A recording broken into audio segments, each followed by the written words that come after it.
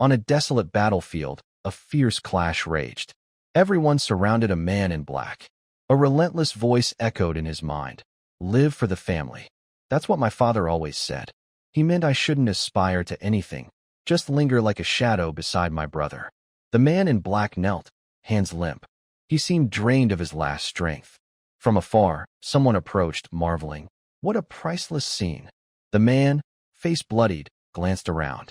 Countless wary knights encircled him. Meanwhile, the mocking voice persisted. A lone knight battling the continent's mightiest commanders. Beneath him lay heaps of knights felled by his retaliation. A figure dressed like a priest, standing out in the crowd, praised. Worthy of his brother, truly fascinating. Cyan Vert was named. Cyan coldly eyed the man before him, calling, Boris. Boris grinned sleazily, like a pervert. Cyan summoned his black sword, his father's question ringing. Who incited the king's men? A red-black mist enveloped him. Boris, pushed back by Cyan's oppressive aura, frowned. That vile black mist. So the rumors are true. You're the assassin of mist. Cyan unleashed his power, his presence overwhelming everything. Boris gritted his teeth. Your mist organization is like fog to us Knights of Light. I'll report to my superiors that I've eliminated the bastard who allied with heretics. Unyielding, Cyan gripped his sword, taunting. Go ahead, try. Even a month after this, I guarantee you'll have no teeth left to brag. Boris, unfazed, replied confidently. If you plan to use your secret power, give up. There's a 9-star magic barrier here. Cyan thought. I need to escape and expose the mastermind to Big Brother. His eyes blazed red. Raising his sword, he challenged. A barrier? I'll tear it to shreds. Suddenly, a voice rang out. Enough, Cyan. A man in golden armor approached. Boris instantly stepped aside, bowing respectfully. Seeing who it was, Cyan froze, his earlier intensity vanishing. He recalled, live for the family. That's what my father always said. Your brother, Askel Vert, represents this family. His success is Cyan Vert's success. It was none other than his brother, Askel. Cyan was stunned. Moments later, he realized the mastermind was his own brother. While Cyan reeled, Askel drew closer. Unable to believe it, Cyan's body sank, as if crushed. Askel, calm, said, You seem confused by my presence here. The brothers faced each other, but the scene grew painfully awkward. Clinging to hope, Cyan asked, What's this about, brother? Askel replied evenly, Cyan, you fulfilled your duty well, for the family, the people, and me. Those last 3 words flipped a switch in Cyan's heart. He listened as Askel justified. So I just want you to shed that burden. Confused, Cyan asked, I don't understand. Did I do something wrong? Askel frowned. Something wrong? That terrifying mist. You're little more than a murderer. I can't even see you as human anymore. Cyan bowed his head, unable to retort. He never expected Askel to use his power as a reason to kill him. Meanwhile, Askel, self-righteous, scolded, You've deceived everyone for so long, yet you still haven't realized your sins. Cyan's bloodied face was consumed by spiraling thoughts. Murderer? My sins. What nonsense is he spouting? Hate filled Cyan's eyes, glowing red. He recalled the kingdom's succession war, the Demon King's army raid, the Continental Unification War. He'd helped Askel achieve it all, only because he was born to serve Askel. Furious, Cyan slammed his fist into the ground, thinking, And now you want to discard me? I've slaved for you for 20 years. His body erupted in black mist, blood streaming. He vowed, Even if this body breaks, I'll use every ounce of strength to destroy you. Resentment surged, unleashing a colossal wave of mana. The surrounding knights gasped. He still has that much mana? Impossible. He's not human. Cyan gripped his sword, ready to fight, sneering. How foolish. The hero's trying to kill his brother out of fear. Aren't you ashamed? The words struck Askel's core, veins bulging on his forehead. Cyan charged, red mist cloaking him. Askel and Cyan clashed, trading countless blows, their strength nearly equal. Just once, Cyan accelerated, thinking, One chance is enough. Watching Askel parry, Cyan surged forward. If I can hit his weak point, make him unable to recover. As Cyan swung, a shield formed before Askel, blocking the strike. Cyan, shocked, scanned around, realizing the issue. Boris had aided Askell. Cyan cursed. Damn you, Boris. A scornful voice mocked. Lowly bastard. Then, a thrust pierced Cyan's abdomen. His own black sword clattered to the ground. Askell, holding the blade through his brother's stomach, feigned disappointment. Since you're my brother, I planned a painless death. But you've shown your true face. Askell frowned, self-righteous. I always knew you were a demon. Good thing I never trusted you. The words shattered Cyan, who devoted everything to Askell. Askell coldly kicked Cyan's frail body, then turned without mercy, saying to Boris, "Let's go." Boris bowed gleefully. "Yes, sir." Cyan lay on the ground, strength gone. Staring at the distant sky, he cursed, "Damn it all." He mused, "Is this my end? I lived a foolish life." His eyes drooped. Cyan berated himself, "Idiot." Suddenly, Askell sensed something wrong, turning back. Cyan had risen, charging at him. Cyan roared, pouring all his strength into this attack. As his sword neared Askell's throat, a flash of light blasted Cyan away. In endless darkness, Cyan heard a call. "Young master. Young master." He jolted upright, clutching his neck, panting. A maid, annoyed, scolded. "How long are you going to sleep? Get up. You need to prepare, young master." Cyan, horrified, called, "Emily? Why are you here?" Something felt off. Observing Emily, he noted, "It's been nearly 20 years since I last saw her. She looks exactly the same." Amid his confusion, Emily clutched her startled heart, asking, "What are you saying?" Still half asleep. Ignoring her, Cyan scanned the room. "This place. I remember. It's my childhood room. The decor's unchanged." Suddenly, he realized, touching his face, "Wait, I'm a kid again." Emily, hands on hips, shouted, "Young Master Cyan." He looked up, dazed. With a knowing look, she said, "You're stalling to skip training, aren't you? Snap out of it and go." Cyan, momentarily blank, asked, "Training? What training?" The question hung, silencing the room. At the Vert Duchy, it was a clear, cloudless day. Cyan gazed at the sunlight, thinking, "I've definitely returned to the past." Panicked, he wondered, is this a flashback before death? Recalling current events, Cyan snapped awake. "I remember. 20 years ago, year 985, March 1st, a year after I entered the academy. The duchy holds an annual sparring event. My father, the duchy's lord, Duke Vert, attends, making it a grand affair. My opponent is Krantz Vert, my age, my half-brother. His mother, Margaret Erzith, is the duke's wife. So Krantz gets all the attention, though we're both the youngest." Cyan recalled his useless younger self. "I was a failure. Mocked after this match, I became a laughingstock. My father, furious, said, 'Don't bother trying.' This match was why he stopped caring about me." Emily whispered worriedly, "You too, just surrender." Cyan replied calmly, "It's fine. I'll win." He thought dejectedly, "Even the maid looks down on me." Drawing his sword, Cyan flinched. He lifted it. "Just a sword. Why's it so heavy? My strength's the same as back then." Emily waved, cautioning, "Don't get hurt, young master." Gripping the sword, Cyan mused, "This isn't a dream or a pre-death illusion. I've never heard of a spell causing such vivid hallucinations." His lips tightened, tense. Have I really gone back in time?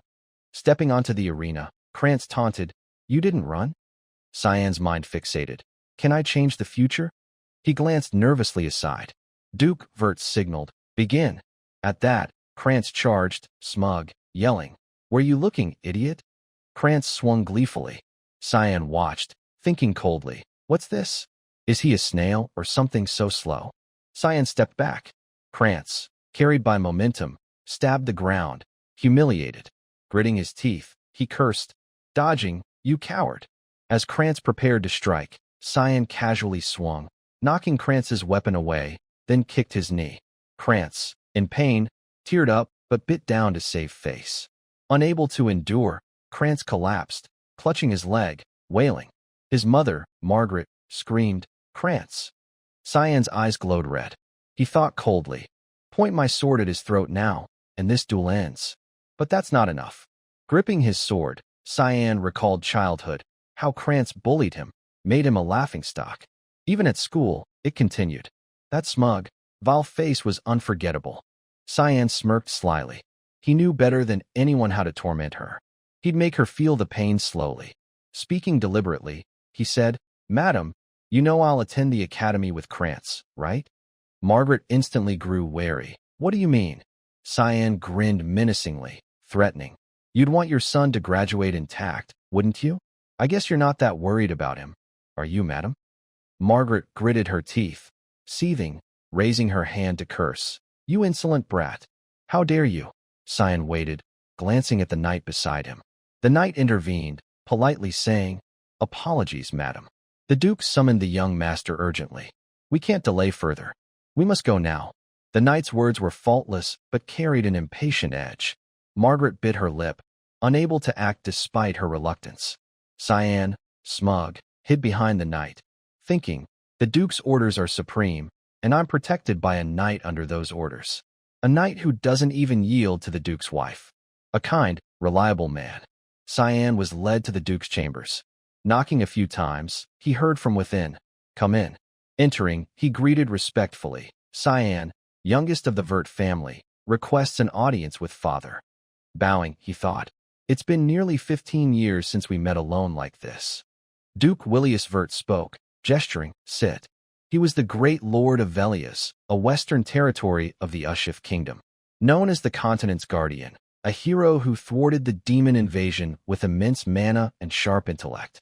He bore a responsibility no one forced upon him, fighting until his last breath against the Demon King's army. His desire was peace for the continent, but Cyan's memories of him differed. A man who willingly spent his life serving others. A fool. Cyan maintained an innocent facade but judged Willius inwardly. Willius broke the silence. "Before your eyes, you tracked and dodged the blade precisely." Cyan, confused, didn't grasp his meaning. Willius pointed out Krantz's charge. "You looked straight at the swinging blade and turned to evade." Willius detailed every aspect of Cyan's duel today. Then he asked, "When did you learn to wield a sword?" Cyan tensed, thinking, as always, he's sharp. Staying calm, he replied, "It's not exactly learning. I practiced alone at night." Willius, unconvinced, pressed, "As I recall, you had no interest in swordsmanship. Why hide your skill?" Cyan scratched his head, feigning embarrassment. "Honestly, I didn't want attention." Willius continued, "Yet you went all out to defeat Krantz." Hearing Willius pause, Cyan startled. Willius mentioned Cyan's final kick, saying, "Wasn't what you did after excessive." Cyan caught the point, thinking, "So he's probing me? Trying to gauge my ability." He offered a plausible excuse. "I wanted to prove myself." Willius, skeptical, asked, "Prove? Prove what?" Cyan answered bluntly, "That I'm better than Krantz. Though we share the same blood, that's the meaning I drew from the duel." At that, Willius laughed. He praised joyfully. "Well done. A clear, precise answer, showing your caliber. I didn't expect such talent. I'm pleased." Willius thought, "One day, you'll surely be a key ally for Askell." Mentioning Askell made Cyan flinch. His world seemed to crumble. "What? Me, Askell's aide?" Memories before his death flooded back. Gazing at Willius, rage surged. As always, he only thinks of Askell. Cyan clenched his fists, struggling to stay calm. Willius, oblivious, continued cheerfully, "This isn't a trophy, but I want to reward your duel. Name your wish." Cyan, resolved, thought, "Then I'll destroy everything that bastard Askell wants." Confidently, he said, "What I want." Emily screamed after hearing Cyan's wish. "What? You want to go to the battlefield?" Cyan, sitting calmly on his bed, replied, "Yes. Nothing's set yet." Emily wailed, "Insane. Have you lost your mind? Do you know what that place is? Full of monstrous beasts, terrifying demons." Shuddering at the thought, she continued, "Willius's western territory in Ushif was the continent's only battlefield. Within it, Lemia Valley was the front line, a brutal arena where the demon war had raged for centuries. Thus, his father, who opposed it outright, set a condition.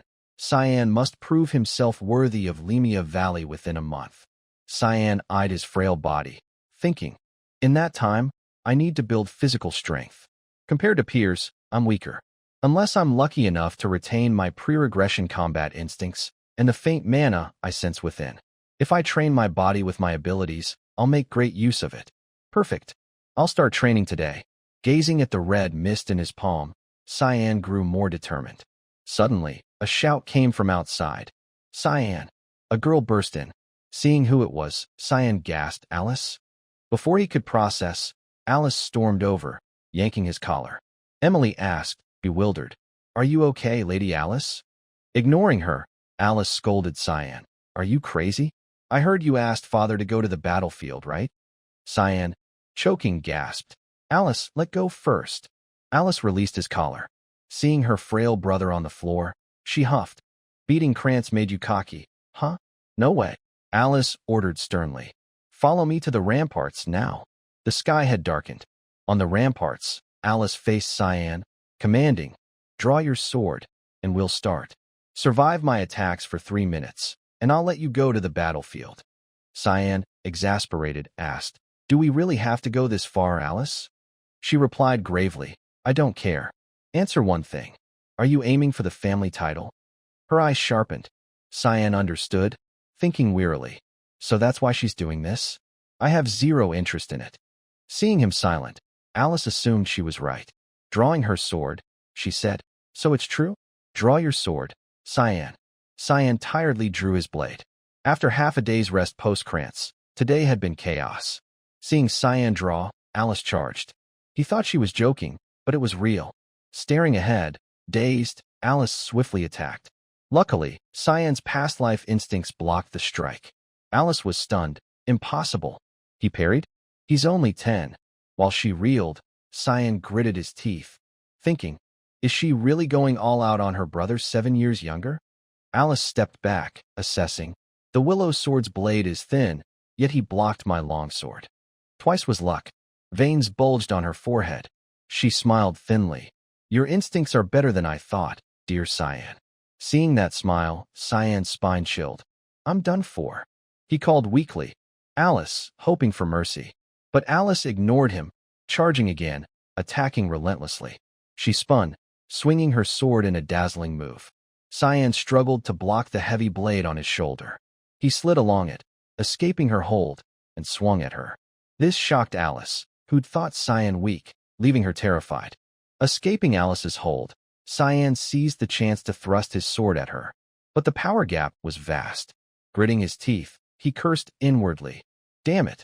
Channeling strength into his wrist, he spun the blade, swiftly forcing Alice back. Cyan leaped backward, widening the gap between them. Landing on a nearby stone pillar, he panted heavily. Fear surged within. That move could have been deadly. If I hadn't redirected the sword mid-strike, I might have killed her. Missed swordsmanship, thick fog, focused on critical strikes for instant kills. It was hard to fight without targeting weaknesses, given Cyan's current frail strength. He worried. How much of those 3 minutes is left? His sword hand trembled. He thought tensely. I'm compensating for my weak strength by coating the blade with magic. But I'm nearing my limit.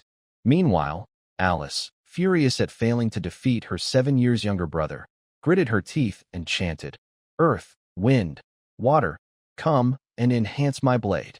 Cyan, hearing this, panicked, 6th-tier magic? Sure enough, Alice used water blade, enveloping her weapon. She assumed a battle stance, ready to unleash full force. Cyan wailed internally. Is she trying to kill me? I thought this was just a strength test. Alice's competitive streak had ignited. She declared resolutely, I won't lose. Cyan, witnessing this, felt helpless. It's over. I can feel her killing intent just from her gaze. He readied a defensive stance, thinking anxiously. I'll fall off the ramparts even if I block this. I can only trust it'll happen right now. Acting on instinct, Cyan lunged forward, charging straight at Alice as she prepared her ultimate move. Swinging his sword, he prayed, Please, please, stop this fight. Alice spun, ready to strike. Cyan screamed inwardly, Yulkin! As expected, just as they were about to clash, a voice boomed, Stop! Yulkin grabbed Cyan's collar with one hand and blocked Alice's sword with the other. The sword's collision sent a massive shockwave across the ramparts, green light illuminating everything. Yulkin, stern, said, Lady Alice, you're being too harsh on a much younger opponent. Cyan sighed in relief. I wondered when he'd show up, but thank God it was in time. At that moment, Alice snapped awake, crying out. She rushed to hug Cyan, sobbing. Oh, I'm so sorry, Cyan. I must have lost my mind for a second. Wailing pitifully, she explained, I just wanted to stop you from going to the battlefield. I got too obsessed. Cyan, helpless, felt her tears, thinking, this is so like her. She always overdoes everything. His sister was once the elite among elites, scoring S in all subjects at the Royal Academy, where gifted children in swordsmanship, magic, or academics gathered. Beyond that, her stunning beauty earned her the title Child of the Gods. Trained rigorously in swordsmanship from childhood, she was hailed as the future defender of the continent, alongside Askell Vert. But soon after joining the Knights of Light, she was killed. Past life memories flooded back. Cyan, emotional, hugged Alice tightly, thinking, I missed you so much, Alice. This time, I'll protect you. Alice, sensing his distress, started to call his name. He didn't respond. She recalled something, turning to Yulkin. Speaking of, aren't you the Count's guardian knight? But he's already left for the battlefield. Yulkin, caught off guard, looked away. I'm under the Count's orders to protect the young master for a while. I can't say more. It's confidential. Cyan saw through the lie, scoffing inwardly. I sensed him since leaving the Duke's office. Would he have shown up if this fight hadn't happened? Why did Father order Yulkin to secretly protect me? Cyan suddenly felt dazed, his eyes fluttering shut. He collapsed into Alice's arms, fast asleep. Alice sighed, her gaze affectionate yet exasperated. Staring at the starry night, she mused, he's still such a kid. The next day, Alice returned to the academy. She'd only come briefly to meet their father before her graduation ceremony. Meanwhile, Cyan was doing push-ups, counting to 9. Struggling, he barely managed the 10th. He thought, I need to get stronger, so I've focused on strength training these past 2 weeks. But 10 push-ups is my limit.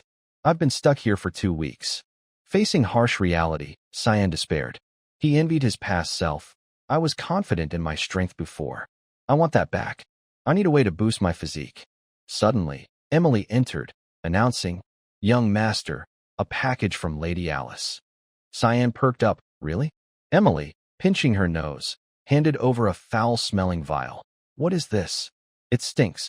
Cyan answered inwardly. It's hellhound blood I asked her to get. A rare item, only found in Limi Valley.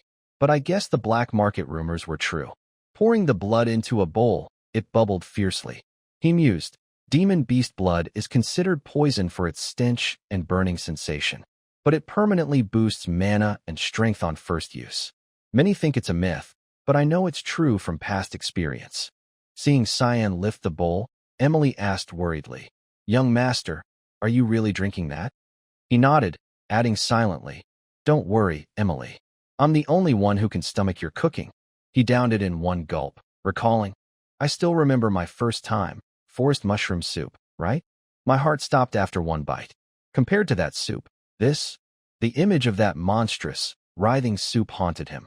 Slamming the empty bowl down, Cyan hypnotized himself. It's delicious. His euphoric expression alarmed Emily. Suddenly, he sprang up, calling, Emily. She replied, confused, Yes? Cyan's eyes glowed red. Smiling, he said, I'm going for a walk. Excited, he thought, now let's see if it works. He reached an empty clearing, far from the castle, marveling. It's been a while since I came here. I've waited 2 weeks for this private moment when Yulkin doesn't follow me, busy with reports to father. He's such a nuisance, tailing me. Cyan often came here to be alone. One day, Askell received a revelation from the light god Lummel, claiming an ancient temple was hidden in these mountains. Cyan hadn't fully believed it, but there was indeed a place where mana converged nearby. Naturally, the god's revelation had come. Thrilled, Cyan channeled mana into his hand, thinking gleefully, so only I know about this now. Using mana, he churned the earth beneath. Smirking, he thought, Askell, bet you can't imagine what I'm doing right now. It's right here. Sure enough, after the earth was upturned, a tunnel descending underground appeared. Cyan muttered, Let's go. Cyan ventured deeper, scanning his surroundings, assessing. This is completely different from my last visit. This is the ancient temple of the light god Lumendal, until the land's history was erased 300 years ago in the war between gods and demons. Gazing at the glowing temple ahead, his expression cold, he remarked, "Who'd imagine this place exists right behind the castle's mountain?" Approaching the altar, Cyan spotted the radiant object ahead. Excited, he said, "There it is. The castle's treasure, none other than the sword, Askel's succession blade." In year 999 before the kingdom's founding, on August 12th, humanity finally drove the Demon King's army from Velius. The Demon King's forces vastly outpowered humans, but humanity found an ancient holy relic, the weapon of the gods, securing victory. One such relic, Duran Drak, was the holy sword wielding the light god Lumendal's power. This sword was likely the key to defeating the demons. Staring at the sword, Cyan thought, "And I'll die miserably under this blade in the future, wielded by Askel." I'd forgotten, but now it's an eyesore. The sword. Cyan gazed at the glowing blade, musing, "Duran Drak might be tied to my regression." He touched its intricately carved surface. Finding nothing, he sighed. As expected, nothing happens. Frustrated, he kicked the sword. Turning away, he gritted his teeth, cursing, "What a letdown. Damn sword. Done here, time to go." If the sword could speak, it'd probably curse back. Cyan recalled. Once you pass through the light, a strange shadow appears. Striding to the opposite side of Duran Drak, he found what he sought. There it is. At a glance, it seemed like a sword's shadow, but it wasn't. There was no shadow at all. Cyan grinned, placing his hand on the spot, channeling mana. He thought, where there's light, there's darkness. This is the path to another chamber, a hidden passage beneath the light altar. Following the path, he reached a door. Peeking inside, he saw the sword he'd been waiting for. Gleefully, he said, "There you are, my sword." Cyan grasped the demon's sword Kirim. Unlike Duran Drak, touching Kirim unleashed a surge of energy. The gem on the sword gleamed, as if welcoming its new master. Elated, Cyan raised it. "Good morning, Kirim." Swinging it a few times, he felt it differed from his past life. Annoyed, he asked, "Still not awakened?" Yet his joy didn't fade. He laughed excitedly. "This familiar feeling is the best. Makes me want to slice something." Suddenly, black mist rose from the ground. A shadow appeared, asking, "Kid, aren't you scared? Don't you know what waking me brings?" Cyan replied coldly, "Don't know? Means this sword's mine now, right?" The shadow emerged, revealing a massive form. It threatened, awakening the sleeping demon's sword? Too late for regrets, kid. The shadow cackled slyly, lunging, roaring, "Your body's mine now." Unexpectedly, Cyan grabbed its throat with one hand. Calmly, he watched the shadow morph into a human shape, gasping for air. "Last time, you weren't this hasty." The shadow choked out. "What are you? How can you touch me?" Cyan smirked. "I told you this sword's mine." Unyielding, the shadow raised a hand, revealing pink claws. It swung. Cyan shouted, "Begone!" Releasing it, the shadow retreated. Wary, it eyed him. "Who are you? Are you the successor?"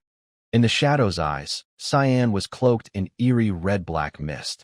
It questioned, "Why do I sense Eru's aura from you?" Cyan replied calmly, "Exactly. I'm Eru's successor." Grinning wickedly, he said, "Your master's back. Kneel." The demon's sword Kirim, enraged, snarled, "But just a brat. I won't accept you." It charged, but Cyan blocked each strike with his own power. Smiling but parrying, he thought, "Talking's pointless. The demon sword's ultimate goal is to possess its wielder's body." Watching Kirim's relentless assault, Cyan mused, "No choice, I'll have to compromise a bit." Stepping back, he let Kirim think it had the upper hand, prompting another charge. Cyan smirked slyly. Using the demon sword suppression technique, he forced Kirim to the ground, screaming in pain. Cyan taunted, "I'll say this once. Why didn't you accept me as master while I was being nice?" Kirim, struggling against the technique's oppression, cursed, "How do you know that move, you arrogant punk?" Cyan, unfazed, used suppression again, slamming Kirim's head into the ground. He chanted, "Demon sword suppression. Suppression. Suppression." After a few rounds, Kirim was half buried. Taking pity, Cyan asked, "Well?" With no choice, Kirim relented. I accept you. Seeing its defiant attitude, Cyan raised his hand to repeat the technique. Kiram, trembling, cried, Master. Business done. Cyan stepped out, thinking, all set. Time to head back. I've been gone too long. Holding the sword, he left. Kiram, within the blade, marveled. Fresh air after so long. So refreshing. Playfully emerging as a cute little shadow, it circled him, asking, Hey, master, what's your name? Cyan replied coolly, Cyan. Cyan vert. Kiram, skeptical, Cyan. Never heard it. Did Eru really choose a kid like you? Cyan said seriously, Yeah, from my past life. Kiram, confused, past life? What the hell are you talking about? Cyan shrugged. I died once already. Kiram, shocked, thought, what? Its eyes scrutinized him. Reaching Duran Drak, Kiram remarked, He's still sleeping? Cyan said, He's got 20 more years to wait for his master.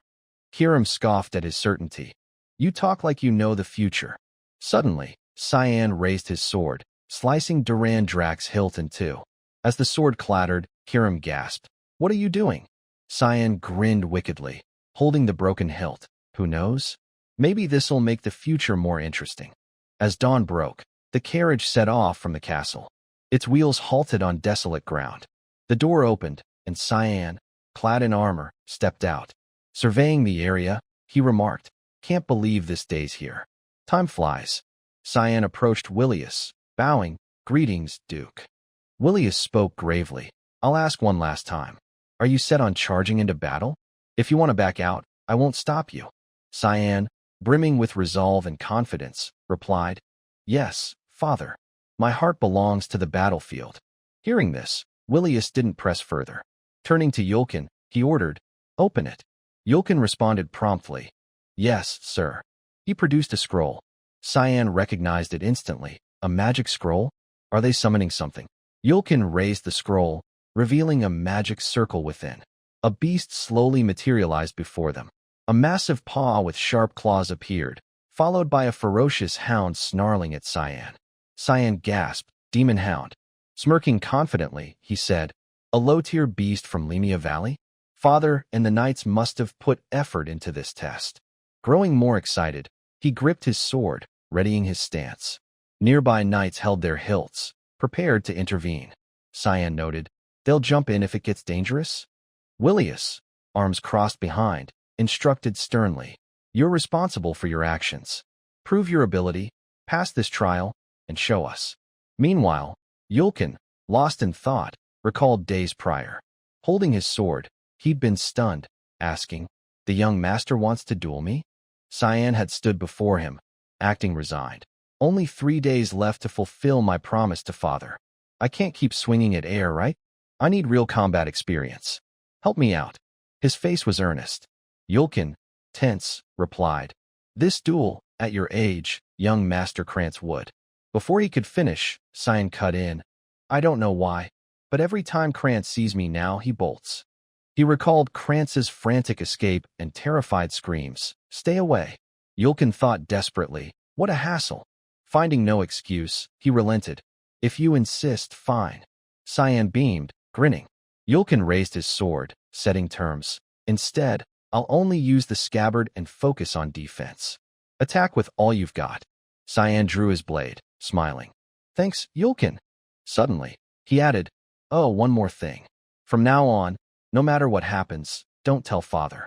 That's an order. His tone turned threatening. Yulkin frowned, wary. In an instant, Cyan lunged, attacking with blinding speed. Yulkin hastily blocked the sudden strike. He assessed inwardly, heavy strike. Hard to believe it's from a 10-year-old.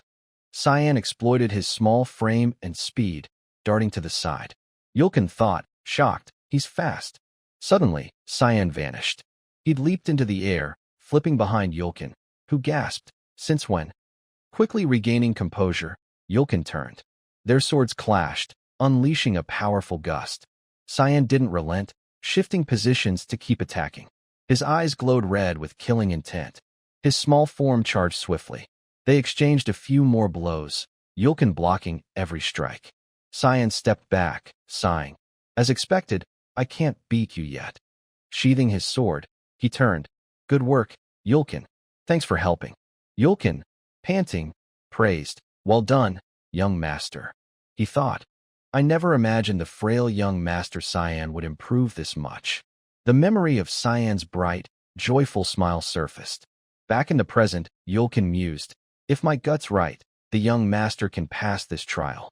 Cyan now faced the demon hound. It suddenly charged. Cyan tensed. Here it comes. The hound bared its razor-sharp teeth. Abruptly, it saw a sword slash. Cyan struck, forcing it to veer aside. Observing coldly, he thought, with my current strength, fighting a beast is too much. I need to end this fast. One strike to finish it. Acting swiftly, Cyan charged. Standing tall, he twisted his wrist, spinning the sword. The slash halted at the hound's neck. Then, leaping into the air, he drove the blade down, pinning its head to the ground. The knights around were stunned. Willius, pleased, smiled at the hound's corpse. Cyan couldn't help thinking, such a waste. That blood could fill bottles. Pulling his sword free, he mused, doing that here would make them think I'm nuts. Should have brought a cup. Willius approached, clapping. Well done, Cyan. Turning, he said, see you on the battlefield.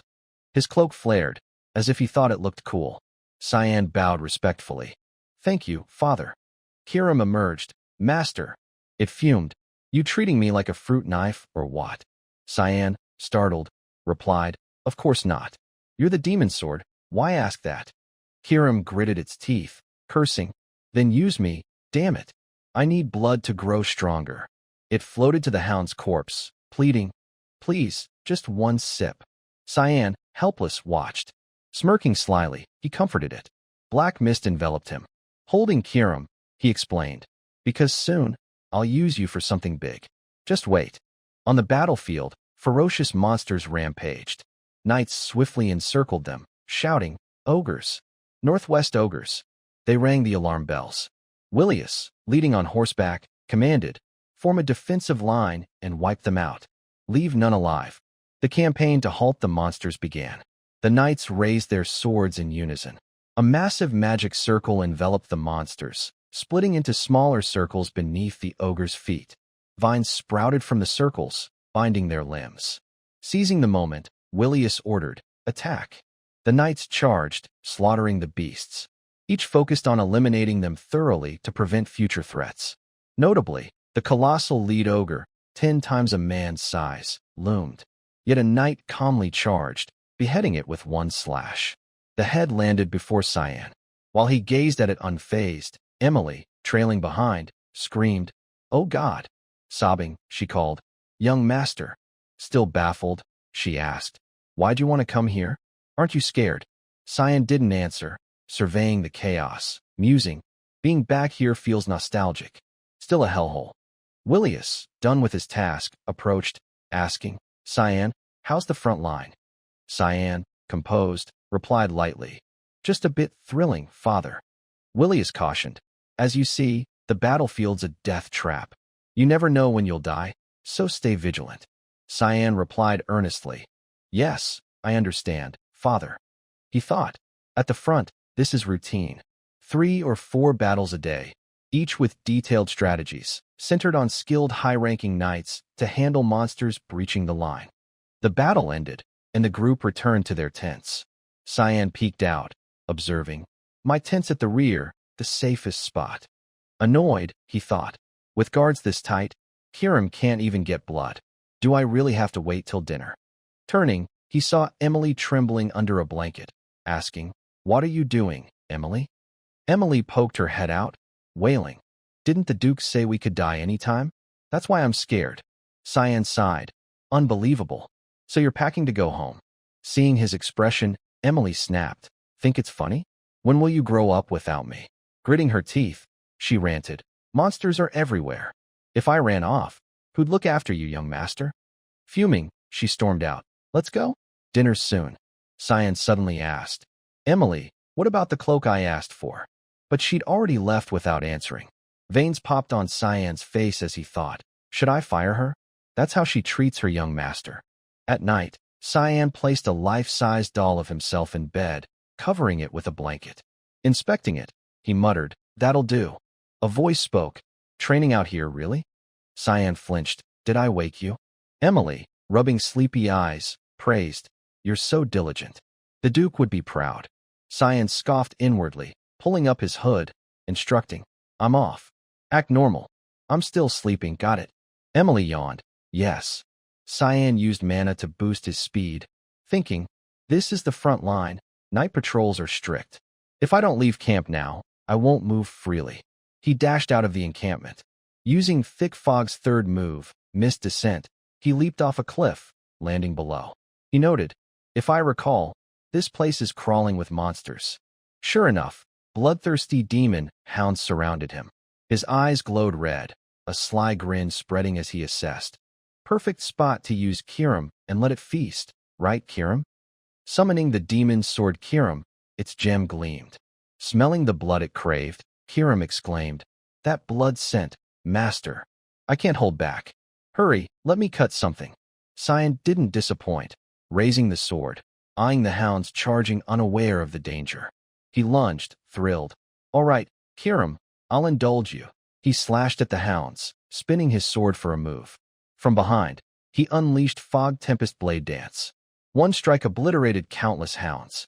His agile movements and sharp blade left them no chance to resist. The night was long, the sky pitch black. Cyan stabbed a straw into a dead hound's neck, collecting its hot blood in a cup. Filling it, he drank it all in one go. A considerate master, he held Kirim to the cup, offering, "Your share." Kirim exulted. "Since awakening, this is my first real thrill." Cyan, invigorated, said, "Great. Let's keep training." Kirim egged him on. "See these beasts? How long till I get stronger?" Cyan smirked confidently. "Don't worry, the night's young, and monsters are plentiful." His gaze fixed on an approaching monster horde. Kirim, spotting them, trembled with excitement. Too thrilling. Meanwhile, on a mountainside, a carriage traveled. A white-haired girl sat inside, gazing out the window. Across from her, a worried voice urged, "I still think the front's too dangerous. Shall we turn back, princess?" The princess, resolute, replied, "I've said, don't treat me like a child. I'm this kingdom's princess. I have a duty to aid my father. How many times must I repeat it?" Her tone was stern. She warned, "Mention it again, and I'll be truly angry."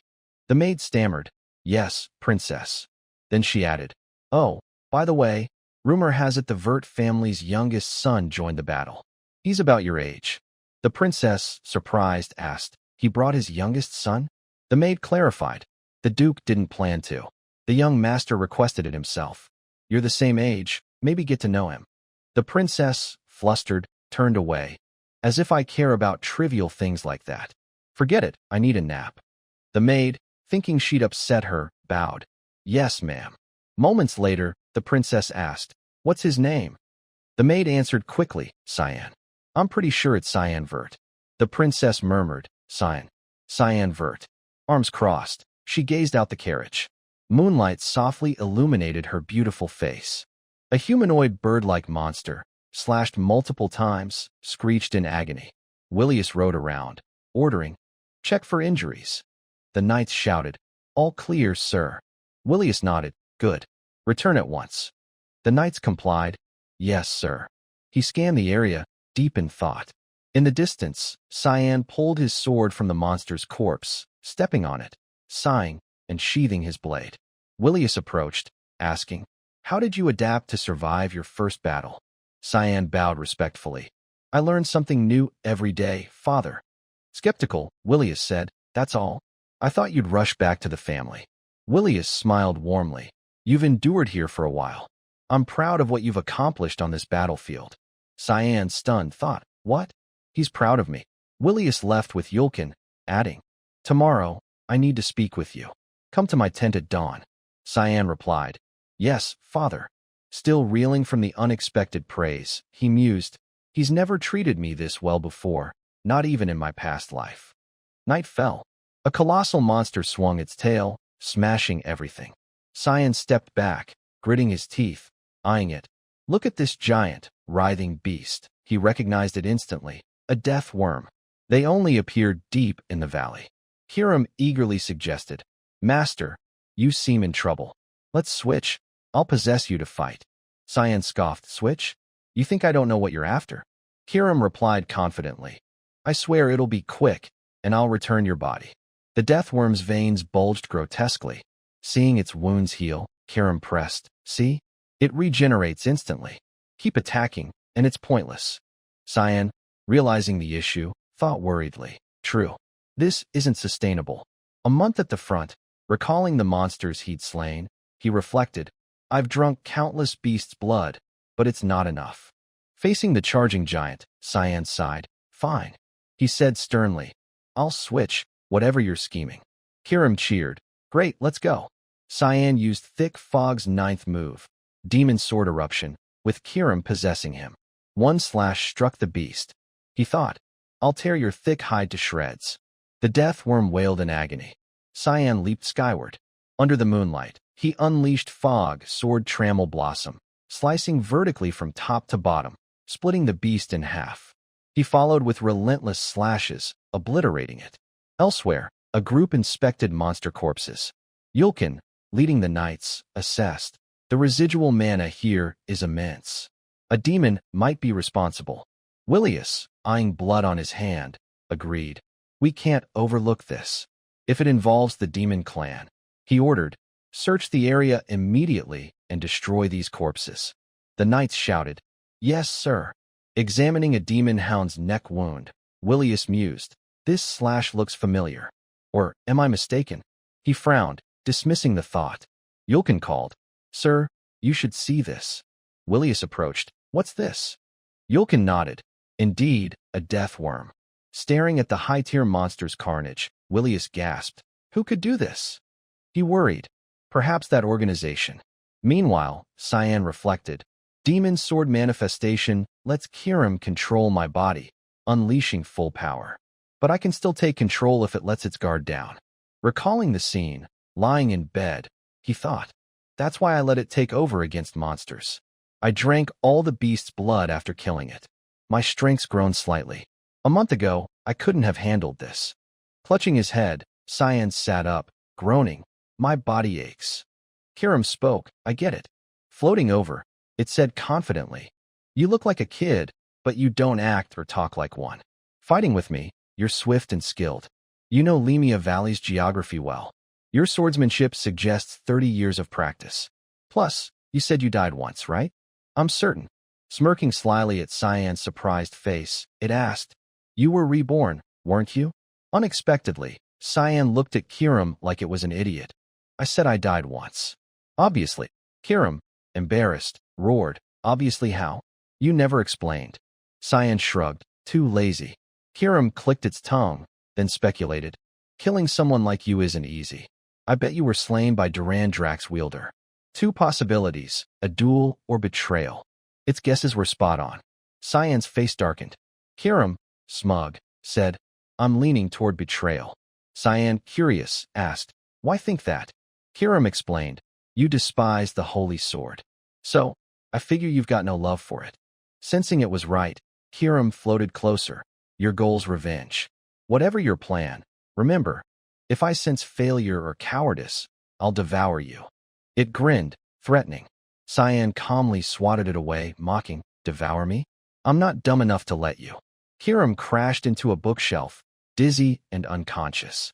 Cyan chuckled, still the same as in my past life. With nothing to do, he stepped outside, noticing the tense atmosphere. Curious, he wondered, what's going on? Everything's chaotic. Emily rushed over. Young master. You're up, Cyan asked. What's happening, Emily? She replied. They found a high-tier monster's corpse at the valley entrance. Cyan flinched, thinking nervously, the worm? Seeing his confusion, Emily clarified. It's serious. It's been ages since such a beast appeared near camp. Cyan pressed. Anything else? Emily puzzled, He quickly rephrased. Besides that, any other news? Like suspicious figures or anything about me? Yulkin approached, calling, Young Master Cyan. Bowing respectfully, he said, The Duke requests your presence now. Cyan thought anxiously. Damn, I couldn't dispose of that huge corpse. Recalling the other remains, he mused. Patrol showed up suddenly. Gritting his teeth, he worried.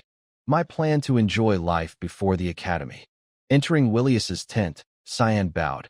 Father, I'm here. Hopeful, he thought. He won't know it was me. Willius beckoned. Come, Cyan, sit. Seeing his stern face, Cyan wondered. If he asks about yesterday, how do I explain? Cyan pursed his lips, eyeing Willius. Seated across from him, Willius began. I'll be direct. What did you do last night? Cyan stammered. I went to bed early, exhausted. Willius, skeptical, recalled the previous night. Early to bed? But those slashes were clearly Cyan's swordsmanship. Frowning, he stared at Cyan. Am I overthinking? Cyan feigned innocence, asking nervously, Why do you ask, father? Willius studied him, thinking, hard to believe a child like this could handle a death worm. Seeing Willius silent, Cyan pressed tensely, Father? Is something troubling you? Willius continued observing, then said, You've likely heard what happened near camp last night. Probing, he added, I need to investigate further, but there are signs of the Mist Assassin's activity. Cyan tensed, his face grave. Mist? Willius explained, they're an ancient order, existing for millennia. Their true motives are unknown, but they've assassinated countless nobles under the guise of purging. Wherever they go, they leave a signature black mist. Then, one day they vanished. Their last activity was 300 years ago. But last night's death worm was shrouded in black mist, a hallmark of Eru, the dark god, the source of their power. Willius asserted, if my guess is right, the mist and those monsters killed the death worm. Cyan, hearing Willius's analysis, thought nervously, incredible. From that alone, he deduced who's behind it, despite the order's last sighting 300 years ago. Unaware of Cyan's thoughts, Willius cautioned sternly, We don't know why they've resurfaced, but you must be careful. I'll report this to the king and investigate further. Cyan nodded obediently. Yes, father. Relieved, he thought. So he believes me. Indeed, Willius mused. It's absurd to think Cyan's tied to this order, especially at his age. He concluded, That's all. Suddenly, he asked, Who did you say is visiting today? Cyan answered honestly. I heard the king was visiting, supposedly today. Willius smiled. I also need a favor from you. Cyan, curious, asked, What is it? Outside, a knight blew a horn, announcing, The king has arrived. Willius led his troops, kneeling. I, Lord Willius, humbly greet your majesty. The king, riding up, beamed. Willius. Dismounting, he helped Willius up, saying warmly, We're old friends. No need for formalities. Willius protested, But, your majesty, the king, spotting someone behind, asked, Oh, is that the boy? Cyan knelt. I'm honored, your majesty. I am Cyan Vert, the youngest of the Vert family. The king looked at him kindly. So young, yet already fighting. Your children are remarkable. Cyan thought wearily. Wonder what father wanted me to do. Turns out, just introduce myself. He recalled his past life, hiding indoors whenever the king visited. Being trusted like this is touching. He remembered standing upstairs, peering out a window, excitedly telling Emily, Look, Emily, it's the king. She'd always pulled him back, saying, Inside, young master. The king spoke. Willius, I'd like to introduce someone. A pair of small feet stepped from the carriage. The white-haired princess appeared, bowing. This is the 5th princess of Ushif, Erin Severus. Seeing her, Cyan recognized. Erin Severus, the tragic 5th princess. He recalled Willius's request. I need you to escort Princess Erin that day. Confused, Cyan had asked, How exactly? Willius, brief, instructed, Don't worry. Just stay close to her. She's your age. You'll meet her again at the academy. Cyan lowered his gaze, recalling. I remember meeting her a few times in academy classes in my past life. Willius had pressed. Befriending royalty isn't harmful. It won't take long, but get close. Cyan, reluctant, thought. I don't want to. I get father's intent. Probably wants me to build a bond like his with the king. Sighing, he mused, but he picked the wrong person. She can't be my friend. Resigned, he thought. I can't explain why, since only I know the future. It's frustrating, but I'll play along. Following Willius and the king's entourage, a groan reached Cyan's ear. Erin asked coldly, Why is that river red? Cyan, puzzled, You mean the Blood River? Hearing the name, Erin questioned, Blood River. Cyan explained, it runs through Lemia Valley. No complex reason for its color. Old or mortally wounded monsters, unable to survive, instinctively leap into it. Their bodies decompose, transforming into mana, turning the river red. Aaron, horrified, gasped, so it's all blood and flesh? Cyan replied coolly, yes. They drink and bathe in it, so it's vile. Stay away. Aaron's face showed disgust. Gross. What's at the river's end? Cyan answered, the demon realm. Aaron, curious, demon realm? Where demons live? Cyan teased, grinning, yep. Follow the river, and you might meet the demon king. Smirking slyly, he thought, as if anyone's crazy enough. Just scaring her a bit. Suddenly, the sky blazed. A flare shot upward. Aaron asked, what's that light? Cyan explained, a signal from the third western outpost. Yellow, indicating demon beasts. His face grew grim. This is serious. Aaron, shocked, monsters here. Nearby, Willius ordered, protect the king. Honor guards, scouts, follow me to the third western outpost. The king interjected, hold on, Willius. Willius, confused, your majesty? Drawing his sword, the king said coldly, you think I came to sightsee? I'm bored. Willius, understanding, sighed. Yes, your majesty. The king commanded his men, we'll join the raid on the demons. Kill them all. The knights roared. Yes, your majesty. Willius turned to Cyan. You're joining, Cyan. He replied swiftly. Yes, father. Aaron, worried, asked, can you fight demon beasts? Cyan nodded. Yeah, but just supporting from the rear. You should head to shelter. Unexpectedly, Aaron said, take me with you. Cyan, stunned, thought, what did she just say? Her maid objected. But, princess, Aaron shouted. You said we're the same age, so I want to go. Cyan warned, people die out there. It's not a playground. Aaron, defiant, yelled, I don't care. I'm going, and no one can stop me. Annoyed, Cyan called, Yulkin. Yulkin approached. Yes, young master. Cyan ordered. Yulkin, royal knight, escort the princess to safety. To Aaron, he said, let's go, princess. Aaron, pointing at Cyan, snapped, traitor, how dare you disrespect a princess? Cyan glared, losing patience. Your stubbornness could get knights killed. One moment's distraction decides life or death on the battlefield. Can you take responsibility for those lives? His aura was overwhelming, terrifying Aaron. Her eyes welled up, her body trembling. Ignoring her, Cyan turned. Go cry like a child, princess. Only Yulkin, Aaron, and the maid remained. A massive slime-like monster attacked, swallowing knights. Others surrounded it, striking. A sword rose, and a voice commanded. Form ranks, protect the king, and kill them all. Spare no demon. Willius shouted.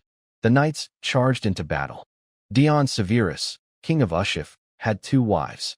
Diana Quazel, the first, passed away. Cassandra Nepellus, the concubine, was a powerful judge in the kingdom. The late queen bore the first and second princesses, while the current queen mothered the third and fourth princes. But Aaron Severus, the 5th princess, was born to a commoner mother, making her lowborn. Treated as a puppet princess due to her mixed blood, she ignored others' scorn, diligently fulfilling her royal duties and studying harder than anyone. Yet, envious foes branded her a traitor, leading to her exile by the royal family and kingdom. Rumors said she died alone on an island from illness. Thus, she was called the tragic princess. She might have lived happily had she not been ambitious. For someone like her, a life without ambition would have been better. Kiram, hearing the tale, questioned, didn't your father say that to you in your past life? While slaying monsters, Cyan retorted, it's different. Royal politics are like that. A monster was struck by lightning magic. Watching them fall, Cyan mused, the king's truly skilled. A lightning-clad sword pierced the ground. Dion, wielding it, used holy thunder. A bolt struck the monster. Cyan, witnessing it, thought in awe. Emperor Dion's a renowned 8th-tier mage. Had he not taken the throne, he'd lead the Mages Guild. Unlike Willius, Dion's commanding presence made Cyan chuckle. A mid-tier monster's nothing to him. Being king's probably just a hobby. Afterward, Dion set out wine. Eyeing the bottle, he sighed. Been a while since we drank together, Willius. Drinking alone feels lonely. Willius replied sternly, Forgive me, Your Majesty. I don't drink on the battlefield. Dion asked, About Askell, and your inquiry on the kingdom's state. There have been many noble assassinations lately. Concerning, isn't it? Willius frowned. Any common traits? Dion, grave, answered. All were corrupt officials, and black mist was found at every scene. Thoughts? Willius, stroking his chin, recounted. Yesterday, I found their traces here. It seems the Black Mist cult's assassins are active again. Dion nodded. Plausible. Investigate thoroughly. Pouring wine, he added cheerfully. Thanks for handling those corpses. Willius cautioned. But we can't let them live in fear. Dion interjected. One more thing troubles me. Willius asked. What's that? Dion said slowly. Those damn nobles are blaming the fifth princess. Willius, shocked. They're pinning the murders on Princess Erin? Dion explained. I've dismissed their nonsense to silence them. But a faction seems to be exploiting her. Sternly, he requested. As a friend, not a king, if I pass before you, look after her. Willius, serious, replied. Willius Vert, obey, Your Majesty. Dion, satisfied, said, Thank you. Outside, heavy rain fell. Emily asked suddenly, That's it? Cyan puzzled. What more do you expect? Emily huffed. She's a princess. You just escorted her here. Humph. At this rate, you'll never marry. Seeing her anger, Cyan thought. Baffled. I'm not dating. Stepping out, Cyan instructed. Handle things while I'm gone. Emily questioned. Training again? It's pouring.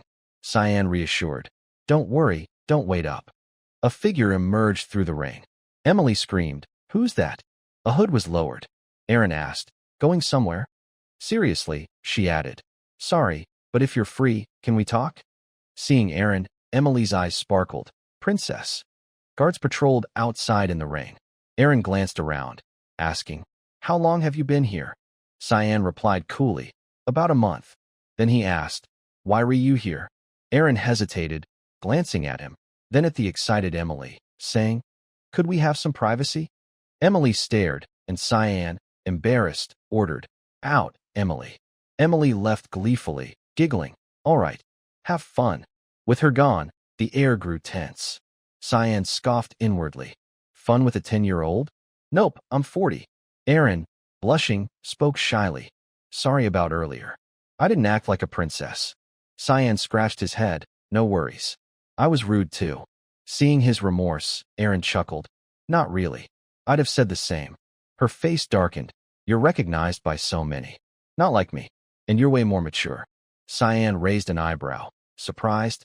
Thinking. So that's her personality. Erin continued. About Askell, you're joining the academy, right?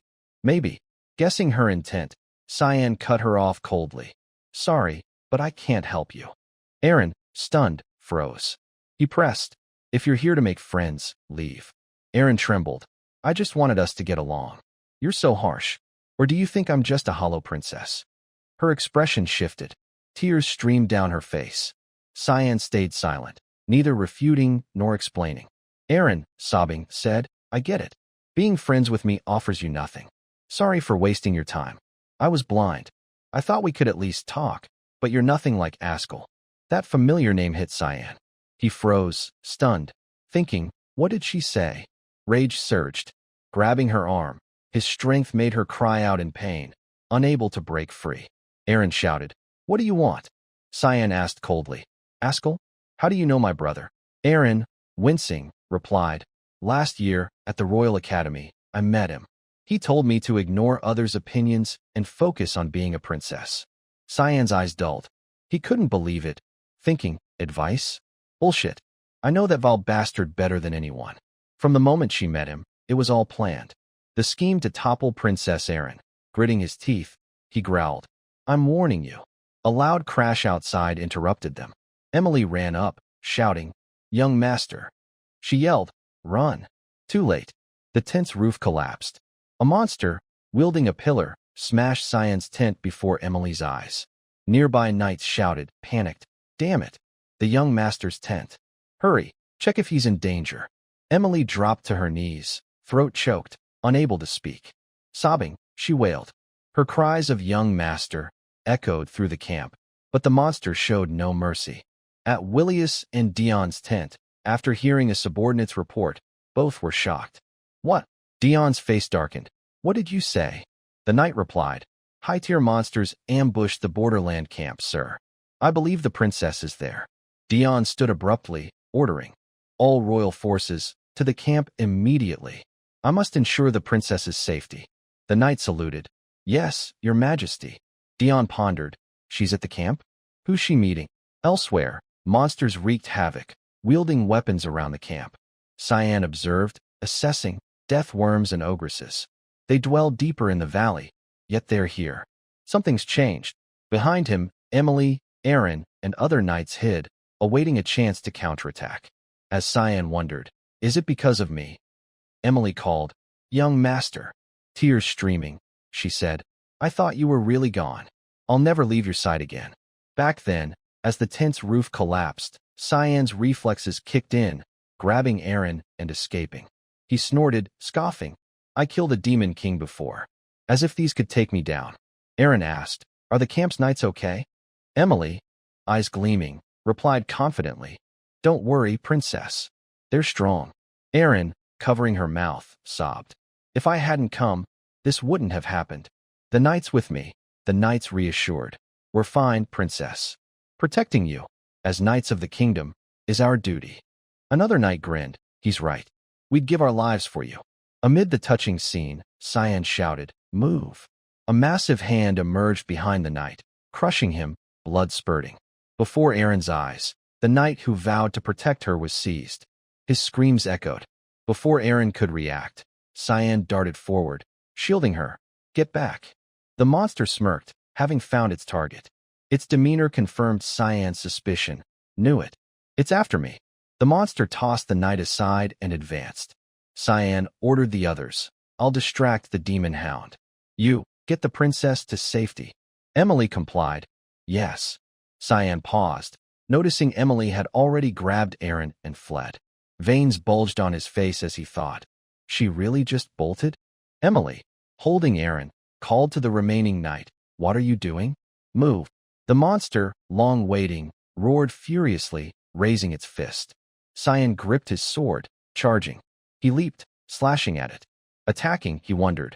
Why am I attracting these high-tier monsters? It's like they sense something. Kiram emerged, chuckling. You drank countless monsters' blood to grow stronger. That's why you reek of them. It'd be weird if they didn't target you. Cyan snapped. You knew? Why tell me now? Kiram grinned slyly. Forgot? I want your body. Cyan squeezed Kiram mercilessly, making it yelp. Stopping his retreat, he re-summoned the demon's sword, startling it. What are you doing? Cyan, impatient, barked. Shut up. Kiram wailed. Treat me gentler. Facing a monster 10 times his size, Cyan said coldly, I don't care how many target me. He charged. The demon hound swung its fist. Cyan leaped skyward, slashing fiercely, shouting, Curse it. One cut severed the hound's head. He landed gracefully, like performing an art. Sighing, Cyan said, No one's watching. Time for some high-tier monster blood. Surrounded by ferocious beasts, Kiram exclaimed, A feast. Cyan's face paled. Wait, that's... From a distant rock, a monster landed. He gasped, Fell dragon. The dragon roared. Kiram countered calmly. Not quite. It's young. Probably smelled you. Cyan, thrilled, grinned wickedly, thinking, why it's here doesn't matter. What matters is catching it. Red mist enveloped him. Kiram, shocked, said, Hey. Cyan ordered. You must catch that dragon. No, devour it. He aimed his sword at the dragon. Elsewhere, demon hounds were struck by lightning. Dion, finishing one, asked, Last one, right, Willius?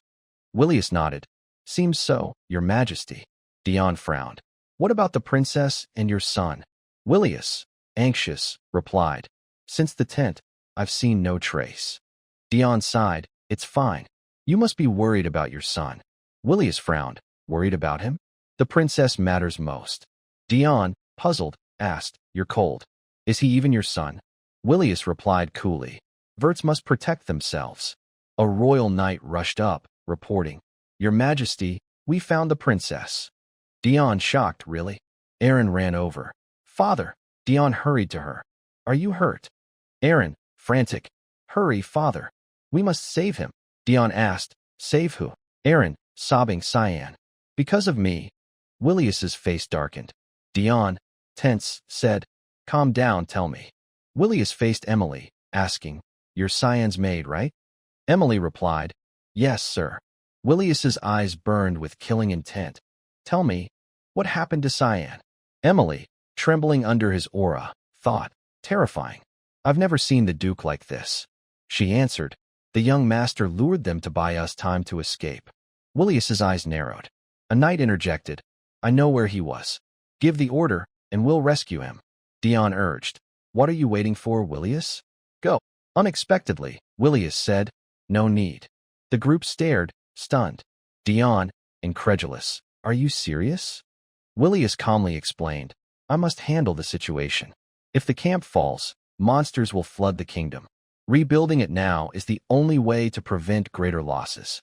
Emily, disbelieving, asked, What about the young master? Willius replied coldly.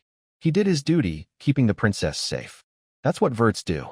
Aaron, panicked, cried, Why? What? Despairing, she blamed herself. It's my fault. A deafening roar shook the area. The group froze. That roar. Aaron, terrified, looked skyward. A dragon. In the sky, the fell dragon faced Cyan. Aaron's eyes widened, shouting, Cyan. He was clinging to the dragon's leg as it flew, holding on desperately, screaming in panic. Dragons are the creatures closest to the Creator. Noble and rare, they're supreme beings, nearly unreachable by lowly humans. Cyan, in battle, thought, What an honor to fight such a majestic creature. But why does it keep circling where I can't see? Below, Aaron Severus watched the massive dragon swoop. Spotting something, tears in her eyes, she shouted, Cyan. The king and Cyan's father, Duke Vert, were incredulous. The king, shocked, said, Unbelievable, a dragon. He turned to Willius. Why's your son on that dragon? What are you thinking? Save him. Despite the king's words, Willius frowned, eyes deep in thought. Meanwhile, Cyan struggled to control the dragon. On its back, he grumbled, Damn it. I wanted its blood, not this mess. The dragon grew fiercer. Cyan assessed, a fell dragon? Adapting for combat, Cyan transformed, aiming his sword at it. I'll devour you. As monsters swarmed, he bellowed, Scram. I'm busy. Using Fog Tempest Blade Dance, 1/ felled many. The air filled with their agonized screams. Clearing the horde, Cyan flew toward the dragon. Facing its ferocity, he noted, Not fully grown. Its size shows that. The dragon gathered power, unleashing a breath attack. Hit! Cyan staggered back, struggling to balance, cursing, Bastard dragon. Spitting in my face on our first meeting? I'll carve yours. His sword struck, leaving 2 gashes on the dragon's face. Roaring in pain, it thrashed, flinging Cyan off. Undeterred, it attacked, its sharp tail stabbing toward him. Cyan reacted swiftly, using Void Blade and 8-fold slash. Struck twice, the dragon collapsed, unable to fight. Having downed it, Cyan rubbed his arm, panting, Can't ride it anymore. My shoulder's killing me, and time's running out. Aware of the fleeting moments, he gripped his sword, eyeing the dragon. Though wounded, it remained formidable, rising to attack. Cautious, Cyan thought, won't fall for that again. As he prepared to strike, the dragon veered, flying off. Stunned, he shouted, It's escaping. Stop. Chasing it, he eventually caught up, sighing, Got it, lucky. Now what? On its back, Cyan pondered his next move. Kiram appeared, annoyed. What's wrong? Why are you doing nothing? Cyan, irritated, snapped. What? Don't you see everyone watching below? Kiram wasn't satisfied, shouting, So what? If you chose me, do something. Cyan retorted. You want me to slaughter everyone down there with the demon sword? They'd burn me alive. Kiram pressed. Then what? Cling to the dragon forever. Cyan replied. I'm figuring it out, okay? Below, Willius was preparing something with his sword. Cyan, shocked, thought, 8-star magic. Is he using Celestial Secret Sword, knowing his son's about to be swept away? Willius set up a formation below. As the dragon flew over, he struck without hesitation. Cyan, elated, thought, Father's truly the continent's guardian. Go, Dad. The dragon, trapped, was bombarded by sword strikes. On its back, Cyan gloated. That's it. My obedient dragon. Trying to dismount, he saw a sword from Willius's formation hurtling toward him. Dodging while escaping, he urged, evade it. The result wasn't as hoped. Panicking, he said, not like that. The sword struck the dragon's leg. Cyan fell, plummeting freely. Clutching his face, he groaned. Damn it. Unbelievable. I missed my dragon feast. Obsessed with dragon meat, he ignored his fall. Kiram appeared, furious. What are you doing? Fly? Wanna kiss the ground? Cyan, nonchalant, replied, can't. Using mist technique would drain me. Kiram roared. Then crash and die. Cyan, smirking, said, Dunno. Maybe I'll reconsider. Glancing back, an idea sparked. Eyes gleaming, he flipped, grinning. Wait, got it. Kiram, confused, asked, you don't want to splat, right? Seeing a lake below, she questioned, that's water. Cyan, without explaining, said, no other choice. They plunged into the lake. Despite Kiram's reluctance, elsewhere, someone watched. The Demon King, eyeing the dragon, remarked, a fell dragon around here? Rare sight. Another voice behind him said, it's small. Seems it lost its prey due to trouble. The Demon King continued, feels like a strong, magical beast. His companion countered, no, it's a human. Shocked, the Demon King said, what? No way a dragon would lose to a human. They fell silent. The companion asked, something wrong? The Demon King pointed, I sense a strange energy there. Odd, yet familiar. The companion suggested, check it out, but added, please, don't kill randomly out of boredom. The Demon King, eager, replied, perfect. No trouble, I promise. Spreading his wings, he flew off.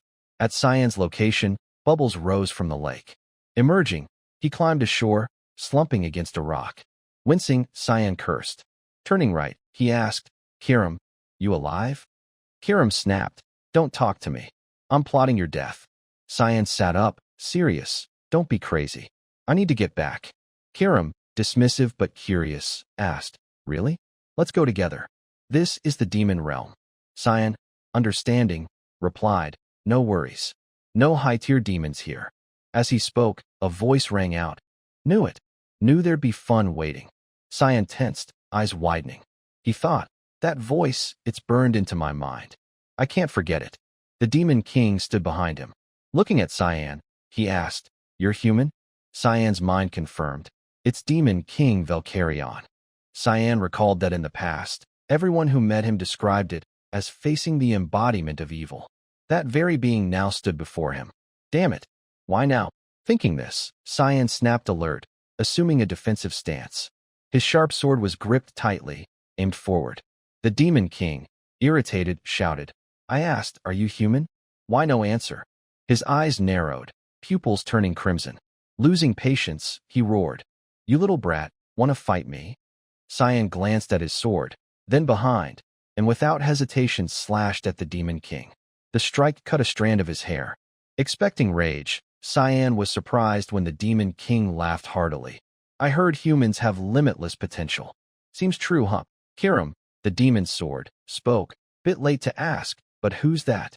Cyan replied, the Demon King. Kiram, alarmed, gasped, Demon King? In your state, how you beat him? Cyan knew it was impossible, thinking, I can only try to escape. His grip tightened. He wondered, but can I survive against Valkyrion? As he pondered, the Demon King spoke, hey, relax. What could I do to a tiny kid like you? Chill. Seeing Cyan's distrust, the Demon King changed tack. Lying on the ground, he said earnestly, look, I won't touch you, promise. If you're that scared, I'll lie here and talk. Even a scoundrel like me wouldn't fight a kid. His words and actions baffled Cyan. Huh? Why's he lying down? The Demon King asked again, are you human? Cyan replied, yes. The Demon King continued, how'd you get here? Cyan answered, followed the river. The Demon King pressed, first time in the demon realm? Your aura's odd. Who are you? Wary, Cyan replied cautiously. Just a normal human. The Demon King, intrigued, echoed, normal human? Then added, but you seem to know me. Cyan, sweating, said, "We've never met." The Demon King rolled over, lying flat, hands behind head. "True. First time I've seen a human. When could you have met me?" His nonchalant attitude made Cyan more cautious. He asked, "Why are you here?" Thinking, this calm demeanor. Is he really the Demon King I know? The Demon King replied, felt a strange energy while patrolling. Cyan asked, "Patrolling?" The Demon King explained, "Yeah, as Demon King, I've got to oversee my domain." Suddenly, he sat up, grinning foolishly. "Hey, kid, what did I just say?" Cyan repeated, "As Demon King, you oversee your domain." The Demon King childishly asked, not shocked? "I'm the Demon King." Jumping up, he ranted, "I knew it. You've heard of me somewhere. What kid reacts like you? Didn't your mom warn you the Demon King takes naughty kids?" His behavior convinced Cyan. No way he's the Demon King I knew. Reflecting, he thought, if events follow my past life, the demon invasion's near. But this guy doesn't seem the type. If this is his true nature, what changed him? Questions swirled in his mind. Cyan asked, "If you're really the Demon King, what's your goal?" The Demon King chuckled. Asking a Demon King that? Bull. Scratching his neck, he answered, "Not much. I just want my people to eat well and live good lives. But if anyone stands in my way, I'll crush them. That's my duty as Demon King." His words, laced with killing intent, struck Cyan's mind. He thought, for a moment, I felt the true, ferocious Valkyrion from my past life. It's suppressed now, but something unleashed it before. I must prevent that. Resolved, Cyan asked, "Hey, Demon King, want to make a deal?" He continued, "Something's coming that'll threaten your people." The Demon King frowned. "What are you talking about? I don't get it." Cyan pressed, "I don't know what, but it'll spark a war between humans and demons." This enraged the Demon King. Teeth gritted, eyes shifting color, he growled, "You saying I'd invade your lands?" Facing his pressure, Cyan calmly said, "That's why I want to negotiate. Promise me, no matter what, you won't start a war." Though confused, the Demon King relented. "What nonsense. Fine, I won't start a war. What do I get?" Cyan smiled, satisfied. "I'll help you. Whatever happens, I'll do my best to aid you." His face was earnest. The Demon King approached, staring. You know something." Caught off guard, Cyan tensed. But the Demon King laughed. "What's your name?" Cyan replied, "Cyan Vert." The Demon King said, "All right, Cyan Vert. As Lord of the Demon Realm, I swear, no matter what, I won't invade your lands." Spreading his wings, he took off, adding, "But you're responsible for your promise. We've got a pact now." Cyan met his gaze firmly. The Demon King smirked. "Good. Pact sealed." After the deal, the search team found Cyan unconscious and brought him back. He earned the nickname, the boy who survived a fell dragon's claws. They returned to a border monastery in Willius, temporarily a military hospital. Cyan was treated there. Awake, he heard something shocking, asking what? Aaron repeated, "I'll say it again." Cyan, stunned and tense, thought, "I thought everything was settled." Aaron, mustering courage, said, "Will you be mine?" Cyan froze, thinking, what's she talking about? Cyan replied, no. His blunt words stunned Aaron, then saddened her. Teary-eyed, she said, "Of course, I'm a useless princess." Cyan looked at her with unease, thinking, she's really troublesome. I know she's useless, but that attitude makes it worse. It's clearly her future fate, but I can't stop thinking about how that bastard's tied to her tragic death. With that, Cyan spoke, "You're right. You offer me no benefit, or anyone. With your current uselessness, you lack influence or grace. Getting close to you would only harm me. Still, I'll keep watching you from afar until you grow into a better person." Aaron's face darkened at his words. She echoed, "Watch me, huh?" Cyan, trying to comfort but showing little emotion, said, "Yes. Don't be disappointed." Expecting anger, he was surprised when Aaron calmed herself, saying, "No, I get it. I just need to improve until you acknowledge me." Pointing at Cyan, she declared eagerly, "Just wait. I don't know when, but I'll become so strong you can't ignore me." Cyan responded outwardly, "I look forward to it," but inwardly sighed. She bounces back fast. She's just a kid, after all. Aaron turned to leave, but hesitated. Glancing at Cyan, she said sincerely. Thanks for still being alive. Really. With that, she opened the door and left, leaving Cyan puzzled on his hospital bed. At the forest's edge camp, someone moved cautiously, scanning their surroundings. Holding a glowing cube, it was Rana Grimson, a 7-star engineer from the Garam Kingdom. Gazing at the cube, he said excitedly, "Not much time left." A voice rang out. "So, it's you, Rana Grimson." His face paled. His body froze, unable to move. Struggling, he thought, "Why can't I move? Like invisible chains bind me." The mysterious voice continued, "A small spatial box. Its mana spreading. An artifact creating a dimensional space with limitless capacity. A masterpiece of Garam's Mage Guild, right? I've watched it for a year, suspecting someone from the Empire was smuggling it." As it spoke, the stranger used energy to seize the cube from Grimson's hand. Now holding it, the stranger said, "So that's how you did it. I'll take this." Rana Grimson, 7-star Mage Knight of Garam, stammered in shock and fear. "You're Cyanvert?" The stranger was Cyan, standing imposingly with his prize. Grimson, terrified, stepped back. "Why are you here?" Ignoring the question, Cyan eyed the mess beside Grimson. Picking up an item. "You extracted blood from magical beast corpses and smuggled it via supply wagons. A spy in logistics helped, providing this box." Grimson, exposed, snapped. "What nonsense. I know nothing." Cyan cut him off. "No need to play dumb. The blood's already on the black market." Grimson thought. Askel got demon hound blood through him. Who betrayed us? Besides freshness, they're too big to eat. I can't let him leave. I don't know how he's restraining me, but I'm regaining movement. As he thought, Grimson gathered energy, unleashing Dragon's Breath. Attacking Cyan, he sneered, "Die. Let your guard down, and you're dead, kid." A powerful surge shot toward Cyan. Panting, Grimson thought he'd won. Damn, nearly died. The rumors about him are true. The attack's traces lingered. Grimson lamented, "Lost the precious spatial box. Didn't expect this during transport." Focused on the item, he didn't notice something coiling around him. Suddenly, he screamed in pain. His hand was severed, blood gushing. Clutching the stump, he stared at swirling black mist. "What? What's this black mist?" Cyan appeared before him. Grimson, disbelieving, stammered, "No way." Before finishing, Cyan punched his throat.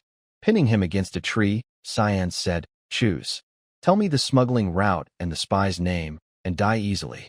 Or die in agony, even Satan would pity." At West Velias's exchange point, people bustled. Two youths exchanged knowing glances, meeting quickly. Eyeing the cargo, the white-hatted youth said excitedly, "2 crates." The red-hatted youth replied, "We'll get a bit more this time." Eagerly, one opened a crate. "How much for this one?" The crate's contents shocked them.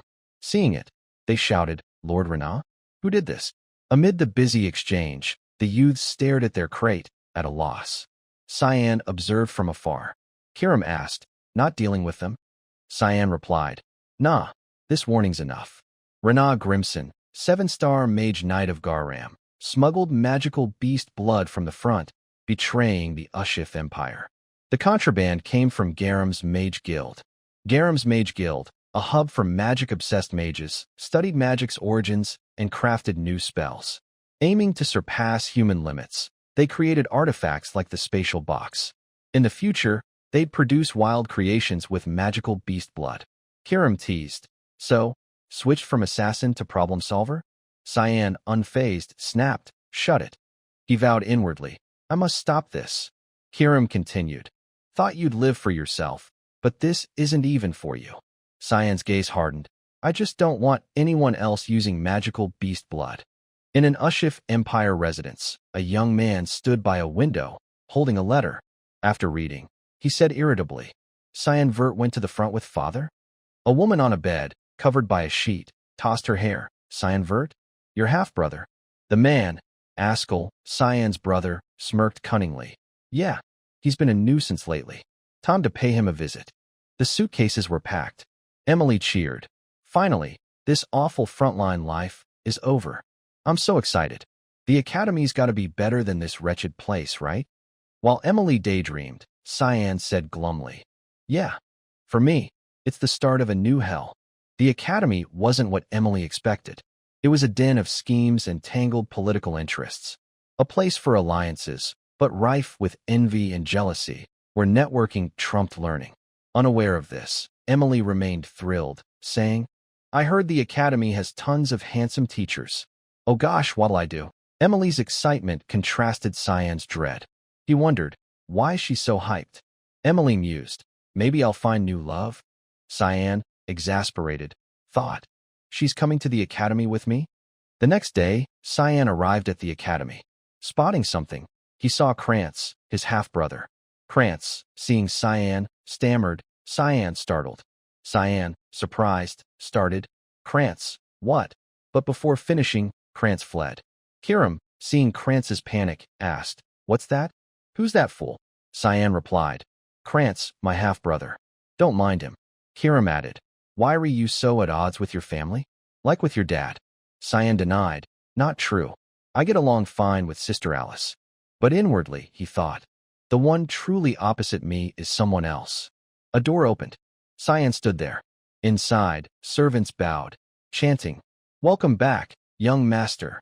Unaccustomed to this, Cyan felt tense, thinking, before, they wouldn't glance at me. Now they're pointlessly polite, like when father or that bastard comes. Just 1 year, and so much has changed. My efforts were worth it. Cyan entered his room, closing the door. Sensing something amiss, he panicked. I know this aura. It makes me tremble. Gripping the doorknob, he thought. Yes, behind that door is that bastard. Outside, Askell appeared, smiling.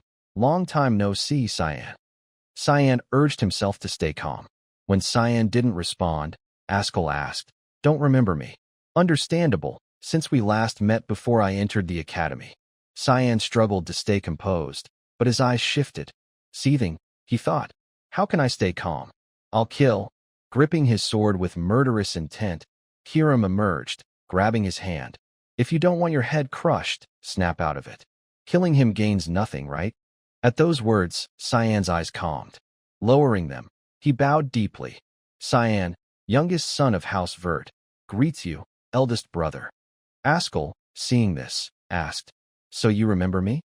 Still bowing, Cyan replied. As your brother, how could I forget you? Askell ruffled Cyan's hair. I'm glad. Cyan, disliking this, clenched his teeth, staying calm. Askell continued. I worried you'd forgotten me. Lucky me. Turning, he walked with Cyan. I heard your swordsmanship's improved greatly. One day, you'll aid Housefort. No, you'll aid me and dominate the battlefield. His words carried hidden meaning, glancing at Cyan. Unable to restrain himself, Cyan's eyes changed, but he replied, yes, I look forward to that day, eldest brother. Askell, eyeing him suspiciously, said, hearing that reassures me. I came here just to see you. Deciphering Askell's cryptic words, Cyan thought, he ignores those he deems useless. Now that I see his intent, I'm oddly calm and rational. Outwardly, he forced a friendly smile. I wanted to see you too, eldest brother. Outside, Emily, lugging luggage, grumbled, seriously, he doesn't have that much stuff. Is helping me carry it that hard. Exhausted, she set the suitcases down, panting, so tired. Opening the door, she shouted, young master, how could you leave me alone? Seeing Askell, she froze. Eldest young master, why?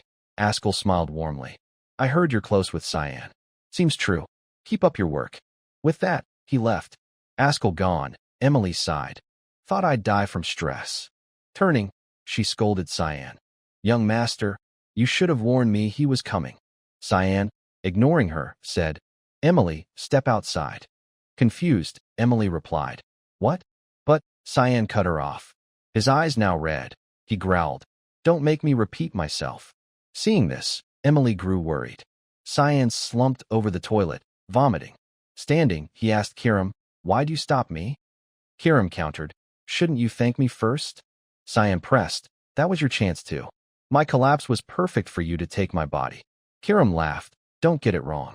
I just want your rage to grow stronger. Tastier that way. Cyan smirked, yeah, that's you. In the hallway, someone approached a large door, knocking. Inside, Askell said, enter.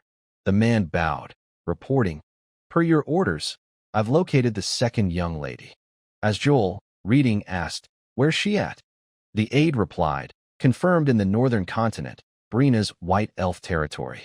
Askell, intrigued, propped his chin. Brina? Didn't expect her with a race that hates outsiders. Shows her charm. If she shows signs of returning to the Empire, report it. The aide nodded. Before leaving, he asked, Askell, something got you in high spirits? Askell countered, why think that? The aide said, you seem much happier. Was meeting your brother that fun? Askell laughed. Fun, huh? You could say that, but you're wrong. I'm in a terrible mood. His pupils shifted to blue. The aide, realizing his error, bowed. Forgive me for misreading your mood. Recalling Cyan, Askell thought. His eyes were like he saw an enemy. Was I mistaken? He spoke. There's much to worry about with that boy. I'll watch him closely to keep him on track. The aide, relieved, replied. Yes, I'll have him monitored. The aide left. Askell gazed out the window, replaying their meeting, scheming. Cyan vert. What's my dear brother hiding? In the Duke's courtyard, a group stood ready to depart. Emily shouted, Hey, young master. How's that fare? Cyan, in the carriage, replied, I'm helpless here. Think I want this. The academy doesn't allow extra servants, so I'm stuck. Despite Cyan's words, Emily fumed. You knew and didn't tell me? Springing at last minute. How's that okay? Cyan, exasperated, said, Fine, that's that. Stay with the family. Don't cause trouble, got it? We'll figure things out later. Hearing this, Emily softened. All right, young master. Don't worry. I'm more worried about you. At the academy, don't stir up trouble, okay? Cyan chuckled. Of course, I'm not a kid. He called to the driver. Let's go, everyone. The convoy moved. Emily added, Young master, don't forget. Teary-eyed, she shouted. Be careful at the academy. Don't cause trouble or let anyone bully you. If they do, tell me. Study hard and come back to the family, okay? Cyan, hearing this, thought gleefully, Phew, good thing she's staying. That'd be a hassle. He recalled being 8, gravely ill with fever in the rain, unaware of his surroundings. Neglected by the family, he was lucky Emily was there. Despite the storm, she carried him on her back all night, knocking on doctors' doors across the city. The scene flashed to that rainy night. Emily, with Cyan on her back, pleaded, Anyone home? Please, open the door, save my master. Fortunately, a kind old man answered. All right, come in quick. Bring the boy here. Cyan thought. Without her in that desperate moment, I'd have died alone in my room, unnoticed. Reflecting, Cyan leaned out the window, smiling. Don't worry, I promise. I'll find a way to bring you to the academy. Stay put and don't overthink, okay? I'll write if anything comes up. He mused. For that care, Emily's not just a maid, she's family. Emily, cheered, waved goodbye. All right, young master, I'll be good here, waiting for your good news. Cyan relaxed but grew suspicious. One issue down, but it's odd. Why'd the family send 6 knights to escort me? I'm a duke's son, but I've no status for this treatment. This academy trip will be tricky. Too many unknowns, but it's intriguing. The carriage rolled toward the academy. 2 soldiers exchanged nods. Cyan lounged inside. A soldier approached the window. Looks like we'll camp here tonight, young master.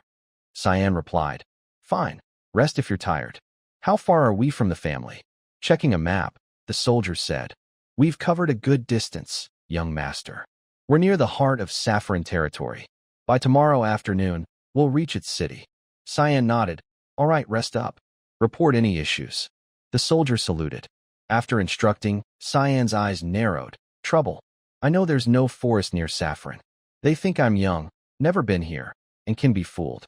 They veered off toward the border, where dense forests like this exist. Why bring me to this gloomy forest and camp? What's their goal? As he pondered, a soldier reported. Young master, camp set, fires lit. You can step out. Cyan exited, casually asking. This forest's quiet, fresh air, huh?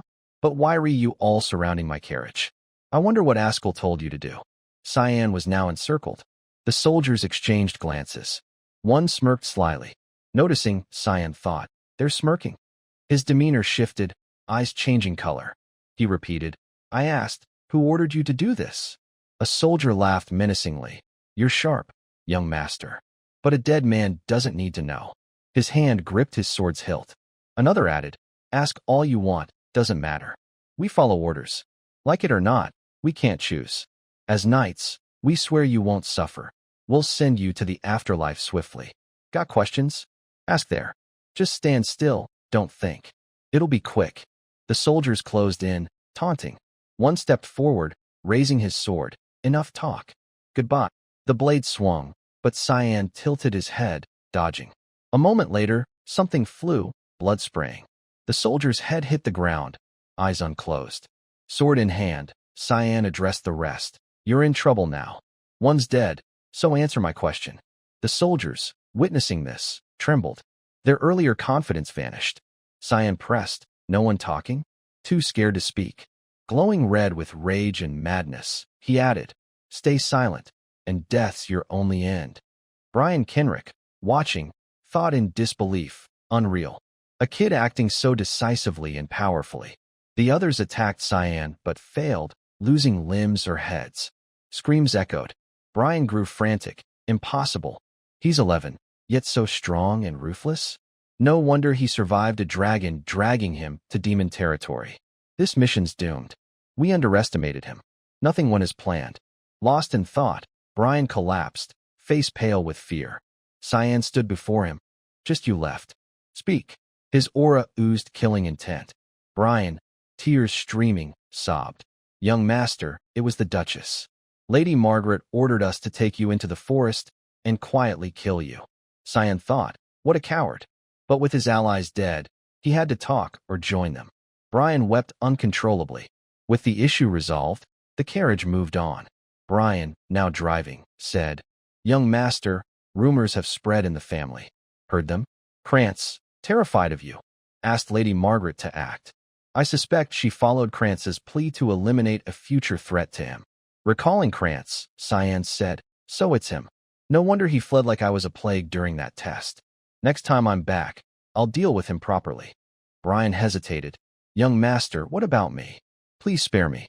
I've told you everything. I only followed orders. Cyan asked, you look defeated, huh? Still clinging to life, though. Brian, dejected, said, I can't return to the family with the mission failed. Kill me or not, I'm done. I followed orders, but it's my fault. Tired of his whining, Cyan said, save it. I need an aid. Keep driving. Live or die, we'll see. I know what you did. Your future depends on your actions. Outwardly stern, he thought, chuckling. Such a coward, yet a knight? At least he drives well. Brian, shocked, thanked Cyan for sparing him. Cyan looked ahead. Looks like we're here. Saffron's central city. At the Vert family mansion, Margaret was in a rage. She furiously smashed a vase, shouting in frustration, what the hell? It failed. Her body trembled with anger. Clenching her fists, she demanded, all the knights are dead? How is that possible? The other one still hasn't been found, and that brat disappeared too. The servant, head bowed in fear, stammered, yes, it's true, ma'am. Young Master Cyan reached the central city of Saffron last week. Margaret clutched her mouth, panicking. 7 guards sent to assassinate a mere kid, and they failed? How can I believe this? It's beyond comprehension. The servant bowed deeply, apologizing. We seem to have underestimated young Master Cyan. He's young, but his strength is remarkable. Margaret, livid, roared. It was your idea? That kid's barely of age. How could he be so strong? We sent 7 knights with him. Facing her wrath, the servant, sweating profusely, hurriedly replied, it's my fault, ma'am. But I suspect some force may have aided the young master. He pleaded, please, give me another chance. This time, I won't be careless. We'll succeed at the academy. Margaret, seething, hissed, enough. If we keep pushing and fail again, things will spiral out of control. He might be cornered and do something unimaginable to me and young Master Grant. At that, Margaret involuntarily recalled Cyan's chilling threat. If you come after me, be careful. What I can do to you and your son, you can't even imagine. The memory haunted her, sending a shiver down her spine. Panicked, she turned away, sweat-soaked, and ordered quietly, let this matter end here. Don't escalate it further, or it'll be trouble. The servant bowed obediently. Yes, ma'am, I understand. Margaret added, glaring at him menacingly. This stays between us, got it? It's critical, so deal with anyone involved discreetly. The servant nodded. Yes, ma'am. As Margaret's servant left, he didn't notice Askell's aide silently observing from a shadowed corner. Days later, as Cyan left Saffron's city center, he slept soundly in a carriage driven by Brian, his loyal coachman and attendant. In the leisurely moving carriage, Cyan mused, the Duchess must have pieced together some of the story after seeing those knights' bodies in the forest. I can't predict her next moves, but for now, I'll head to the academy. He continued. Once there, I'll figure things out. After this failed assassination, she'll have to think twice before targeting me again. Brian suddenly slid open the carriage window, poking his head in. Young master, we've reached the next city. Cyan lazily cracked one eye open, glancing at him, muttering. All right, he thought. This bustling, wealthy city reminds me of old times. The academy's silhouette loomed in the distance, with flocks of birds soaring across the azure sky. The carriage crossed a bridge, heading straight for the academy gates. Cyan reflected on his past life, filled with suffering at this place. Yet, the academy had also changed his life for the better. Stepping into the academy, he approached the registration desk, presenting the Vert family crest. I'm Cyan, of House Vert, here is scheduled. The air seemed to pause as everyone heard Cyan's name, all eyes turning to him. The receptionist gave an awkward smile, standing quickly. Yes, sir. Everything's arranged. Please follow me. You'll head to the dorm to register and rest. In a few days, the opening ceremony and entrance exams will begin. Surprised by her enthusiasm, Cyan pocketed his crest, thinking, that's settled then. Just wait for the exams. The receptionist presented a silver tray with a wax-sealed letter and a golden key. Cyan looked down, astonished. These are for me? Brian carried Cyan's luggage to the assigned dorm room. Dropping the bags, he gaped. My goodness, young master. This room is too luxurious. Indeed, the room was several times larger than Cyan's at the Vert mansion, gleaming with opulent furnishings. Cyan, who'd never seen such a room in his past life, was stunned, thinking, is this for royalty? What kind of dorm is this? No one, not even my jerk of a brother, got a royal suite like this. Someone's behind this. Still, he remained composed, asking Brian, you've brought all my belongings, right? Brian, awestruck by the grandeur, stammered, yes, everything's here, young master. Cyan's voice turned icy, his hand slipping into his pocket. Good. I'm settled at the academy now. It's just waiting for the entrance exam. His emotionless gaze fixed on Brian, voice cold. Thank you, Brian. But your journey ends here. Terrified, Brian trembled, sweating, pleading. Young master, please don't kill me. But Cyan tossed him a pouch of gold coins. Brian, stunned, looked at it. What's this? Cyan turned away, waving dismissively. Your payment. Take it and disappear. Don't return to the family. With that money, you can start a new life. Listen to me. Stay away from the family's territory. If the Duchess finds you alive, you're dead. You understand, right? Brian stared at Cyan's retreating figure, then dropped to his knees. I, Brian Kendrick, a knight by title. Cyan turned, surprised, seeing Brian's resolute face. Thanks to your mercy, I live today. Please, let me serve you. No matter the hardship, I'll follow your orders, even to death. Cyan scoffed. Nice words. A knight? Your skills are pathetic. To him, Brian was just a coachman and porter. Embarrassed, Brian admitted. Yes, I'm a knight, but my inexperience and low skill keep me doing menial tasks. He bowed, continuing. But my father taught me. If I meet a master who treats me with sincerity, I should follow them loyally, even unto death. My loyalty is yours, young master. Please let me serve you. Cyan paused, then sighed, patting Brian's shoulder. Fine, I get it.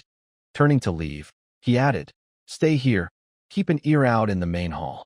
Report any academy issues to me. I'm not interested in the opening ceremony. I'll show up for the entrance exam. Brian nodded. Yes, sir. As the door closed, he wondered, who is Cyan really? Days later, in the academy headmaster's office, the headmaster discussed with a lecturer post-entrance exams. Clasping his hands, he mused, what a remarkable entrance exam. I didn't expect so many talented students from across the empire. These young minds will brighten the empire's future. At the exam, New students gathered around the testing platform. The first, Aaron Severus, dual circle magic, B-grade mana strength, 52% holy light aptitude. The next, Shaharkin, triple circle magic, A-grade mana strength, 53% earth aptitude. The headmaster, impressed, stroked his beard. These two stand out. But there's another, Cyan Vert single circle magic, S-grade mana strength, 92% dark mana aptitude. Lecturer Sirica adjusted her glasses, astonished. Remarkable aptitude. Our top graduate, Alice Vert, a prodigy called a sage in her youth, only reached 88% aptitude. Headmaster Kunal Kussel frowned. Indeed, the Vert family produces extraordinary talents. I thought no one could match Alice, but her younger brother emerges. A talent to nurture. Sirica hesitated, but his dark mana aptitude is concerning. Kunal nodded. True. His strength and agility are unmatched, but if he can't control his dark mana, he risks a dark path. Setting the reports down, Kunal stood, facing away from Sirica. Do you know why this young boy was sent to our Royal Academy? Sirica replied. There are rumors, but I heard. Kunal continued. The Emperor sent him. Sirica gasped. Kunal glanced at her. After the border battle with the demon tribe, the Emperor witnessed his strength. Cyan saved the princess from monsters. The Emperor sees a match for his little princess and takes great interest in him. Thinking of Princess Erin and Cyan, Kunal mused, this suggests a future. The fifth princess, deemed unfit for the throne and talentless, betrothed to a rare Vert talent, could spark unpredictable changes for her and the Empire. Sirica, stunned, covered her mouth, simple yet profound. From a powerless princess in the succession struggle, she could become a rising force. The throne battle will intensify, potentially plunging the Empire into chaos, with bloodshed among civilians and soldiers. Kunal sighed. We can only observe. This is the Emperor's decision. We can't interfere. The future is uncertain. Time will tell if this boy and the princess can form a new force or perish in the brutal struggle for power. After the exam, Cyan walked alone down a quiet corridor, musing, 92%, huh? Quite an improvement. In my past life, my aptitude was only 80% after the exam. Things have changed, he thought. This boost must be from consuming so much monster blood, enhancing my physique. Suddenly, he bumped into someone, Grand, with a friend. Grand, seeing Cyan, recoiled as if seeing a ghost, yelping, what the hell? Cyan thought, this jerk probably thought I died in the forest, hence his shock. While Grand sweated nervously, his friend remained calm. Towering like an elephant next to the scrawny Grand, he asked, this kid? You treated him like a servant in your family and taught him lessons in sword duels, right? Grand, flustered, stammered, why yeah, he's my brother, Cyan. A weak kid. Cyan eyed Grand's friend, thinking, this fat guy is Poppy Finnemlin, son of Marquis Finnemlin from Graham Duchy. Poppy smirked arrogantly, taunting, hey, kid, new to the academy? Bet you don't even know who your real mom is, huh? Cyan stayed silent, recalling his past life of bullying by Grand and Poppy. That jerk was my nightmare back then. He and my bastard brother tormented me throughout my academy days. But this life is different. Smirking with excitement, his eyes glinted red with killing intent. Perfect, meeting both these jerks here. Seeing Cyan's predatory smile, Poppy, prideful, patted Grand's shoulder. Looks like this newbie needs a lesson to behave, eh?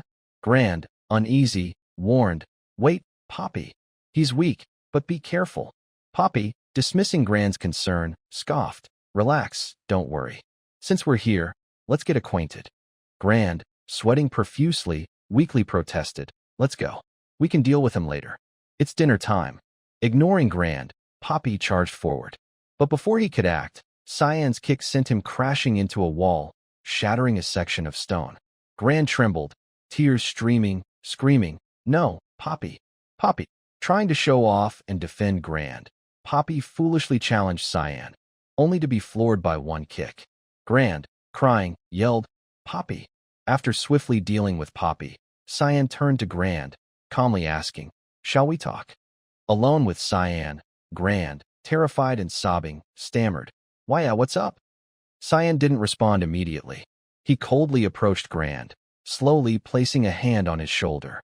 That alone made Gran tremble like a leaf, sweat mingling with tears. Cyan leaned down, locking eyes with him, a chilling smile playing on his lips as he whispered in Gran's ear. I don't care what you're plotting. I'm merciful, as you've seen. But if you dare come after me again. Cyan's smirk widened, his whisper dripping with menace. You won't graduate with your spine intact. Gran felt a chill run down his spine, his legs giving way as he collapsed beside his unconscious friend, face pale and sobbing in terror. Cyan turned away, a thrilled smirk on his face, thinking, life at the academy is going to be interesting from now on. In the deserted academy library, sunlight streamed through the stained glass windows. Lecturer Sirika strolled through the restricted section, lost in thought. Adjusting her glasses, she mused about Cyan. Whether he's a disaster or a hero in the making, I should keep an eye on him. Reaching for a book on a shelf, she found it missing. Frowning, she thought, it's not here. Behind her, Cyan leaned against a bookshelf, holding the book with a smile. Looking for this? Sirika jumped, turning to face him, giving an awkward laugh. How did you get in here? This is a restricted area, she thought. I couldn't even sense his presence. Approaching him, she smiled sheepishly. You're Cyan, right? Can you return that book? I need it for research. Cyan, holding the exact book she sought, grinned innocently. Oh, this one? Of course, I'll give it back. Sirika reached out, taking it with a polite smile. Thank you. Suddenly, a sharp black aura shot toward Cyan, making him freeze. The book in his hands was sliced in half. Standing amid scattered pages fluttering in the wind, he warily watched a purple energy dissipate, then smiled, asking with slight confusion, Weren't you looking for it, Lecturer Sirika? No, he asked bluntly. You, the leader of the Mist Assassins? Sirika clutched a black piece of paper, her arm shrouded in mysterious dark mist. She glared at Cyan, her voice cold. Who are you, kid? How did you find this? Cyan recalled his past life, where his first impression of Sirika was unremarkable. She'd once met him, asking polite questions like, How's life at the academy? Back then, Cyan was far more pathetic. He didn't respond, only lowering his head in silence. Sirika had cheerfully encouraged him. I know you want to end this boring talk, but face-to-face interaction is vital for a student's growth. At the time, he thought expecting growth from him was laughable, given the relentless bullying from his wretched brother. He replied wearily, I don't care. To him, the academy felt like a cruel joke. Despite his cold response, Sirika smiled. Honestly, I'm quite intrigued by you, Cyan. Her words surprised him. She continued, an 84% dark element aptitude is rare. Cyan, head bowed, muttered, but they say it's a useless trait. Sirika seized the moment to plant a seed in his mind. That's because humanity hasn't fully understood the dark element. I believe your potential is limitless. Her words changed Cyan back then. Naively, he thought she'd enlightened him, stirring mixed emotions. Sirika maintained her friendly facade, smiling encouragingly. I wish you success in the future. He wondered, if she understands the dark element so well, could she guide me? Now, knowing Sirika's true nature, Cyan eyed her warily, giving a helpless smile. I was so mistaken. I fell for her deception. Bitterly recalling the betrayal from his past life, he faced Sirika's menacing silence. She stood among the torn pages, her arm cloaked in dark mist. Cyan thought cautiously, don't be fooled by that friendly smile behind her glasses. Her role as a Royal Academy lecturer is just a cover. She's an assassin. As Sirika slowly removed her glasses, Cyan thought, she's a leader of the Mist Assassins, hiding behind the demon mask. Holding her glasses, she calmly offered unexpected praise. Well done. Turning away, she glanced back at Cyan emotionlessly. We'll discuss this in detail in the lab. Clean up this mess before you go. Follow me. Cyan froze, struggling to process her calmness.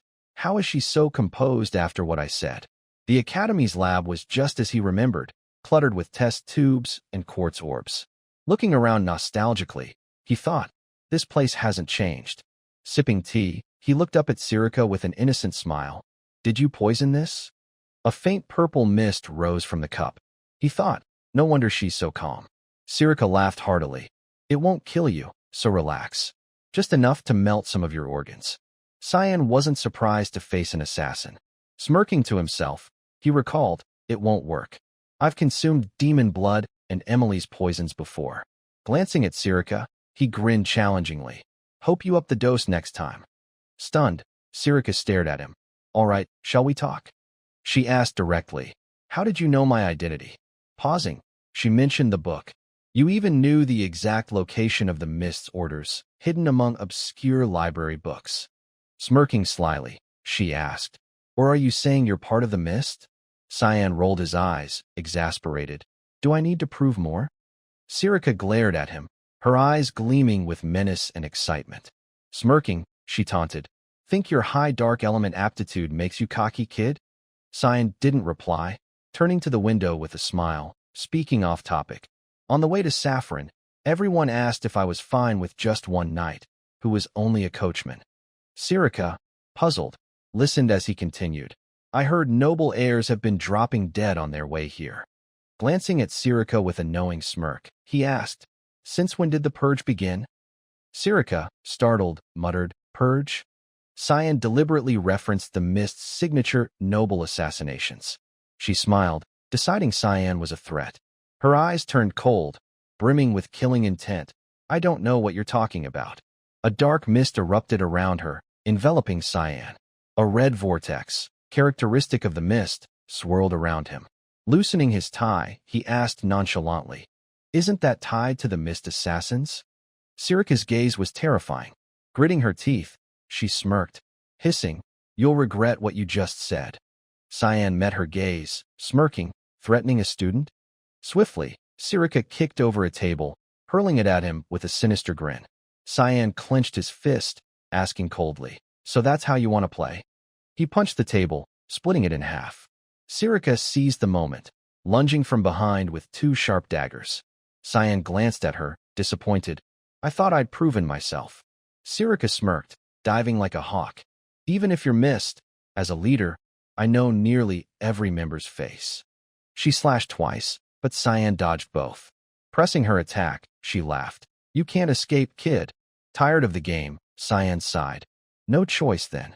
He summoned the demon sword Kirim, gripping it, and slashing at Sirica, halting her assault. Holding the sword, he charged fiercely, muttering, "If you don't believe me, I'll prove it." His attacks were so swift Sirica couldn't track them. Though he avoided vital spots, she gasped, stunned. "Wait." Cyan forced Sirica to retreat. She stared at his weapon, sweating. "You. That sword, it can't be." Recognizing the demon's sword Kirim, she exclaimed, "A weapon only the chosen can wield?" "Kirim." Cyan raised the sword for her to see. "Finally acknowledging me?" He asked bluntly. "The organization's searching for their heir's whereabouts, right?" Sirica, shocked, stammered, "How did you?"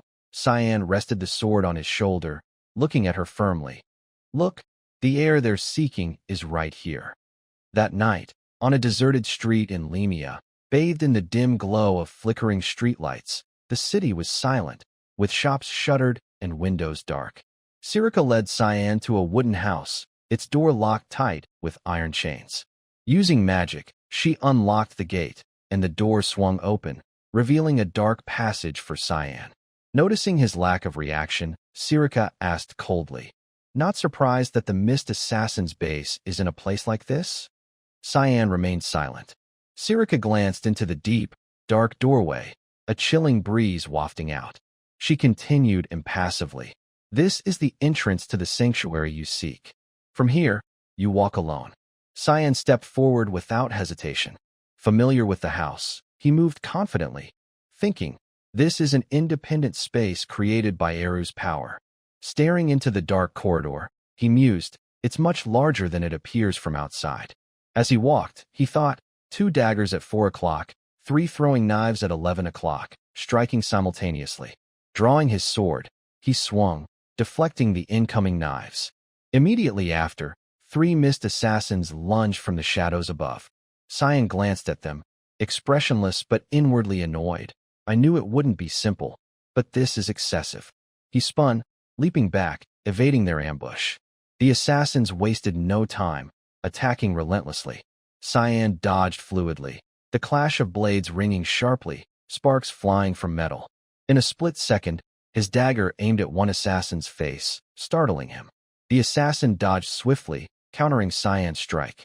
Cyan noted his deflected daggers, thinking, he blocked my strike in that brief moment? Impressive. He looked up at the assassin, whose eyes, hidden behind a mask, burned with killing intent. Gripping his dagger tightly, the assassin prepared a secret technique. Simultaneously, four assassins surrounded Cyan, unleashing the Death Herald technique. Calmly, Cyan raised his hand, countering with another secret technique. A red mist erupted around him. The assassins hesitated, shouting, "That technique? Impossible. A kid like him can use it." It was blood-tied. Cyan extended his hand, the red mist transforming into a sharp weapon, exploding and piercing the charging assassins. Blood-tied, an advanced assassin technique, converted bloodlust into physical attacks. The red mist constricted the assassins, choking them as they clutched their throats, bodies stiffening, gasping in terror. "I can't breathe." In moments, Cyan incapacitated 3 assassins, leaving them unconscious in his red mist. Glancing at them, he thought expressionlessly, they'll be out for a while. Then, looking ahead, he mused, there's more?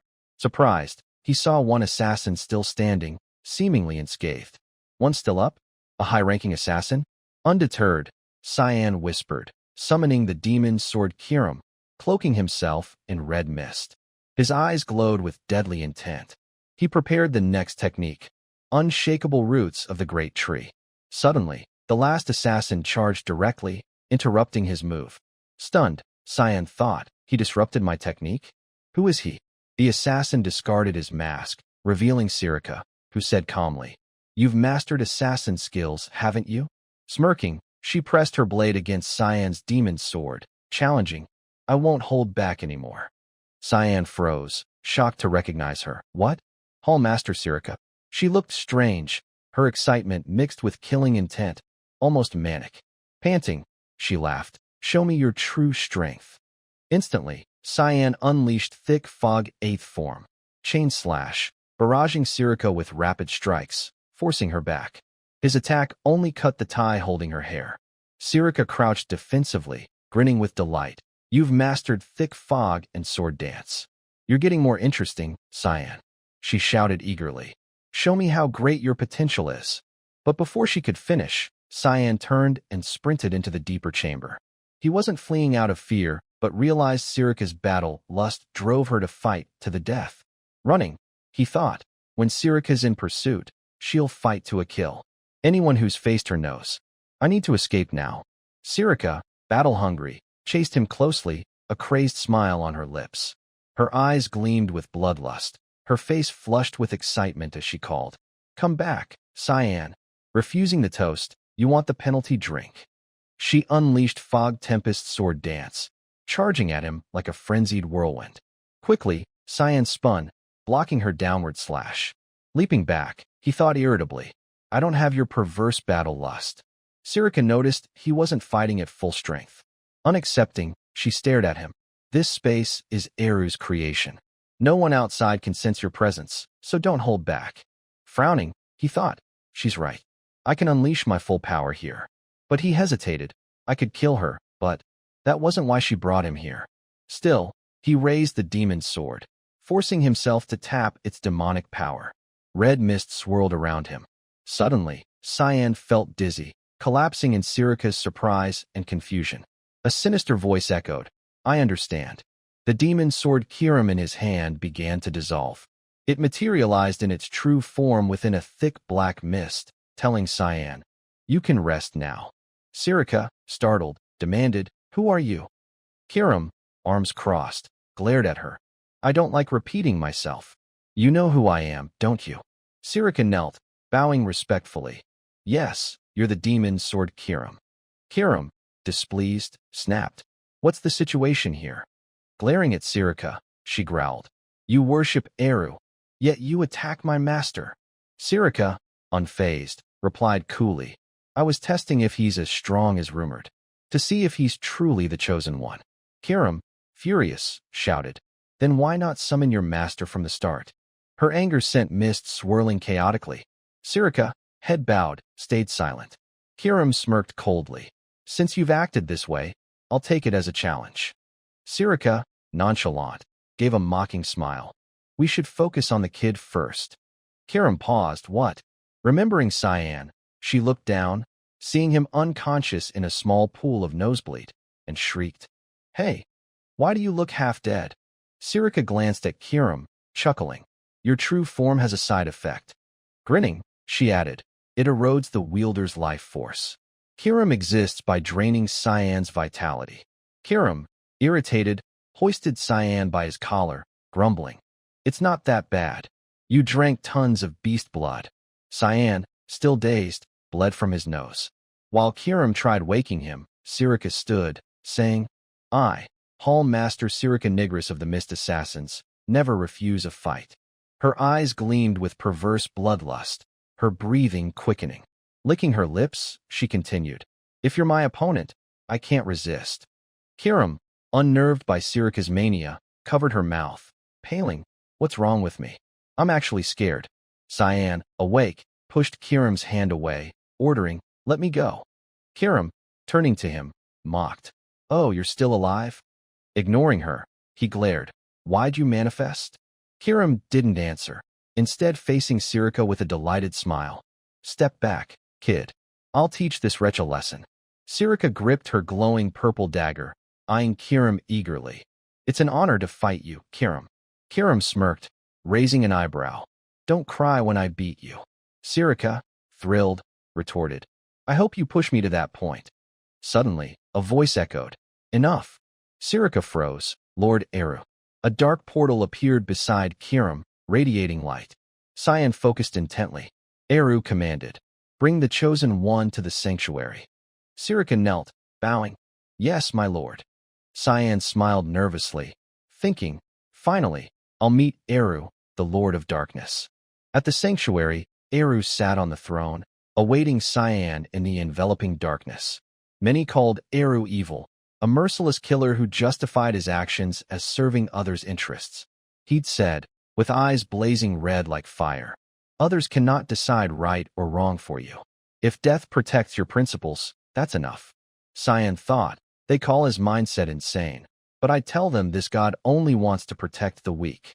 A foolish god. Finally, Eru summoned Cyan. He stepped through the spatial gate Eru opened, entering a dark sanctuary with dozens of endless steps ahead. Climbing them would lead him to Eru, seated atop the tower. The god sat calmly, chin resting on his hand, watching Cyan approach. Do you know who I am? He asked as Cyan stood before him.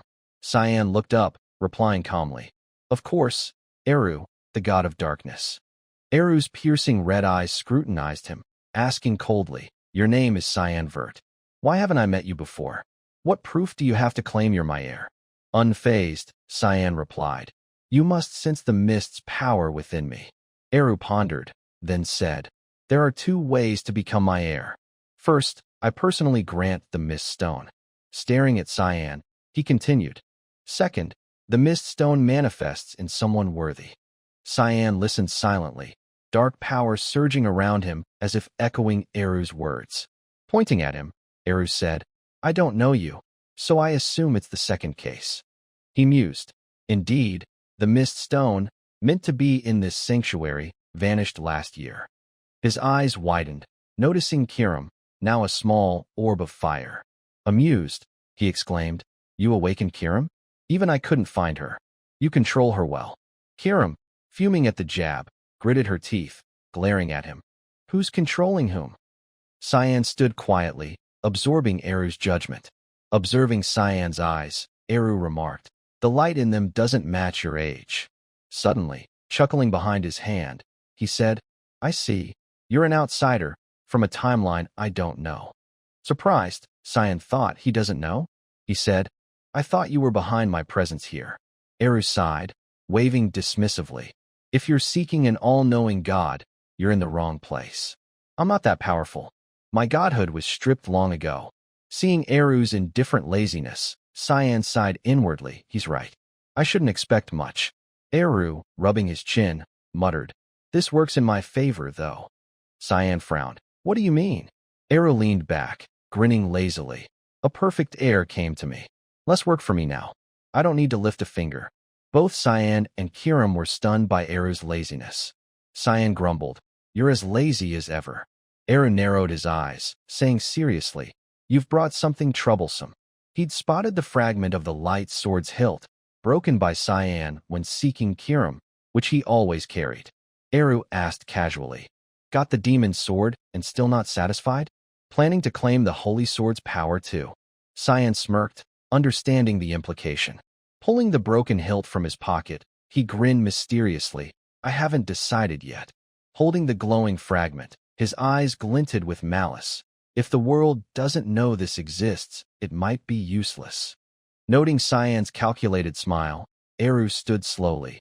"Your tastes are ruthless." "Fine, I won't pry. It's not my concern."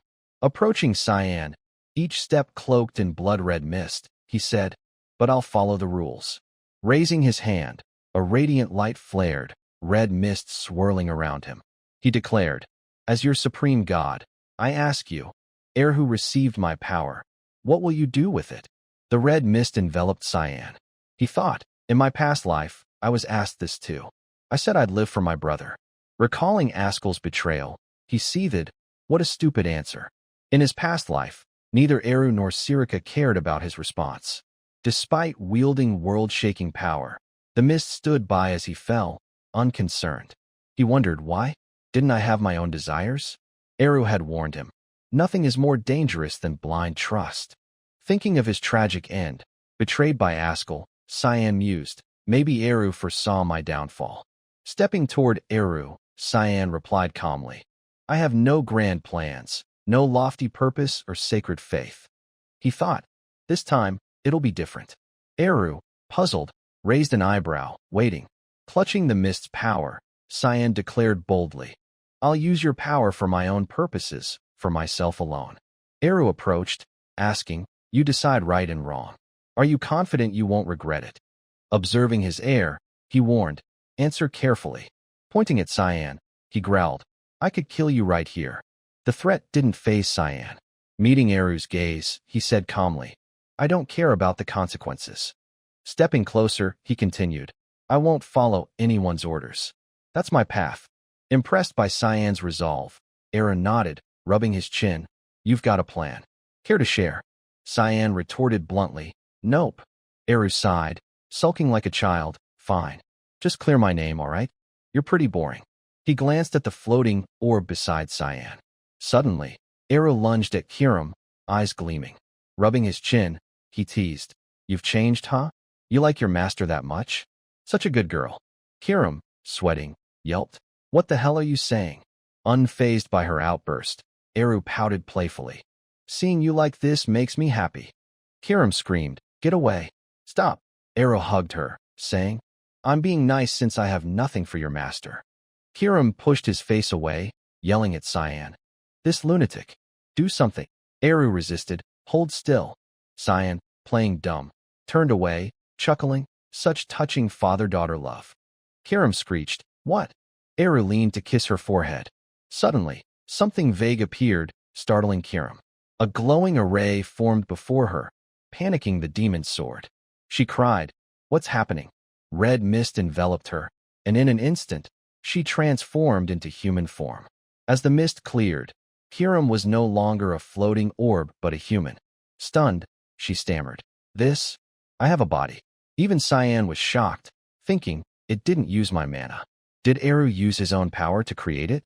Instead of joy, Kiram grabbed Eru's collar, yelling, "What did you do?" Eru, amused, replied, "Not much. Just gave you some of my vitality." Disappointed by her reaction, he asked, "What? You don't want it? You need a body to, serve your master." Kiram exploded, shaking him. "What did you just say, you fool?" Eru grinned, waving at Cyan. Watching this, Cyan stood speechless, thinking, like father, like daughter. The next day, at the academy dorm, Brian rushed in, whispering, "Young Master Cyan." Panicked, he asked, "What's going on?" Cyan, with a strained smile, whispered back, "I don't know." "Ignore it." Brian, anxious, muttered, "But, young master, 2 women are in your room. One's a lecturer, the other you brought back. They're glaring daggers at each other." Hiding behind a chair, Brian whispered, I don't think we can ignore this. Hiram, twisting her hair, growled. Well, a lecturer visiting a student this early? Don't you think people will talk about your special relationship? Sirika smirked, adjusting her glasses. Of course, I'm guiding him to the right path. It's perfectly normal. Hiram, like a beast defending her territory, snapped. A hall master like you should be more careful. Sirika's eyes widened, glaring at Hiram like a tiger vying for dominance. What I do is none of your business. Mind your own, she retorted. Caught between them, Cyan sighed as they shouted. He only needs me. Stay away from him. He's my student. Deciding to escape, Cyan stood, saying to Brian, I'm going for a walk. Brian, desperate, called, Young master, don't leave me with them. Behind him, Hiram roared, Draw your weapon. Let's fight. Sirika cheered. How could I refuse? Cyan fled to the academy's clock tower. Outside, students and townsfolk bustled, shopping lively. Looking down, Cyan sighed. Finally, some peace. A familiar metallic scent hit him. Blood. Nearby, a student lay beaten, coughing and struggling to rise, clutching his aching arm, terrified of his bullies. 3 boys laughed, pointing at him. Let's try that. Damn, you're cruel. Do it now. The leader held out a glowing, fiery orb. Approaching the cowering student, he grabbed his face, forcing his mouth open, chuckling. I brought you a snack. He aimed the orb, laughing. Your friend made this for you. You'll eat it, right? The student, knowing what it was, clenched his jaw, eyes shut, resigned. Just then, a shout interrupted. Stop. It was the 5th princess, who yelled sternly. How dare you treat a fellow student so cruelly? Aren't you ashamed to call yourselves nobles? The bully, Barrett Louis Mill, son of Duke Leesman from Garum, scowled. I'm Barrett Louis Mill. Who are you? The princess crossed her arms, replying proudly. I am Aaron Severus, princess of the Ushif Empire. Hearing her title, Barrett smirked mockingly. Thought it was someone important, but just the 5th princess, he sneered. Aaron frowned, irritated by his dismissal of her status. Towering over her, he looked down as if she were a child, smirking. Pleased to meet you. Despite his intimidating presence, Aaron stood her ground, hiding any weakness. I don't feel like shaking hands, she said firmly, glancing at Barrett's 2 lackeys and the trembling student on the ground. You'd better explain this situation. Barrett rolled his eyes, sneering. You're misunderstanding something. He turned to the student, barking. Tell her. The girl flinched, squeaking, huh? Before she could react, Barrett grabbed her collar, yanking her up. Draping an arm around her, he grinned wickedly. Are we bullying you? Clutching her aching arm, the student lowered her head, defeated, and whispered, No, they're not bullying me. Aaron knew the nobles were intimidating her. Stepping closer, she urged, You don't have to hide it. Look at you. The student interrupted. It's fine. Please leave. We're just playing. She avoided Aaron's gaze. Satisfied with her submission, Barrett laughed vilely, his eyes gleaming with malice. See? I'm getting annoyed now, he said. Aaron refused to let it slide.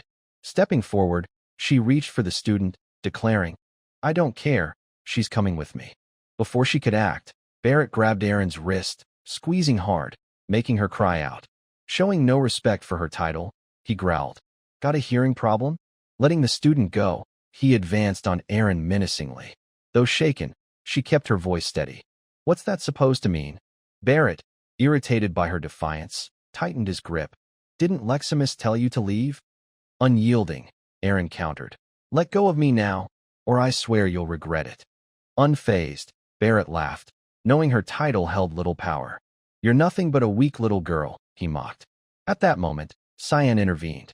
Having watched from the sidelines, he lunged, tripping Barrett, who crashed to the ground. Barrett shouted in shock, disoriented. Aaron, equally stunned, blushed, Cyan. But Cyan focused on the bullied student, Leximus. Recognizing her name, he thought, That's Leximus? Behind him, Barrett's lackeys rushed to help, shouting, Barrett, get up. Recovering, Barrett pushed them aside, staggering to his feet, snarling, Get off. Why are so many bastards meddling today? Recognizing Cyan, he grinned angrily, Cyan Vert. I've heard of you. Back from the front lines, huh? Want to join our little game? Cyan thought coldly. Game? Ridiculous. He'd seen Barrett try to force Leximus to swallow a mana orb, knowing misusing a mana orb can destroy someone's mana. So that's why Leximus couldn't use mana in her past life. Glaring at the bullies, Cyan asked icily, "A game of forcing someone to eat a mana orb?" Raising his hand, he said, "Let's play." A purple mana orb formed in his palm, growing until its light bathed Barrett's face. The massive orb could level the street, eclipsing the sun. Even Aaron stepped back, alarmed. Cyan's eyes glinted with deadly intent as he growled. "What's he doing?" Staring at Barrett, he demanded, "Open your mouth." Terrified, the bullies fled. Aaron and Cyan took Leximus back to the academy for treatment. Her arm was bandaged, one eye patched, looking pitiful. Aaron brought her to her room, saying gently, "Your wounds are mostly healed, but rest in bed to recover fully." Beaming, she added, "So, take it easy today." Cyan leaned against the door, watching silently. Leximus looked up at Aaron, grateful. "Thank you so much. I don't know how to repay you." Aaron puffed up proudly. "You saw those jerks run when Cyan scared them. We just did what's right, no worries." Cyan froze. What's this, our Cyan nonsense? Reflecting on Leximus's injuries, he thought, fractured bones and a mild concussion, yet she endured. Impressive. Truly a first sword. Leximus, noticing his stare, asked shyly, "Do you know me?" Caught off guard, Cyan replied, "I thought I did, but I don't. Sorry if I made you uncomfortable." Aaron looked at him, puzzled. Leximus, embarrassed, mumbled, "It's fine." Aaron, now doubly confused, asked, "Leximus, where's your dorm? What if those jerks come after you again?" Leximus replied nervously, "Commoner's Hall." Aaron exclaimed, "Commoner's Hall? You're a commoner?" Leximus nodded, "Yes. I got in thanks to Coach Vio, who promised to fund me, but the academy fired him." Cyan interjected, "So, no one's supporting you here?" Leximus nodded sadly, "Yes." Cyan said calmly, "You might have to drop out then." Aaron, heartbroken, exclaimed, "Oh no, poor thing." But Cyan suggested to Aaron, "Why not take her as your maid? She could teach you swordsmanship." Aaron, thinking Leximus was a boy, pointed in confusion. "What? Leximus is a boy." Cyan, exasperated, clarified, "She's a girl." Aaron froze, speechless. Leximus panicked. "I'm sorry. I didn't mean to deceive you, princess." Blushing, she admitted, "Short hair and boys' clothes are just more comfortable, so people often mistake me." Aaron wasn't angry, just embarrassed. "No, I'm sorry. I didn't even notice." Cyan did, "So I must be a bad girl." Leximus reassured her. "No, I should apologize." Knowing Leximus's true gender, Aaron offered sincerely, "So, what do you think?" Cyan's idea is good. Looking at Leximus's wounds, she added, "If you serve me, no one will bully you. You can study anything and live comfortably." Leximus, touched by Aaron's kindness, asked softly, "Why me?" Aaron smiled awkwardly. "Honestly, I don't like being alone. As a princess, I can't just do nothing." Leximus, teary, whispered, "Thank you." Looking up, she said earnestly, "I promise I'll make you proud. Thank you so much." Aaron laughed, seeing Leximus's tears. "No need to thank me. It's all thanks to Cyan." Turning, she realized he was gone. Cyan. He'd left, thinking, "I've done enough. Aaron will handle the rest." Piecing things together, he mused, "Now I know why Leximus left the Ushif Empire. If not for Barrett, she wouldn't have lost her mana." Imagining a Leximus with unmatched swordsmanship and mana, he thought, "The first sword with mana? Even I might not have beaten her." Rummaging in his pocket, he mused, "I'm interested in something else now." That morning, Sirika had given him a black token, despite Kirim's fury. "I received my first assassination order from Hall Master Sirika." Holding the token, he grinned, "My first mission as a mist assassin." Cyan stared at the black token detailing his mission, thinking, "My first task is tough," but Sirika gave me a thumbs up, saying she believes in my potential. He wondered if she was sincere or mocking him. No way. Lost in thought on his way back to the dorm, he mused, "If she's already setting me up like this, things will only get messy, eh?" Suddenly, he sensed a powerful energy surging toward him. A nearby wall exploded, debris and dust flying. Cyan shielded his face, exclaiming, Was that a magical beast in the academy? As the dust cleared, a towering figure loomed like a mountain before him. The giant glared down with blazing red eyes, growling. "You're Cyan Vert, right?" Confused, Cyan looked up. "You know me?" The colossal figure, blocking his path, boomed. "Of course." Crossing his arms, he smirked. "One-star magic, S-grade physique, youngest son of House Vert." He laughed smugly, as if he had Cyan figured out, raising an eyebrow. "I'm Set Shaharkin, a new student like you." His gaze was condescending, like a lion eyeing a mouse. And he was only 11. Cyan, stunned, thought, a giant like this, a new student? Was there anyone like him in my past life? Unfazed by Cyan's shock, Set flexed his arms, muscles bulging, boasting. "I've heard of your feats. Defeating magical beasts." Flexing his other arm, he continued. "And surviving a dragon attack, right?"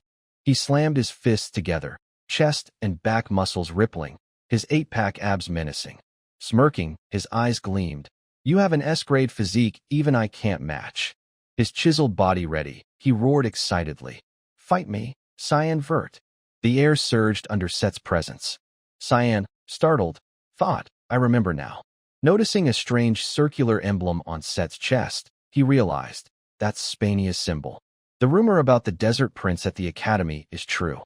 Spania, a desert nation in the continent's east, thrived on a formidable military led by the Grand Prince, a prodigy in magic and combat. Even the Ushif Empire struggled to conquer it. But the once united nation fell after the Grand Prince's sudden death, reportedly from illness due to neglecting his health for physical training. Cyan eyed the giant, thinking, "To think I'd meet Spania's prince," Set Shaharkin. Set, brimming with battle lust, urged, "Decide now." Cyan, annoyed, thought, "This didn't happen in my past life. What a hassle." Recalling, he's not exactly known for brains. "Right now?" Cyan asked. Set grinned confidently. "Yes. We'll see who's stronger. I won't take no for an answer. I know you feel the same." But Cyan turned away, bluntly refusing. "Nope." Set, shocked, demanded, "Why?" Cyan pointed at him. "Academy rules forbid unsanctioned duels. You need to file a formal request at the administration office." Set, pondering, asked, "Where's that?" Cyan pointed. "Third floor, main building." Set, thrilled, shouted, "Got it." He dashed off, laughing. "I'll be back, Cyan. Wait for me." Cyan watched him go, thinking, they say his brain's all muscle too. Seems true. The office is in the opposite direction. Smirking at his lie, he mused, "I don't even know if duel requests are real, but I won't see him for a while." First, the assassination mission. Cyan geared up and headed to the location on the token, a vast underground bunker guarded by mercenaries. One approached the bunker's master, a noble, saying, "Lord Zyker man, the product is ready." Zyker, irritated, snapped, "Don't just stand there. Deliver it." The mercenary shouted, "Yes, sir." Zyker man, one of the continent's 3 richest men, was publicly a virtuous figure, but secretly a vile slaver, trading beast men. The bunker was his warehouse, holding countless slaves of various races. Crossing his arms, Zyker eyed a cell, ordering, "Today, I'll showcase my greatest masterpiece. Guard it closely." The mercenaries replied, "Yes, sir." From a hidden corner, Cyan observed, thinking, target confirmed. "I'll finish this faster than expected." Suddenly, his demon sword glowed. Kiram hummed. Cyan turned. "What's up?" She replied, "I sense a complex energy." Cyan, surprised, asked, "Complex energy?"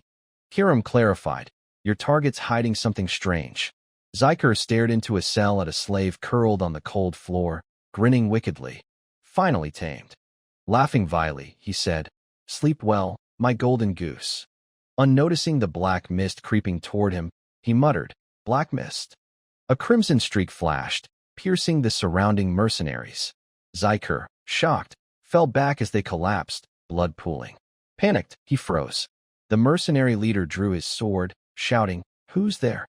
Zyker, too terrified to stand, pointed, "What are you doing? Catch him. Earn your pay."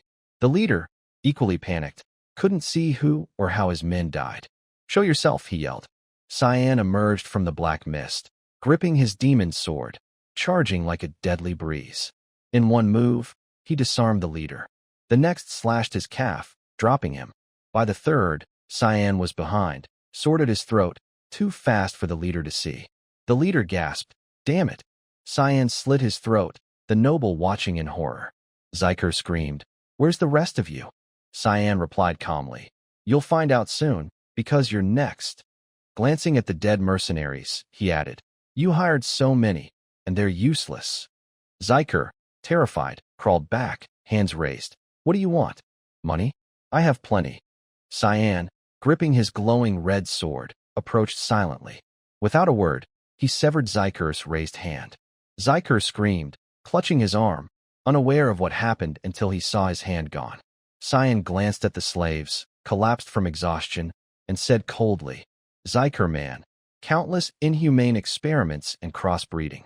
You even run an illegal slave market." His eyes burned with disgust at Zyker's brutality. "That's reason enough for you to die, don't you think?"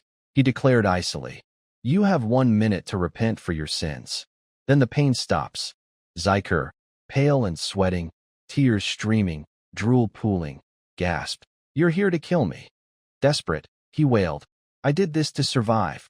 Don't you see? There's demand, so I supply. The buyers are the evil ones. What did I do wrong?" Cyan thought, "A scum like you will never repent." Coldly, he said, "Time's up. I'll send you off painfully." Zyker screamed, "Wait." But Cyan was done listening. Raising his sword, he unleashed Eighth Form, Chaos Strike. Crimson slashes pierced Zyker from all directions, his final screams echoing as he collapsed. Looking at the corpse, Cyan thought, "Target eliminated." Sighing, he muttered, "Should I check around before leaving?" Recalling Kiram's warning, he approached the slave's cell. "Here?" he asked. Kiram confirmed, "Yes. I sense 2 energies combined." Cyan slashed the cell's bars and stepped inside, seeing a frail girl on the floor, clutching something like a treasure. Stunned, he muttered, "A girl?" She was motionless. "Is she dead?" Seeing nothing unusual, he asked Kiram, "Just a human. Nothing to see here." Kiram, a spark of fire, hovered over the girl, saying, "No. Look at what she's holding." It was a large, pinecone-like object with shimmering pinkish-purple scales. Kiram announced, "It's a dragon egg." For reasons unclear, Cyan brought the egg back to his dorm, placing it on a cushion. It glowed ethereally under the room's light.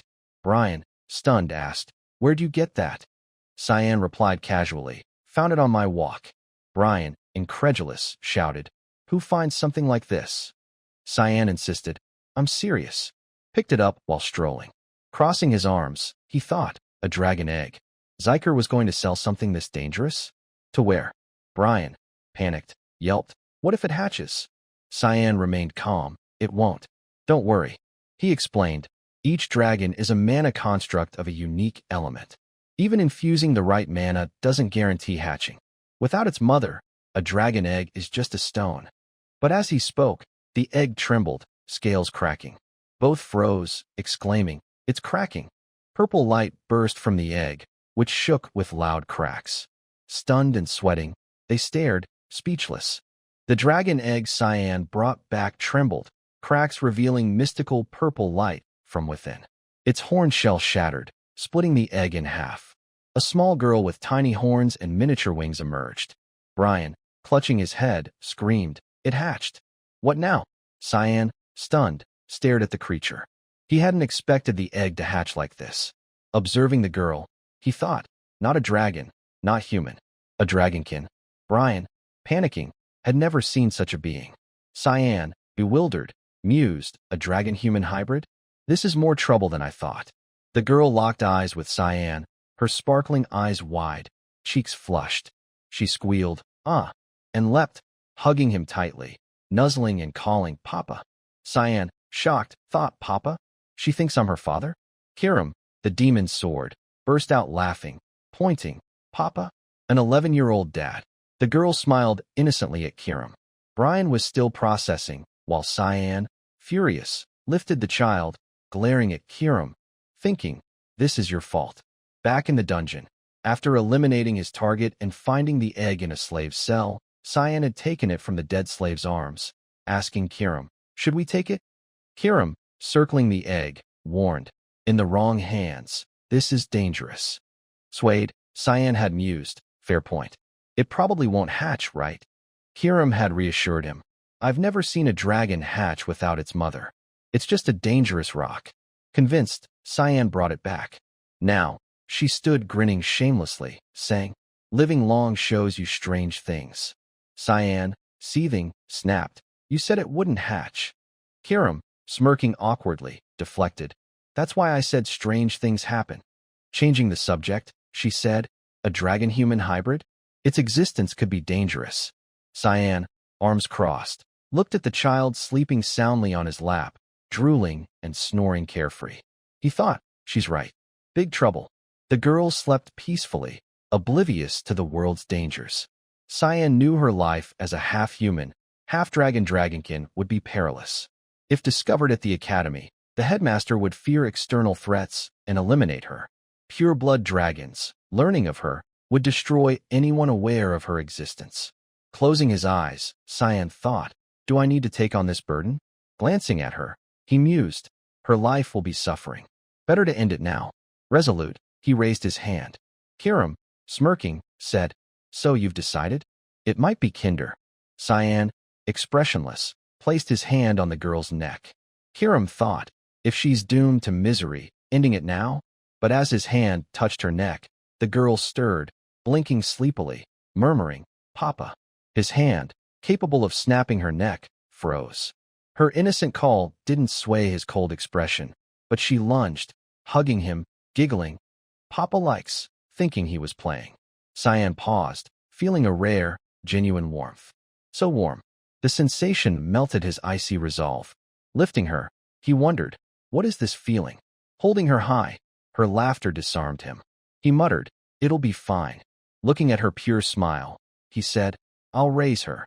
Kiram rolled her eyes, thinking, raising her to control her? Lame. Meanwhile, at Housevert's castle, Margaret paced frantically, panicking, what do I do? Her assassination plot had failed, and news of Cyan nearly killing Krantz's burly friend set her nerves ablaze. Sweating, biting her nails, she thought, if we let Cyan be, Krantz is in danger. Askel appeared behind her, calling softly, Mother! Startled, she yelped. He smiled warmly, placing a hand on her shoulder. If something's troubling you, tell me. You seem worried. Margaret, flustered, stammered, thank you, Askel. Knowing better than to involve him, she fled, waving. I'm fine. No trouble. I have urgent business. Askel waved back, his smile vanishing as the door closed. Turning to his aide, he said coldly, Report, Kellen. Kellen bowed, reporting, 6 knights' bodies were found near base. The survivor accompanied the young master to Lemia. As you suspected, Duchess Margaret is the mastermind. Askel's eyes gleamed. Anything else? Kellen, bowing lower, said, after Cyan was assigned to the royal sector, our spies vanished. Askel's voice turned icy. All things I already know? His bitter smile and predatory gaze chilled Kellen, who thought, I've disappointed him. Panicking, he recalled, he doesn't keep useless people. I've climbed this far, I can't fail. Desperate, he shouted, I'll investigate personally. I won't fail you. Askel, unfazed, patted Kellen's shoulder. I know your zeal. Get to it. Kellen, relieved, smiled. Askel, clenching his fist, ordered, my brother's hiding something. Find out what. Kellen bowed. Yes, Lord Askel. During a break at the academy, Sirika stormed into Cyan's dorm, clutching a paper. Annoyed, Cyan grumbled, it's not gem day. Why are you here? Busy feeding the Dragonkin girl with Kiram's help. He was in no mood for her. Kiram rolled her eyes at Sirika's arrival. Sirika froze at the bizarre sight, asking, why's there a baby in your dorm? The girl babbled, Mama Kitty. Cyan sighed. It's a long story. What's your point? Sirika, adjusting her glasses, eyed the child curiously but said, we'll discuss that later. There's a bigger issue. She thrust the paper at Cyan, a dual approval with his and Set's photos. You've caused a mess, Cyan, she snapped. A dual request? Haven't slept enough, and now you're drawing attention? The headmaster will watch. Cyan skimmed the paper, realizing his offhand excuse to dodge Set had backfired. Set actually got a duel approved? Now she's on me. Kiram, uninterested, scoffed. Why the fuss? Two 11-year-olds fighting, big deal. Cyan thought, this 11-year-old isn't normal. He asked Sirika, when's the duel? Her answer hit like a thunderbolt, 2 hours. Reluctantly, Cyan headed to the arena. Set, the young desert prince, awaited, grinning wildly, reveling in the crowd's excitement. A duel, he cheered. Cyan sighed, that was fast. Set, grinning confidently, said, I've waited for this, Cyan Vert. You too, right? Cyan, exasperated, didn't reply. Set drew his sword, asking eagerly, I wanted a martial arts fight, but it's swords or magic here. You using magic? Cyan, uninterested in humoring a kid, said, if you don't, I won't. Set grinned, good. I like that. Like lightning, Set charged without warning, leaping and swinging his sword, shouting, let's see your swordsmanship. Cyan didn't budge, assessing, fast for his size. Strong technique. Swiftly drawing his sword, he blocked Set's strike, thinking, but power-focused attacks are easy to counter. Set, shocked, Cyan blocked him without moving much, missed, cracking the floor. Grumbling, he spun, attacking from behind. Cyan's eyes gleamed. For someone like you, finesse beats brute force. Set, fueled by frustration, shouted, swinging, not that easy. Cyan spun, blocking Set's powerful strike, their swords clashing with a chilling screech. Set, realizing Cyan used his defense to counter, growled. Cyan neutralized Set's attack, making him think, he combines downward force with rotation? That tiny sword shouldn't block mine. Set leapt back, preparing another attack, this time aiming to overpower Cyan with martial skill. As Set's blade aimed for his back, Cyan crouched, sheathing his sword. In a flash, he grabbed Set's leg, yanking him off balance. Set, stunned, cried, does he have eyes in the back of his head? Cyan effortlessly lifted Set's massive, muscular body, slamming him to the ground with ease. Catching Set's weakness, Cyan gripped his ankle, hurling him down. Set, stunned, couldn't react in time. Yet, with years of physical training, he braced his hands just before impact, absorbing the force. The blow cracked the stone floor beneath him. Sweating, he grunted, narrowly avoiding a face-first crash. Instantly, Set curled his lower body, kicking at Cyan to counter, but his foot only struck Cyan's sword. Cyan had dodged with a tilt. Smirking, Cyan thought, countering so quickly? Pretty agile for a big guy. The watching students gasped, what was that move? Is he even human? They were astonished by Set's powerful counterattack. Still, the effort drained Set.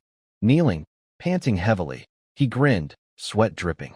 Looking at Cyan, his eyes blazed with excitement despite his strained expression. Glancing at his sword on the ground, he admitted bitterly, in swordsmanship, I've lost, Cyan Vert. Though defeated in swordplay, Set wasn't one to give up. He tensed, regaining strength as fiery magical energy flared around him. Grinning wildly, he shouted, if it's come to this, I'll use everything to win. Cyan eyed the belligerent kid, slinging his sword over his shoulder, thinking, what a hassle. Set stomped, shattering a chunk of the floor, yelling, fight with all you've got. He unleashed a massive surge of magical energy, tearing his sleeve and cracking the ground. Eyes burning with excitement, he roared, Cyan Vert. Above, Headmaster Kuro watched calmly, stroking his white beard. So, they're switching to magic, he mused, raising an eyebrow. Bold kids. Starting with swords, now magic. Sirika, tense, commented, Cyan dominated in swordsmanship, Headmaster. Kuro agreed. Indeed, Sirika. Observing the duelists, he thought, Set's physique is A-grade, Cyan's S-grade. Among the faculty, he reflected, given their physiques, this outcome makes sense. But he noted, physique is just the foundation for higher-level magic. Recalling entrance evaluations, he mused, Set's magic is 3-star, the highest among new students. Eyeing Cyan, he wondered, what will you do now, Cyan Vert? Beside Kuro, Sirika seethed, radiating killing intent. Furious at Cyan's dual acceptance, she worried about his missed assassin identity. Gritting her teeth, she thought, why not announce to the world you want attention, Cyan? A massive sand mound erupted, forming a giant fist studded with sharp rocks, Set's death fist. Set swung, grinning. Take this, Cyan. Unfazed, Cyan kept his sword shouldered despite the chaotic energy scattering debris.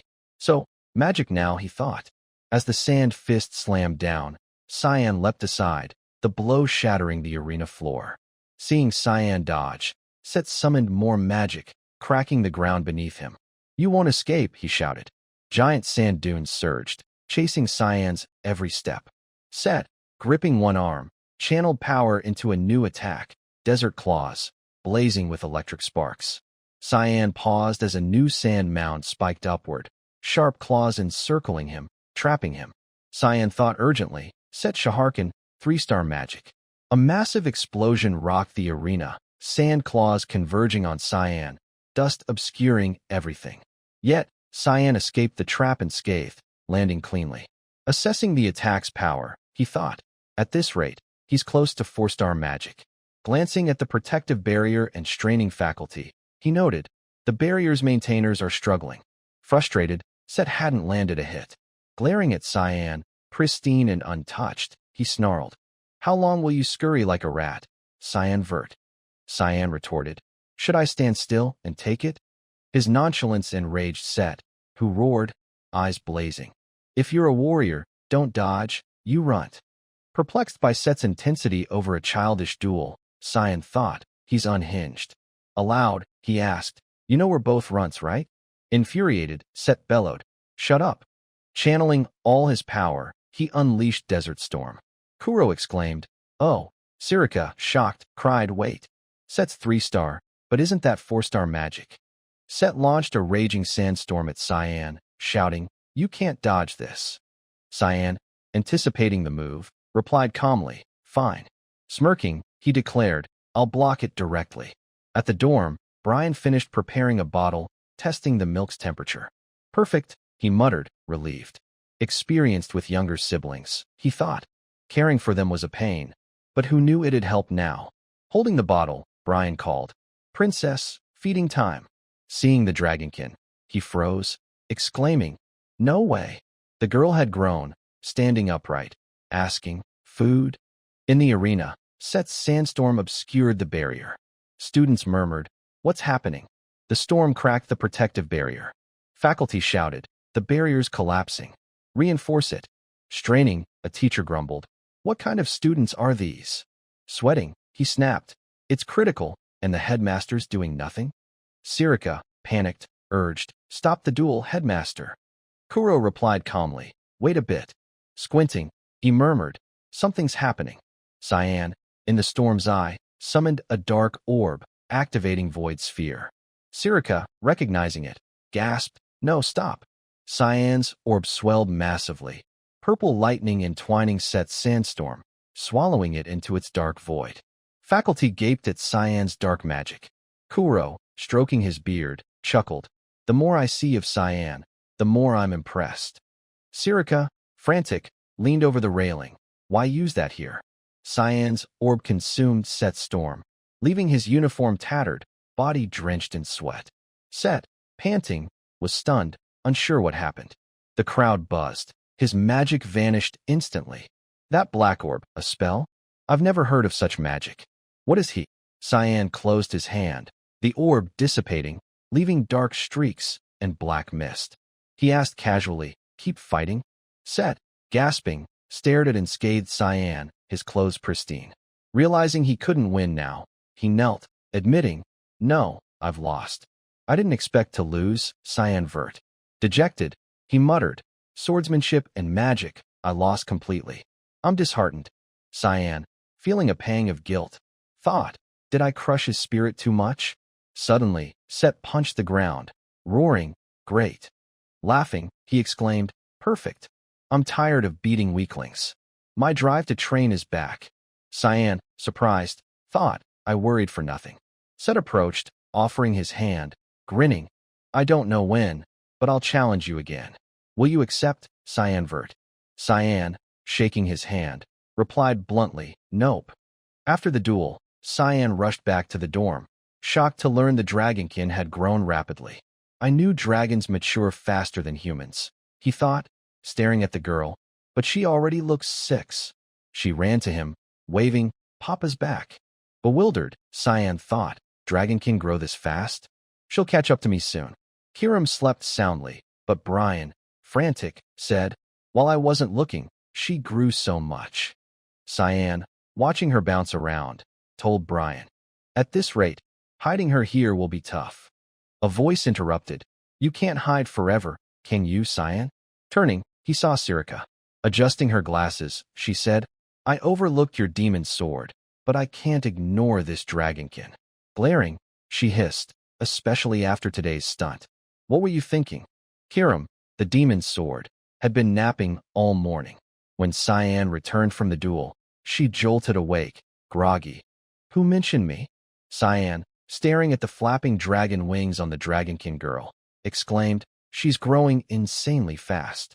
A tail, longer than her dress, had sprouted, absent before. The girl greeted Cyan warmly, smiling. He marveled. I looked away for a moment, and she's this big already. Sirika, fuming with killing intent, crossed her arms, declaring coldly, you're responsible for what you picked up on your mission. Glancing at the girl, she grumbled, hiding something like this will be tough. Cyan, unfazed, replied, Brian will care for her. Brian, stunned, pointed at himself, me? Cyan continued calmly. The dorm has a barrier, so Kiram and her presence won't be exposed. Sirika decided not to press further, handing Cyan a gold-sealed envelope. As long as you don't cause trouble, fine. Cyan, eyeing the envelope, smirked, my dual prize? Kinda disappointing. Sirika didn't engage, turning to leave, but warning, be careful these days. Glancing back, she added icily, too much attention isn't good. Cyan, silent, opened the letter after she left. Brian, curious, leaned in. What's that, young master? Cyan replied casually, a warning letter. As the dragon girl gleefully circled them, Kiram resumed napping. Brian, still adjusting, exclaimed, a warning letter? Cyan, chuckling wearily, said, yeah, says we'll be expelled for misconduct. Brian panicked, expelled. The girl, seeming to understand, froze, echoing, what'll we do, Papa? Live on the streets. Cyan, stunned, thought, where'd she learn that? Does she even know what it means? Her expectant eyes sparkled. She's growing too fast, he mused, patting her head. Not yet, kid. Don't worry. Despite his calm, Brian fretted. Are you sure it'll be fine? If we return to Viria's, I'll. Understanding Brian's concern, Cyan cut in, don't worry. I'll file a complaint. Noticing the letter's signature, he thought, it's not from administration. The headmaster sent it himself, meaning he wants a private talk. Recalling his past life's meeting with Headmaster Kundal, he remembered Kundal's regretful words after Cyan expressed his wish to join the Knights of Light. You're dedicating your life to your brother? Back then, older than now, Cyan had replied curtly, yes. Kundal had cautioned, that path doesn't suit you. But Cyan, devoted to his brother, had glared, feeling Kundal overstepped.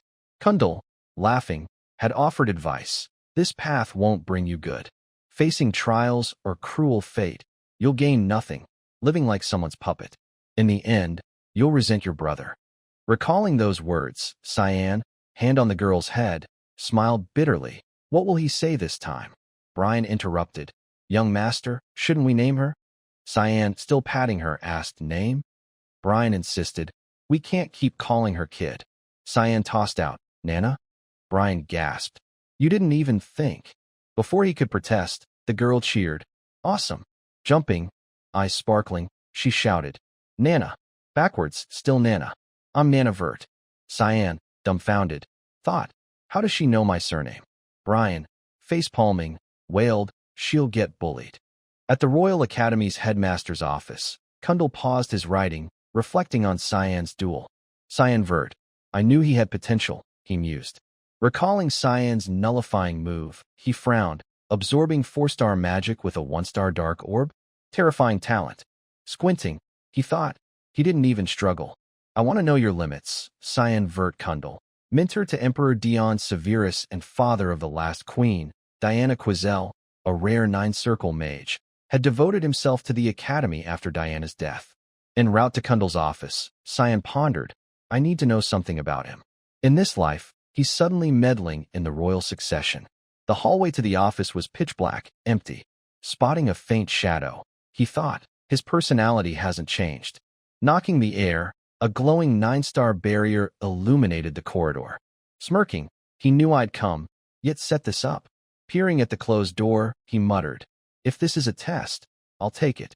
Inside, Kundal smiled, sensing Cyan's arrival. Stroking his beard, he thought, "What will you do? Only an archmage can break that barrier." Suddenly, Cyan crashed through the window, shielding his face from glass shards, landing lightly before Kundal. Stunned, Kundal thought. He ignored the barrier and jumped through the window. "I lost. I'm Cyan Vert, a new transfer student. Here to file a complaint," Cyan said. Kundal, chuckling inwardly, hadn't expected this approach. Raising his eyes, he asked innocently, "Complaint?" Facing Kundal, Cyan replied calmly, "Yes. Your letter, combined with that barrier, confirms it was a pretext to test my abilities, right?" Kundal admitted, "Yes. A bit crude, but you proved your talent." Adding, "I won't retract the warning, though. Convince me otherwise." Cyan, annoyed, thought, "No wonder Sirika keeps nagging me to stay low-key." He asked directly, "Can I ask you something?" Kundal nodded, "Go ahead." Cyan's sharp gaze locked on him. "Do you seek the Empire's expansion or your family's glory?" Kundal's eyes narrowed, wary. "Bold question." "Neither," he replied calmly. Cyan, skeptical, pressed, "Really? After the Emperor's death, if the third or fourth prince vies for the throne over the first, you'd stay neutral?" The question pushed Kundal's restraint. His eyes blazed, not bold, but arrogant. Cyan, recalling Kundal's past life influence, thought bitterly, "Me? Askel's puppet? You're no different from my past self." Unbeknownst to Kundal, in the previous life, he'd aided first Prince Lionel Severus to the throne, only for the cruel, ambitious Lionel to slaughter his siblings and imprison Kundal for opposing him, branding him a traitor. Now, Kundal saw Cyan's words as insolent, slamming the desk. "Nonsense." He roared. "Think last century's peace will collapse so easily? I thought you were a genius, but you're a fool." Cyan, unfazed, asked, "Do you? The first and second prince's mother died of illness. The third and fourth are equals to the first. The Nepellus family, Queen Cassandra's kin, is obsessed with power." Calmly, he continued, "They'll do anything to keep it. The Empire's peace hangs by a thread." Smirking ambitiously, he declared, "When peace crumbles, this academy will fall." Only Cyan knew this from his past life, when Kundal was imprisoned. Kundal stared, stunned. An 11-year-old with such insight into politics? His anger subsided. Turning, he asked, "Why tell me this?" Cyan replied bluntly, "To negotiate." Confidently, he added, "I'll help you ensure peace for your family and the academy. Retract the warning." Kundal, silent, suddenly laughed, puzzling Cyan. Instead of answering, he conjured a massive magic circle on the ceiling, saying, "Do you have the strength for that?" Cyan, startled, gazed at the glowing circle illuminating the room. Kundal's eyes flashed like lightning. Flicking his finger, he said coldly, "Feel the weight of your arrogance." Golden chains rained from the circle, binding Cyan, yanking him into the air. Gritting his teeth, Cyan smirked angrily, thinking, "Going all out, Headmaster?" Headmaster Kundal stared sternly at Cyan, warning, "No matter how talented you are, escaping a 9-star wheel of imprisonment isn't easy." Stroking his beard, he mocked, "Seems I overestimated you." Cyan, unfazed, smirked, "Then I'll show you." His words startled Kundal, who was shocked by the magic Cyan unleashed. War void orb enveloped Cyan in black mist, as if he'd vanished into darkness. The golden chains darkened, consumed by the mist seeping through their gaps. The orb grew, engulfing the chains. Even Kundal stepped back, shielding his face, thinking, "Impossible. A 1-star orb swallowing my magic?" Soon, the chains trembled and cracked. As the orb reached its peak, the first chain snapped, crashing to the ground. Kundal, sweating profusely, couldn't look away, stunned. How far does this boy's talent go? In moments, the chains shattered completely. The orb dissipated, leaving Cyan unscathed. Brushing off his clothes, he asked casually, "Enough to convince you I'm useful?" Despite Cyan's arrogance, Kundal had no desire to punish or test further. Glaring, he growled cautiously, "I acknowledge you. I'll retract the warning." Nothing else you want? Cyan, squinting, smiled. Just to study peacefully at the academy. Surprised, Kundal asked, that's all? Cyan nodded firmly, yes. Lowering his eyes, Cyan recalled the academy's tragic fall in his past life, thinking, I don't want to see it collapse again. That afternoon, sunlight bathed the streets. Brian, sent by Cyan to buy children's supplies, returned to the dorm with snacks, muttering happily. Guess with a kid around, he's buying all these treats. Picturing Nana eating eagerly, Brian's mood lifted. Suddenly, an uneasy feeling stopped him. The street was eerily empty. Why is it so quiet? Am I overthinking? At a dark, cold alley, anxiety surged. Sensing something vague, he peered into the shadows, murmuring, something's coming. From the alley's darkness, a figure emerged. Brian's eyes widened, frowning. His bag of snacks dropped, food scattering as he vanished, leaving the bags behind. After meeting Kundal, Cyan agreed to attend classes fully. But that afternoon, he couldn't stay upright, slumping over his desk, drooling, groaning, so boring. Sneaking out, he closed the classroom doors softly, muttering, relearning stuff from 30 years ago is torture. Planning to train, he thought, better than this. His plan to head to the Mist Guild's base was thwarted when Aaron appeared behind him, eyes blazing. Where are you going, Cyan? Stepping closer, she snapped. Class isn't over. Startled, Cyan glanced back, seeing her radiating anger. He lied. To the bathroom, Your Highness. Aaron saw through it. Liar. The bathroom's not that way. Leximus intervened. Aaron, Princess, what are you saying? But Aaron ignored her, pressing Cyan. Really going to the bathroom? Flustered, he deflected. You let her call you by name, Princess? Caught off guard, Aaron stammered but replied. What? Dodging the question? Yes, I allow it in private. Closing in, she fumed. Why do you still call me Your Highness? We're friends. Cyan turned away. I'm a commoner, your royalty. How can I call you by name? Aaron argued. You're so rigid and old-fashioned. Cyan retorted lazily. I'll take that as a compliment, Your Highness. Footsteps descended the stairs. Aaron flinched at a voice. Aaron. Leximus gasped. Cyan noticed Aaron trembling, sweating. Turning, he saw two older students approaching.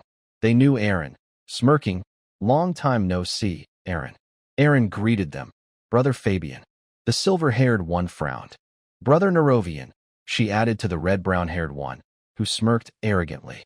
Bowing, she curtsied. It's been a while. Fabian sneered. Hanging with commoners? Nerovian mocked. Already dragging servants around? Sparrows flock with sparrows, lowborns stick together. Aaron, head bowed, stayed silent. Leximus, also bowing, recognized them. Cyan identified them as the third and fourth princes. Nepellus clan, they don't hide their disdain for Aaron, he thought. The princes noticed Cyan. Fabian gasped. That's... Nerovian hesitated. Cyan Vert. Cyan greeted bluntly. Pleased to meet you. I'm Cyan Vert, youngest son of House Vert.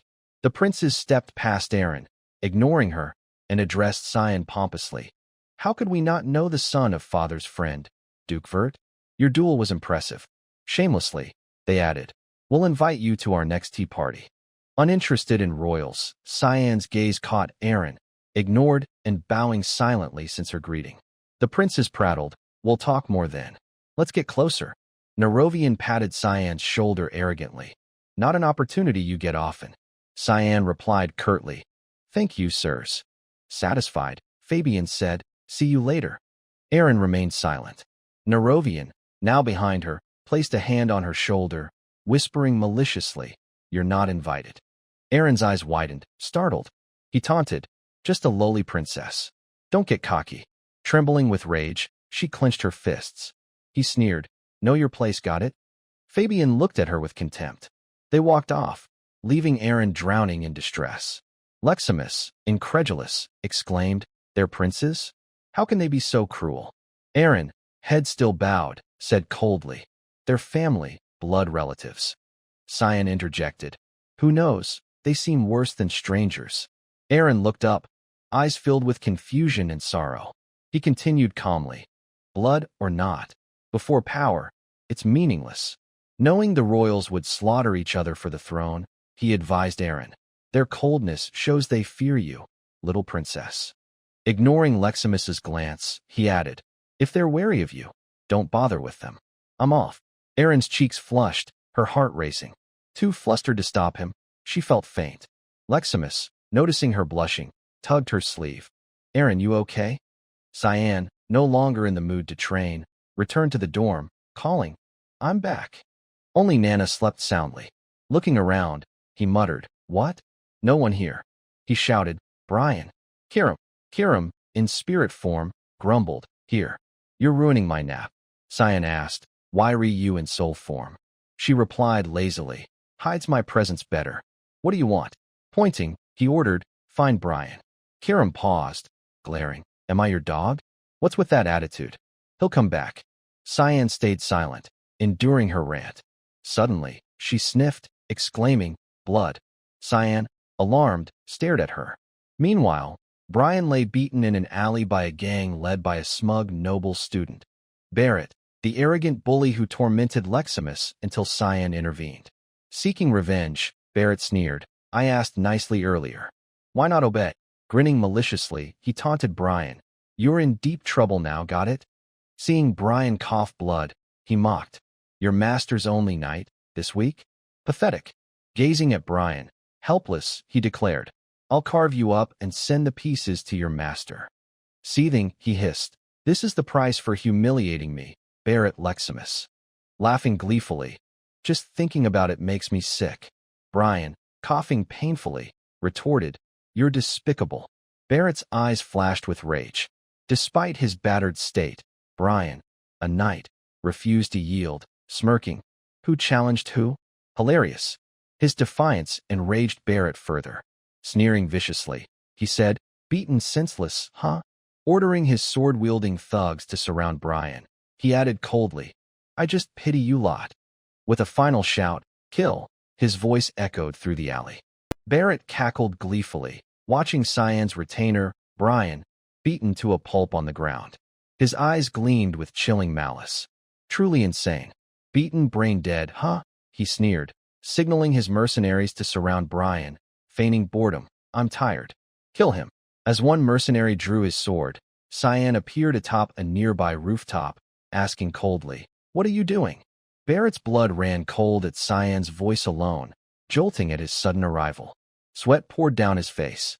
Cyan glared, clenching his fist, faint black mist swirling at his feet. Barrett Louis Smil, so it's you, he hissed. Brian, recognizing him, groaned weakly. Young master. Cyan glanced at his battered retainer, muttering, you look pathetic. Seems your vocal cords are damaged too. Despite his initial panic, Barrett, confident in his mercenaries, sneered up at Cyan. You came alone? Even better. I'll tear you apart. Cyan smirked, seething. I'm looking forward to it. Gripping Kiram, he launched downward with 8th form. Chaos Strike, targeting the mercenaries' necks. Kiram's blade flashed blood red. The mercenaries didn't even see the attacks coming, dropping dead instantly. In a flash, all were felled, scattered, with only Cyan's blazing sword trails lingering. Barrett, cowering in a corner, shielded his face, gaping at the unbelievable scene, thinking, in a blink, he wiped out my mercenaries. Is there no beating him? Recalling Cyan's terrifying mana orb from before, he screamed inwardly, what kind of monster is he? Having dispatched the mercenaries, Cyan raised his demon sword, eyes burning with murderous intent fixed on Barrett. Panicked, Barrett lunged, channeling mana, screaming, damn it, I'll kill you. Barely shouting fire, Cyan charged, delivering a brutal kick to his stomach. Barrett flew back, tumbling across the alley, collapsing in agony, unable to rise, whimpering. Cyan approached, asking coldly, still the same, huh? Stepping closer, he growled, torturing the weak, fun for you?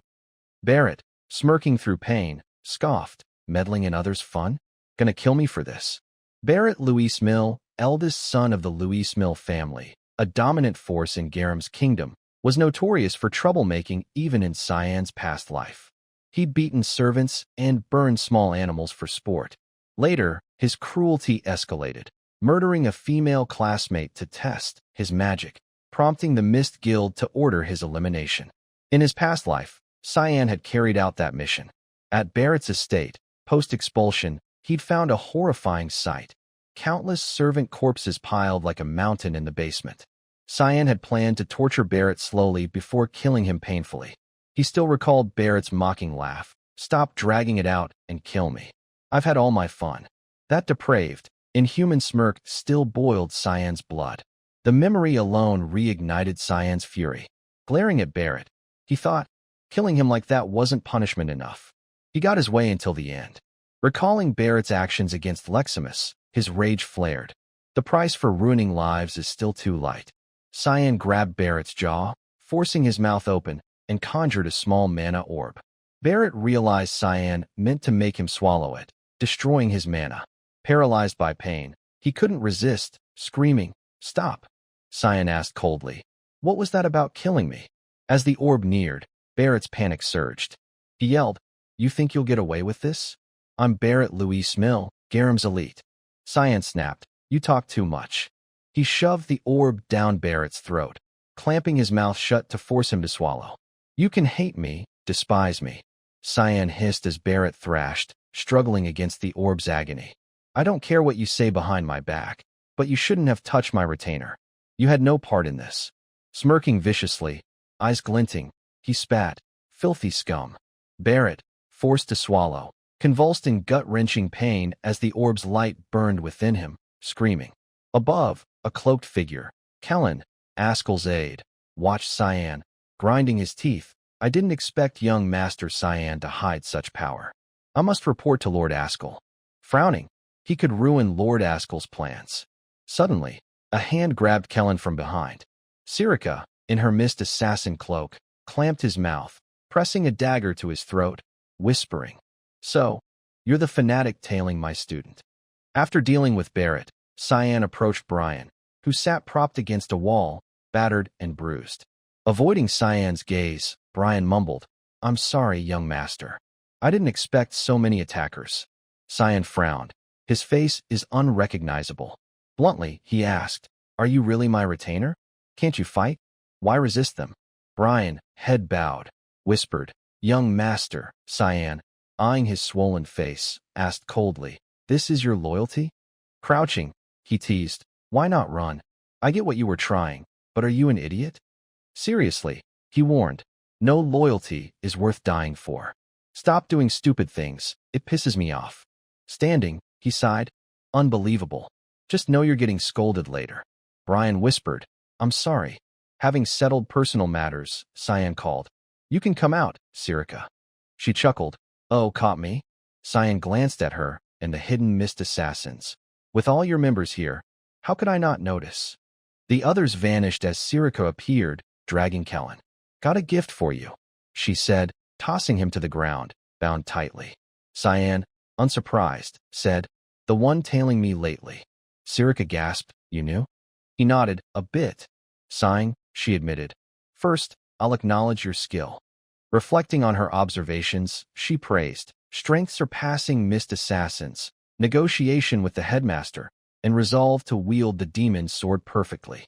As an heir, you're exceptional." Frowning, she warned, "But if this continues, it'll cause trouble. More will find you strange, like today."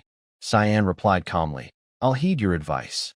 Glaring, he added, "But I won't be treated like a fool.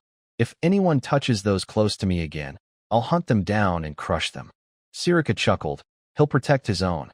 Deciding she needn't intervene, she turned, waving, "Fine. Do what you want, heir. I'm off." Cyan, puzzled by her calm reaction, thought, that was unexpected. Before leaving, she pointed at Kellen, "Handle him. I'll clean up Barrett and his goons." Cyan nodded, "Got it." Kellen thrashed, snarling, "What'll you do?" "Kill me." Cyan smirked sinisterly, "Kill you? That's too easy." Kellen, sweating, boasted, "Torture me? I won't talk." Cyan scoffed, pointing.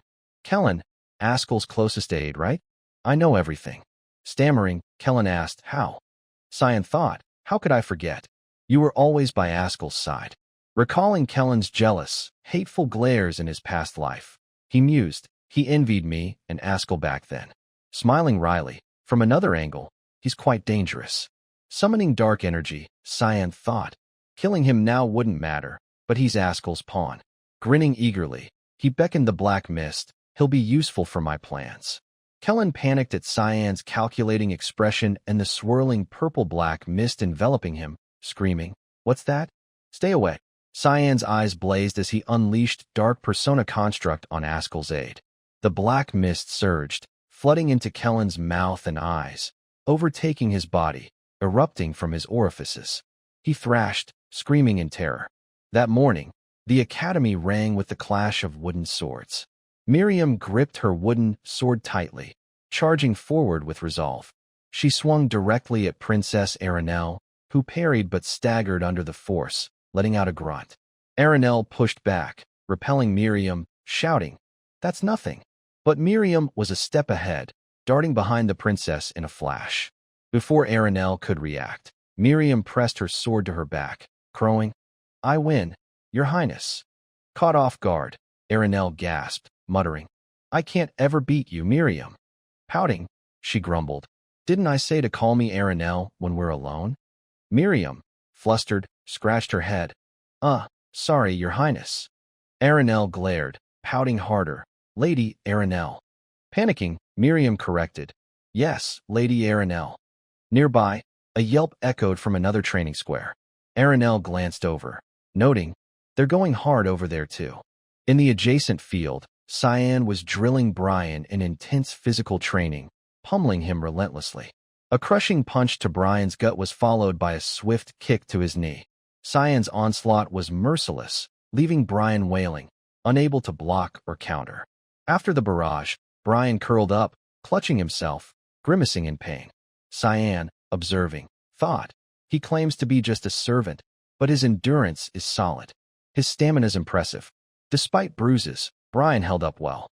Panting, he steadied himself, recovering quickly. "He'll be useful," Cyan thought, satisfied. "Struggling much?" he asked sharply. Brian, coughing blood, insisted, "No, young master. I'll endure." Cyan flinched, "You're bleeding." Reflecting, this is brutal, but necessary. Barrett's incident could repeat. Brian needs to defend himself.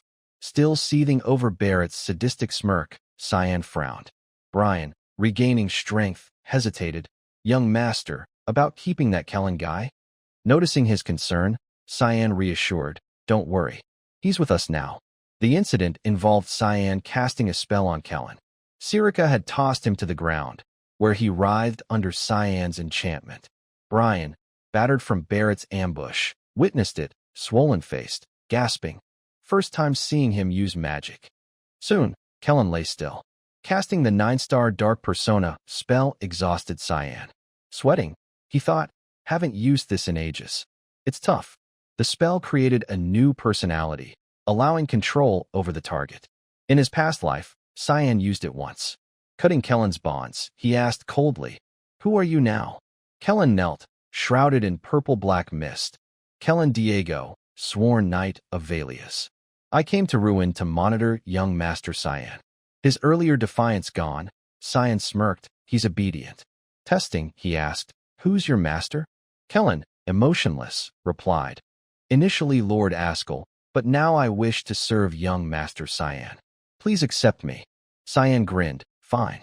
Listen closely. Return to Askel and Valius and tell him." His smile turned sinister. "Everything. Don't miss a word." "Understood." Kellen slammed his fist to the ground. "Kellen Diego will obey young Master Cyan." His eyes burned with programmed loyalty. Cyan, recalling that gaze, rolled his eyes. His trust is unsettling. "He's dangerous." Snapped from his thoughts by Brian's, "Young master?"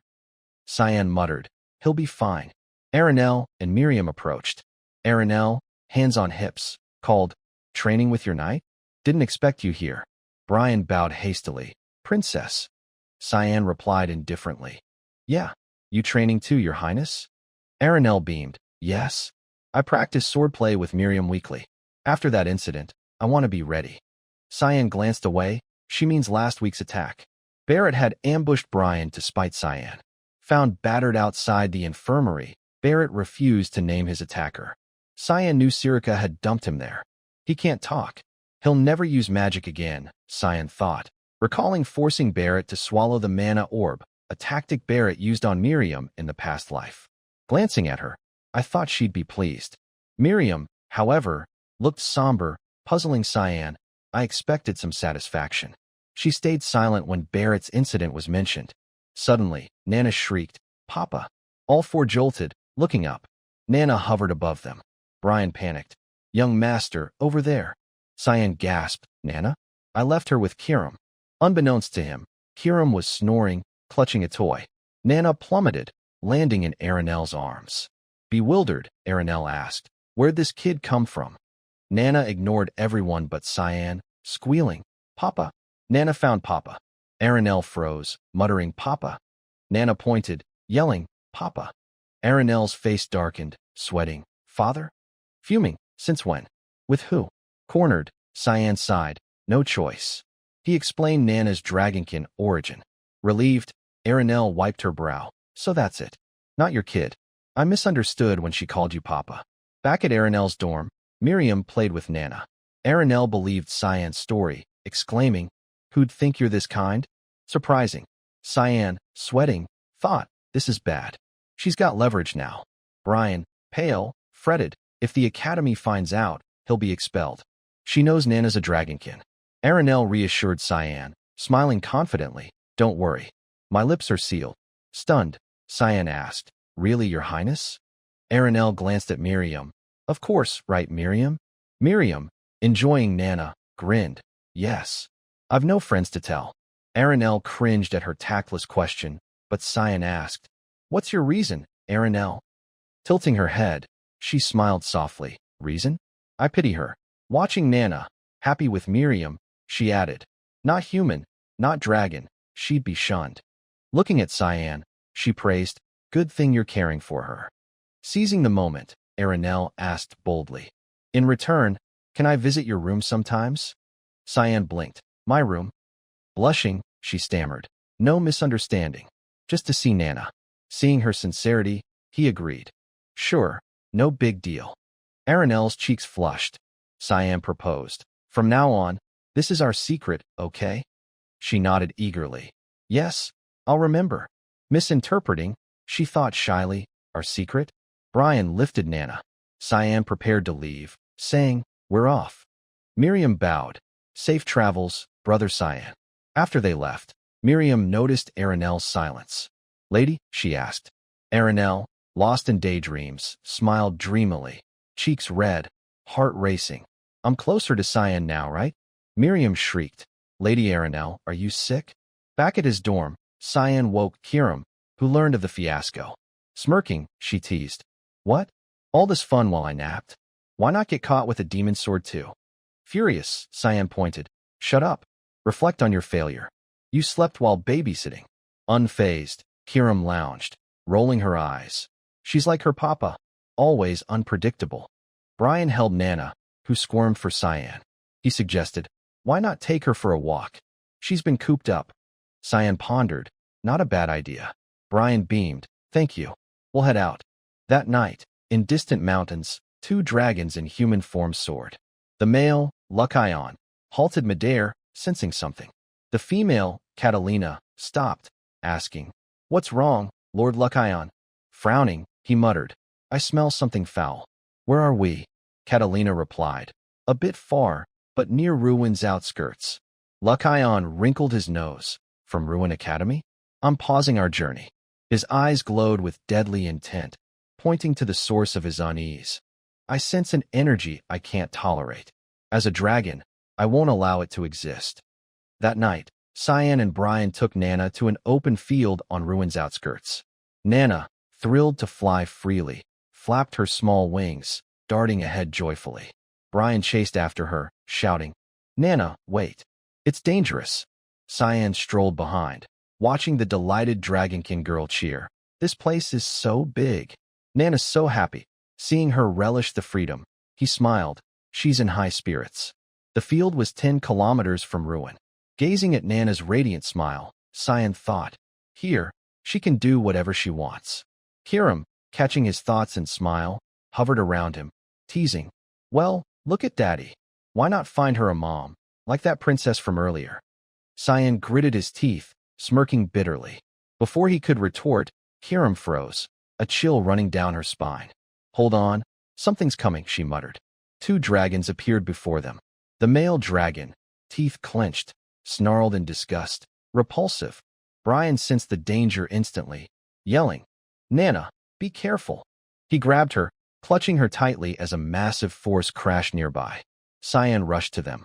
Brian, is Nana okay? Scanning them, he saw Nana clinging to Brian, terrified.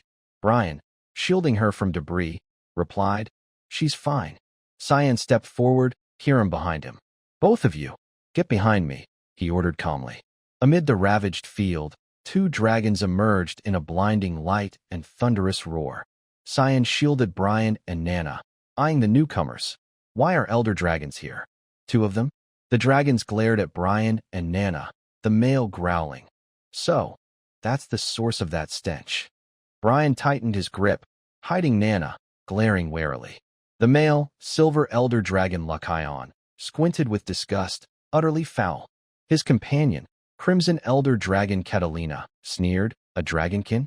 How can such a vile thing exist? Spotting Cyan and his demon sword, she mocked. You're that mongrel's master, human? With a demon sword too. Cyan watched them cautiously, but Kiram, offended, snapped. What? Who do you think you are, calling me an object? Catalina shouted. Shut it, human's lackey. Kiram, furious, retorted, wanna die? Catalina, enraged, growled. Lowly thing, you dare? She lunged, but Lucayon blocked her. Stepping forward, Lucayon glared at Cyan and Kiram, his tone dripping with contempt. Relax, we're not interested in you. We don't fight inferior beings. Turning to Brian and Nana, he demanded, hand over that mongrel. Nana, sensing their malice, clung to Brian, trembling. Brian, though scared, glared back, shielding her. Nana sobbed, hiding in his arms. The dragons pressed on. Lucayon callously said, a half-human, half-dragon, perfect for study. Staring at Cyan, he added, do it, and I'll mercifully spare you. Gripping Kiram, Cyan snapped, shut up. Lucayon, annoyed, asked, what did you say? Cyan's eyes blazed with murderous intent. He said, shut up, you damn dragon, he roared. Lucayon smirked, chuckling, then swung his sword, slashing the ground beside Cyan to intimidate him. Unfazed, Cyan didn't flinch. Brian, clutching Nana, dodged, shouting, young master. Cyan, eyes locked on the enemy, ordered, I'm fine. Get back. Brian, with Nana, retreated, replying, yes, sir. The dragon's strike tore up the ground, sparks crackling. That was intense, Cyan thought. Lucayon gripped his weapon, lightning flashing along its blade, soaring upward, mocking. This is why you inferior beings are hopeless. Cyan responded with ninth form, demon sword manifestation, merging with Kiram. His skin darkened, hair blazing like red fire. The dragons recognized his transformation. Catalina gasped. Lord Lucayon, that power, could it be? Lucayon, mildly surprised, replied, the power of an outcast. Sneering, surprises today, but he's still just a lowly human. In a flash, Cyan shot beside Lucayon, sword raised. Startled, Lucayon thought, when did he? Cyan unleashed a flurry of strikes, forcing Lucayon to block clumsily. Furious, Lucayon growled, you're just a human. He swung, but Cyan dodged backward. Frustrated, Lucayon thrust his hand, activating Shockwave. Lightning crackled in his palm, summoning a massive magic circle above Cyan. Glancing up, Cyan saw blinding beams shoot from it. Engulfed in a colossal light pillar, the ground shattered beneath. Using third form, misstep, Cyan escaped, reappearing behind Lucayon, who gasped. Cyan followed with Storm Sword, Mist Barrage, slashing relentlessly. Catalina swooped in, blocking with a fire shield, boasting, I'll stop him. Lucayon, sensing danger, shouted, fall back, Catalina. You're no match. Stubborn, she smirked. Don't worry, Lord Lucayon, I won't lose. Thinking, my shield, forged by 10,000 years of mana, can't be broken by a mere human. Cyan shifted to eightfold storm slash, eyes narrowing, smiling as he struck her shield center. Catalina's smirk vanished, eyes wide with shock as her shield shattered in a blinding explosion. He broke it, she thought, stunned. Before she could react, Cyan's double slash rained dozens of cuts across her. She screamed, Lord Lucayon, disintegrating into dust. Her loss pushed Lucian's rage to its peak. Clenching his jaw, he roared, Who are you? Cyan stayed silent. Enraged, Lucayon shouted, Doesn't the war god lack power? You can't have this strength. Still silent, Cyan drove him to impatience. Speak. Who are you? Cyan only stared. Consumed by fury, Lucayon summoned another magic circle, eyes blazing. Fine, you won't answer. I acknowledge you as a worthy foe. Recognizing his intent, Cyan thought, transformation. Lucayon dove into the circle, his body glowing in a vortex of lightning. A spell to revert dragons to their true form, Cyan noted. Lucian's jaw extended, teeth sharpening, hands turning to claws, wings unfurling. As a white dragon, he roared, shaking the earth. Cyan, unfazed, leapt toward him, thinking, he's most vulnerable now. Positioning above Lucian's head, he startled the dragon, who growled, What are you doing? Cyan stood on his snout, eyeing the horn. Lucayon, panicking, thought, he knows the transformation's weakness? But he's just a human. Without hesitation, Cyan plunged his demon sword into the base of Lucian's horn.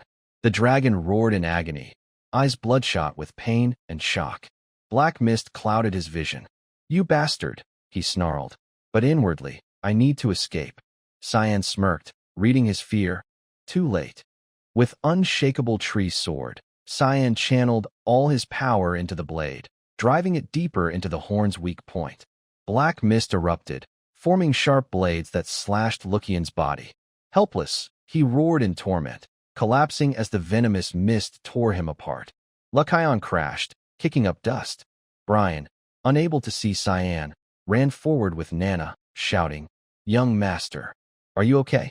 Stopping, he gaped, speechless, covering Nana's eyes. Nana can't see, she whined. Cyan, calmly carving Lucian's corpse, held up a large piece of meat. Brian, eat. It's fresh.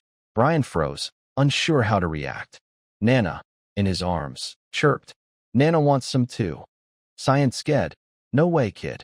I didn't say you. The elder dragon was merely a nutritious meal to Cyan. Kellen returned to report everything he'd learned while tailing Cyan. After hearing him out, Askell mused. So, you're saying some hidden force is backing my brother? Kellen bowed, calmly replying, Yes. It seems our spies have been eliminated. Askell raised an eyebrow. That's all. Kellen responded evenly. Yes, the information is limited. My apologies. But his unusual composure caught Askell's attention. Strange, Askell thought, eyeing him. Where's his usual unease? It's like he's someone else. Maintaining his calm facade, Askell nodded. I see. Probing, he said. One question, Kellen. Kellen froze, meeting Askell's piercing gaze. He tensed, thinking, a test. He's suspicious. Quickly, he struck his chest, bowing deeply, reciting, May the divine Remindel bless you. Askell smirked. Thank you, Knight Kellen. Seeing Kellen's nervous sweat, Askell added casually, Don't misunderstand, it's just routine. You're dismissed. Kellen turned to leave, wary, I need to be more careful. Once suspicion takes root, it's irreversible. Opening the door, he thought, nothing can obstruct young Master Cyan's path. Startled, Kellen found someone behind the door. This girl, Emily, Cyan's maid, stood with her hand raised to knock, smiling awkwardly. Oh, hello. I'm young Master Cyan's maid, she thought. Kellen frowned. Why are you here now? Askell approached, patting his shoulder. I summoned her. Smiling at Emily, he asked, You're Emily, right? Flustered, she stammered. Yes, my lord. Askell's smile was forced. Can you help me with something? Blushing, she replied. Help you, sir. Meanwhile, in the dragon's lair, a high council convened. The lead dragon exclaimed, Lord Lucayon and Lady Catalina are missing?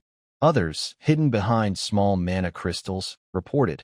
After displaying their aura near ruins' outskirts, their presence vanished. The supreme dragon roared. The energy of 2 level 8 dragons gone? The dragons glanced at Lucayon and Catalina's shattered crystals, proof of their deaths. As you see, their crystals are dark. We searched ruins outskirts, but found no traces of combat, one said. Another speculated. Did their killer use magic to erase evidence? Hesitant, another added. If so, the lead dragon interjected. The culprit likely wields dark magic. Only Kundal Quizzle could kill 2 such dragons. The others hesitated. But he's not a dark mage. There must be a third force we don't know. One suggested, Cyan Vert from the Royal Academy is the only dark mage we know. Another recalled, rumor has it he survived an encounter with a black dragon on the battlefield. It added, he might be linked to Rana Grimson and Jickerman Albaz's deaths. They supplied us with test subjects. The leader, skeptical, mused, too many coincidences. We must watch him closely. Thinking of a girl Cyan's age, he proposed, Luna Rain River, my granddaughter, will approach him. The next morning, sunlight streamed into the Royal Academy's dorm courtyard. Princess Aranel cheerfully arrived at Cyan's dorm with a delicious cake. Specially ordered from the palace, she boasted, asking Nana fondly. Tasty little one? Nana, drooling, eyes sparkling, chirped, yummy. Aranel brought not just one cake, but a cart piled with boxes. Handing Nana another, she said, eat lots, there's plenty. Nana gawked at the cart, awestruck. Cyan watched from a corner, they're having fun. For now, this peaceful life is enough. Seeing Nana devour the cake, he worried. The dragons sensed her. They could attack any time. Glancing at Miriam, who came with Aranel, he saw her smile brightly. Resolve surged within him. I won't let anyone touch what's mine. This life, I live for myself. Askel's wicked smirk flashed in his mind. With a goal set, Cyan thought, I'll destroy your plans. Aranel noticed his expression. Something funny, Cyan? You look happy. He smiled. Just thought of something amusing. At the Vert estate, Askel hosted a guest in the garden. Been a while since graduation, he said warmly. His guest, Crown Prince Eshel Severus, smirked. You look well. Askel flattered. Thanks to your grace. The prince, distracted, muttered. How long will you stay in this backwater? Impatient, he added. I hear Alice is traveling the continent. Askel replied casually. If I weren't here, I'd worry about what she's up to. Lunel interrupted. Worry? Leaning in, he smirked. Or fear she'll become a threat? Askel feigned innocence. What do you mean? No secrets between us. A retainer poured wine for Lunel, who ignored Askel's question, asking, Your brother, Cyan, right? Swirling his glass, he continued. Father's quite taken with him, even considering betrothing him to Aranel. Irritated, he grumbled. Why favor such a useless boy? Askel smiled slyly. Don't rush. With attention and backing, he'll be useful. Pleased, Lunel smirked. Talking to you is refreshing. His retainer offered Askel wine. Care for some? Askel, surprised, said, Quite the unique night. Lunel glanced at his retainer, boasting. Indeed. A gem I found in the slums recently. Intrigued, Askel asked, A gem? Lunel bragged, The finest kind. The retainer smiled. Pleased to meet you. I'm Boris Lehelm. His smile carried a sinister edge. 2 years passed at Ruin Academy. That day, students turned heads as someone walked through the courtyard. Cyan had adapted, keeping a low profile. His sister Alice returned, drawing admiring stares from male students. She sighed as one got scolded by his girlfriend for ogling. The academy remained peaceful. Alice knocked on the headmaster's door, entering casually. Kundal, relieved to see her, greeted, Long time no see. She laughed. How was your trip? He asked. I went to Purina, she replied. Surprised, he said. Not a welcoming place for humans. Dropping her backpack, she approached. Took a year to adjust, but I wanted to understand the harmony you spoke of. Smiling confidently, you were right. Wherever I go, I make it thrive. I'm always thinking about my next destination. Kundal, pensive, asked, You've decided? Alice declared, I'll join the Knights of Light. Hesitant, he asked, following family tradition? Her eyes burned with resolve. Someone has to take it up. Lowering her gaze, she added softly, I worry about my brothers, especially Cyan. He's too shy. Kundal burst out laughing. Confused, Alice asked, Why's that funny? Stroking his beard, he teased, Shy? You're joking. Cyan entered, grinning playfully. Joking? You're exaggerating. Alice spun around, gasping, Cyan. Stunned, she barely recognized him.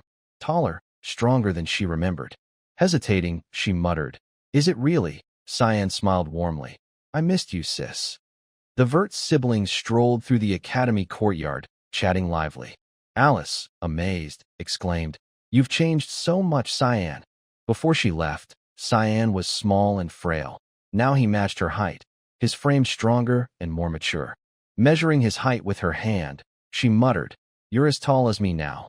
You'll overtake me soon." Cyan teased, chuckling. "Or maybe you've just gotten shorter?" Alice pouted, pinching his cheek.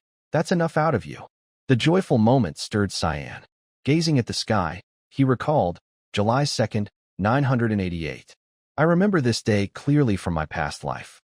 Glancing at Alice's radiant smile, he thought uneasily, the last day she was alive. Walking beside him, Alice asked, "Not going home?" "It's summer break." Cyan gave a sad smile. "Besides you, no one there would welcome me." Shocked, Alice stared. "No one? Is that why you haven't gone back in 2 years?" Cyan lowered his gaze, silent, thinking, "There's more.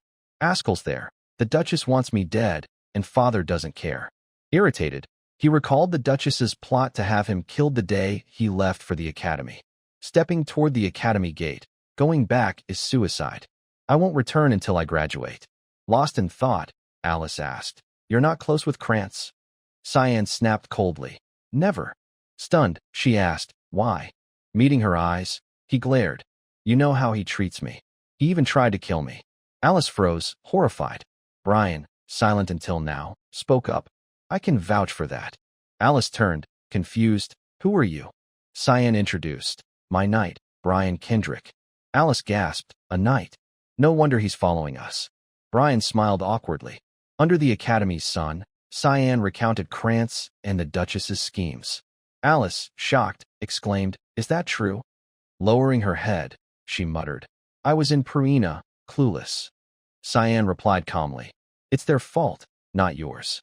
Alice's eyes blazed with fury, her silence radiating killing intent. Plotting, she didn't respond. "Alice," Cyan called. Snapping out of it, she sighed, asking, "Have you told anyone?" He shrugged. "What's the point? It's the past. Krantz doesn't even regret it." Before he finished, Alice lunged, hugging him tightly, startling him. Tears in her eyes, she whispered, "You don't have to endure alone, Cyan. You can rely on someone." Firmly, she added, "I'll protect you from now on." Cyan bowed his head, silent. Knowing her past life's fate made her words heavy. Brian, head down, sniffled, moved by their bond. Alice straightened, patting Cyan's shoulder. "I'd stay longer, but I have to go. Take care while I'm gone." Suddenly, she hugged Brian, who flushed, yelping, "Hey." Unfazed, she smiled. "Look after little Cyan." Brian glanced at Cyan, who glared, making a throat-slitting gesture. "I didn't do anything." Brian panicked inwardly. As sunset fell, Cyan bid Alice farewell. Brian bowed. "Goodbye, miss." Watching her leave, Cyan smiled. "Been a while." Recalling her fury, "I've never seen her that angry." Alice's expression reminded him of a past life incident in the Vert Estate's courtyard. As a timid child, Cyan was forced by Krantz to spar. Weak and unskilled, he was overwhelmed, collapsing under Krantz's blows. Krantz, smug, sword on shoulder, sneered, "Down already?" Gloating, he taunted, "Get up, or I'll crush you." Terrified, Cyan begged, "Stop, you win, please." But Krantz struck his face, snarling, "Gods, quit whining." He beat Cyan gleefully until Alice intervened, shouting, "Krantz, stop." Startled, he stammered, "Sister Alice." Her fury, identical to now, burned as she demanded, "Apologize to him." Reliving that moment warmed Cyan. Back in his dorm, he mused, "I only saw that face once before. The ducal house is in for chaos." His smile faded. She needs to know the truth to protect her. Recalling Alice's past life death, slain by 7 beasts while a white knight, alone, wounded, and tattered, Cyan vowed, not that dark future. Brian entered, holding 2 letters. "Mail, young master." "Who from?" Cyan asked. "One's from the academy, the other from a gatekeeper," Brian replied. Recognizing the black envelope, Cyan said, "All right." Brian, surprised, asked, "Not reading the red one?" Cyan replied coolly, "Probably from the palace." Brian noticed the royal seal, exclaiming, "You're right." Kiram popped out, curious. "What's that?" Brian wondered, what did they send? Scanning the letter, Cyan said, "The usual annual banquet." Opening the black envelope, he found a Mist Guild mission card. Reading it, assassinate Drini and Nephilis during a palace incident. Big target, Queen's brother. Kiram, seeing his focus, asked, "You going?" Looking at her, Cyan nodded. "I've got business there." Thinking of Sirika, he grumbled, "Last life, someone else took this job. She must like me, though it's annoying." Kiram peeked at the red envelope. "It's from Princess Erin." Cyan shrugged. "Really?" Kiram teased. "Thought you were just a kid, but you've got love letters." Cyan glared. "Know your place, demon sword." Miss Chains pinned her to the floor, and she groaned. "What?" He ordered Brian. "Prepare for the palace." Brian bowed. "Yes, sir." Nana waddled out, whining, "Papa, I'm hungry." Brian jumped. "Young master." Cyan snapped, "What?" Seeing Nana, he gasped. She looked like a teenager his age. As she rubbed sleepy eyes, Cyan stammered, "She's grown this much?" Alice stormed into the Vert estate, bursting through the main door unannounced. The staff froze, the butler exclaiming, "Miss Alice." Flustered, he asked, "You're back?" Ignoring him, fury blazing, she demanded, "Where's Mother? Where's the Duchess?" Margaret, leisurely reading, jumped at the commotion. Alice barged in, slamming the door. Margaret, startled, stammered, "Alice." Sensing her hostility, she grew nervous, forcing a smile. "It's been a while. Are you well, daughter?" Alice didn't answer. Raising her hand, she delivered a stinging slap to Margaret, pouring all her rage into it. Margaret slumped on the floor, clutching her face, shrieking, "Have you lost your mind?" Alice snapped back, "You're the mad one, Duchess Margaret." Her face burned with rage as she gritted her teeth. "You tried to kill Cyan, didn't you?" Margaret thought. How does she know? But retorted, "Me, try to kill Cyan? Where's your proof?" Alice's eyes blazed. "You just confirmed it by demanding proof." "It's true." Margaret stood, hunched, seething. "How dare you lay hands on me without evidence?" Guards surrounded them. Furious, she yelled, "What are you doing? Drag her out." The guards, chastised, lunged. "Sorry, miss." Alice's sharp glare halted them. As they charged, she countered, surprising them. A punch to one guard's arm made him cry out in pain. Summoning a glowing blue crystal orb, elemental spirit Undine, Alice hurled it, obliterating the guards. Margaret, stunned, thought, "Spirit magic? How did she take them down so easily?" Alice advanced, causing Margaret to stumble back. "Stay away. What are you doing?" Alice sneered. Cyan's knight confessed everything. Raising an eyebrow, she continued, "He said you orchestrated Cyan's assassination attempt 2 years ago. Did you think his silence would save you?" Margaret, face contorted, pointed, "You trust that lowlife over me? Are you insane?" Alice leaned in, glaring. "Shut it, Margaret. I'm telling Father. You're finished." Her eyes grew fiercer. "You're done." She stormed out. Margaret muttered, "Foolish girl. After all this, she still doesn't get it." Her face darkened. "Duke Willius only cares about that boy." Elsewhere, Willius Vert glanced back.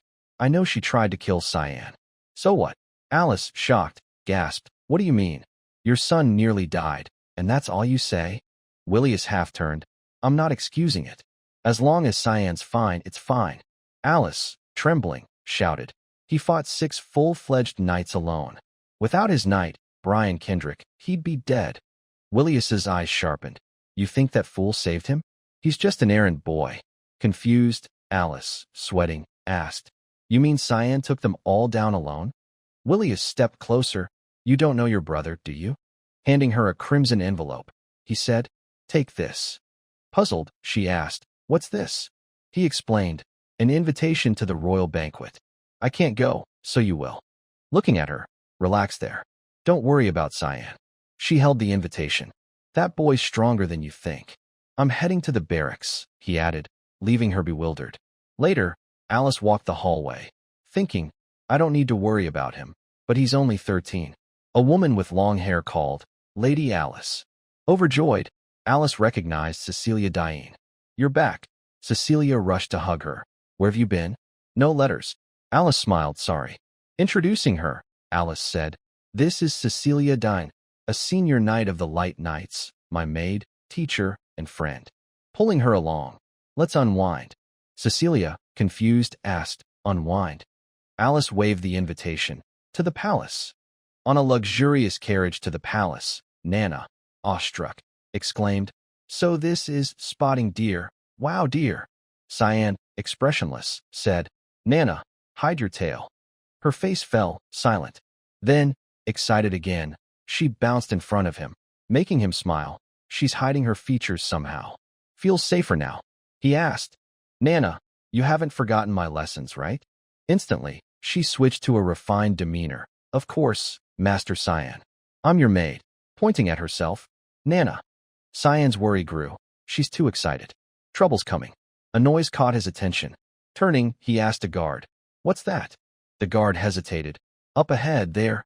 A band of bandits, led by a scarred man, sneered. Hand over everything. Cyan shut the window. No big deal. Take them out. Nana asked. Papa, what's wrong? He replied calmly.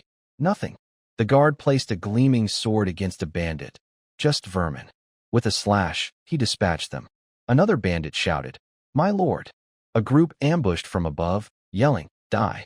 For Fernando. The guard, unfazed, muttered a spell, unleashing a flurry of slashes, eliminating them. Touching his sword, he thought, Brian's not weak anymore. Sharply, I've grown stronger. Cyan's impatient shout rang out. Done? Move. The driver replied. Yes, young master. Elsewhere, a hand set down a book. Here's the banquet guest list. Sirika took the list. Thank you. The servant noted. More guests than usual. Cancel some plans. Sirika shook her head. No, this must proceed. The servant asked. The Drenian Nephilis assassination? Speeding it up? Sirika, adjusting her glasses, said, He's ill. A rapist abusing his power to target married women. He must die quickly. Glaring at his file. Bastard. She added, He's my fiancé. The servant, shocked, asked, What? Sirika, spotting Nana's file, gasped, This child's attending? Recalling Nana's rare genius, elemental stats at 20 parts per million, frail, and granddaughter of Garam Regan's Mage Guild leader. Sirika wondered. She's never appeared publicly. Why now? The servant said. The guild master insisted. Sirika frowned. What? Thinking, what's he planning? This feels ominous. The banquet will be trouble. At the palace village, Cyan's group arrived. Nana, thrilled, marveled. These streets are huge. Bumping into a man, he snapped. Who are you? Watch it. She apologized. I'm sorry. Looking pitiful. How can I make it up? The man, flustered, grinned. No harm, miss. Pointing him out to Cyan. Papa, people here are so kind. Cyan thought, not at all. Stay away from them. Glancing back, she's clueless about the world. She needs to be warier. This is bad. Brian hesitated. Young master, Cyan noticed Nana's eyes, gasping. Damn it. Nana's eyes normalized. Whining, so hungry. Cyan thought, her pupils are back. But she's emitting aura. People will notice. She turned, eyes menacing. Papa, Cyan pointed, ordering Brian. Take her to a restaurant now. Brian sprinted. Yes, sir. Rushing her inside. Cyan worried. That bad already? This isn't good. At the restaurant, Nana devoured stacks of meat, her belly full. Finally alive, she cheered. Cyan, opposite, thought, good thing I brought money. Raising kids is tough. Sensing a strange manna, what's this? A short-haired woman with white hair appeared. Cheerful. Pleased to meet you. It was Luna, gently asking, You're Cyan Vert, right? Her face was kind and serene. Luna gently asked, You're Cyan Vert, right? Cyan thought, She knows my name? He replied, Yes. Who are you? Sitting beside him, she asked, May I sit here? Cyan, stern, said, I'm still waiting for an answer. Smiling softly, she said, I'm Luna, from the same academy as you. Cyan thought, Luna, sounds familiar. When did she start calling me senior? He said, I don't really notice underclassmen, so I don't know you. Luna laughed, no worries. Compared to your fame, I'm a nobody. Cyan's expression grew skeptical, a nobody? Nana and Brian exchanged doubtful glances. Brian whispered, Is she Papa's friend? Doesn't seem like it. Luna spoke. The knight and the young lady seemed close. Dining together, too. Covering her mouth, She giggled at Cyan. You must be quite the charmer, huh? Sweating slightly, Cyan said, You're exaggerating. Why is she approaching me like this? Staring at her cheerful face. What's her goal? Luna asked. Here for the royal banquet, senior? He nodded. Yeah? How'd you know? She grinned. A famous recluse like you leaving the academy? What else could it be? Adding, great. We'll meet again at the banquet. I'm invited too. Glancing at her, invited? She's nobility, then. Luna stood. Just a quick hello today. I'll go now. Turning to Cyan. Remember me. Gracefully walking away, she smiled. Luna Rain River. Cyan's eyes lit up. Now I remember. Luna Rain River. Picturing an old, bearded man with a monocle, granddaughter of that crazy old man Rain River, head of Garam Regan's council. Did he send her? He recalled Luna's past life death, drowning in a white dress, either due to frailty or as a Garam council experiment. Propping his chin, more unrelated connections from my past life keep popping up. Annoying. Everything's unpredictable now. Imagining a castle at sunset, and it's the day of the bloody banquet. In her room, Erin tied her hair, asking Leximus, How do I look? Leximus gave 2 thumbs up. Stunning, princess. The most beautiful ever. A pile of dresses lay on the bed. Still not satisfied? Leximus thought. She sighed. It's fine. This'll make Cyan swoon. Erin blushed. What? This isn't about Cyan. Leximus huffed. You asked me to invite him. Erin pouted. That was then, not now. Leximus waved. Stop freaking out. A maid entered with a box. Princess, a gift from Prince Lunel. He says it suits you. Erin gasped. From Brother Lunel? Inside was a gorgeous necklace. Leximus teased. Erin, it's perfect. Cyan'll love it. Erin flushed. No, it's not like that. At the castle's grand hall, elegantly dressed guests filled the space. Cyan leaned against a wall, crowded. The target's not here yet. Spotting Kellen nearby, he said, Kellen, you're here, so Askel's here too, right? Kellen nodded. Yes, he's with Prince Lunel. I have something to report. Cyan asked, What? Kellen urged, Leave the banquet now. Cyan thought, news about the assassination? Or something else? Kellen added, I have a bad feeling. You and others are in danger. Askel asked me to warn you to leave before it starts. He mentioned a little farce. Cyan's eyes widened. The bloody banquet? Askel's behind it? Kellen insisted, I can't let you get hurt. Cyan replied, All right, go. Kellen hesitated. You sure? Cyan nodded. Yeah. You be careful. Go. Kellen left. Take care. Cyan smirked. A little farce? Grinning wickedly. Askel's crazier than I thought. Kiram asked, Worried about innocence? Cyan chuckled. No, his methods are just interesting. Glancing around, I'm postponing the assassination. Using telepathy, he told Sirica, Nice dress, Guildmaster. She replied, What's up, Cyan? He said, The assassination's off. She asked, I heard the banquet's turning into a bloodbath. Shocked, Sirica said, What? Cyan continued, No time to explain. Check for magical beasts nearby first, then plan. Sirica gritted her teeth. You sure? Is this reliable? Cyan's eyes glowed. The mastermind's someone I know. I suspected, now I'm sure. Adding, Don't worry, the target, your pervert fiancé, will die in it. Good news, right?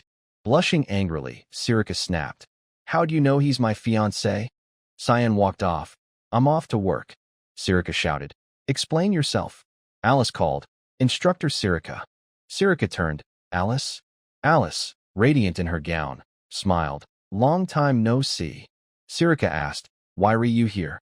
Alice replied, Just getting air and handling family business. Sirica thought, Damn, Alice is caught up in this. A man's voice, Ornament, approached.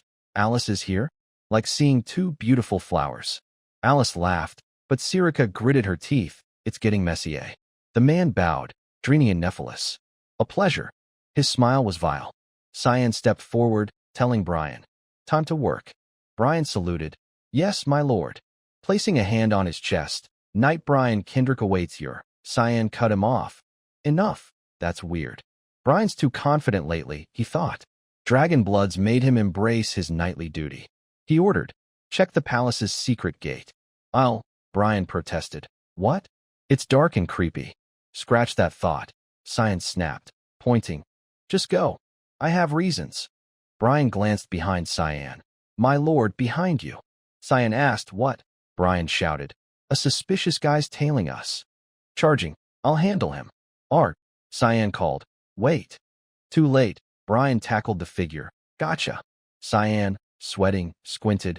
It's fine, Brian. I know her. Brian, pinning Emily, said, oh, sorry. Emily lay unconscious. In the castle, a cloaked figure with a torch descended a long staircase. Below, more cloaked figures waited. He laughed. It's time, my minions. Awaken. Their eyes glowed brightly. Aaron scanned the banquet crowd, pouting. What's this? I went through all this trouble to invite him, and he's nowhere to be seen. She grumbled. TCH, does whatever he wants. A voice interrupted. A pleasure to meet you, Princess Aaron. Turning, she saw a girl approaching. You're Luna Rainriver, second year at our academy? It was Luna, who curtsied gracefully. You remember me? Thank you, Princess. Aaron replied. How could I forget Garam's genius? My uncle welcomes your presence here. Luna smiled. You're so kind, Princess.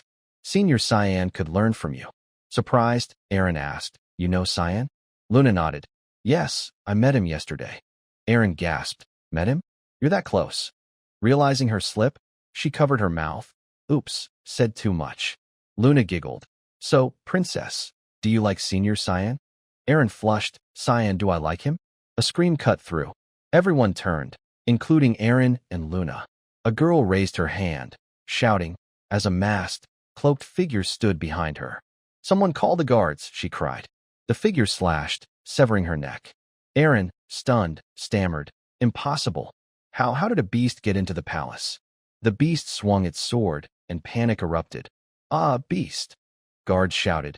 It's the beast's leader. Blood streaked its mask as it locked eyes on Aaron. The princess. Elsewhere, Nana curtsied. Hello. I'm Nana, Master Cyan's maid. Emily, collapsing, stared at Nana, so young and prettier than me, crying. Is she why Master abandoned me? Cyan quickly said. No way. He asked. But my brother Askell brought you here, right? Emily nodded. Yes. Proudly. I'm quite sought after. He even offered me a spy role. Cyan's eyes lit up. A spy. Emily recalled Askell saying, how about being my maid this time? Confused, she'd asked, huh? He added, since Cyan left for the academy, I've been lonely. Posing, she said. I refused, of course. I stay with Master. Cyan pressed, sure? Emily confirmed, yes. But he's persistent. Proof? He brought me here. Cyan fell silent, then said, Brian, it's dangerous outside. Protect Emily and Nana. Brian asked, where are you going, my lord? Cyan replied, I've got to go. Emily wasn't here in my past life, he thought. Since Kellen started tailing me, I knew Askell was scheming. Eyes blazing, don't touch those close to me, Askell vert. He stormed out, slamming the door. Emily called, Master, holding a red tie. Askell gave me this as a gift for you. Sobbing, I'm such an idiot. I forgot until now. Nana stared at the tie, eyes glowing. What's that smell? In the castle, Askell, sword in hand, said, It's begun, Prince Lunel. Turning, Lunel replied, The day's finally here. You've worked hard, Askell. Askell said, Our gift has been delivered, hasn't it? Boris is quite capable. Lunel smirked.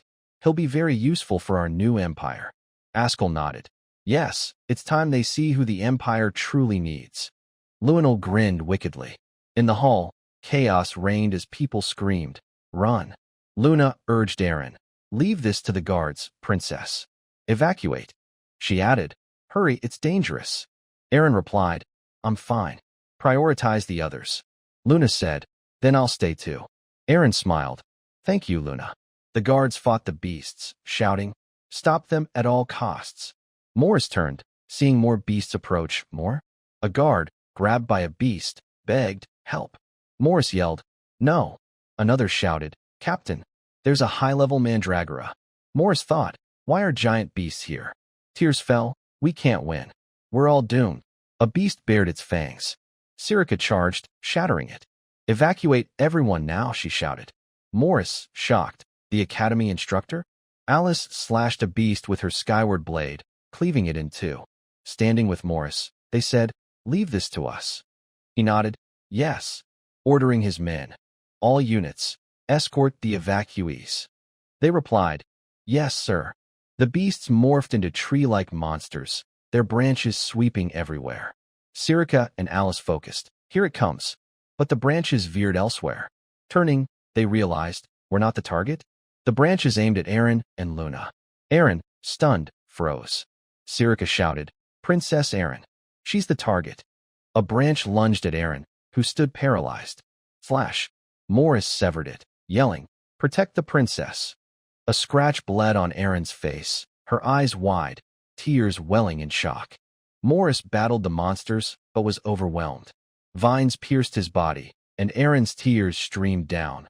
Sobbing, Captain Morris, why? As the vines withdrew, blood splattered the floor. Morris collapsed. Eren rushed to him, voice trembling. Morris, wake up. Despite her cries, he remained unresponsive. Luna, guilt-ridden, thought, this is my fault. I'm sorry, Morris. Without hesitation, she fought on, unleashing Hydro Burst. Eren, watching, thought, combining Wind Spear. She used fusion magic after just 2 years. Incredible. After clearing nearby threats, Luna turned to Eren. Your Highness, he's beyond saving. Eren gazed at Morris, eyes filled with grief. The monsters regrouped, unrelenting. Guards urged Eren. You must escape to safety now. They'll return. We'll handle this and ensure Captain Morris's sacrifice wasn't in vain. We'll hold them off, no matter what. Luna added, please, Your Highness, leave. Eren, heavy-hearted, nodded, all right. Looking at Morris's body, I won't forget your sacrifice, Knight Morris. Eren cast illusion armor, surprising the knights. She explained, my magic creates a temporary shield. Mandrake vines are deadly poisonous. One touch is fatal. This shield will protect you, so you must survive. That's your princess's order. The knights cheered. Yes, Your Highness. Shielded, they charged in all directions, fighting for their princess. Alice appeared, shouting, fall back. She cast a freezing spell, then told Eren, Your Highness, now's your chance. Escape. Eren hesitated. What about you? Alice replied, I'm Alice Vert of House Vert. Go that way, hurry. The tree monsters roared, their attacks intensifying. After instructing Eren, Alice turned to her task, leaping with sword in hand, striking the beasts. Sirika joined the knights, sword drawn, hesitating. I'm an alchemy instructor. If I use my dagger, they'll know I'm with the Mist Guild. But there was no time for doubt. She unleashed Mist Sword, 8-fold slash, felling a tree monster in one strike. The knights shouted. The Mandrake stopped. Regroup and counterattack. A shadowy figure emerged behind them, aiming for a knight. Sirika's sword struck first, eliminating it. She warned, more beasts are here, stay alert. Scanning the area, while we hold them, Alice must guide the princess to safety. Why do I feel so uneasy? Alice and Luna escorted Eren out. Eren glanced at Alice. Alice Vert. Cyan's sister? Is he safe? Something burst from the ground. Alice observed. Beasts, even here? Gritting her teeth, it's like they know our location. Facing the Night Stalker beast, she worried. Can I defeat a high-level beast like this? Eren aided Alice with Chain Blaze, while Luna readied Fire Spear. Together, they restrained the beast, which roared in pain. Alice, surprised, smiled, my juniors are here. I can't falter. The beast broke free, launching sharp ice shards. Eren and Luna conjured a shield, deflecting them. Alice, channeling energy into her sword, declared, I'm a Vert, guardian of the Empire. You'll regret crossing me. She struck with Waterblade. Inside, Sirika finished off the last cloaked figure. Examining a corpse, she said, that's the last. Removing its mask, she gasped, eyes wide, a puppet. The face was featureless. Forbidden magic reanimates the dead into puppets. It's complex and mana-intensive. Preparing this mini requires more than one person. Is someone starting a war? Elsewhere in the palace, the battle against magical puppets raged. The king, panting, said, Are we done? To think this happened during the banquet. Leaning on his sword, he collapsed. Luenol and Askel, concerned, rushed to him. The king reassured, I'm fine, just tired. Having you two here is comforting. Calling their names, Luenol and Askel responded, Your Majesty. Askel helped him up. The king said, Thank you. Askel's action puzzled Luenol. Supporting the king, he said, I'm fine. Focus on the others. Askell replied, the knights will handle it. We'll protect you, your majesty. His eyes gleamed with cunning. At Alice's position, the Night Stalker was defeated after a grueling fight. Still vigilant, Alice wondered. Where are they coming from? They keep appearing. Holding the tie, Emily asked, young Master Askell gave this to young Master Cyan? Brian nodded, yes. Staring at it, he frowned. Strange, I've got a bad feeling. Emily, confused, asked, what's wrong? Brian didn't answer directly. Nothing, but he's never given Cyan a gift before. He thought, just my observation, but Cyan clearly dislikes Askell. There's something deeper than petty family issues. As they puzzled over it, Nana rushed in, panicked. Brian, we have to run. Brian, bewildered, asked, why? Nana gasped, danger's coming. Brian looked at her, confused. Emily noticed something odd. What's with her eyes? Before they could react, an explosion rocked the area behind them. Emily gasped, what was that? Brian shouted, get out of here. A high-level behemoth sin loomed before them. In the palace, chaos erupted as people fled. Drenian, running, thought, damn it, I'm done for. I've outrun everyone, but those monsters blocked the front gate. I have to survive, escape, and see my sweet Emily again. I can't die here. Thinking of her excites me, and I want to see Sirika suffer. He glanced at a knight. Is the back gate safe? The knight replied, yes, I think so. Drenian snapped, think? Are you mocking me? Do you know who I am? Before he finished, a magical puppet slashed his face. The knight and others screamed. Drenian lay in a pool of blood, surrounded by puppets. The knight cursed. Damn it, we were wrong. Water bubbles appeared in the air, confusing him. Where's this water from? Alice unleashed hydro burst against the puppets. She told Luna, Luna, do it. Luna cast freeze, launching sharp ice that pierced the puppets, annihilating them. The knight, awestruck, exclaimed, incredible. They took out all the monsters in one go. Who are they? Alice answered, I'm Alice Vert. It's not over. Protect Her Highness. The knight called, Your Highness, are you all right? Aaron replied, I'm fine, but she, pointing to Luna. Exhausted, Luna said, Don't worry, I'll recover soon. Aaron, skeptical, asked how. Luna, avoiding the question, urged, They're coming back. You must leave. Aaron, pensive, repeated Luna's name. Knights formed a protective line before Aaron, shouting, We'll guard the princess. Get into position. Alice added, I'll help. Guardian Knights, shield the nobles. Hold until the battle ends. Royal Knights, protect the princess and support me. If I falter, I'll do everything to stop them. Despite her words, she worried. Even if I defeat them, they keep coming, like they know our location. Here they come again. Meanwhile, Emily and Brian struggled against a beast. Emily, terrified, cried, Do something. Brian replied, Stay behind me. He thought, a high-level beast in the palace, something's wrong. Young Master always protected me, but I must learn to fight. I'm their only protector now. She's too close. Emily, unaware, said, I trust you, you can do it. The beast roared, charging. Emily screamed, It's coming. Brian gripped his sword, Hold tight. He slashed, striking the beast. Relieved yet cautious, I stopped it. We're fine. But more attacks followed. Emily asked, worried, You okay? Brian, struggling, said, Yeah. Reassuring her, Don't worry, I won't let it touch you. The beast closed in, jaws wide. Brian aimed his sword, panicking, Can I win? Sorry, young master. A figure appeared, blocking the attack. Emily gasped, What? It was Nana, shielding Brian. She seemed to struggle with her presence. Inside the palace, magical puppets swarmed, and the battle raged. Aaron held her ground. Alice, still strong, thought, This won't end. I don't know who's behind it, but they've planned everything.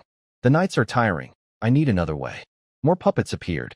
Alice recalled, And it's puppets revived by dark magic. What counters dark magic?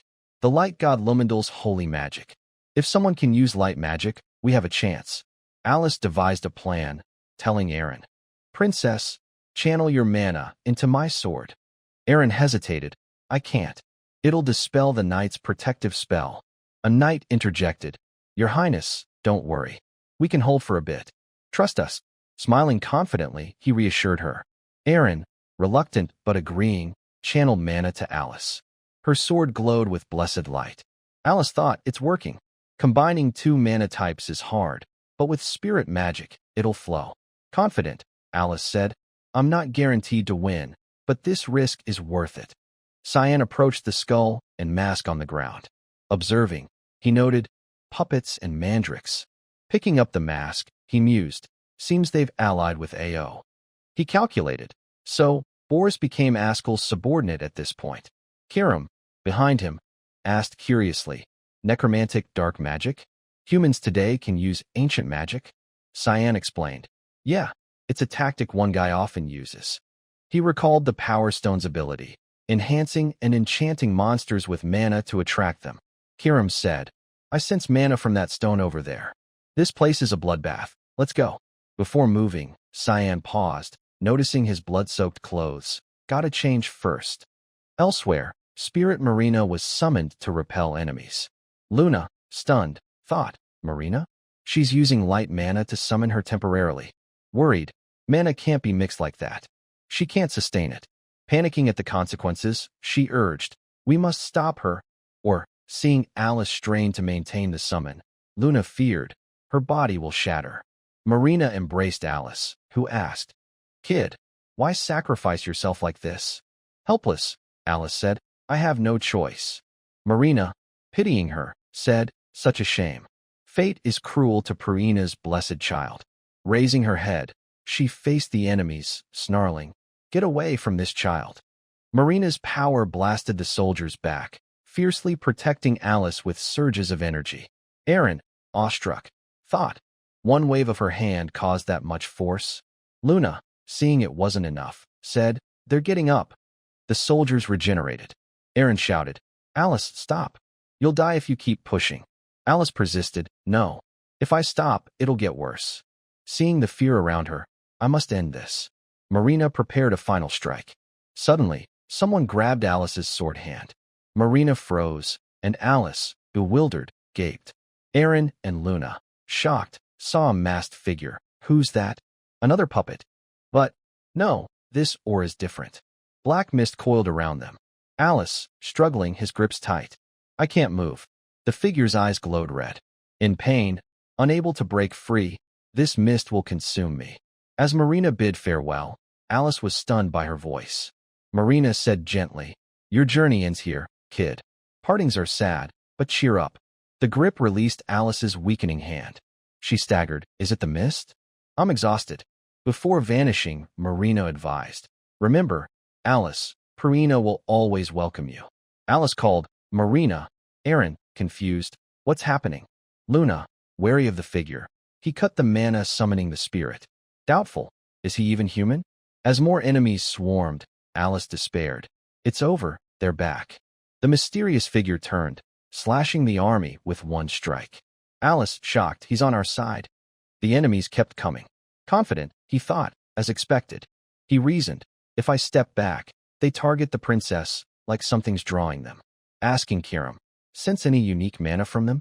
Kiram replied, besides Luna? He shook his head. No, she's always like that. Observing Aaron, Kiram said, I sense beast mana from the princess's necklace. Cyan nodded. All right, I'll move in. Help me. Kiram grumbled. You only call me at times like this.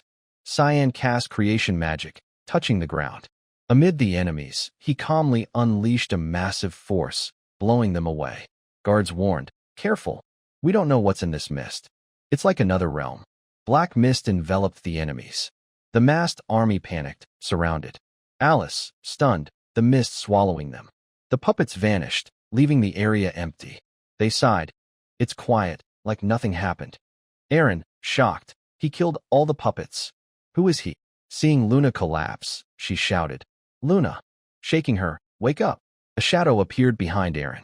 Cyan touched her back, startling her. Guards yelled, Princess.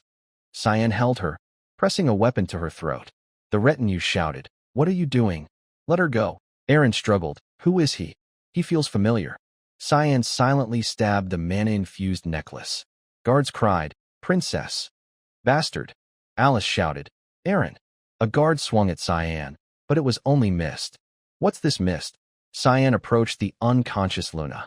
Aaron screamed, "No! Stay away!" She attacked, but her energy passed through him. Confused, he turned to Mist. Cyan's voice echoed, "Don't worry, I'm not harming her. I destroyed the gem attracting the beasts." Aaron looked at her necklace. "My brother's gift caused this?" Cyan urged, "Escape through the main gate." "I've cleared it." Aaron noted, "It's back to normal." A guard asked, "Are you hurt, princess?" "Who was that?" Aaron, regaining composure, "I'm fine." "Alice and Luna." Alice, supporting Luna, "She's okay." Aaron sighed, "Good." Alice instructed, "Recover, then head to the main gate," as he said. "My priority is getting these kids to safety. I'll think about 'em later."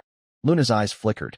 Elsewhere, a giant wolf lay dead in a blood-soaked scene. A cold, ruthless girl stood amid it.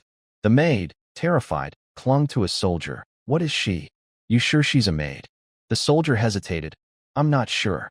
I've never seen her like this." Nana, the maid, sprouted wings and took flight. In his past life, rumors claimed the bloody banquet caused countless deaths, with some pointing to the fifth princess, Aaron Severus, as the mastermind. You were blinded by power. It seemed the enchanted stone triggered the chaos. Likely, Askel or Lunel gave it to her. After the incident, they were hailed as heroes, reaping immense benefits. Cyan removed his mask. Kiram asked, "So they orchestrated this for their own gain?" She added, "Sometimes humans are worse than demons." Cyan replied, "This is nothing compared to what they'll do later." Reflecting, "I aided worse massacres in my past life. I might be worse than them." Kiram, reverting to human form, asked, "Leaving now?" He nodded. "Yeah, Nana's probably waiting. The royal knights will handle the rest." Kiram, curious, said, "By the way, about the princess's necklace," Cyan asked. "What?" Kiram noted, "That girl, Emily, right? Your maid. She smells of the enchanted stone." Cyan was startled. Nana, losing control, mouth bloodied, growled, "That smell. Emily's scent, so delicious." Brian restrained her. "Calm down, Nana." Emily hid, terrified. "No, I don't taste good." Brian panicked. "What's happening?" Frightened by Nana. "She's acting like a monster." Confused, "Why is she targeting Emily?" "I have to stop her." Hesitating, "But I can't hurt her." Nana lunged with claws. "Can't wait anymore." Emily screamed, crying. Brian stood in front, unable to fight back. "I can't do it." Suddenly, Cyan dashed in, blocking Nana's attack. Her claws struck his back. Brian and Emily shouted, "Young master." Kiram flew in. Cyan gritted his teeth. "Hurry, Kiram." Kiram held up the item. "Found it." Emily gasped, "Who are you?" Seeing her tie drop. "That's the tie Askel gave me." Kiram stomped it. Emily wailed, "Why'd you do that?" Kiram shouted, "Nana, snap out of it. Your beloved is here." Nana, confused, stammered, "Papa." Her eyes widened. "Papa." Tears fell. "What happened to me?" Nana, horrified, saw Cyan's back. "I did that to Papa." Cyan reassured, "It's okay, Nana. Doesn't hurt. You didn't mean it, so you did nothing wrong." Brian worried, "Young master." Amid the ruined scene, Cyan urged, "Let's go. This place is a mess." Luenel, wary, scanned the area. "What happened?" "It should be crawling with beasts, but it's too quiet, like they were never here." The king said, "I see no beasts." Luenel replied, "Thankfully, father. Seems everything's handled." Askel watched silently. A voice called, "Your Majesty." "Father." Aaron ran up. "Father." The king, relieved. "Aaron, you're safe." They embraced. "Thank the gods you're okay," he said. "Are you hurt?" Aaron, spotting Luenel, was surprised. The king reassured, "Thanks to them, I'm here safely." Luenel's eyes gleamed darkly. "Glad you're not dead, Aaron." She forced a smile. "Glad you're safe too, brother. I have a ton of questions for him, but others need me first." Alice and the others bowed. "Greetings, Your Majesty." The king said, "Thank you for protecting my youngest. You'll be rewarded handsomely." Aaron, suspicious, noticed Luenel and Askel whispering, "What's he telling him?" Luenel smirked, pointing his sword at Luna. "I know who's behind this. Her, the granddaughter of Garam's Mage Guild master, Luna Rain River." Everyone gasped. Alice, stunned, "Arrested? What's he doing?" Askel watched, pensive. The king snapped, "You're going too far." Lower your sword. Aaron protested. Brother, she saved many beside me. Lunel insisted. Just tricks. Garam's always plotting against Nephilis. Pointing at Luna. I bet their goal was assassination and chaos. Luna retorted. As if you have proof. Askel interjected. Last night, I sensed suspicious aura where she was. The king, skeptical. Is that so? Speak carefully. Lunel pressed. I invited them to talk peacefully, but kept watch. Give me time, father, I'll find proof. The king relented. Fine. Aaron, helpless. Father. Lunel grinned dangerously. Leave it to me. A trap? He'd anticipated. Luna and her Garam Mage Guild group were imprisoned for investigation. Leximus, separated from Aaron, worked with knights to protect nobles. Funerals for Marquis Renard, the queen's brother, and others were held publicly. This time, Cyan prevented more deaths than in his past life, but the bloody banquet's name remained. Alice bandaged Cyan. Relieved, your wounds look better. Cyan, embarrassed, you don't have to do this. Alice ignored him. Stay still. I'm your sister. She warned. Things could get dangerous. Good thing you escaped. Cyan sighed. Yeah, I'm great at running. Alice recalled. If not for that person, I'd be dead. Thinking of the mysterious figure. Who was he? His height was like Cyan's. Cyan looked at Alice heavily. She noticed his physique. You've gotten stronger, with scars. Training hard. Cyan turned away. Obviously. Alice teased, embarrassed. Grinning. Let me feel those muscles. Cyan fled. Stop teasing. Askel entered. You recover fast. Jealously. You two are so close. I'm envious. You okay? Cyan snapped. Thanks to you. Alice noticed. Cyan's wary of him. Cyan asked, how's father's investigation? Alice thought, Cyan knows Askel's cruel side? Askel, smiling wickedly, said, the enchanted stone bracelet was found in Luna Rainriver's room. She confirmed it was a gift. The giver should be a suspect. Turning to Cyan, you're clever. Did anyone give you anything during the banquet? Cyan vague, not sure. Do you know who gave Luna the bracelet? Askel shared. A merchant at the castle, found dead. That's why I'm here. Exuding menace, he pressed. One more time. Did you receive anything? Cyan thought, I knew it. This isn't an investigation. He's framing someone. Elsewhere, Emily sat humming, carefree. A figure approached. Turning, she faced danger. Cyan suddenly clutched his head, feigning pain. Alice rushed to support him. Are you okay? Seizing the moment, Cyan replied. My body hasn't fully recovered. Stumbling in her arms, the wounds deep. I lost a lot of blood. The doctor said I need absolute rest. Alice, worried, urged. Lie down, don't push yourself. Cyan nodded. Yes, sister.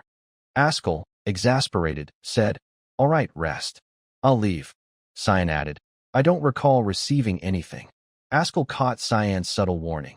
If someone approached, they wouldn't survive that hell. Smirking, Askel thought, so that's it? Probably died in the beast chaos. Leaving the room, he mused, no need to eliminate anyone. Good news, but a pity. His eyes burned with malice, hoping to remove his brother this time. Cyan's sharp gaze followed. Alice, suspicious, called, Cyan. Startled, he replied, yes. She smacked him. Lie down. Blood dripped to the floor. The maid collapsed, clutching a wound in her side, likely from her pursuer. Why like this? Holding her wound. I only followed orders. I gave the necklace to Princess Erin. Facing a sword's tip, fear and despair in her eyes, she begged for mercy. The cloaked figure spoke coldly. Your role is done. His eyes, as sharp as the blade, crushed her hope. Pity. I haven't finished mine, so I must do this. His gaze held reluctant malice. Impatiently, he grumbled. The more I think, the more annoying it is. I prepared so well. Stepping over her body. Rest in peace. He paused, almost forgot. Pulling out a book, he recalled past trouble from leaving a body behind. I'll be more careful. A demon emerged from the book. Eat. Meanwhile, Emily hummed on a chair. Someone appeared. Turning, she saw Brian, holding a bag of apples, beaming. Got these from the village. Emily gave a thumbs up. Thanks, Brian. They ate apples, chatting. Brian sighed. Nice weather. Emily agreed, asking, how long are we staying? Brian replied, until orders come. We hide for now. Cyan held Eigel's congratulatory gift, face darkening, troublesome. He burned it, startling Emily, and ordered, "Listen carefully, Emily." Still shaken, she heard, "The palace and manor aren't safe for you anymore. Hide until I say otherwise." Turning to Brian, tending Nana, "I have business, so I'll go alone. Escort Emily safely." Brian saluted, "Yes, leave it to me." Patting Nana's head, Cyan said gently, "Look after her." Smiling tiredly, "We'll be apart for a bit, Nana. Don't cry." Brian reflected, "First time I've seen young master like this. But he's determined. I must help him." Emily asked, "Is Nana better?" Brian said, "She struggled lately, but she's sleeping soundly now, seems fine." He added, "While I was gone, young master went through a lot. Nana's cozy in bed, despite their chatter outside. Never thought the maid was a dragonkin. I'll help too." Patting Emily's shoulder, "I just thought the same." Blushing, recalling her clinging to him, "Why remember that now?" Emily smiled brightly. "Let's work hard for young master, Brian." Brian, blushing, smiled. "Yes, Emily." Lunel protested loudly. "Father, what do you mean? With clear evidence, you'd release the only suspects." The king warned, "Watch your words." Firmly decided, Lunel retorted, "If you're this soft, how can you dominate the continent? Why fear a small kingdom like Garum?" The king's power cracked the wall. "Enough." Lunel paled. The king scolded, "Continental dominance? A fine goal, but our Ushif Empire borders not just Garum, but the Demon Realm, Hispania, and Purina, fully opposing Garum," glaring at Lunel. "We'd lose control of the Demon Realm, and the continent would burn under beasts. Even if we won dominance, the cost would be rivers of blood." Lunel, clenching his teeth, seethed. The king roared, "Causing this isn't an emperor's act, but a monster's. Can't you see that?" Lunel, resentful, argued, "But releasing suspects with clear evidence," the king cut in, "the stone." Lunel, shocked, "How does he know?" "The royal appraisal isn't done." The king's sharp gaze pierced. "Your face says it all, Lunel. Since childhood, you've only been satisfied getting what you want." Lunel deflected, "I don't understand, father." The king snapped, "Enough, foolish son. Why have you fallen so far, Lunel? Aaron's better suited for emperor. I don't want to see you. Leave." Lunel, trembling with rage, hissed, "Aaron." Eyes blazing, "That wretch ruined everything." Soldiers, alarmed, called, "Prince Lunel." Ignoring them, he stormed out. "Move." Leximus blocked. "Prince, the princess says you need rest." Lunel punched him. "Out of my way." Aaron caught Leximus. Lunel slammed the table. Aaron, wary, asked, "What's this, brother?" Lunel's wicked grin met her calm gaze. Eyes burning with fury, he said, "I'm here to talk to my sister." Leximus blocked Lunel. "Even if you're a prince, I won't tolerate threats to Princess Aaron." Lunel, feral, sneered, "What can you do?" "You, a mere insect," he threatened. "Based on your words, not just you, but your entire family will be executed. I'll erase all traces of your existence." Leximus paled, terrified. Aaron snapped, "Stop. Didn't you come here for a reason?" Coolly. "Or is there something you want from me?" Her demeanor shocked him. "What's this? This or is different? Is this really Aaron?" She said coldly, "Shall I be blunt?" Firmly. "I, Aaron, never received anything from you, brother Lunel." Stunned, he gaped, disbelieving. She recalled the king asking, "You're sure you had no involvement?" She'd replied, "Yes, father." He pressed, "But that necklace's gem isn't ordinary." He explained, "The stone, used by a fallen family for forbidden dark magic, controls beasts." Sternly, "Recently, someone in the palace reportedly bought it. One was the merchant Marilda Gilbert. Their dealings started long ago." Aaron paled as he continued, "Both are dead or missing." He warned, "Aaron, they were close to Lunel. You really don't recall anything from him? Was that necklace his gift?" Her hands fidgeted, hiding something.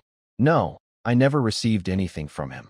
Feigning sadness, "Since you've identified those who brought the stone, Luna's no longer a suspect.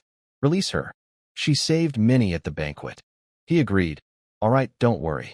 Suspicious, what's with his attitude? Lunel fears father finding out and might act behind my back. I can't let those around me suffer anymore. "I must stop this," she said. "If I say Lunel's involved, frowning.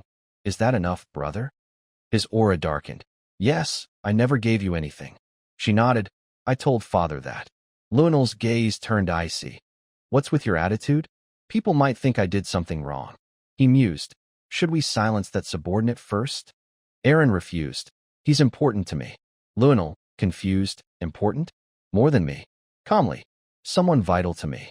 Cyan, leaning against the wall. Sorry, my bad. Lunel, shocked. I sense no presence. How's he here? Cyan smirked. You all heard that, right? Lunel jumped. Since when were you there? Cyan teased. Hiding? I just keep a low profile. Assassin's habit. No presence. Lunel fumed. You dare mock me? Cyan approached Aaron, hand on her shoulder. What'll you do? His red eyes gleamed with a twisted smile. Silence me too? Lunel choked. The engagement rumors are true? Turning on Cyan won't benefit you. He's father's friend's son, and Askel's warning. Flashback. Lunel with Askel. Askel asked, why eliminate your youngest sister? Lunel replied, why you? Just annoyance? Your father trusts you. I want Aaron gone for royal power. Askel gritted. She's infuriating. Frowning. He's still better than now. I understand Eigel. Back to reality. Lunel felt stifled. This overwhelming irritation? Smiling. He waved. Fine, just joking. Misunderstandings cleared. I'm off. Watching Cyan's back, better than my past life's Mad Emperor. Cyan told Luna, sorry about that. He's hiding something beyond normal. Luna replied kindly, it's fine. Sorry for my rudeness. Leximus said, all right, be careful next time. Lunel, unwilling, looked back. What did I do? Seeing Luna gone, Leximus sighed. Glancing at them, so tactless. Cyan, blank, what did I do? Leximus despaired. The continent's top swordsman, yet like this? Cyan asked. Aaron, tough day, huh? She stammered. What did I do? Just happened to be here. Yelping, dodging. When did you sit next to me? Calmly. I've been standing, got tired, so I sat. Problem. Blushing. No, it's fine. Leximus, exasperated. I'm shocked. His personality's awful. Thanks, young Master Cyan. So tactless. Cyan headed out. I'll go. Lunel won't touch the princess for now. I'm off. Leximus gave up. Safe travels. Just does his job and leaves, huh? Lunel pinned Askel to the wall. What now? Roaring. Wasn't this plan perfect? Those we meant to kill are alive, and I've lost father's trust. Askel calmed. It's not a total loss. Lunel raged. This won't do. I must save this damned Ushif empire. A voice interrupted. There's still some gain. Lunel started. The man introduced, Boris Wilhelm, under Prince Lunel's command. Lunel snapped. Where were you? Boris bowed, completing Askel's task. Askel asked, they say Emily's missing. Did she overstep? Boris, holding a purple stone, smirked. We underestimated those around Princess Erin. Lunel glared. So? You're apologizing. Boris scoffed. Never. Look at this, a crystal with battle-used magic energy.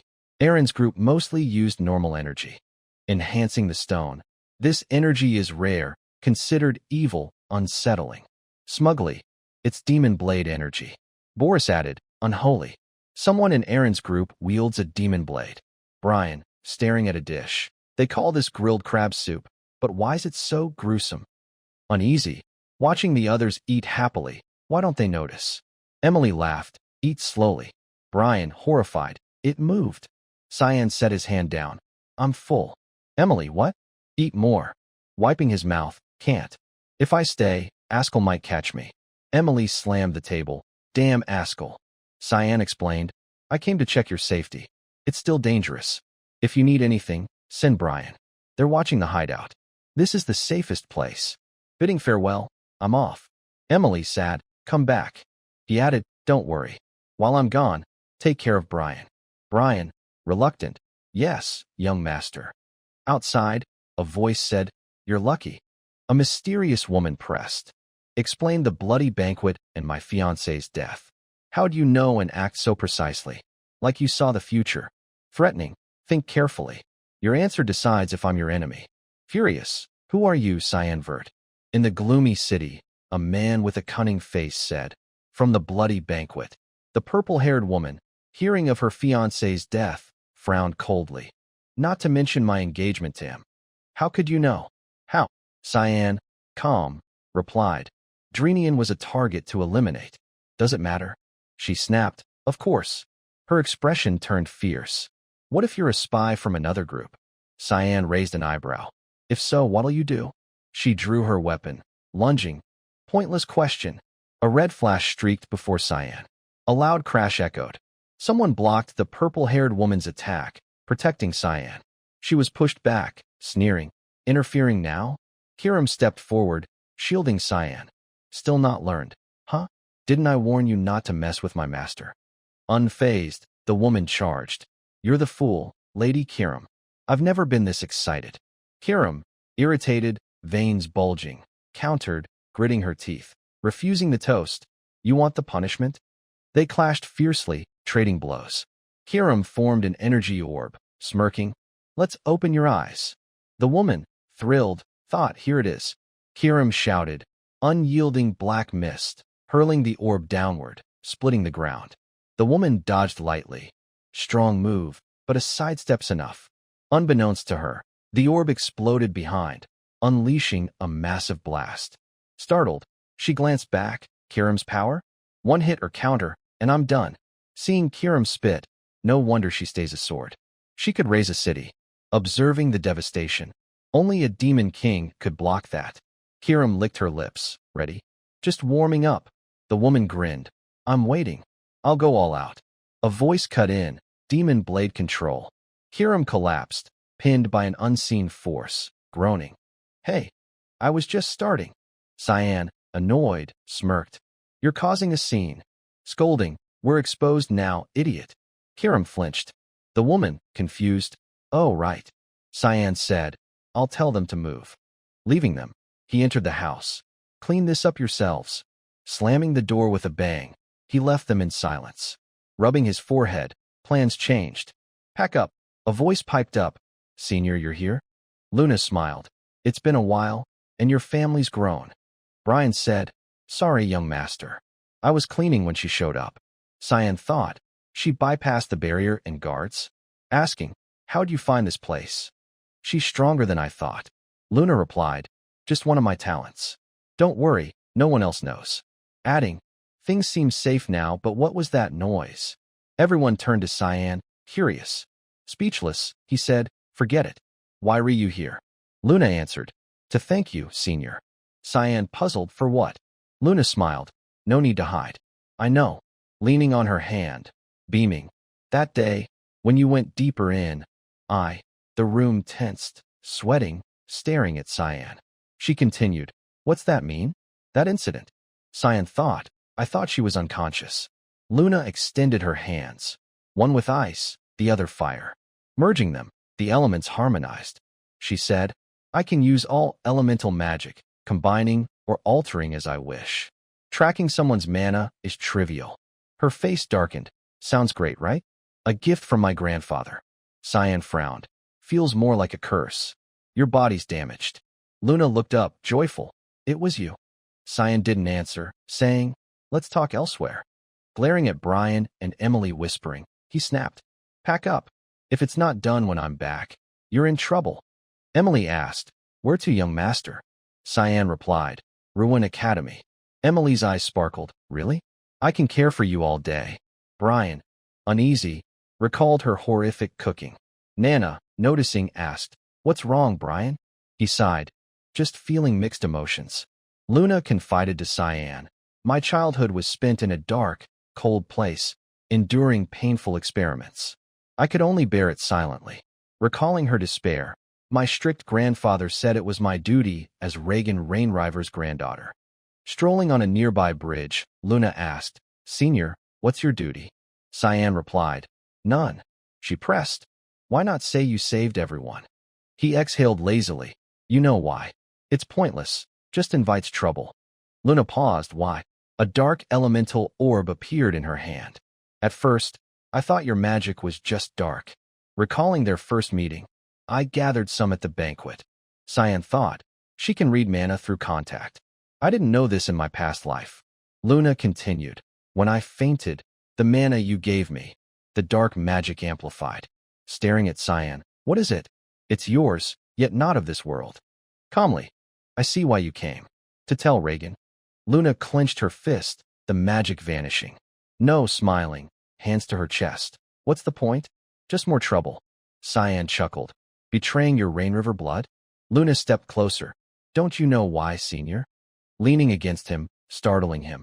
Thank you for easing my past pain.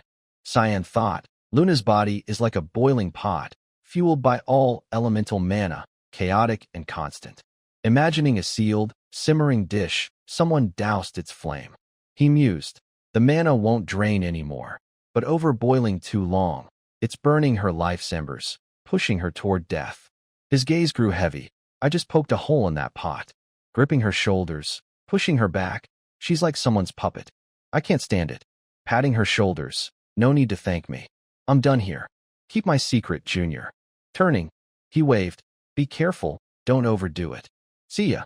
Luna, watching him go, smiled. So cute. Muttering. As I thought, you're a good person, Senior. Elsewhere at Garam's council office, a voice roared. What? Reagan slammed the table. His butler bowed. Thankfully, the young ladies cleared of charges. We must petition Nephilis. Reagan snapped. No. Glaring. He growled. Luna's lingering somewhere before returning. Track her down and bring her to me. The next morning, a horse-drawn carriage rattled along a dirt road. Emily, beaming with joy, sat inside. Seeing her radiant face, Cyan asked, That happy, huh? Emily grinned. Yes. I get to serve you again, young master. She asked, But doesn't the Academy ban maids? Cyan, arms crossed, replied, If I request it, they'll allow it. Headmaster Kundal, stern, declared, Absolutely not. Cyan, hands behind his back, said, I'll ensure no one notices. Please allow it. Kundal countered, Why should your sister's maid get an exception? Cyan, glancing away, muttered, I won't skip a single class. Kundal slammed the table. That's a given. And you want not one, but 2 maids. He continued, Answer me this. Serious, he asked. Cyan, are you tied to the bloody banquet? This request isn't simple. Urging, speak. Cyan hesitated. That, he said, if you grant my request, I'll explain. Kundal, relenting, turned. Fine, do what you want. Even if I say no, you'll find a way. Cyan, satisfied, said, It's hard to explain now, but one thing's certain. Pointing to his face, his eyes glowing red. I'm not the mastermind of the bloody banquet. Isn't that what you want to know? Kundal stared. You sure? Cyan, annoyed. How low do you think I am? Kundal huffed. Don't skip classes. Their talk ended. Cyan sighed. That went smoothly. Walking the academy halls, he thought, how would he react if he knew his nephew was the mastermind? Recalling Lunel's face, Lunel's not that clever. Thinking of Askel and Boris, Askel planned it, Boris executed. Typical. Lost in thought, Cyan jumped at the sight of a white-haired man doing push-ups by his door, counting 1285, 1286, 1287, 1288, 1289. Cyan, exasperated him again. The man, still exercising, noticed Cyan. You're here, friend? Springing up, hands on hips, he grinned. Fight me. Let's see who's stronger. Cyan ignored him, entering his room and shutting the door, leaving the man frozen. Hearing banging, Cyan thought. 2 years, and he hasn't changed. The man shouted, Busy, friend? Next time then. Walking, Cyan bumped into a hand on the floor. It was Brian, collapsed from some poison. Cyan's face darkened. Dead? Emily called. Young master's here. Startled, Cyan pointed at Brian. What happened? Emily and Nana held grotesque-looking dishes. Emily, eating, said, I don't know. He ate the cookies I made for you and passed out. I'm fine. Offering a monstrous cookie. Want one? Cyan pointed. Emily, no more cooking for Brian. Emily pouted. Why? Sternly. That's an order. Don't. Sulking. You're mean. Cyan sat, sighing. What a future. Spotting a letter, he asked, Where's this from? Emily, still miffed. Brian got it. I don't know. Opening Luna's letter, a voice startled him. Turning. Why are you here? Emily, wary, blocked Cyan. Who's that? Luna smiled. Doing well? I ran away from home. Meanwhile, in an underground sewer, 2 cloaked figures spoke. One said, Garam's guards will be here soon. The other replied, "Don't worry, I've handled it." The man warned, "This is the only way to stop Regan's Rain River." The woman smirked. "Think I'll feel guilty?" He said, "He was your student." Nella Aronis, Ruin Academy instructor, retorted, "Student? I'm not foolish enough to pity a monster like him." The man, relieved, "Good." Nella said, "I'm off to the meeting. Our allies have likely contacted Luna." They parted. The man saluted, "Glory to Garam." At a cafe outside the academy, Luna teased, holding her wrist, "Bold move, dragging me out like that." Cyan asked, "The dorm gate's warded. How'd you break it?" Luna explained, "I analyzed the mana flow and used Dispel." "Cool, right?" Cyan thought, "Insane. Just analyzing and dispelling like that." Luna smiled, "Read my letter?" Cyan, "You showed up before I could finish." Propping her face, "Couldn't wait for your reply, so I came." Cyan asked, "Regan sent you?" Luna's face fell. "Serious?" Cyan pressed. "Did that old man order you to approach me?" "Speak." Holding her teacup, Luna said sadly, "At first, yes. Not now." Adding, "Believe me or not." Cyan replied, "I don't trust easily." "What's your goal?" Still clutching her cup, "Bad things have happened in Garam's guild." She recounted, "2 dragons we worked with vanished in Lanella. Smugglers from other nations were found dead. And I know," pausing, "you're involved." Smiling, "Just a guess at first, but now I'm sure." Cyan, eyes closed, thought, "Garam's tied to dragons?" Chuckling, "So what'll you do?" Luna suddenly said, "I'm dying." Cyan stared, lowering her gaze, eyes sad. "You helped me before, but I know my body best." Touching her chest, "Maybe 3 years left. Thanks to you." Cyan stern, "I don't buy it. You're so calm about dying." Luna smiled, pained, "I wish I were." Cyan's face hardened, troublesome. Standing, avoiding her gaze, "Not my problem. Go back." Luna asked, "Leaving?" Turning away, "Yeah. I hate complications." Luna, still seated, waved, "See you next time." Kiram, as a black orb, appeared. Some manners, leaving her like that. Cyan, expressionless, leaving now's best. Thinking, Garam's men are already waiting. As expected, Luna was surrounded by Garam's guards. Muttering, "Thought I slipped out clean." Bowing her head, "You're fast." A guard said, "Come, Luna. Lord Regans wants you." Luna, expressionless, stared at the speaker. Noticing her look, he asked, "What's wrong?" Luna frowned, "You're here for me?" "Always Victor." "What unit are you from?" Flustered, he replied, Victor's busy today, so I'm here." "We're from Guard Unit 6. Luna smirked, "Liar. There's no Victor here." Instantly, Luna sprang up, unleashing Wind Spear, blasting the surrounding men away.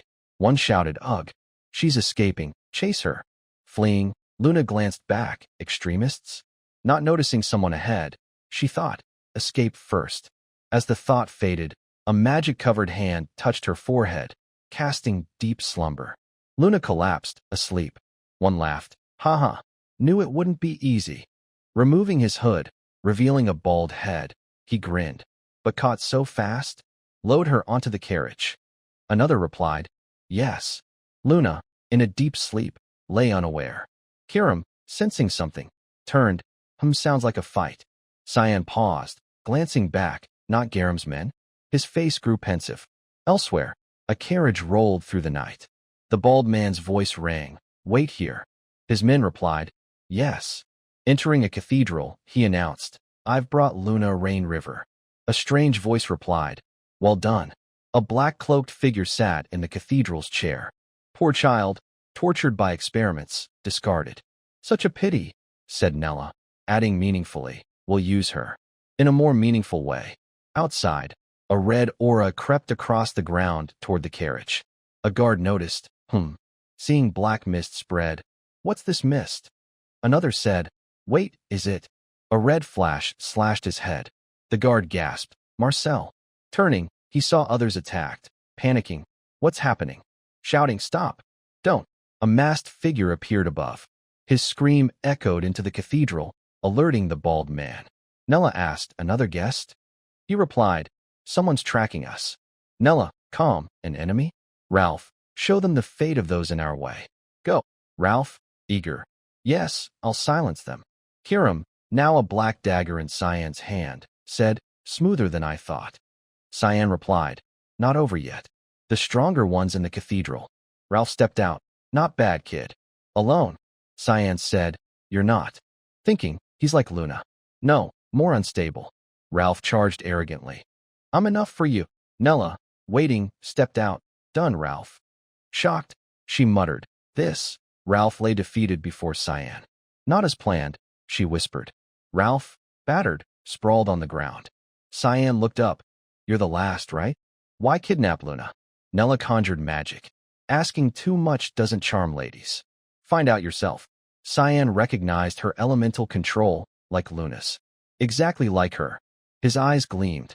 Nella unleashed Thunderflame, striking at Cyan. He dodged. "I have more questions." Raising his dagger, Nella gasped. "No way."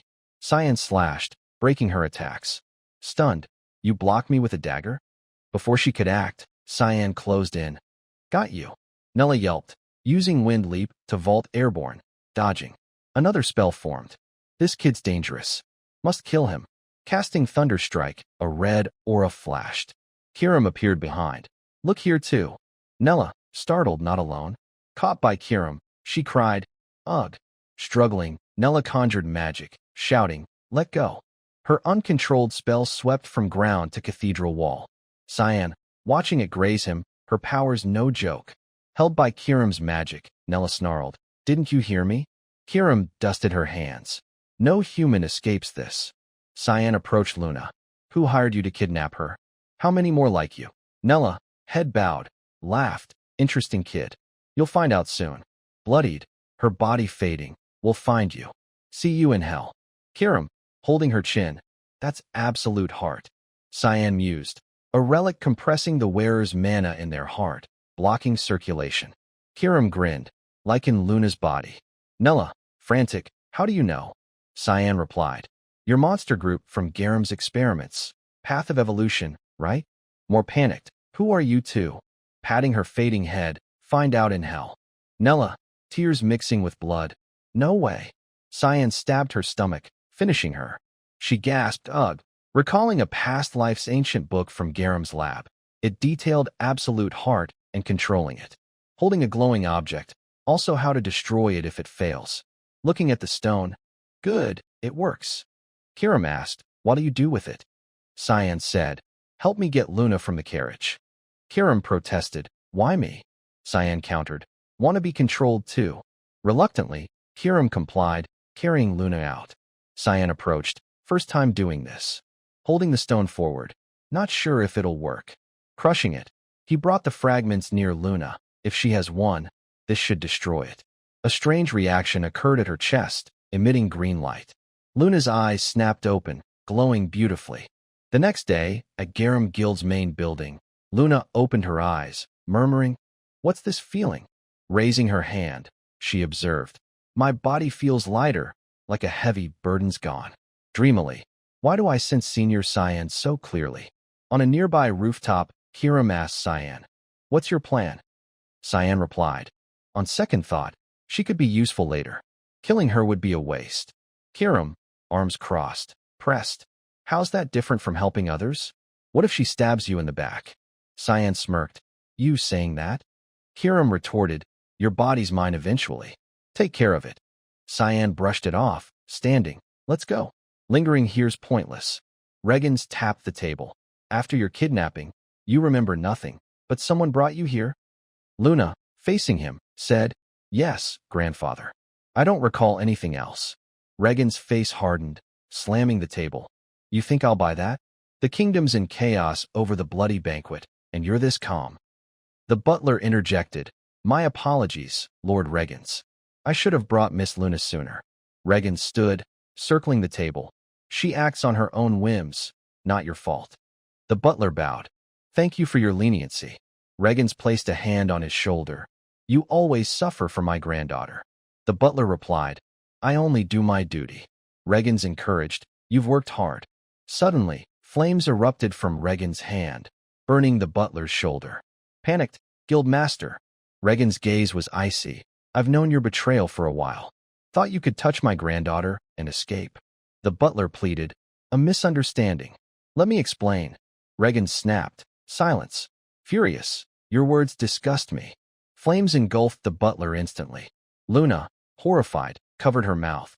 Why'd you do that? Calmly, Regan said. He ordered your kidnapping. Wiping his hand with a white cloth. What you learned about Cyan? Luna, tense, he already knows. He's just testing me. Aloud, nothing special. This lie won't fool him. Regan's approached. What's that mean? Luna said, I was late because I met him privately. Our first meeting showed nothing unusual. Regan's gripped her shoulder. Not the answer I want. Exuding menace, Luna said, he's hiding something. Regan's frowned. If he's avert, he's got something, or someone backing him. Luna, steady. Just an ordinary maid and a knight. No clues about the incident. Why obsess over him? Regan's leaned close. You ask too much. There's clearly something between you and that boy. Staring at Luna. As a Rain River, you should know to limit your questions. Act only when I allow. Walking behind her. If you won't answer, go. You're confined for now. The butler's burning corpse lay on the floor. Luna, head bowed. I'm sick of this Rain River family. At Lanello Academy, the white-haired man from before, who did push-ups by Cyan's door, leaned against it, asleep. Cyan, nearby, thought, this nuisance never studies. I'll come back later. Walking the hallway, he overheard students. A girl said, really? A boy replied, yeah, so all classes are canceled. Another added, they still haven't found her. The first said, hope it's not serious. Cyan wondered, what's up?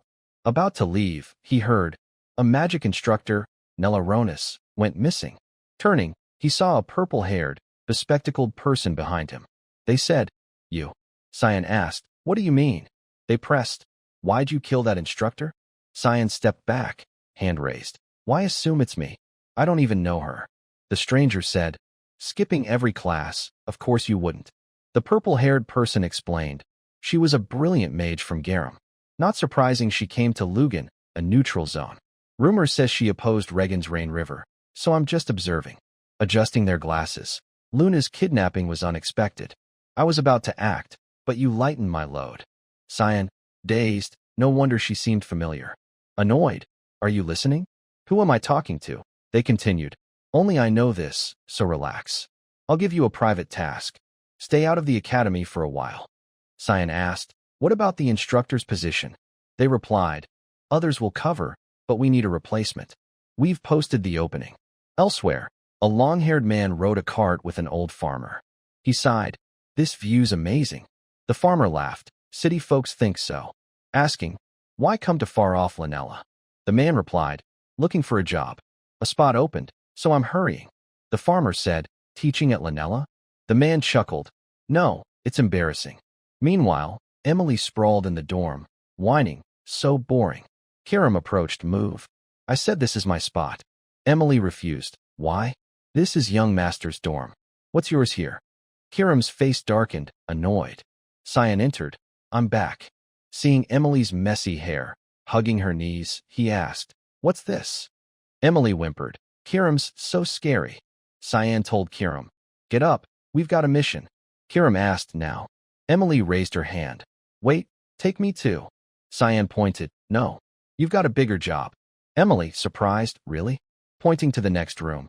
Don't let Nana go hungry. Emily froze. That's important? You just want to ditch me.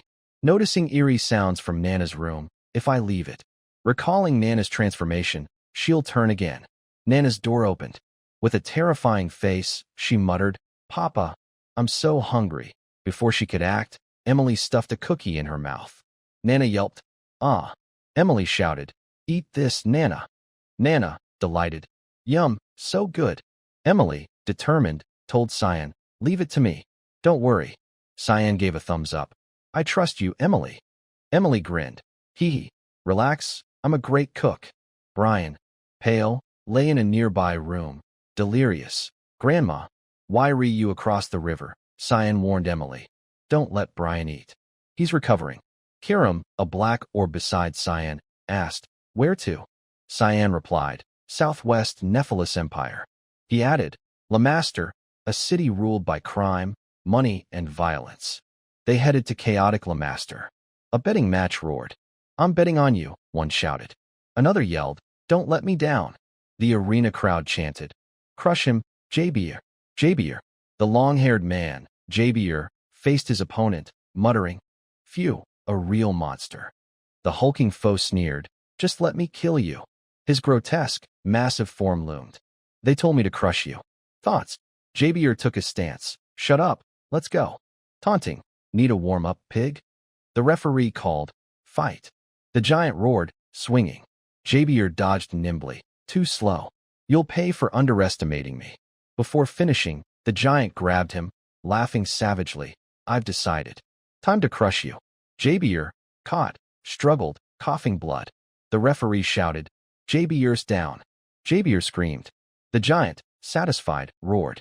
The referee declared, Victory to Zelbert. In Ramba City, Cyan and Kiram walked the streets. Kiram grumbled, What a mess.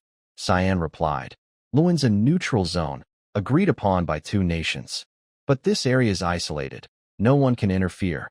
Kiram asked, No interference? Before Cyan could answer, a large, blond man with two lackeys blocked them, sneering. Well, fancy guest today? The thug said. Lady, ditch this kid and come with us. Cyan, unfazed. Too many criminals, that's why. Kiram pointed at herself. Lady? Me. The thug laughed. Careful, we play rough. Dismissing Cyan, scram kid.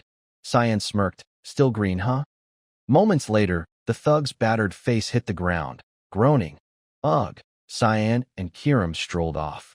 At a hotel, Cyan slapped a coin pouch on the counter. Best single room. The receptionist, Lisa, asked, How old are you, sir? Cyan snapped. Didn't you hear? I said the best single room. Where's your manager? Flustered, Lisa stammered. Recovering. Welcome to Ramba Takeji. From the hotel window, Cyan gazed at the streets below, their gathering. Watching the crowd, time to act. Descending the stairs, he asked, You're Lisa, right? She turned, smiling. Yes, I'm Lisa, Ramba Takeji's staff. How can I help? Cyan requested. I want to use Area K. Lisa replied. Sorry, new guests can't access Area K. Cyan's eyes glinted red. Is that so? They're dealing contraband there. Pressing. Lisa, don't lie. Where are the other guests? Am I the only new one? Lisa's face turned menacing. Cyan sensed such obvious killing intent. Lisa quickly adjusted, bowing. I'm so sorry, sir. I'm just following orders. Cyan smirked. Interesting girl. Reaching into his cloak. What's got her so cautious? Seeing this, Lisa drew a weapon, leaping at Cyan. He dodged, countering from a distance. Lisa, startled, saw a warped gold coin. Gold? Realizing her mistake, that killing intent made me overreact. From this kid? Cyan picked up the coin, dusting it. Ruin my precious gold. Lisa panicked. I'm so sorry, Cyan said. You drew a sword on a guest? Lisa stammered. Just a misunderstanding. I didn't mean to attack. Cyan waved the coin, provocative. You're annoying me. How'll you fix this? Lisa, mortified, looked ready to cry. In a secret tunnel, Lisa opened a cellar door, pointing down a deep staircase. Follow this to Area K. Handing Cyan a badge. Take this VIP card. Cyan asked, What's it for? Lisa explained, For special room guests. It keeps you safe. Adding, I don't know why you want Area K, but without extra lives, I'd avoid it. She concluded, Good luck. Cyan thought, talkative. Calling up, You messed with a guest. I won't forget. Lisa, annoyed, left. Remember all you want. I'm done caring. Cyan asked Kiram, Shall we go? Kiram questioned, Why not make her call the boss? She added, We need the real owner of Ramba Takeji. It's in the orders. Cyan said, Linza Nilov, the owner, is a total mystery. Adding, No leads on them. Kiram huffed, Why'd she pop up? Such a puzzle. Cyan replied, You'll know when you see. Kiram pressed, You act like you know this place. Cyan answered, In my past life, I came here a few times before it fell to civil war. Kiram asked, How chaotic is it? Cyan said, You'll see. They reached a door. Cyan continued, The true face of Ramba Takeji. A scarred man, smoking a cigarette, smirked. Beaten by a kid? A battered thug knelt before him. Yes, near the city entrance. He's no ordinary kid. The man, Gunther rubbed his chin. Got it. So he's at Rambatakeji? The thug replied, yes. We tried approaching, but he's in a VIP room, so we couldn't get close. I came to you. Gunther mused. Rich, huh? A noble? The thug wailed. I don't know, but he humiliated me.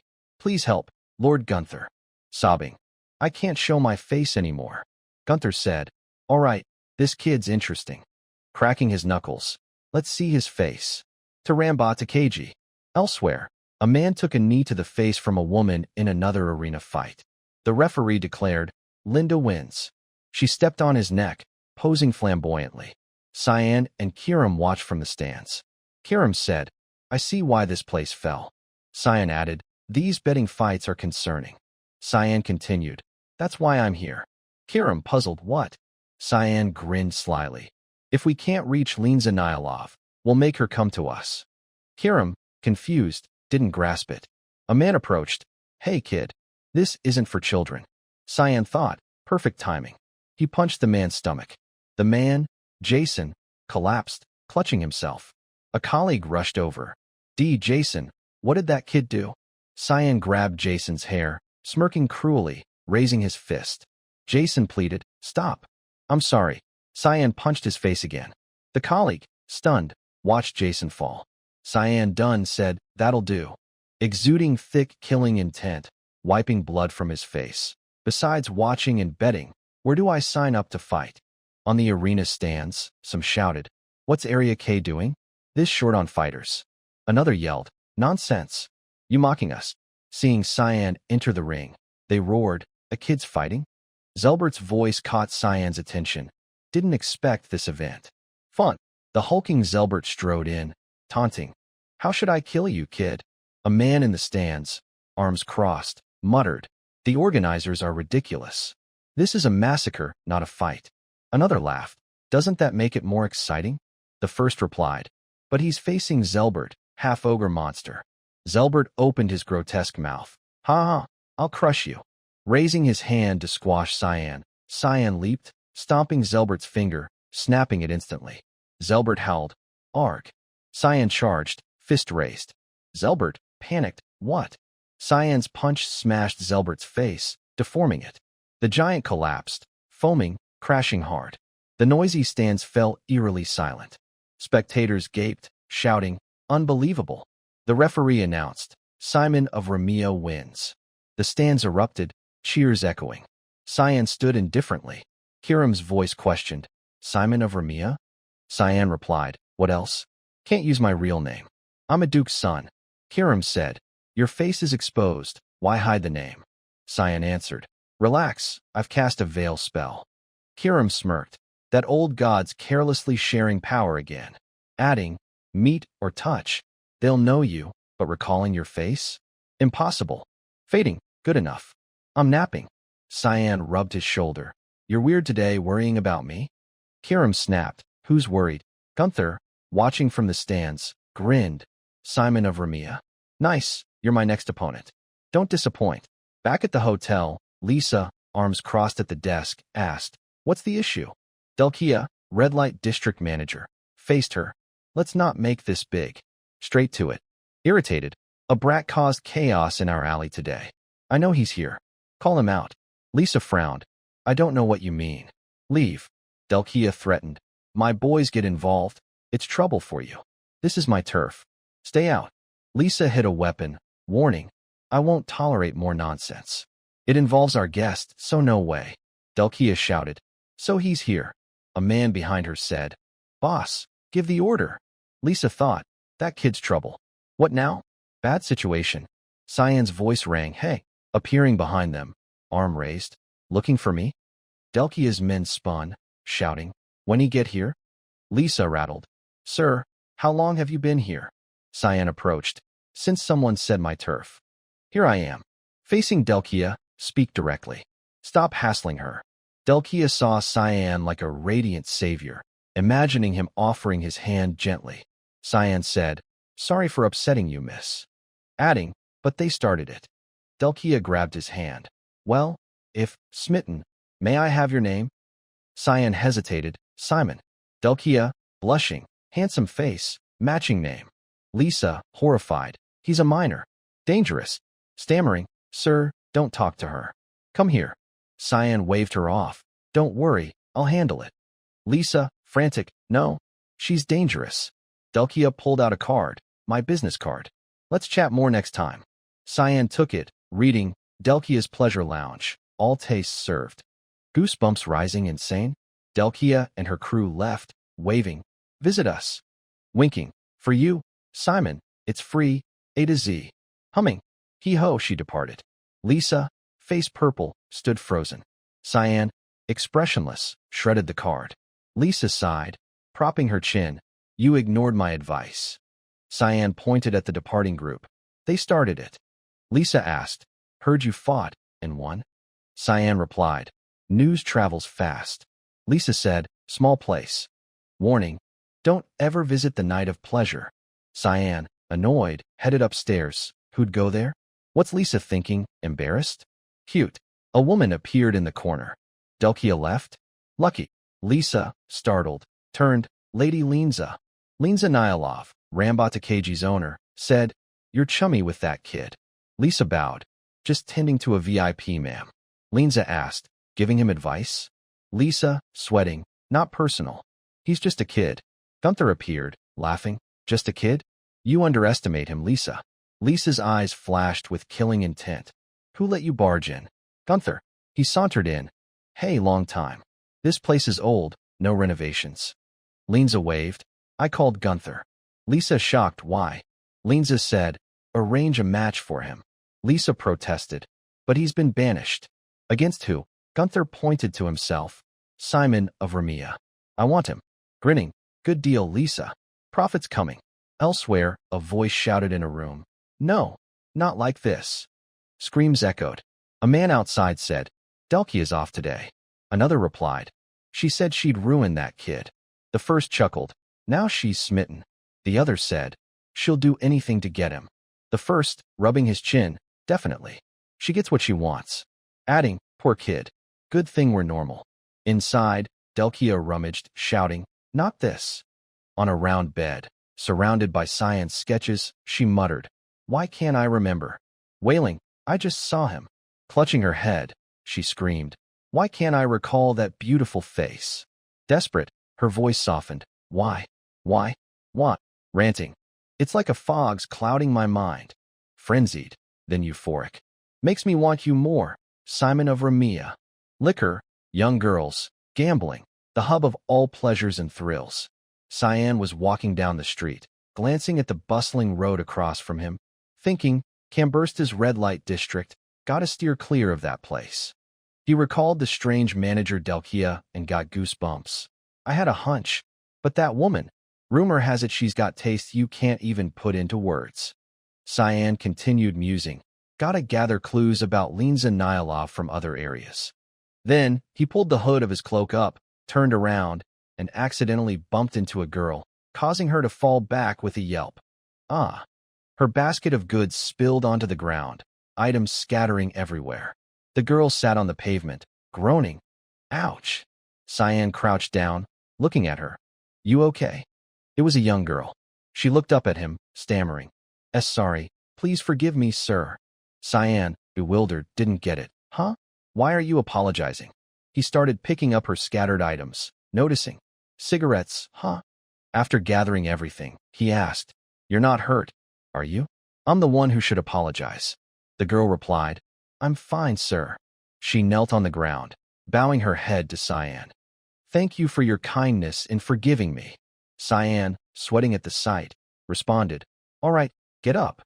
Handing her the basket, he asked, That's quite a haul. You selling these? The girl took the basket, saying, Yes, these are premium cigarettes from the Grey Caravan, sir. Would you like to buy a pack? Cyan replied, I don't smoke. In his mind, he thought, Grey Caravan? Why's that name sound so unfamiliar? The girl, flustered, bowed again. Oh, I see. I'm sorry. Cyan pressed. Where are you planning to sell all that? She answered politely. I wander the alleys west of the red light district, sir.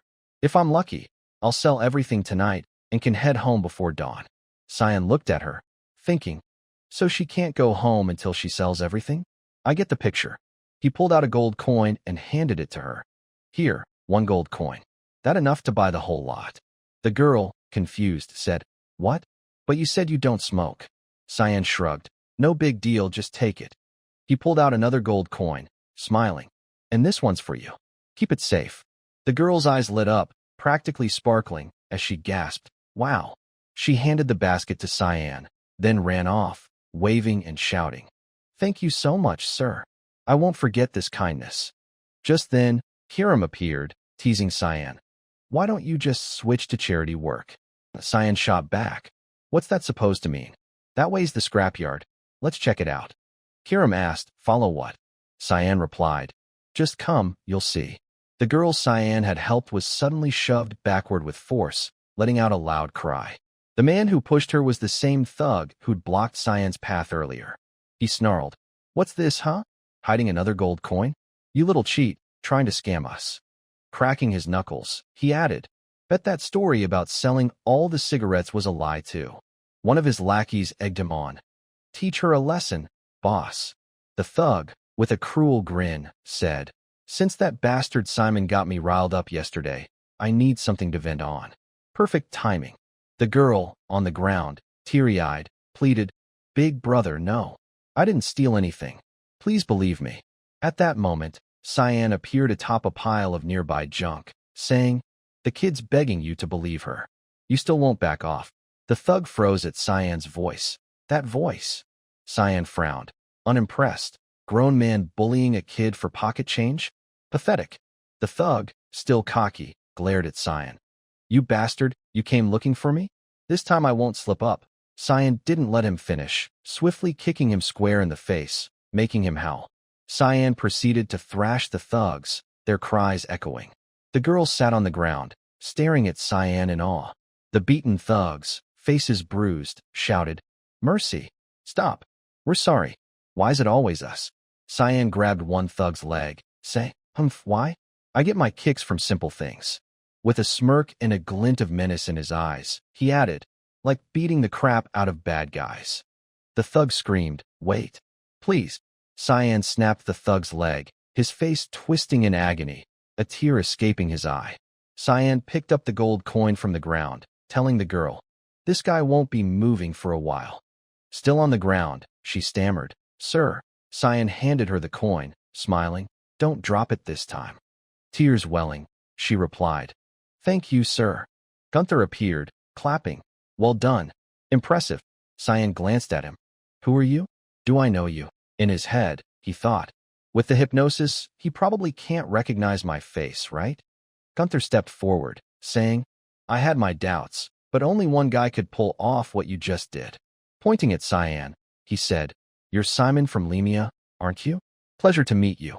I'm Gunther, manager of this scrapyard. Cyan stayed calm. Good.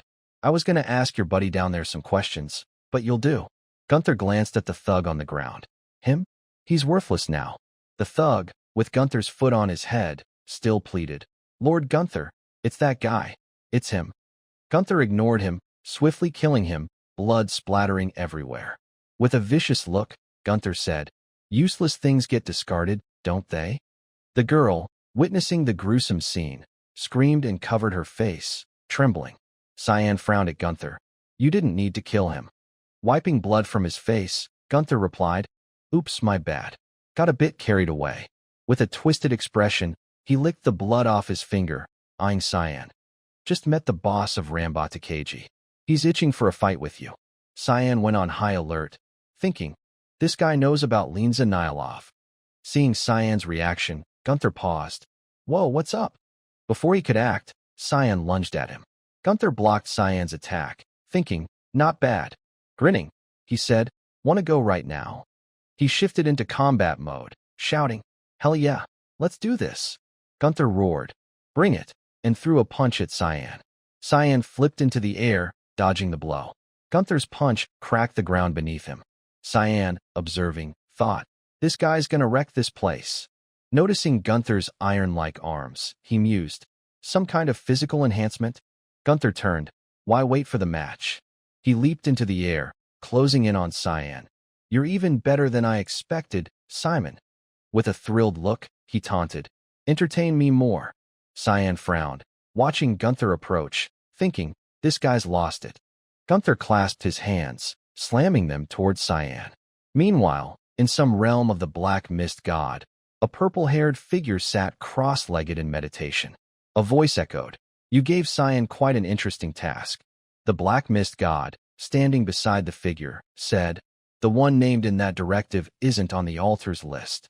He added, not blaming you, just surprised you dragged that kid into your personal business. The purple-haired figure smiled. I won't deny it. She continued, but Lin Zanailov is someone we need to deal with for good. The black aura around her flared intensely. She added, so this time, I want to test if Cyan's worthy of being my successor. The black mist god interjected, or will he end up another Lin Zanailov? Intriguing question. The purple-haired figure smirked. We'll find out soon enough. Who can predict fate? Back in the fight, Gunther eyed Cyan standing firm. Took that hit, and still standing? He continued, you're worth my time, Simon. Cracking his neck, he said, ready for more? His killing intent surged. Taunting Cyan again, he shouted, come on, Simon from Lemia, keep me entertained. The city of Lamaster was now in utter chaos, reduced to a heap of ruins. Here, two figures were locked in fierce combat, unleashing their full arsenal of skills to take each other down. Cyan launched an attack at Gunther, glaring at him and demanding, where's Lin Zanailov? Speak. The other man struggled to hold his ground, frowning, sweat dripping down his face. You're bringing her up now? He growled, eyes bloodshot, teeth clenched. Don't underestimate me, Simon. With a powerful strike, he was thrown back several steps. Cyan furrowed his brow, staring intently at Gunther, thinking, that arm my attack didn't even draw blood. Gunther, summoning all his strength, clenched his fist, brows knit tightly, and charged at Cyan.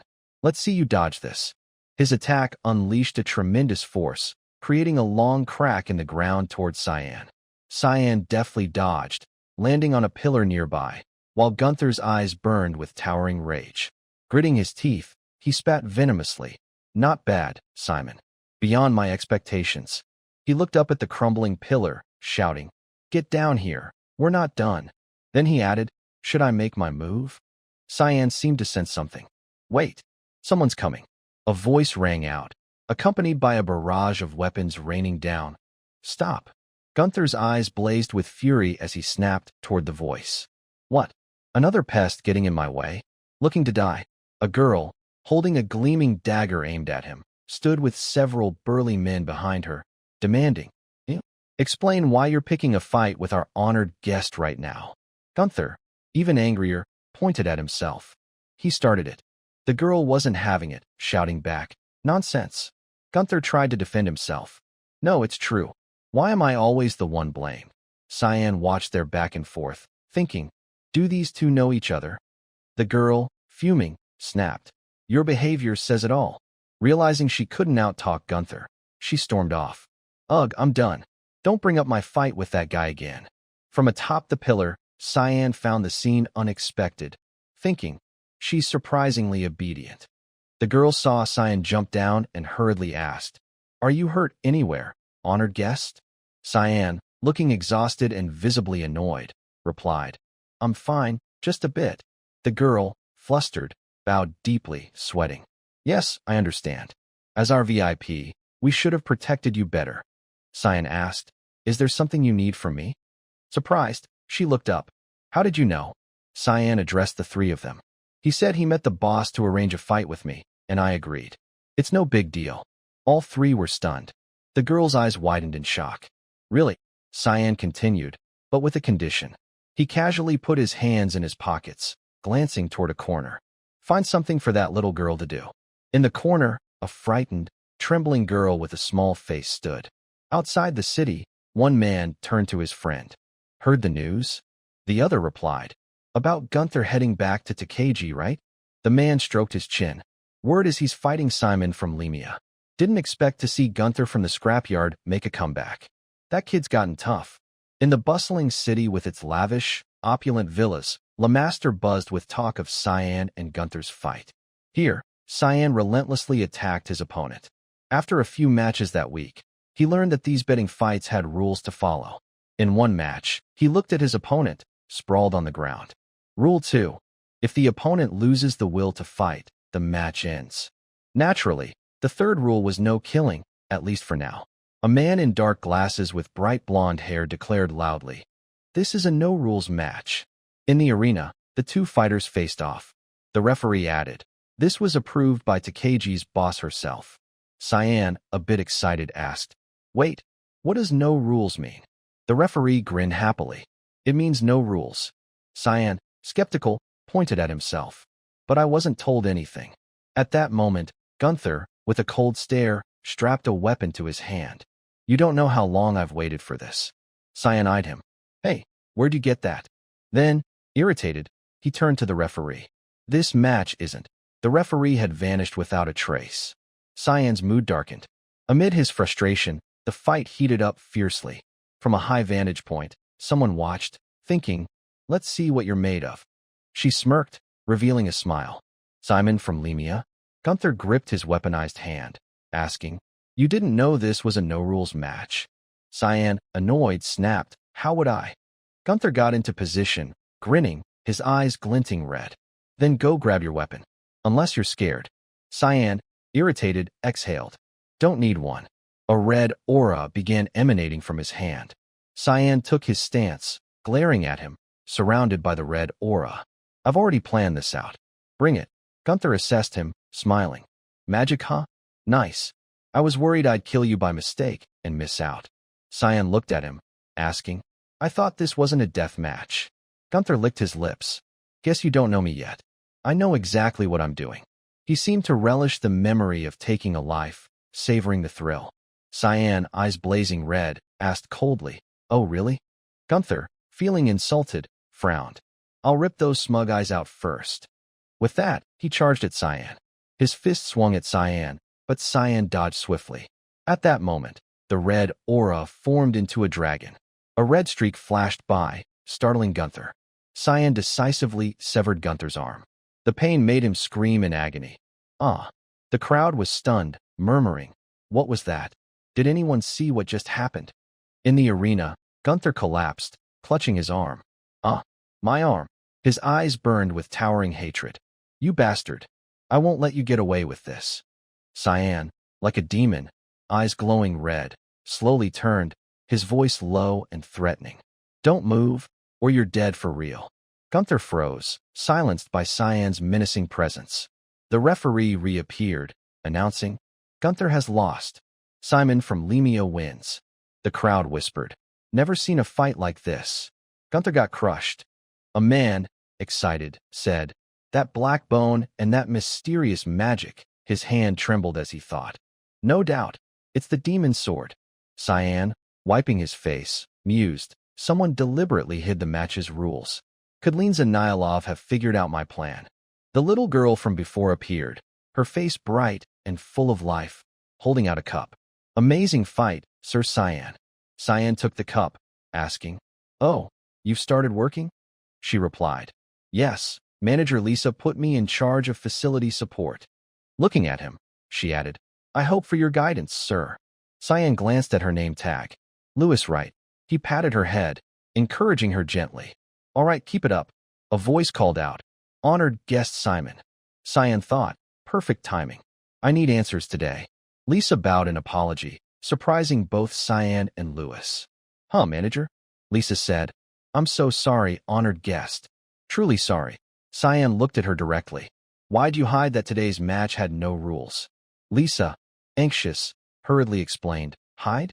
No, sir. It was only discussed between the boss and Gunther. I knew nothing. I'm sorry. I should have checked." Cyan stood, calmly saying, "Then I want to meet the boss. Can that be arranged?" Lisa, hesitant, replied, "That's difficult, sir.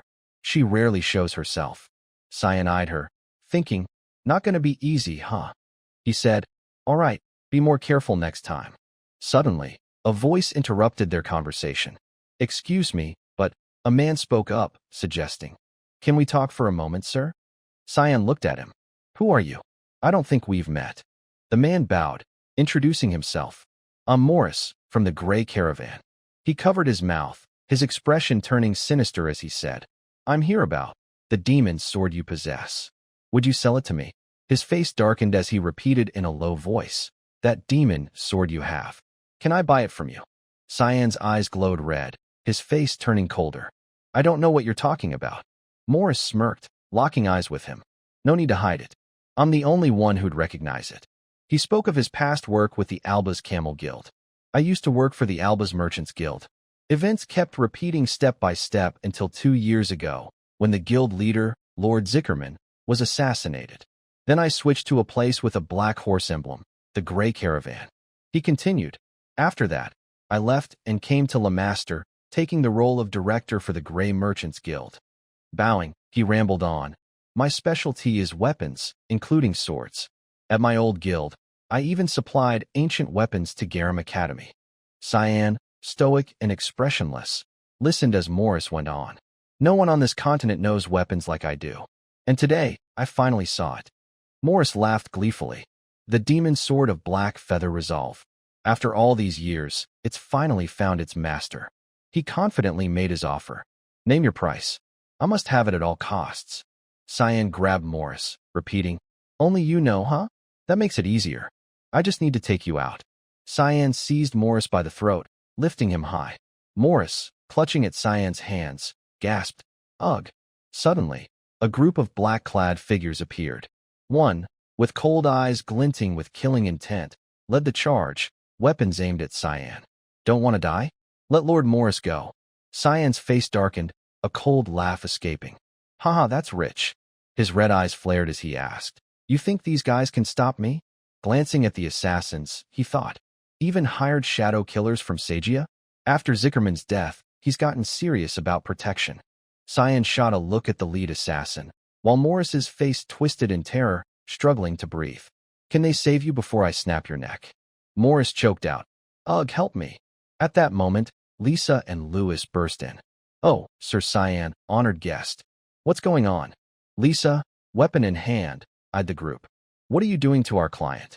Talk this out properly, or I won't hold back. Cyan glanced at Louis's frightened face, thinking, Can't let Louis get caught up in this. His grip on Morris slowly loosened. Cyan released him, glaring darkly. I'll let this slide. Get lost before I change my mind. The assassins quickly asked, Lord Morris, what do we do? Morris, clutching his throat, ordered, Everyone, sheath your weapons. Struggling, he explained, Sir Cyan seems a bit agitated. Cyan's face darkened further as Morris added, We'll retreat for now. Before leaving, Morris bowed, still visibly shaken, and said, My offer stands. Please consider it carefully. With that, they hurriedly left. Cyan frowned, musing, the Grey Merchants Guild? That was formed after I killed Zickerman. Louis, worried, asked, Are you okay, Sir Cyan? He looked at the small girl, replying softly, I'm fine. Tears welled in her eyes as she said, But why were so many scary people here? Cyan patted her head to comfort her. Don't worry about them. Turning to the manager beside him, he said, I have a favor to ask, Lisa. She responded, Yes? Cyan's eyes blazed red. I want to meet Le Master's boss. Lisa froze, a bead of sweat rolling down her cheek. Somewhere in Le Master, a massive surge of power erupted. People pleaded, Lord Gunther, please calm down. You'll tear your wounds open. Gunther, still injured, roared Cyan's name in fury, eyes burning, teeth clenched. I'll kill him. If I don't, I'll die. His face darkened, overwhelmed by helplessness. Gunther recalled that day on the arena stage, facing Simon. His head throbbed as he slumped down. How do I take that guy down? I can't think of anything. Is there no way? Suddenly, the image of the little girl cowering in the corner flashed in his mind. Like grasping a lifeline, he lowered his hand from his face, grinning. That's it, the kid. She can throw Cyan off. He held a small black package with a unique emblem. I've got a plan. In a still-lit building, Louis was hard at work. Her small frame carried a stack of plates, scurrying across the hall. Outside, the door creaked open.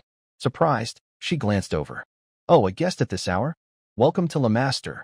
The man who entered smiled, chilling Louis to the bone. He approached with menacing eyes, patting her head as she froze in fear. Remember me? Louis trembled. Why, yes. Gunther. With a fiendish grin, he said, "Good. Help me with something." In a room, a voice demanded, "Why can't I meet Cyan?" Cyan leaned against the wall. "Should I file an official complaint?" Lisa, arms crossed, replied, "Even if you did, they wouldn't meet you." Cyan eyed her. "Why are you covering for Lenza Nilov?" Lisa protested. "You already know her name? You're no ordinary person." Cyan, arms crossed, listened as she continued. "Listen, she's watching you too. She's the one who set up your fight with Gunther and changed the rules on the fly." She warned sternly. "So I'm telling you, leave this place as soon as you can." Cyan listened, thinking, "Or you'll die? Whose side is she on? Or is it just professional ethics?" Suddenly, a scream echoed. "Aya!" Lisa exclaimed. "That's from the reception hall." It's Lewis's voice. She bolted downstairs, leaving only chaotic silence. Cyan crouched, picking up a shard, and said, "I've figured it out." Lisa cautiously asked, "That's—" Cyan held Lewis's name tag. Standing, he left, saying, "Stay here. I'll bring her back." Lisa, anxious, called out, "Wait. We don't even know who did it." Cyan's voice cut through, chilling her. "Enough," I said. He paused, his eyes brimming with killing intent. "I already know." Scattered drawings littered the floor. A man said, eyeing the girl on the bed. "Such a messy room for a lady." Delkia, with dark circles under her eyes, snapped, "Who let you in?" "Wanna die?" Morris, hands behind his back, remarked, "Look at you, Delkia." She glared at him. "Morris, why are you here?" He stepped closer. "A merchant coming here? Isn't it obvious?" "I have a deal to discuss." Delkia shot him down. "Not interested in your nonsense." Morris picked up a painting. "You've fallen for that kid but can't even recall his face, huh?" Delkia looked up, offended. "What do you know?" Ignoring her, he got serious. "No time to waste, so I'll cut to the chase." Holding a vial, he grinned wickedly. "This is top-grade sedative from the Gagayam Kingdom. With this, you'll have that kid." Delkia took the vial. "What do you want?" He smiled, clenching his fist politely. "Just one thing he has. His body's all yours." Delkia held the vial, asking softly, "That's it?" Morris, composed, nodded firmly. "Exactly. I'll be waiting." As he left, his eyes glinted green, smirking. "Anyone will do, as long as Cyan's out of the way. I just need that." He thought. "For now, let's hope Gunther takes care of the kid." Elsewhere, Gunther sat on a wooden crate. "Ha ha ha. I've been waiting for you, Simon of Lemia." Cyan, tall and lean, demanded, "Where's the girl?" Gunther swung onto a tree. "Got her keepsake right here, and the rest is over there." Cyan glanced at the warehouse, his eyes lifeless. "Let her go." He grinned, his face twisting with madness. "Why not just say you want to die?" Gunther, on the other side, held red ropes. "That's it. That's the spirit." His eyes grew wilder. "Come on, Simon." The girl sat high above with her arms crossed, her face shrouded in darkness. "Will that kid really kill Gunther?" Lisa bowed respectfully, replying, "Yes, that's right." The girl glanced at Lisa, asking, "Are you worried about him?" Lisa clenched her arm, calmly answering, "I gave up those feelings long ago, ma'am. But why are you so interested in the kid named Cyan?" A smile crept across the shadowed face. "Oh, curious about that, are you? Let me tell you." Her soft voice drew Lisa into deep thought. "Do you remember Cyan's face?" Lisa frowned slightly. "His face? Why can't I recall it?" The ring on the girl's hand emitted a red aura, one of Adu's powers, capable of making others forget their own face. Lisa's eyes widened in shock. "Adu? You mean the black mist god?" Lenza Nilov tapped her chin, speaking softly. "Exactly. It seems my past has finally caught up with me." Lisa frowned, worried. "Doesn't that mean you're in danger?" Lenza Nilov seemed almost eager. "This is a rare guest visiting me after so long. Treat him with care." Gunther, using a strange technique, conjured a blood-soaked arm, veins bulging on his forehead. "What's wrong, Cyan?" He slammed his hand down, shattering stones into pieces. The overwhelming force filled the battlefield with dust. Cyan was thrown back by the blow. Gunther stomped the ground, flaunting his power. "Why don't you use that move from before?" His eyes burned with murderous intent. The strength in Gunther's arm seemed to surge. "Try harder, Simon of Lemia." His taunt provoked Cyan, who glanced at the bones on the ground. The human trash is starting to crawl out. Gunther's red-veined hand grabbed a skeleton. Know what these are? Useless things, discarded, waiting to be dealt with here. With crazed eyes, he crushed the skull in his hand. Lemaster's just a dump for trash. Time seemed to rewind, replaying fragments of memory. As a child, Gunther stood protectively in front of Lisa. Lisa and I were born and raised in that pile of trash. Bullied and struggling, they fought to survive in this hellish place. Back then, he was furious. He'll fight back. Anyone who touches us, I'll bite back and get revenge. Then one day, they met someone. A one-eyed man, sweating coldly, pleaded, "Please spare me. I don't want to die." But a sword ended his life forever. The two kids stood watching. Eventually, that boy took down the scrapyard tyrant who tormented them for so long.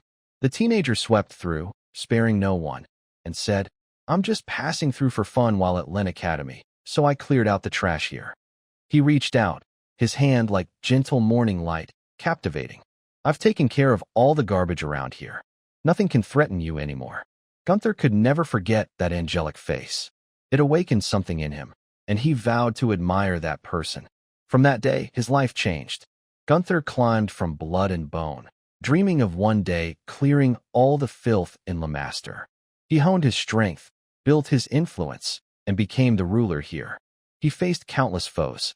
His path to wealth began in Lemaster's arena, though he was banned for killing. That didn't matter. The dead are just more trash to dispose of. Lisa left him after that, turning her back on him. But he didn't care. "Because I've become the trash itself." His eyes seemed ready to burst, brows furrowed tightly. "And I swore one day I'd wipe out all the garbage in Lemaster myself." Cyan, stunned, snapped, "Cut the crap." He smirked mockingly. "Don't you see I'm still unscratched? Put some effort into it, Gunther." Gunther's eyes blazed red. His brows knit as he laughed maniacally. "Haha, that's the spirit. Fine, I'll go all out." Chains suddenly appeared from his hand, wrapping tightly around his arm. His unnaturally large arm held a purple mass. "Let me show you something fun." Cyan watched silently, thinking, "Is that an artifact? Where'd he get it?" The glowing purple artifact opened. "This is a gravity chamber." It closed, revealing a purple stone, turning the area into a magical room. The gravity chamber trapped Cyan inside, binding him with 20 times normal weight. Gunther, growing wilder, grinned. "Well, you're tougher than I thought. Let's see if you can handle this." His massive, blood-red hand descended, terrifying. He taunted, "Need help?" Cyan's face darkened, head lowered. "No need." His eyes flared with rage. "He's not worth it." A flash erupted. Cyan darted swiftly toward Gunther. Caught off guard, Gunther took a heavy blow. He frowned, incredulous. What? How? He shouldn't be able to move. His magic shattered. He had nothing left. Impossible. Cyan's eyes burned with hatred as he struck Gunther hard. Cyan grew frenzied, eyes blazing. "I'll crush everything but your ears." Gunther, sweating profusely, couldn't believe it. Cyan's kicks rained down relentlessly. Outside, a flash exploded. Gunther's body, pierced by sharp fragments, collapsed in the ruins. Blood dripped from his mouth as he struggled to speak. "Ugh, from the start, I was doomed to die in this fight." He looked at Cyan. "I've got no regrets. That girl, born in Lemaster, has become another piece of trash, hasn't she?" He muttered, "Like Lisa and me. That's the law set by whatever rules this city." Straining, he stunned Cyan. "Please, don't let it happen again. If it's you can." Blood poured out, and Gunther fell silent. Cyan turned to a wooden crate nearby, approaching slowly and lifting the lid. His eyes widened. On the city's heights, Lisa and two others stood on a platform. What happened here? She looked down at Gunther, motionless, his body pierced by shards. "Gunther, my fears came true." Lisa ordered, "Prioritize the VIP's safety. Send people now." A familiar voice made them turn. "Over here." Lisa saw Cyan sitting on the ground. "Sir Cyan." She gasped, "No way." Seeing him holding the girl, she cried, "Lewis." Cyan turned. "She's unharmed, just asleep." Lisa rushed to cradle Lewis, asking, "Sir Cyan, are you okay?" He replied, "I'm fine. Take care of Lewis for me." Lisa, alarmed, watched him leave. "Where are you going?" He answered softly, "To clean up the trash." Lisa, clutching Lewis, puzzled. Clean trash? Where? Cyan's eyes glowed red as he walked away, heading toward Lamaster. On the map, Lamaster is divided into 4 zones, with the center as the focal point. The west is the scrapyard, the east is the commercial district, and the south is the entertainment area. Here, chaotic skirmishes are a regular occurrence.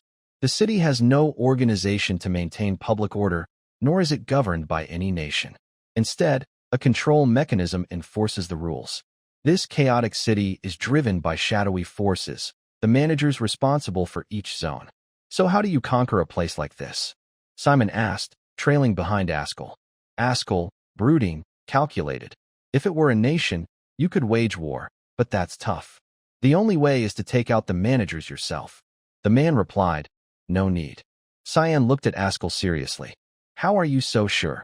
Askell, with eyes that saw through everything, said, because that city's rotten to its core.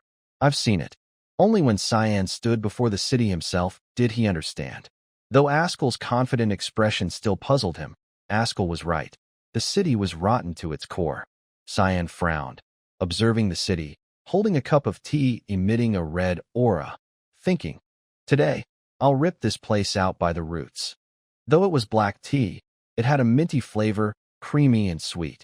Cyan eyed the tea warily. The manager clung to his arm. This is obviously spiked black tea. That scent is definitely the famous sedative from Gagayam. Delkia, beside him, shyly brushed her hair, gazing at him. Thank you for accepting my invitation, Sir Cyan. I'm sure you'll be very satisfied tonight. Cyan spoke softly, startling Delkia. Indeed, like this uniquely flavored black tea. Sweat poured down her face as she thought. No way. Did he notice the drug in the tea? Cyan's eyes glinted red as he looked at her. I'm looking forward to it. With that, he downed the tea in one gulp, to Delkia's shock. The cup shattered as it fell, and he slumped onto her shoulder. Delkia smirked, thinking, it worked. This kid's mine now.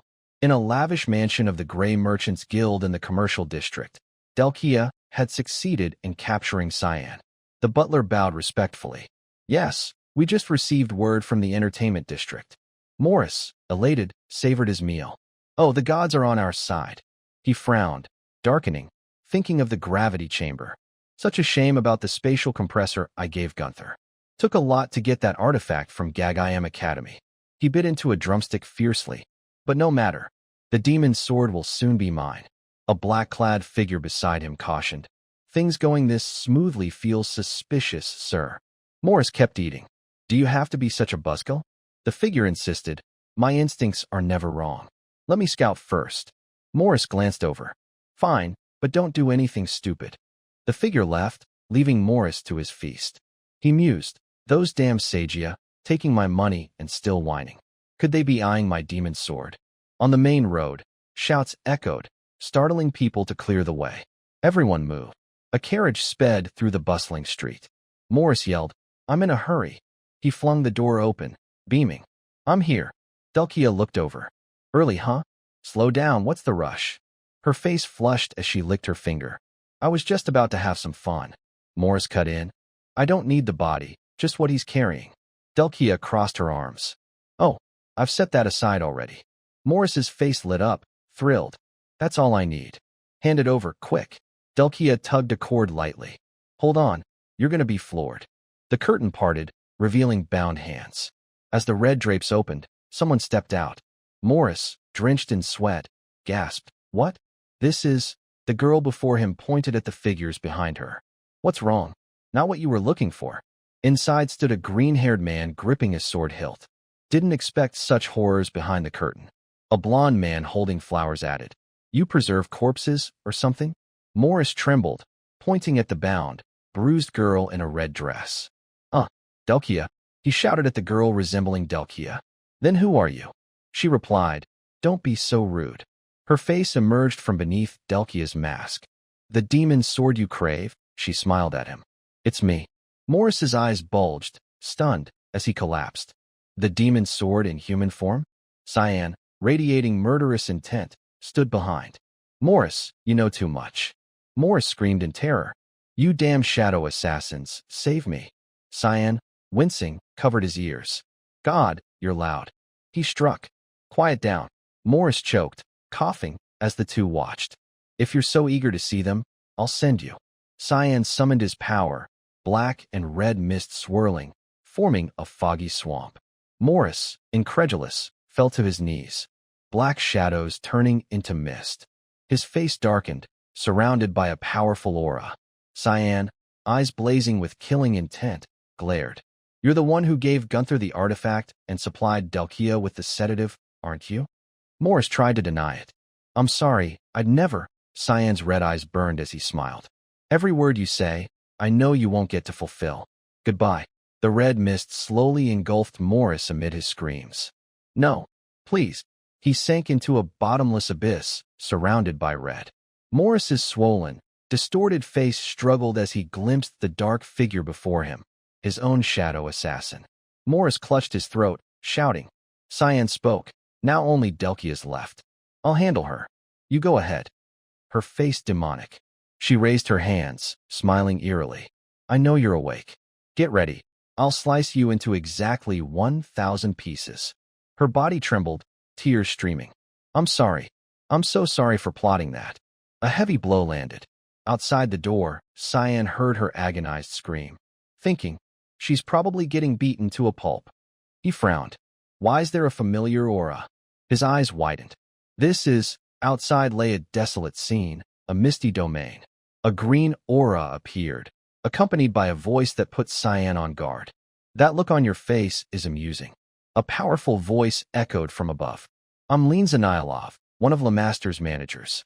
Cyan, hand in pocket, thought, so, the mysterious Lin Zanailov. He looked up, a bead of sweat rolling down his cheek. Also one of the Mist's people? Lin Zanailov appeared, saying, looks like Sagia didn't tell you anything about me. Otherwise, you wouldn't be killing off other managers so recklessly. Cyan tensed, his arm enveloped in aura. Thanks for the help. Now I don't have to hunt you down. He smirked, his aura intensifying. Should I call you senior? Or traitor? She smirked, raising her ring. Oh, don't misunderstand. I'm not your enemy. Suddenly, Cyan frowned, glancing back. A flash streaked toward him. He braced. Another one? Lin Zanailov smiled. Say hello. Cyan froze, stunned. Lisa stood behind, composed. You two already know each other, right? Lisa's eyes glinted with lightning, focused. Yes, Lady Lin Zanailov. Her face twitched with rage. Now, I'll eliminate Simon of Lemia right here. A powerful force crashed down. Cyan unleashed his spiritual energy, lunging forward, trying to reason. Get out of the way, Lisa. I have business with Lin Zanailov. This doesn't concern you. Lisa seemed deaf to his words, slashing at him relentlessly. Cyan thought, damn it, she's not listening, huh? His red-tinged eyes flared as he moved swiftly, thinking, then I'll do it my way. Shut up. A notification echoed. Secret technique. Bloodlust wave. Cyan unleashed a surge of spiritual energy at Lisa, kicking up a cloud of dust. She landed gracefully. Cyan, sweating and slightly alarmed, was impressed. Well, she's been trained pretty damn well. Lisa frowned, staring at Cyan. You withstood the bloodlust wave? Lin Zanailov smiled, floating closer to Cyan, whispering. You could easily kill her, so why hesitate? He shot her a glance. How long are you going to hide in that mist? Half of Lin Zanailov's face was shrouded in darkness, a hint of madness in her expression. I just want to see the potential of the kid Sarika trained. If he fights my kid, he'll win. Cyan furrowed his brow, thinking, she knows the guild master? What's their connection? Lin Zanailov flickered in the mist. Now's not the time to worry about me. Lisa took a defensive stance, summoning a ring of daggers to attack Cyan. Rain of needles. The attack was devastating, forcing Cyan to rely on his agility to dodge. Lisa gripped her dagger, diving from above. The two clashed fiercely. Lisa's eyes turned vacant, like a puppet under control. I may have cut ties with Gunther, but you'll pay for taking my only family. Cyan's face darkened, frowning as he fought back. So you two weren't just acquaintances. Peering into her eyes, he guessed. It's like a dormant, ruthless personality got triggered. She's using vague memories to fuel her killing intent. Cyan seized the initiative, grabbing Lisa's throat. But closing the distance like this was a mistake. Lisa stared at him, sweat beading on her face. Cyan landed a blow, knocking her out. Looking at the unconscious Lisa, he thought, managed to shut her up. Cyan's face darkened. Now it's just you and me. Come out of the mist. Linza Nilov hovered, concealed in the fog. Come out? You already know, this mist is me. Cyan retorted. I'm surprised you're with the mist, but I'm more shocked you're a corrupt thief. Her face darkened, eyes flashing with displeasure. What's that supposed to mean? Cyan smirked, pointing at her. That ring earlier, it's Yundine's, right? That ring holds infinite spiritual power, its diamond gleaming. It's an heirloom, infused with divine magic and authority. He continued, you used it to pass as one of the mist, didn't you? I don't know how you stole it. Cyan rubbed his neck casually. But you're just a fake. Linza Nilov grew frenzied at his words. How dare you? Bow to my almighty power. Cyan thought. Got her. Linza Nilov spoke softly. The power of the black mist god. A circle appeared, stirring up dust, trapping Cyan and immobilizing him. Even the unconscious Lisa wasn't spared. A sharp point grazed, creating ripples in space. Only I can move in and out, and nothing else can. Linza Nilov closed in on Cyan, taunting. How's it feel to be helpless? This is true power. She gathered energy, green wisps condensing. Time to say goodbye, Simon of Lemia. No, poor little Cyan of the mist. Suddenly, a voice interrupted, halting her. Finally found it. What's this tiny hole-riddled space? A pink-purple lightning bolt struck, startling and unnerving Linza Nilov. Outside, Kiram arrived, furious, brows furrowed, eyes hostile. What? You're targeting my master too? Linza Nilov turned, assuming a defensive stance, thinking, she tore through this space? Does she have power rivaling the Black Mist God? She was stunned. Kiram gripped her weapon. Besides Adu, only one person could do that. Radiating intensity, she frowned. Why do you keep eyeing other people's stuff? Want to get sliced up? Kiram snapped her fingers. But first, I'll shred this pathetic space. It shattered instantly as she smirked. Linza Nilov, dumbfounded, gaped.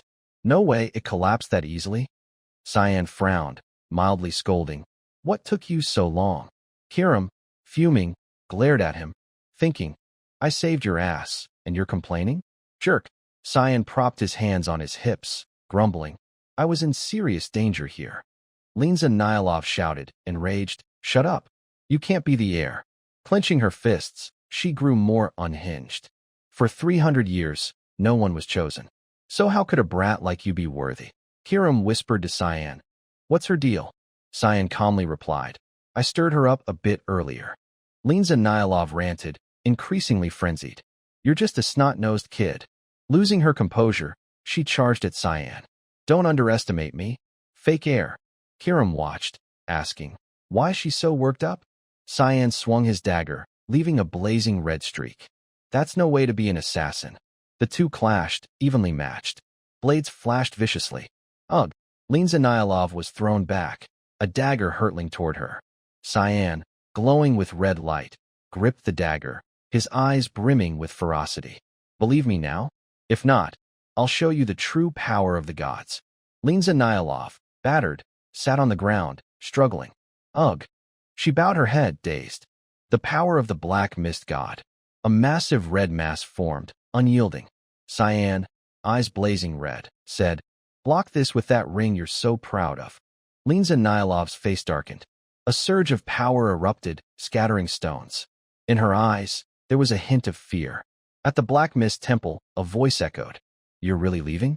Linza Nilov was resolute. I told you. I'm sick of hiding and waiting for an heir. Sarika looked at her, sparing few words. Got it. Shame. Linza Nilov turned, smiling at her friend. Will you come to kill me? Sarika showed no emotion. No. There are worse people out there, why bother? Don't worry. Linza Nilov's face darkened, issuing a warning. But if I find you fallen, I'll have to purify you. Her face grew grimmer at Sarika's words. Then I'll take back the weapon you stole. Sarika added. No one knows now, so don't stress. Stay strong. Linza Nilov pursed her lips. That's how I parted with Sarika. Determined, Linza Nilov left. After abandoning an organization that only hid and waited for an heir, despite her power, She decided to build one where the strong were recognized. I'm done hiding and waiting. Her hand trembled, clutching her sleeve. I thought I was so close. She froze, bewildered. How did it come to this? Cyan looked at her helpless, broken state and asked, "Any last words?" Linza Nilov lowered her face. "Tell Sarika." Cyan's eyes softened, waiting silently. Tears streamed down her face, her eyes losing focus. "That I was wrong. It hurts. End it." Cyan raised his hand, channeling a surge of power. No one can predict their own fall. With red eyes, he thought quietly, "Not even me." Before him, two realms converged. Cyan gazed at the building ahead. A domain linked directly to a hotel? That saves me some trouble. Suddenly, a voice broke the silence. "Why did you spare me?" Lisa, her clothes tattered, looked at him and asked, "I tried to kill you, and I know you're with the mist." Clutching her arm, she looked utterly drained. "There's no reason for you to let me live." Cyan tilted his head, meeting her gaze. "So, are you planning to tell anyone?" Lisa hesitated. "That's enough." She asked, "What should I do now?" At that moment, a voice came from the door. A group rushed in. Lewis, spotting Lisa, ran to her, worried. "Are you okay, sis? Are you hurt anywhere?" Tears welled in her eyes, her hands gripping tightly. "I was so worried. You just vanished." Lisa looked at the girl. "You're safe. That's what matters. Are you hurt?" Lewis threw herself into Lisa's arms, hugging her tightly. "I don't know anything. Don't ever leave my side again." Sobbing, the girl cried, "You're so kind, the best to me. Don't leave me again, please." Lisa gently comforted her. "I was only gone for a bit. No need to make a fuss." Cyan spoke up. "Looks like you've got your work cut out for you." He glanced at her. "The manager's backing you, so step up for now. Don't let Lewis grow up to be like you or Gunther." Lisa replied softly, "Yes, I'll do that." Cyan crouched, patting Lewis's head, advising, "Lewis, listen to the manager, okay?" Lewis looked at him. "Are you leaving, sir?" Cyan smiled. "Yeah, I'm checking out now. Live well, all right." Everyone watched him go. Lisa called after him, "Will you come back?" He waved. "Probably." Lisa's face flushed slightly. "You better." Cyan grinned. Yeah, I got it." He recalled the castle scene back then, thinking, "Next time, I hope I won't have to see that again." A dagger, wrapped in a warm aura, rested in her hand. She spoke. "So, you finally purified Linza Nilov." Perched atop a tall stone pillar, she sat casually. "Must have been tough, huh?" Cyan retorted. "You knew and still sent me?" She twirled the dagger, looking at him. "Yup. So, got any questions for me?" Cyan met her gaze. "What's your connection to Linza Nilov? Was she with the mist too?" She smiled faintly. "Yes. Once." Her voice continued. "I remember the days we trained together as fellow disciples." The moment she left replayed in her mind. But she defied the mist's will and left, taking the heir's ring meant for the guildmaster. Cyan held up the gleaming ring. "This Undine ring." She descended from the pillar. "That's the one. It was originally my weapon." Hands on hips, she looked at Cyan. "But you keep it." He was taken aback. "Wait, what?" "This is the heir's relic for the guildmaster." Her eyes glinted, her aura menacing. "I don't need it anymore. I'm strong enough." Cyan stared at the ring. "I thought you sent me to retrieve it." "That's surprising." Kiram appeared, chiming in. "Maybe some secret motive. Seems like you two go way back." She brushed it off, holding her dagger, continuing. "I'm just keeping my promise. Most who get drawn to that ring's power end up destroyed." Cyan watched her back, asking, "So this is a test?"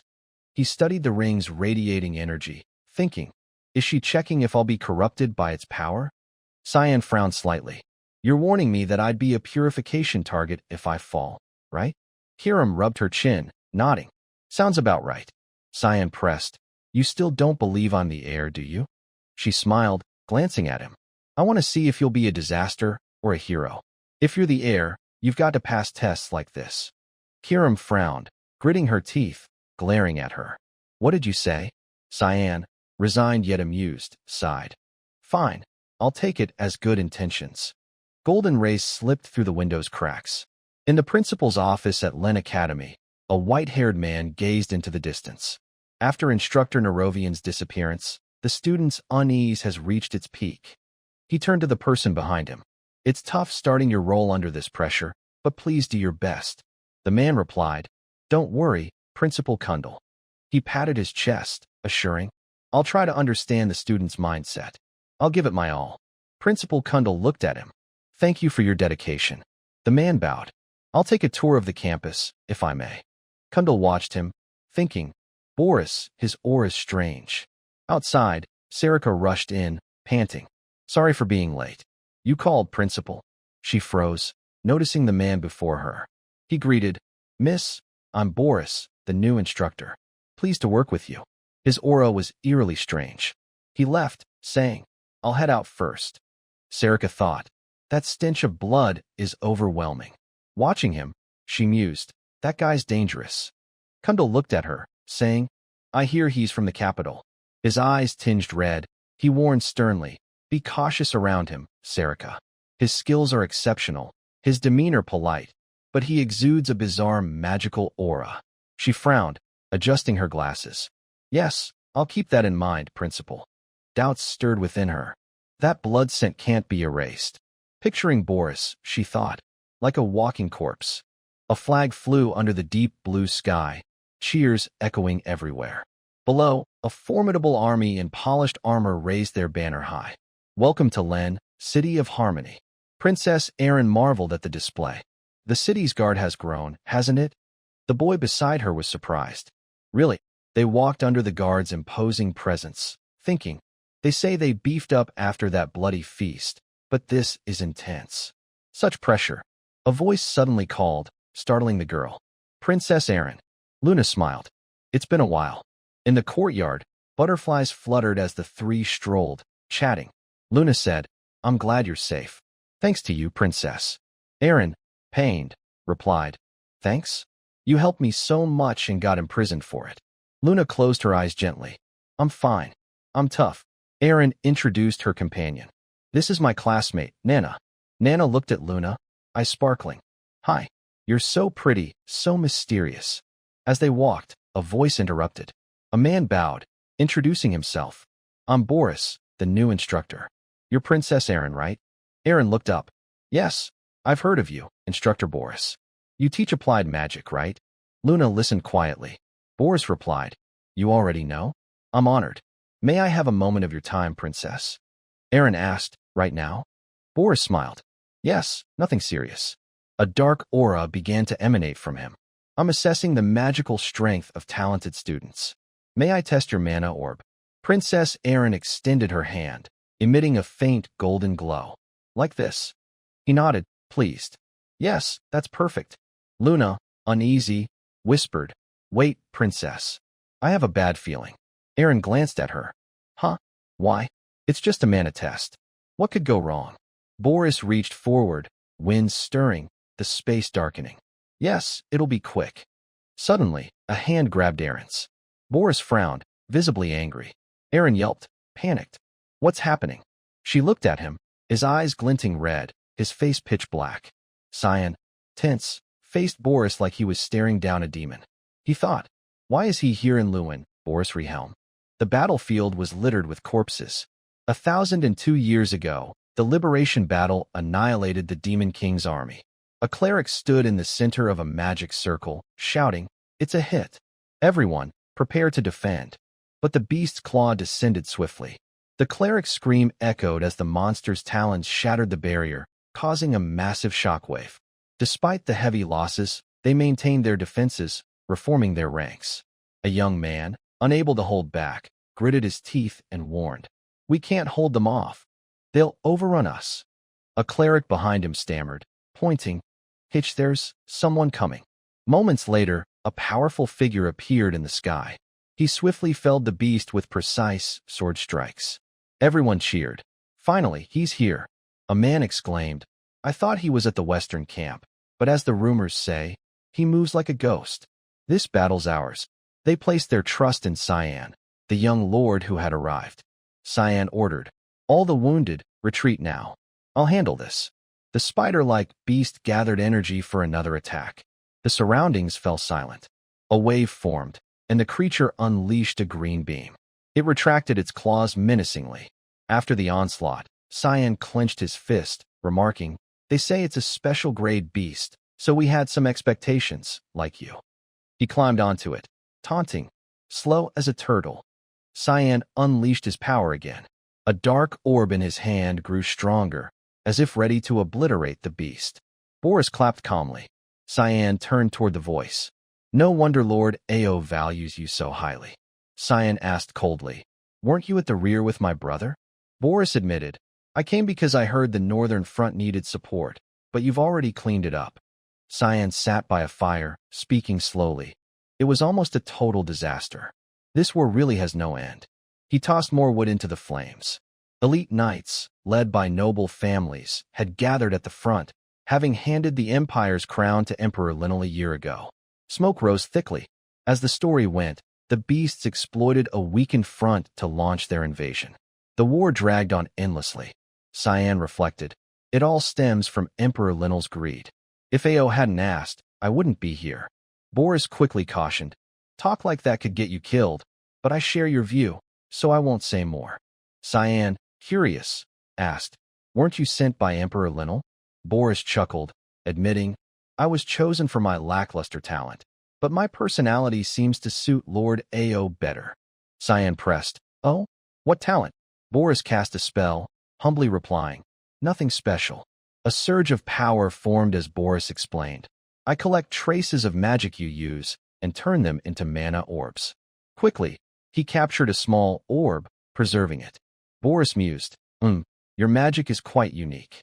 Cyan, intrigued, asked, "What's so unique?" Boris, cryptic, said, "You have immense potential. You might just be the one I'm looking for." Cyan narrowed his eyes, calculating. Looking back, that's probably when the hunt for me began. Gripping Erin's hand tightly, making her freeze, he resolved, "This time, I won't make that mistake again." Facing Boris, he steeled himself. "I absolutely can't let him take my magic." Boris squinted, sizing him up, wondering, "This kid is Cyan?" A student nearby scolded, "Cyan, were you just rude to the princess?" Boris awkwardly said, "Oh, hello. Seems there's a misunderstanding. I'm just evaluating students' abilities as an instructor." Cyan called him out. "I've never heard of such a procedure, instructor."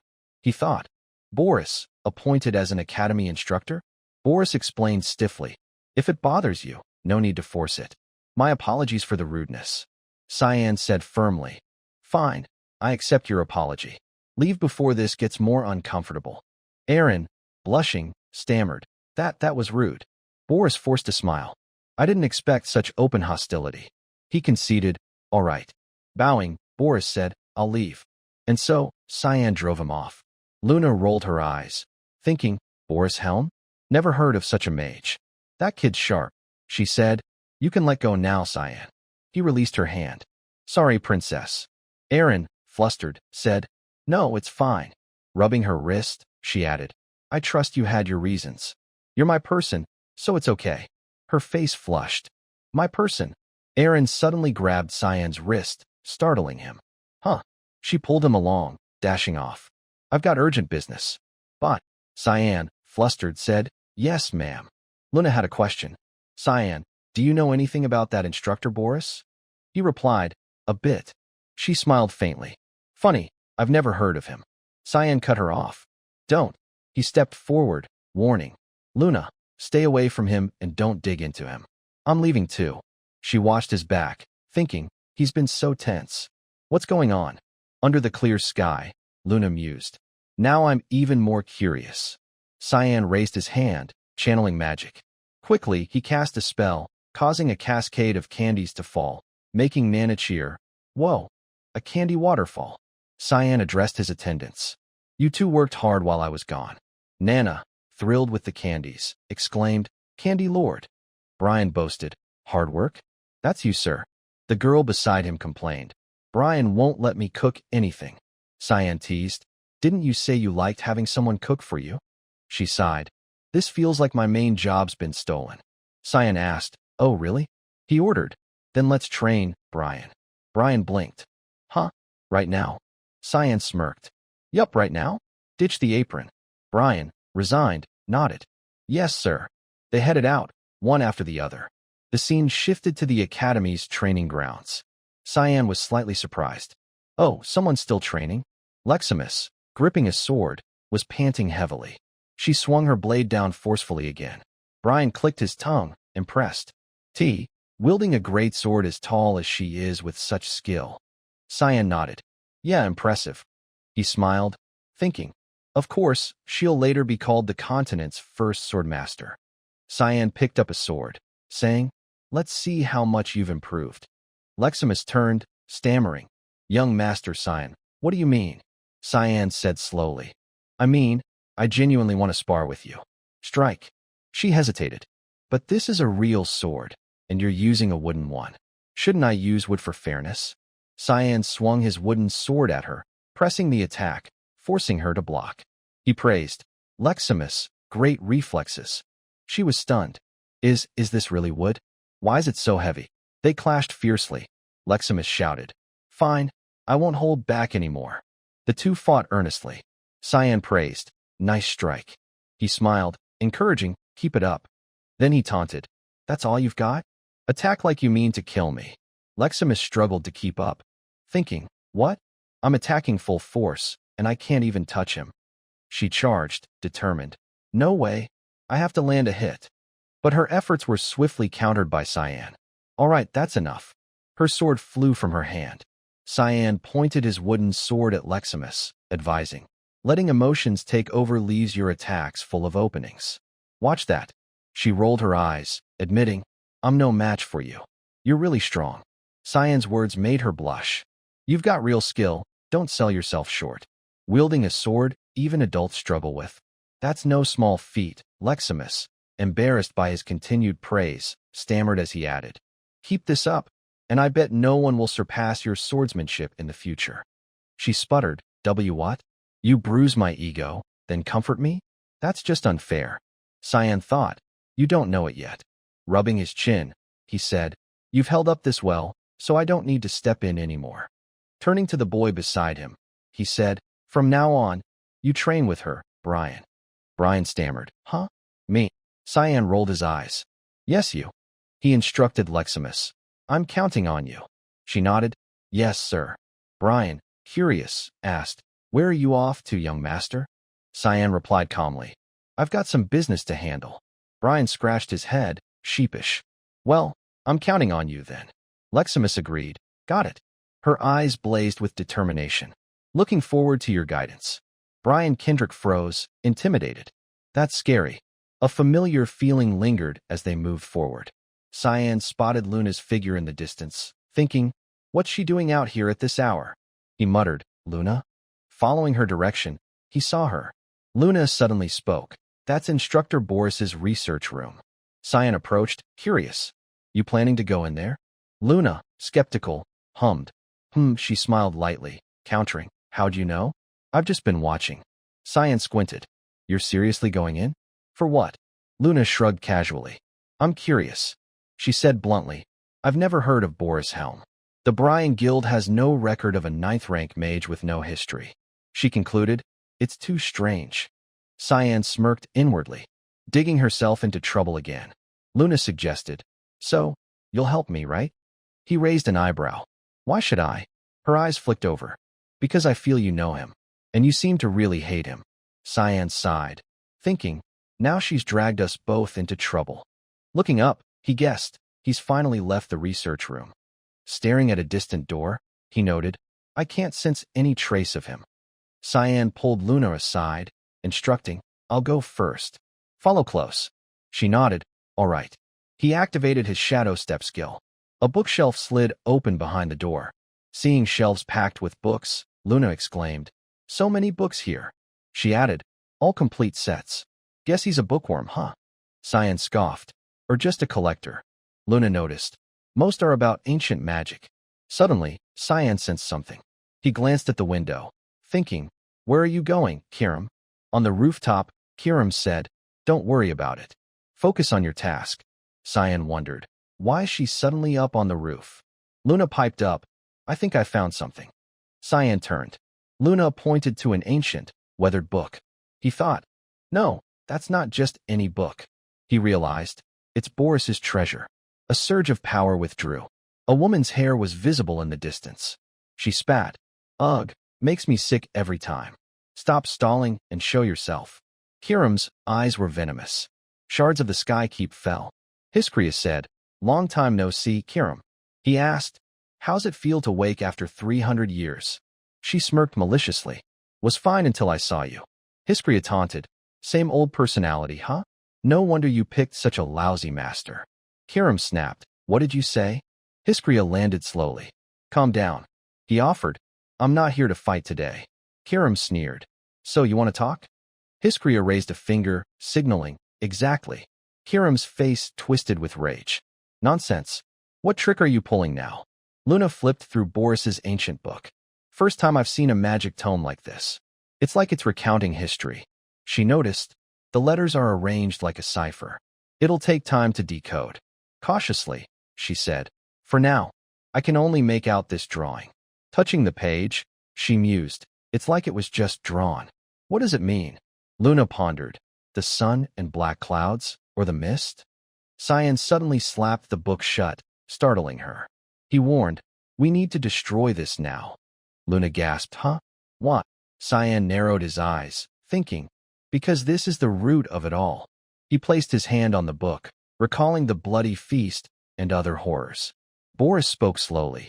Sorry, but I can't let you do that. Cyan spun around. Boris, damn it. He thought. I was so focused on the artifact I missed his presence. A light flared from the book.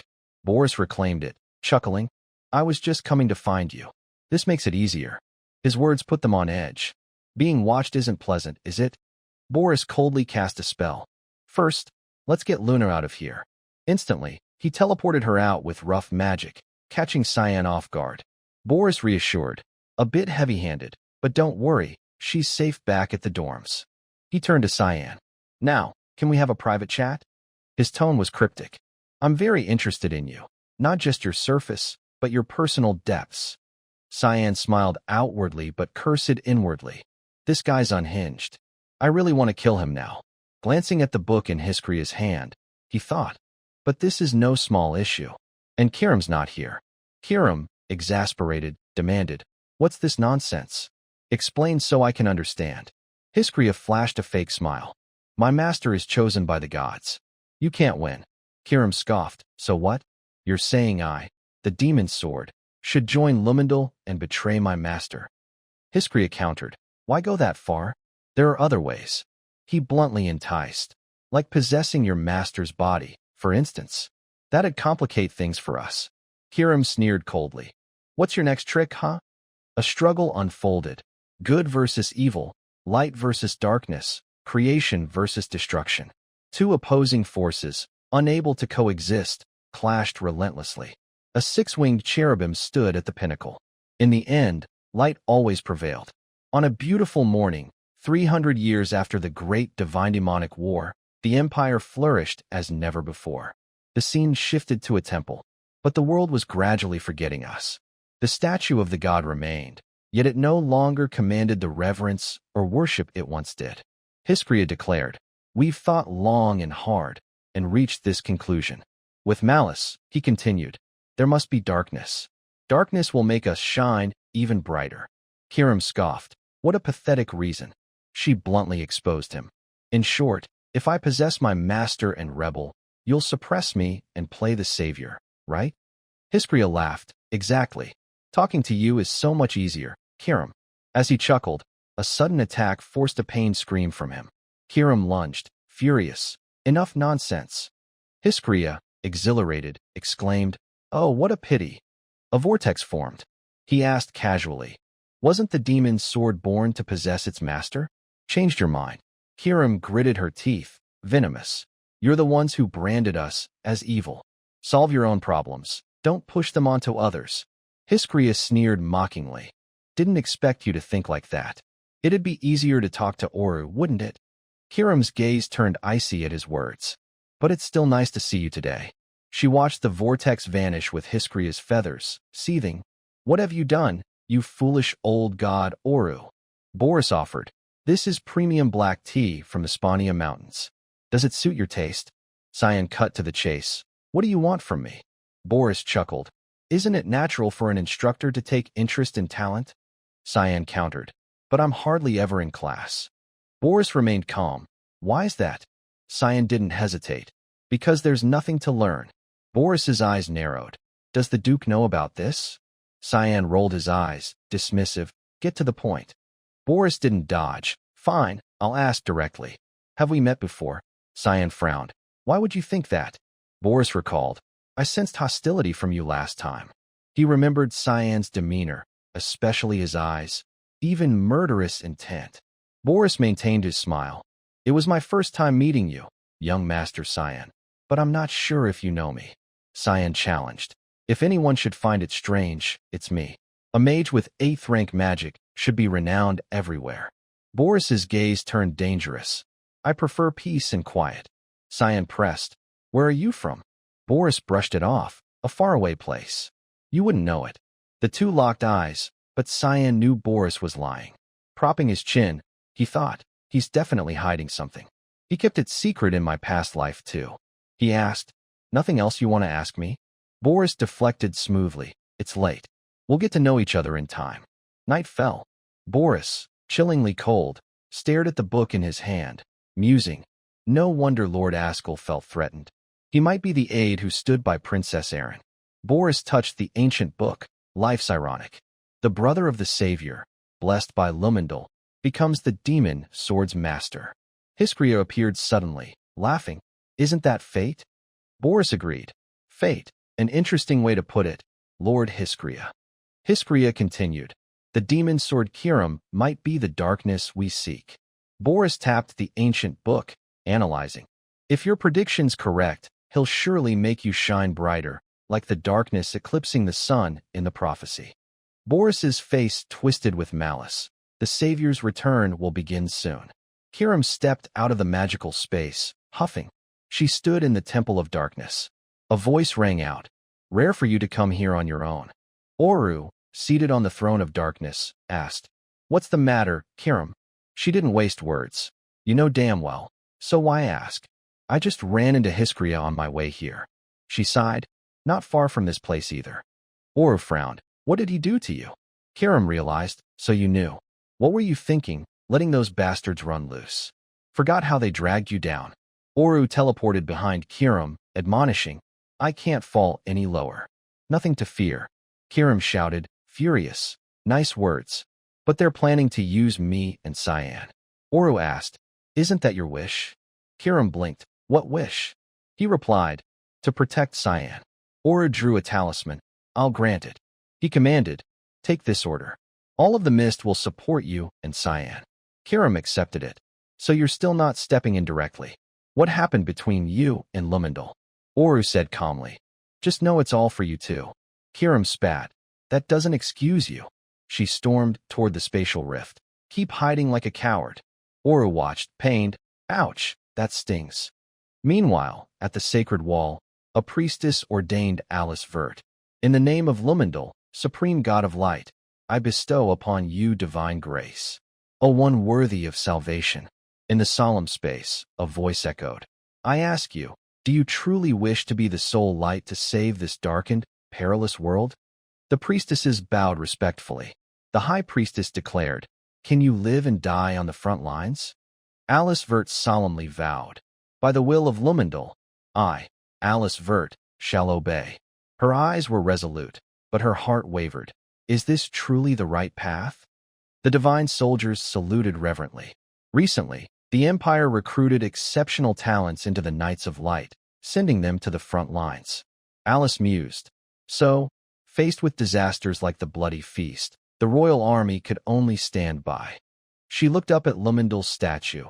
Joining the Knights of Light was my lifelong dream, but is what I must protect on the front lines, or, a familiar voice called. Congratulations, Lady Alice. She recognized Cecilia, who beamed. You've finally achieved your dream.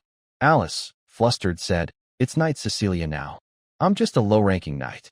Cecilia laughed. When it's just us, let's keep it like old times. Alice bowed, uneasy. But I can't disrespect my senior. Cecilia, flustered, said, oh, lady, the waterfall's still flowing. She encouraged earnestly. The path you've chosen isn't wrong. I'm sure of it. I've watched you for so long. Alice hesitated, but I'm still unsure. She sighed. The screams and cries for help still echo in my ears. Cecilia suggested, then there's only one way to know if you're suited for the front lines. Alice, curious, asked, what's that? Cecilia, confident, said, come to the front lines with me. She boasted. Duke Willius, commander of the Knights of Light, assigned a mission to you and me. Cecilia relayed. Answer the summons, Alice Vert. Alice, stunned, asked, he assigned me a mission? Brian laced up his boots, sheathed his sword, and prepared for battle. Others, curious, asked, where's he off to so suddenly? Brian turned to Nana and Emily. No idea. He just said to get ready, so I did. But where? Before he could finish, Nana fretted, will we not see him for a long time? Cyan stepped closer, calmly. No, it won't be long this time. He smiled reassuringly. Don't worry, Nana. Brian asked. Everything ready as you ordered? Brian nodded confidently. Yes, sir, all set as you instructed. But where are we going? Cyan unleashed his power, saying, Limey Valley. Emily gasped. The place from before? But you said it was far. Cyan shrugged. It's quick through here. Let's go, he thought. We need to hurry. A spatial gate opened. Cyan muttered to himself.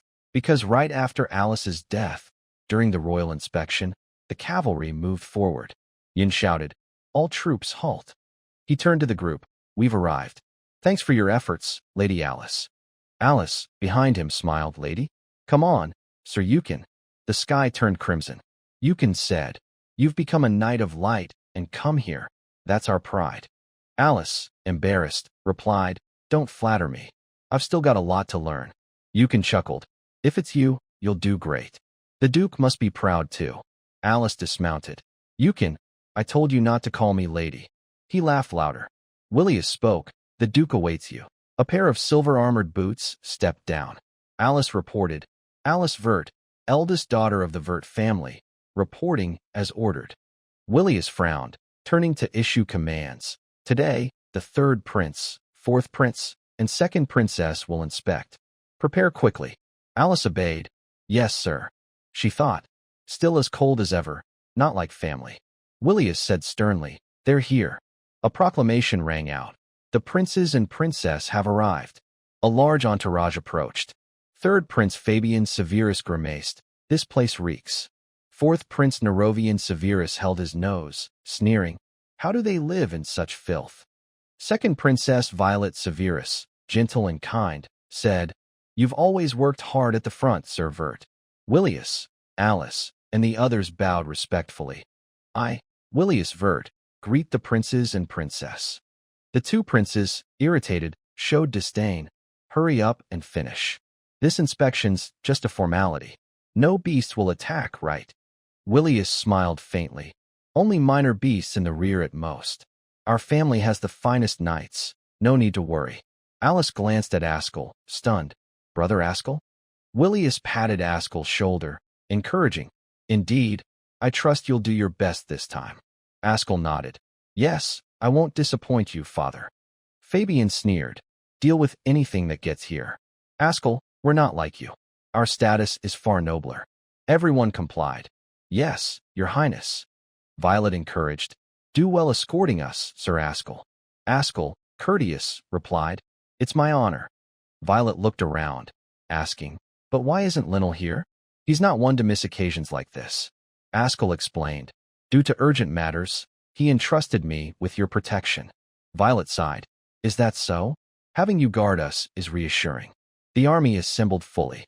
Alice looked at Askell, thinking, he always protects the first prince, yet now he's guarding the princess and twin princes at the front. Just a coincidence. Askell suddenly spoke. Heard you topped the ranks joining the knights? Coldly, he added, Congratulations, Alice.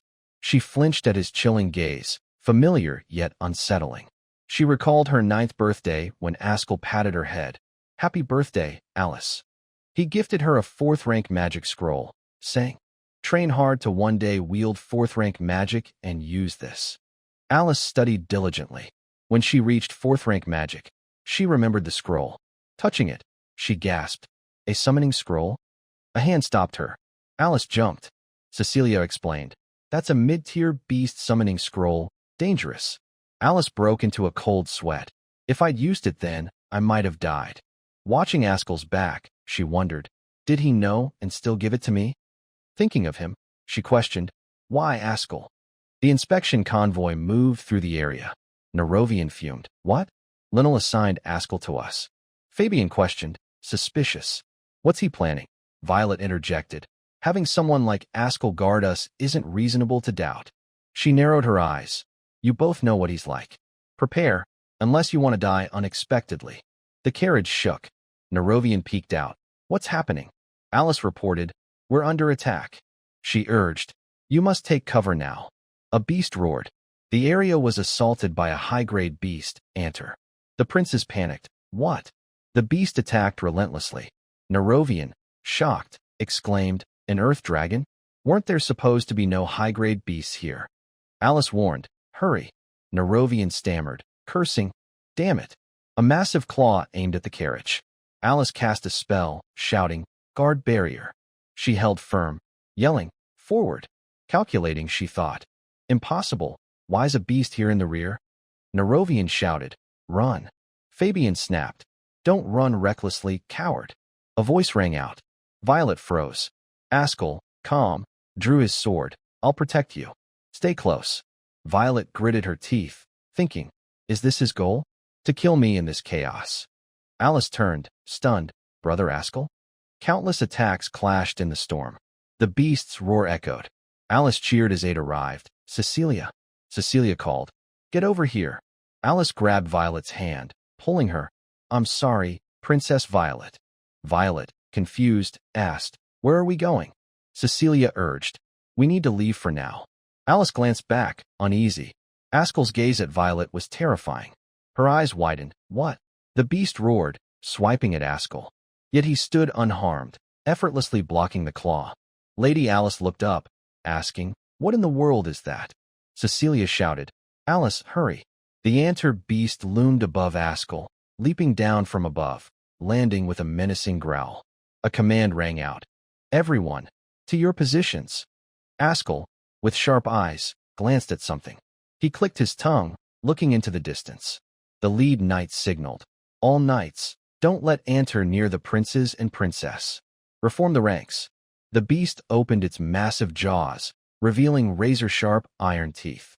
As it did, a glowing purple gem shot out. Askel frowned, annoyed. What a hassle. The gem morphed into a large orb, hurtling toward the knights.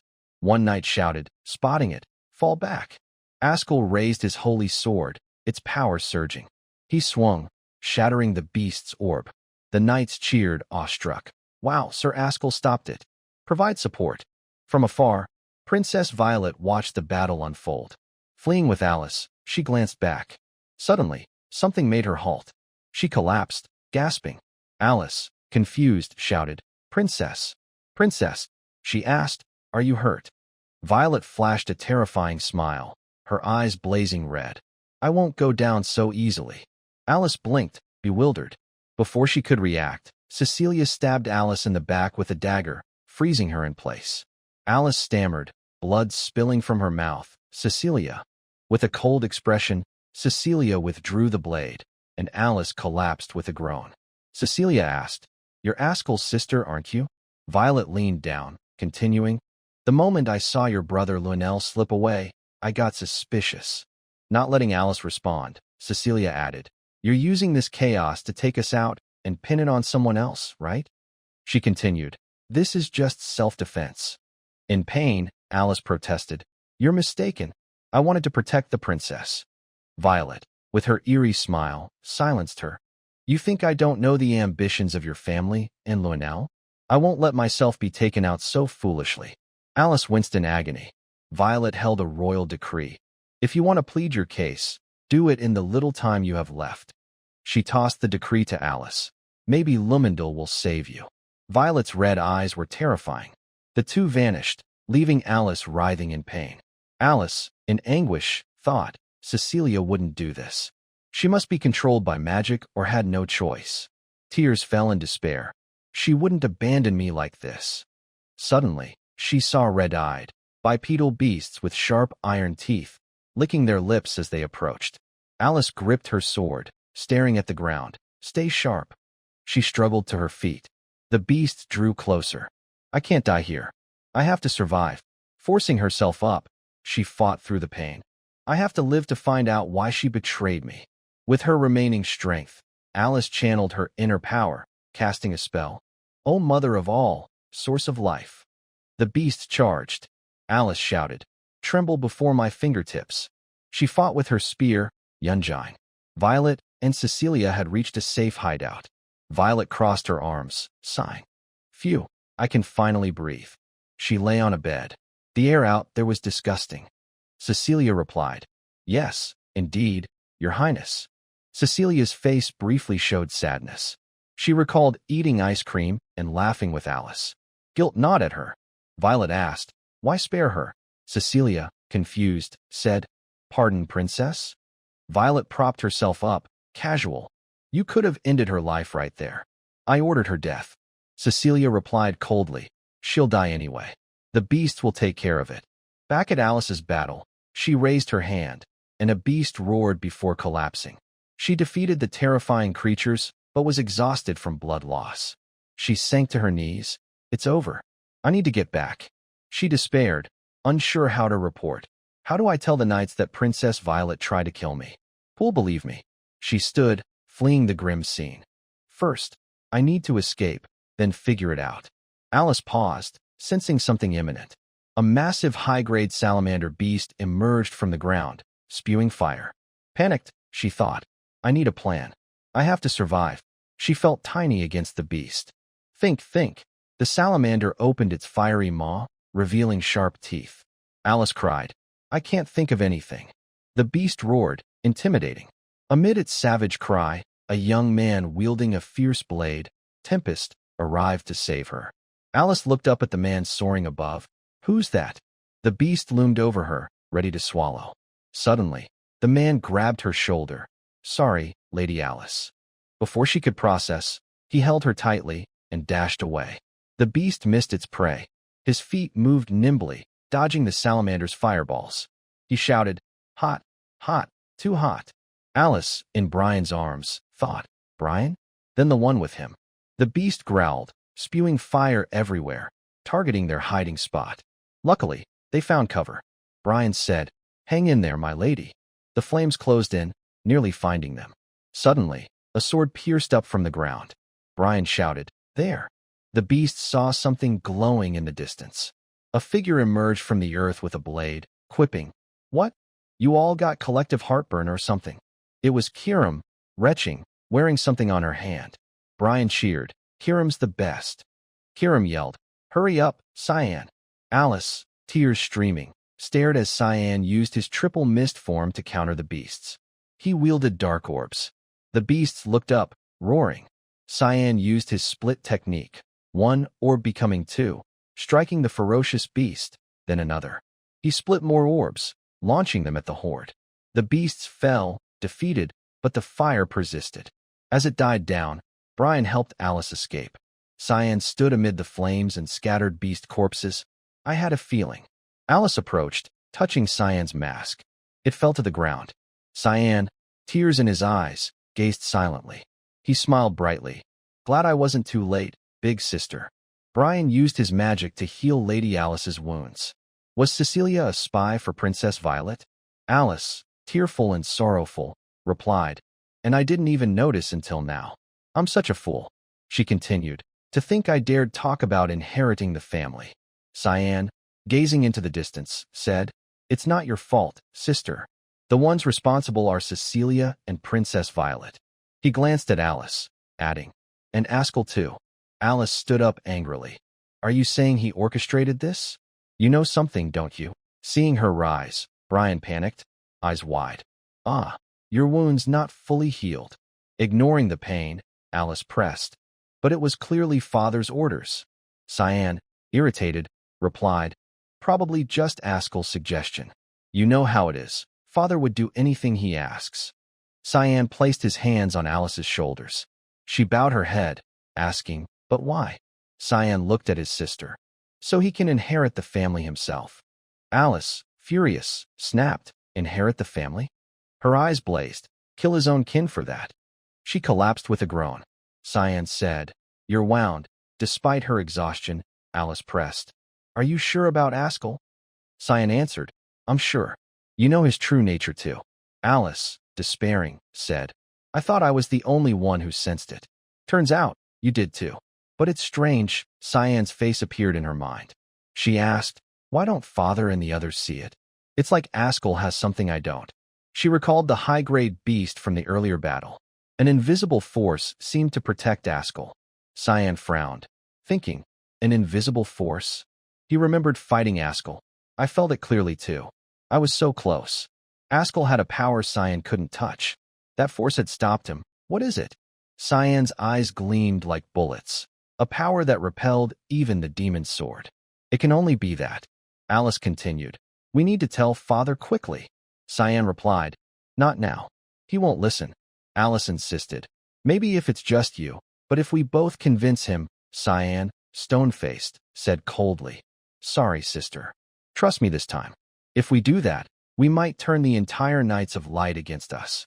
Alice asked, "Turn the Knights of Light into enemies?" Askell walked on a red carpet, cheers erupting below like he was a star. In his past life, Askell was always celebrated. His charming smile captivated everyone. People adored and followed him as if he were a savior leading them. Cyan had once been among his admirers. Since everyone saw him as a hero, no one doubted him.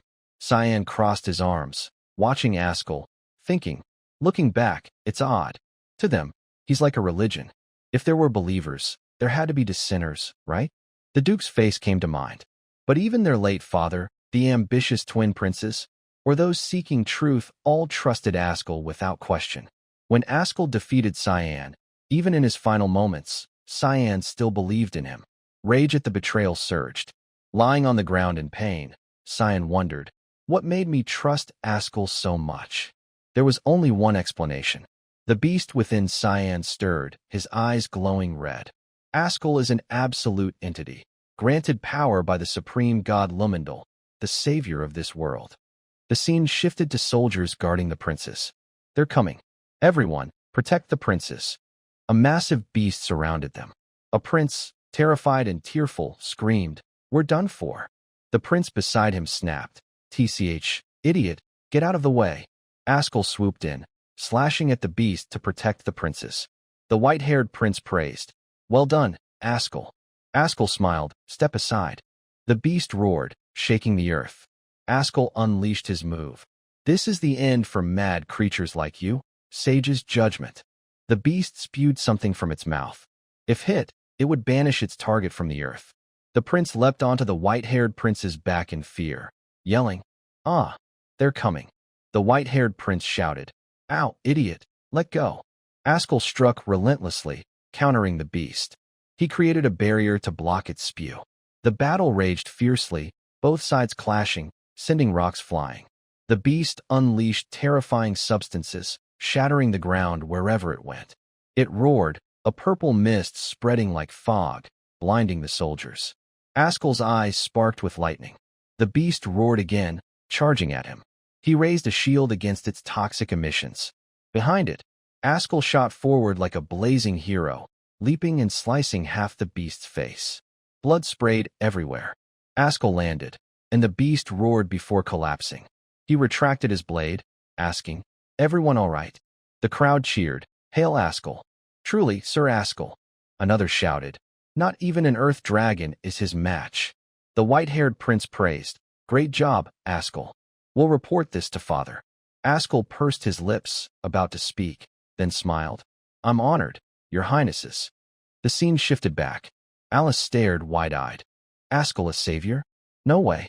Someone like him, chosen by the gods. Cyan lowered his gaze, somber. As long as he's the savior, it doesn't matter who he is. Askell shines beneath the god statue.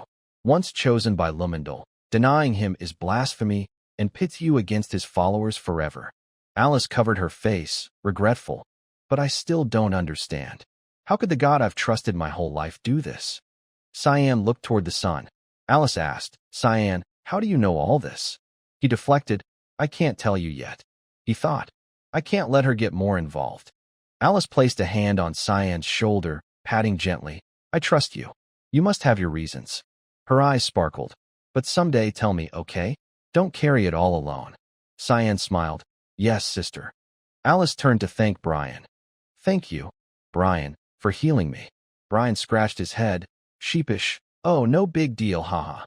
Cyan, behind him, glared like a bullet. What's with that goofy grin? Brian yelped. Ah. The three fell into thought. Cyan asked, What'll you do now, sister? Alice replied. First, I need to deal with what's in front of me. I'll confront Cecilia. I have to hear why she betrayed me. Cyan said. Then I'll help you. Alice, surprised, asked, Help me.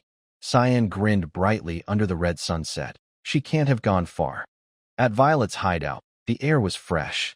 Violet and Cecilia were talking when a noise came from the door. Violet asked, What's that, Cecilia? Cecilia glanced at the door. Someone's approaching. A magic I've never felt before. Violet, twirling her hair casually, said, Impossible. No one knows this place but me. A glass door shattered. Something pierced through, heading straight for Cecilia, grazing Violet's face, leaving her stunned. Violet screamed, Ah! A sword flew past their faces. Cecilia, horrified, said, That's Lady Alice's sword. The blade embedded in the wall, the fresh wound still smoking. At a barren clearing, a crimson sky loomed overhead. A hand reached down, probing the ground. Askell frowned, examining the residue on his fingers, traces of an instant teleportation scroll. Leading his soldiers in a search, he ordered, Find any nearby place that could serve as a hideout. A soldier shouted, Sir Askell, please check this way. Askell and his men turned toward a deep ravine. Someone asked, Is Princess Violet safe? With a cold expression, Askell replied, We'll know once we check. The commander signaled, Protect the prince's flanks. The soldiers roared in compliance. Rapid footsteps echoed, cutting through the wind from the direction of a house. Cecilia ran in panic, thinking, Such terrifying killing intent and magic. I thought it was some master. Sweating and frowning, she muttered, Just a kid? No, someone's definitely helping her.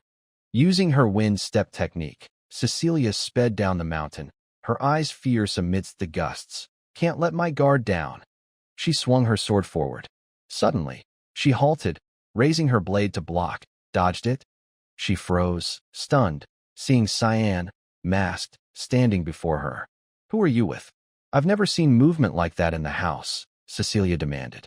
Cyan stood silent, his cloak billowing in the wind. Cecilia pressed, That sword you threw. Did you save Lady Alice? Cyan remained mute. Furious, Cecilia sneered, Not planning to talk, huh? Her smile turned sinister. Let's see if you scream. Using wind step again, she swung her sword, shattering rocks and earth. Cyan stood still within Cecilia's formation, unfazed as she slashed and struck around him. A blade grazed him, only tearing a small piece of his cloak's hood. He stood like a statue, unmoved by the wind. Cecilia paused, thinking, In the Knight's Order, only a handful can match my speed. I can't waste time. She thrust her sword at the center of the formation where Cyan stood, but he had already leaped away. Cecilia, shocked, thought, Superhuman speed? Faster than me. Furious, she gritted her teeth. He hasn't even drawn his weapon. Cecilia lunged, weaving through trees at 200 kilometers per hour, aiming to strike Cyan from above. Don't underestimate me. She roared. Fierce gale. The attack sent rocks flying, splitting a boulder in half. Cyan dodged effortlessly. He began his counterattack. Cecilia panicked. No way Cyan's this fast. Cyan unleashed his void orb. A sphere formed in his hand, rising slowly before splitting in two, severing slash. It sliced toward Cecilia, forcing her back. Cecilia screamed in pain, tears streaming, blood spilling from her mouth. Cyan's attack was overwhelming. The void orb exploded like a bomb, upheaving the ground. Gravely wounded, Cecilia collapsed against a rock, blood on her lips, yet smiling. Pathetic. To think I'd die here. Cyan approached through the dust, his cloak fluttering like a reaper's. Cecilia said, You look like the god of death. Staying silent to the end. Leaning against the rock, she laughed. I'm about to die anyway. Can't you at least tell me if Lady Alice is alive?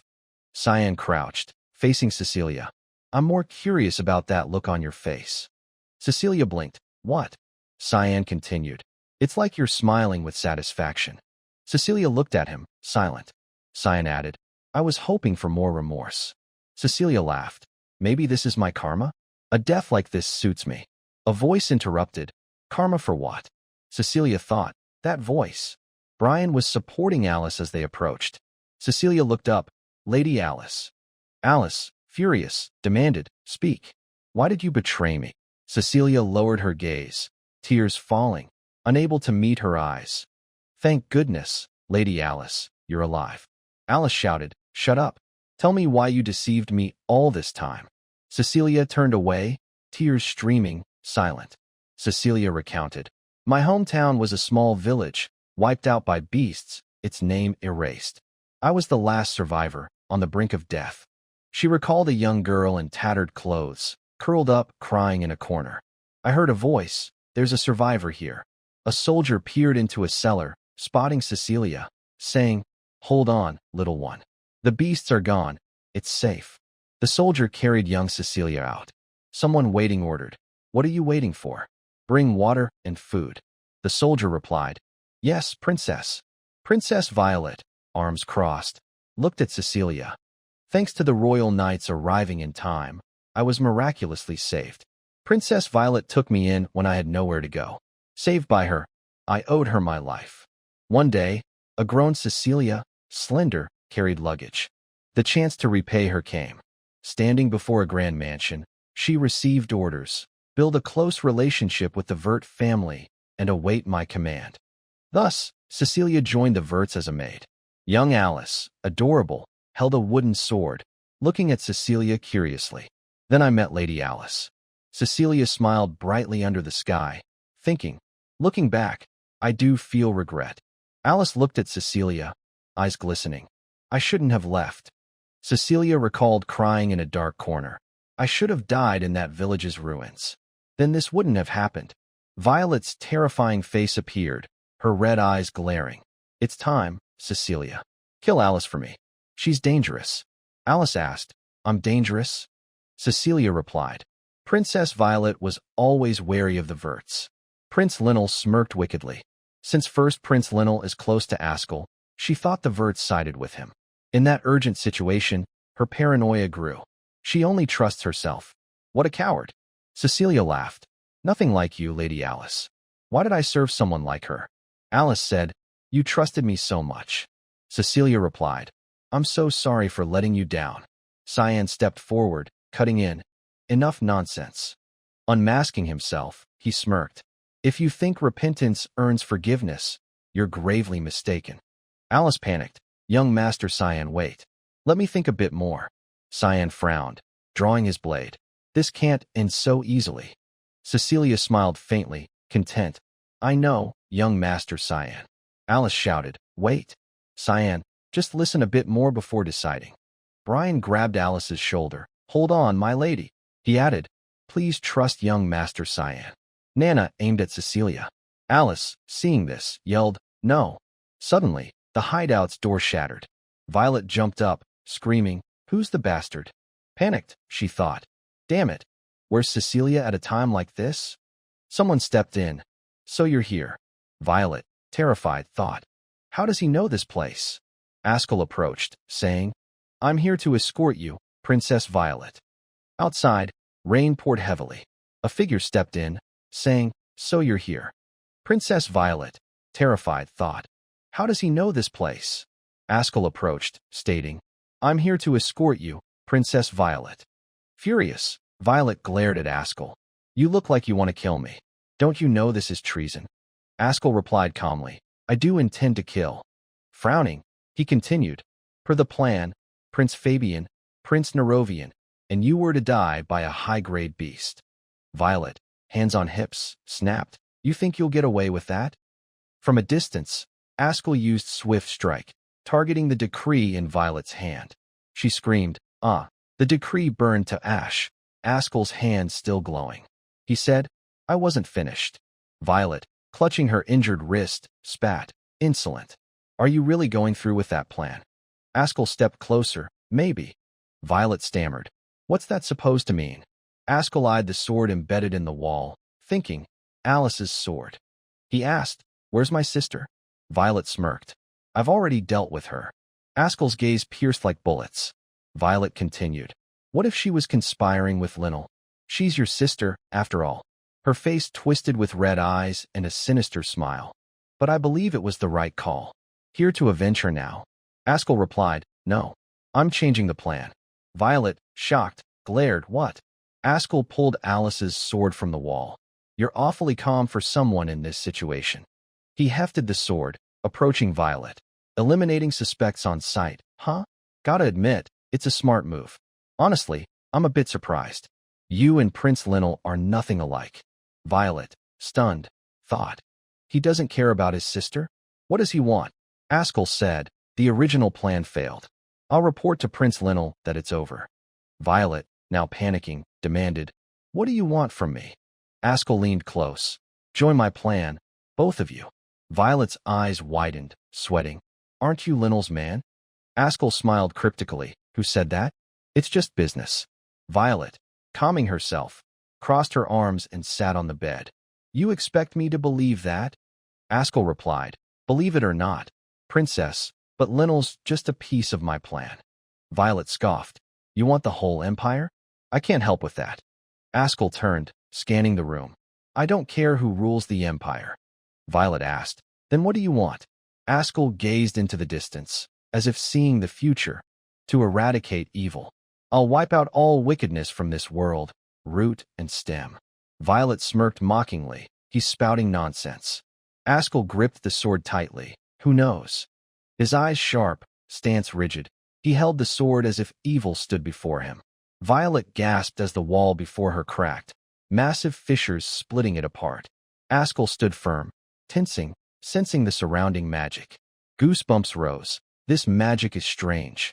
He looked up at the ceiling. Purple aura enveloped the room. Not magic, more like killing intent. I've never felt this before. Suddenly, the aura formed a massive purple orb, tearing off the roof. It was Cyan's void orb. Violet screamed in terror.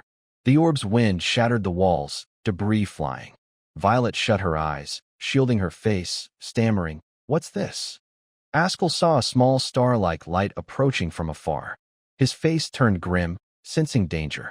He swung his sword, countering Cyan's attack. Cyan, masked, was unrecognizable. Askell grimaced. Who are you? Cyan replied. I'm the evil you seek, and your end. Askell used eightfold blossom slash, but Cyan dodged every strike. Askell missed, rocks exploding. Hearing Violet scream, he glanced back. He unleashed a blast, creating a circular hole where Violet sat. The explosion pushed her and the bed back. Violet no longer heard the blast. Looking up, she was no longer in the house, just her and the bed alone under the rainy sky. She screamed, No. Before her, the house lay in ruins. Sobbing, she cried, My safe haven. Askell, sword in hand, was pushed back, his boots skidding, leaving twin trails of smoke. Violet, panicked, asked, Askell, you okay? He frowned, focused, waiting for his next move. He's not done. A fiery red glow appeared. Cyan attacked with unyielding strike. A red orb, like fire, bore down on Askell and Violet. She screamed, Askell. He used Ascalon, swinging his sword to block the orb. It split in two upon contact. Cyan charged. Askell grimaced. Damn, he can use spatial magic too? Behind the mask, Cyan's red eyes glowed, a fiery spark above his head, his blade aimed at Askell. Their swords clashed, sparking lightning. Askell's Ascalon aura tangled with Cyan's demon sword. Suddenly, Cyan roared. Askell didn't understand what happened. With a bit more force, he was flung back several meters. Studying Cyan's technique, he thought, this guy's no ordinary foe. Violet, behind him, couldn't fathom what repelled Cyan. Cyan, eyes deep with confidence, said, But I'll win. Violet, blushing, replied, Yeah. Cyan glanced at Kiram. What's with your sword? Kiram stammered. It hurts bad. Emitting red smoke, she added.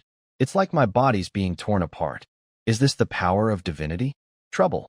Askell, ready to fight, taunted, "Not coming at me?" He aimed his sword at Cyan. "Aren't you my end? Come on." Cyan sheathed Kirim behind his hip, thinking, "I want to kill him so bad it makes me sick." Standing, he raised his hand toward Askell. A ring on his finger gleamed like a night star. "But now that I've confirmed the power of divinity, I'll retreat." At the foot of Violet's bed lay Cecilia's sword and shield, stained with fresh blood. Violet, horrified, gasped, "That's Cecilia's." 3 figures stood in the ring. Violet asked, "What did you do to Cecilia?" Cyan replied curtly, "Purified." Violet, confused, asked, "Purified?" Askell interjected, "Seems he means eliminated." He pressed, "Is this your goal? Who sent you?" Black smoke rose from Cyan, as if fading. "We are the mist, unforgiving. Not for anyone, just natural purification." Askell mused, "The mist? They're active again." While he pondered, Cyan vanished. Askell's eyes narrowed, irritated, another nuisance. Were they behind the past interferences? The black smoke turned to dust, dissolving in the rain. The scene shifted to a babbling waterfall, a vibrant natural setting. Kirim clutched her head, groaning, "My head's killing me. Thought I was done for." Cyan asked, "Hurts that bad?" Kirim replied, "Yeah, never felt pain like this. Couldn't even get close. This is trouble." Cyan, calm, said, "Not entirely hopeless." Kirim blinked, "What?" Cyan held a relic, staring at it. The holy artifact, Duran Dark's prime stone. "It's just a theory, but with this, we might win." Kirim grabbed Cyan's wrist. "No, don't." She continued, "You carried it for this day? It could kill you." Alice approached, calling Cyan. He turned, "My lady, I know it's risky, but it's our only shot." Alice ran closer, smiling brightly. "Now I have things I must protect." Cecilia, watching, smiled contentedly. "Can't repeat past life's mistakes." Cyan clenched his fist. "If he can surpass all limits, I'll be ready to surpass him." Under the fading sunset, Alice quietly handed Cecilia a small object. Her voice was low but resolute. "Take this. It'll help you." Cecilia, trembling, accepted it with doubtful eyes. Alice continued, "This is Marina's token. Not everyone can enter the spirit realm, but with this, you'll be allowed passage. From now on, take care." Her voice was steady, but deep within lingered a quiet sense of loss. Cecilia bowed her head. Her voice choked. "Lady Alice, thank you. And I'm sorry for what I've done." Her tear-filled eyes brimmed with guilt. Alice turned away coldly. "Don't misunderstand. This doesn't mean I forgive you. You'd better never show your face to me again." Cecilia flinched, but bowed. "Yes, I understand. I'll take my leave, Lady Alice." Alice's silhouette stood alone, shrouded in loneliness and regret. She had lost her closest friend, but perhaps this was the only choice in such circumstances. High above, Cyan and Kirim watched silently. Kirim questioned, "Letting her go like that, is it wise? Wouldn't killing her now save trouble?" Cyan replied calmly, "In my past life, I killed Cecilia once. But looking back, it wasn't necessary. When I found her, she was already broken by guilt. It ate at her daily, draining her will to live. Even without my hand, she'd destroy herself. So this time, I gave her a chance to atone. One day, she'll repay this debt." Kirim asked, "You know this won't end easily, right?" Cyan's gaze sharpened, silent. The young man swung his sword. The blade descended, not toward Cecilia's neck, but lightly grazing her shoulder armor. Cyan's voice was cold, menacing. "Today, you died once, Cecilia. Consider your life spared. But one day, you'll repay this debt. Until then, live quietly. Don't make me come find you." Cecilia froze, eyes wide with shock. She clenched her fists, clutching her wound, thoughts racing. "Young Master Cyan, can you see the future?" Her voice trembled, but her eyes grew resolute. "If one day things can change, if I get a chance to atone, I'll give everything to make it right." Seeing her master act strangely, Kirim was surprised. "What's with you? Sick or something? Since when are you this soft?" She poked Cyan's cheek, making him scowl. "Don't tell me you've got some terminal illness." Before he could respond, a voice cut in. "Kirim, there you are." Kirim sprang up, excited. A figure with platinum hair flowing in the wind approached, Alice. Upon seeing Kirim, Alice ran over, her face full of gratitude. "After we parted earlier, I didn't get to thank you. But truly, I'm so grateful you saved me. Still, she was stunned. A sentient demon sword? Can I really get along with it? Kiram, sheepish, said, "Oh, it's nothing. Don't worry about it." Alice felt a spark of hope. Could she be a good demon sword? She spoke up. "You and Cyan seem close. You two look tight, don't you?" Kiram replied casually. "Not really. We're just master and sword, nothing close about it." Alice asked, "Just master and sword?" Kiram's eyes narrowed. "Serious, yeah. But his body's mine. Don't get any ideas." Her words left Alice stunned for a moment. I see. Guess we won't be friends then." The scene shifted to Lewin Academy, where the headmaster intently read Alice's letter. To Headmaster Kundal, "I've found answers to my long-held doubts. I've decided to leave the Knights of Light. That place has lost its way. The beautiful ideals I admired since childhood have crumbled. What they fiercely protect is deeply flawed. The family's honor is rotting and declining. Father just watches, doing nothing to save it. I don't understand his thoughts. I'll come to see you soon. But first, I have important matters to discuss about my brother Askell and Prince Linnell. I'll explain in detail when I arrive. For now, please look after Cyan for me." Finishing the letter, the headmaster looked pensive. He thought, "Your family and mine. What a mess, huh, Alice?" Setting the letter down, he gave a faint smile. "Still looking out for your brother as always." "Fine. For you, I'll show some care." He turned, calling, "Sorry to keep you waiting, Professor Boris." Boris replied, "No trouble at all." The headmaster probed, "How's life at the academy?" Boris chuckled lightly. "I'm getting used to it." The headmaster said, "I called you here for no special reason, just a few questions. You fine with that?" Boris nodded. "Of course. What do you want to ask?" The headmaster's face darkened, his eyes cold and threatening. "When were you planning to tell me you're working under my grandson, Prince Linnell? Or is there a special reason you can't say?" Boris remained calm. "I'm not hiding anything. It's just not relevant to my work." The headmaster raised an eyebrow. "Irrelevant? Then care to explain your purpose here?" Boris sighed. "I'm just looking for someone." The headmaster asked, "Found them yet?" Boris replied, "Yes, I think I have." The headmaster's demeanor shifted, radiant magic surging. "Then give up.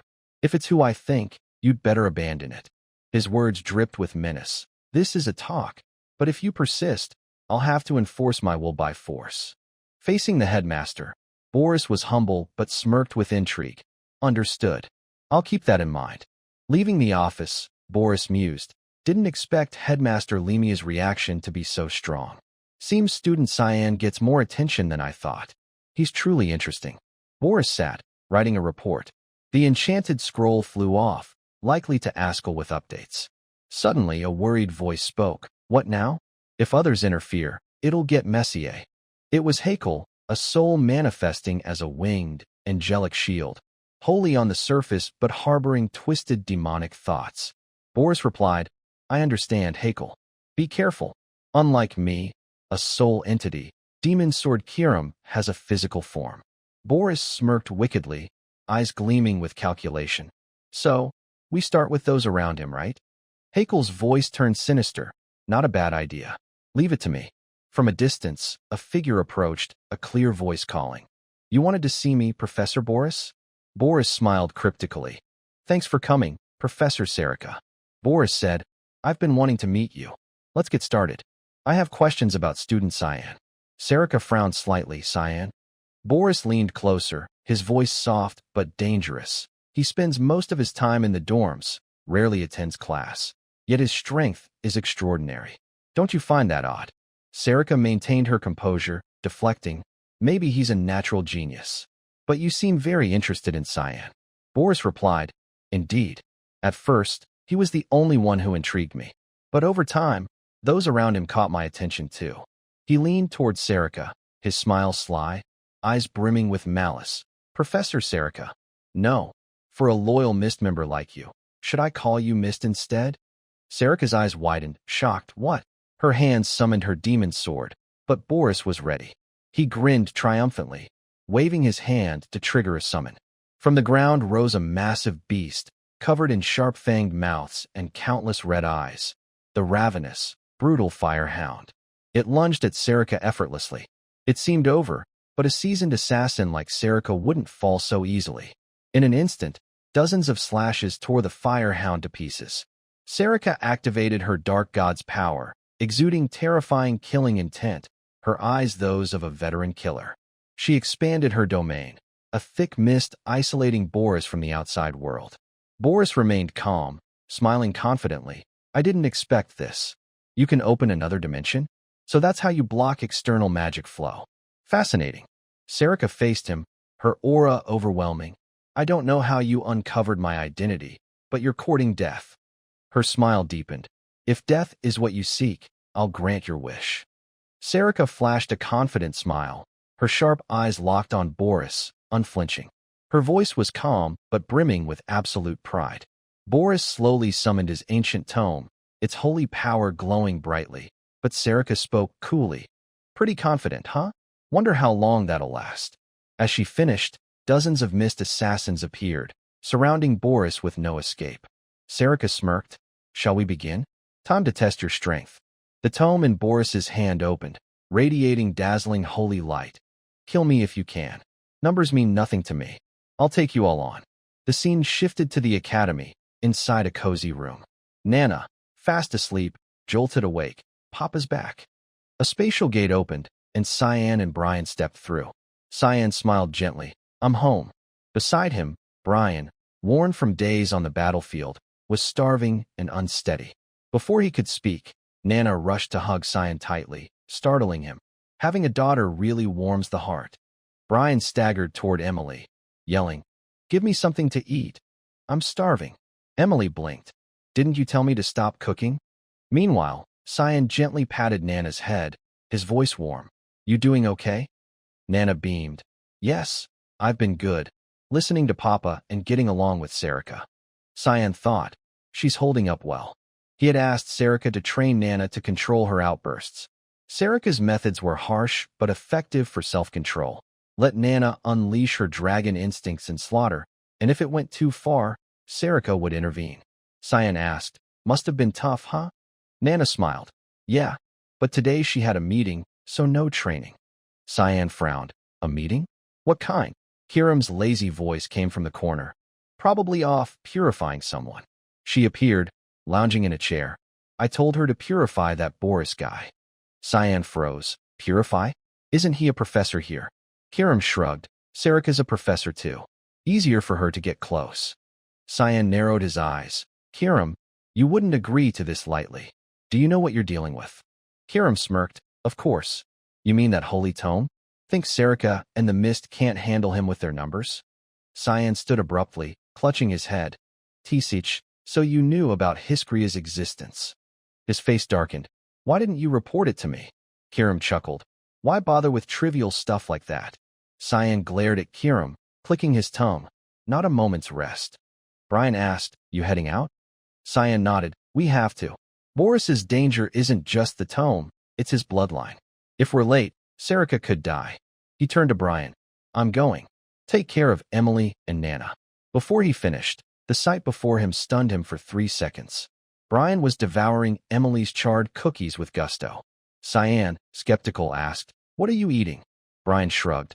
I was starving, so I made do. Want me to come? Cyan quickly refused. No, no need. Kiram and I got this. He thought.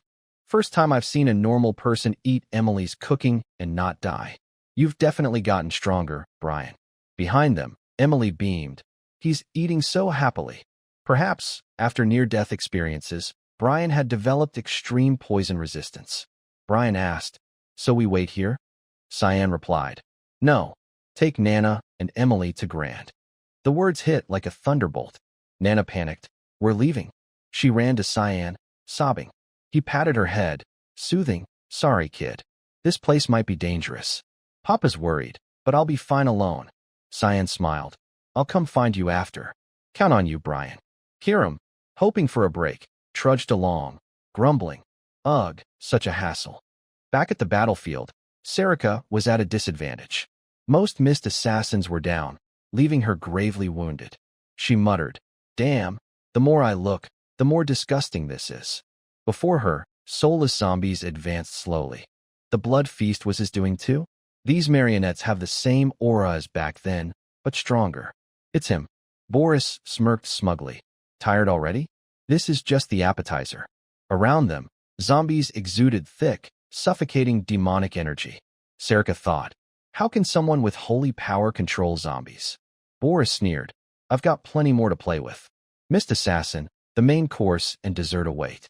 Don't end the fun so soon.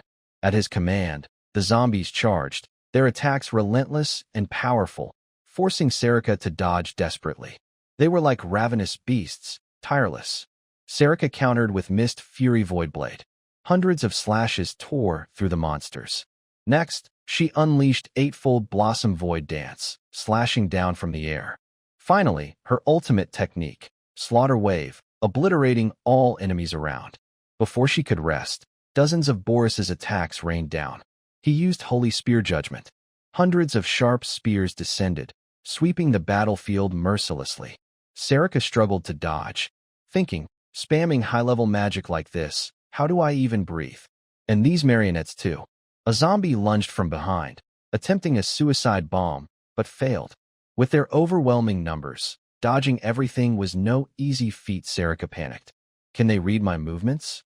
As Boris closed in, a symbol above his head activated puppet control. Serica, horrified, thought, damn, I can't dodge. Her eyes widened as light enveloped her. A massive explosion lit up the sky, dazzling. Serica was blown back, but mitigated some damage. She thought, the magic stored in them is this immense? These aren't normal marionettes. Before she hit the ground, 3 more zombies charged for suicide attacks. In this dire situation, Serica despaired, how do I win this? Explosions rocked the sky, 3 times stronger than before. No ordinary human could survive. Serica crashed to the ground, covered in wounds. Above, Boris laughed gleefully, mocking. Is that all, Professor Serica? Let's end this. He prepared his finishing move, War Dagger. Serica tried to dodge, but her body was too heavy, her vision blurred. A strike slammed into the ground, shattering earth and stone, dust clouding everything. Just when it seemed the battle had reached its end, it hadn't. At that spot, Serica still struggled to withstand the fierce attacks. Boris slowly descended to the ground, his voice tinged with mock regret. Teach, what a pity. I thought it was over. Across from him, despite enduring numerous high-level spells and a battered body, Serica spoke calmly. Now I understand. Lying on the ground, surrounded by encroaching marionettes, her voice was weak but unshaken as she smirked. Your marionettes track their target's magic, don't they? They're not ordinary marionettes. And that holy tome radiating sacred power, it's the source of your strength. Struggling to rise, Serica's eyes gleamed with sharpness, recognizing the extraordinary magic emanating from the tome. Could it be a divine weapon? Boris clapped, impressed, sharp battle instincts and vast knowledge. You're remarkable. But now that you know, what's next? He grinned smugly, eyes arrogant, and unleashed his next move, Phantom Lightning. Countless marionettes rose from the ground, their expressionless faces and bodies cloaked in dark magic, exuding an eerie mystique. Boris sneered, I have endless marionettes. You'd better give up. On the other side, Serica listened quietly, then suddenly plunged her dagger into the ground, standing slowly. Her resolute voice rang out. Sorry, but I hate giving up. Her eyes narrowed, her body erupting with deadly killing intent. Without hesitation, she activated her secret summoning technique for her contracted beast. Instantly, a dangerous power surged, chilling anyone nearby. The ground quaked as a colossal beast emerged, Mammon of the Dark Heart, a demon from hell born to deliver endless death. Boris froze for a moment, his eyes wide with disbelief. Impossible. Her magic completely vanished. What just happened? Mammon, freshly summoned, roared with fury, signaling an impending massacre. Even the soulless marionettes felt fear before this terrifying foe. Mammon swung its massive fist, sweeping the battlefield. A single punch surged forward, unstoppable, hurling the marionettes mercilessly. Some clung to its arm, trying to overwhelm with numbers, but Mammon didn't flinch. In an instant, hundreds of sharp spikes shot from its body, piercing the marionettes effortlessly. None could resist. Mammon absorbed them, growing stronger. Watching his marionettes vanish, Boris sighed regretfully. You're too much. My hard-collected marionettes, turned into sacrifices for your beast? Your talent's admirable, but it's only a temporary fix. You're an empty shell now, with no magic. What's your plan? Can't even cast a basic spell, and you think you can beat me? Pity. He activated the Holy Tome again. That was a fatal mistake. Before he finished, Sarika's figure vanished in a flash. She closed in on Boris, a chilling smile on her face, dagger poised to kill. You talk like you're untouchable. Boris, caught off guard, barely raised a magical shield in time, narrowly escaping death. His face filled with worry, thoughts chaotic. What just happened? I couldn't track her. Didn't she run out of magic? How'd she move so fast? Sarika unleashed hundreds of rapid slashes at Boris's shield. Cracks appeared as her face lit with excitement, her eyes wild, her smile sharp. Her sword spun like a deadly toy.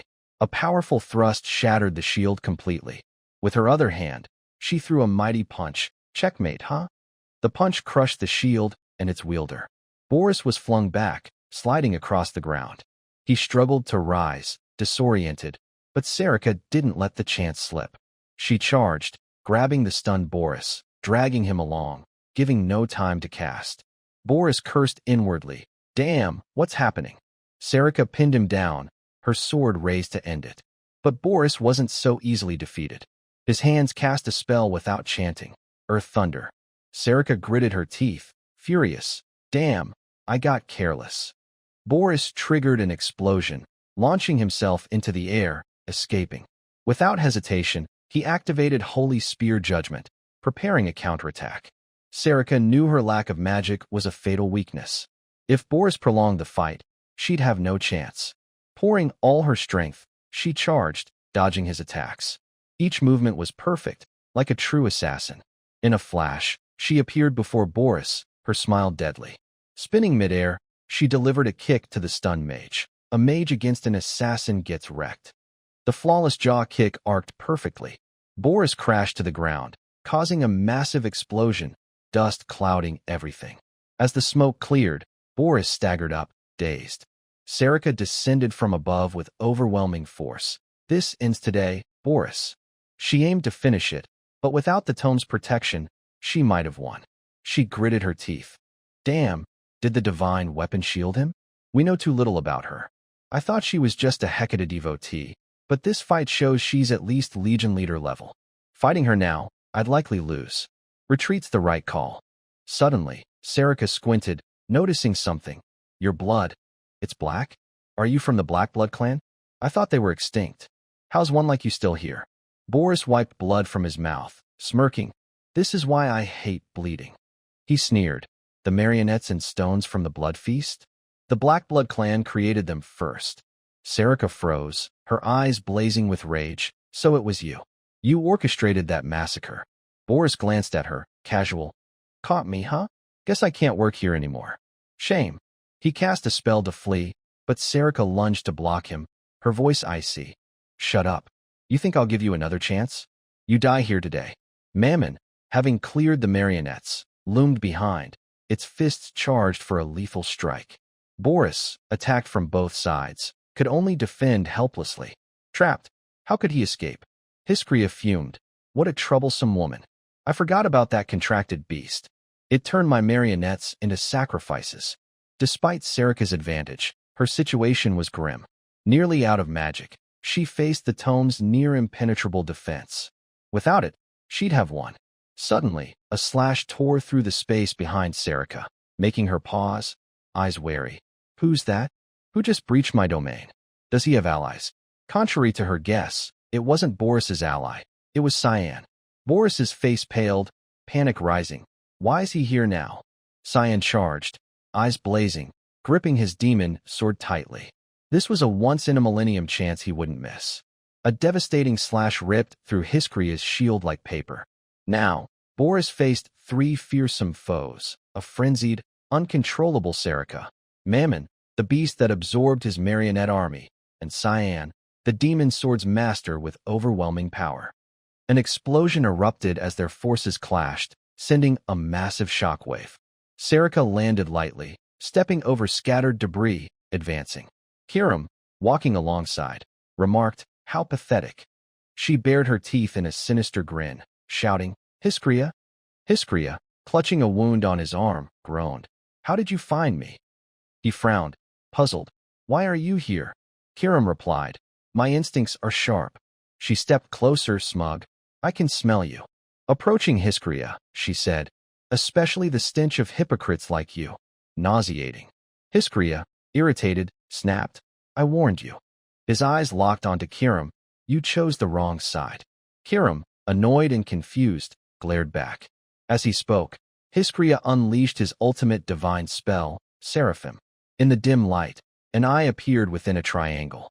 Their combined forces targeted it. Seraphim's power grew overwhelming, aiming to annihilate Cyan and Serica.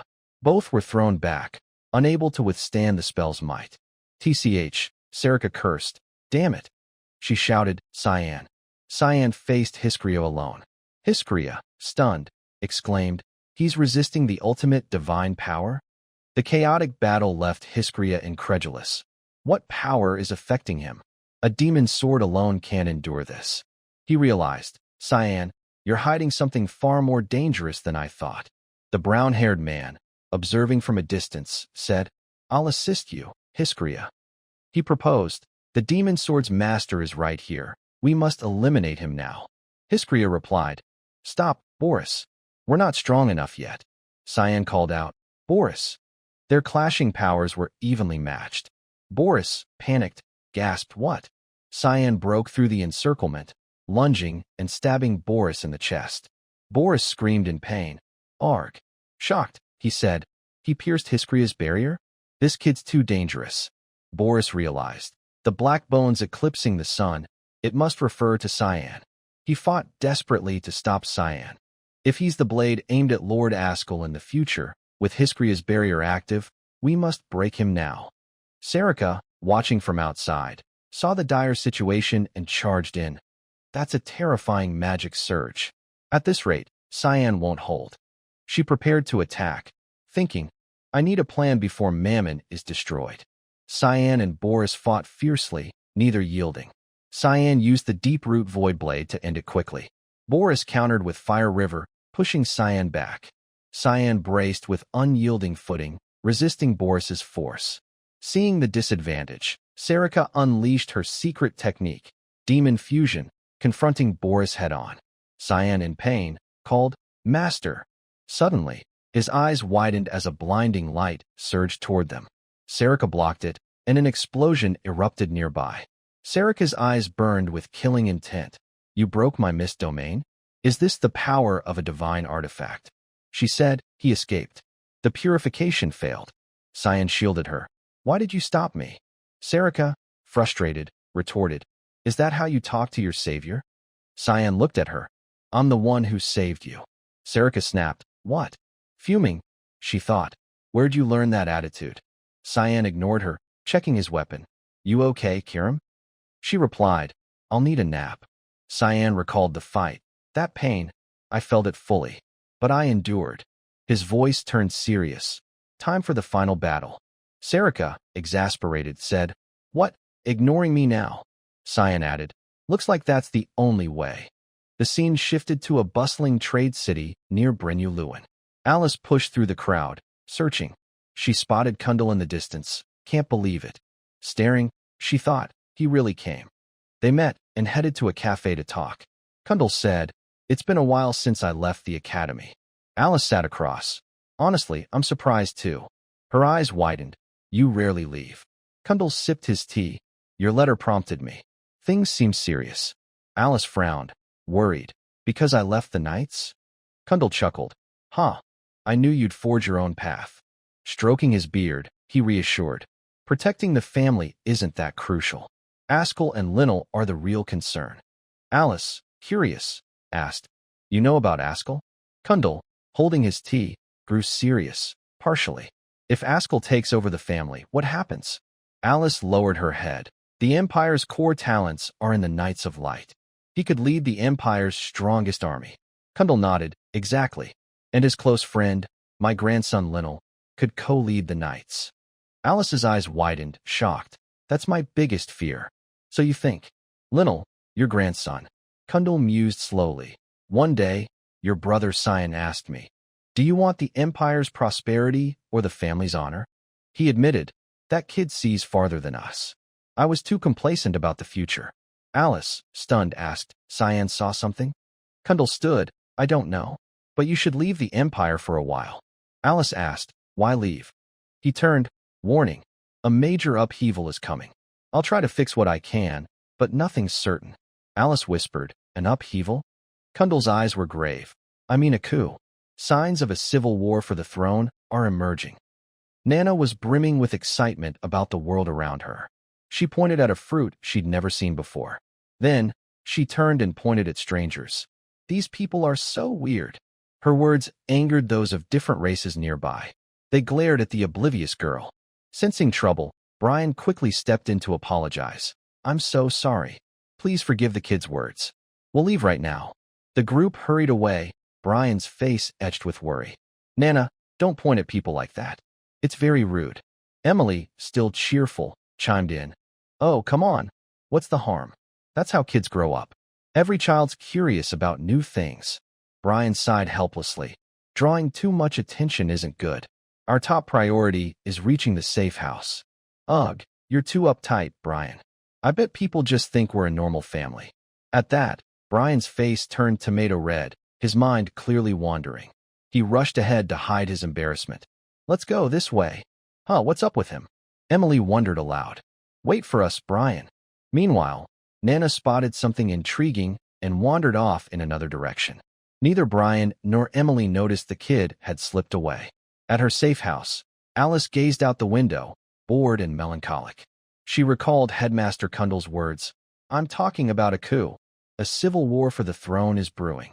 Alice knew Askell and Luenel were plotting something, but she hadn't expected a scheme so dire. Why do Headmaster Kundal and Cyan know about this? The question swirled in her mind without a clear answer. Suddenly, the door swung open, and a familiar voice called out, "Lady Alice. How are you?" It was Emily and Brian, finally arriving. "It's been ages, Lady Alice." Alice was stunned by their appearance. Brian, too. "Are you both living with Cyan at the academy?" "Of course. The young master needs me, you know," Brian boasted. Alice reeled, counting the demon's sword. "That's 2 women. He's living with 2 women at the academy? Doesn't that break the rules?" Brian clarified. "The young master had urgent business, so he told the 3 of us to come here first." Alice frowned. 3? There's only 2 of you." All 3 turned toward the door, where Nana's small figure should have been. Brian and Emily paled. "Where'd she go?" Was someone else with you?" Brian stammered, fear creeping in. "Why, yes, she was just here." He cursed himself for being so careless. He should have kept a closer eye on such a hyperactive kid. Alice reassured them. "Let's go then. If they're close to Cyan, they're important to me too. Come on, let's find them together." The scene shifts to Brand's Harbor, where the werewolf and elf Nana had pointed at earlier were chatting. "We're ready to set sail. This job's gonna pay big." They boarded the ship, grinning. "Let's report to the captain." But there stood Nana, waiting. The elf blinked. "Huh, isn't that the kid from before? The one who pointed at us?" "What? She's not scared coming here alone." Nana stood confidently, her gaze unwavering. "Hey, kid, where are your parents? Why'd you come here?" Nana pointed at the ship, declaring, "That way." Her pointing irritated the beastmen. "She's at it again. I smell something familiar over there," Nana said, gesturing toward a room they'd just locked. "Oh, curious about what's in there, huh?" The 2 felt a stroke of luck. "Hee hee, money just fell into our laps. Today's our day." The elf switched to a coaxing tone. "There's tons of yummy food inside." "Huh? Candy too." The elf was taken aback. "Yeah, candy. She's pretty big, but still falls for candy? Is this kid slow or what?" Nana's face lit up at the mention of candy. Despite her size, she was just a few years old. "Yup, we're good guys. Ha. Eat all you want. No charge." Nana recalled Papa's warning. "I told you not to do anything. Never take candy from strangers, got it?" But ignoring Cyan's advice, she buzzed with excitement for her favorite treat. "All right." The elf opened the room's door, revealing pitch-black darkness. "Come on, there's loads of candy in here." "Over there, come on." Nana ran in without a hint of caution. "Kids are such a pain," Cyan's warning echoed again. "No, don't. If someone tells you to enter a dark, cramped place, You absolutely can't go. Despite Cyan's words, Nana charged in, to his imagined dismay. Haha, this kid's a total dunce. The beastmen slammed the door shut, grinning ear to ear. Another bonus. We're killing it today. Inside, rows of iron cages held something captive. Nana scanned around, still hunting for candy. Kids. She turned toward the door, finally realizing her mistake. Nana got tricked. Her face fell, tears welling up. Sorry, Papa, Grandma, I got fooled. Suddenly, a scent caught her attention. This smell, it's what I sensed earlier. Nana dashed toward the source, stopping before a cage covered with a cloth, looking peculiar. This is where it's coming from. Nana slowly lifted the cloth. A dragon's piercing gaze met hers. It was you. The enticing scent source was a high-level monster, a red wolf. Nana reached into the cage, ignoring the beast's fury. But then, her hand gently stroked it, calming the creature in surprise. Good boy. Why are you locked up? Want to get out? The wolf wagged its tail eagerly, agreeing. Nana effortlessly bent 2 bars apart, startling even the wolf with her strength. A voice called from behind, making Nana turn. Big sis, can you help us get out? It was 2 kids from different races, kidnapped by traffickers. Nana's face lit up, as if she'd found her purpose for this adventure. Back with the beast men, they reported to their captain. Everything's ready to sail, sir.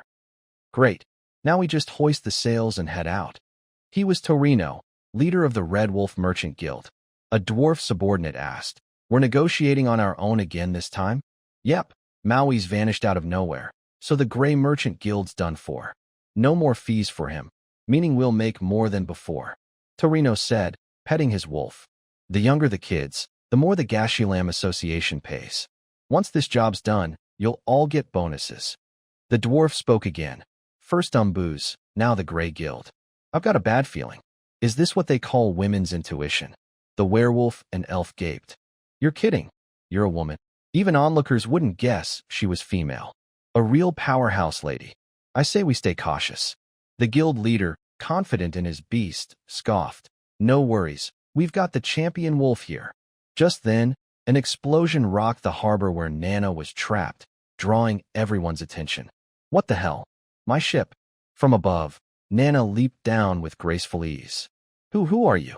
Nana's voice rang out, revealing sharp fangs. Bad grown-ups. Nana won't forgive bad grown-ups. She stood, radiating overwhelming killing intent, her pink dragon horns gleaming. At this point, the Merchant Guild was as good as doomed. No escape. The merchant, seeing clearly, gasped in panic. That a dragonkin? Nana, brimming with excitement, pointed her familiar finger. You lot. You're all bad grown-ups who lie, right? The werewolf and elf's faces darkened, teeth grinding in anger. That brat, stop pointing at my face, you insolent kid. With that, the 3 charged with murderous intent. I'll chop that finger off first. Let's see you point at people then. They thought they'd accomplished something grand, but no. Nana flicked her hand, and the trio collapsed, helpless. The burly dwarf woman got a bonus affectionate headbutt from Nana, sharing their fate. Arms crossed, Nana stood over the defeated trio, looking majestic, like a child who'd just vanquished villains. Witnessing the scene, the merchant didn't stay idle. He activated a slave seal. Huh? Refusing the toast only to drink the forfeit? Go, capture that brat alive. Nana's eyes locked onto her foe, a mature gnoll, its gaze burning with rage. Without hesitation, the champion gnoll leaped, charging at Nana. A devastating axe swing crashed where she stood, shattering the ground, dust clouding the air. The merchant yelled, dissatisfied. I said capture her alive. You stupid gnoll, if you ruin my merchandise, you're dead. But contrary to his expectations, Nana blocked the attack with one hand, her face showing no effort. How could a dragonkin lose to a gross gnoll like you? Suddenly, her eyes caught something suspicious. The gnoll's collar, etched with a magical binding seal. Relentless attacks rained on Nana, but with battle-honed reflexes, such simple moves couldn't hit her. The merchant's patience wore thin. He gritted his teeth. She's just a kid, and you can't even beat her? Useless gnoll. With that huge body, you must win. He intensified the slave collar's suppression. The gnoll's body writhed in pain, yet it was forced to obey. The gnoll raised its axe, ready for its strongest blow. Unfazed, Nana gathered strength for a punch, charging forward. Her fist slammed into the knoll's neck, catching it off guard. Its massive body flew like a punching bag, hurtling toward the merchant. His eyes widened, voice trembling. Hey, why are you flying at me?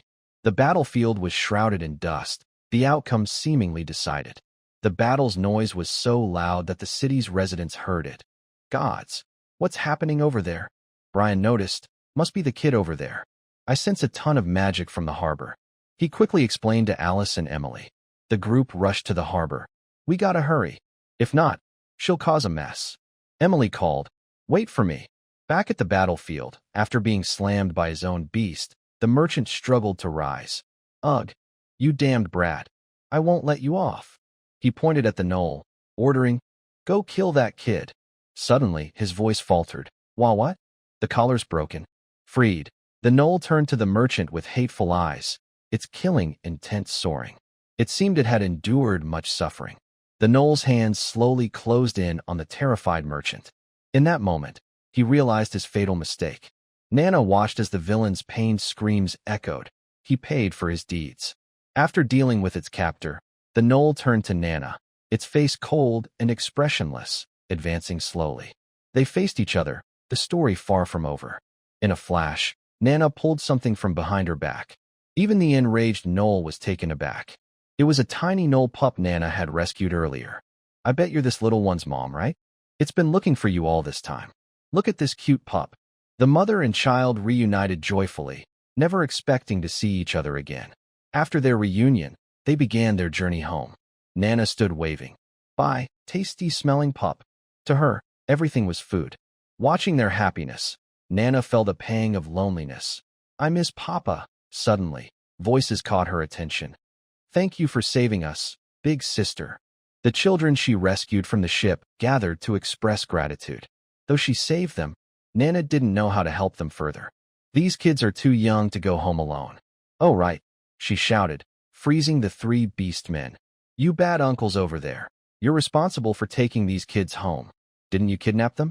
If you don't, I'll eat you all. Nana's face turned menacing, eyes brimming with killing intent, fangs bared. The three kidnappers paled, sweating profusely. Why, yes, ma'am. Nana bid the children farewell. The matter was settled. Nana saved everyone. Wonder if Papa will praise me, she pouted. I did good this time, no trouble. Papa praised me. From behind, a familiar voice and gentle pat came. Well done. Cyan arrived just in time, observing everything and rewarding her. Nana cheered, Papa, how'd you find me? Cyan recalled.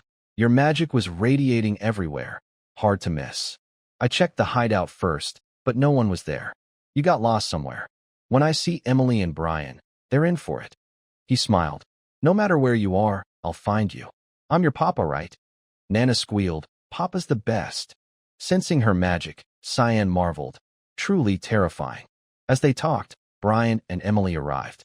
Nana exclaimed, Young master. Humph, Brian and even Sister Alice. Brian, frantic, said, Thank goodness you're okay. I was so worried. If something happened, before he finished, Cyan's icy glare cut in. Oh, you know what you did wrong, don't you? Cyan clenched his fist, ready for a loving thrashing. Each punch seared into Brian's memory. Emily winced in sympathy. Alice, shocked, asked, The one you were looking for is a dragonkin. Nana turned to Alice, confused. Cyan continued lecturing Brian. I told you not to take your eyes off her. What were you looking at? The scene shifted to the imperial capital Ushif, at the Quazel estate. A man rushed down, panicked. What's the issue? He's always at the academy. Why is he here now? It was the headmaster of Lewin Academy. His presence instilled fear. The man asked, What brings you here, father? It was the headmaster's son's estate. The headmaster's eyes were sharp, his voice cold but commanding. Let's have a talk. It's been a while, hasn't it? After Headmaster Kundal returned to his estate and had a conversation with his son, the situation grew quite tense. It's been 10 years since I relinquished the ducal title. I had no intention of interfering, but something's not quite right. Why have the territory's operating costs decreased while the funds sent to the royal family have increased so much? Hearing this, the Duke quickly explained, You know how it is, father. The current queen's family, the Nephilis faction, has been providing the royal family with massive financial support each year.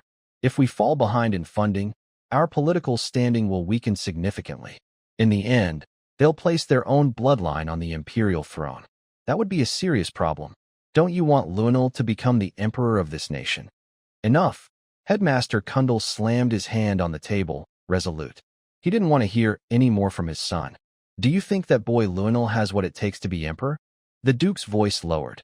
As long as the emperor comes from the Quizel family, does it matter who it is? Kundal retorted.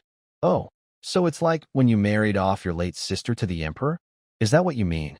The remark struck at the duke's past mistake. He gripped his chair tightly, furious. I won't say another word. Cut off all support for Lunel. With that, he stood and turned to leave. The duke asked, Father, where are you going? Kundal replied, I'm heading to the capital to meet that boy. I wonder what he'll say when he sees me. The scene shifts to the Vert family's castle in the Belat territory. Askel sat in his room, intently reviewing reports. So, the master of Kirim has been found. I always plan meticulously before acting, but this time, I'm worried everything might fall apart. After reading, he burned the report, cautious as always. He thought of Alice Vert. That girl quietly left the Order of Light, which was unexpected. But it gives me a stronger claim to inherit the family. In a way, it's not entirely bad. But what's with that contemptuous look she gave me? Does she know something? Askel's face tightened, irritated. This is really bothering me. While pondering recent variables, a spatial teleportation matrix appeared. A spatial teleportation matrix? The figure that emerged was Boris, who knelt respectfully. Greetings, Lord Askel. Askel stood, puzzled. What's with your appearance? Is that the true form of the Black Blood clan? Boris gave a strained smile, clearly exhausted.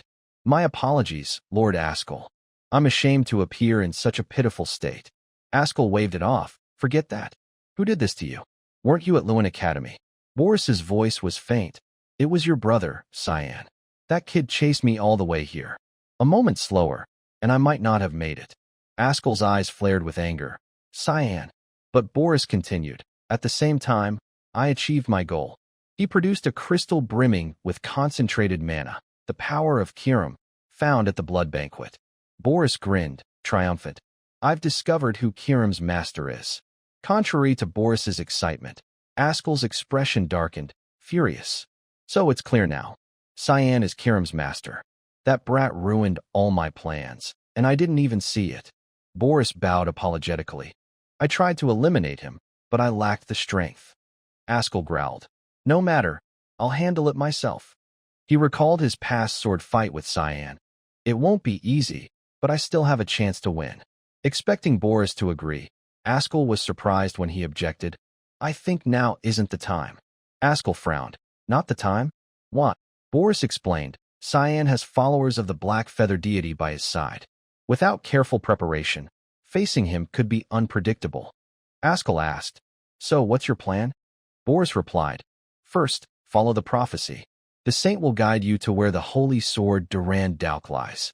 Lord Askel, seek out the holy sword Durand Dauk. With it, you'll easily defeat any enemy. Outside, a spy planted by Cyan overheard everything. The holy sword Durand Dauk? This is bad. I need to report to Master Cyan immediately. Before he could escape, Boris appeared behind him with a sinister smile. Well, we have a little rat hiding here. With a light grip, Boris lifted the servant into the air effortlessly. Weren't you loyal to Lord Askel? Eavesdropping and planning to snitch to someone. Askel stepped out of the room, his voice icy. I've suspected you for a while, Kellen. His body radiated a chilling, killing intent. This time, Kellen's life was in grave danger. Back at Lewin Academy, Luna was diligently searching through documents in the library. Nothing here either.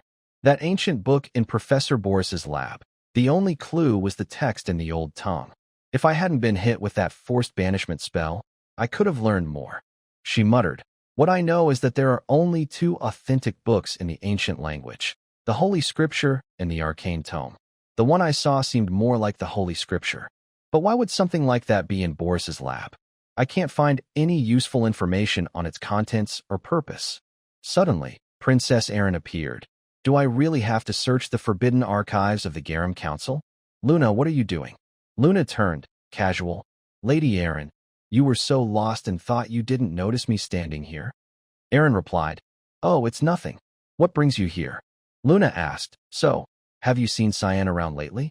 Erin's face flushed, embarrassed. You're awfully curious. I don't know. I've mostly been in the library. Luna teased with a smirk. Seems like you're dying to see him, princess. Erin stammered. I'm not. He's been gone for a while, so I just found it odd. That's all. Luna reassured her, Don't worry. If it's Senior Cyan, he'll pop up beside you out of nowhere. Erin questioned, How are you so sure? Luna replied, I just know. That's how he always is. Erin looked at Luna, worried. Does she know something I don't? Suddenly, Leximus rushed in, panicked. Princess Erin, something big's happened. Erin asked, What's got you so worked up? Leximus handed her a letter from the royal family. Read it quickly. Erin frowned. You read it? Don't you know you're not supposed to open these? So rude. Leximus apologized. Just read it first. Erin opened the letter. Is this my father's handwriting? The contents read, After confirming the strong bond between the Vert family and the royal family, Erin Serenus, the fifth princess of the royal house, and Cyan Vert of the Vert family, with a prior marriage agreement, are officially declared engaged. Each word made Erin's face grow redder with embarrassment. The room fell silent, time seemingly frozen in that moment. At the royal palace, in Emperor Dion's bedroom, he spoke in a warm, low voice. Thank you, Violet. It's nothing, father. Please don't mention it. Of course, I have to look after your health. The Emperor of the Empire was gravely ill, unable to leave his bed. He said, It's just a slight cold. You don't need to make a fuss. Violet replied, Please recover quickly, father. Seeing you so frail breaks my heart. In her mind, she thought, the acting skills of royalty are as fake as ever. I'm fine, don't worry. Suddenly, a familiar voice interrupted. Your Majesty, your servant has arrived. Violet turned. It's an honor to see you, your Majesty. The Emperor responded. Oh, you finally arrived, father. Headmaster Kundal inquired about his granddaughter. I hope you're well, Princess Violet. She bowed respectfully. Yes, thank you, grandfather. With that, Violet stood. I'll take my leave now. Please talk freely. The Emperor smiled. All right, thank you. After Violet left, the Emperor chuckled at the unexpected visit. Haha, this trip of yours was quite long, wasn't it? Kundal's eyes were filled with concern. Your Majesty, what exactly has happened all this time? Why have you ended up like this? The Emperor's body was severely weakened, his eyes brimming with exhaustion. Dion sighed. I'm ashamed to receive a royal guest in this state, but I have no choice. Kundal interjected. That's not important. Since when did your health deteriorate so badly? The Emperor replied, I'm not sure. At first, I thought it was just a common cold, but as time passed, it didn't improve, it got worse. Kundal's face showed regret. I'm sorry, Your Majesty. I should have paid more attention. If I'd come sooner, things might not have gotten this bad. The Emperor laughed. Haha, it seems you're here for something important, aren't you? You only show up when the Empire faces great danger, don't you? Are you worried about that boy, Lonel? Despite his frail body, the monarch's intellect remained sharp. Kundal nodded. Humph, you guessed right.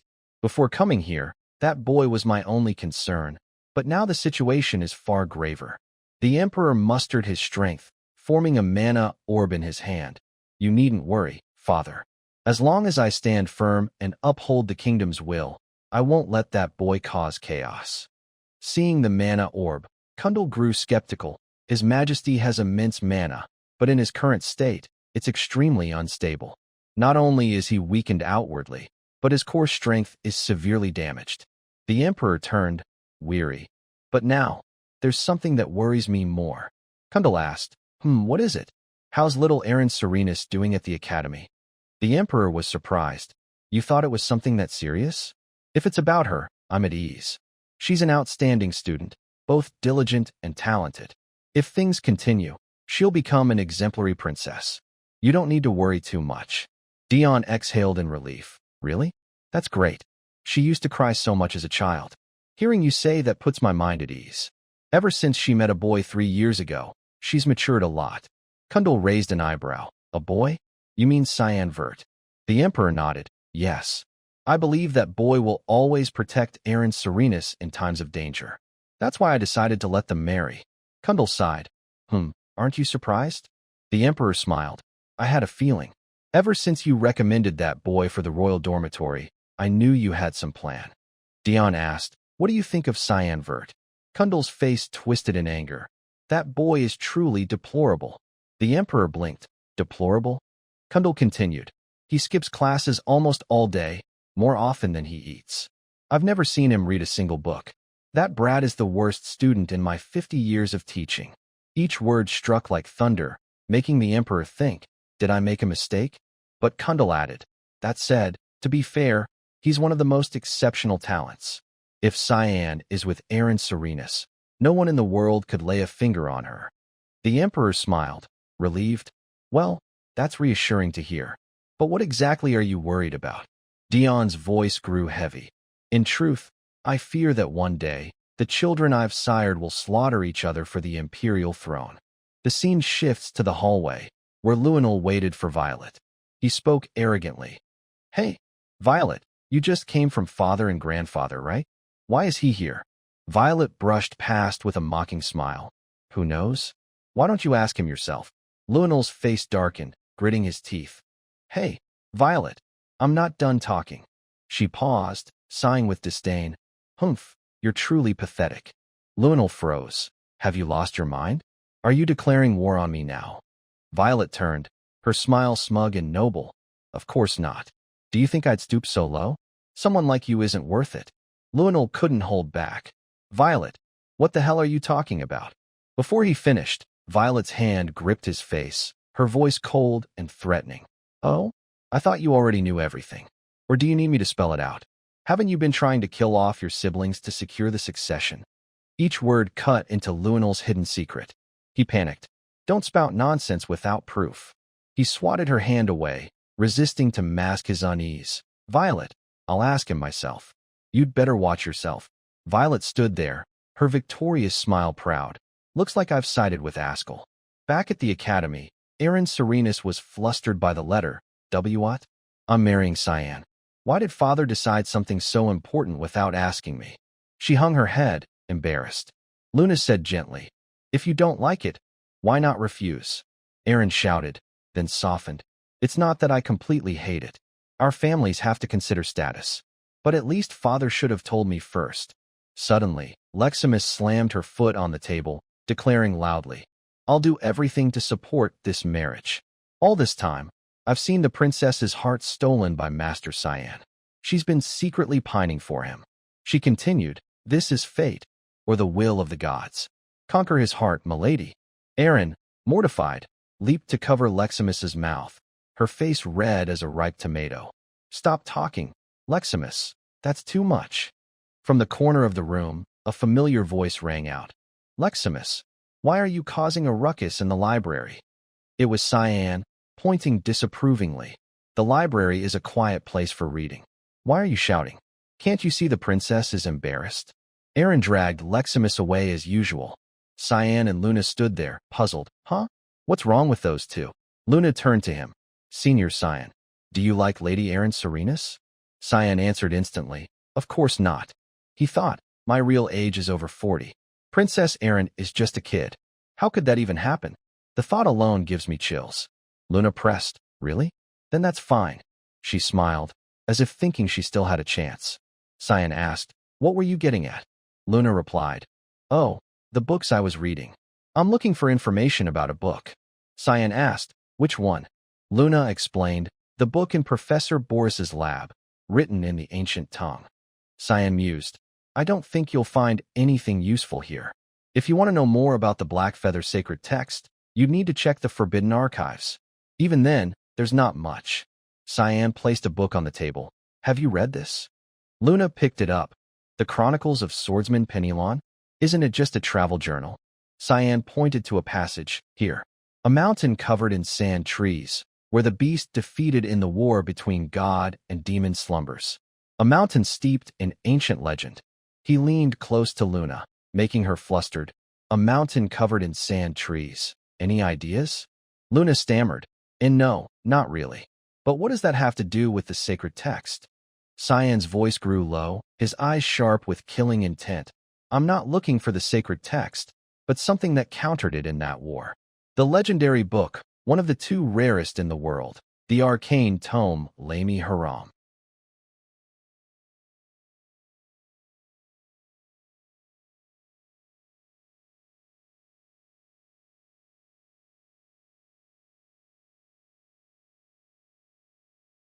Hearing this, Luna's face filled with shock.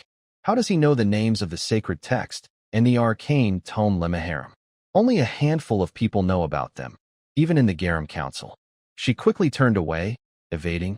I don't know anything about what you're talking about. Cyan replied. Is that so? Oh well. After their conversation, Cyan left to search for more information. If you find anything useful, let me know. Luna nodded. Sure, see you later. Once Cyan was gone, Luna stood there, deep in thought. Suddenly, she spoke sternly. What are you doing here, Lamella? From behind a bookshelf, a girl stepped out. Lamella, a sword master assigned by the Garam Council to shadow Luna, answered. My apologies, Lady Luna. I was ordered to stay close and ensure you're never alone. Luna eyed her suspiciously. I bet she's here to spy, not protect. Definitely that old geezer's orders. Luna commanded. Stand still and answer. Herthsia and Lemaharam. How many in the Garam Council know about them? Lamella hesitated. Very few. Even mentioning those names is taboo. Luna pressed. So you don't know why Master Cyan knows about them? Lamella shook her head. I truly don't. Luna asked, can you get some books about them from the Forbidden Archives? Lamella panicked. Lady Luna, if I do that, I could lose my life. Lord Regans would be furious and wouldn't let it slide. Seeing persuasion wouldn't work, Luna's eyes gleamed with menace, her voice icy. Humph, if I say a few words to him, you'd lose your life for nothing too. I need to know what Senior Cyan knows. What's your choice? Lamella, despairing, thought, do it and die, don't do it and die. Classic capitalism. She sighed sadly. I understand. I'll do my best. Lamella turned to leave. Luna approached the book Cyan left behind, thinking, I'll ask him myself. How does he know such classified information? My priority now is getting closer to Cyan. He's definitely hiding something. Back to Cyan, he walked through the academy's halls, his thoughts chaotic. A mountain full of sand trees? I thought Luna knew something, but I guess not. I'll have to figure it out myself. A voice interrupted. You look deep in thought, huh? Cyan looked up to see Set leaning against the wall, sporting new glasses that gave him an intellectual air. Set pushed up his glasses, confident. You can tell me your troubles. I'm a man of empathy, with stellar emotional intelligence. Speak, my friend, I'll advise. Cyan was speechless. Is this guy about to lose it? He asked. What the hell are you doing here? Set grinned, thinking himself cool. Acting like that won't make you stronger, bro. Surprised I have this side? Cyan brushed past, exasperated. Sorry, I'm not in the mood for your games. Set called out. Hey, wait. You can open up. Maybe I can help. Cyan thought, help? This guy's brain is all muscle. But then it hit him. Wait, his hometown's in the desert. Could that be related? Cyan asked. Have you ever heard of a place called the Mountain Full of Sand Trees? Or the name Lemaharam? Set removed his glasses, a dangerous smile forming. Heh, it's been a while since I heard that name. Cyan was stunned. You're serious? Set crushed his glasses in his hand, furious. Lemaharam, the first opponent to make me taste defeat. Set recounted. At 6 years old, he encountered it in unnamed ruins during a quest for strength. Back then, Set was a scrawny kid with no muscle or experience. It was terrifying. A single swing knocked him flat. With no way to win, Set thought his life was over. Luckily, he passed out and woke up later, fleeing to save his life. Humiliating, but if I hadn't, I wouldn't be here. Running at 6 was pretty good. No shame, Set said. Cyan questioned. Is Lemaharam a monster? Not a book. Set groaned. Reliving that story is such a drag. Cyan pondered. Do I really have to go there? It's so vague, I don't want to. He asked. Do you know where that place is? Set replied. I don't know the exact name of the ruins, but they're in the Nordeli region. In Spania's ancient tongue, Nordeli means the mountain full of sand trees. Cyan shouted excitedly. Really? If we go to Nordelli, can you lead me to the ruins? Set was stunned. You want me to come with you? Cyan nodded. Yeah, I'll prepare right away.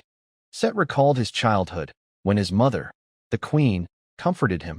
Don't worry, my dear. One day, you'll find a friend who likes you for who you are, she'd said. If you train hard, you'll find someone to adventure with across the world. Moved, Set thought, mother was right. He dashed off, laughing excitedly. Haha, all right, Cyan, I'll prepare now. Cyan called. Hey, wait, that's a wall. Set smashed through it, leaving a perfect square hole and stunned students behind. Cyan stared, baffled. Why is he so hyped? From a hidden corner, Luna eavesdropped, planning to follow Cyan for more answers. Cyan returned to his room to prepare. Inside, he found Brian and Emily in high spirits. Brian said, Master Cyan, there's a letter from the palace. Emily teased, Oh, Master, I didn't think you were that kind of guy. Cyan snatched the letter, annoyed. You read my mail again, Brian? Do it one more time, and you're in big trouble. Brian apologized. It just jumped into my eyes. Cyan opened the letter, muttering, What's it say? Emily grinned. You're getting married, Master. To Princess Erin. Cyan recalled Luna's question, so that's why she asked. He folded the letter, changing into desert attire. That's for later. I'll be gone for a while. You two take care of Nana. Don't let her wander off. Nana lounged on a chair, adorable. Don't worry, Papa. Am I getting a mama soon? Cyan snapped. No, never. Brian worried. What do you mean? Defying a royal decree? Princess Erin will be heartbroken. Cyan said calmly. The plan I'm working on isn't pretty. I might end up hunted or executed for blaspheming the gods or crushing the Empire's hopes. I can't drag her into this mess. Do exactly as I say. Cyan left, leaving Brian and Emily staring silently at the door. Emily said sadly, I feel bad for Master Cyan. Askell's the real villain. Brian put a hand on her shoulder. We won't let anything bad happen to the young master, right? Let's do our best. Emily nodded. All right, Brian. Nana chimed in. Nana too. They turned, suspicious. Wait, Nana, what about Master Cyan? Before them, Nana morphed into a vert form, though her horns and eyes remained visible. This skill will come in handy later. The scene shifts to the Spania Kingdom's desert, south of Nordelli. Cyan and Set sat on the Alamu flying carpet. Set boasted, Haha, you mean this trusty Alamu? Thanks to it, we got here in half a day. Cyan marveled, That's wild. But do you know where we're going? Set pointed. Heh. Don't worry, I remember everything. Past that sandstorm, we're there. Cyan said casually. Is that so? But then he realized, that's not a normal sandstorm, is it? Set laughed. Haha, you noticed? That's Spania's signature sandstorm. Set thumped his chest. Trust me, my friend. What awaits Cyan and Set in this land of dust and sand? Sitting on the Alamu flying carpet, Set's voice boomed with confidence. Ha ha, this is Spania's signature sandstorm. Trust me, my friend. The scene shifts moments later. Cyan opened his eyes, wondering, did I just pass out? The scorching sun blazed into his eyes, the heat intense. Looks like I made it through the sandstorm safely. From behind, Set approached, joking. Awake, my dear comrade? He thumped his chest. I'm still in top shape. Cyan glared. Who cares? Why tell me? The two continued their journey across the desert. Cyan asked, how much farther? Set laughed. Haha, we're almost there. A hazy scene appeared before Cyan. Something's shimmering out there. Set nodded. Yup, that's our destination. The sandstorm's strong, so it's hard to see, but those ruins are massive. Besides me, you're probably the first to set foot here. Cyan's voice grew serious. You sure about that? Set faltered. Sure about what? Is someone else here? Cyan's eyes sharpened as he covered his face with a scarf. Some people got here before us. I sense multiple mana signatures. Outside the ancient ruins, a group approached the entrance. Their leader, Karen, instructed, From here, we go on foot. We have no intel on what's inside, so stay alert. His subordinates replied, Yes, Sir Karen. The ruins gate loomed mysteriously, like an Egyptian tomb. Careless intruders would pay with their lives. Cyan and Set crept closer, observing. Cyan whispered, Who are they? For now, let's watch. Before he could finish, Set, with his muscle-brained impulsiveness, leaped into the air, aiming a fist at the group. Set slammed down toward Karen, who dodged with a step back. Set grinned. "Oh, you dodged that? Who the hell are you?" Cyan fumed. "What's wrong with this idiot?" Set clenched his fist, confident. "I, in the name of Spania's Prince Set Chaharkin, demand to know, who are you, and why are you here?" He pointed to the rocks Cyan hid behind. "For the record, I'm not alone. My friend, Cyan Vert, is right there." Cyan clutched his head in despair. What kind of teammate is this? Karen flinched at the name. Cyan Vert, it's really him? An assassin wouldn't just shout their identity like that. Cyan muttered. "Idiot, you've made things complicated." Karen brushed off his coat, declaring, "Spania's thug, Prince Set, and the youngest of the Vert ducal family. Cyan Vert, whatever your purpose, now that you know this place, don't expect to leave unscathed." Karen summoned his sword, eyes gleaming with intent. He lunged at Set, his blade dripping with killing intent, aiming to silence them. But the attack was blocked effortlessly. Karen gasped. "Impossible, just a kid." Set used his sand convergence technique, forming a shield of sand that absorbed the attack's mana. "He blocked my mana?" Set redirected that energy, launching a powerful counterattack that sent a mana surge back at Karen. The blow grazed his cheek, leaving a scratch, and obliterated the gate into fragments.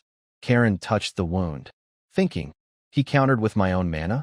I underestimated him, thinking he was small fry. He eyed Set suspiciously. Set clicked his tongue. "TCH, such a clean shot, and I missed."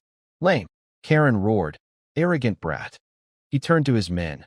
"Uzra, more, Kindle, you just standing there?" But Cyan had already taken them out. Karen gritted his teeth, unleashing a massive surge of mana. "You damn kids, mocking me? I won't forgive you." He powered up like a genuine Super Saiyan. Cyan and Set stood calmly, watching Karen's next move. Suddenly, a familiar voice rang out, "Stop." Cyan and Karen froze, but Set pondered, "Whose voice is that?" Luna and her guard approached, unfazed. She said coldly, "They're with me. Lower your sword." Karen knelt, saluting. "My apologies, Lady Luna. I didn't know they were your allies. My mistake." His face flushed with embarrassment. Luna gave him a disdainful look. "As long as you understand." She turned to Cyan, cheerful. "Doing well, senior? How'd I know you were here?" She teased. Your scent is just so distinct." Cyan snapped. "Stop joking. How do you really know?" Karen fumed, seeing Cyan's familiarity with Luna. A side character can only dream this big. The scene shifts back to Cyan's room at the academy, where Nana, in Cyan's form with large horns and a familiar tail, stood. Brian and Emily called instructor Sarika to examine her. Sarika explained, "Nana's entering the maturity phase of her dragon lineage. Her transformation magic is still clumsy, but it'll perfect over time. Usually, it's used to hide a dragon's true form, but with Nana, a dragonkin, it's unclear how it'll manifest since she's never seen an adult dragon in real life." She thought, saying she's never seen one isn't entirely true, but I shouldn't mention the two ancient dragons yet, or I'll get scolded. She asked, "Where's Cyan anyway?" Brian hesitated. Sorry." Emily bowed. "He's skipping class again." Sarika huffed. "Next time, I'll make sure he attends every lesson." She slammed the door and left. Brian sighed. "Covering for the young master is exhausting." Emily nodded. "Yeah, I feel you." Back at the unnamed ruins, the group discussed plans. Karen objected. "Enter the ruins together? No way. Lady Luna will be in danger." Cyan replied, "It's fine. I guarantee this group's strength. Besides, no one's ever come out of those ruins alive." Luna nodded. "In tough times, teamwork's a good idea, right?" Karen insisted. "Are they all above level 7? This time will be different. Trust me." Set cut in. "Hey, I went in there and came out alive." Karen scoffed. "Nonsense. You couldn't survive." Set snapped. "What? Lost to me and still talking big? I can lead the way. The entrance is crawling with Lizarians." Cyan thought. High-level magical beasts at the gate? But didn't we just destroy the gate? From within the tomb, a heavy sound echoed, growing clearer. Luna asked, "What's that?" Cyan ordered, "Everyone, prepare for battle." Hundreds of lizard-like monsters charged out, brimming with malice. roaring as if to devour the intruders of this sacred land. Lamella cried out anxiously. "Step back, Lady Luna. I'll protect you." Karen's group was equally frantic. Karen drew his sword, urgency in his voice. "We're joining the fight. Everyone, get ready." Karen unleashed a thunder slash, electrocuting a lizard beast until it charred. But their numbers were overwhelming, barely phased. Lamella swung a wholly infused strike, obliterating a few. Luna struggled to fend off the relentless onslaught of monsters. The situation wasn't dire yet, but if it persisted, it would be. Their sheer numbers made killing a few negligible. As Luna hesitated, Cyan spoke up. A sharp purple mana surged across the battlefield. Luna sensed it instantly. "It's him." Cyan stood at the center, casting a familiar spell, invisible mana spheres. Hundreds of spheres materialized above the lizards, bewildering them. Cyan commanded, and the spheres obliterated the beasts effortlessly. None could resist. Only mangled flesh and shattered stone remained. Karen's group gaped. "What did we just see? High-tier beasts wiped out in one strike. Is this Cyanvert's true power?" They exclaimed. "He's just a kid." Around them lay only corpses and lingering mana. Cyan thought, "No time to waste. Let's move." Karen and Lamella worried. "This power is beyond imagination." Set butted in, annoyed. "What was that? Why'd you steal my spotlight?" Cyan replied, "Don't waste time. Lead the way. That's your role." Set grumbled, "Huh? You think I'm just a guide? You'll see." The group pressed forward. Lamella remarked, "This isn't an ordinary ruin." Cyan nodded, "Right. Otherwise, why such defenses? This is a mana-crafted space, likely a dungeon hiding something." The gate restored itself, slamming shut, erasing signs of battle. Inside, Karen's team tried to unlock the next door, to no avail. Karen's voice was low. "Dispel magic doesn't work? I've never seen a door like this." He ordered a retreat. "I'll break it like the last one." He unleashed Thunder Slash, but a mana barrier blocked it, and scathed. Karen, shocked, said, "Is this an ancient seal?" Set laughed. "Huh. All you know is brute force, old man." Karen snapped. "Kid, why don't you try?" Set stepped forward, placing a hand on his neck. Mana surged, and the door opened easily. Set grinned smugly. "Next time, use your brain, old man." Karen gritted his teeth. "I'll kill that kid." But before he could act, a massive beast approached, growling menacingly. Set shouted, "Each door has a guardian beast. This one's mine, Cyan, stay out." The monster charged, radiating malice. Set smirked. "Huh. Full of power, fun." He gathered energy in his palm, ready to counter. Their attacks collided midair, sparking radiation. Set won effortlessly. The group ventured deeper. The dungeon teemed with high-tier beasts and deadly traps.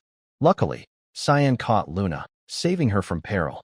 They faced strange creatures, with increasing difficulty, but none could stop them. Only Set could open the ruins' doors. Without him, they'd be stuck.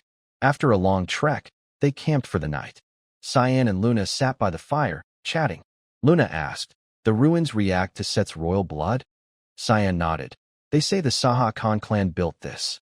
"Probably true." Luna gasped. "Why didn't you tell me sooner?" She blushed. "No. I only read about it in forbidden texts after you mentioned it." Cyan raised a brow. "Trustworthy?" Luna grinned. "Of course, I wouldn't lie to someone I like." Cyan flustered. "That's cruel." But he puzzled. Getting friendly for no reason. Who'd buy that? Luna huffed. "Such an idiot." Her tone softened. "The Garam Guild has long sought the Holy Tome and Dark Tome. They believe these divine artifacts can revive the fading Garam Kingdom. For Grandpa Regans, it's faith.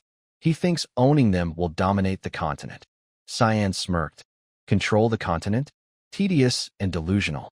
Even if they succeed, it's useless, just senseless deaths."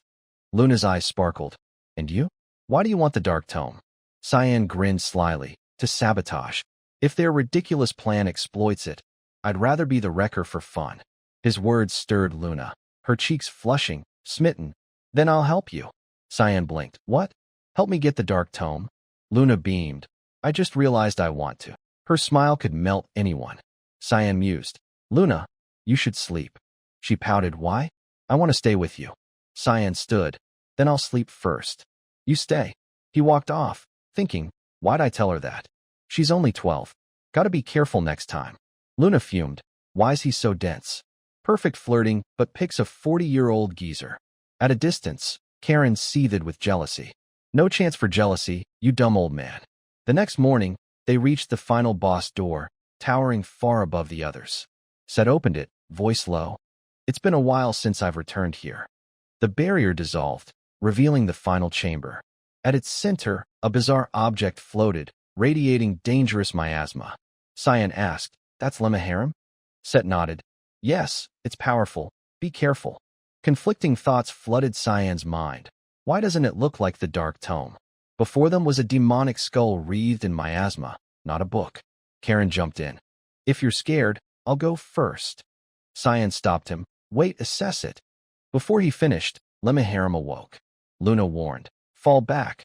I sense terrifying mana." Lemaharim transformed, no longer small. Cyan exclaimed, "A beast? It's morphing into a giant." The group braced defensively, unsure of their foe. Its size alone was daunting. Lemaharim stomped, taking the form of a hellish stag, its domain enveloping everything in fear. Cyan worried. If the Holy Tome is angelic, this Dark Tome is demonic. It creates its own domain? Definitely no ordinary beast. This was the true power of the legendary Lemaharim. The monster charged at Karen. Karen gritted his teeth, stepping back, irritated. "Damn, this thing's huge. Is it really the Lemaharim we're after?" He unleashed a skill, lightning split step. The attack struck the beast's face directly, unimpeded. It seemed effective, but no, it was like scratching an itch. Not a mark was left, let alone forcing the beast back. It stood tall, an unyielding monument. Karen's subordinates shouted, "We'll assist, Lord Karen." The three combined forces, channeling magic like superheroes, united Prime Darkness, Grand Celestial Bullet. The attack wasn't overly powerful, but flashed like a rainbow, festival-worthy.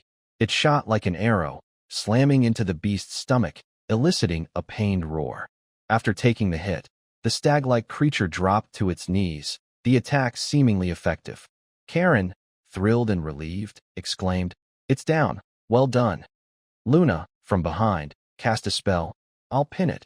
She used ice magic to lock its movements, setting up the next strike. Luna commanded, "Finish it." Lamella pointed, urging her subordinates forward.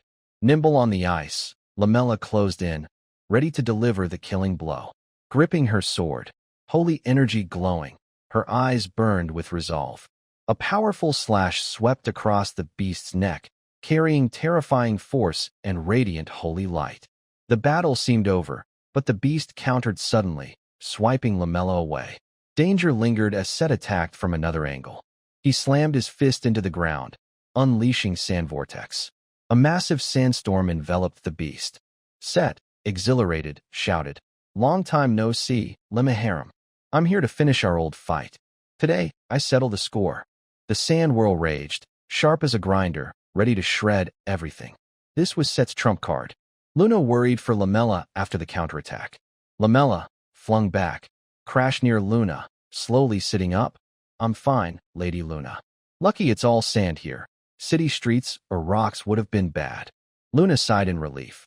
"Thank goodness no one's seriously hurt. We still have a chance." But unease gnawed at her. "Why do I feel something's off?"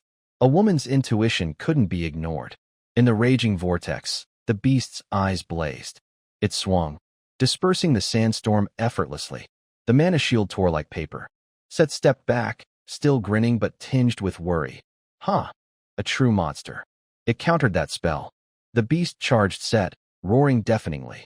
Set yelled, "Bring it on. I'm not that kid anymore." Mana fused into his fist, ready to strike back. But the group had wasted too much time. Cyan stepped forward, wielding his familiar void orb. His voice, cold and deadly, said, "Disintegrate." The beast took the hit to its stomach, halting its charge and rolling across the ground. Set, panting, grumbled, "Lame. Why do you always steal my prey?" Cyan replied, "Sorry for interrupting. I didn't mean to kill it." Karen, sweating coldly, thought, "He killed it in one hit? Is the monster him or it?" Resigned, he muttered, "Didn't expect Lady Luna to stand beside such a mystery. Damn dirty." A subordinate rushed over. Lord Karen, you all right? Karen snapped. Worrying about me now? Tend to Lady Luna. You idiots. The subordinates, baffled, said, What the hell? Did we mess up? The beast's body was reduced to a skull. Cyan looked down.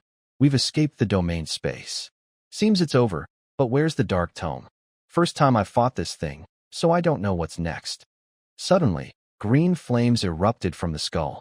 Cyan shouted, It's not done. Something emerged from the ground. Set and Cyan stood in the attack's range. Cyan muttered, Damn, no time to dodge. A tornado surged, destroying everything. Luna cried, Senior Cyan, Senior Set, it's dangerous. Lamella held her back.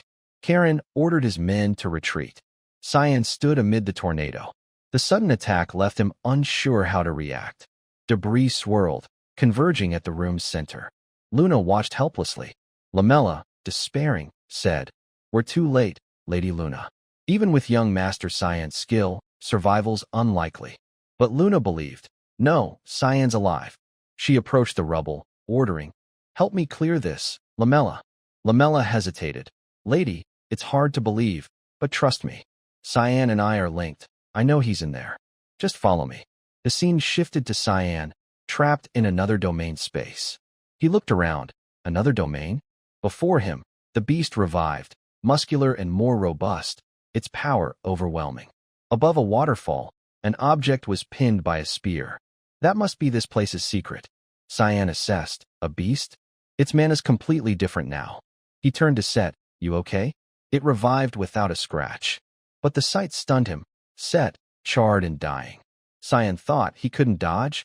A spell above Tier 9, too much for a rookie. Even instructors would die, let alone students. Cyan's mood darkened, irritated. This is annoying. Facing the beast's terrifying mana, he stood firm. Rage consumed him.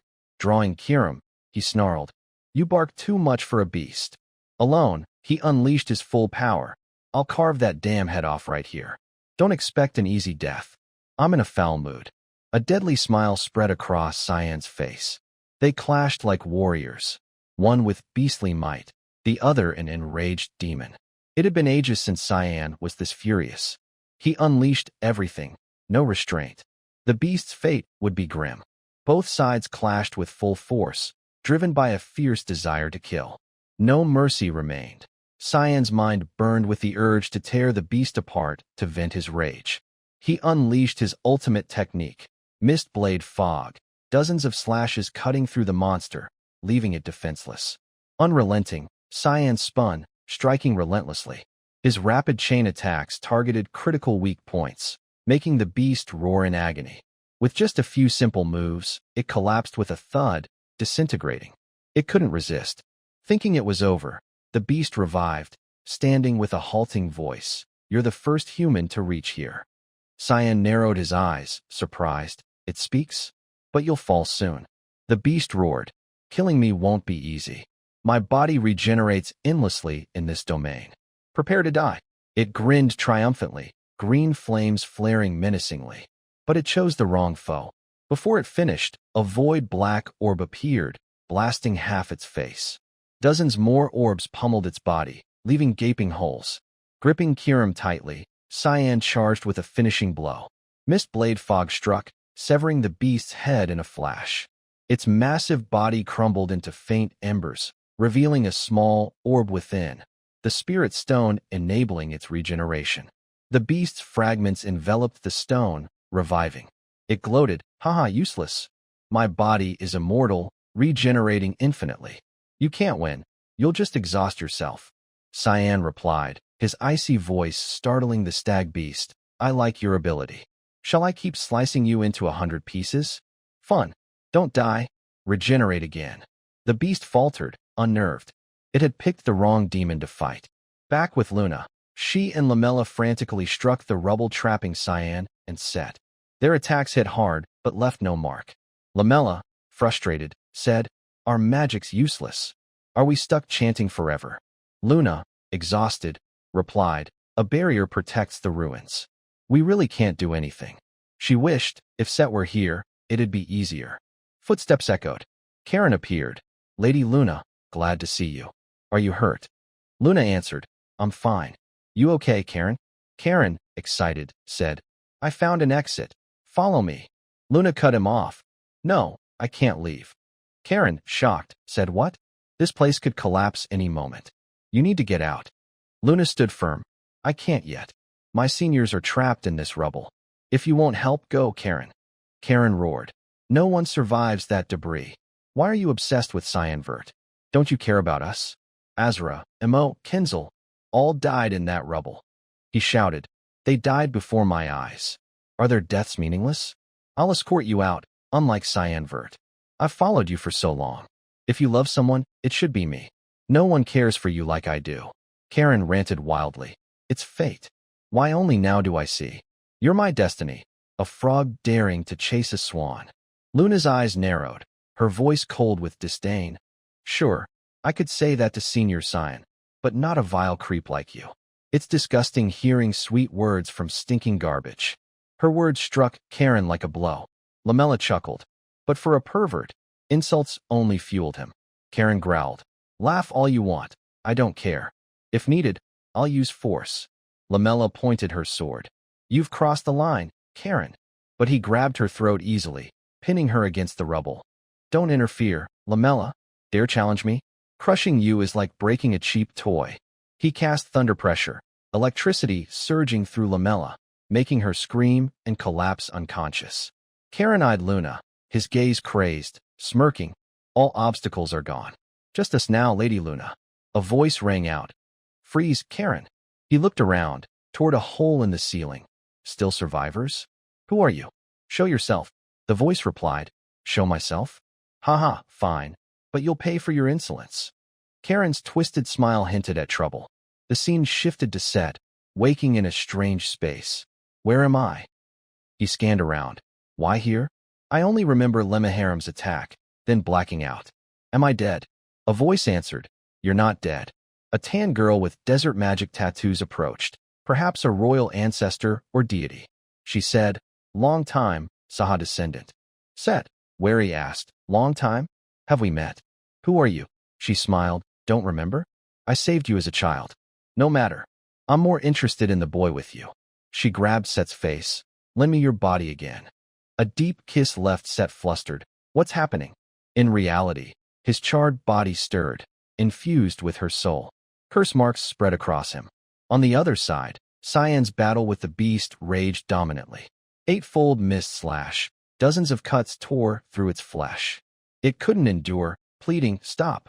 But Cyan answered with relentless strikes. Immortal mouth, huh? Keep barking.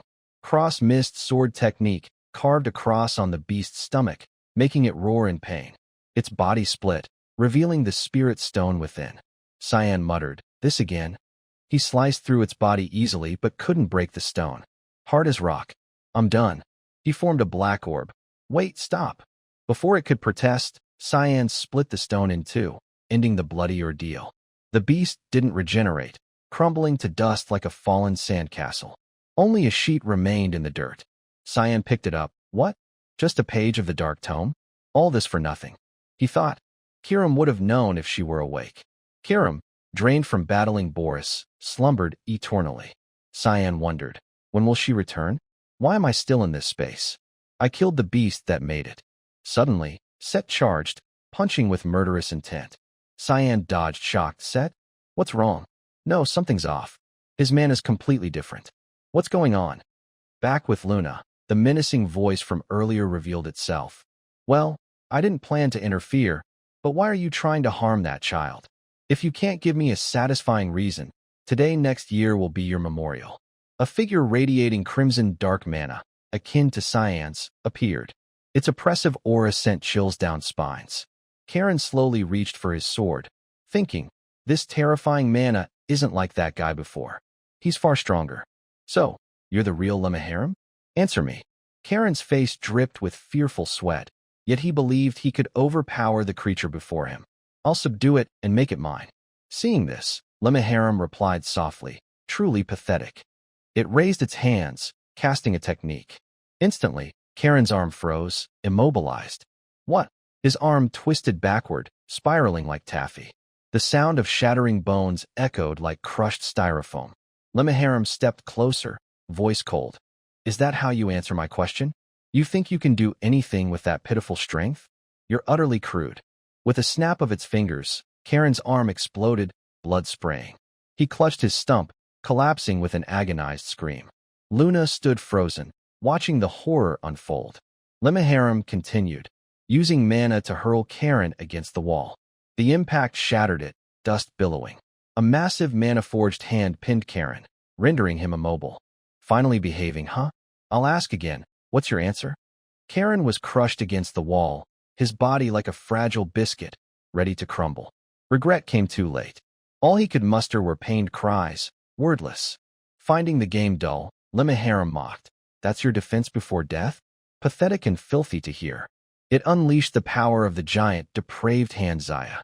The mana hand slammed Karen backward, crushing his body, organs pulped like sugarcane, inflicting unbearable final pain. That was the fate of someone who didn't know their place. A gruesome death was inevitable. After dealing with Karen, Lemmaharam turned to Luna. I think I deserve thanks, don't I? Hesitantly, Luna replied, fear in her voice. Thank you. You seem scared. Was I too violent? Luna asked, are you really Lemmaharam? Indeed, I am. So what'll you do with me? Don't you see?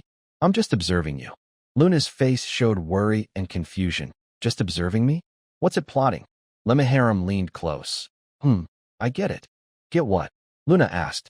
Pointing at her, it explained, I'm talking about the abnormal constitution in your body. You have a marrow vein coated in mana similar to mine. No wonder you feel familiar. I'm sure it's the work of that black-haired kid trapped inside, right? You mean Senior Cyan? Oh, his name's Cyan? You seem quite close to him. Luna's voice grew urgent. Is he safe? Don't worry too much. He's probably chatting with the Ruins Master. But isn't the urgent matter her? Lemmaharam pointed at Lamella, collapsed on the ground. Luna's voice was heavy with sorrow. It's too late. A fatal wound like that can't be healed with normal magic. I'm out of options. This is my fault, and I'll carry today's events until my final moments. Suddenly, Lemmaharam offered, you still have another choice. Huh? You'll help me. It grinned wickedly, satisfied. Nothing's free in this world. Of course, I have a condition. Agree to it, and I'll gladly tell you how to save her. The scene shifted back to Cyan's battle, where he struggled to dodge the desert god's wide-ranging attacks. Sandstorm-like strikes swept through obstacles, threatening him if he faltered even slightly. Cyan unleashed a flurry of slashes to block unavoidable frontal attacks. Still, stopping them all was grueling. What's wrong with this idiot prince? He's surpassed human limits. Set charged, his reinforced arm unleashing dozens of punches in an instant, forcing Cyan to defend desperately. How'd he get so strong? His physical and mana capabilities have skyrocketed. Is this some secret technique of the kingdom? Lost in thought, Cyan took a direct hit to his side. The force was undeniable.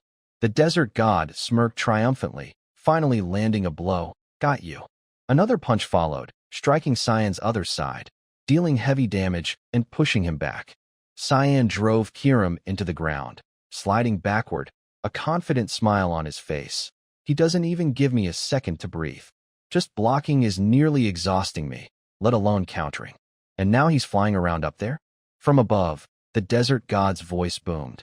You're the first human to last this long. Let's get serious. Show me your full potential. Keep struggling. Hearing this, Cyan's eyes widened in shock. What? You know who I am. Without a word, the desert god unleashed its power, diving at Cyan without hesitation. Desert Meteor Strike, a giant sand serpent, lunged at blinding speed, jaws wide to devour its foe. Suddenly, a familiar voice rang out. I said I'd take a quick nap. It was none other than Kiram. Cyan stared at the sword in his hand. You? Instantly, Kiram invoked the power of Void Mist Boundary God, enveloping Cyan in armor that effortlessly repelled the desert god's attack. Narrowly escaping death, Cyan smiled lightly. Wondered when you'd wake after that battle. Sleep well. Kiram stood, replying wearily. No matter how long I sleep, I'm still exhausted. End this quick so I can nap again. The desert god descended. Well, long time no see. Last we met was during the God-Demon War, right? Kiram pointed angrily. You attack my master and act friendly? You possess a human and start a fight, yet call yourself a god. The desert god Savulum chuckled. You're misunderstanding. Don't you see the mark on this kid? It's the Saha clans, my servants. I only intervene in human affairs tied to them. Don't be jealous just because I had fun with your master. You hypocrite. Every word chilled Cyan. His way of talking is so bizarre. He asked slowly, why does the desert god protect the dark tome Lemaharim?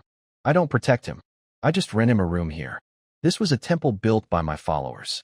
After the Great War, I let Lemaharim stay. All I do is prevent divine artifacts from being misused. Now my turn to ask. The desert god stepped close, staring. Why do you want Lemaharim? Seeing no point in hiding, Cyan spoke plainly. I want to kill someone. For that, I need the Dark Tome's help. The desert god blinked. That's it. Yes. If you try to stop me, I'll kill you, god or not. The desert god burst into laughter, intrigued. Haha. You'll kill me if I stop you? Even a god. It's been ages since I heard such a funny story. What? I'm serious. Haha. Keep talking, and you'll say you'll kill the supreme god next, right? Fine, I've decided. I'll watch your entertaining journey through this kid's body. What? What about the body's original owner? Isn't that too much? Plus, using someone's body and talking like that creeps me out. No need to worry. I only use this body when necessary. I'm a god, not some demon. As long as I'm here, this kid won't die. Cyan pondered. So Set won't die of a cold like in my past life? This is better. Nearby, after settling things, Hiram returned to slumber. The desert god stomped, declaring, time to head out. The ground cracked, debris floating upward around Cyan. All the desert god left was a farewell. See you later, heir. Both were returned to the dungeon's interior space. The scattered debris began to coalesce, reforming into its original shape. As Cyan stood dazed, Set's voice broke through.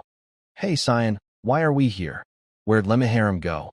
Seeing Set's bewildered look, Cyan sighed wearily. The idiot prince is back.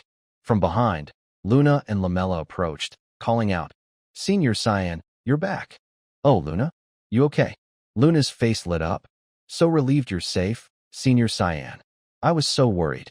Cyan glanced at the rubble caused by Lemaharim, puzzled. Looks like you shouldn't be worrying about me. What happened here? The distant wall was stained with Karen's blood, his body crushed to a pulp. This ruin must be protected by the desert god Savulum's power, but this level of destruction could only come from the dark tome Lemaharim. Cyan noticed Luna's side, realizing she'd found the dark tome. Only you and Lamella survived that rubble. After you vanished, a lot went down. Set interrupted their talk. I think we should get out of here, Cyan. Huh? Why Set? Set clutched his head, annoyed. Some woman's been talking in my head for a while. She says the ruin's about to collapse. I don't know how, but her voice keeps echoing, driving me nuts. You don't hear it. Cyan's expression turned pensive. He's talking about Savulum? It adds up. Luna had the dark tome, and the ruin's master resided in Set's body. No reason for this place to exist anymore. As he thought, the ceiling began dropping debris, signaling danger. Luna instantly cast a wide area spell beneath her feet, shouting, Everyone, stand by me. I'm using spatial teleportation magic. Cyan's voice was urgent. We're too far from the exit for a teleport spell. It's fine, Senior. No time to explain. Cyan fell silent, his eyes filled with doubt and worry. She's attempting a high-tier spatial teleport? That's a 9th rank spell. Set's face paled, screaming, Triple A. The ceiling's crumbling. Luna poured all her mana and focus into this gamble. Failure meant they'd be buried forever. Activate spatial transfer. The ruin collapsed entirely.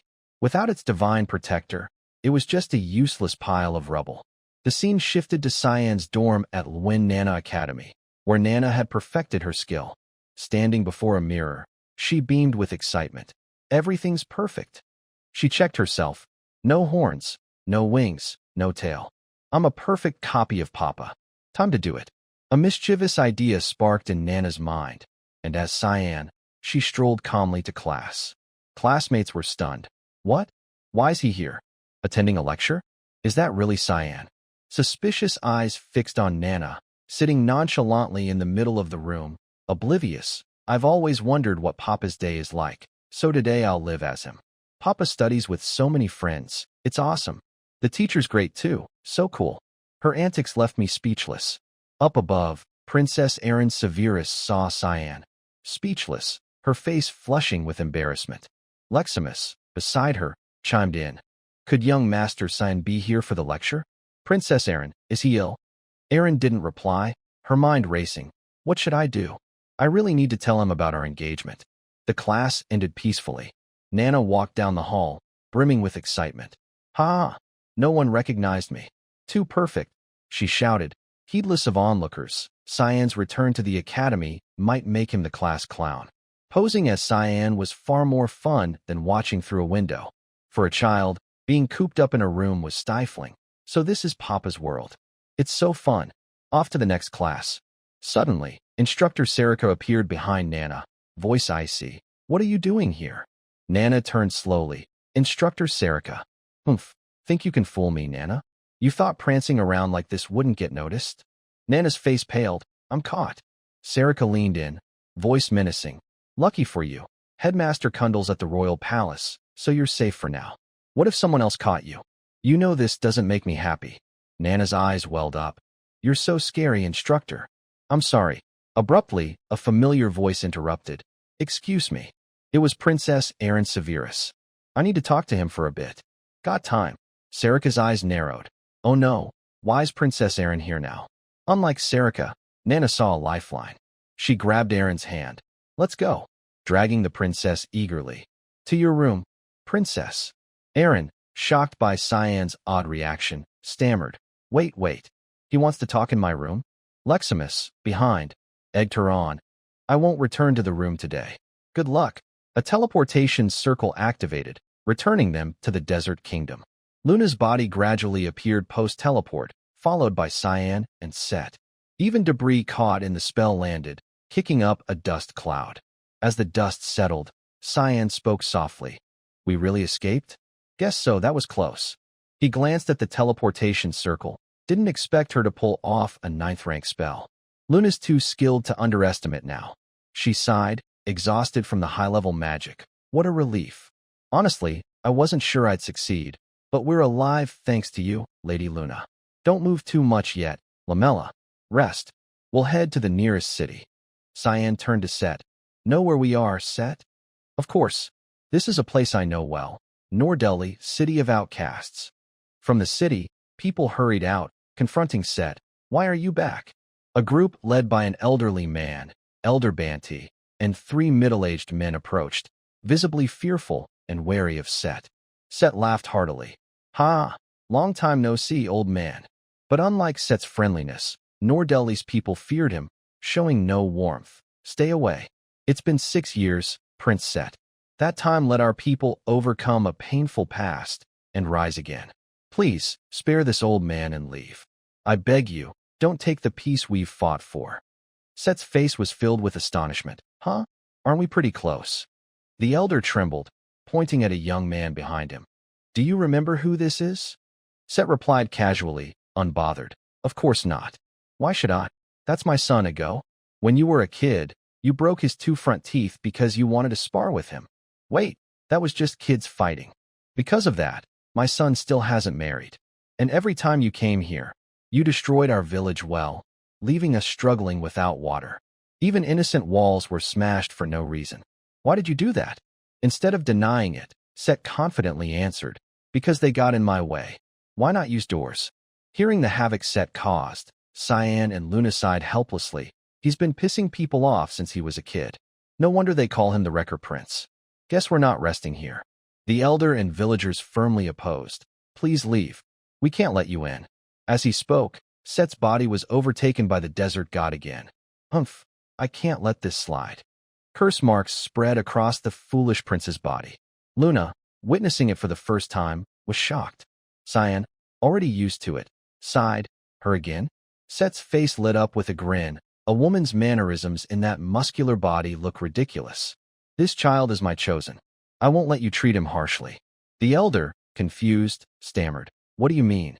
What are you saying? The desert god stepped forward, voice brimming with pride. I am the ruler of the desert. Will you bring a storm to this world? A 6-meter-tall figure loomed behind Set, showcasing divine might. The desert god wishes to stay in your village. Kneel and accept this honor. Seeing the deity's form, the elder gaped in awe. Luna and Lamella were equally stunned. The desert god? She's possessed Set.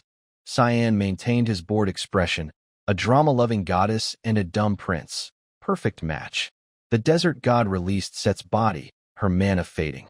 Set, panicked, turned to Cyan, shouting, "You heard it too, right? Some woman was talking."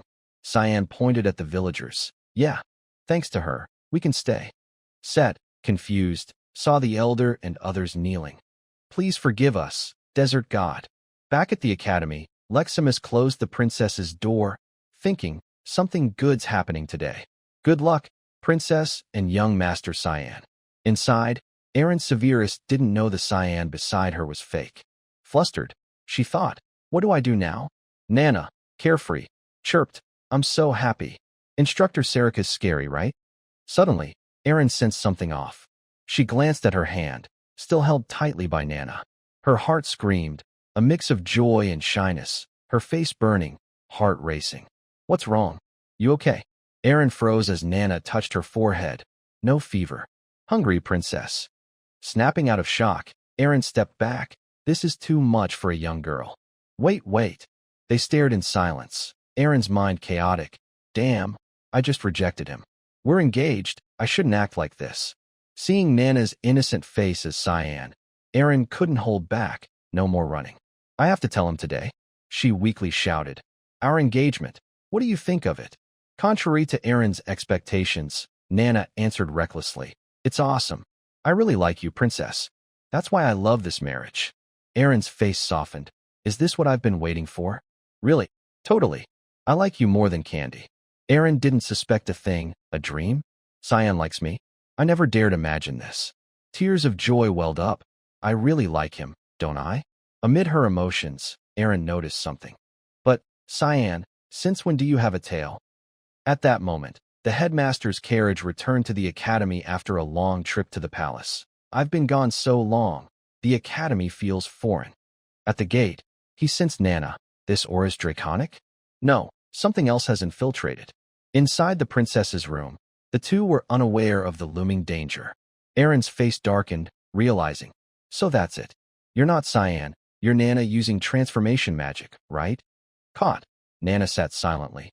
"I'm so sorry, Princess Erin." "It's okay. You didn't do anything wrong." Nana's face brightened. "Really? Then I'll tell Papa what you said." Erin leaned in, voice threatening. "No. Never tell him, got it?" "She's scary too." Erin sat beside her, relieved.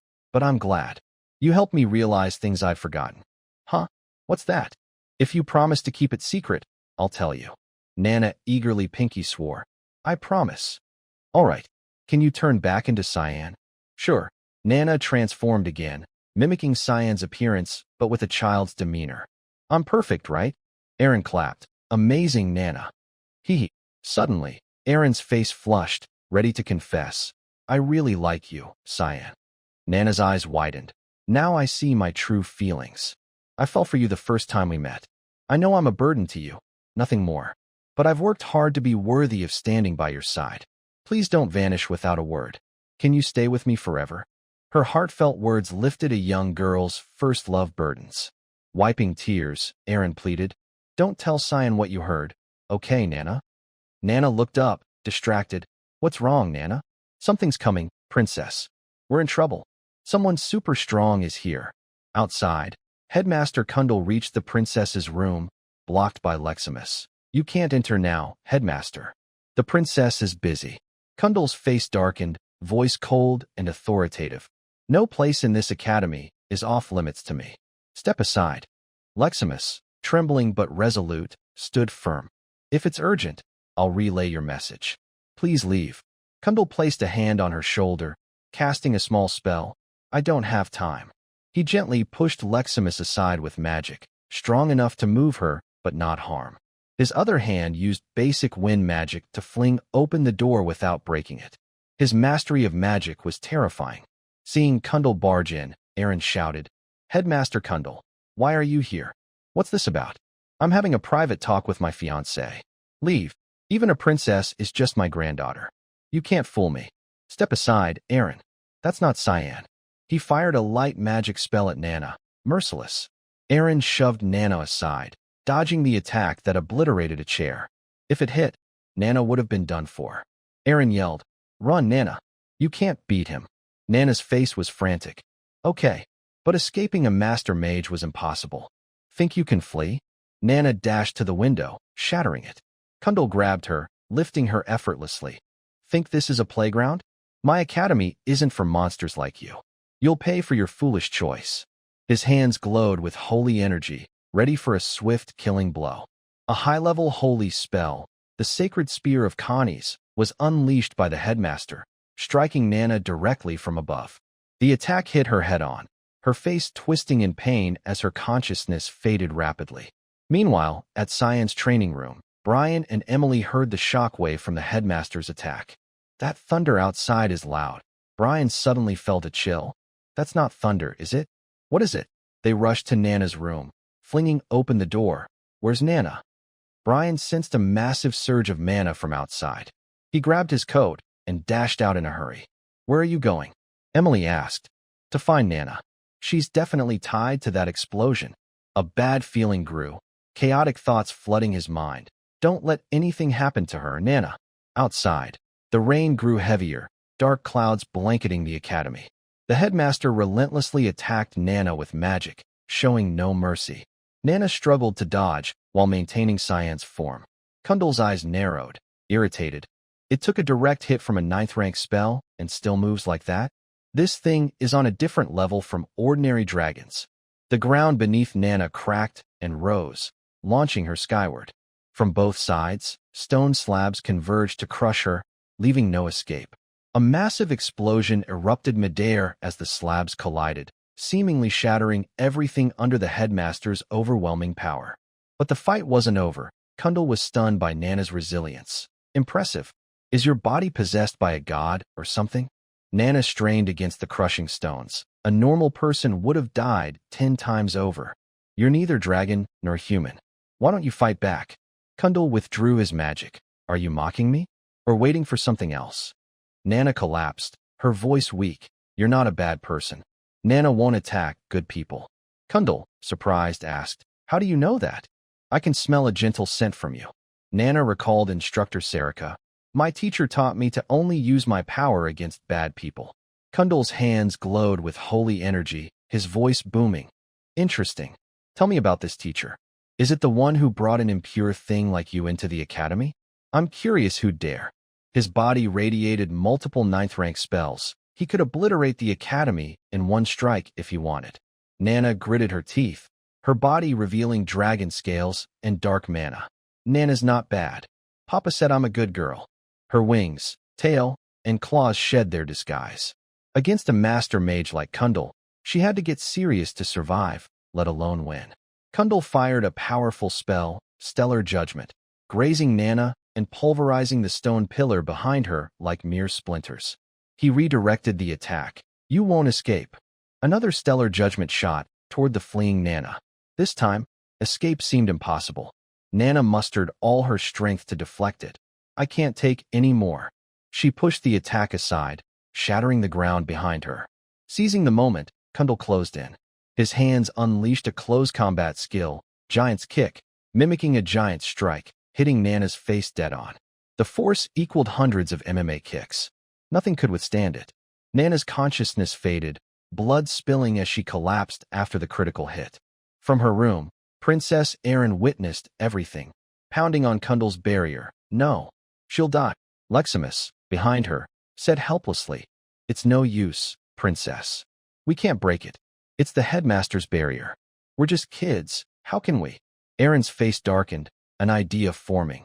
There's someone we can ask. Instructor Sarika. Leximus's eyes widened. Right, we need Sarika now. She's close to Cyan. She'll help. She might bend some rules. Before she finished, the door swung open. No need to call me. Erin and Leximus turned to the voice. Brian had fetched Sarika just in time. Hard to ignore this chaos. But curious students followed, making things messy, eh? What's happening? This is bad. Too many eyes. Brian slammed the door shut. I'll block the entrance to keep students out. Sarika instructed. Don't let anyone through, Brian. Got it. She touched the barrier. The headmaster's shield? Can it be broken? Sarika's voice turned cold, mana enveloping her. Nothing's impossible for Instructor Sarika. It's extreme, but in emergencies, there's no choice. She activated her secret skill, Demon Fusion. Her eyes darkened, demonic horns and sharp claws emerged. Forget what you're about to see, or you'll die. Back at the courtyard battle, Nana lay crumpled, immobile. Her disguised magic faded. Humph, finally calming down. Kundal's eyes widened. What? This is the dragon's true form? Just a child. As he pondered, Sarika shattered the barrier with familiar mist blade fog slashes, rushing to shield Nana. Sorry, headmaster. Don't harm this child. Sarika's arrival calmed Kundal slightly. Humph, you look unfamiliar, Sarika. What's your connection to this child? Knowing she couldn't deceive him, Sarika confessed. She's my student.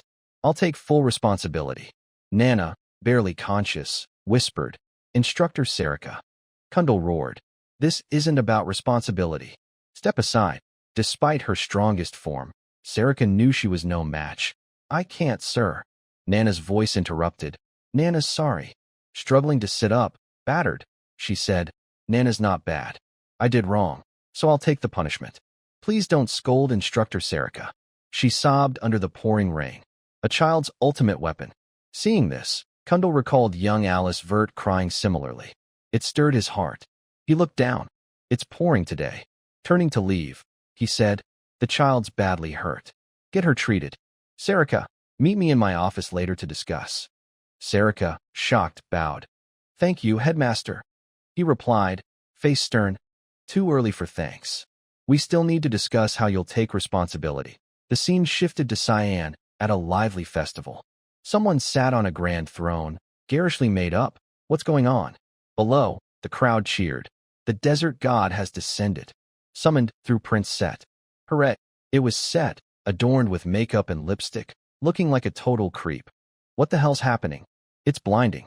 After witnessing the desert god manifest in Set's body, the villagers' attitudes flipped completely. They showered him with flattery they'd never used before. Prince Set was brilliant even as a child. I knew this day would come. Cheers echoed everywhere, making Set exasperated. Long live the desert god. Unable to take it, Set roared. Stop this nonsense. He tore off his garish outfit in a flash. From above, Cyan watched the crowd, thinking, quite a blessed day, huh? Suddenly, Kiram appeared. What's that guy plotting? Cyan turned. Who do you mean? The desert god. He's watching us through that muscle head, right? I can't figure out his goal.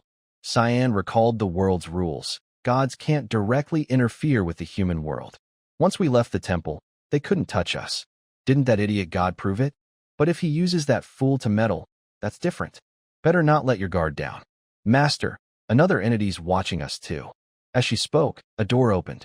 Luna stepped in, Senior Cyan. Her face lit up. Were you waiting for me? Yeah, I need to talk. Cyan asked about Lamella. How's she doing? Luna said she was past critical but needed rest. Lamella should fully recover after another day. I even healed her internal injuries. Cyan's face grew serious, asking pointedly.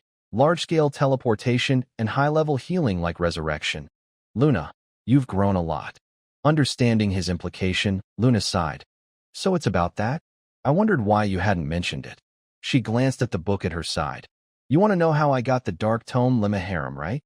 Back at the academy, in Headmaster Kundal's office, Sarika recounted everything. All right, tell me the full story. How did that kid Cyan bring a dragonkin into the academy? Sarika's eyes widened. How did you? Kundal calmly explained. That girl withstood my 9th rank spell. Not just anyone can do that. In this academy, who else but Cyan could handle such a powerful creature? What punishment will you impose? I'll decide after talking to those involved. I can guess some of it. That sly kid will probably trick me into letting it slide. Just thinking about it ticks me off. Sarika bowed, voice soft. As their instructor, I'll take responsibility. Kundal cut her off. Enough. You plan to take responsibility by leaving the academy. The world divides good and evil clearly, and what's deemed evil is shunned, regardless of actions. You wield so-called impure power, yet you used it to protect others. That's your true nature. No matter the power, what matters is how it's used. Even if you're part of the mist assassins, so what? Isn't that better than being a hypocrite? Sarika was stunned. She didn't expect Kundal to know her true identity and still not be angry. A great crisis will soon hit the Empire. I've tried to stop it, but I can't halt the tides of this era. He placed a hand on Sarika's shoulder, sincerely. When that time comes, fulfill your role here. I have high hopes for you. He turned to leave. I've got things to do. Sarika was left puzzled. A great crisis? What's this role he means, Headmaster Kundal? What do you see? Kundal paused. Oh, what is that kid like? In the infirmary, moonlight streamed through the window, illuminating everything. Nana lay bandaged heavily, still unconscious from severe injuries. Standing by her bed, Kundal saw his daughter in her. I'm sorry, father. I won't cry for mother anymore. Please forgive me. He sighed. Why am I thinking of Dion Severus? His hand gently touched Nana's forehead, stirring memories. Leaving a candy on her bedside as an apology, he left. I miss you so much today, my daughter. Back at the Desert Village Festival, Cyan and Luna's talk continued. You don't need to give it to me. Just keep it safe. Luna, surprised, asked, Don't you need it, senior? Cyan glanced at the crowd. I have other ways, so don't worry. But you're not taking it to the Garum Guild, right? Of course not. Suddenly, Cyan's eyes flashed with killing intent, his voice menacing. Don't let anyone take it from you or give it to someone else unless you want to die by my hand. Luna, overwhelmed, nodded. I understand.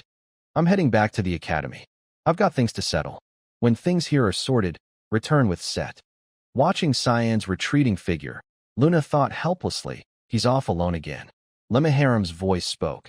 You really like that kid, huh? Luna turned to the shadow. Of course. Then tell me what he's trying to do. Even my dad doesn't know. I only met him once. Luna's face hardened, resolute. No matter what, I'll help him to the end. You might pull it off, at least the current you. Lemaharam morphed into a mana serpent coiling around Luna.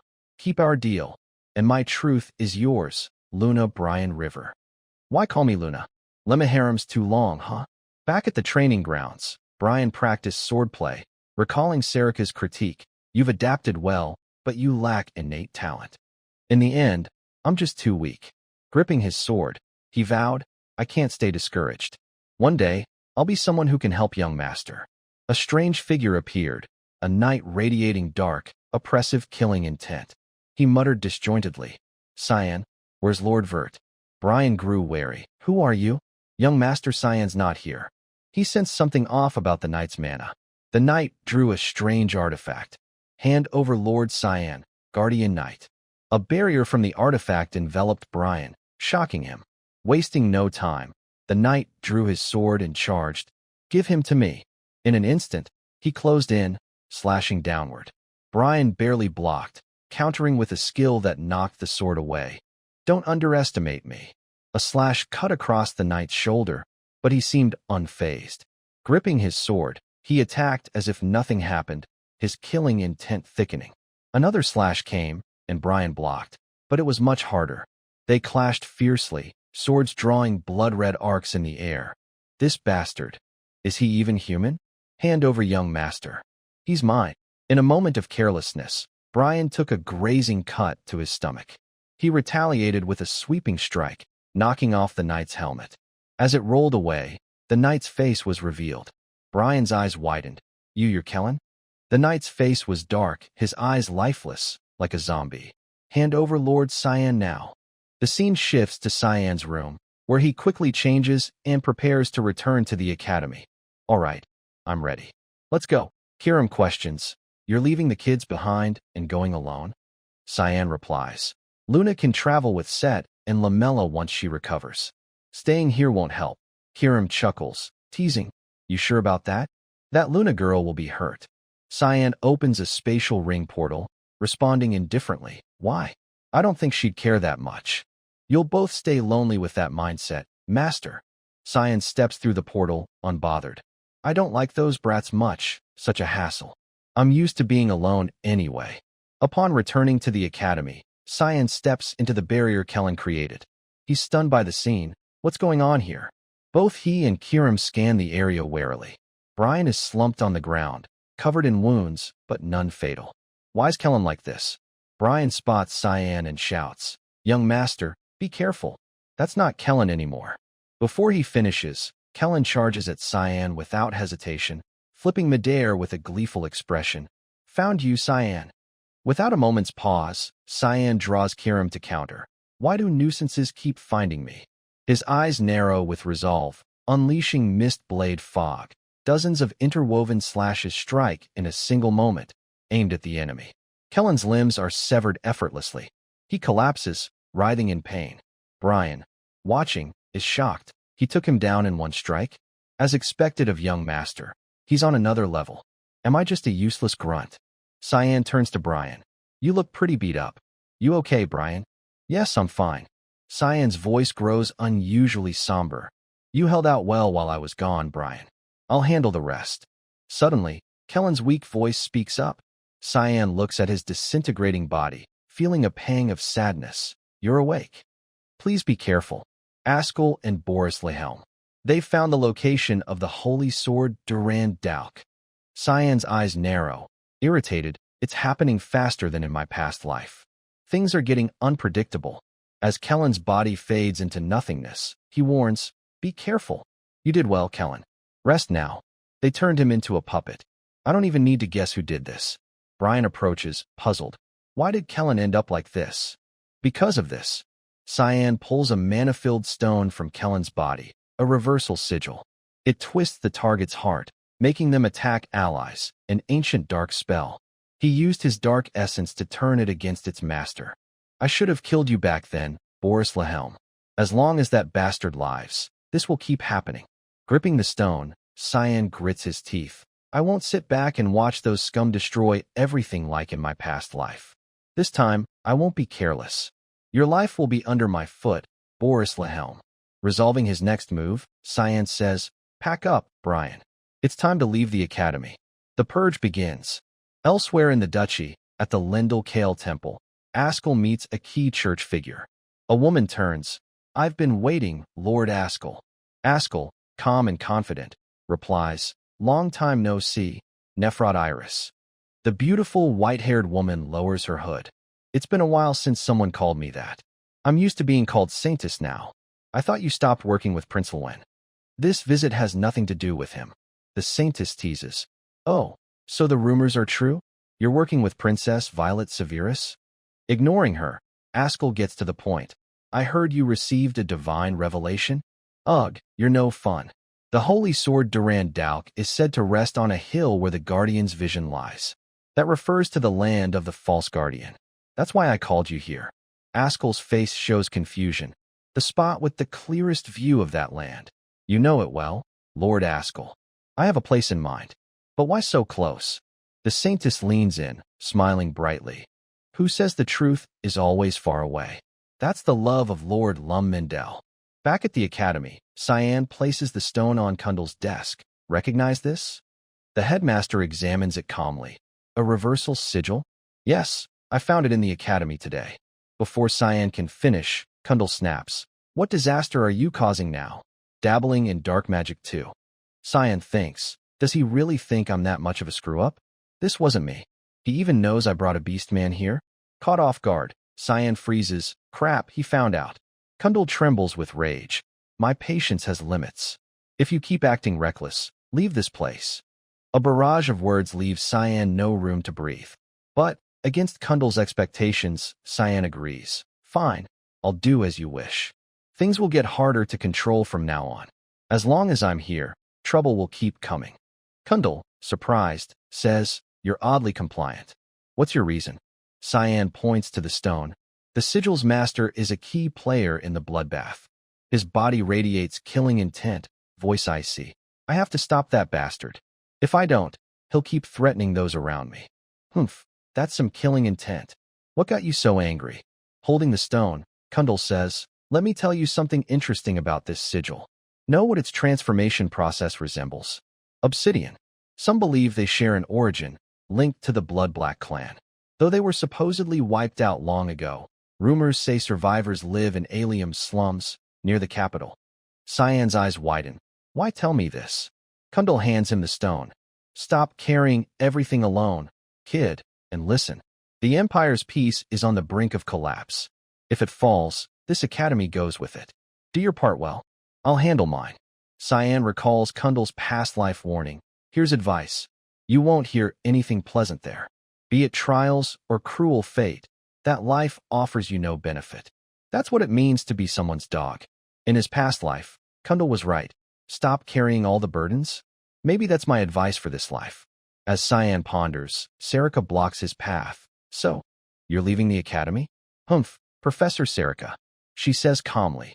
You're going after that bastard Boris Lehelm, right? You heard? Well, I caught bits. He's a target to eliminate, so it makes sense. Cyan eyes Sarika suspiciously. You're going as the leader? No. As leader I'd want to, but I have to stay and be a good instructor. The headmaster's got my weakness. What? Don't tell me he knows our identities. No, he's known for a while. Kiram chimes in. He's not headmaster for nothing. Don't underestimate him. Seems he's got his own plans. This time, I'll give you a task. When Boris Lehelm faces death, tell him Instructor Sarika says, go to hell. Cyan grins slyly. I'll make sure he feels hell before he gets there. Yes, yes. Make him wish he was already there. The scene shifts to a duchy location where Askel and the Saintess find the path to the holy sword Durand Dauk. Can't believe it's so close to the domain. Askel, slightly anxious, says, is this really Durand Dauk? It glows like in the myths. He grabs the sword, stuck in the ground after soft sand lost its core, its light still formidable. Answer my call, Durand Dauk. Seeing the tilted sword, the Saintess remarks, it's unsettling to see it slanted. It'll be fine, right? A spectral hand from the sword touches Askel's cheek. You, heir of the light god, my master. But then it delivers a resounding slap to Askel's face, who's still confused. He falls, clutching his cheek. Lord Askel, are you okay? The sword's spirit manifests, voice brimming with anger. Why are you so late, you fool? A lowly shaped figure appears. Without its energy core, Durand Dauk can't maintain an adult form. She yells at Askel. How dare you let me endure such humiliation? Unforgivable, you wretched bastard.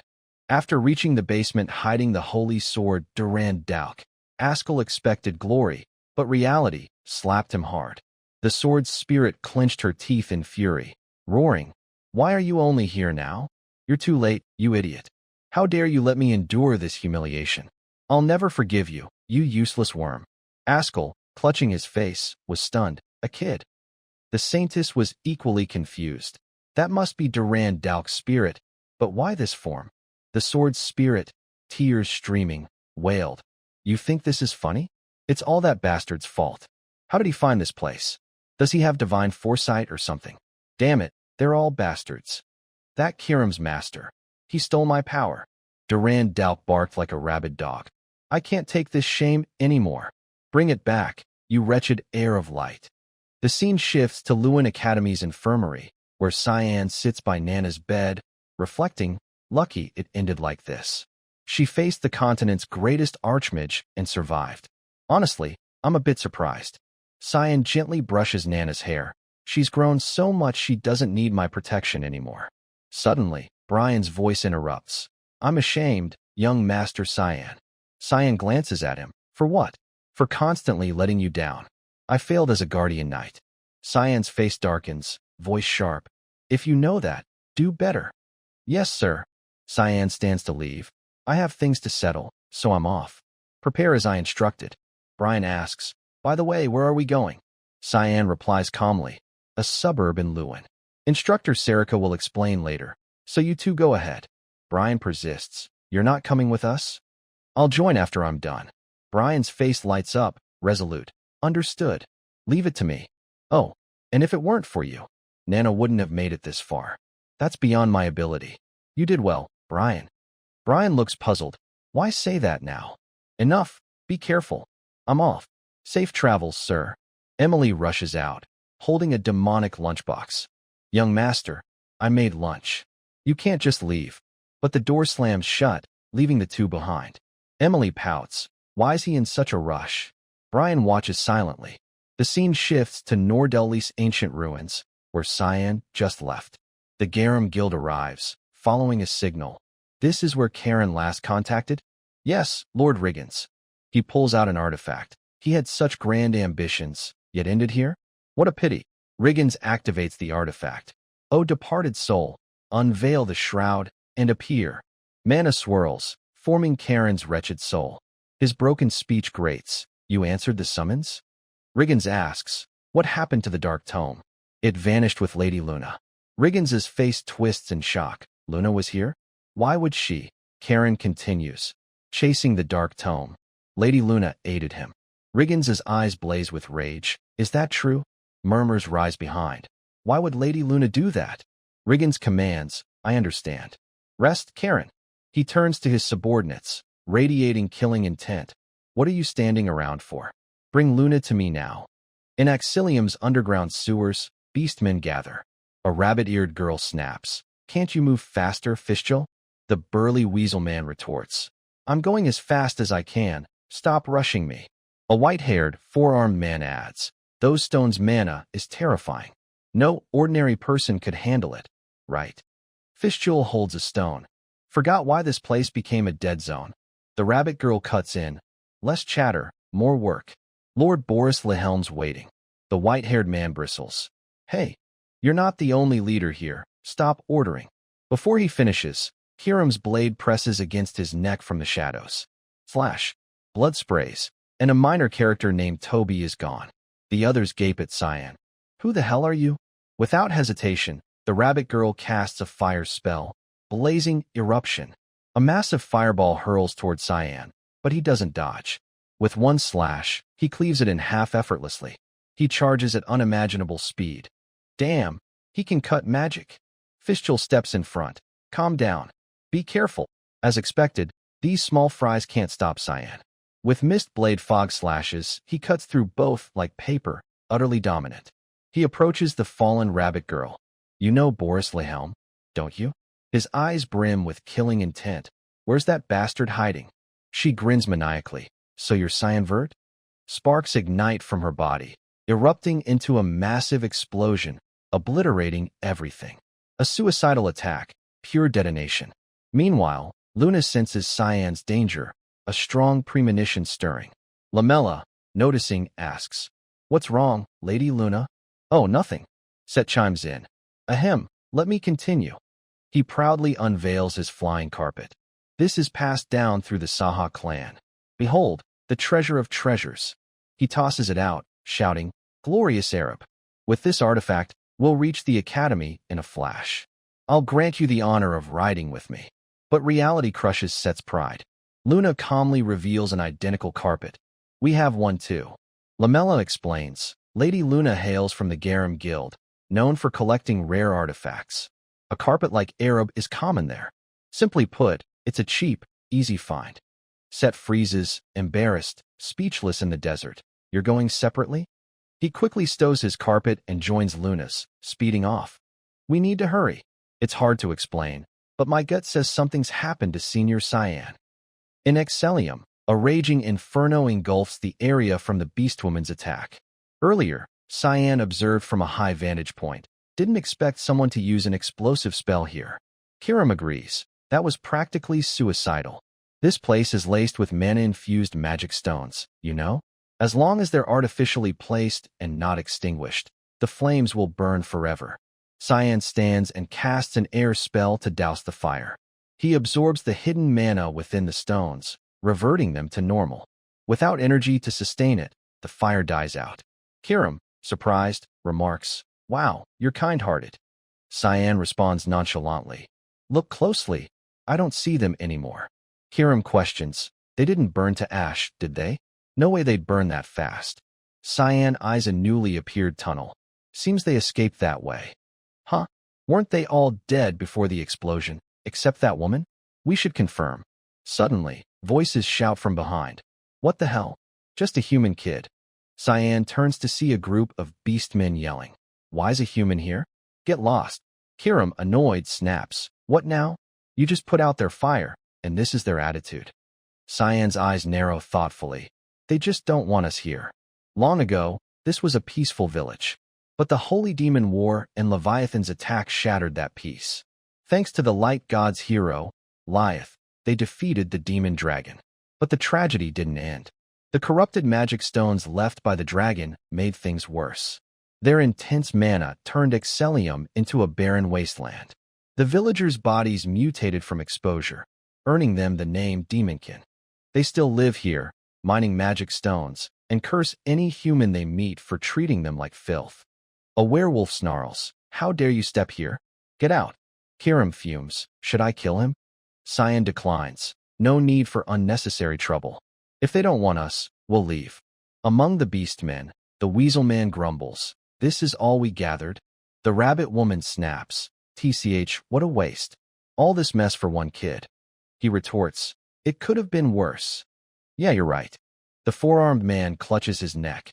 "If not for the power Boris Lehelm gave us, we'd all be dead by Cyan's hands." From the shadows, Boris Lehelm emerges, exhausted. "Damn, you got hurt because of me? Cyan tracked us here. It's my fault." Boris, still recovering, looks weary. The rabbit woman responds, "Why apologize? He's the one in the wrong." The weasel man adds, "He started it." "Yeah, Cyan attacked first." The four-armed man laughs bitterly. "I didn't even notice I was hit until my head was off. He's strong." Boris, remorseful, says, "I shouldn't have dragged you into this." "Don't say that. We got our chance. Without the money you sent from the palace, we'd have starved. Now we can repay you, so rely on us." Boris replies softly, "All right, but don't overdo it." The weasel man hands Boris a box of magic stones. "We'll make that bastard pay for what he did to you." Boris, taking the box, says, "For everyone, I'll ensure this ritual succeeds." He scatters the stones and begins the ritual. Holy light from the sacred tome spreads, enveloping everything. Hiskria's voice urges, "Hurry, Boris Lehelm, he's here." Hiskria, split in half, lost her spirit form, now reduced to a tiny, primal figure with angelic wings. Outside, the three beast men stand guard vigilantly. The rabbit woman spots something. Something's coming. In an instant, Cyan approaches. She prepares for another lethal strike. Cyan's attack sweeps in, but the weasel man blocks it with his hand, furious. "I won't fall for that twice." Cyan's eyes spark with interest. "How are you all still alive? Did that bastard Boris Lehelm pull something?" The weasel man shoves Cyan back, pushing him through a wall to keep him from Boris. Inside, Boris pours everything into his plan. Cyan's held off. This is the only way to defeat Cyan Vert. Awaken Leviathan, Boris Lehelm, and we'll destroy him once and for all. Back at Luen Academy, Princess Erin Severus and Leximus walk the halls. Leximus asks, "What's wrong, Princess?" Erin blushes. "As I thought. It's weird visiting him first." "Haha, young Master Cyan wouldn't come first anyway." Erin shouts, "But it's rude." "No, it's fine as long as we're not just here to see him." Erin freezes. "Should we turn back?" Leximus says proudly, "Just say we're checking on Nana." "Right, exactly." But her eyes catch something. "Huh, it's the trio from the ancient ruins. They're here for Cyan too." "Luna, what are you doing here?" "Oh, Princess Erin Severus." Erin steps closer. "You're looking for Cyan too?" "Yeah, but he's not here." Erin, stunned, asks, "Not here? What do you mean?" Luna calmly replies, "I just found out, but his room's empty." Erin says cheerfully, "Oh, he'll disappear and return like always." "No, this is different. His scent's completely gone. He might never come back." Erin freezes. "His scent's gone? Is your nose that sharp?" Set interjects, "It's my fault. I pushed him to spar too much, so he left. I just wanted to be friends, but it was too much." No one cares about Set's monologue. Erin asks Luna, "Does anyone know where he might go? Let's investigate." She adds, "Check every place in the academy." "Got it, I'll help."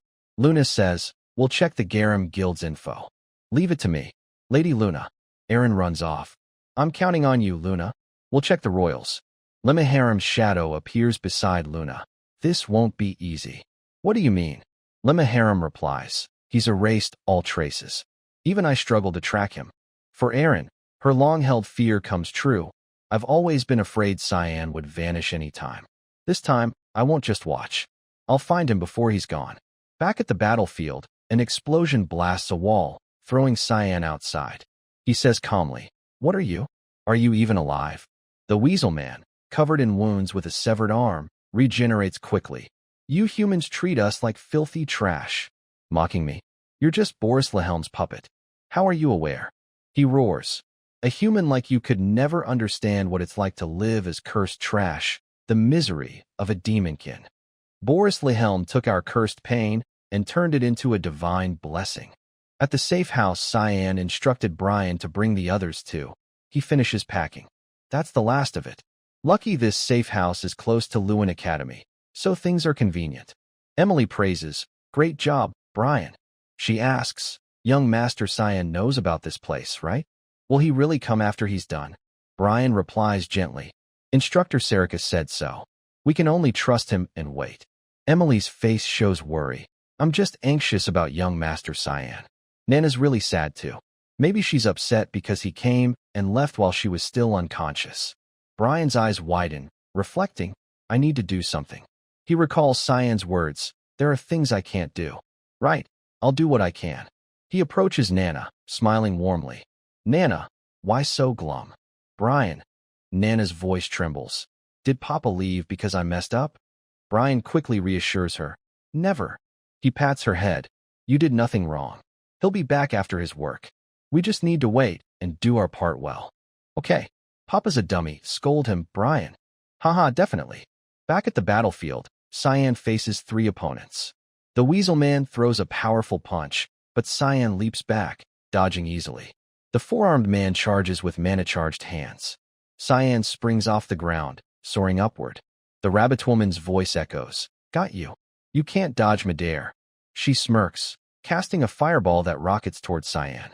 He meets it with a confident gaze and a slight smile. An aura sword technique slices through the fireball effortlessly. She barely dodges, the attack carving the ground apart. The 3 beastmen pale in fear. Impossible. Is this kid a master swordsman? What's going on? The 4-armed man charges angrily. "Damn it, attack together. He'll slip up somewhere. Don't give him a chance to block."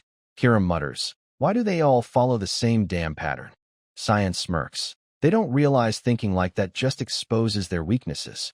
He unleashes Mist Blade Fog Form 8, a flurry of slashes enveloping the area, striking all 3 simultaneously. The 4-armed man tries to defend, but his arms are severed. Cyan closes in, his killing intent thick. Before finishing him, he pauses as the Rabbit Woman's fireball interrupts. She yells, "Attack together, idiot." She unleashes a rain of fire. Cyan counters with his black sphere, absorbing her magic entirely. "Hey, don't eat my magic." The Weasel Man leaps, slamming down where Cyan stood, but hits only air, shattering the ground.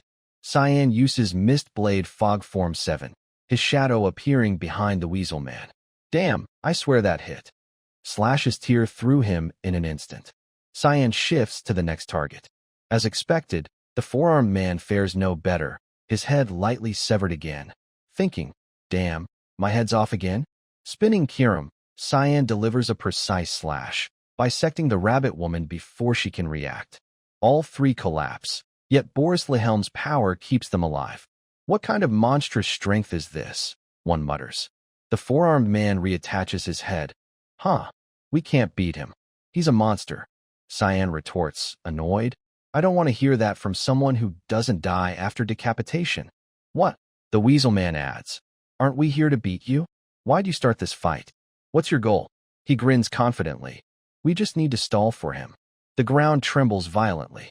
A colossal dragon skeleton rises from below. "Haha, playtime's over." Cyan stares. "I knew Boris Wilhelm was up to something.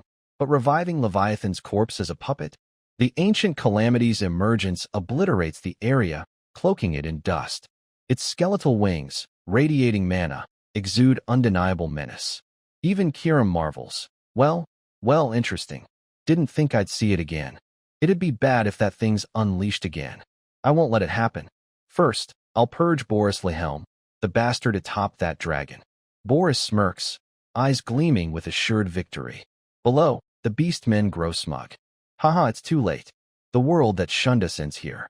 We'll destroy everything and rebuild. This is a revolution. No one can stop us." The Weasel Man revels, unaware he's outlived his usefulness. Leviathan's maw nears the two oblivious beastmen. Despite the rabbitwoman's warning, watch out, it's too late. One bite, and they're gone. She collapses. No way. What's happening? Even Cyan is shocked. Didn't expect him to do that. Kiram adds, it didn't just eat them. It's using their lives to boost its mana. Boris Lehelm's voice booms. Sacrifice? For what? This is just to restore the sacred tome's power. The rabbit woman rages. What's this, Boris Lehelm? This wasn't the plan. He feigns regret. Such a shame, but it's for a greater good. I'm heartbroken. Quite a tragedy, right? She fumes at her own naivety. That's not the face of someone who feels that way. In Excellium's ruins, villagers spot Leviathan. What's that monster? A dragon? A real dragon. It's coming for us. That's a death breath. Run. Boris Lehelm gloats. Now, Excellium's filthy trash, time to pay your debts. The town descends into chaos, everyone fleeing the awakened beast. Run, or we'll all die. Kiera rushes in, shouting, Stop, Boris Lehelm. She hurls a fireball at Leviathan, but it barely affects it. Humph, you disappoint me, Kiera. I thought we were friends. Boris sneers, his voice cold, treating her like an inferior. Kiera roars, I'll see you in hell, you dog. Leviathan unleashes a death breath to finish her, but Boris's face freezes. Well, you surprise me. Blocking a death breath from an ancient dragon. Cyan stands calmly, his black sphere absorbing Leviathan's attack effortlessly. Boris Lehelm boasts arrogantly. How long can you hold out? Leviathan's firepower intensifies, as if to incinerate all foes. Cyan stands within, unfazed and fearless. He unleashes a sharp, powerful counter, Black Snow Sword Dance. A slash tears through space, unstoppable, hurtling toward Boris like a relentless whirlwind. As it nears his face, Boris realizes the danger. What? He ducks, narrowly dodging the deadly cut. Leviathan isn't so lucky. Its horn is severed, crashing to the ground, splitting earth and kicking up dust. Boris's face twists in horror. What's happening? Isn't his Kiram a short sword? Cyan explains, that's not Kiram's power. He reshaped the sword with his own strength.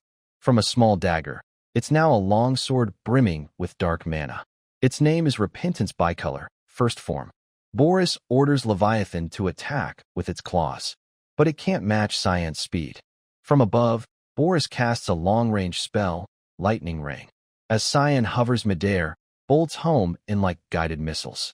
He spins, dancing through the air with precise, powerful slashes, cutting through the onslaught and countering with speed sword aura.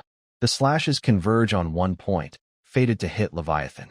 Boris dodges, but the dragon's massive body is a sitting target for any strong opponent. Its arm is sliced off effortlessly, falling toward Excellium's village unimpeded. The beastmen below scream, It's falling, get out. Cyan arrives just in time, unleashing Mistblade Fog, eightfold mist slash. Hundreds of cuts shred Leviathan's arm, saving the beastmen.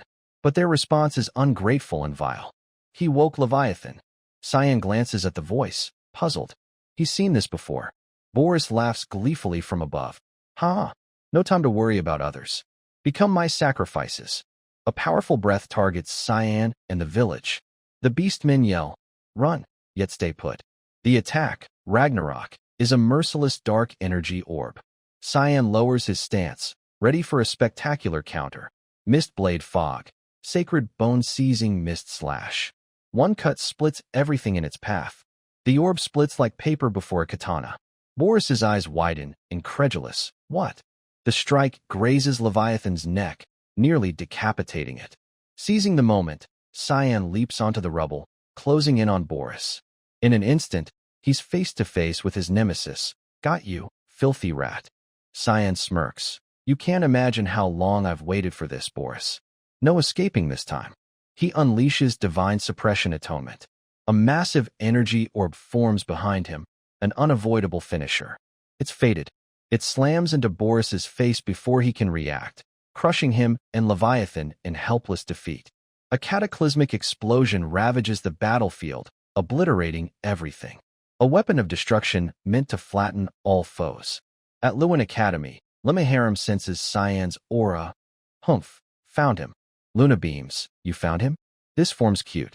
Lemaharam points to a map. He's here. Luna ponders. That's Excellium, a near-abandoned ruin. Why'd Senior go there? Lemaharam replies, I don't know. I sensed mana from an ancient dragon I knew, but I can't be sure without seeing it. Luna grows anxious. An ancient dragon? No need to worry. To Cyan, it's just a big snake. Lamella bursts in, startling Luna. Lady Luna.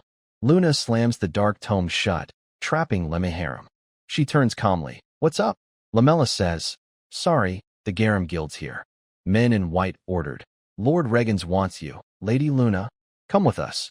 Lamella whispers, I have a bad feeling. I'll hold them off, escape. Luna questions, aren't you with them? Why help me? Lamella whispers, you saved my life. I'm just doing my duty as a knight. Luna smiles, thanks Lamella. I'll be back. Tell Princess Erin for me. The soldiers urge, Lady Luna, please. She relays everything to Lamella, grabs the dark tome, and prepares to leave. I'll tell Princess Erin. Luna steps out. He's calling me about the ruins. Her eyes darken, radiating killing intent. If he targets Senior, I'll stop him at all costs. Back at the battlefield, only ruins remain. Kiram appears. He's dead this time, right? I can't sense him, so probably. Cyan stares at the massive crater he created. It's over. A voice shouts from behind. You caused this, human. Beastmen surround him, accusing. He showed up, and this happened. I saw you threaten that woman and child. Get out. Kiram fumes at their ingratitude. Tired of living? Should I kill them? Cyan pulls up his hood and leaves. It's fine. Kiram yells. You're letting them live? They saw your face. Cyan replies calmly. That's better. Then I won't wait long. He'll show up soon. At the royal palace, the Grand Prince rages over a report. That bastard Boris is dead? He slams the table, cursing. Useless. I pulled him from that filthy rubble, made him human-like. And he dies without repaying me. Another voice speaks. You called? It's Askell. He approaches. What's the matter, Your Highness? Louis Lunel charges. Boris is dead. Excellium's burned to ashes. Askell replies calmly. I've heard. The prince roars. What? Why didn't you report sooner? Askell interrupts. I have urgent news. His face twists in anger. More urgent than the Empire's first prince? Are you mad? Askell smiles confidently. I know who's behind this. Louis Lunel, shocked, asks, You know who? Askell turns. We must head to Lewin Academy. The carriage is ready, Your Highness. The prince's voice grows urgent. Who's at Lewin? Explain on the way. His fists clench, a strange feeling in his chest. Damn, what's going on? Why do I feel like Askell's leading me like a stag? He really is. Back in Excellium, Boris miraculously survives again. He staggers, collapsing. The severed sacred tome falls. He leans against a wall, laughing weakly. Haha, such bad luck. Reviving Lord Hiskria failed miserably. I've no face left. If it went as planned, Hiskria would have healed me. From the tome, a filthy mass crawls out, speaking. Boris, don't worry. Before me is a sacrifice with immense mana, right? What do you mean? The filth morphs into a grotesque creature with jagged teeth. It's the gods' will, so don't blame me. Wait, what's this? Without hesitation, Hiskria engulfs Boris, absorbing his mana. A man killed by his own dirty tricks and betrayal. On a carriage in Lewin's outskirts, Askell and Louis Lunel head to the academy. Now tell me, who's at Lewin Academy? Louis demands. Askell replies calmly. We'll enlist Headmaster Kundal's cooperation regarding my brother. Louis, shocked, asks, Cyan your brother? What's he got to do with this? Askell responds swiftly. That kid killed Boris Lehelm. What? Askell's eyes narrow with irritation. That brat is Kiram's master and a killer from the secret Mistblade Fog organization. Louis, incredulous, questions, Are you sure? Is this real? This is the intel Boris sacrificed himself for. All along, the one sabotaging our plans was that kid. Louis's face darkens with rage. So it's all clear now. He's been toying with us. Askell continues. A warrant's been issued through the palace. It's likely reached Lewin Academy already. A warrant? On what grounds? Askell smirks triumphantly. Grounds? Isn't it obvious? The mastermind behind the bloodbath and the Excellium incident. A leader of an evil assassin group. Isn't that enough? Louis, satisfied, grins. So you're pinning all the blame on him. Worthy of the light god's heir. Askell looks out the window, feigning regret.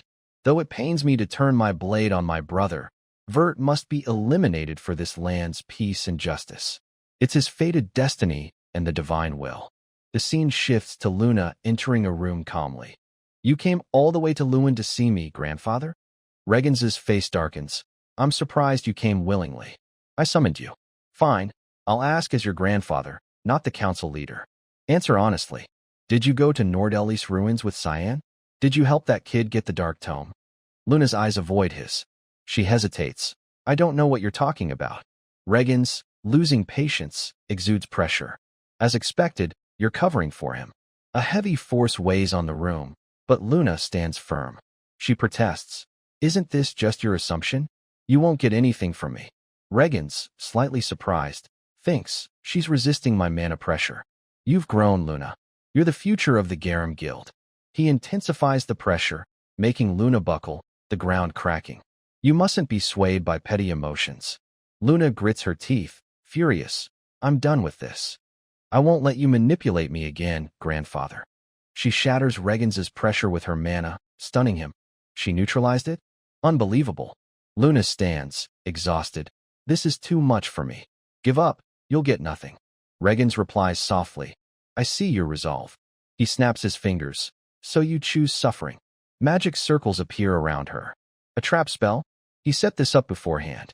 Black magic cords bind Luna's limbs, restraining her effortlessly. Regans approaches.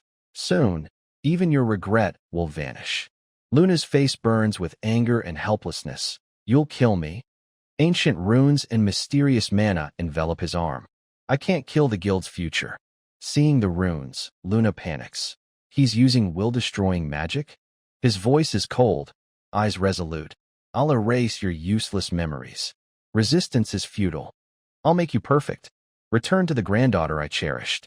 Back at Lewin Academy, Askell arrives at Cyan's room. Finding it empty, no traces left. Everyone with Cyan is gone. He glances at Durand Dauk's spirit. Can you track him? She clicks her tongue. Damn, not even a hint. Someone erased everything. Her face twists with rage. Memories of my past humiliation flood back. This is where that wretch who shamed me lived? I'll repay that disgrace, heir of the Black Mist. I considered leniency, but it's pointless now. Durand Dauk turns, irritated. Don't underestimate me, rude one. I'm sorry. They walk the halls. We've sent royal soldiers to hunt him. Now we wait for news. I don't trust humans. Find him yourself, heir. In his office, Headmaster Kundal reads the warrant. This is getting messy. The door bursts open, and Louis Lunel strides in. Still healthy, grandfather? He grins arrogantly, eyes gleaming with victory. Kundal turns. Why are you here? Louis, annoyed, snaps. Why that look? Are you that displeased with me? Why say that, your highness? Louis shouts. Stop playing innocent. You cut aid to the Quigo family and schemed with my father behind my back. Louis, I only want to keep you from tainting the throne. Louis clenches his fists, furious. You act like it's nothing, just like father. Violet, Fabian, Neroban, even Aaron. Don't you think they'd stoop to dirty tricks to seize the throne? Kundal's eyes sharpen. You're a fool, fearing you'll lose what you don't even have. Only by leaving a legacy and maturing to lead will the world grant you the emperor's title. It's not something you steal. He turns away. This is the peace and prosperity your father built. Don't ruin it. Feeling belittled, Louis sneers. Haha, peace? Someone who raised the era's worst demon has no right to say that. Where's your student, Cyan? Kundal remains silent. Louis points, shouting arrogantly. No way you're shielding that murderer, right? The door opens again. Aaron Severus enters, shocked. Brother Louis, I'm here to ask about Cyan's whereabouts. Why's he here now? Louis turns, annoyed. We're discussing important matters, Aaron. Scram. But Kundal disagrees. You can leave, Louis. What? What are you saying? I was here first. Princess Aaron booked a meeting before you stormed in. Louis roars like a starved dog. I'm the Empire's Grand Prince. Kundal replies calmly. A schedule is a schedule. Why can't you act befitting your title? You look like a pathetic failure. Louis's eyes lose control, rage burning.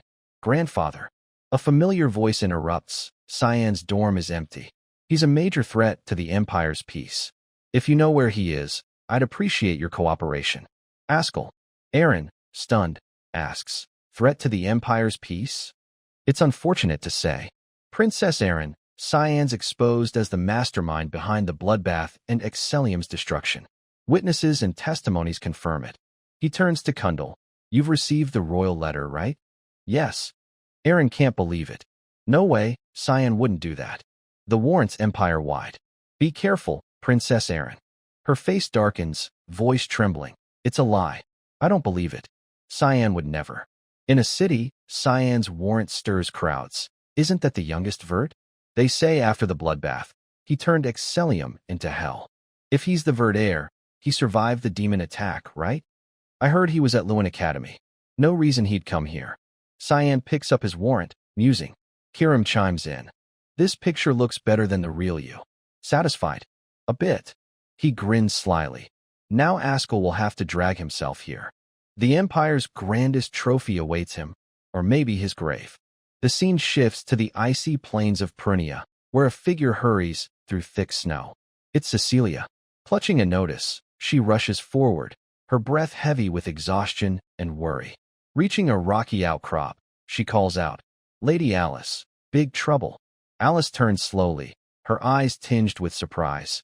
Cecilia, what's got you so frantic? Cecilia hands her the notice. Read this, quick. Alice takes Cyan's wanted poster, stunned. Cyan, a cold-blooded mastermind behind the bloodbath and Excellium's destruction? No way, he'd never do that. Cecilia, panting, explains, while patrolling the outskirts, I saw these plastered everywhere. What do we do now? Alice's expression darkens. She recalls Cyan's words. So this is why he told us to leave quickly. He must have known something like this was coming. She rolls up the poster, saying softly, we focus on training. Cecilia, shocked, asks, huh? You sure? Is this okay? Alice replies firmly, I trust Cyan can handle this alone. We can't help much. Our only focus now is getting stronger, fast. That's how we can support him, even just a little. From afar, the sea goddess chimes in. I admire your resolve, Alice. Let's continue our training. Alice's face brims with determination, her body cloaked in powerful mana. Yes, Lady Marian. The scene returns to Lewin Academy, where Luna fiercely resists Regans's memory-erasing power. Agonizing pain tears at her will. Regans, impressed, says, you're holding out well. But prolonging this only brings more pain.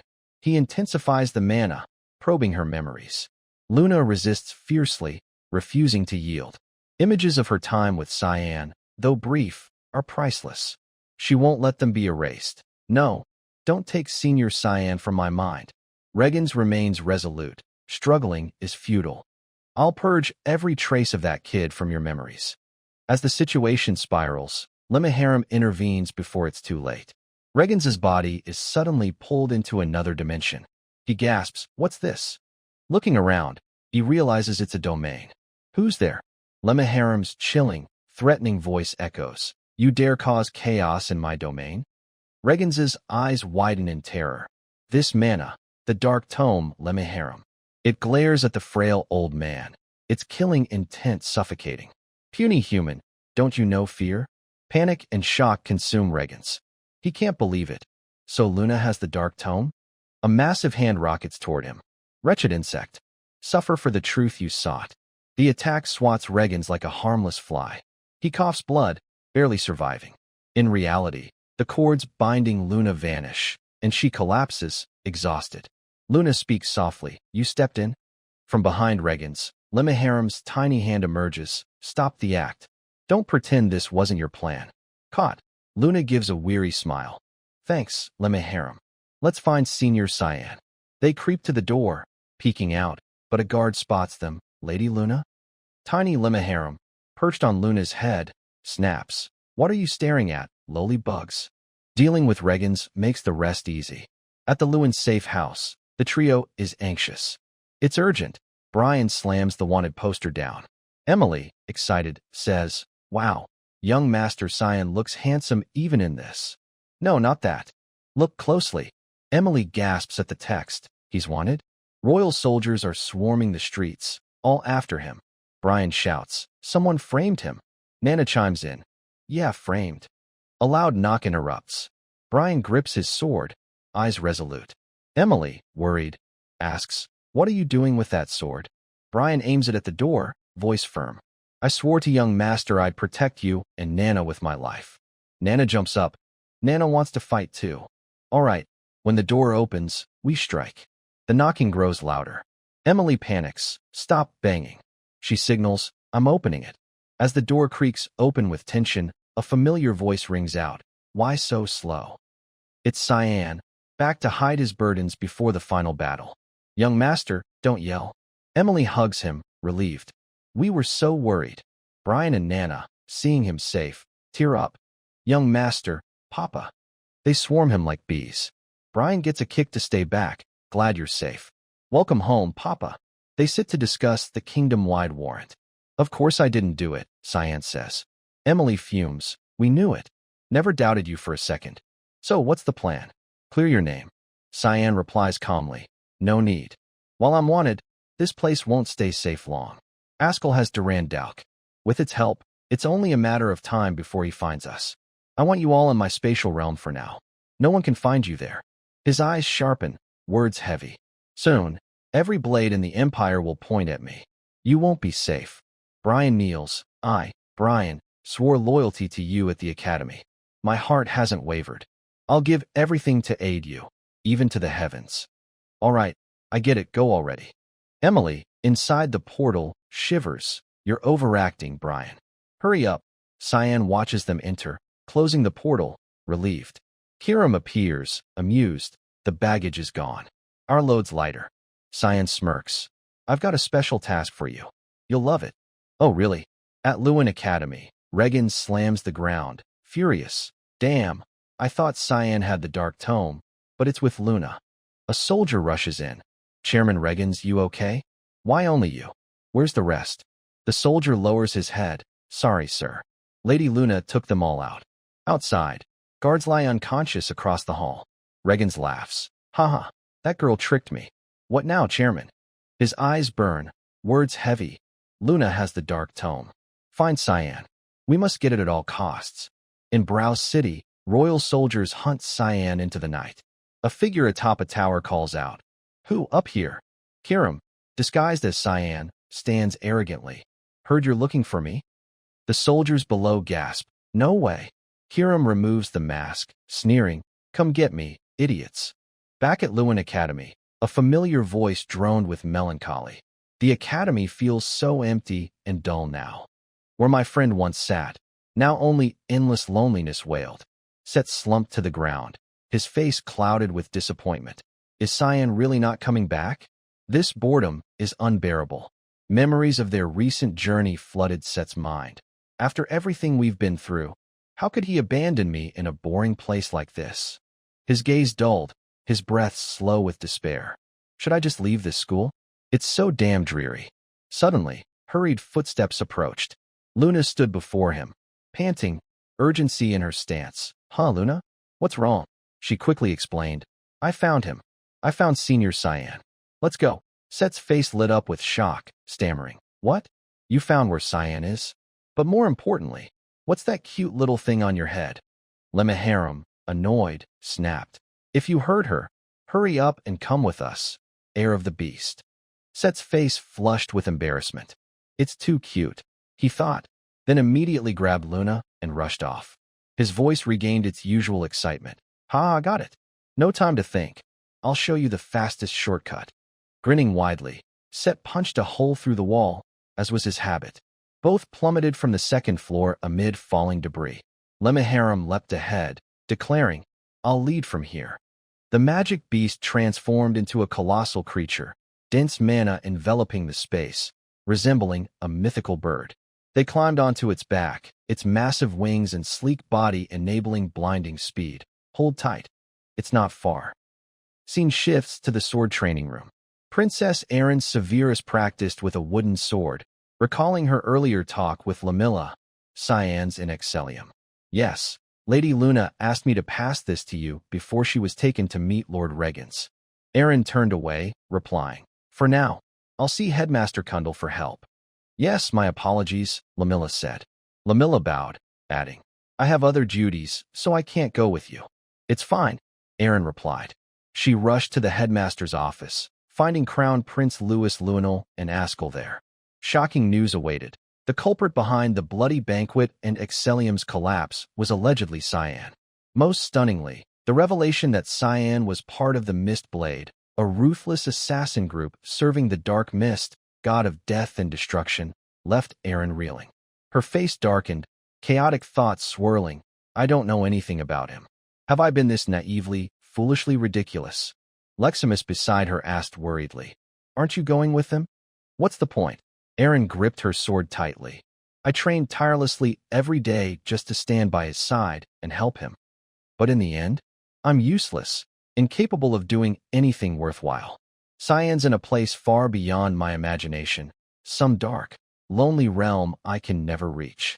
It's even more pathetic that I can't do anything for him. I'm the Empire's princess, so why am I this useless and powerless? A figure approached slowly from behind. How much do you trust that boy? Aaron turned to see Headmaster Kundal. Do you really think Cyan's behind the bloody banquet and Excellium's ruin? Aaron lowered her gaze. No, Cyan would never do such things. I've only ever received his help. He's done so much for me without me ever repaying him. I know he's not that kind of person. Hearing this, Kundal extended his hand. Then we must hurry. There's little time left if we want to help that boy. Aaron was briefly surprised, but the decision wasn't unexpected. Scene shifts to Browse City. Royal guards gaped at the sky where Kiram taunted them. Before they could speak, she dove, stomping a guard's face like a stepping stone. Landing amid the enemy encirclement, shouts rang out. Seize her. They lunged, crashing into each other. Kiram leapt lightly, dodging effortlessly. She landed atop a royal guard's head, voice dripping with mockery. Your movements are pathetic. No one stronger here. A confident voice replied. Right here. Oh, a burly man with rooster-like hair smirked. You escaped us before, but it ends now. He introduced himself smugly. Strength A+, mana A rank. I'm Redback, top student, here to shut that arrogant mouth. He conjured a massive blazing fireball, dragon's breath. The guards laughed. Haha, that's Lord Redback's strongest move. This fight's over. He roared, unleashing the attack toward Kiram. Burn in this destructive flame. The guards scattered, shouting, Run, we'll get caught in it. Kiram stood calmly, her face bored. She threw a simple punch at the incoming fireball. This is enough for small fry. It pierced the blazing flame, hurtling toward the rooster-haired man at blinding speed. He gasped in terror. What the? Before finishing, the punch struck Redback's body. A wall shattered, Redback's armor obliterated, leaving only garish pants and a stunned expression. The guards stared in disbelief. He was defeated that easily? Impossible. Kiram approached calmly. That kid was the strongest here. Her killing intent enveloped the area. Guess there's nothing left to entertain me. Shall I open a gate to hell here? The guards paled. We're facing a real demon. In the sky, Luna and Set neared the scene. Explosions rocked the city ahead. Lemaharam sped up. I know. I sensed that mana. Luna's face grew serious. Wait a bit longer, Senior Cyan. I won't let you fight alone. In a city corner, Cyan calmly observed. Send reinforcements to Area B. He thought, they're scattering like beasts now. Kiram's doing great at drawing them out. I should have her do this more often. He leapt onto a rooftop, preparing to leave. Better head to their base while Kiram's at it. He's definitely there. Cyan smirked. Askell, you hypocritical bastard, I'll meet you soon. Suddenly, a lightning bolt struck before him, startling Cyan. He dodged the ambush swiftly. From above, Regans's voice echoed. Nice move. Cyan turned slowly. You're Regans. The old man stepped forward. You may not know me, but I know you well. Cyan, I'm Regans, head of the Garum Association. Unfazed, Cyan asked calmly. What brings someone like you here? What do you want? Regans smiled, pleased, straightforward. I like you. Up close, you resemble your father in many ways. All right, I'll cut to the chase. He shouted firmly, marry my granddaughter, Cyan. You must marry Luna. Cyan's face froze, baffled. Are you high? Cyan's face froze in disbelief. He shot back. What nonsense is this? Is that why you came to see me? Regens began listing Cyan's recent actions, disrupting Garum Association's smuggling, interrupting relic excavations, and severing their ties with thousand-year-old dragons. All of that was your doing, wasn't it? Plus, my granddaughter adores you.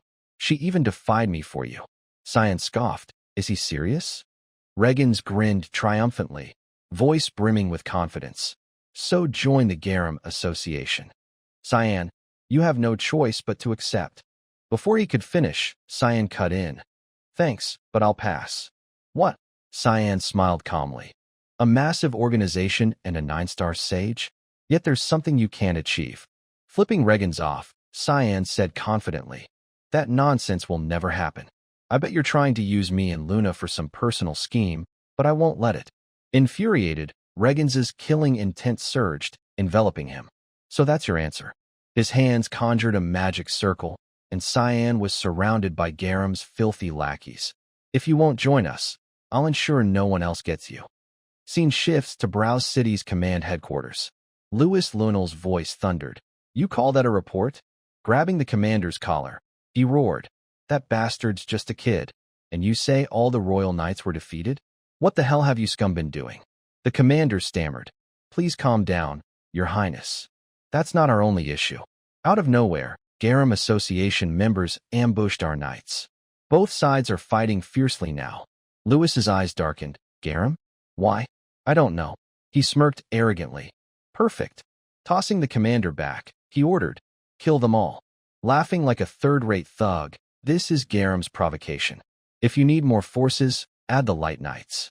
The commander panicked. Your Highness, the Light Knights are at the front lines against demons. Louis sneered. Useless scum. I knew this would happen, so I prepared. The Light Knights Brigade should arrive soon. The commander faltered. Your Highness, that's a declaration of war.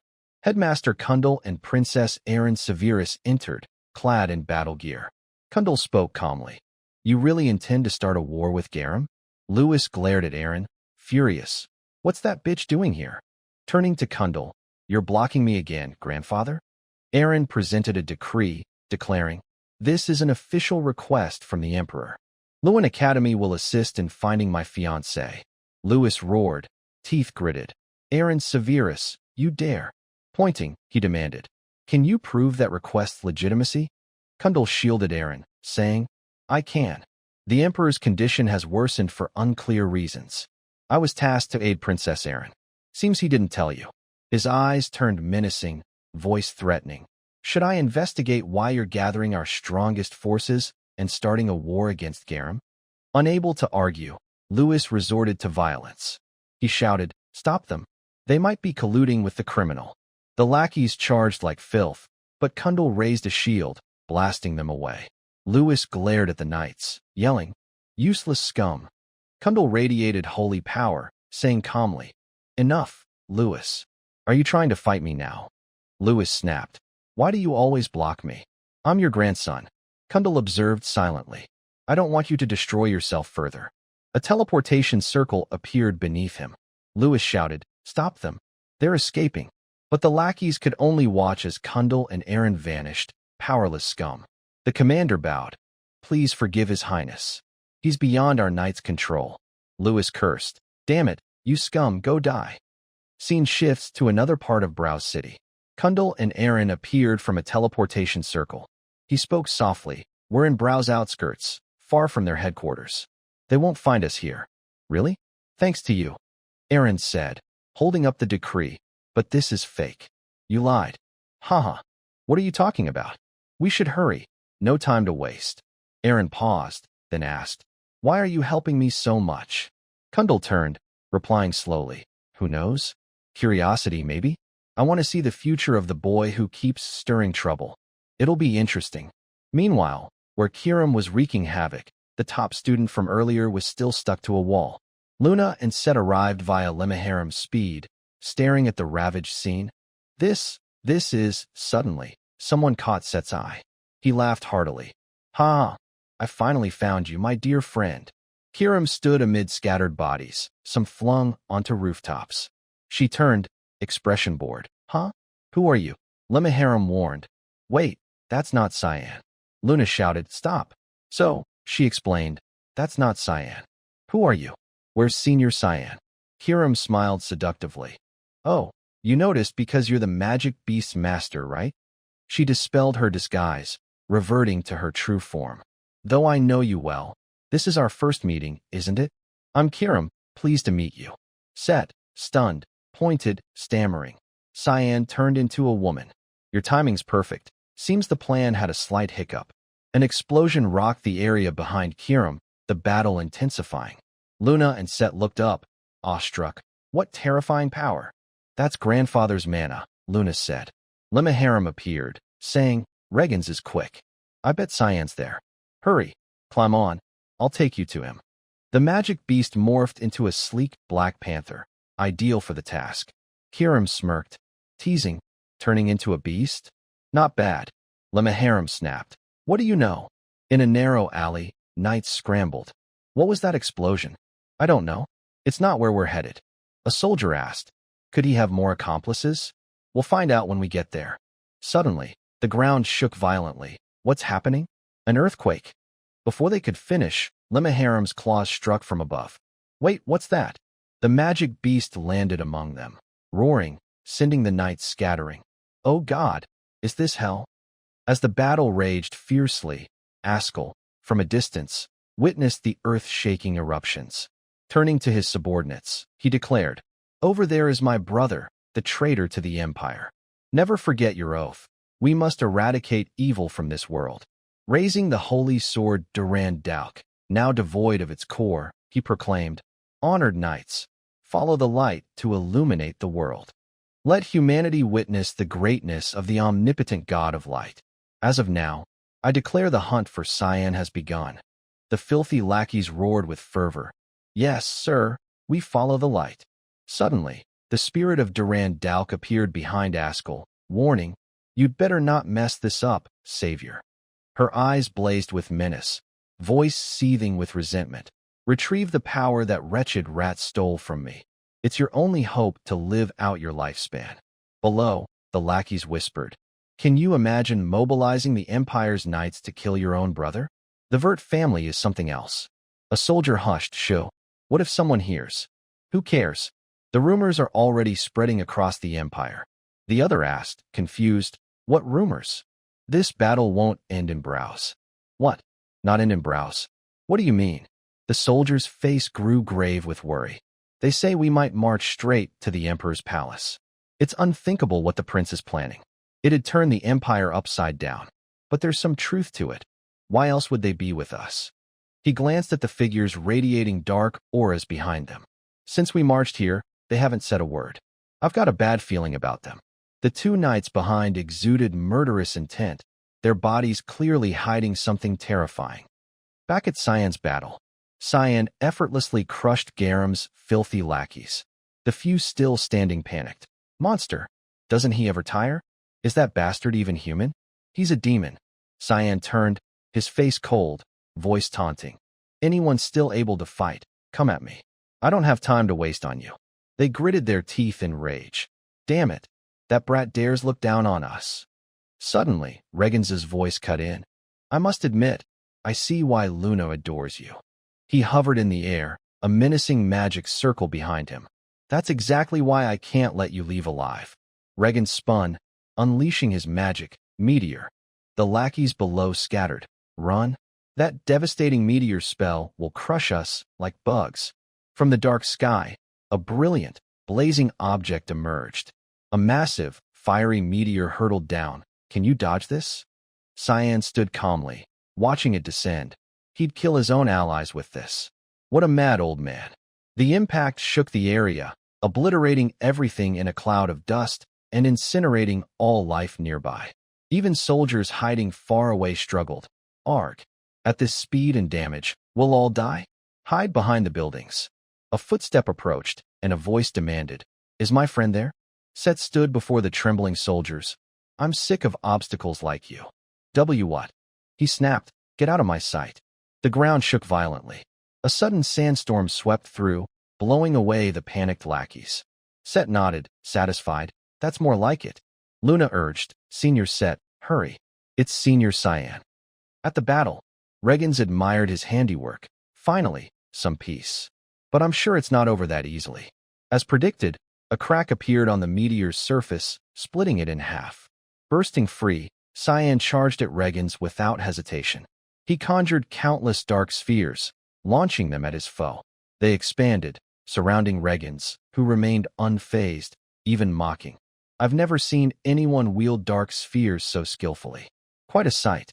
He pulled a strange item from his pocket, startling Cyan. What's that? In an instant, the power from Regens's Caligona beads shattered Cyan's dark spheres, pushing him back. They faced off atop the meteor. Regens explained smugly. The properties in these Caligona beads render your dark spheres useless. Your void attribute is strong, but not my match. Did you think I came unprepared? I've studied you thoroughly. Cyan's face darkened, thoughts racing. Such a rare artifact isn't easy to obtain. Only the Regens line could possess it. Regens gripped the beads again. That's not its only function. From the void, mana coalesced, forming a massive, mysterious figure, the death-summoning skill. Regens gloated. Now you're paying attention, huh? As the battle peaked, a familiar voice interrupted. That's enough. Could it be? Luna stepped forward. Is my magic beast what you really want? Set and Lemmaharam followed. Both were ready for the fight. If so, why not face us? Leave Senior Cyan alone. Kiram returned to Cyan's side, saying, Looks like a nuisance followed us. Kiram, I sense that bastard nearby. We should go. Her words excited Cyan. So he's finally here, and close. No time to waste. Set tore off his shirt. I bet everything to get here. You can't get held up, buddy. His body surged with holy power, voice commanding. Leave this to us. Go. Expecting gratitude, Cyan instead teased coolly. Thanks, guys. Before Luna could speak, he was gone. It's up to you. See ya. Luna glared at Set, eyes like bullets, while he stood confused. Huh? Did I do something wrong? Even Lemmaharam was stunned. He's the heir of the Dark Mist? Not what I expected. Regens wouldn't let it slide, shouting, You think I'll just watch you leave? He ordered the death summon to attack. You won't escape. Luna coldly activated a preset spell, Imprisoning Seed, Manifest. A thorny circle appeared above Regens, shocking him. What? Agonizing pain surged through his mind, forcing him to drop the beads and scream. This canceled the death summon before it could reach Cyan. Clutching his head, Regens collapsed, gasping, Imprisoning Seed? How did you plant it in me? Luna replied icily. I escaped that torment when you tortured me before. Her body erupted with fierce killing intent, mana swirling like an unstoppable storm. That's why you shouldn't toy with me, Regens. Arg, you damned brat. Regens focused mana into his hand, shattering the Imprisoning Seed. It's useless if I destroy it. You'll pay dearly for your betrayal. Unfazed, Luna grew more excited. Think I came unprepared, old man? Lemmaharam's beast form dissolved, reforming as a mask covering Luna's face. Now, witness the truth and justice you've always sought. Luna stood watching her grandfather struggle with the ring on his head, looking satisfied. That's why you should never mess with what's mine. Ah, he funneled magic into his hands and broke the Imprisoning Seed. This thing will be useless if I destroy it, and the price for betrayal will certainly not be cheap. The magic tome quickly transformed into a mask for Luna. You think I came here unprepared? Now witness the power you spent your life pursuing. The footsteps of the soldiers grew increasingly frantic. A panicked soldier ran toward the nearby reinforcements. Aren't you from the scouting unit? Why are you here already? His face was terrified, fear engulfing everything. Help me. But before he could finish, Cyan's figure was suddenly standing behind him. Mist Veil Sword Strike. Immediately, 3 soldiers were neatly taken down by Cyan. The rest were horrified. That is, draw your weapons and fall in line. Has the scouting unit been wiped out? By a 13-year-old child, Cyan surged with intense killing intent.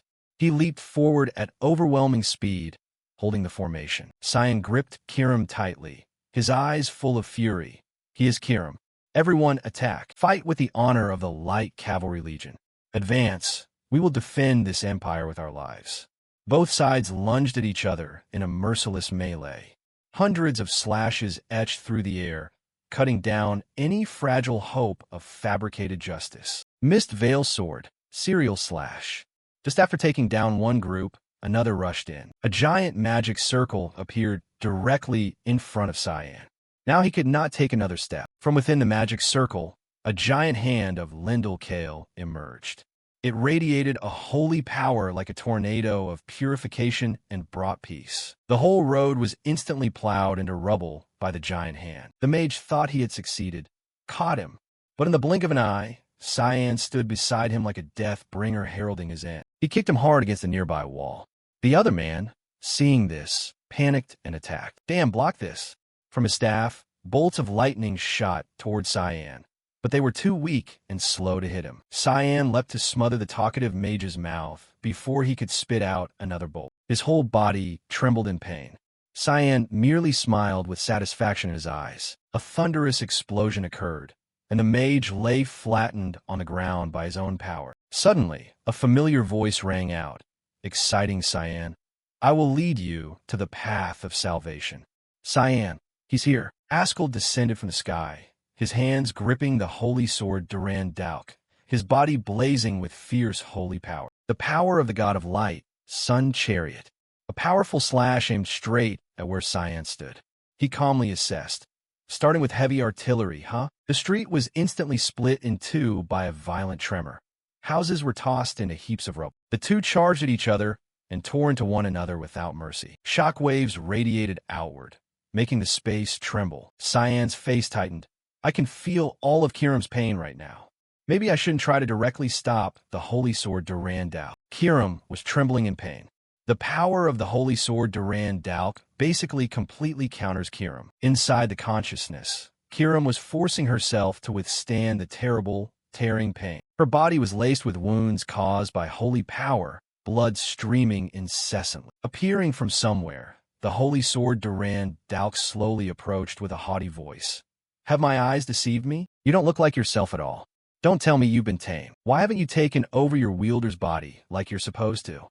Her words suddenly faltered as she realized something. Kiram clutched her stomach and laughed loudly.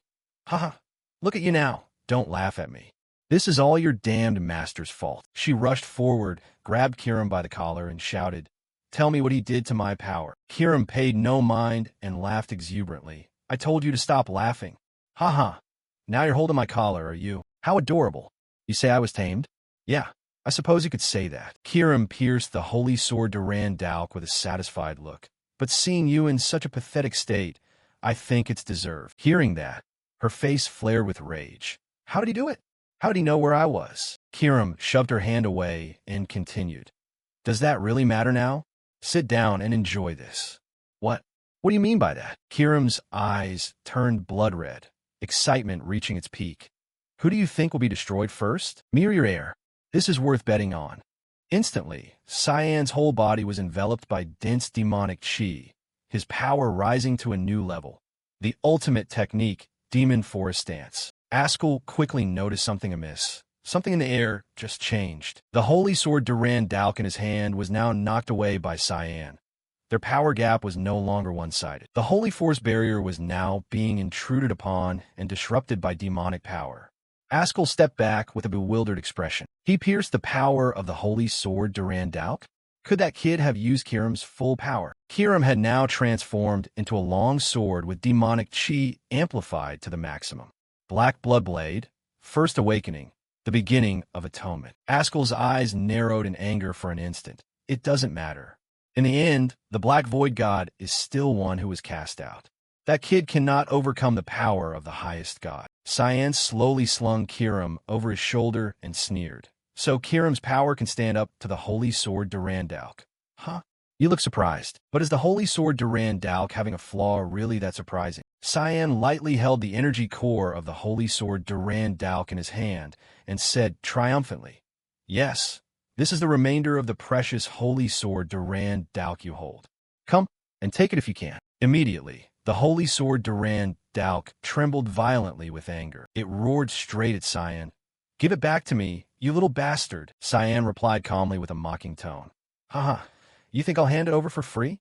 Seems the minds of these gods aren't much better than a stag's. Hearing those words, she erupted in extreme fury and screamed, "You damn dog! This is a blasphemy. I will destroy you and this stinking trash city." Cyan held Kirim firmly, his voice unchanged. "Come on, calm down. It's only a few words, and you're flailing like a dying fish." Kirim warned, "Be careful. That bitch isn't a trivial opponent you should underestimate." No sooner had he finished than holy power erupted violently, engulfing the surrounding space in blinding light. The supreme technique, Azure Sword Stance. The force spread outward, impressing even Cyan. "Now, that is a formidable power." "Get out of here, master." Askel clenched the holy sword Durandalk, his hair turning silver white. The power of the god of light, one sword across the heavens, his wings spread, his arms swept across, forming a mighty, forceful blade that flew forward. It tore through and blew away everything daring to stand in its path. Cyan swiftly leapt high to evade. The attack struck nearby buildings, shredding them into rubble. Cyan landed slowly and cautiously. He looked around. A glittering streak was now carved into the surrounding walls. "Taking that hit isn't good at all. You've only felt half of it, brat. You can use as much of my power as you like. Just bring back the other half for me along with that brat's head." Askel stepped forward slowly. "As you wish, miss." Cyan immediately took a fighting stance. Askel lunged and attacked relentlessly with a series of consecutive slashes. Then he followed up with long-range magic. Cyan used the Veil Sword 8-flower cut to defend, but the power the Holy Sword Durandal provided was still overwhelming. Worry and pressure within him steadily increased. Askel now dominated him on all fronts, easily pushing Cyan backward. Cyan looked at Kirim in his hand and thought to himself, "You're starting to crack." "It's fine, I can still fight." Kirim laughed maniacally. "If this is my destined end, I'll drag that bastard to hell with me." He recalled what he'd experienced in his previous life. "That's a good idea, but you won't get the chance to do that." He knew this because in his previous life, Kirim uttered a similar line. The day he faced the Demon King. "I will take this bastard down to hell with me. Farewell, master." That day, he lost Kirim forever. What he held afterward was only a cold piece of metal, devoid of any power or soul. "This time I can't let that happen again. I'll need to find an opening while avoiding his attacks as much as possible." Seeing Cyan's plight, Askel grew complacent. "It seems your Kirim is in the worst state, considering you can no longer defend against my attacks." From the start, this battle's outcome was predetermined. The Holy Sword Durandalk spoke arrogantly. "What did you just say, Kirim? Who do you think will crack first?" Now witness the answer you've always wanted. Above, the guards watching the increasingly brutal fight were alarmed. "This battle is beyond human capability. We cannot intervene." They looked at their comrades and anxiously asked, "Are you going to intervene?" Two knights exuded a deathly aura as they slowly advanced toward the battlefield. They look terrifying. They don't say a word. It's frightening. Immediately, the entire group leapt toward Askel, where he was still completely dominated. Each slash from the Holy Sword Durandalk grew increasingly powerful, while Kirim was almost completely incapacitated. Noticing the arrival of the zombie soldiers, Cyan created countless black orbs and fired them at them. Are they puppets like Kellens? Looks like that Boris Lahelm was extremely busy before he died. One thing after another poured in. Truly a messy nuisance. Cyan yanked Kirim hard and pushed Askel back. He only sneered in response. "Why don't you give up, Cyan? You have no other chances left." Confident, he stood amid the encirclement and said, "No chances. Don't you see I'm completely fine?" "Brother, it seems you've become utterly arrogant." From the vast sky, magic circles slowly appeared along with powerful spears of light. They blanketed the sky like an unchangeable verdict. "You're the one who doesn't understand your situation, Cyan.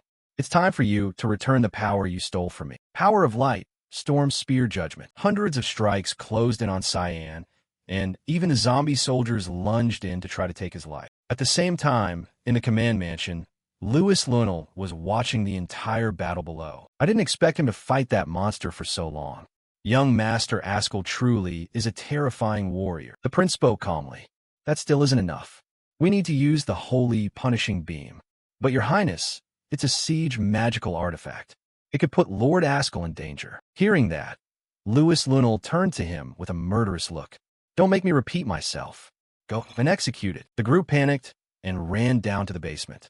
Yes, your highness. There, a light relic was carefully concealed, radiating shimmering holy power. Back at Luna's battle, she had easily achieved an overwhelming victory. Why don't we end this here? Continuing to fight is pointless. From the start, he had no chance. He was clearly defeated. After extreme arrogance, his grandfather's end was being slammed against a wall, unable to move. His consciousness was now murky like still water. Beside her, said Spookakomli, I finished clearing my side as well. They were just a pathetic, weak bunch of shrimps. Luna forced a smile, thinking to herself, they're not weak. It's because you have a god inside you. Set pointed back and said, of course she helped a lot. Who knew we'd run into her here? Luna stepped forward, smiling as she said, thank you. So, you secretly came here as a member of the Garum Guild? Lamilla slowly pulled her hood down and replied shyly, forgive me. I should have come to help everyone sooner. Miss, it's fine. You arrived at the right time. We could defeat them because of you. Suddenly, something appeared that drew both their attention. In the sky, huge magic circles were overlapping. A large-scale offensive spell had just been activated. They've activated the magical device. But why? That device is usually only used in wars. Perhaps they want to kill Cyan at all costs. Inside the tower housing the magical device, the mages were straining to activate the attack. The Grand Prince, standing behind, watched the situation go well and smiled with satisfaction. This is a perfect opportunity to wipe them all out. Those who thought I was a fool and took advantage of me. This time, I will personally erase everything. Askell looked up at the sky and thought to himself, Prince Louis Lonel. Turns out he wants to get rid of me. Anyway, I've had enough of this demon. He quickly soared upward, leaving Cyan and the zombie soldiers struggling under the burning holy power. Cyan followed his gaze. His body was lacerated with wounds, yet hadn't managed to scratch Askell. A magical device? Using it right now. The attack plunged down from the sky. Askell quickly unleashed a defensive move, Divine Spirit Guard. A gigantic shield formed, blocking all the damage from the Grand Prince's surprise strike. The shockwave from the explosion spread across the city, its dispersed force sweeping away every building in its path. This can't be. He destroyed it? The entire building quickly collapsed. The building is falling. The mages and royal soldiers could only run for their lives. Hey, where are you all going? I am the Grand Prince. You must stay and protect me. You bastards. After those final words, the arrogant bastard was buried under rubble, lying in the wreckage. The battle increasingly tilted in Askell's favor, but fortunately Aaron Severus arrived in time. She tried to stop the fight from continuing as the fifth princess of the Guzif Empire. I command you, recall your holy sword Durand Dao. Askell's face darkened, full of displeasure. He looked at his puppets constrained by chains. These puppets look familiar. Headmaster Cunnel appeared and said, today you've proven something clear. You and Luenel may have been involved in the blood bank. Hearing that, Askell merely raised a hand and replied softly, Headmaster Cundle, do you dare defy the will of a god? He easily crushed the chains, freeing the puppets that had been bound by magic. The headmaster's eyes showed astonishment. Did he destroy them that quickly? Once freed, the soldiers leapt to attack him. The headmaster quickly formed a protective shield of sacred resin. Turning back to the princess, she shouted a warning. Headmaster Cundle, watch out. From behind, Cyan slowly interjected. What are you doing here, princess? Are you trying to commit suicide? Get out of here. You're only getting in the way. Aaron Severus anxiously turned to Cyan. Are you joking? Look at yourself. You are my betrothed. Who will protect you if not me? Hearing that, Cyan responded indifferently. But I never accepted the engagement. That was the Emperor's decree. How dare you refuse me? How insolent. From above, Askell flew down arrogantly and said, I see you were seduced by my demonic younger brother. It seems I have no choice but to save you, Princess Aaron Severus. His whole body erupted with violent holy power. The holy sword Durand Dao was shrouded in dazzling, blazing light.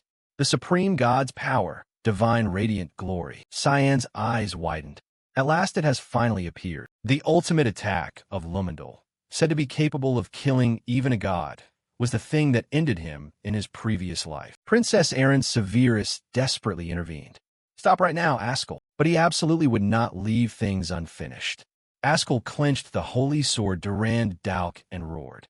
I'm sorry, but no one can disobey the will of a god. Aaron Severus squeezed her eyes shut in fear, but in the next instant, Cyan shoved her aside.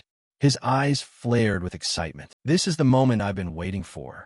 The moment you use that power. Askell across from him also showed suspicion. Why is he laughing?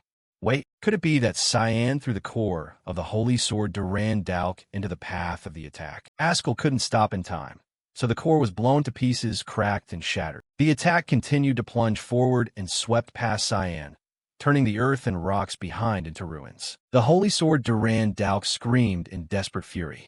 My power! Cut to Headmaster Kundal. You tried to kill the soldiers, but to no avail. I can't kill them all. These immortals are truly troublesome. The best I can do now is hold them off and buy more time. The headmaster glanced back worriedly. I sense chaotic magic tearing through the space. This is really strange. What the hell is happening over there? Cyan's body was now wrapped in two opposing streams of energy, causing him extreme pain. He sat down, holy power weighing heavily on him. What is he doing? The holy sword Durand Dalk's apparition, hearing this, angrily replied, You fool, you shatter my power. Now he's trying to seize it. But that is inherently impossible, like trying to light a pile of wood in the middle of a storm. A senseless act of desperation. Be grateful he lacks both sacred technique and demon tome. Without a god's pact, he will die soon. Askell replied smugly. Then I will finish him before anything else can intervene. Fine, do it. But once more, the princess stepped forward to block him. I will not allow that to happen. He gritted his teeth in anger and said, You still want to stand in my way, Princess Aaron Severus? I will not let you pass. Chaos flooded the princess's heart now.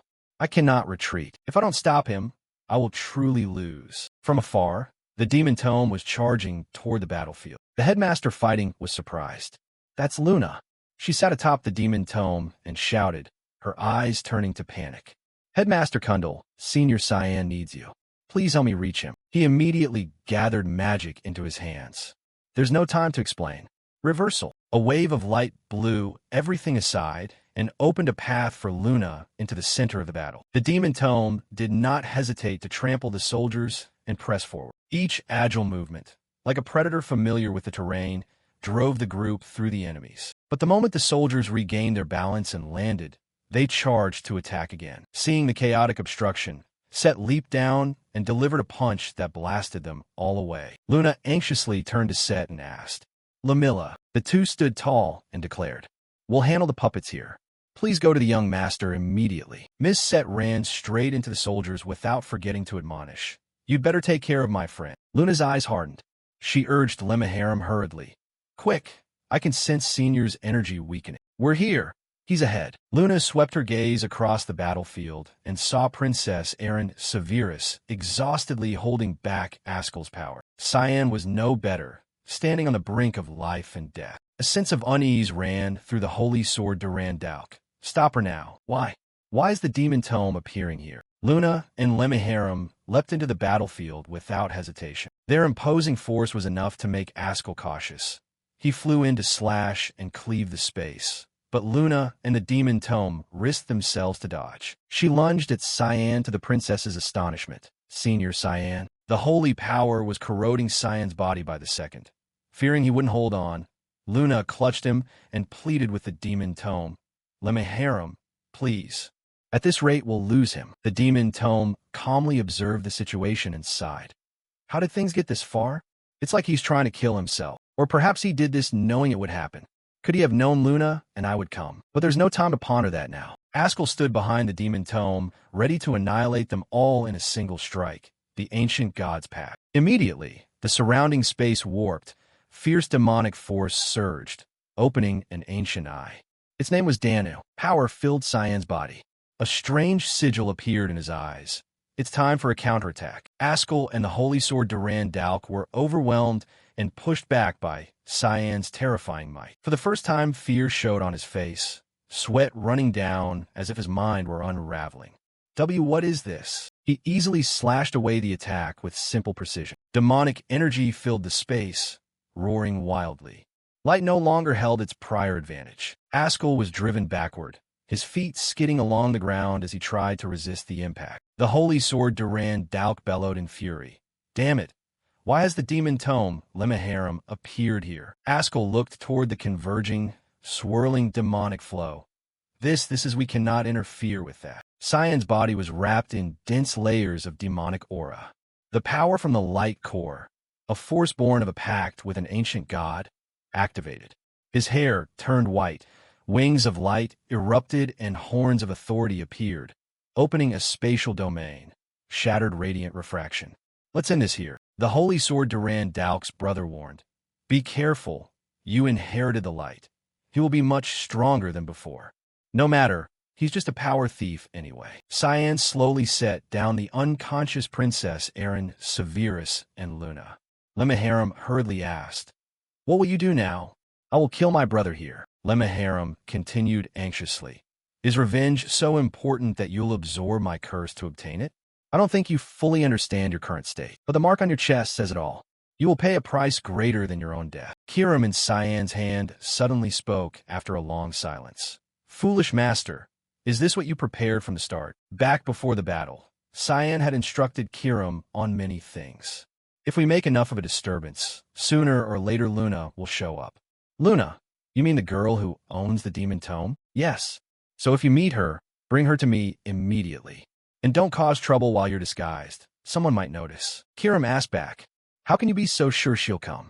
If Luna doesn't show, won't everything collapse?" Cyan turned and smiled confidently. "She will come. After all, Luna is a true stalker." "That's enough talk. I'll hand Luna and the princess over to you, Demon Tome. You don't need to worry about them." The moment Cyan stood and left, Lemmaharam grinned with excitement.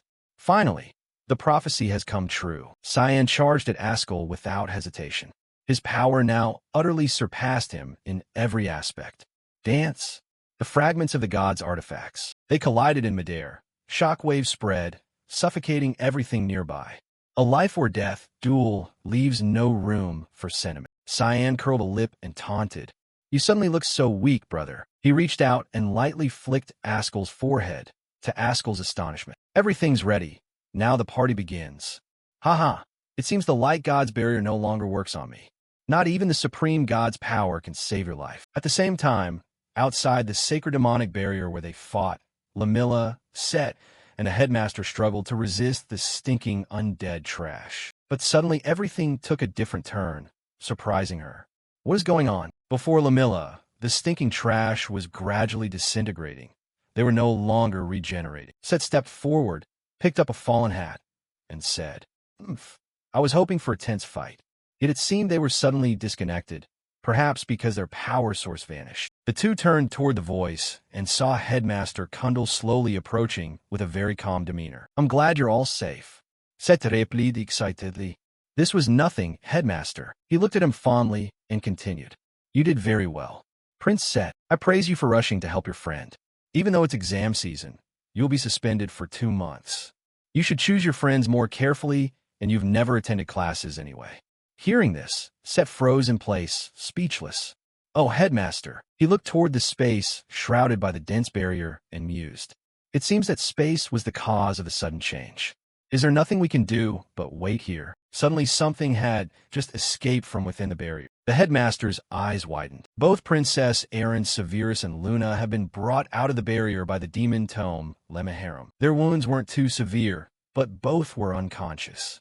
Lamilla hurried over, worried. "Are they okay?" "They're fine. Neither has mortal wounds." He cast a holy healing spell on Princess Aaron Severus, pondering inwardly. Were they deliberately brought out of that space? If so, then it must have been Cyan. What on earth is happening in there? Inside the fierce battle, Askell panted from exhaustion. He clutched his injured arm, dizzy. "Impossible. How could I be bleeding?" The holy sword Duran Dauk added. "I told you to be on guard." That foolish Cyan hovered in the air with his wings. Now he is the one who has devoured the light. Lumidal's barrier can no longer protect you. You will die if you remain careless like this. High above, Cyan looked at Kiram and spoke. "What do you think, Kiram?" "What? Are you serious? There's so much power surging through my body right now. So much that I want to destroy everything immediately." Kiram's form had evolved to be identical to Cyan's, the eerie demonic chi weaving with a brilliant light being absorbed. Cyan smiled in satisfaction and said, "Good. Today, I'll give you full control. The weapon in Kiram's hand transformed into a mist of blood, changing shape. Black blood dance, second form. Reaper's sigh. A sense of danger instantly rose within Askell. He gritted his teeth and unleashed his ultimate skill to resist. Radiant Wheel Sovereign. Cyan gripped the scythe tightly, murderous intent swirling like a ravaging storm. Without hesitation, he lunged at Askell with unstoppable resolve. Sword strike, judgment, divine severance. An earth-shattering explosion struck the ground, cracking everything apart. All around turned to dust and void. But Askell was not one to stand still and take it. That attack had only been a trap. He snarled in anger. Darkness can never defeat the light. It's over. A devastating slash tore through space aimed straight at Cyan, but unfortunately hit nothing there. Within that hazy blood mist, Kiram slowly appeared with a triumphant smile, the embodiment of the demonic blade. She appeared right behind Askell and calmly said, "I bet you didn't see this coming, did you?" Askell hurriedly turned, but it was too late. What? In a brief instant, the Reaper's scythe sliced off his gleaming wings with effortless finality. All that remained were screams of pain. At the Radiant Wheel strike, she watched the holy sword Durand Dalk writhe in agony and couldn't hold back her emotions. "It's all thanks to your power, Dalk. Perhaps I should offer a sincere thank you." The holy sword Durand Dalk, hearing this, could only be furious to the point of vomiting blood. High in the sky, Cyan watched lightly and said, "Seeing you writhing on the ground in such pain, I must say it suits a scummy bastard like you." Cyan's eyes flared with killing intent. His determination burned like an endless flame. "At last, Askell, I can break the chains that bind our fate right here." With that, he drew two powerful slashes through the air.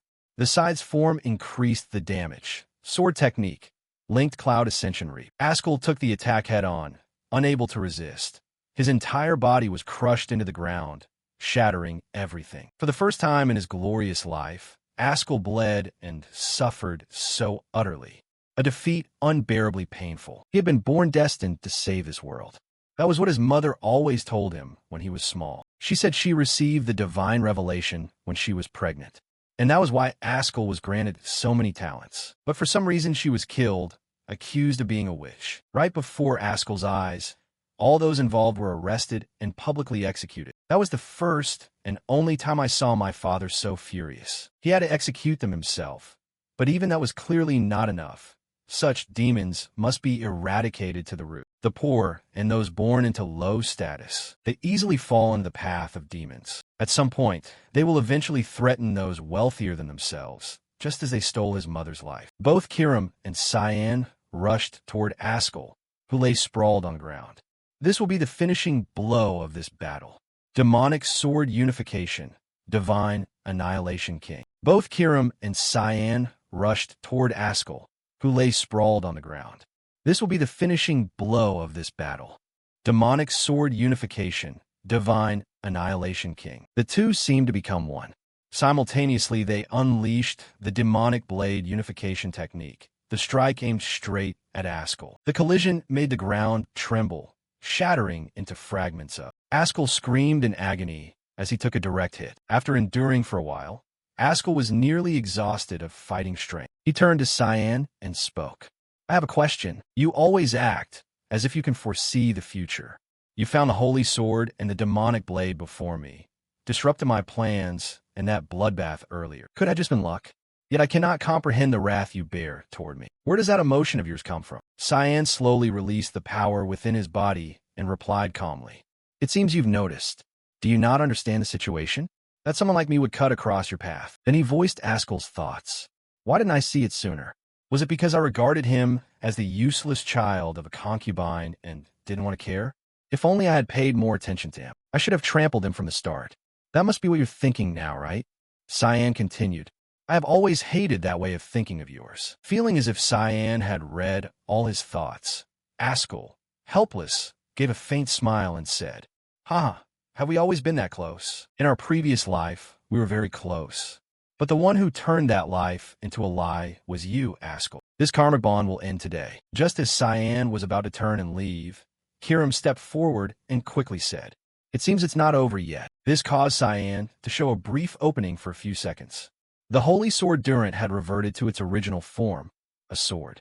It cried out angrily, Cyan Vert, you truly surprised me when you used the demon tome to absorb my power, but you made a fatal mistake. Pain worse than hell will follow you to the end. Cut to the Demon King, who said, finally, the black mist has swallowed the light. As soon as the words finished, the little girl Nana grew increasingly agitated. She clenched her teeth and shouted, Papa is in danger. Brian tried to restrain her. No, Nana. Seeing the two ignored his words, the Demon King was annoyed inwardly and thought, how dare they ignore me? Just like her master. Earlier, when the spatial gate opened and 3 people, including Nana, appeared, the Demon King was extremely surprised and thought, that damned descendant even dares to send servants to me? Does he treat my place like a daycare? Nana could no longer keep calm. She clenched her fist, jabbed Brian in the stomach, and shouted, Brian, you idiot! I told you Papa is in danger. Witnessing this, the Demon King thought, still, I must admit this bodyguard knight is impressive. He endures the dragon's fury with no harm. The little girl's emotions reached a peak. She clenched her fist and shouted, Nana must go. Nana must help Papa. You stupid, hateful Brian. Brian still tried to reason. The young master sent us here out of concern for us. Can we wait a little longer? Then Professor Serica stepped forward from behind, pushed up her glasses, and said coldly, Stop it, Nana. Sit down. Seeing a real monster suddenly appear, Nana immediately obeyed, promptly sitting down as Serica commanded. Brian gaped in surprise. Serica continued, Have you not heard? The black mist has swallowed the light. Seeing Nana act like this, there must be something happening. Sitting above, hearing these words, the Demon King was so delighted he nearly cried, thinking, Oh, she heard me. The leader is wonderful. At the same time, Serica removed her glasses, smiled, and said, Then I'll go with Nana and bring Cyan back. Everyone, stay here and be safe. Back at Cyan's position, the holy sword Durant suddenly flared with light and shot up into the blue sky. Witnessing this, Kiram widened her eyes and wondered, Has the subspace been destroyed? This is terrifying, this source of holy power. Am I returning to spirit form? Damn it. Cyan then turned and warned, Return to sword form, Kiram. This sigil feels terrible. After the sword flew upward, countless beams of light pierced the black clouds overhead, shining straight down. From them, numerous strange objects fell. Cyan gripped the sword with one hand, clutched his chest with the other, gritted his teeth, and said, It's coming. Countless things hurtled down like meteors, shattering the ground around them into pieces. When the dust cleared, what had appeared were giant golems. Looking at them, Cyan cursed under his breath. Damn it! What the hell are these enormous things? In seconds, countless giant golems, spears clenched in their hands, stood before Cyan. The sight abruptly woke Aaron beside them. She stared toward the mirror of light in confusion. At that moment, Cyan and Kiram were struggling to fight the giant golems. Their strength was formidable. One reached out, grabbed Cyan's small body, causing him to cry out in pain. Witnessing this, Aaron could only scream in helplessness, repeatedly calling his name. Then she slipped into a deep unconsciousness. Those are the last memories I kept of Cyan. Shortly after the appearance of the Shining Giants, Cyan vanished. Along with Prince Luniel and Askel, the ringleaders of the whole plot also disappeared. The independent Knights of Light were neutralized by the volunteer knights under Lord Yulkin. What could have become an uprising instead ended quietly. Brinu, once a great trading city and seaport, had become a pile of ashes. After waking, Aaron found herself lying in a sickbed. Leximus approached and asked, Your Highness, have you woken? Aaron, still unsure of her surroundings, asked, Where is this? Leximus replied, This is the royal palace. Miss Luna has also recovered. Aaron turned and asked, What about Cyan? Leximus answered, He's gone.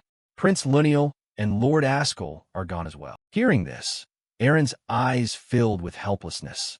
She covered her face with her hands and murmured, In the end, I still couldn't protect him. Leximus beside her hurriedly apologized. I should have gone with him. Seeing her blame herself, Aaron comforted him. It's okay. You were only following my orders.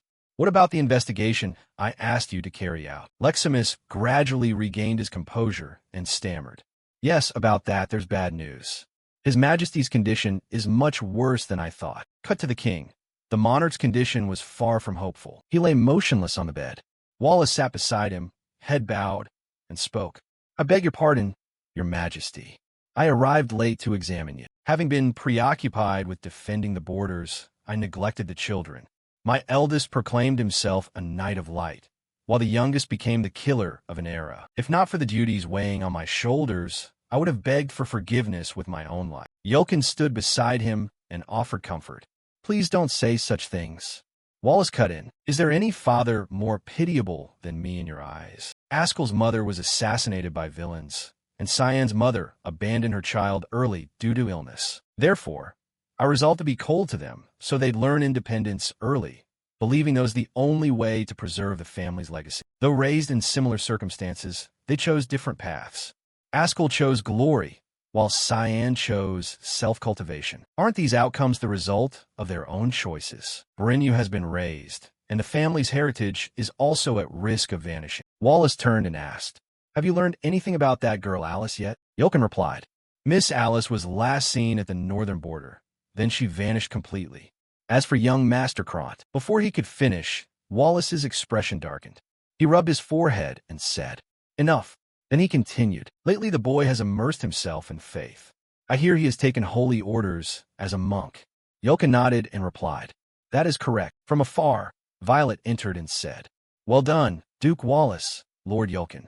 The Empire owes you both greatly. Seeing her, both men chimed in. Princess Violet has arrived? Violet stepped in carrying a tray of medicine and said, I brought medicine for father and hope he recovers soon. But why has he still shown no sign of waking? She approached and set the bottle of medicine beside him. Duke Vert spoke. You are truly determined. Princess, do you always personally bring medicine to His Majesty like this? Oh, it's nothing. I'm simply fulfilling my duty as a daughter. She pretended to sob and continued. With things spiraling into chaos like this, I hope His Majesty will recover quickly and stabilize the Empire. Hearing this, the Duke said nothing further. He just bowed lightly.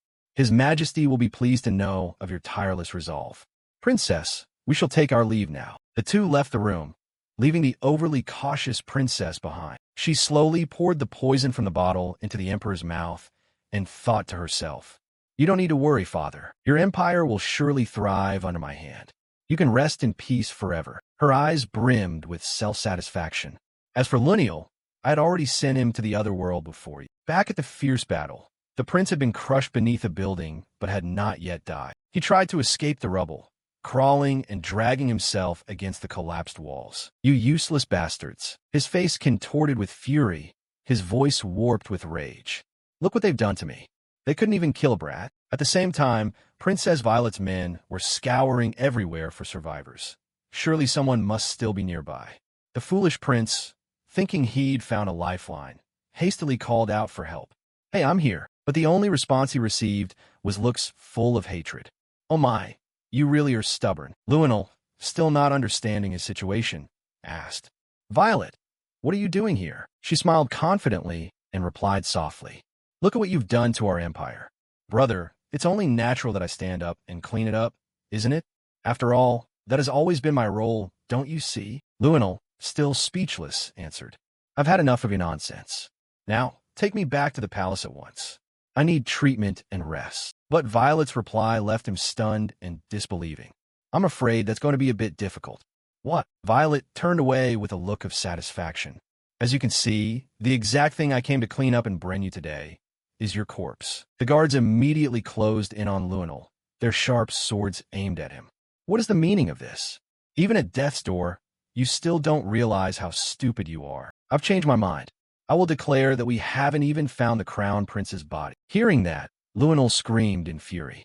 Violet, you fucking bitch. Those were his final protesting words before the soldiers severed his head. His head was ripped off, and his body was hacked to pieces by the swordsmen who had long hated him. Back in reality, the Duke and his swordsmen were walking down the corridor.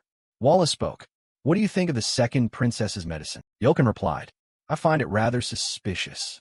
Wallace continued. The appearance and color of the liquid suggest is the blessed elixir of Merkin. Yelkin added, Yet I sense a magic in it that I can only associate with the demon realm. Wallace proposed. Send someone to tail the second princess. The front line is important, but don't forget to report matters like this. Especially anything concerning Princess Erin's safety. Yolkin nodded and replied, Yes, I understand, sir. After Brynju suffered an unprecedented disaster, people rebuilt it together bit by bit. Prince Lunel and Lord Askel were declared missing.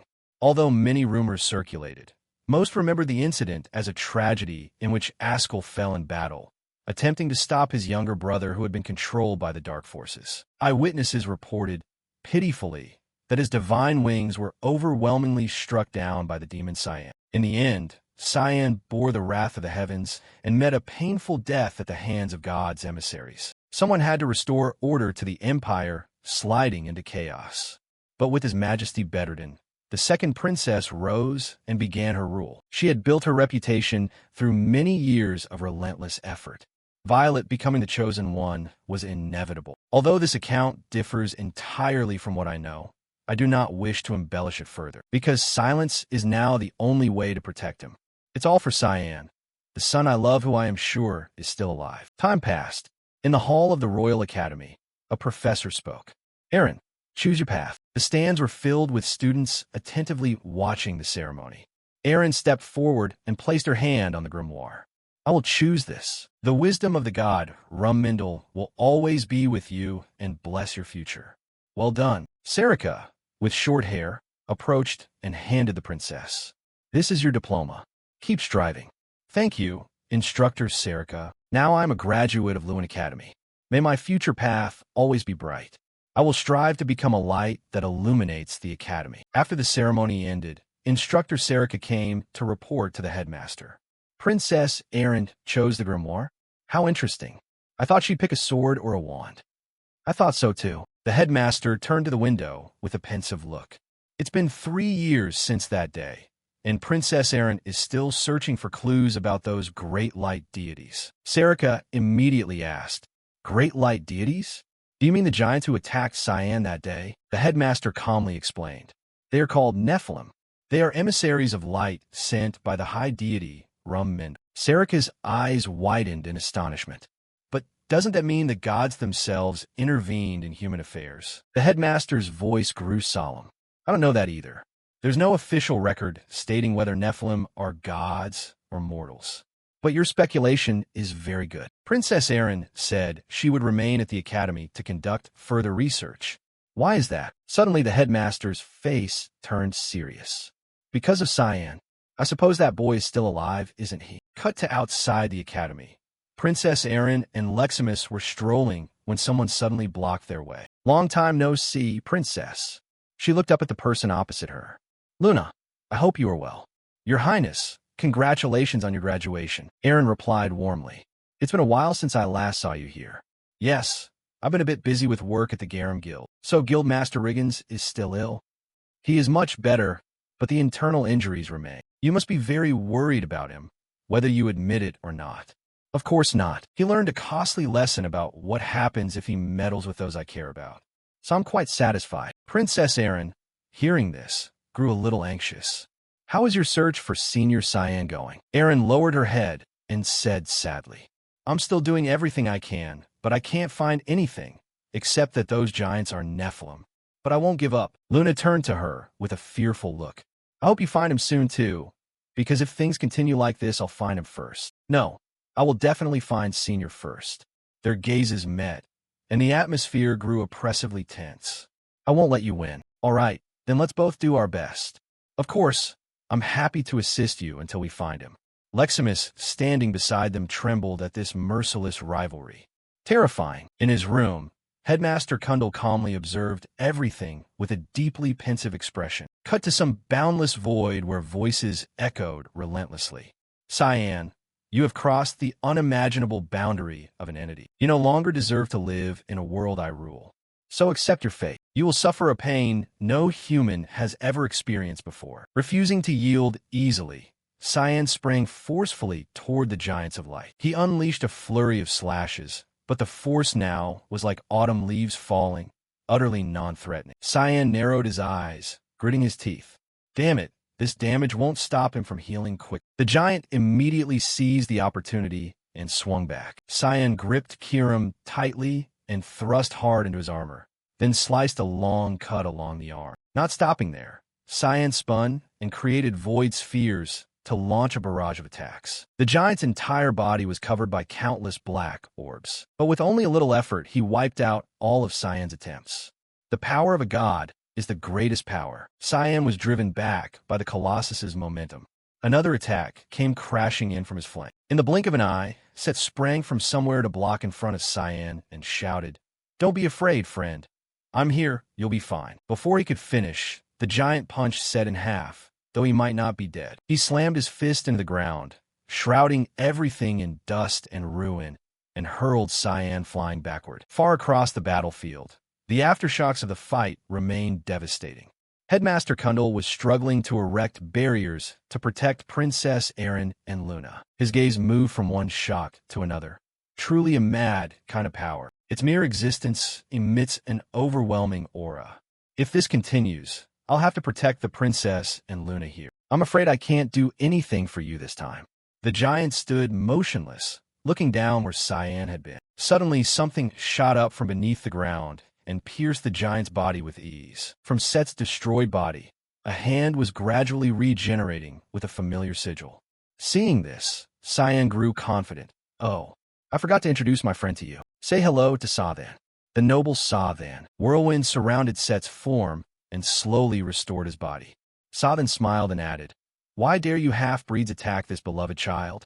You must be tired of living." Wasting no time, Sathan immediately unleashed her power. The desert kin saw than Apithys. From beneath the earth, sand vipers surged up, coiling around the giants and easily defeating them. She turned to Cyan, who sat on the ground, and said, "So the prophecy has come true.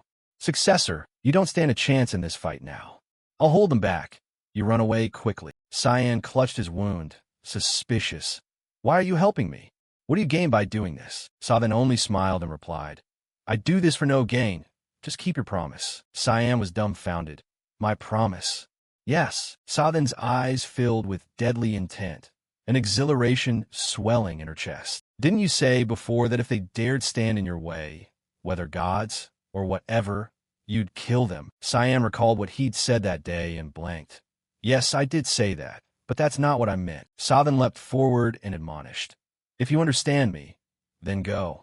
Successor, there are too many of them for me to handle alone." No sooner had she finished than a giant leapt straight toward where Cyan sat. He could see, but his body could not move. Just before the spear was about to pierce Cyan, someone leapt in and deflected the attack. No one else but Nana. The girl screamed in fury, "Don't you dare touch Papa!" Cyan's eyes opened wide in astonishment. Nana exhaled a dragon's breath, blasting the giant backward. He was knocked flat on his back, and the others grew more wary. Cyan turned and shouted at the girl, "Nah, I told you to wait for me there." But Nana no longer complied as before and bluntly replied, "I don't want to do that." "Nana wants to help Papa too. Don't try to do everything by yourself, Papa." Cyan's face froze, his eyes unbelieving. "She just answered me? Who brought you here?" From behind them, Instructor Serica and Miss Subordinates appeared and spoke up. "It was your leader who brought her here. You're such a nuisance, you know that." She immediately ordered her subordinates, "Go protect the successor." "Yes, ma'am." They quickly ran up, enveloped the area, and held the giant in place. Cyan tried to look over and said, "They don't stand a chance against those huge ones." "I know, but more importantly, it seems you can't even walk anymore." Cyan's expression darkened, fatigue clear in his eyes. "Nothing gets past Earthsea's leader, indeed. Now I can't even lift my arm. Even Kirim has fallen asleep." Serica watched a moment longer, then said coldly, "Nana, take him away now." Cyan's whole body was lifted up instantly. Then they bolted. Among the 36 stratagems, fleeing is always best. "Idiot!" Serica shouted angrily. "Open the spatial gate." "Eru!" At once, Nana hurled Cyan inside without hesitation. Then the group quickly followed and vanished. The gate slowly closed under Headmaster Kundal's watch. He stood baffled for a moment, trying to collect his thoughts. They disappeared in the blink of an eye. Now what should we do about those giants of light? But when his gaze turned back, something had shifted everything. What? The colossal light beings were rapidly vanishing, as if they cared for no one around them except Cyan. Back in reality, Headmaster Kundal frowned thoughtfully. They disappeared the moment Cyan left. If so, it's clear Cyan has become an existence the deities do not permit. That's why he must remain in hiding. No matter what that means, the Empire will accuse him of treason. Cut to the council chamber of the Gyuzif Empire, where the kingdom's key figures had gathered. Princess Violet, now acting as regent, spoke. I thank you for your contributions during this chaos. It's astonishing that the center of all this is just one boy. Truly hard to believe. Now, before we discuss state affairs, allow me to introduce the Imperial Mage who will reside here during my regency. Hearing this, the room murmured. The Imperial Mage? Do you mean Grand Mage Kundal is about to return to serve the Empire? I thought he wanted to devote himself fully to running the academy. Violet's smile did not change. If he can reside here, that would be wonderful. But I fear that's unlikely. I refuse to be a pawn for you on your path to ambition. But I will not intervene, so long as you don't touch Cyan or Princess Erin. Violet's face hardened. Your ambition. Do you intend to stand idly by while the Empire falls into chaos? But the headmaster remained firm in his view.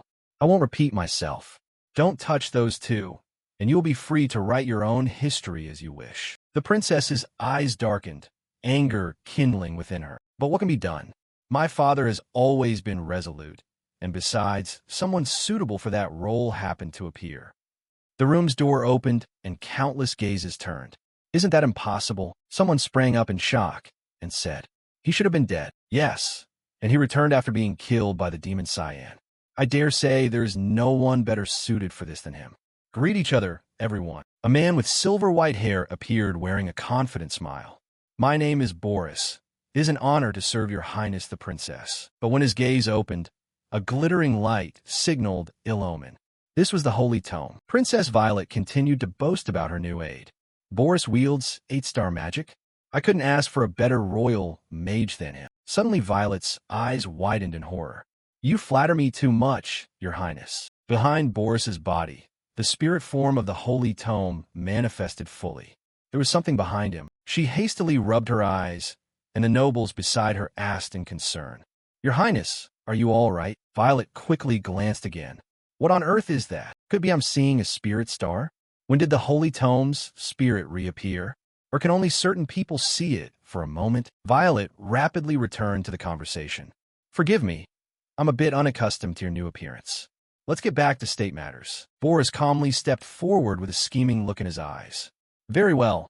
I'm eager to be of service to you. Later, in his private chamber, the holy tome sat leisurely in a chair and spoke complacently. Humans truly are simple creatures. Just by taking on the appearance of someone they trust, you can command everything. 8-star magic? How dare they impose such a crude standard on us? The holy tome glanced at Boris's arms and body and murmured, because he is of the Hearthsia lineage, this body more readily accepts my mana. But I must admit, I feel a little sorry for that poor bastard. Suddenly, another voice interjected. Looking at how you destroyed him, I don't see any guilt there. Humph. If you're so jealous, why don't you kill Askel then? The spirit of the holy sword, Durand Dauk, sat atop a cabinet, growling in anger. Shut up. With that body, the best I can do is try to restore my original power. Ton Thursday looked up and smiled with delight. Oh my, our Durand Dauk has grown up. Shut up before I kill you. He stepped forward, opened the box that held the holy sword Durand Dauk, and said, the prophecy did not unfold as we hoped, but I should be glad that I have restored all the power you once had. The energy core of the holy sword Durand Dauk reappeared after 3 years since Cyan vanished. So what will you do next? I'm still considering that. The holy sword Durand Dauk squinted in confusion and asked, considering what? Ton Thursday's gaze darkened, a new scheme rising in his chest. Right now I'm weighing whether I should seek a new master for the holy sword Durand Dauk to dispel the sword mist that obscures the sun, or summon someone. Cut to a shadowed space. Cyan was crouched on the ground after battling the god Eru. That's enough for today. 3 years have passed in the mortal realm. It seems the suggestion I implanted on you has taken effect. But once you leave this pocket space and return to the mortal world, it will wear off within just a few short days. Hearing that, Cyan just smiled and replied, so what? You mean I should keep hiding here forever? If I don't die from those light gods, I'll die from claustrophobia. God Hearthsia threw 2 knives to the ground, conjured 2 new ones, and said, so what's your point? When the suggestion wears off, they'll hunt you again. Cyan's face brimmed with confidence, the familiar smile appearing on his large, muscular frame. Then I'll just have to kill them all, right? As long as I kill Rummindle, the supreme god, the job's done. Suddenly Kiram appeared from behind and said, "How about you defeat the stray god standing before you first?" Eru agreed upon hearing this. She's right. We've been like this for 3 years. You haven't even touched her once, let alone defeated her. And you expect to kill the highest god? Don't be so cocky. All your past opponents, even your previous incarnation, were beings who had transcended human limits. But those you will face in the future have reached the realm of deities. The power of the dark god, me, is not enough for you to defeat them. Hearing this, Cyan's face turned serious again. Surprising, he really speaks like a god. So what should I do? You have nothing to fear. This ancient prophecy will show you exactly the path you must take. God Hearthsea spun and threw a knife at the map on the wall, but missed. He threw several more times, but none landed effectively. Eru stared at the map and remarked, this is much harder than I thought. It looks easy when others do it. Cyan, seeing this, was at a loss for words. I take back what I said earlier. He's still just an idiot. Now, calm down. Just wait and see. I will hit the center. We'll have the prophecy soon. Unable to tolerate the dark god's pointless antics any longer, Cyan decided to leave. I'm off. I've spent too much time on him. While I'm out, I'll test his suggestion on myself. No sooner had Cyan left than the sword plunged straight into the center of the map. All right. God Eru leaped for joy. The prophecy is for us. He turned to look at Cyan and said, Hey, apprentice, happily receive your prophecy. But only emptiness remained. The moment Cyan had already gone. Cut to Lewin Academy. Lecturer Sarika was strolling down the wide corridor. She recalled what Headmaster Kundal had instructed her, to take care of Princess Erin. The girl has locked herself in her room for 3 years, studying any ancient script she can lay hands on. I'm entrusting her to you. Sarika approached the princess's door and knocked. If she's doing all this to find Cyan, I can't just stand by and watch. After a moment, Princess Erin slowly opened the door. Her eyes were shadowed and exhausted from exertion. Lecturer Sarika. Sarika was stunned by the sight before her. Just 1 day, and she's already so pale? Greetings, princess. I thought Leximus would be the one to open the door. Erin replied slowly, tiredly. Leximus is out doing the task I assigned. Do you need something? Sarika pushed up her glasses and said gently, I heard I might be able to help you.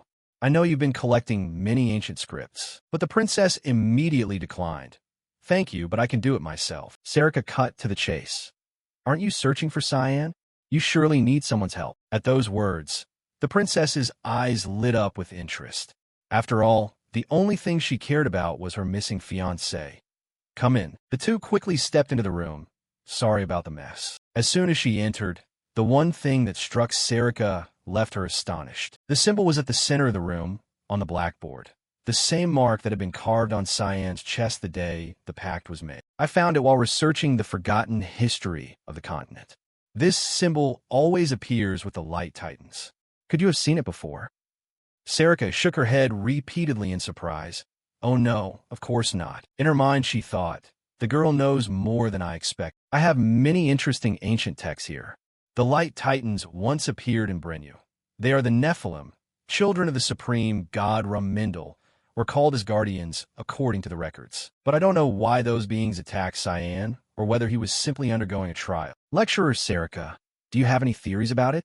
Could it be related to the Black Sword Mist organization he joined? They serve Eru, the god of the Black Sword Mist, so it's certainly tied to the supreme god Rummindle. So that means Cyan didn't undergo any judgment. He was hiding under the protection of the Sword Mist Society. Those sharp, accurate deductions surprised Sarika. Impressive. The princess said, Well, I don't know either. I never thought of that. Hearing that, the princess turned away in disappointment. I knew it. How boring. I thought you would know something. Why would you think that? Erin looked at her with a cold gaze. Because I thought you were close to Cyan, so you'd know something. Any woman would understand what that look meant. But why? Why would the girl be jealous of me? The confusion overwhelmed Sarika. Is that so? We're not close at all. Erin snapped angrily, clearly displeased. Fine, that's not right. I'll have to keep an eye on her for now. A surge of anger erupted in Sarika, cracking her glasses. Next time we meet, I'll definitely bonk his head. Cut to the icy land of Bruna, where a giant spear thistle tree stood in a vast forest. Beneath its trunk, a long-eared girl sat praying. Is that so? If the black sword mist has vanished, all that remains in this world is blinding light. But in such a world, can I endure it? A spatial gate slowly opened in the room, and someone's feet quickly stepped through. Cyan strolled casually after leaving the Dark God's pocket space. It had been a long time since he returned to Lecturer Serika's office. It seems there's a new desk here. It feels like I was just here yesterday. Back then, she even tried to poison me. Quite a memorable moment. Has it really been 3 years already? Time is ruthless. While he was still lost in his memories, the door suddenly flew open. While he was still lost in his memories, the door suddenly burst open. Serika appeared, radiating killing intent. She launched an attack immediately, without warning. But Cyan quickly realized someone who could conceal their key and presence had arrived. In this school, Serika was the only one capable of that. Her face lit with an amused smile, her voice tinged with anger. You noticed already? Looks like I underestimated. Cyan turned and said, Is this how you greet an old student?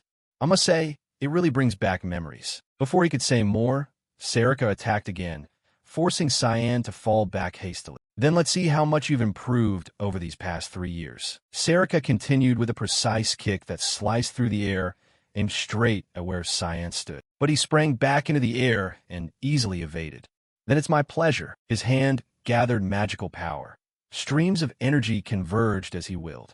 A void sphere then split. In an instant, the room was filled with countless black spheres, and the floor cracked into fragments. Serika weaved through the small gaps, dodging with exquisite skill. But unfortunately, the room itself couldn't dodge.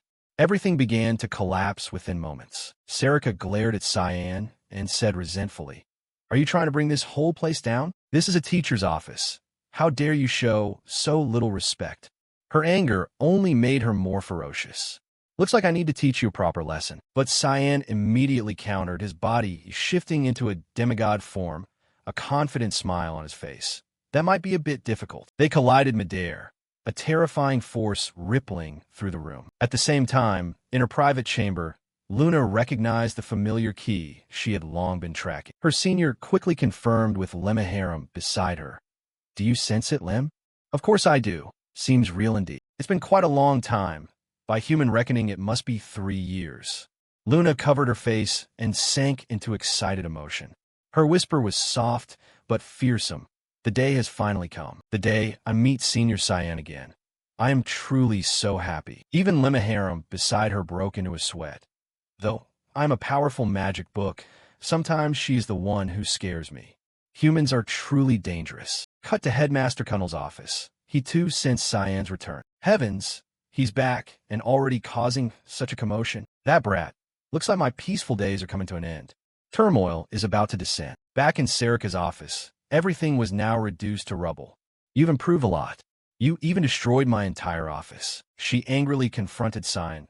Was it necessary to wreck everything like this? Hey, wait. You're the one who attacked me first. Serika sighed and then said calmly. So what happened?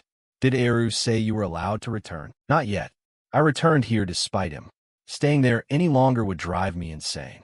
Thanks to the diminishing spell he cast on this mark, I can go outside for 1 day without being detected.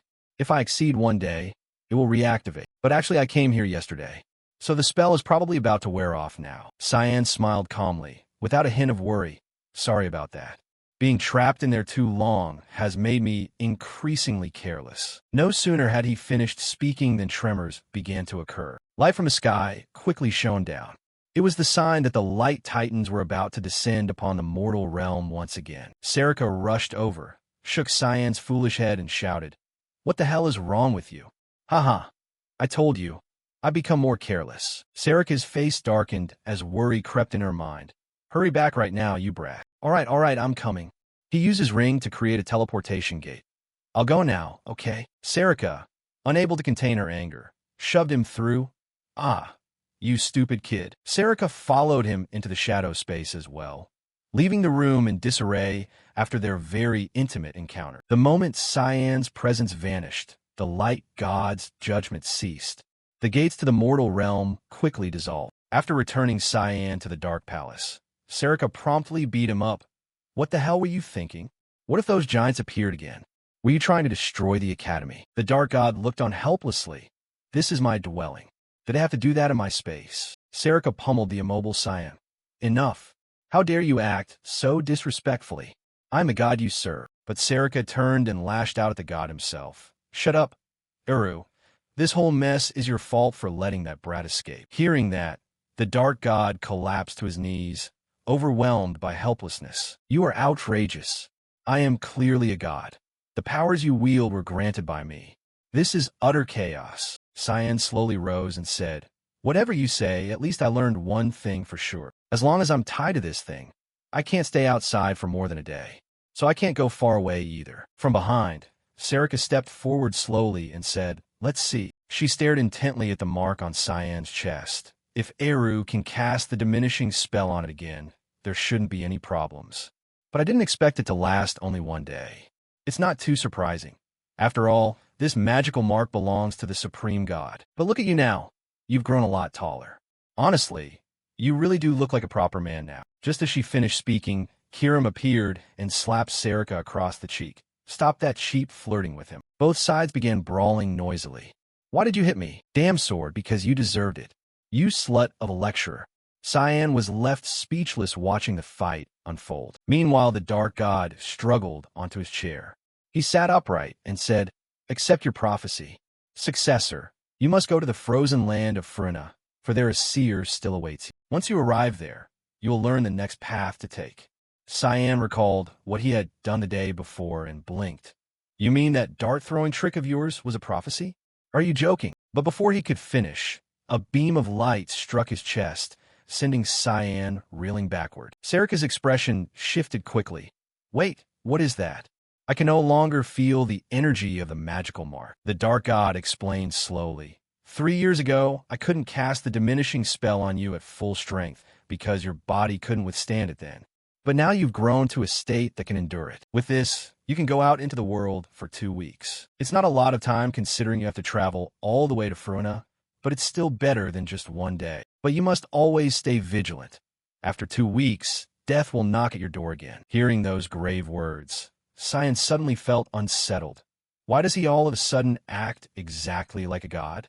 I thought he'd been out of his mind all this time. But now he behaves like this, it's really irritating. While everyone thought the Dark God was only pretending to be foolish, he was actually foolish inside. Oh my god, I'm so cool. Cut to the eastern district of Ruin. 2 guards stood complaining. I miss home so much. Being stationed so far away is pure torture. Another soldier nearby spoke up. Cheer up, rookie. All of this is for the benefit of the Garam Magic Guild. The rookie replied. But ever since Guildmaster Riggins ruined everything 3 years ago, who even comes here anymore? That doesn't mean we should allow this vast magical network to crumble. It's the priceless asset the Garam Guild forged with its sweat and tears. We can't let it fall into Guziv's hands or any other force. But sir, someone's coming. Cyan wore a mask, his voice calm but threatening. This is where you hide the teleportation gate, isn't it? The guard's face instantly went pale. How did you? He hurriedly ordered the other. This is no ordinary enemy. Draw your swords. Yes, Commander, he roared as his ki flared. I will make you regret revealing this secret. Today you will pay for your stupidity. Cyan watched indifferently. Oh, is that so? He took both men down in an instant and gently pushed the door open to enter. Kiram appeared beside him and asked, a teleportation gate? I didn't even know such a thing existed. It's an artifact Reagan Rain River used often, and this is the first time I've seen it in person. If we want to go to Fruna and return within 2 weeks, we'll have to use it, although it's somewhat dangerous. Cyan stepped up to the device and began pouring his magical power into it. Oh, so this is the artifact. It's emitting energy. This is a device that didn't exist 300 years ago, right? When a user's mana in the core is released, the runes engraved around it form a magical circuit and complete the spell. The demon sword stared at the activating machine and marveled. I must admit, humans are impressive. Suddenly a mechanical voice rang out. Please select a destination. North Fruna. Waves of energy surged throughout the room. The runes quickly completed, confirming the chosen destination. The gate to North Fruna was opening. Cyan and the demon sword turned to look at the door behind them with some surprise. Didn't we just go through that gate? It should be open, right? No, something's a bit different. Kiram's face turned puzzled. What the hell are you talking about? I mean, that gate has closed. Now a different gate is opening. As Cyan stepped forward and flung the door open, a piercing cold wind immediately blew into him. On the other side was a forest blanketed in white snow. Kiram stared through the door in disbelief. What? Have we really arrived in Furna? Cyan casually shoved his hands into his pockets and hurriedly walked. Hurry up, or I'll leave you. Wait for me. He turned to Kiram and asked, Is this your first time in Furna? Of course not. Do you know how many years I've lived? But come to think of it, I've never brought you here before. You came here with your previous master? The demon's sword hesitated for a moment, then reluctantly answered, I suppose so. Cyan immediately sensed something off. What was that expression? His eyes narrowed as suspicion rose in his mind. Did something happen between her and her former master? The demon's sword said awkwardly, Wait, I think I smell blood around here. Me too, it doesn't seem far. He summoned the demon's sword with a stretched smile. Finally, things are getting interesting. I'm getting impatient. Cut to another location. The two men Cyan knocked out, after waking, quickly reported everything to Luna. Someone infiltrated the teleportation gate? Please forgive us. Luna pondered for a moment and then said, That's surprising. I didn't expect anyone could defeat the Thunder Lord of the Garum Guild. This enemy is clearly no ordinary foe. The commander hung his head in shame. I was completely defeated without being able to resist. He hid his face behind a mask, so I couldn't see him. But one thing is unmistakable, the Dark Mist. He definitely belongs to the Mist Assassin organization. The other guard hurriedly spoke. He did nothing wrong. It's all the god's fault. But Luna ignored such meaningless excuses and cut in coldly. What did he smell like? The rookie looked up bewildered. What do you mean? Luna glared at both of them, her voice full of deadly intent. I asked what he smelled like. The commander trembled and stammered. Gee God, I don't know, milady. So, what did he teleport to? He went to North Fruna, the frozen land, milady. Well done. I'll go there myself to investigate. You two continue to hold the teleportation gate. Understood, but will you go alone? Luna turned with a smile. Yes, I have a feeling it's someone I know. Back with Cyan, he quickly ran toward where the smell of blood came from. But when he arrived, everything seemed to be over. Guards and swordsmen lay strewn about, blood staining the cold white snow. We're too late. He scanned the battlefield and observed. The holy knights and white fiends have all fallen. It seems this battle was evenly matched. Kiram said, Looks like Eru's prophecy was probably right. Cyan sighed and replied, I hate to admit it, but you're probably right. Maybe the cause of the battle is over there. He walked to the entrance of the cave, surrounded by corpses. Are you sure you want to go inside? The bodies lead that way. The two of them slowly enter the cave. Wow, this place is bigger than I thought. The walls were covered with glittering shards of magical crystal that cast light all around. Be careful. This place seems designed to mislead intruders. After walking for a while, Cyan suddenly realized, It seems you were right. We're back at the entrance again. I even walked in a straight line, but couldn't avoid it, and I don't feel any mana around here. Cyan bent down and picked up some pebbles. That must be an illusion charm. No wonder. This is the goblin's domain, after all. He tossed the stones at the surrounding walls one by one and listened to the echoes. One spot sounded different from the rest. Looks like we found it. It's over there. Cyan stepped up to the wall, bearing hidden runic signs. The demon's sword said in a slightly bored tone, A bit too easy, isn't it? I learned this trick in my previous life. Now, let's see what they're hiding here. Missed technique, collapsing fall. A single, devastating slash cleaved the boulder before them. In the blink of an eye, the runic sign was cut and neutralized. As the illusion dissolved, layers of camouflage concealing the real door slowly revealed themselves. Looks like we found the right path. Yes. As soon as the shield vanished, I could sense the magic inside that door. Cyan put his hand to his chin, thinking, But this mana feels a bit strange. It's the mana of the holy tree. Cyan turned to her, puzzled. The holy tree? What is that? It's a giant tree whose roots begin in the past, and whose leaves end in the future. A sacred entity that records everything that happens in this world. Inside the temple space, the prophet realized the illusionary barrier protecting the place had been broken. Are the guardians here dead? She quickly summoned a small dagger and pressed it to her throat. If that's the case, there's only one choice left. I must protect everything. But before she could take her own life, something flew in and snapped the dagger from her hand. The prophet turned around in utter surprise. Sorry to interrupt, but would you mind telling me why the people outside are trying to come here? At least say something before you die, won't you? Little goblin girl. Her small hands trembled, her eyes brimming with tears from fear. She hastily tried to jump down from the altar. Cyan watched in confusion. No sooner had her feet touched the ground than the prophet ran up to Cyan. She looked at him with resolute, fearless eyes. This also made Cyan uneasy. Huh? What is she planning to do? Without a word, she grabbed Cyan's hand with her small arm and said, Cyan Vert, you will die soon. I have seen that future. Cyan looked at his hand and slowly replied, Telepathic God? What are you talking about?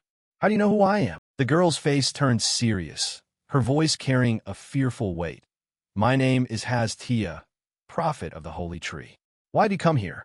Cyan, didn't you heed the prophecy? Hearing that snapped Cyan awake. So that's it. Finally, I understand why people come here. They want to seize the prophet's power to see the future, a power that can change fate. Cut outside the cave. Bodies lay strewn in dark red blood. A group of strangers slowly approached. They were church knights, led by the holy girl's personal escort, Mian Hazelis. He slowly wiped the blood from his cheek and muttered, It seems the vanguard we sent all died. I'm rather displeased in this situation, but it seems the enemy suffered similarly. Immediately inform everyone this place is secure. Yes, sir. He stared at the cave before him and continued. The blood trails all lead in that direction. Be careful not to soil your armor. His gaze swept the battlefield. The armies on both sides lay in chaos. Neither side has any survivors. This is truly strange. Surely someone must have survived. Suddenly from behind, a girl with pure white hair walked up calmly and spoke. Why do you look so pensive, Sir Mian? Is it you, holy maiden? She gently smoothed her cloak and smiled with saintly grace. This is a sacred mission personally guided by Lord Lumendal. He will lead us to final victory, so do not worry. Hearing that, Mian merely smiled and bowed. My faith is unshaken, holy maiden. It's just that a place soaked in so much stinking blood surprises me a little. I know this will certainly be difficult, but can I trust you to handle things? Mian's face showed a hint of embarrassment. Do you truly intend to go inside alone? The holy maiden cheerfully turned and said, Lord Lumendal will always stand beside me, so there is no need to worry. Nothing can harm me. Besides, there's a protective barrier inside. She paused suddenly. Has something happened? Holy maiden, someone has broken the barrier surrounding it. The goblin power, hidden in those mysterious runes, cannot be broken by ordinary people. It's highly likely the intruder possesses extraordinary strength. The holy maiden's eyes filled with killing intent, her voice chillingly cold. I must hurry. I cannot allow anyone to steal the prophet. A sigil identical to the cursed Cyan bears appeared in her hand. You two stand guard out here. Understood. From afar, a surviving goblin watched their every move intently. He gritted his teeth and bound his wounds, rage ready to burst at the crucial moment. Inside the cave, Cyan was explaining the situation to the small, frightened prophet. Her eyes were wet, a deep sorrow seeping into every cell. So the guards outside are all of this to protect a worthless person like me. She still held Cyan's hand tightly and whispered, I'm sorry. Cyan turned to the prophet, puzzled. But is it necessary to do that when speaking? Of course. Cyan squinted, thinking. So that's it. It's the price of becoming a prophet. It's a curse called the silence of the Holy Tree. In other words, the Holy Tree took my voice. In return, I gained the power to foresee the future. Cyan squinted, thinking. So that's the price one pays to become a prophet. The prophet's face flushed with embarrassment. That's why I apologize if I made you uncomfortable, but it can't be helped. Huh? Why is she acting like that? Suddenly a voice interrupted them. Knock, knock. A spatial crack quickly formed before their eyes, creating a portal. Suddenly a voice interrupted them. Knock, knock. A spatial crack quickly formed before their eyes, creating a portal. From the portal, the holy maiden slowly stepped out with a confident smile. The prophet, filled with hatred, began to explain to him. She is the one who has hunted me all this time. She is also the one who ordered the massacre of the goblin tribe. The holy maiden walked on, her voice still soft and melodious. I apologize for what I did to the goblin tribe. I had no intention of harming them, but there was truly no other choice. None of this would have happened if you had cooperated with me. Prophet Hastia, will you now quietly come with me? Considering what would have to be sacrificed if we clash again, I propose we end this here. But it seems someone got here a step ahead of me. Cyan hurriedly stepped in front of Hastia. Sorry, but I already have an appointment with her. You may have to wait your turn. The Holy Maiden took a step forward and spoke. All right, allow me to introduce myself.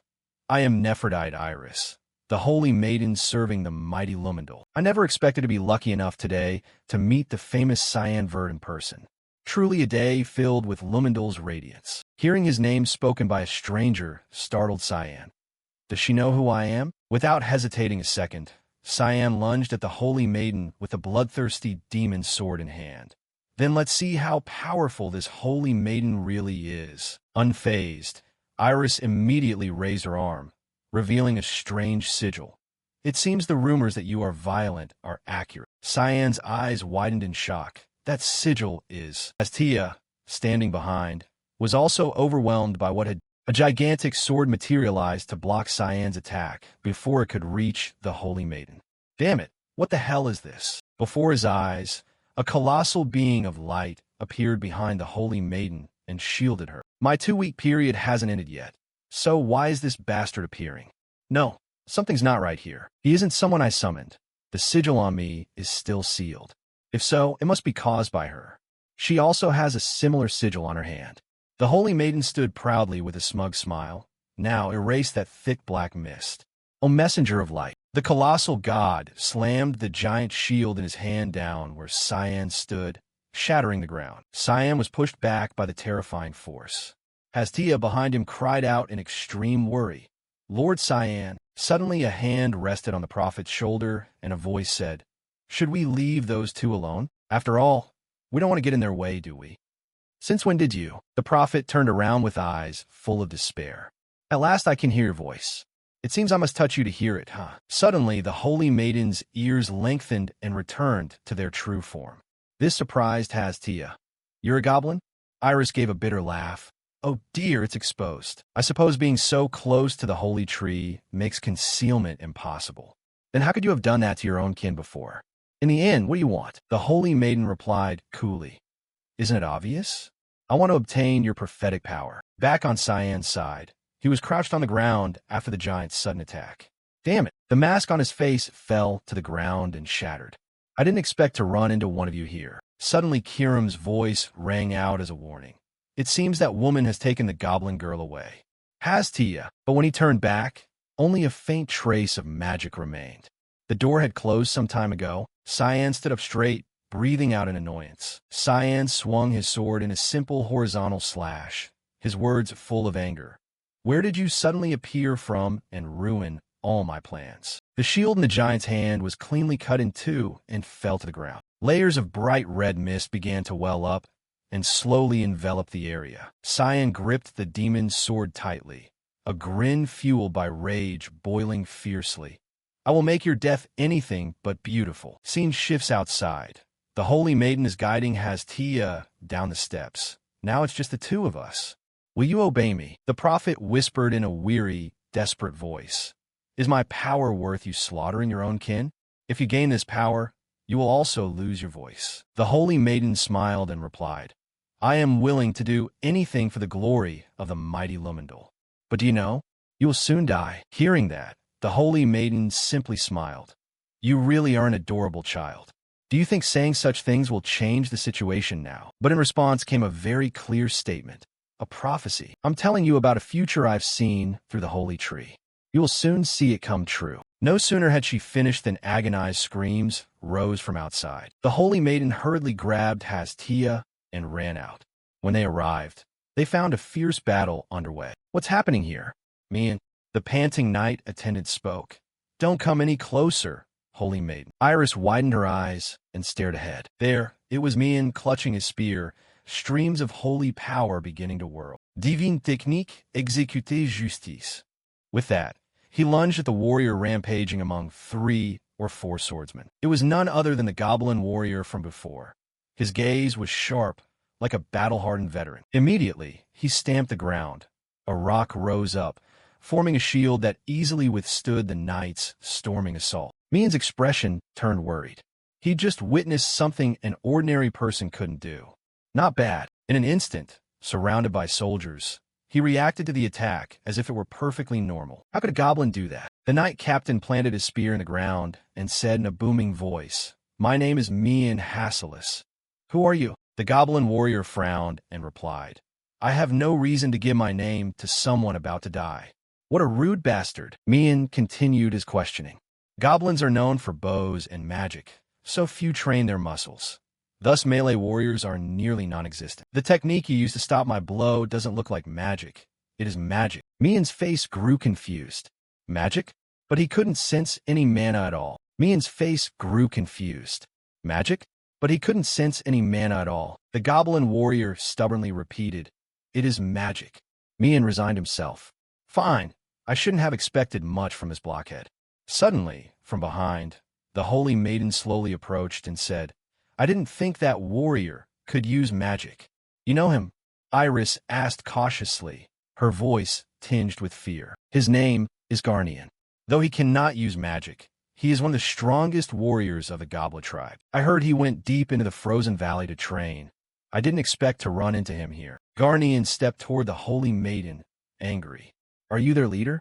Hand over the prophetess at once." Having said that, he charged with a powerful punch. "Wait, Garnian, I carry the will of the gods. I have no interest in knowing the name of one about to die." Mian behind them panicked and shouted, "Holy maiden, be careful." Standing on the brink of death, the holy maiden immediately drew a dagger and pressed it to Hastia's throat, threatening, "If you dare kill me, the prophetess will die with me. Don't think you can thwart the will of the Almighty." But before she could finish, Garnian had already snatched the dagger from her hand. He simply crushed it into fragments with one squeeze of his hand. "You use this useless thing to threaten me?" Mian's eyes widened, his voice choked with shock. "He broke that steel dagger with his bare hand?" "Oh, that too?" Mian's eyes widened, his voice choked with shock. "He broke that steel dagger with his bare hand? Oh, that too?" Garnian stared at her with a suffocating, killing intent, every cell in his body trembling with warning. "I told you. All of you will die here." Each word struck Iris like a death knell. Her body froze. Dizziness surged, clouding her last shred of reason. Hastia turned and urged, "What are you standing there for? Why aren't you running?" Instinct for survival kicked in. The holy maiden shoved the prophet away and turned to flee. I trust you'll handle things here. Mian, I'll go fetch reinforcements. May the god Lumendal be with you." Hearing that, the knight captain blinked in surprise for a moment. "Really? Is that allowed? Reinforcements for what?" Everyone can see she's fleeing in fear. Garnian pointed at the holy maiden and said, "Reinforcements? I think she's just afraid of dying." Mian shouted, "All right, everyone knows that." He straightened his stance and began, "I don't need reinforcements. I prefer one-on-one with the strongest goblin warrior. Allow me to reintroduce myself. My name is Mian Hasselus, formerly the Great Spearman of the Light Order. And above all, Williams Vert, leader of the Light Order, is—" Before he could finish, a punch landed squarely in his gut, silencing him. Pain shot straight to his brain, blood spat from his mouth. This bastard attacked while I was introducing myself? I'm not some superhero waiting for a transformation. The blow was so powerful it sent Mian flying into the sky, leaving only the sound of a failing man being swept away by the wind. Having dealt with the guard, Garnian turned back toward the holy maiden who had just fled. "Hey, you there, stop right now." Iris's face was stricken with panic. Mian couldn't even withstand a single blow. Ugh, what kind of monster is he? Suddenly, a figure appeared in the path, blocking the holy maiden and causing her to collide with him. She fell flat to the ground, and a familiar voice rang out. Well, look who's here." Cyan tossed the head of the colossal guardian onto the ground and said, "Where are you rushing off to? No time at all for a chat." "Cyan Vert, what about the Nephilim? Did you kill it? Did you slay the guardian of God Lumendal?" In response to those words, Cyan shouted straight at the holy maiden, "Cut the nonsense. No way that filthy bastard is a real Nephilim."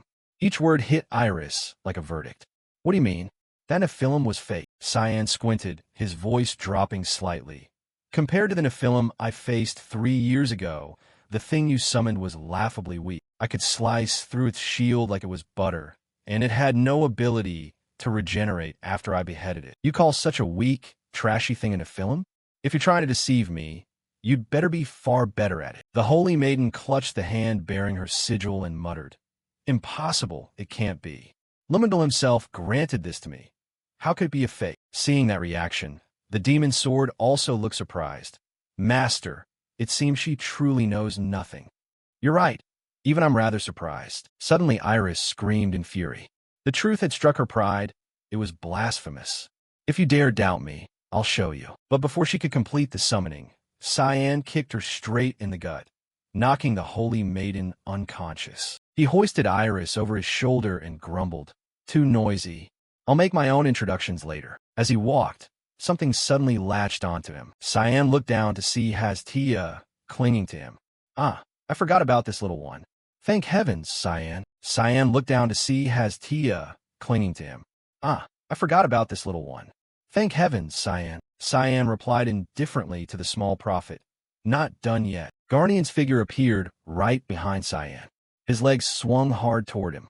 "Step back." The goblin warrior's powerful knee strike was easily blocked by Cyan's arm. However, immediately afterward, his whole body began to slide backward. "Am I being pushed back?" Cyan skidded across the ice and snow for about 10 paces, proving the blow wasn't trivial. Cyan regained his balance.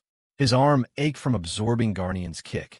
He'd been shoved this far back, even though he'd blocked it. Who is this guy anyway? Garnian stepped forward with murderous intent. "Hand her over now." Umans, sensing the situation was wrong, Hastia hurriedly ran out to stand before Garnian. "Stop. You don't need to attack him. Cyan is not our enemy." Garnian narrowed his eyes in puzzlement. "Sion Vert?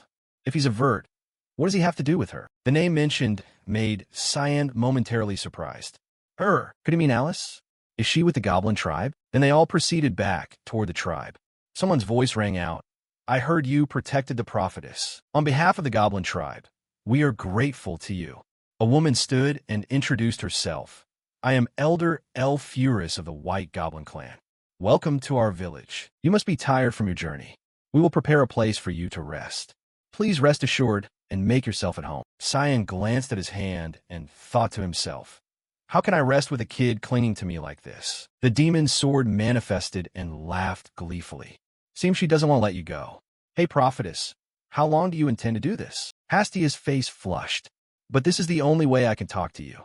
Does it bother you?" Immediately, Ganayon closed in on him with a gloomy tone.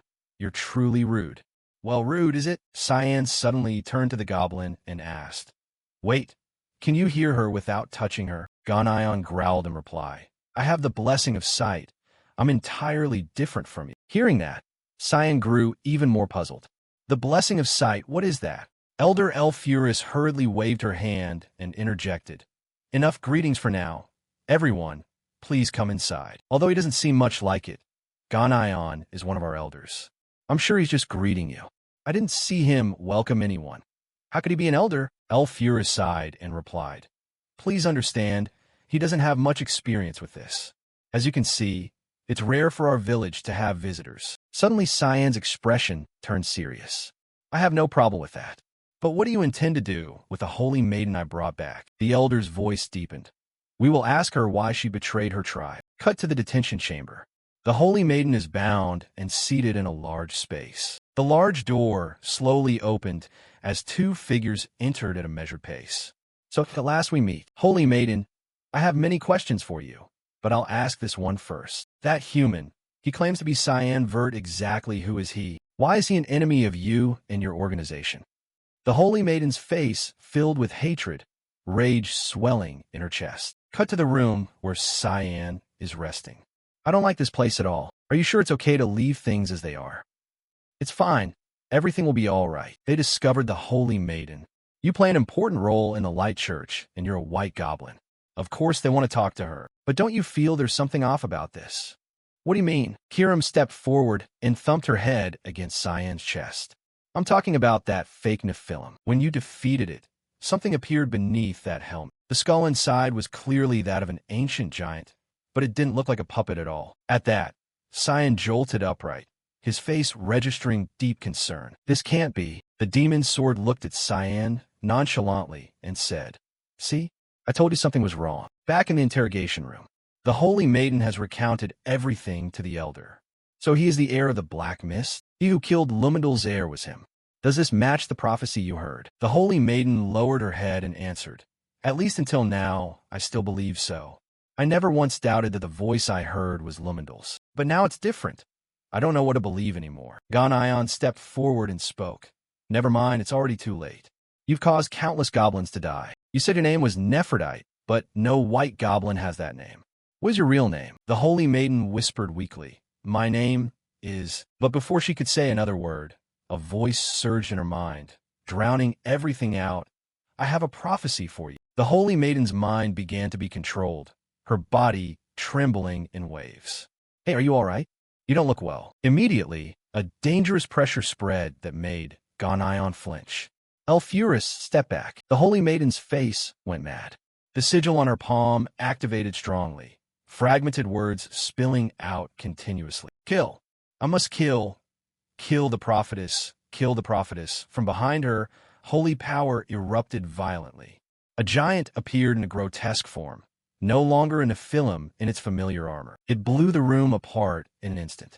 The door exploded, sending the guards outside flying. Ganayon hurriedly grabbed the elder and fell back. The giant arms stretched out, ripping the fragile wall like a sheet of paper. His body was laced with gnarled veins, the ground beginning to buckle under his colossal weight. He roared fiercely. His white bones combined with the radiant holy power made him utterly revolted. Ganayon stared at him for a moment and said, What kind of monster is this? The elder clutched his back in pain. This is not the time. The villagers are in danger. No sooner had he finished speaking than cracks spread across the floor. Ganayon turned and saw everything collapsing rapidly. Damn it! A section of wall came loose from the structure and plunged down onto the people below. They gaped at the scene, unaware of the danger about to strike. Fortunately, at the last moment, Ganayon lunged forward and caught them, saving lives. The elder shouted urgently, Everyone this way! He won't hold out long. We must hurry. The giant titan roared, searching for its target. Prophetess, where are you?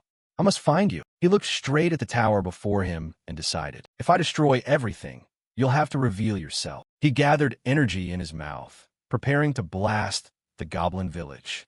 But before he could strike, a slash cleaved his head in two in an instant. The 8-petal sword strike. Then dozens of other cuts followed, shredding the giant into fragments. Cyan landed, his gaze filled with killing intent and disgust. How many more of you are crawling in here? In her room, the prophetess was brushing her hair when she suddenly felt a violent tremor. What's happening? She hurried outside to assess the situation. This was an earthquake. She sensed a much stronger magical force. When Hastia ran to the outer corridor, a chaotic scene struck her eyes. There, it was the body of an ancient giant. What happened to Cyan? Beside the rubble, the giant's body was quickly dissolving, just like the one Cyan had dealt with before. Cyan looked at the colossal corpse and remarked, Good thing I arrived in time. I never expected she'd summon this again. Hiram chimed in at that. Summoning that thing here is suicide. No, the Holy Maiden is still alive. Though very weak, I can still sense her holy power. The demon sword continued to wonder. Why do you think she'd go that far? I guess she wanted to capture the prophetess at all costs. If she risked her life like that, someone must be ordering her. Cyan stepped up beside the unconscious Holy Maiden. The ground had been churned by the rampaging ancient giant. We'll ask that ourselves. Let me see if he really is behind all this. He stood before her and spoke in a clear voice. I know you're not dead. Don't pretend. Get up now. The Holy Maiden slowly opened her eyes and whispered weakly, Cyan, it's you. Cyan went straight to the point and demanded, Reveal who gave you that fake Nephilim. I'll let you die more gently. Nephrodite Iris. At the name, the Holy Maiden hurriedly interjected, my true name is Neria. Nephrodite is the name I used while living among humans. Cyan's face twisted with displeasure. I didn't ask you that. She squeezed her eyes shut, her voice becoming clearer. A year ago, I was a candidate to become the prophetess of the goblin tribe, but the outcome was completely different from what I imagined. The prophet chosen by the holy tree was another goblin, the one selected by the holy tree. I swear I will fulfill my duty as a prophetess. The cruel moment struck when she failed to obtain that power. At that time, I thought I desired to be the prophetess more than anyone else. That result was like a cold bucket of water thrown at her pride. The wreath Neria once treasured became a knife that cut into the deep pain of her soul. Unable to contain her anger, Neria left the frozen land and wandered across the continent. The price for that rash decision was indeed steep. She was deceived and sold into slavery. Each time she struggled free, someone else captured her again. Life gradually became a dead end of endless gloomy days. That was until she met a group in gleaming armor, holy knights serving the god of light, Lumendal. And that was when Neria began receiving words in her head that she believed were prophecies. She became a holy maiden after receiving a blessing and the mark on the back of her hand. Cyan narrowed his eyes in annoyance. He replied in a low voice, "It's truly absurd. They simply used you as a tool because you live longer than others. All of it was meant to hide your true origins and turn it into a divine blessing. A blessing that grants you eternal lifespan." Cyan stepped forward and grabbed the holy maiden's hair. "But what I really care about is that prophecy you've been hearing. Let me tell you this. That voice is not a prophecy or anything like that." "Then what is it?" Cyan stared at Neria, killing intent flaring around him. "Come out, Boris. I know you're still watching everything from your miserable hiding place." Cyan's words transmitted straight into the holy maiden's mind. She stared blankly, unable to comprehend what was happening. And just as Cyan predicted, on the other end the holy tree sat smugly in the royal palace. "You have never failed to please me, Cyan Vert. No, perhaps I should call you Heir of the Black Mist. But unfortunately Boris truly died long ago. I'm a being far more ancient than he." Cyan's face showed confusion. "What do you mean?" But the reply was only a smile and a vague promise. "We will meet again soon. There is no need to rush. In that sacred moment, you will know what you need. I will wait." Having said that, he snapped his fingers and cut the connection. The holy maiden's mind immediately exploded. Her body collapsed to the side, ending the life of a lost soul. Hiram looked at the corpse and said, "She's dead." Cyan remained dazed by the final words the holy tree left in his head. "A being older than Boris? Who exactly is he?" The demon sword replied, "I think I know who he is." "You know him?" Suddenly Hiram appeared from behind. The small prophet's figure emerged and wrapped her arms tightly around Cyan. "I'm glad you're okay." "Cyan, Hastia, I was so worried something might happen to you." "Again? How long are we going to talk about this?" From behind, two familiar silhouettes gradually appeared and spoke. "This time we owe you once more." The goblin elder bowed sincerely on behalf of the goblin tribe. "I thank you." Hastia also turned to the two and said, "I must also thank you for everything you've done. I can rest easy because the two of you acted as elders." Hearing that, Ganayon replied, "We were only doing our duty." Seeing that, Cyan turned to Hastia, puzzled. "Hey, how can he hear everything you say?" Hastia blushed and answered modestly, "That's because he's my guardian." "Guardian?" The prophet began to explain in more detail.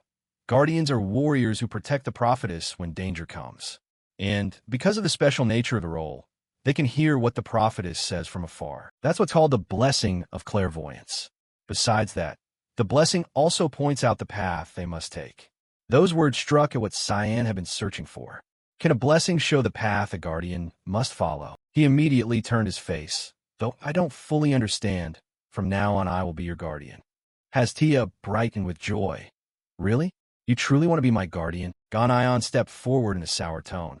"I'm sorry, but I cannot allow that." Cyan shot the goblin warrior a contemptuous look. "Who asked you? Didn't you hear? That's the prophetess's decision." Ganyon's face darkened with anger. Being a guardian isn't something anyone can just decide. That position isn't as easy as you think. Cyan narrowed his eyes, but said nothing. Ganayon turned and continued, "Follow me." The elder beside him sighed. "I'm afraid there's nothing I can do about this, so please listen to him." Cyan sighed wearily. What a nuisance. A while later, somewhere in the cold, snowy mountain range, the two stood facing each other beneath the setting sun. Ganayon began to explain his test. "This is Lake Sar, one of the few lakes in the frozen land that never freezes. This is where I trained under the guidance of the blessing of clairvoyance. The condition to pass this test is very simple. You just need to defeat me." Cyan's expression was blank, as if it were obvious. "Is that all? Either way, I'll win." Ganayon bristled with anger. "Such arrogance. Don't underestimate me." With that, he lunged forward with a powerful knee strike. but Cyan simply leaned aside and evaded. Cyan planted one hand on the ground, then used the momentum to spin and deliver a precise kick to Ganyon's hip. He gritted his teeth against the pain and clenched his fists. That move was just a feint, huh? For a moment, Cyan was surprised by the tactic. He deliberately took that hit. A punch slammed into the ground, the ice surface shattering into fragments. But unfortunately, it was only a meaningless attack. No one stood there, only an eerie silence. Worry began to show on Ganyon's face. Sweat streamed down. He dodged my attack. From above, Cyan's figure fluttered in the wind with his cloak, ready for a powerful counterstrike. This can't be. His face tightened, his gaze utterly merciless. A devastating punch was about to be thrown. He clenched his fist, eyes filled with determination to fell his opponent. But when the blow descended, it only grazed Ganyon's face, drawing blood. All the remaining force smashed into the ground, causing everything to explode into shards. Ganayon toppled backward, muttering, "He meant to provoke me." His eyes were filled with utter bewilderment, beads of sweat trickling down his cheeks. If that hit me, I would be dead. This one has far surpassed other humans. As the dust gradually cleared, a massive crater from the impact emerged, sharp and terrifying. Does he intend to kill even the gods? Cyan slowly stood and spoke calmly. Now my becoming the prophetess's guardian shouldn't be an issue, right? I think I've proven myself enough. A while later, at the holy tree, the prophetess sat by and the guardian vesting ritual began.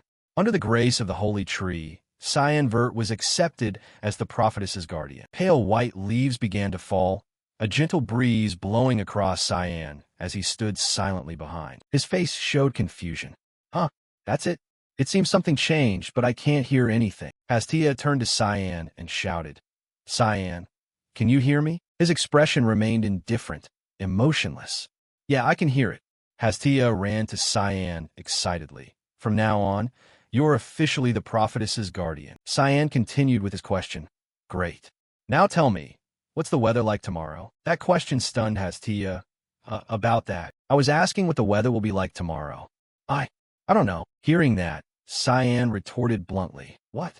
Seems the prophetic power isn't very useful after all." Hastia stammered, trying to escape the situation. Maybe there will be a blizzard or some winds, but Cyan only scowled. "Don't guess." He scratched his head and sighed. "I became a guardian because Ganayon said the blessing would guide me where to go. But it seems I don't have that." Immediately, Hastia shouted in to interrupt. "Follow the water deity. That's where the next path will open." That prophecy had just come from the holy tree. Cyan looked skeptical and turned away. "I told you, don't guess." Hastia rushed to grab his sleeve. "It's true. You have to believe me. The holy tree says you have an ancient clan there." This information successfully caught his attention. An ancient clan? Afterwards, the two went to see the elder for more details. "Miss Alice. Of course I know her. In fact, I have known her for a very long time." "So where is she now?" The elder propped his chin in thought. She went to the Aquani's shrine. Since then I haven't heard any more news." Cyan hurriedly asked again. "Aquani's? That's the shrine of the water deity, right?" "Yes. Rumor has it she's somewhere in Pranina, guided by water spirits. But the current location remains a mystery. No one knows the path there." Hastia's eyes lit up. "See? I told you." But Cyan immediately doused her. "Do you know where that shrine is?" Hastia froze again. He turned away, leaving behind two cutting words. "Useless." The elder was helpless, and the prophetess was so upset she almost cried. As things grew increasingly deadlocked, suddenly the demon sword spoke. "I know." "Oh, you know." She appeared as a spirit and flew off with a smile. "Never mind how I know. Just follow me." Cyan narrowed his eyes, thinking to himself, "Kiram knows the location of the water deity's shrine, and she just tells me. What is she hiding?" Cyan turned, spoke, and left. "I have to go. Thanks for everything." "Of course. Safe travels." Hastia watched Cyan's retreating back with an indescribably pensive look. She'll chase after him one way or another. Cyan quickly headed in the direction the demon sword indicated, but he still carried a doubt. "Are you sure you know the place?" "Of course. Don't you trust anyone at all?" When he had walked far enough away from the goblin village, a magic was triggered. So that was the spell hiding the village's location. Once you stand far enough away, The village becomes invisible. The demon's sword led Cyan to a nearby boulder. We're here. Huh. Not too far from the village, huh? It looks a lot like the temple you were sealed in. He approached and began to channel mana. Maybe the way to open it is similar. One by one, the ground quickly cracked as streams of mana ran through it. The stones merged together and formed a complete gate. When finished, the gate exuded pure mana. Intricate patterns ran everywhere, exquisitely crafted. Seeing it, Cyan revised his earlier remark. I take back what I said. This place is much more impressive. Your temple looked like a child's toy, did it? What did you say? Suddenly, a familiar voice called from behind. Wait for me. Hastia was sprinting at full speed in her tiny form. What are you doing here? The prophetess panted. You're my guardian. We have to go together. Besides, there's something I want to check. Hiram, finding things getting interesting, chimed in. So this little girl wants to follow too? She reverted to human form and stood menacingly before Hastia. Kid, want big sister to take you? The prophetess flinched in fright. Her body began to tremble, tears welling up. Teach, this is the demon sword's true form. Just looking at that smile and deadly gaze was enough to make Hastia lose her footing. He's so terrifying. Cyan paid no mind and pushed the door open. You two seem to be having fun. Keep going. I'll go inside. Both the demon sword and Hastia shouted in unison. Wait. Hold on. Then the two quickly followed him into the temple of the water god. Inside, everything was intricately carved, and the pathways resembled a maze. Cyan looked around. I wonder what these rooms were used for. Hastia stepped forward and pointed at a small stream flowing beneath the floor. If we follow this stream, it will lead us there. Are you sure? Hastia smiled. You can trust me. After all, I am a prophet. Seeing that made Cyan even more doubtful. Right? A prophet who can't forecast the weather. Hiram stood beside them, extremely curious. I can't hear what they're saying. Cyan sighed in despair. In the end, the three decided to follow the stream and reached a large waterfall. Standing above and observing, Cyan murmured, The water brought us here. It truly is vast. On the opposite side, a mysterious gate appeared. It seems we have to get there, but how do we cross this lake? Cyan stared intently at the whirlpool forming on the water's surface. I think we should pay attention to something else. Hastia's face showed worry, while the demon sword was full of excitement. Finally, something to warm me up. Beneath the water, the whirlpools grew clearer and the currents turned chaotic. From deep below, something enormous rapidly rose up. A long, serpent-like guardian creature emerged. It let out a deafening roar to intimidate enemies and suppress the intruder's will. Its body was revealed with sharp fangs for blood-red eyes and a terrifyingly enormous form. Cyan remained calm and watched. What is that? Hastia hid behind his cloak in fear. That's a relic guardian, an ancient serpent. Hiram stretched, sounding bored. Leave that big worm to me. I've been itching for a fight. She reached out and summoned her weapon. Red sides began to converge into a familiar shape. She reached out and summoned her weapon. Red sides began to converge into a familiar shape. The entire shrine echoed with the sounds of fierce battle. The ancient serpent attacked Hiram repeatedly, but every strike missed. She ran circles around the giant snake as if playing with it, ignoring the shock waves spreading behind her. Hiram smiled confidently and said, You are big, but you're still just a slow snake. With a simple swing of the scythe, the demon's sword sliced the serpent's body in two. Soit technique crescent radiance. The ancient serpent let out a painful roar and collapsed. The ancient serpent let out a painful roar and collapsed. A cut sliced through its mouth and ripped away the fang it had always proudly displayed. Then dozens of other cuts hacked across its body, leaving the beast to scream in pain and helplessness. The guardian's massive body crashed into the water, throwing everything into chaos. The demon's sword stepped up to the serpent and said, What? That's all you've got? Strangely easy. An ancient relic's guardian shouldn't be this feeble. What are you hiding? Before he could finish, the ancient serpent interrupted in an annoyed tone. You must be the demon's sword Hiram, right? Don't profane this noble ruin.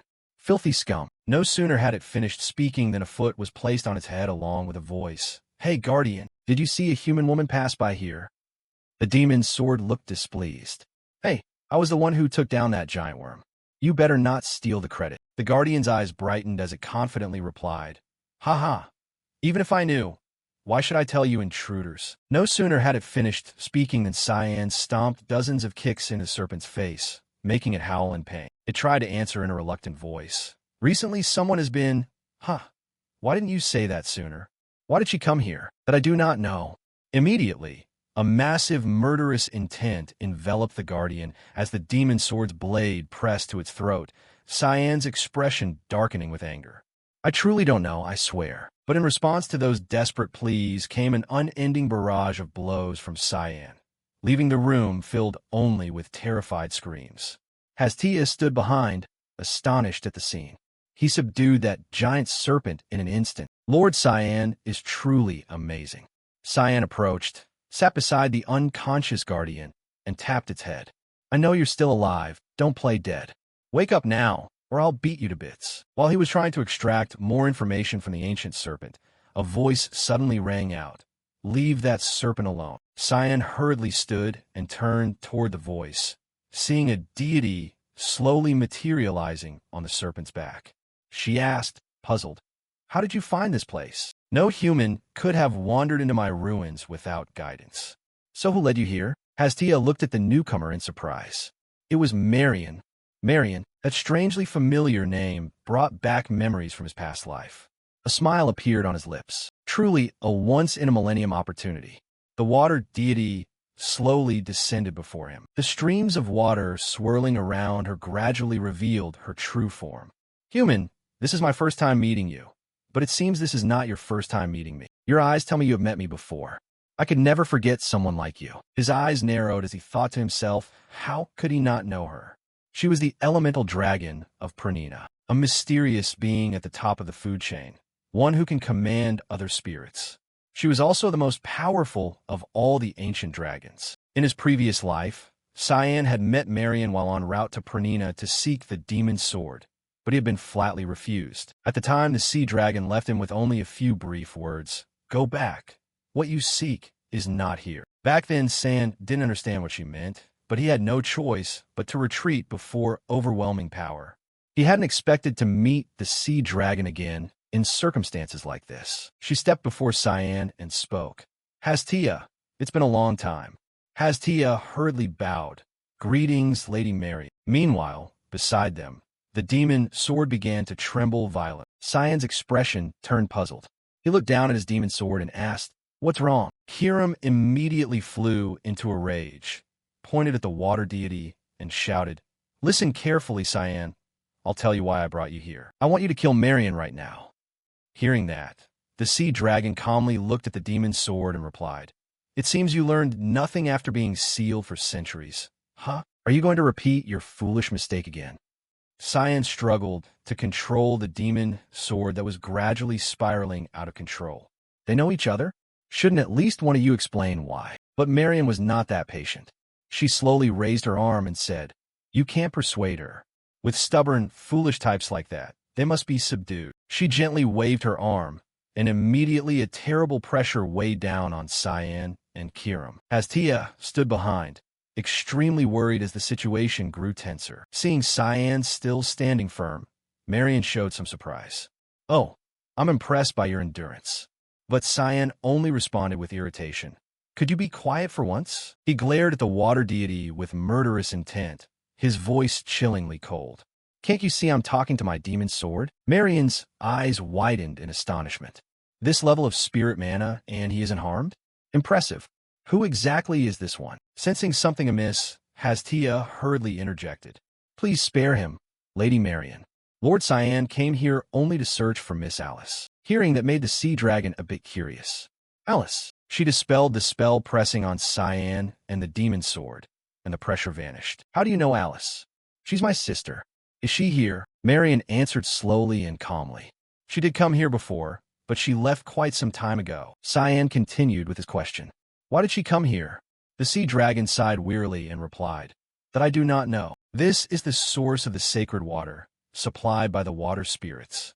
If your reason for coming here was to find Alice, you may leave now. Cyan sighed in disappointment and replied, you're right. I have no reason to stay here any longer. Having said that, he immediately turned and walked away. Hastia was surprised by his swift decision. Wait, Are you just gonna leave like that? What else is there for us to do here? But after a few steps, he suddenly stopped. Actually, I still have one question. What deep grudge is there between you and the demon sword? Marion simply smiled at that. Why don't you try asking your sword? Cyan glanced at Kiram, thinking to himself that she had been silent the whole time. I'll have to question her about this later. Behind them, Hestia hurriedly chased after Cyan. Wait for me. Cyan hoisted the girl onto his shoulder and casually leaped onto the wall from before. By the time they reached the spot where the fight with the Guardian began, Hestia on his back had fainted from the ordeal. Cyan looked back one last time before leaving, his gaze fixed on the gate below, which seemed to be hiding some secret. But in the end, he decided to leave without doing anything more. Marion stood below watching Cyan and said, I thought it might happen, but I didn't expect your brother to actually come here. From behind, the mysterious door slowly opened and Alice appeared. She is a special one. She stepped beside the sea dragon and said, she is truly grown up. I'm glad we made her turn back instead of continuing her search. Marion turned to Alice and asked, did you promise yourself not to see him again until you became strong? Yes, I'm only a burden to him right now. Hearing that, the sea dragon merely smiled faintly. Unfortunately, you failed. Alice's expression became puzzled and confused. Huh? What do you mean? Marion looked toward the departing Cyan and stated plainly, your brother knew you were here. He decided to leave because he knew you wouldn't show yourself now. I have a feeling you'll meet him again soon. Cut to inside the ritual temple. Alice knelt before the statue of the water goddess for a particularly important event. O Aquanes, mother of all waters in this world, I am ready to receive your power. Please heed my plea. Alice's body was gradually enveloped by pure energy. A flow of mana gently wrapped around her like a protective cloak. Behind her, the sea dragon watched the ritual attentively. Her eyes narrowed, her voice tinged with concern. Amazing. A human should not be able to withstand such great power. Suddenly, a strange creature appeared on her shoulder. It was created by the goddess's power. I have never seen a human with such strong will. The small serpent completed its form. It was the temple guardian that had attacked Cyan's group earlier.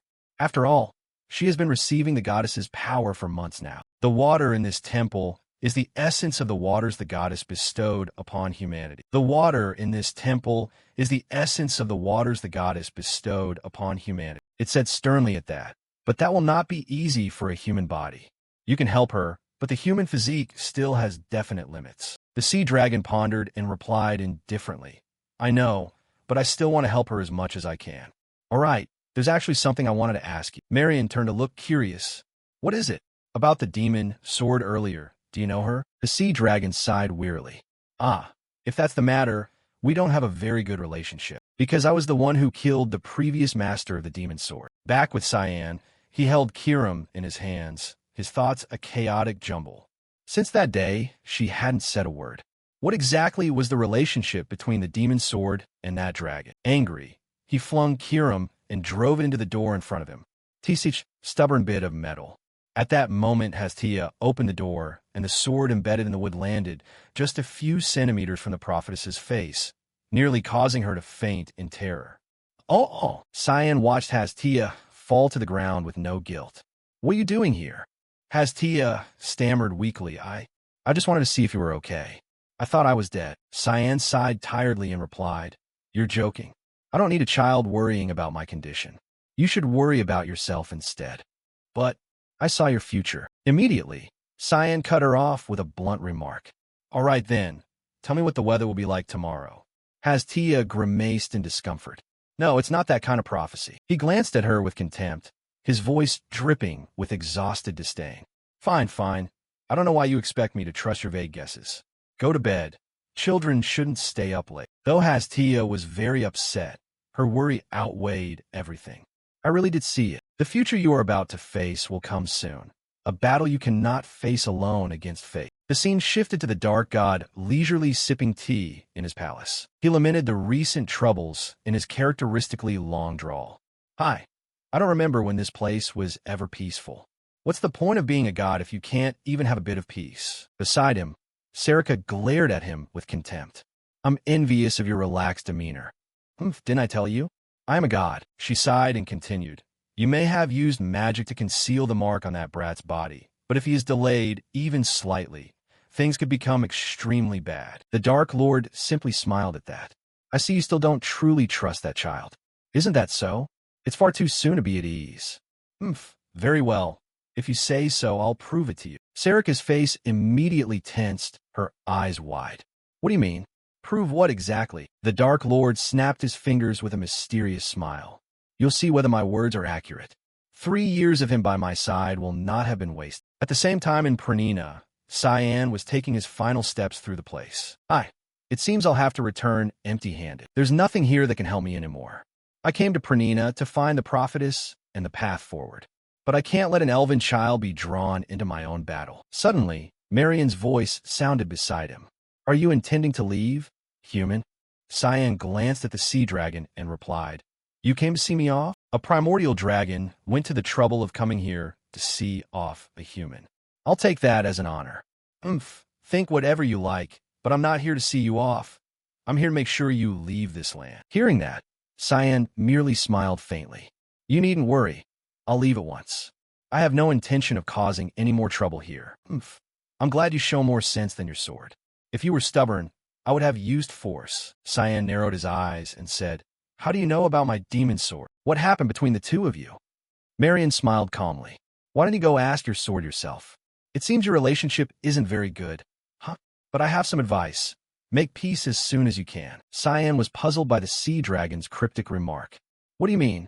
Marion turned to leave, leaving only a few words behind. I mean, you may soon need your sword. No sooner had she finished than a familiar sensation struck his chest, signaling that something bad was about to happen. Cyan sank to the ground, clutching the mark. What is this? Why has the mark started activating again? It's not yet been 2 weeks. In the sky, the beams of light from the gate to the heavens were gradually revealing themselves. It seems your concealment magic is failing. Anxiety flooded his mind. All plans were now ruined. Concealment magic failing? Why is that happening? Marion calmly turned back to look at him with a smile. It seems your fate has reached its conclusion. Cyan gritted his teeth in fury, recalling the god who created this magic. Eru, that bastard, he deceived me. At the same time in the Dark Palace, the Dark Lord sneezed as Cyan's curse hit its mark. He spoke calmly, as if innocent. Is someone speaking ill of me behind my back? Sarika beside him screamed in fury. They clearly cursed you. Are you just going to let your heir be killed? If he returns alive, you will not be safe. The Dark Lord wearily rose. But I told you he will not die. How am I supposed to believe you? After all, he's facing the god's guardians. Eru answered calmly. I trained that brat myself for 3 years. There's no way he'll lose. Why are you so certain? He looked at the board with the knife stuck in the victory inscription and smugly said, The prophecy said so. You needn't worry. Back in the battle, Cyan was struggling to withstand the continuous assaults from the giant guardians.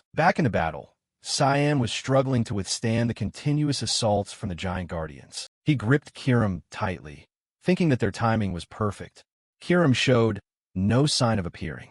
Was he really going to have to defeat all of them by himself? A colossal guardian charged, the gigantic sword in his hand blazing with overwhelming light. A single swing sent an area into smoke and dust. The ground plowed into chaos. Cyan dodged to the side and counterattacked with his Miststorm blade. He struck the giant's arm twice in succession, but neither blow even scratched him. Immediately, another guardian hurled a gigantic spear at the hovering Cyan. He spun and delivered a cut that altered the spear's trajectory. It flew off and slammed into the ground behind like a meteor falling from the vast sky. Difficulty piled up as Cyan realized a harsh truth. Without Kiram's full power, he could not slash through their armor. Could it be that they truly cannot be defeated by a human? At that, Cyan suddenly had an idea. Then what if it's not a human? From the sky, ancient dragon Marion observed everything and spoke. So you finally understand. There are walls that, no matter how hard you try, cannot be overcome. Humanity can never defeat the supreme god. She smiled fiercely, full of meaning. So what will you do now, heir of the Dark Lord? Without hesitation, Cyan thrust the demon's sword straight into his own body. The action left Marion baffled. What are you doing? He smiled calmly, his voice full of confidence. If that wall cannot be overcome as a human, then I have no choice but to give up being human. In the end, I'll give you what you've always desired. Kiram, Come and take it. The sea dragon's eyes widened in shock. He's offering his body to the demon's sword? No sooner had the words left his mouth than the demon's sword plunged into Cyan's chest, and something began to change. At the same time, in her room, the prophetess jolted awake as a sudden chill washed over her. She sat bolt upright, a sense of dread surging in her chest. Lord Cyan, her expression darkened, tears welling at the corners of her eyes. Lord Cyan is no longer himself. Gigantic guardians charged toward where Cyan stood from all directions, weapons poised to take his life. But when those eyes opened again, it was no longer the cursed human.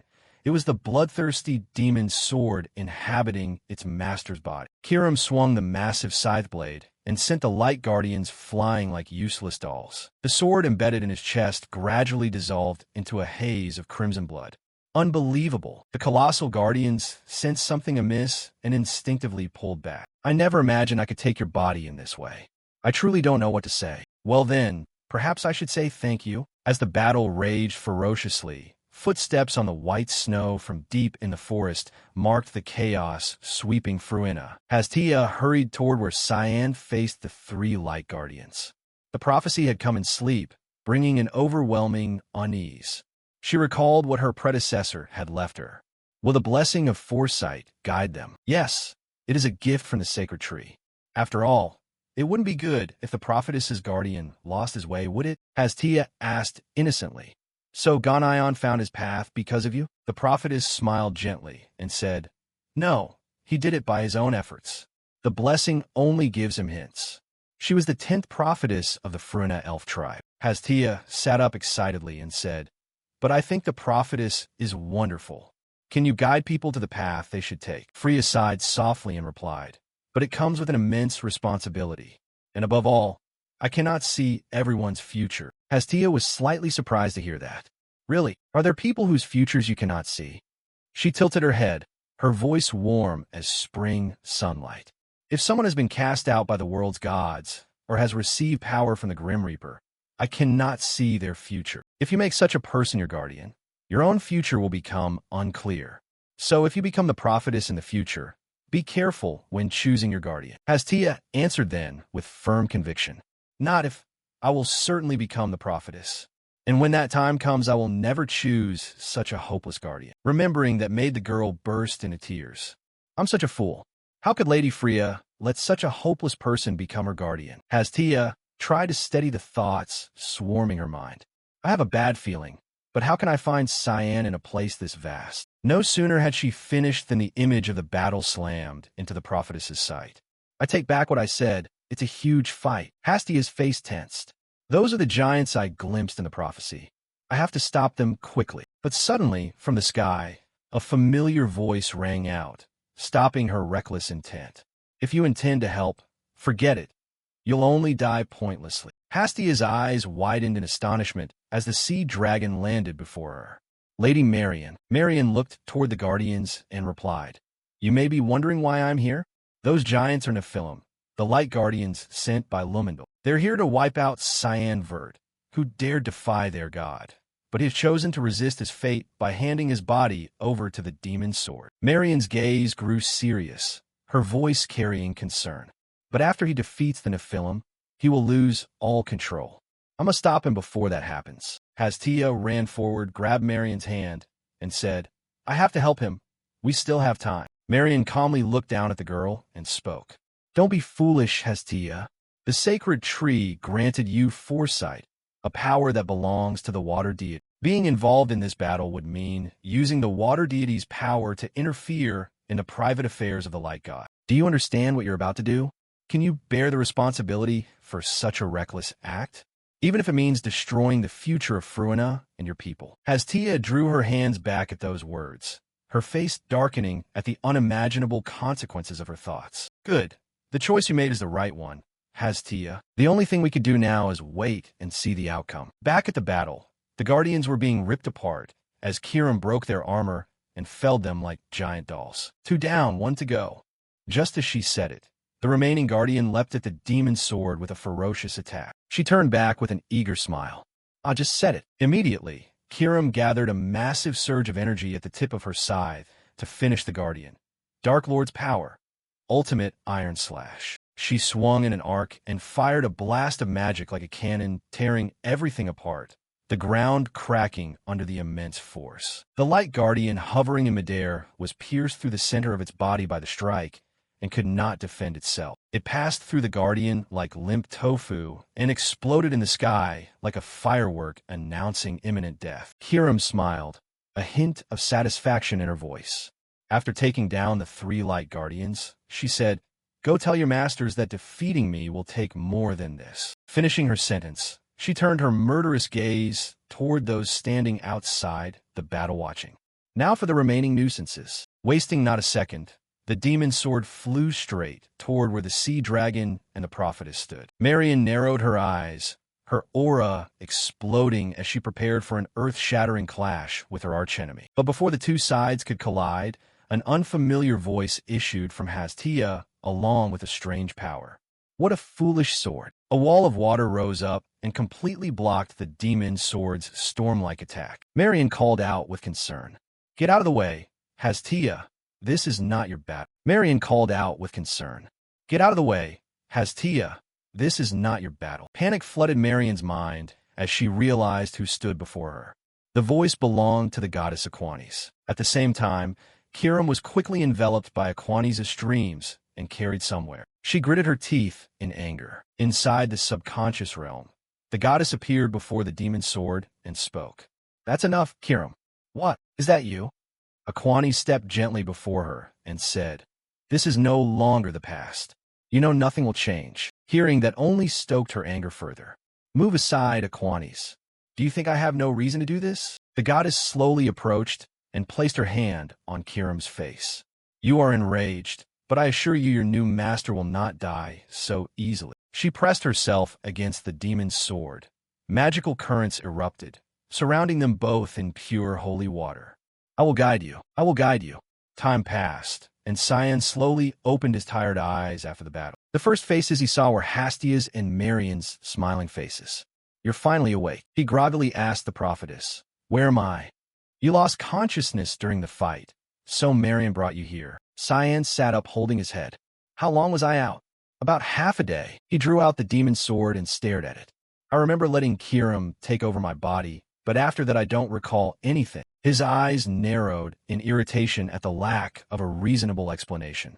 "She's asleep again," Hastia asked anxiously from behind. "Cyan, are you okay?" But Cyan looked back at the girl with a familiar line. "Hastia, check tomorrow's weather forecast." The prophetess could only sigh at that. "Looks like you're truly fine." Cyan stood and turned. "I have to go. There's nothing more for me here." Hastia did not stop him. She only stammered a few words as if wanting to say something. "Wait, can you take me with you?" Meanwhile, in the elder hall of the elf village, Marion was recounting everything. "So that's the reason. I thought I saw something strange. It turned out to be the Nephilim Guardians." Marion calmly reassured them. "Everything has been resolved, so no one needs to worry.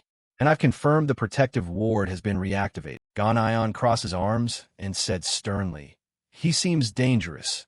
We can't just kill him and be done with it, can we?" "Hey, Ganayon." Marion looked at him and replied, "He's leaving Fruina, so there's nothing to worry about." "Is that so?" Marion's expression faltered as she recalled what had happened. "I don't know why the goddess Aquanis wanted to intervene in this, but as long as he leaves, things will be fine. As long as he leaves, things will be fine." Suddenly, a sense of death crept into Marion's mind, making her startled. She looked up at the sky with a worried expression. "Something has just arrived here." "What's wrong, Lady Marion?" There was no time to answer. Marion immediately shot up into the sky and headed straight toward the newly appeared threat. Her killing intent exploded, magical energy surging like a storm barreling toward the enemy. Fruina was in danger. The scene shifted outside, at the Garum Guild's teleport gate, where a figure had just appeared and was slowly approaching. No one else but Luna. She had come searching for Cyan. "This is the scent of Senior Cyan." She gave a slight satisfied smile, eyes full of expectation. "Looks like I came to the right place." As Luna strolled into Fruina to find Cyan, a familiar voice suddenly called out to stop her. "A mortal dares to set foot here? This is the second time this week." Marion summoned her spear and continued. "I won't repeat myself a second time. Leave this place at once, You bearing that portentous aura. Luna's brow knitted. She asked in confusion. Isn't it a bit harsh to treat me like this on our first meeting? I'll leave as soon as I find who I came for. The sea dragon growled. You're searching for a human here? Are you referring to the one I'm thinking of? Luna slowly pulled down her hood. Does that person have a distinctive scent? Hearing that, Marion was briefly surprised. What? Luna's eyes widened with excitement. Her voice suddenly took on an eerie chill. That scent is like a huge pool of blood in a dark, damp cellar. The sea dragon froze as the meaning of those words hit her mind. What on earth was she talking about? Yes, that's the scent. Isn't it utterly captivating? I knew it. This human is very dangerous. She slowly lowered her spear and said, You're a little late. That child only left not long ago. Luna's face immediately brightened. I'm late. After saying that, she turned away. So the one you're looking for is no longer here. Return quickly. And don't bring that obnoxious grimoire into my domain. The demonic book appeared beside Luna and warned, You'd best listen to her. You know her? Gem. She's not someone we can contend with. She's one of the supreme entities among the ancient beings, an elemental ancient dragon. However, I don't think she's still alive now. Luna looked up at the sky with a touch of sadness. I see. So you know so much because you've lived so long. You're half right and half wrong. After all, it's experience I've accumulated. Could a human like me obtain that kind of knowledge? To gain knowledge beyond a human lifespan? The demonic book stroked its chin thoughtfully, then answered, there's a way to do that. Perhaps you should try using necromancy. At the 3 words, Luna's eyes instantly filled with desire. She glanced at the demonic book and said, Necromancy? Cut to the dark palace of the Dark Lord. A door was slowly opening. The Dark Lord, being choked and tormented by Serica, suddenly spoke. You're back. She turned to the returning figure with a shocked expression. Cyan, did you lose those Nephilim tailing you? Cyan sighed tiredly and replied, Well, it seems you already know everything. Eru calmly teased, as if innocent. See? He's returned safely. So? Was I wrong? But before he could finish, a snowball smashed straight into the Dark Lord's face. Cyan stepped forward, his face full of irritation. A gift from Fruina, isn't it refreshing? The Dark Lord lay on the floor sadly. Your sense of humor has improved. Cyan grew serious again. Now explain. Why did you dispel the magic? He slowly rose with obvious weariness. Only wanted to see how much you've progressed. What? You're willing to shove your disciple into death just because you can? Ignoring what to say, the Dark Lord continued, curious. Are you and Kiram arguing? Why is the girl silent? Is this the time for jokes? Then he recounted everything that had happened in Fruina to the 2. So that's how it was. You handed your body over to Kiram to defeat the Nephilim. It must have been a fierce battle. Both Serica and Eru looked annoyed. Who set this up? She's been like that ever since she's just sleeping. He held the demon's sword and pointed it forward with a cool demeanor. She won't wake for a while. She has completely severed her consciousness from the outside world. I can sense some strange aura, but I don't know when she'll wake up. However, you needn't worry too much. There will be no problem using the demon sword's full power. That's good, but I'm a bit worried about something else. At the same time, Serica noticed someone peeking from behind Cyan's cloak and spoke up. You've got company? Ah, an elf. I thought you might be able to take care of the child. Hearing that, Serica's face suddenly darkened. Do I look like a babysitter or what? Suddenly, Hastia stepped forward and grabbed Serica's arm. Hello, I'm Hastia, the 12th prophet of the elf tribe. Pleased to meet you all. But Serica responded with a murderous glare. So what? Can't you see adults are talking? Hastia broke into a sweat and stepped back.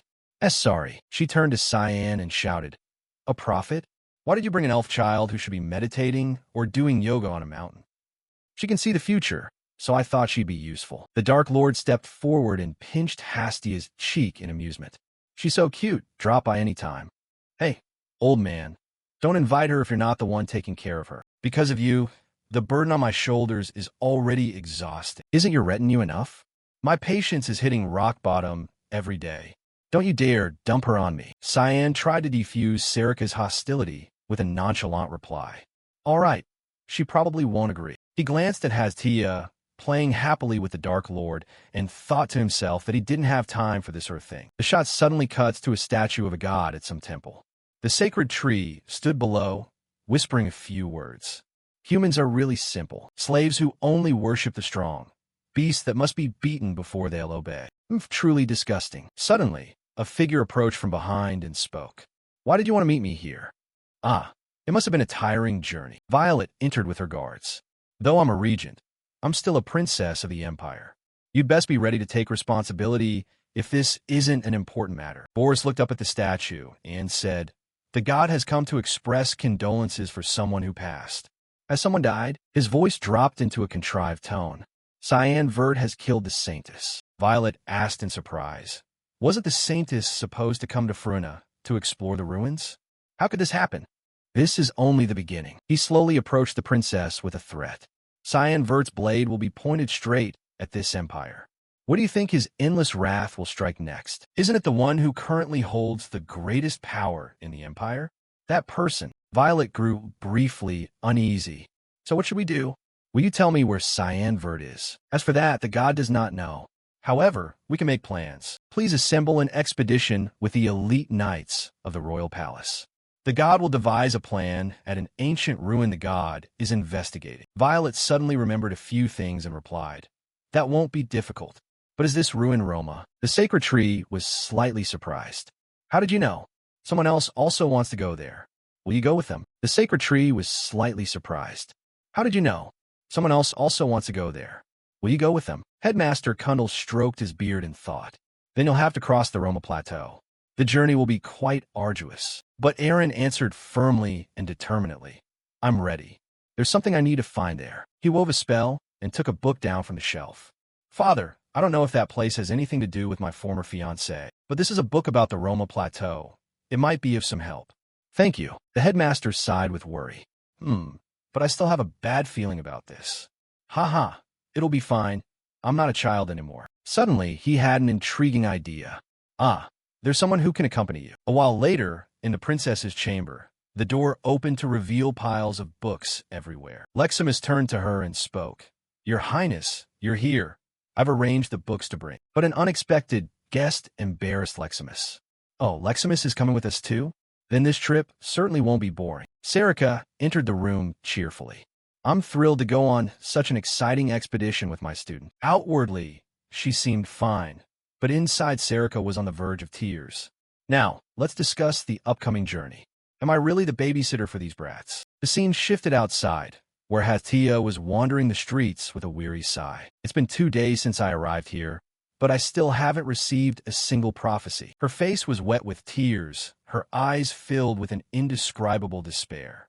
Why did I choose such a hopeless person as a guardian? Aren't prophets supposed to foresee the future? Hastia collapsed to her knees before the cruel reality. I'm such a failure. While Hastia was regretting her decision, a voice rang out that caught her attention. What the hell? What kind of prophet is this? A gaudily dressed man slammed his hand on the table and shouted, You mean I'll end up with unrequited love? I had such a good feeling about this romance. An old woman with strange eyes, holding divination cards, replied calmly, That's just your feeling, young man. If you push further, you'll end up in prison. Take my words to heart. Didn't I predict correctly last time? Stop your frivolous antics and focus on making money. The man burst into tears, his face streaming. He ran off as if trying to escape something. Demmed food. Curious, Hestia couldn't help but step into the mysterious prophet's tent. The old woman spoke, And who are you, little one? Hastia hurried over, took the old woman's hand, and said, My name is Hastia. I'm a prophet of the elf tribe. Are you also a prophet? The old woman gently patted the girl's head and replied, Of course. Tell me about your troubles. These cards never lie. She picked up the deck and began to shuffle with skilled hands. Now let's see which careless person is bothering this little girl. With a deft flourish, the old seer spread the cards across the table. You needn't worry. This old woman can see everything. Now choose a card. Hastia's eyes lit up with excitement. An overwhelming emotion she had never experienced before surged within her. She's wonderful. She reached out and picked a card from the table. Hastia excitedly showed the card she'd chosen to the old woman, the Eight of Cups. Oh, it seems you're disappointed with your current situation. You want to help someone, but you don't know how. She was right. Immediately after, the seer pushed another card toward the girl and said, Here, take this. This is the source of your troubles. Hastia flipped it over and looked. A hermit card. That means the person you want to help is a blockhead. Haha, can't you predict tomorrow's weather, kid? Images of means surfaced, which only made the old woman's words seem more credible and easier to sway people. Exactly, exactly, Hastia gaped in astonishment. So there really was such a skilled prophet in the world. She ran up, grabbed the old woman's hand, and said, "Please, teach me. I want to become a great prophet." The old woman was stunned by that and began to sweat across her brow. Teach how? Back at Lewin Academy, Leximus was walking with the princess when she suddenly asked, "Are you sure, Your Highness?" "About what?" "About having instructor Serica come along with us." Aaron replied calmly as they walked. "It's fine. Actually, her joining is beneficial. Her closeness to Cyan will also be useful for this. I think the headmaster wants her to join to keep watch as a precaution. But complaining about things past is pointless." Leximus's voice suddenly grew quiet and solemn. "What about the other issues, sir?" What other problems?" Her eyes narrowed, a gloom settling over the atmosphere. "The one who's been watching you these past days. Should I deal with him?" At that, Aaron turned his gaze toward the tree trunk and said, "Enough of your games, huh? Come out before my guards make a move." Leximus tightened her grip on the sword, her eyes radiating lethal intent. "Come out. The princess is ordering you." The scarred man quickly emerged with a conciliatory air. "Fine, I surrender, so don't draw your sword." For a moment, Aaron's face showed slight surprise. "Isn't that you? You know him?" The man smiled calmly in response. "It's an honor you remember someone like me, but I swear I meant no harm. So please overlook this once." But Aaron immediately regained her composure and lied. "I know you're working for Princess Violet." Hearing that, he could only give an embarrassed laugh. Rumors of her sharpness are not wrong at all. Lies? There must be some misunderstanding. Before his words finished, Leximus lunged with her sword. She closed in on Gale in an instant, cutting him off. But the man opposite her was no amateur who could be defeated that easily. In a tenth of a second, he drew a sword from his back and blocked the incoming slash. Though he stopped it, the reverberation left was no trivial matter. "You didn't hear me? This is a misunderstanding. Step back. I want to speak to the princess direct." Aaron stepped forward slowly from behind and spoke. "Whether you speak is up to me. Following for days is more than enough. So tell me, what did you report to Violet before you were nearly cut down?" Hearing that, Gale only smiled smugly. "I may be a royal knight now, but I was once a knight of the Church of Light. Do you think I'd lose to a newly graduated child?" No sooner had the words left his mouth than Leximus counterattacked. She drew the sword's scabbard at her waist and swung it hard into the knight's hip, forcing him to stagger back in pain. He slid along the ground for a bit, clutching his side. "I think that's enough for today. I've been ordered to minimize contact as much as possible, and I think you should get her treated soon." While Leximus counterattacked with the scabbard, Gale managed to slash across her hip. Aaron rushed forward, alarmed. "Leximus, it's okay. It's not a fatal wound. A simple healing spell will be enough." Aaron gritted her teeth in fury. "I will not forgive you." The knight Gale scratched his head awkwardly and replied, "I swear I had no intention of harming you, princess. I was only following orders. But I think you should accept that, because I'm not the only one. Many others around will watch your every move. After all, you were once the fiancé of the killer Cyan Virginia. It's natural the entire empire is worried about something." Having said that, he turned and walked away. "Well then, until we meet again." Leximus sank to the ground, clutching her wound, and said, "Forgive me, princess." "No, it's fine. You couldn't have beaten him. He is Gale Marant, a sword master of the Church of Light. Only a few in the Empire can match him." At the same time, from the royal knight's side, he had safely left the princess's sight. Immediately, Gale collapsed down, clutching his back and trembling. Oh, it hurts to death." His body trembled as he recalled the blow. "That female knight is really strong. Luckily I blocked it, but it was close. My sword nearly flew out. She's even skilled enough to use aura already." He looked down at his shaking hand. "That girl will soon become a knight stronger than me. I didn't expect Princess Aaron to have someone like that in her service. I must report this to your highness quickly. This information will be extremely useful." But before he could finish, a shadow had crept up behind him unnoticed. A blade sliced across, and Gale only realized as it nearly took his head. He rolled to the side to dodge, but the slash still struck his shoulder, leaving a long gash. Gale clutched his arm and thought in panic. "Who is it? Is he an assassin?" Instantly the royal knight regained his stance and lunged to counterattack. Whoever he was, every cell in his body was screaming. He was an extremely dangerous man. He gripped his sword, used his signature technique, and all his strength, the Abyssal Fiend. But the attacker did not flinch at all. On the contrary, he remained utterly calm. A simple sword slash carried extraordinary force. The brutal momentum he produced was torn to pieces and scattered by the wind. His face was left only with bewilderment, unable to comprehend the strike. The cost was that his right arm had vanished in a smoke from a single cut. Gale collapsed to the ground, the remaining arm clutching the wound as blood poured without stop. Agonized cries echoed continuously. "Oh!" Cyan stepped forward slowly and spoke. "Gale Marant, Jurken's top disciple and loyal retainer of Dukeford. Why are you now working for Princess Violet?" Gale gritted his teeth, trying to endure the tormenting pain. "How do you know so much about me?" Cyan removed his mask and said, "That doesn't matter. What matters is you answer my question honestly." Gale's eyes widened in shock as he saw the face opposite him. "You?" Cyan lowered his mask, his voice turning cold and menacing. "Depending on your answer, I'll decide how you die, in peace or in utter agony." Memories of his previous life returned again when he was still a trusted aide of the Church of Light. "It seems they put a lot of effort into this. I didn't expect they'd send Garam's finest knights just to catch me." A nearby soldier couldn't hold back and shouted, "Shut up, Yusuf's dog. This is the price you pay for assassinating Count Pyron." They rushed in like rabid dogs, but science still easily overwhelmed them with the demon sword's power, illusion blade, and the storm of mist. Still, worry began to stir in his mind as the soldiers kept coming. They're not a threat individually, but if they keep arriving like this, when will the reinforcements get here? No sooner had he finished when a ferocious beast leaped out of nowhere and tore Garam's soldiers to pieces. Screams echoed across the battlefield. From afar, Gale approached with a confident smile on his face. "Sorry we're late, Lord Cyan. Leave this place to us now. You go take a hot bath and rest first." The soldiers began to panic as they realized, damn, that assassin was just a decoy? Everyone, regroup and prepare to fight. On their side, Gale quickly ordered his men, "Do not let a single one escape."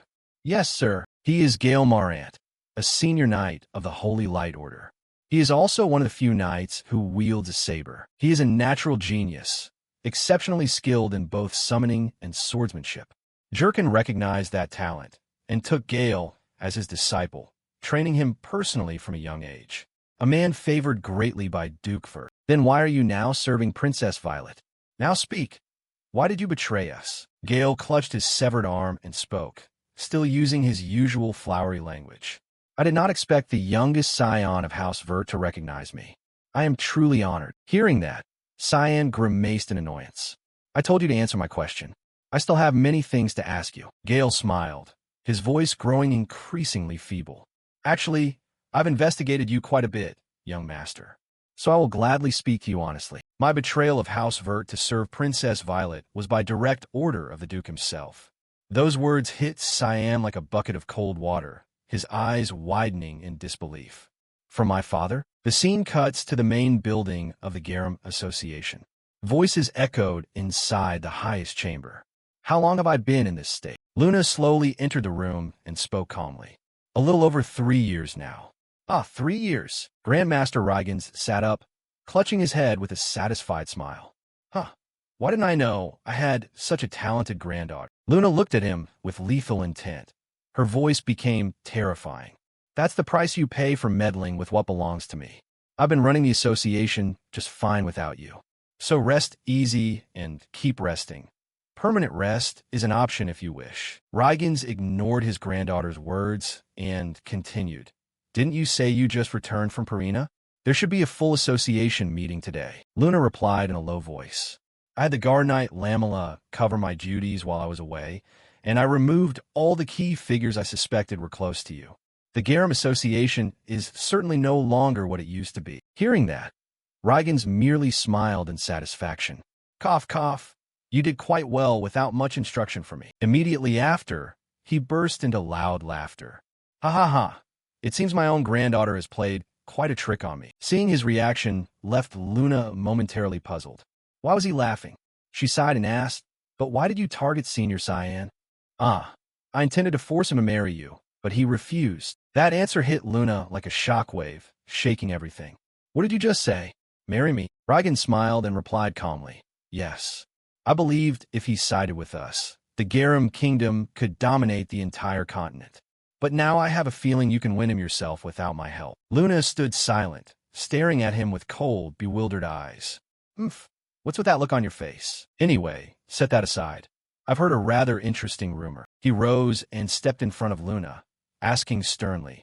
I heard you're gathering information on Tu Lin Thuit? Yes, that's exactly why I came to see you. Where can I find texts on Tu Lin Thuit? Raigan's narrowed his eyes. The atmosphere instantly grew tense. You know well that Tu Lin Thuit is a forbidden, exiled magic and absolutely banned. All texts related to Tu Lin Thuit across the continent were burned long ago. Humanity fears that if such magic were reborn, it would become extremely dangerous. Luna did not flinch and replied, I'm sure some still exists somewhere. There's no way the Garum Association would let something like that slip from its grasp. That magic only leads to destruction or corruption. All Tu Lin mages in this world have gone mad or perished. At that, suddenly a different voice cut in. You needn't worry about that. Lamy Haram appeared in its familiar small form and stood firmly on Luna's shoulder. Its voice was cold, like an ancient primal demon. As long as I'm here, that will never happen. Tell her where the text is. Seeing this, Raigan's only offered a satisfied smile. I knew you wouldn't give up. He used a summoning magic on a mysterious bookshelf behind him. All of these are things you can't find elsewhere. Lost knowledge. Grimoire. Luna stepped closer and looked up in amazement. I didn't know such things still existed. Luna stepped closer and looked up in amazement. I didn't know such things still existed. He used his magic and took a book down from the shelf. Immediately after, Raigan's hurled it straight at Luna without hesitation. He calmly explained what he had given her. This is the book on Tu Lin Thuit you've been seeking. One day, I plan to hand the entire library to you. So consider this an experiential gift. You never abandon anything that sparks your curiosity. Yes, even without your help, sooner or later I would have obtained it. Raigan's turned away and warned, be careful with your own curiosity. Don't let it turn and devour everything. I don't want your end to be like that of your foolish father. That's enough talk. You've got what you wanted. Now go. I want to rest a little. Luna was momentarily stunned when he mentioned her father. It was the first time he had ever spoken of him. The scene shifts to the Gyuzif Empire's secret teleportation facility. A soldier rushed in and threw the door open in a panic. Lord Murray, there's an emergency. What's happened? His face went pale, sweat pouring as the words blurted out of him. He's returned. The commander's expression wasn't much better. The memories from last time still haunted him to this day. Cyan slowly walked toward the teleportation facility as if it were his home. More crowded than last time? Or am I seeing things? From behind, a girl stepped forward and spoke. So if it's you, the one who dared tamper with Garum's teleport system. Cyan pointed at himself and replied, What? You were the one who built a teleport gate on our land in the first place. Is that why you have that attitude? How cute. She slowly pulled her hood down with a confident smile. My name is Annie Mura, and I won't be as easy to handle as my brother. She stepped forward and raised her hand toward Cyan.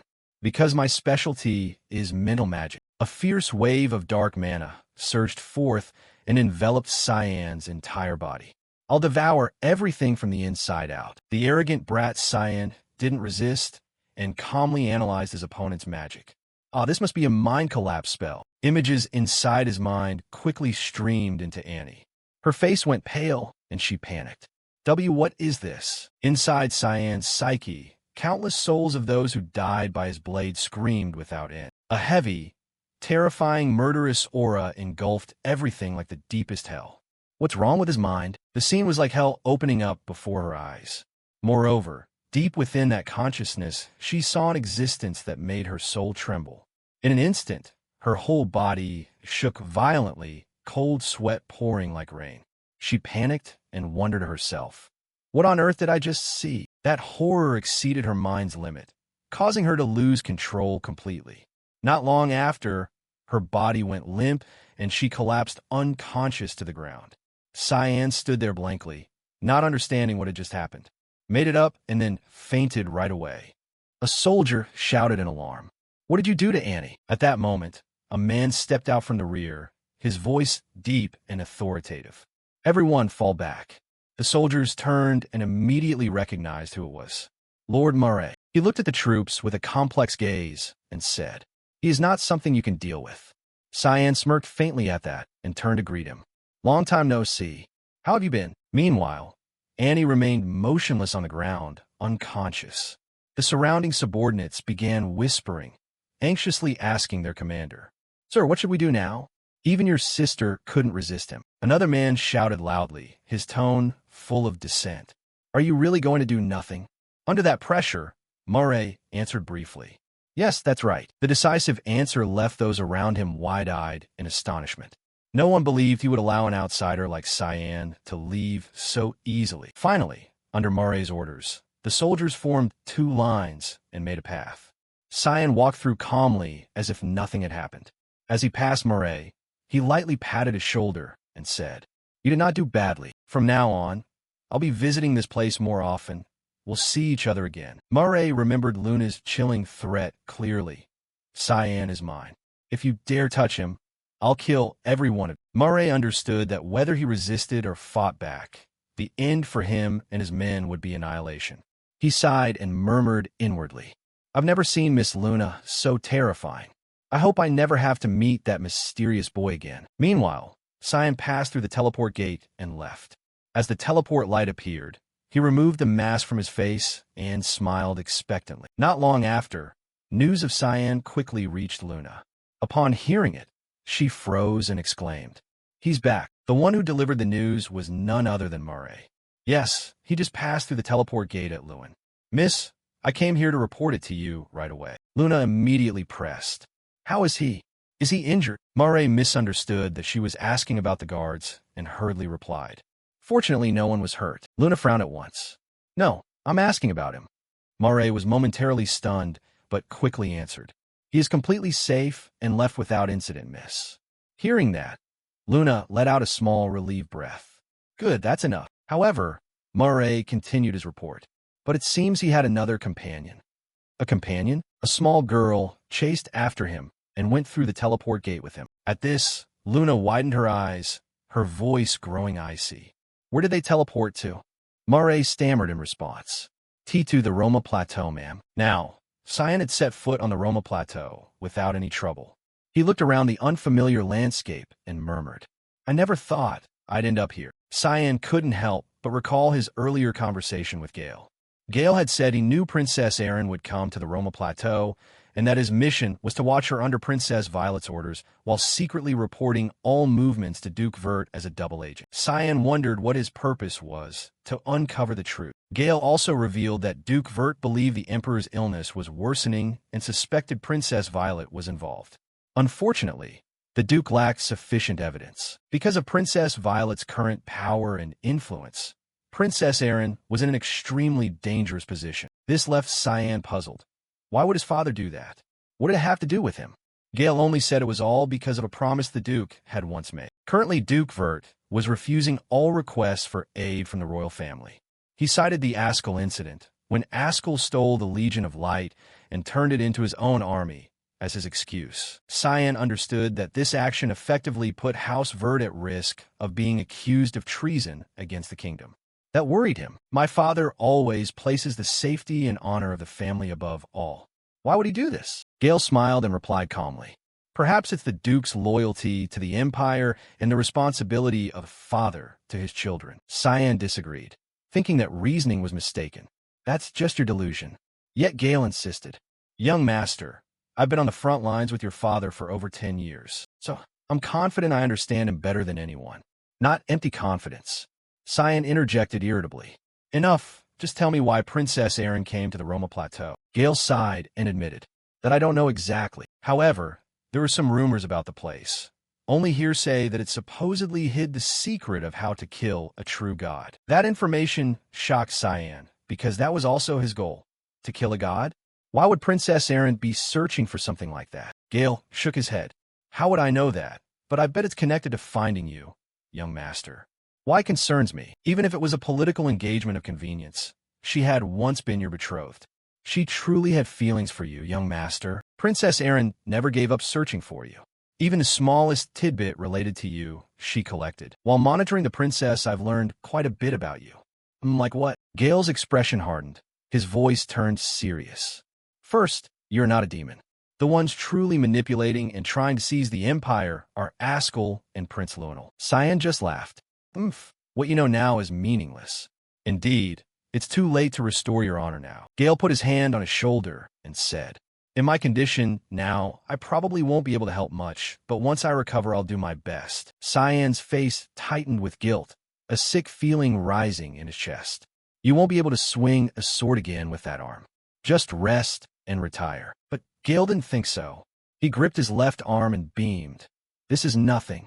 I still have my left arm. On the way to the Roma Plateau, Cyan couldn't shake his unease thinking about Gale. Seeing that radiant smile made him feel even more guilty. Because he kept tailing Princess Erin, I was going to deal with him. Maybe I went too far. At that moment, Cyan suddenly stopped. He realized someone had been sneaking up behind him the whole time.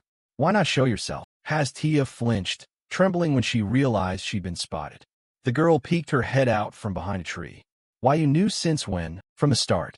You were following too obviously. Hastia pulled her hood down and sighed.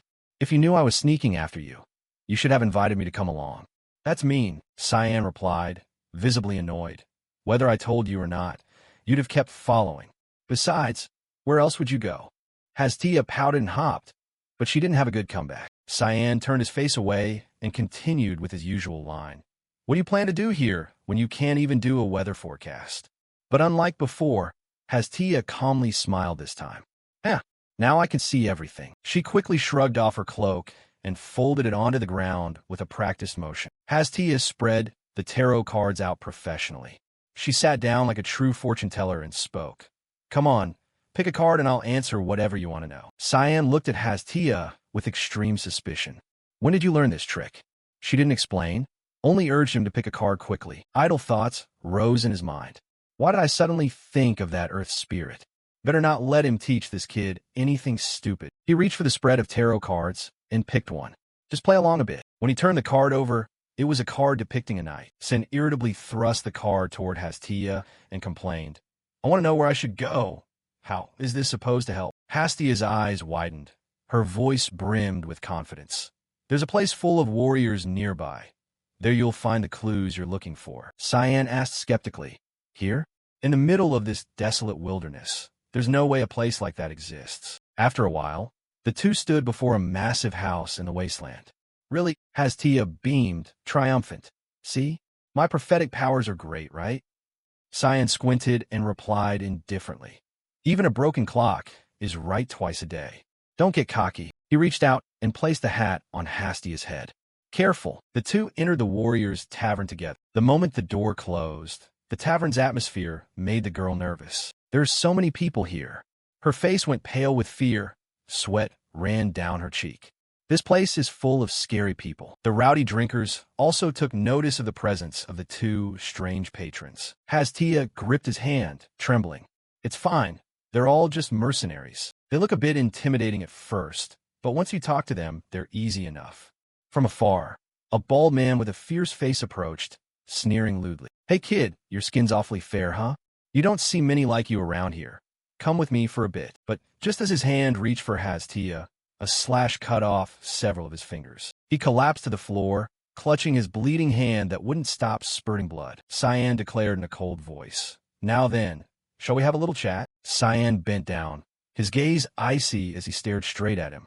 So now, perhaps we can have a proper conversation. The others in the group who had been about to reach for Hastia froze, their faces drained pale.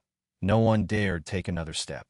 Just then, an old man with white hair slowly stepped forward from the front of the tavern. He glanced at the bald man writhing on the floor, then looked at Cyan, a smile tugging at his lips. Seems you're not bad. Cyan immediately turned to look at him. The old man showed no fear. Instead, he introduced himself proactively.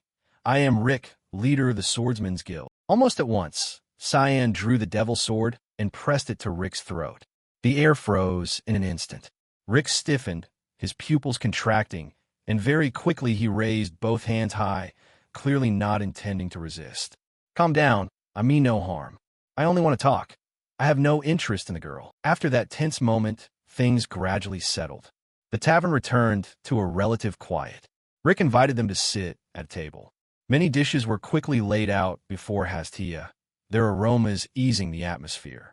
Rick poured beer as he asked, I hear this is your first time in Roma, so you don't belong to any guilds in this area, right? Rick continued, his eyes appraising. If so, would you be interested in joining my guild? No sooner had the offer ended than Cyan answered like a bolt of lightning. No. He even raised his hand as if to block any further words. Rick was briefly stunned, clearly not expecting such a blunt refusal. Meanwhile, Hastia quietly stared at the beer in front of her, her eyes full of curiosity. Cyan set his glass down and looked directly at Rick. How long have you been in this area? Has anything strange been happening around here? Hastia took a sip of the beer and immediately made a face. Ah, it's bitter. Rick was silent for a long moment before exhaling heavily. Seems this kid prefers to speak rather than listen. 3 years ago, things started appearing here that weren't normal. Rick recounted that packs of monsters began to appear, their forms closely resembling the creatures from the Lemia Valley. Over time, their numbers grew and their danger increased. Mercenaries came from everywhere to hunt them, but countless innocent civilians were killed and villages were ravaged. Cyan spoke up. I recently saw an ancient ruin. Do you think it's related? Rick's face immediately changed. You mean the Roma ruins? His voice dropped markedly. This place is too crowded. Let's go outside to talk. The group quickly left the tavern. As they stepped outside, Rick suddenly halted and spun to look at Cyan. Who are you? The aura you give off now is completely different from before. He placed a hand on his sword hilt, his gaze full of caution. What exactly is your purpose? Why are you so interested in the Roma ruins? Rick suspected Cyan of being a spy for the Garum Guild. Tension tightened like a drawn string. Suddenly, Rick launched a slash at Cyan. But Cyan had prepared beforehand. His arm rose to block, preventing Rick from drawing his blade fully. He warned with a slightly off cut toward Rick's head. Strands of hair fell like a threat. Cyan said coldly, If you waste my time again, next time what falls will be your head. Rick immediately sheathed his sword. He understood he had provoked something he shouldn't have. Rick explained that the Roma Plateau was essentially a dead land where no living thing could survive. But 3 years ago, a strange aura suddenly surged from the Roma ruins. Since then, bizarre beast creatures began to appear, as if fused from multiple monsters. Nearby villages quickly fell. The Empire sent troops to deal with the beasts, but all areas around the ruins were guarded by mercenaries like me. Cyan frowned. Why is that? Hasn't the Holy Light Legion helped you? Rick shook his head. Duke VOT seems uninterested in the matter, or there may be other reasons. He continued.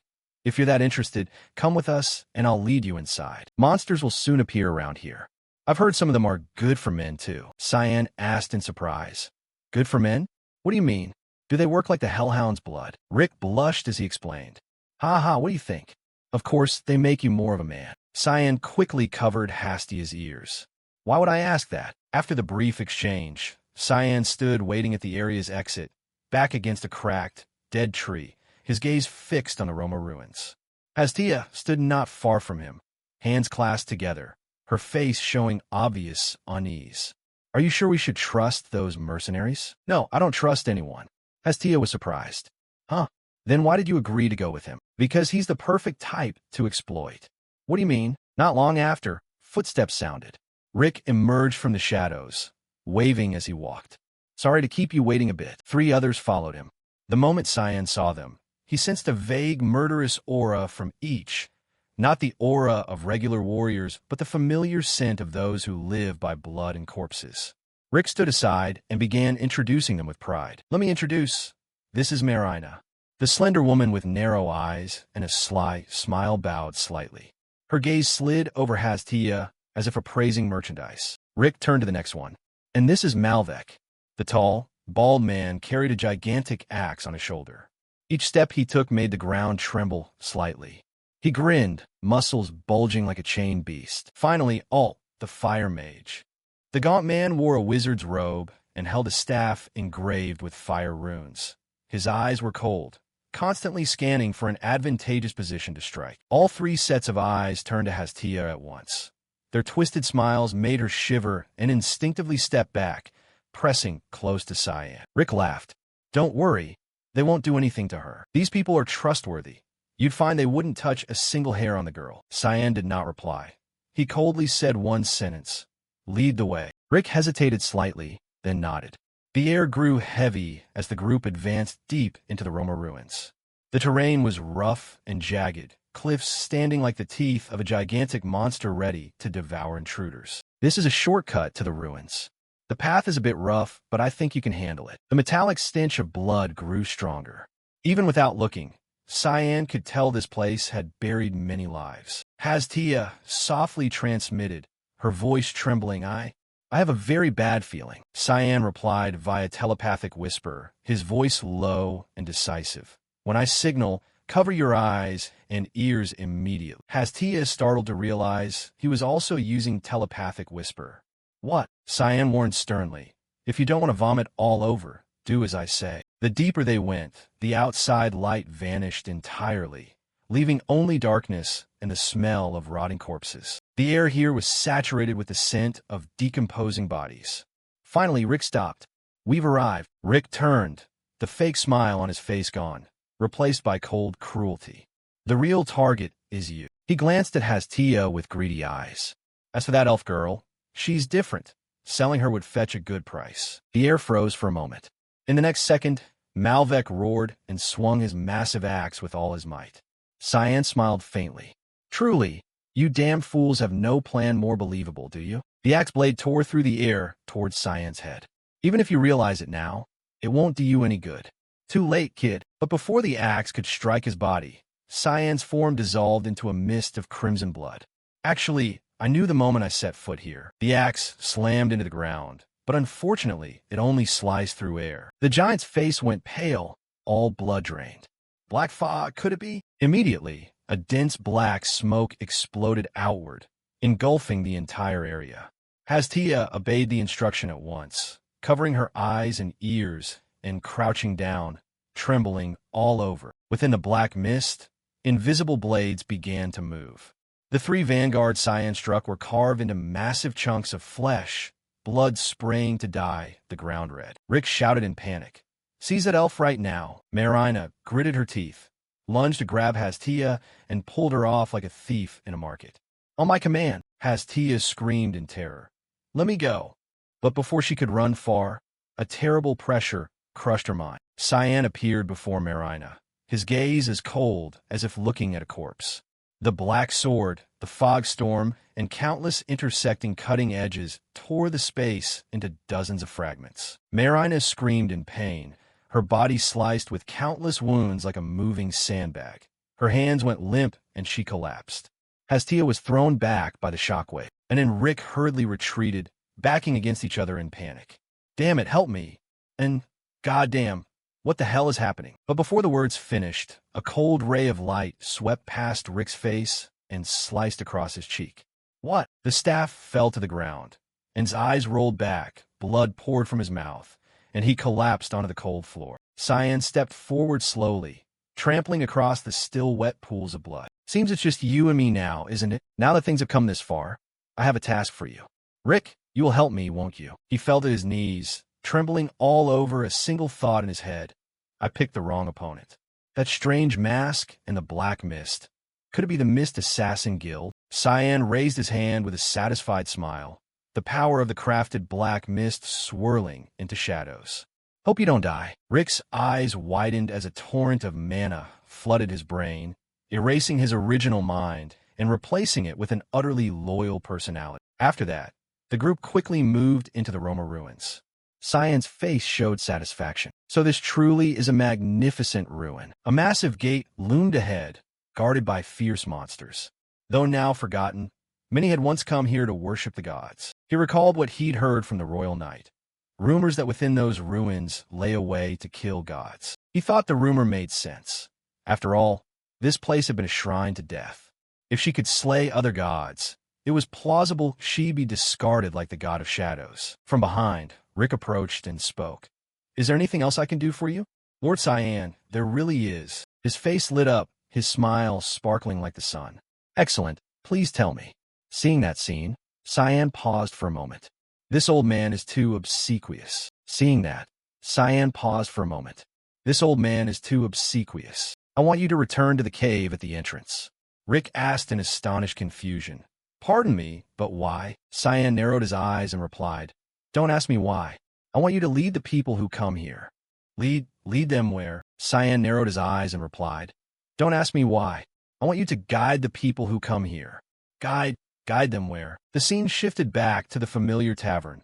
An angry voice rang out, ripping the quiet apart. Damn it, that black-haired brat.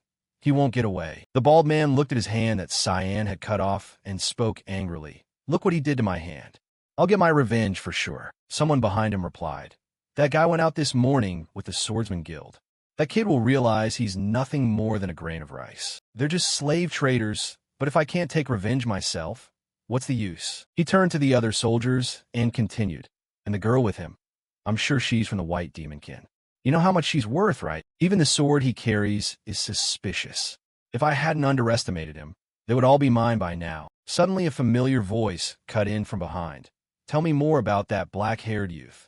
The bald man spun around, furious. What?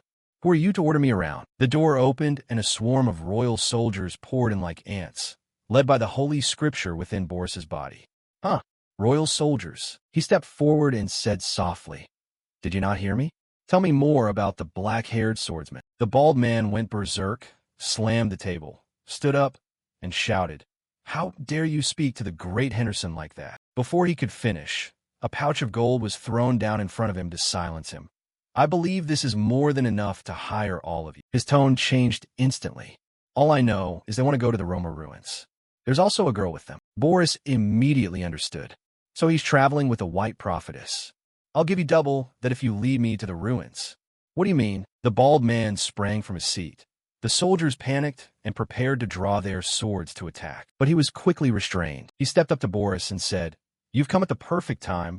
I still have a debt to settle with that brat. He clenched his fist with extreme fury, teeth grinding as if to crush everything. What do you want us to do? Cut to the teleportation gate at the Roma ruins. Aaron and Leximus stepped out slowly. Indeed, using the teleport gate is much faster. Yes, but I'm still not used to the climate here. From behind, Luna approached and said, I'm glad to see you enjoying the trip. She gave a satisfied, familiar smile and continued. Next time, if you want to use the teleport gate again, just tell me. Because that way you can bring Senior Cyan to my place.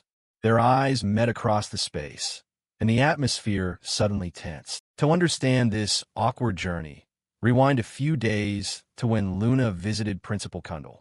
You're not coming to class soon? You're going because of Cyan, right? She asked in surprise. How did you know? He replied calmly. Because not long ago Princess Aaron said the same. Luna clicked her tongue in disappointment. Oh, I see. He looked at her sternly and said, So what will you do about your classes? I won't allow your personal guard to attend in your place like at Garum Academy. So I want to make a proposal to you. What is the proposal? Luna smiled and began the discussion. I think I can share some of the Garum Association's teleportation equipment with Lewin Academy. Principal Kundal was astonished by the unexpected offer. Teleport gates. So the rumors are true. Consider this an academic exchange. The only condition is that you grant me freedom. I'll go wherever I wish. He stroked his beard, pondered for a moment, then gave his answer. In that case I have one condition too.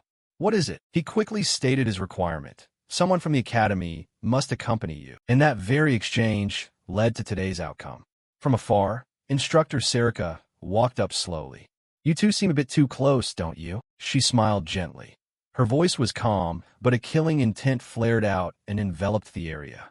If anything happens on this trip, you'll be the one held responsible. So you'd better not do anything. The more Serica recalled what the principal had assigned, the more furious she became. I was supposed to be responsible for them. Taking care of Princess Aaron and Leximus is tiring enough. And now he adds Luna too. The more Serica recalled what the principal had assigned, the more furious she became. I was supposed to be responsible for them. Taking care of Princess Aaron and Leximus is tiring enough.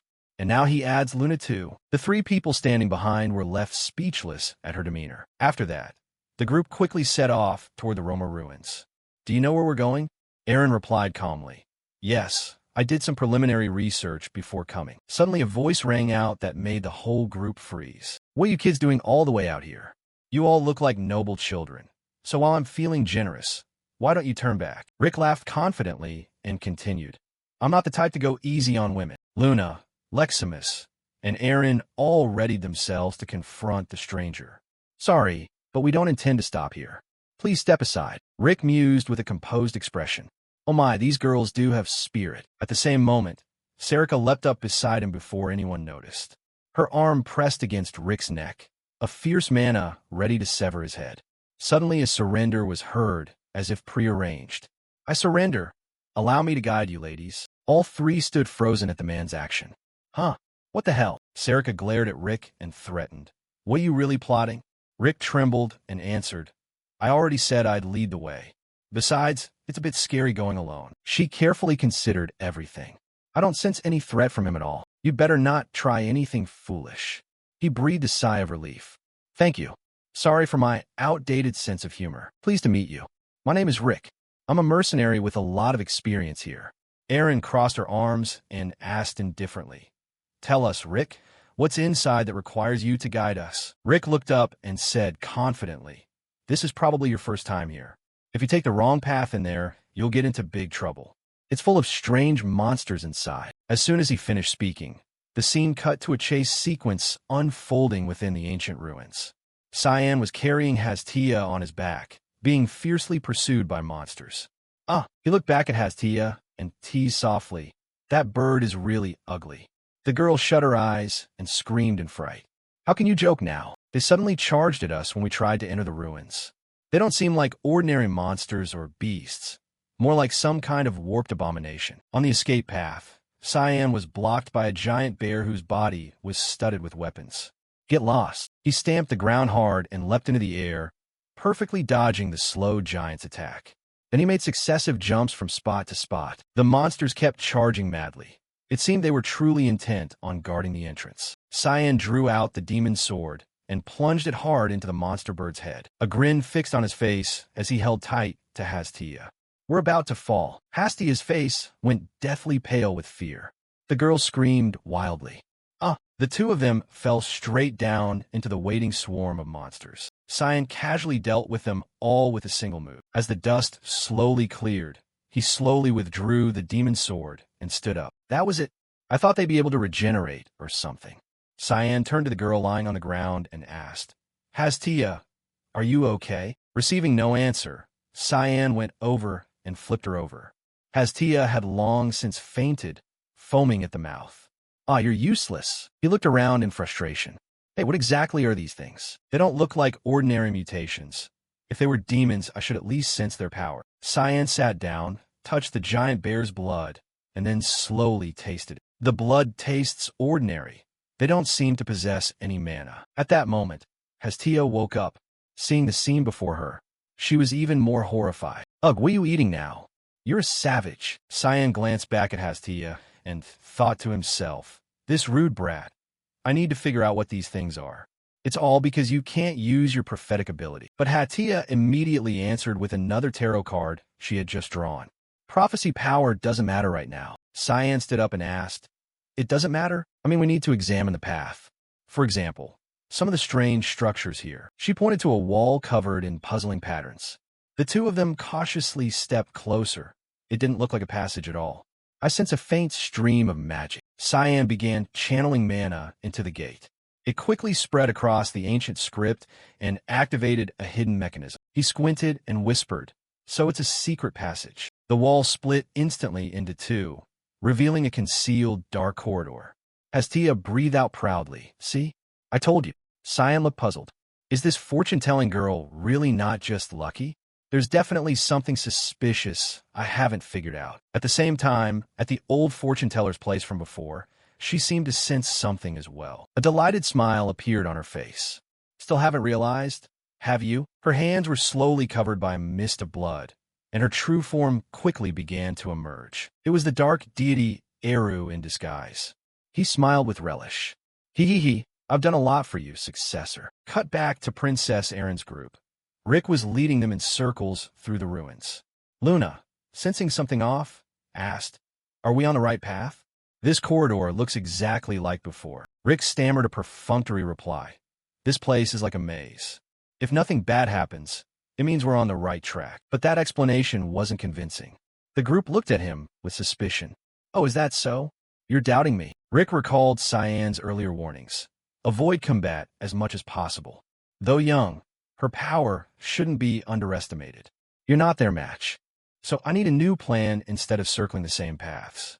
I must buy as much time as possible. Let's go, we're almost there. Rick led the group to the ruins gate, where the bodies of the monsters Cyan had slain earlier lay scattered. This is the entrance to the ruins. Princess Erin walked and asked, has someone been in here before? I'm not sure about that, but very few people know this passage. Leximus looked at her and asked, could it be royal guards? No, it can't be them. I heard they haven't entered the ruins yet. Luna scanned the area and coldly concluded, it's Senior Cyan. Cyan? How do you know? Luna replied tersely, I can smell him. Hearing that, Princess Erin looked puzzled. Smell him. Hurry up. It seems we're almost there. Rick awkwardly agreed, all right. Uneasy thoughts began to stir in Rick's mind. She could detect Lord Cyan's presence instantly. Who is she, after all? Suddenly, Instructor Serica pointed to the side and asked, where does that path lead? Ah, that's not a path. It's the main gate. The main gate? Yes. The way we took was a shortcut.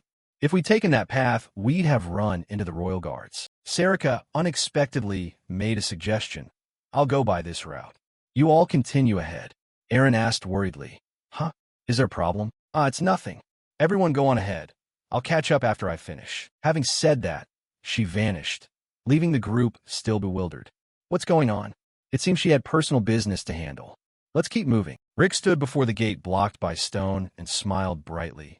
Oh no, we finally made it here only to be blocked. Before he finished speaking, a powerful spell blew the obstacle away in an instant. Stellar burst. The three of them passed through and entered the ruins, leaving Rick alone sweating with fear. I should have left it. Keep going. These people aren't a joke. They're much stronger than I thought. I didn't expect the 5 princesses to have such abilities. She's completely different from the rumors. Along the way, the group came across a pile of monster corpses strewn about. There are monster corpses here too, Erin asked anxiously. Where did these come from? Perhaps the answer lies within these ruins. In the distance, Rick called out loudly, this way, hurry up. But Luna easily sensed something off in the space. I feel something very strange. Strange. She touched the wall and continued. Senior's scent stops here, like there's a secret passage behind this wall. Rick's eyes widened in horror. What the hell is she? That's not a passage. No sooner had she finished than a giant monster from behind lunged straight at where Rick stood. Leximus reacted immediately. She drew her sword as a violent surge of mana erupted. Vani Rapid-Slish. A cutting blow sliced through the air, repelling the creature and lightly severing its limbs. Not stopping there, she charged forward with another finishing strike. Counter-thrust force. The sword flew like a powerful bullet, piercing the monster's body and tearing it to pieces. Everything happened in the blink of an eye. Leximus slowly sheathed her sword and said, Are you all right? Rick stood open-mouthed in astonishment, handled at a heartbeat, but Princess Erin hurriedly warned, Don't be complacent yet. Beneath the corpse of the giant spider they'd just slain, another brood crawled out and surrounded the group, plunging everything into chaos. At the same time, outside the ruins, the Holy Tome returned with the captured henchmen. It seems everyone has worked hard. What mercenaries are these? He smiled and explained, These are our people, the ones who will support the plan.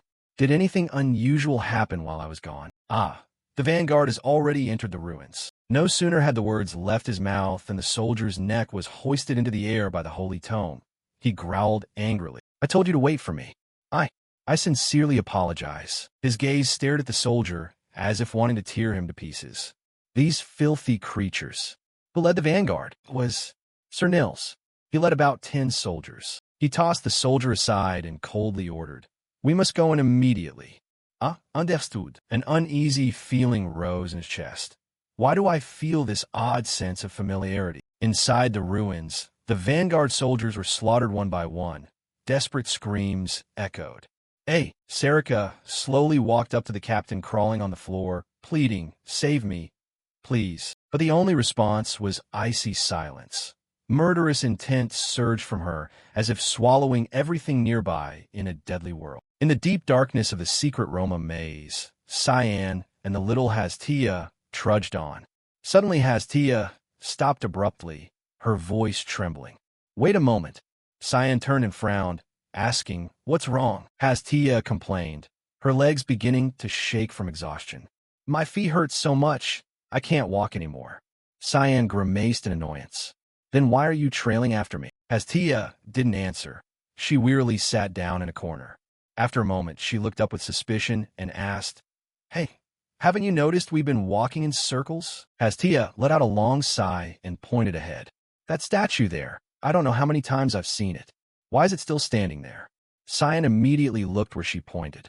"Is that so?" He squinted at the towering statue, thinking to himself that perhaps this place had been set with a mechanism to trap their feet. The statue seemed to require that they fulfill some request before it would open the way.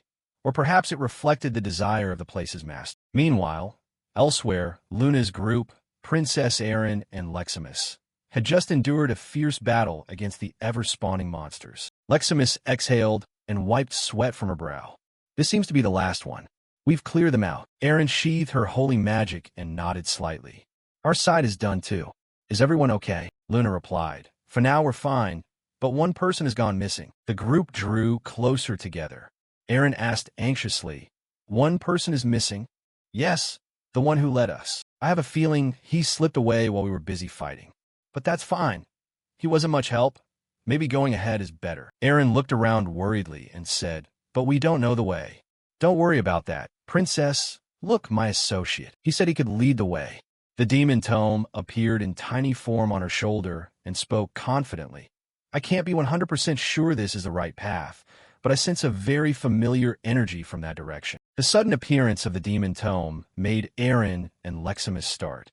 Erin stammered, What is this?" The demon tome snapped at the princess. "Long time no see. Princess Erin, you seem much bigger now." Erin looked dazed. "Wait, how do you know me?" We've met before." At that time, she had been unconscious after being defeated by Askel, so she probably didn't realize. "I was the one who saved your life." Luna quickly introduced, "This is Lamy Haram." But Erin and Leximus paid no attention. They ran over with bright, delighted eyes. "This thing is so cute."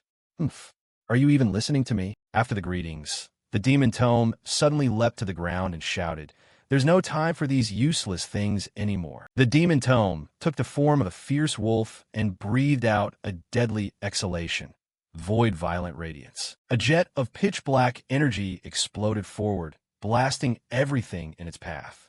Boom! The adjacent wall crumbled. Dust filled the air, revealing a new passage. Leximus exclaimed in astonishment, "What is that? Why would it just break the wall like that?" Luna shrugged. "I don't really know. That's just his nature. Maybe it's a shortcut." The demon tome in wolf form growled, "Quick, go through that hole. I'll deal with these bothersome tailors." Back with Cyan, a sudden tremor shattered the ground. Hastia clung to his arm in fright. "Is it an earthquake?" Cyan pushed her face away and mused. "No, this isn't an earthquake. It seems Princess Erin and the others are approaching. We must hurry." Hastia was about to react when she suddenly noticed something under the pedestal. "Look! There are inscriptions at the base of the statue." Cyan looked down but shook his head. "It appears to be some ancient language. I can't read what it says." But Hastia, being a white-born blessed by the world tree, began to murmur the ancient text aloud. "Worship the supreme God. He is the darkness of all things and the Lord of death." Caligorna. As soon as she finished, the statue's eyes flared, and a black fluid slowly oozed from them, mingled with eerie magic. A terrifying pressure radiated outward, bending the surrounding space and bathing everything in a blinding white light. "So, this is a statue of the death god?" Hastia squeezed her eyes shut in fear. "What's happening?" Cyan remained calm. "It seems those characters are the key to opening the door." Reality began to warp. When the light faded, the scene before them had completely changed. They stood inside a grim, ancient tomb. Cyan observed, "This place really suits a death god. Another world." Hastia trembled with fear. "I'm getting goosebumps all over." But Cyan was unfazed. "I actually prefer places this dark." Suddenly footsteps echoed, black feathers falling with each step. A voice rang from the depths. "I wonder who dares violate this sanctuary?" So it's that fool's wards and Aquani's brood? Cyan looked toward the approaching shadow and told Hastia. Look, it seems the master of this place has appeared. Hastia's eyes widened in amazement. Is that thing speaking? Why does it look like a child? Before them stood an entity identical to the earlier statue. Black blood on its arms, dark wings, and tear streaks down its cheeks. It slowly introduced itself. I am the god of death. Caligorna. The entity spoke and pointed at Cyan. What should I call you? My name is Cyan. I am the heir of that foolish god. Caligorna opened wide eyes, its voice low like a whisper. Pleased to meet you, foolish heir. What brings you here? Cyan, not holding back, asked directly. It seems that old man is quite famed among the gods. How does one kill a god? Does such a method even exist? Caligorna was stunned for a second, then smiled with amusement. How interesting. You have a bold stomach, child. The god turned to Hastia. Thank you, white-haired girl, for guiding this boy to me. Well done. Thank you, sir. Having finished speaking, Caligorna stepped close to Cyan and ordered, stand still. I need to check something. Under Hastia's gaze, the girl flushed with embarrassment. Caligorna suddenly embraced Cyan to sense his soul. What are you doing? Caligorna stepped back, eyes shining with understanding mixed with pity. Now I see. Truly a pitiful child. Were you also abandoned by Lumendal? Is that why you want to destroy the gods? Caligorna continued explaining as Hastia listened intently. But child, this is the age of light. Darkness has been squeezed into the deepest corners. If you destroy Lumendal, this era will collapse and countless innocents will die with it. Cyan frowned. You mean I can't kill him? Half true and half false. Caligorna was vague. Our gods don't necessarily have to die to vanish. With my power of forgetting, I can erase a god from anyone's mind. If you use my power to remove all memory of Lumendal from humanity, when no one remembers him, that god's power will fade. Like me now, I was forgotten by the world, which is why I'm trapped here. Upon hearing that, Cyan replied, I thought you had to serve a god to use their power. But I already have that fool's power. Caligorna smiled slyly and lifted Cyan's chin with her hand, leaving him momentarily flustered. If so, accept me. You will be able to use my power. Well, don't you want to become my follower? Meanwhile, in another area, the Vanguard commander lay dying after being attacked by Sarek. Thursday's group had just found him and mocked. So, this is why I told you not to go in. Nils groaned and answered, Lord Boris, please leave here quickly. There are demons. Thursday turned to his men. Among them, a prankster sneered. Hey, all of you watch closely. See what happens to those who don't obey me. He snapped his fingers. Immediately, Nils' body glowed, flesh bubbling and swelling upward toward his head like a bomb about to burst. Boom! Nils' body exploded, horrifying the followers as blood sprayed everywhere. The prankster trembled and asked, Wasn't he one of your comrades? Why would you do that? Thursday casually wiped the blood off his face and sneered. He was going to die anyway. I just sped it up a bit. Besides, that corpse is a perfect trap. He knew Serica was lurking, ready to strike him at any moment. As her spirit beast lunged from the darkness, Thursday shouted, Holy thrust! A divine energy burst out, both defending and repelling Serica's attack in an instant. His power, after seizing Saboris, had reached an entirely different level. He looked at his terrified followers and smiled. Was that darkness? It's not over yet. Be careful. Serica and Thursday faced each other, murderous intent erupting until the space itself felt paralyzed. There's a demon stalking our heads. Serica slowly advanced with lethal intent, the space shrouded by surging magic. Her eyes narrowed, hair rapidly turning bone white as she activated her ultimate, the Dark Art. Instantly, the area around the ruins plunged into endless darkness. Lone lights swallowed into a fathomless mire. What is this? I can't see a thing. Suddenly from behind, a slashing blow flew across and severed the neck of a dazed soldier. Immediately after, a string of others were attacked the same way and fell helplessly. The bald man shouted, Careful! She's hiding in the darkness to ambush us. Not letting things drag on, Thursday slowly stepped forward and cast his holy light. A purifying light radiated from his body, dispelling the endless night. Serica's eyes showed a flicker of surprise, as her position was exposed. The bald man seized the chance and lunged with a huge punch. Got you now, you bastard. His hand was stained with blue mana as he swung forward. Iron Mace. But the mercenary's attack was easily blocked by Sarika's leg. His face went pale with astonishment. Impossible. That woman used her leg to stop me? Get lost. I have nothing to do with trash like you. No sooner were the words out than dozens of slashes sliced across his body. The technique, 12 secs of pain. She leapt straight to where Ton Thursday stood and shouted, I will make you pay for what you did that day. Ton Thursday watched calmly, a smug smile curling his lips. How ridiculous. What matter is her skill? There are limits humanity cannot cross. With a single wave of my hand, she'll be crushed like an insect. But his arrogance was short-lived.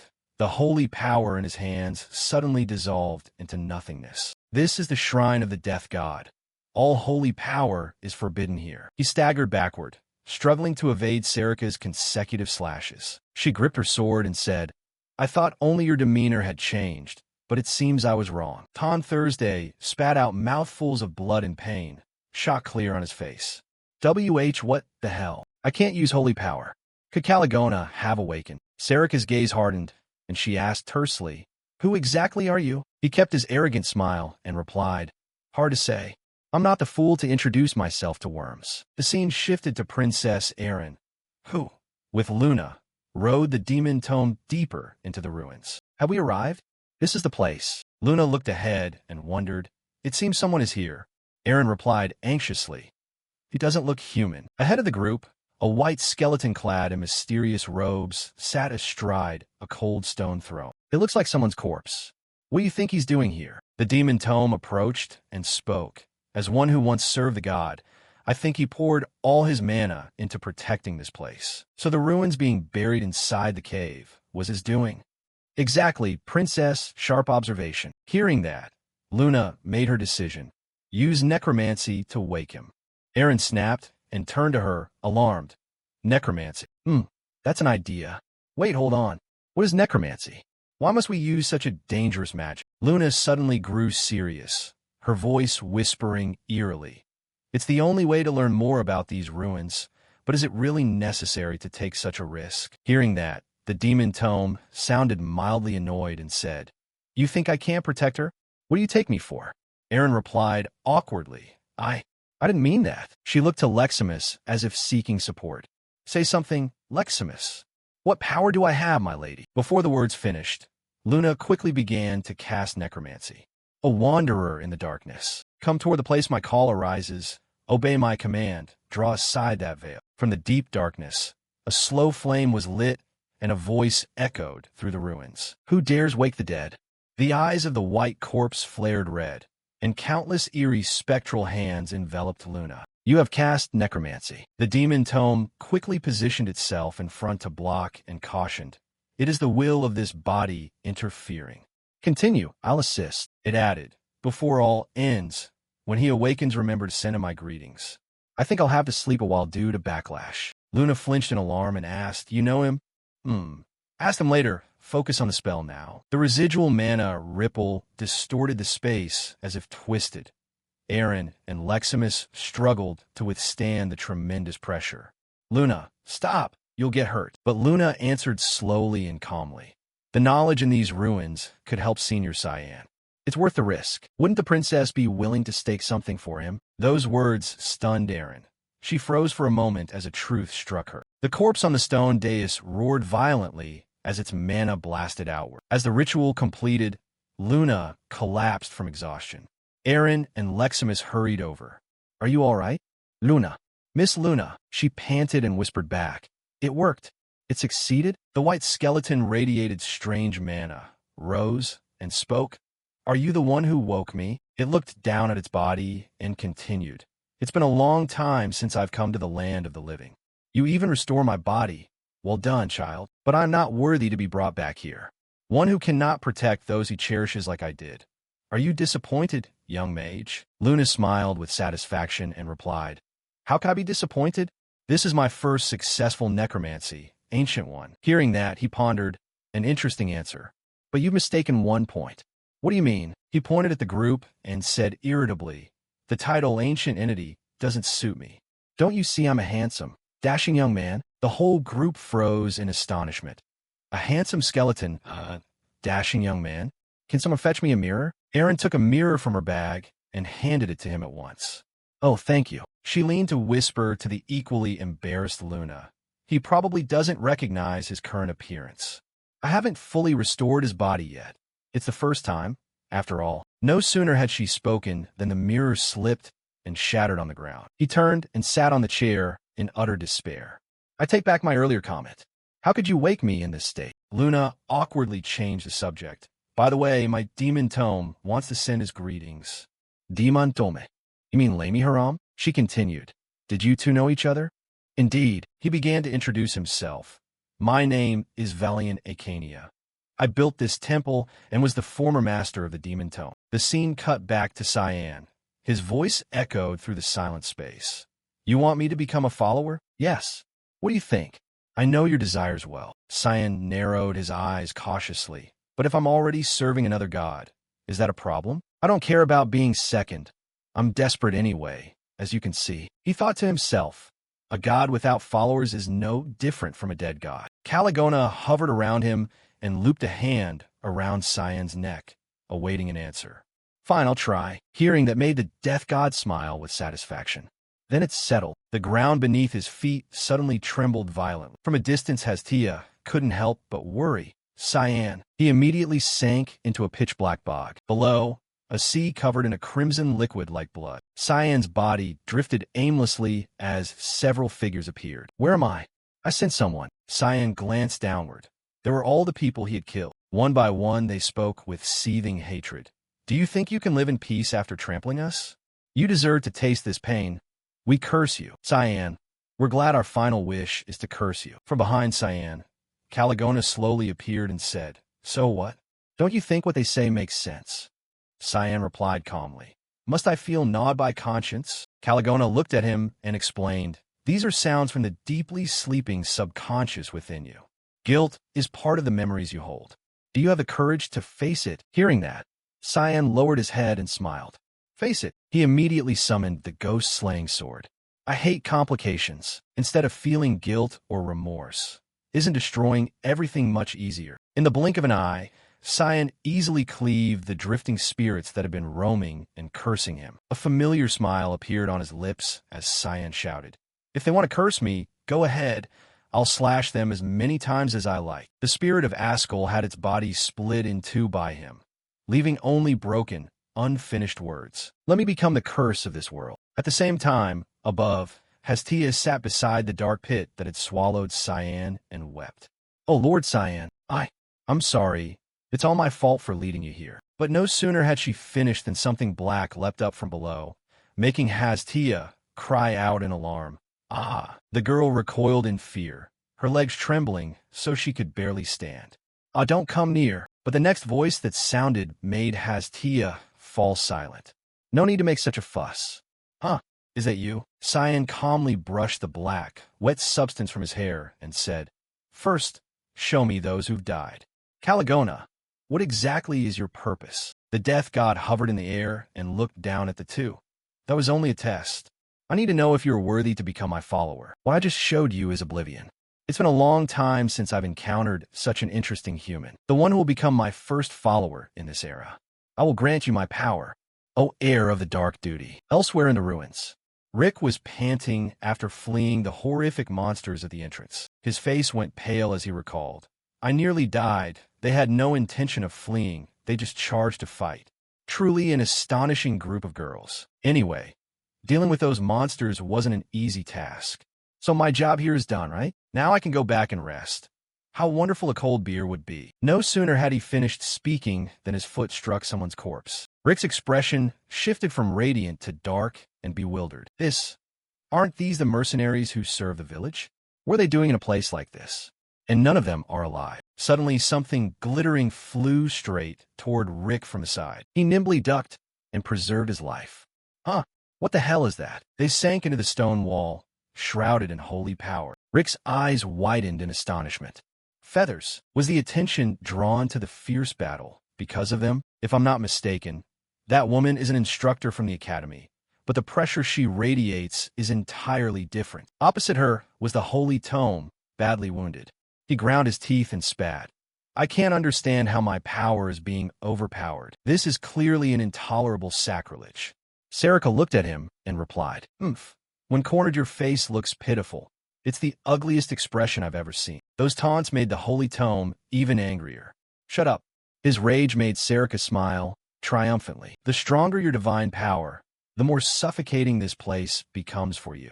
Unfortunately, this is a paradise for beings of the dark attribute. In this domain, you are merely prey of the darkness. Sarika clenched both daggers and declared, You need not exist any longer. You will die here, so you will never have the chance to trouble Cyan again. Hundreds of consecutive slashes rained toward the Holy Tome, forcing him to retreat and defend. He roared in fury, Do not belittle me, inferior human. But then a pain shot through his mind as his gaze glanced to the side. There, Sarika's 2 daggers were already embedded in his wings. Damn it, since when he couldn't adapt in time. Sarika immediately activated her technique with a snap of her fingers, the vase-quelling dance. The silent space was suddenly shattered by 2 consecutive explosions, blowing off the Holy Tome's wings. He screamed in agony and helplessness. Before the pain subsided, Sarika continued her relentless assault. Bastard, she spun gracefully and delivered a crushing kick to his abdomen with overwhelming force. The Holy Tome's body flew like a discarded toy, smashed into the stone ceiling, causing it to collapse into rubble. Blood spurted out in painful jets. This cannot be. There's no way I could lose at the hands of a common human. Before that thought could finish, his body took hundreds more slashes. The dark duty technique, Miss Storm Barrage. In utter desperation, only one thought remained in his head. I must get out of here quickly. The Holy Tome's entire body transformed into a blinding beam of light. An angel descends. Sarika startled back. You dare to the point of destroying the whole ruin? Without hesitation, the Holy Tome blasted the cavern ceiling away and escaped. Rock and earth collapsed below, shrouding everything in choking dust. Sarika narrowed her eyes. Clearly she was displeased with the plan she'd set in motion. Damn it, I was too complacent. I didn't expect him to actually collapse the ruin. She looked at the gap in the cavern's ceiling where light now shone and thought to herself, You won't escape. But before she could give chase, something made her turn her head. The mercenaries who had died earlier suddenly rose as undead and latched onto Sarika. She drove a dagger into the head of one undead and killed it. Damn you, bastard. No wonder there's no sign of the Imperial Army or any knights here. Did you intend to use the mercenaries as puppets from the start?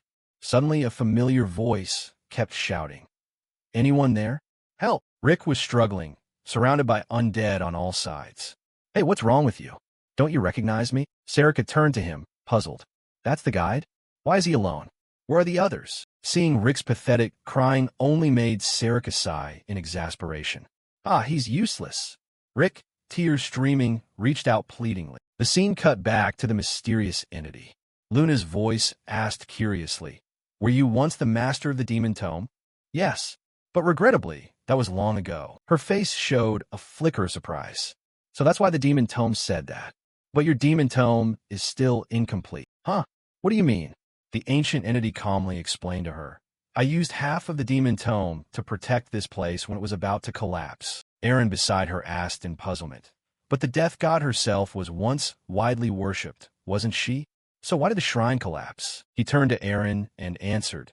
Because the era of darkness ended when the light emerged, to the point that even now she remains forgotten. That is the cruelest thing for a god. Having said that, he looked to the group and spoke. So, I have a proposal for you. Become followers of the death god. If you do, I will surely grant you a favor. Luna immediately felt intrigued. You will truly do whatever I ask, won't you? The white skeleton paused for a beat, stammering as he asked. Yes. Do you have a wish? Luna spoke with determination, fixing her gaze on the entity. Give me the power to protect what I hold dear. Then I will gladly become a follower of the goddess. Luna's answer did not surprise the skeleton at all. He put his hand into his throat and pulled something out. Power is granted, but first you must obtain the goddess's permission yourself. The 3 stood frozen at the gruesome sight. He's putting his hand down his throat, but before he could pull the paper out, the god's lower jaw fell to the ground. Oh no, it rolled across the floor and stopped right in front of Luna. Could you please pick it up for me? She carefully picked up the white jawbone and said, Is this yours? Thanks. He quickly reattached his jaw, raised his arm, and held up a paper he had just pulled from his belly. This is the key to becoming a follower of the goddess. He held it out to Luna and said, Read it. Huh, is it written in the old tongue? She glanced back and calmly said, I think Princess Erin would be more suited for this. Erin, hearing that, grew suspicious. Why do I have the feeling she just doesn't want to? She held the paper with both hands, a chill running through her. Step back through the marsh of memory and welcome the goddess, the mother of death and darkness. Caligona. The moment the name was spoken, Erin's face turned ashen. Caligona? You mean the demon Caligona? Demon Caligona. Wasn't she the one who created the demon race and monsters? She's clearly the seed of all demons. The mysterious entity remained composed and spoke. In this age of light, you can say that. So, do you wish to reconsider? Luna did not hesitate and affirmed her resolve. No, I will. I will become her follower. Erin hurriedly protested. Luna, don't. I have a very bad feeling about this. But she did not change. I don't care. If I can unlock the full power of the demon tome, I will never lose what's mine again. A satisfied, nod-like acknowledgement. Though fleshless, one could still sense a faint smile. It seems the blue-haired girl is ready. What about the silver-haired one? Erin slowly stepped forward and returned the paper, her eyes full of hesitation. I'll find another way. Fine, I force no one. He turned to Luna and asked, Blue-haired girl? What should I call you?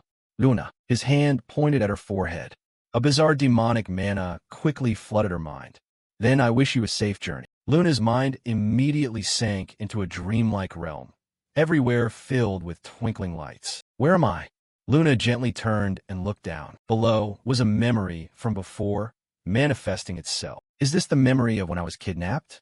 It seems someone was removing my illness. A strong surge of mana had ripped away the mask Cyan was wearing. Luna silently smiled with satisfaction.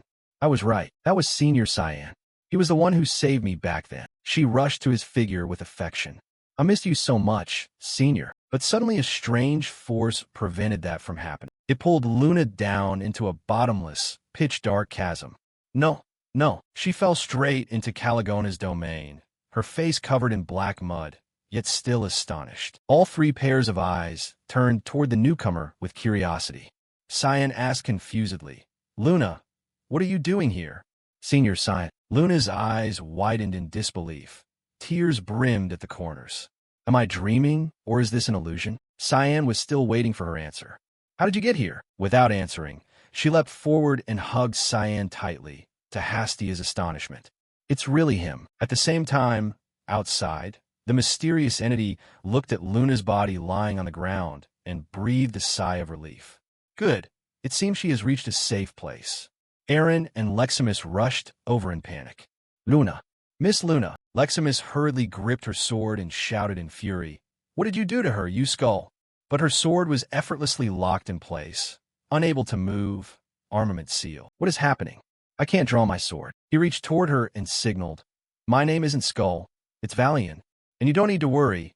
Luna is only asleep. Erin looked up at him, demanding, What exactly do you intend by turning Luna into a follower of Caligona? Intend to do what? Valiant looked at her with confusion. She's still alive. What are you so worried about? Look, she's moving already and looks so happy. Isn't that enough? Erin flinched in alarm.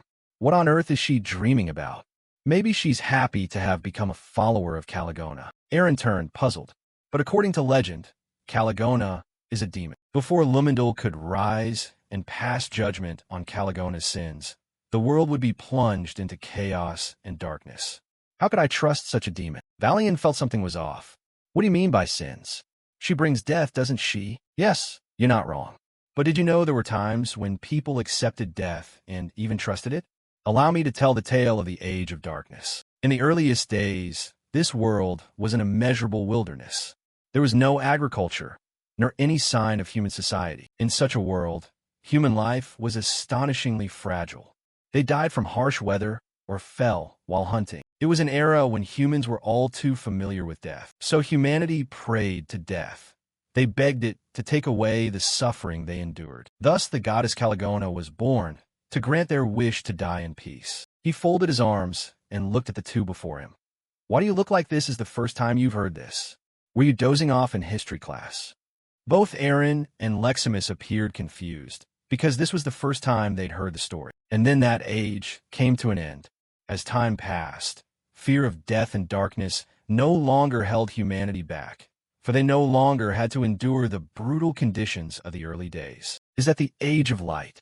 Yes, and that is your present age. Aaron held her head tiredly as she absorbed so much that contradicted what she knew.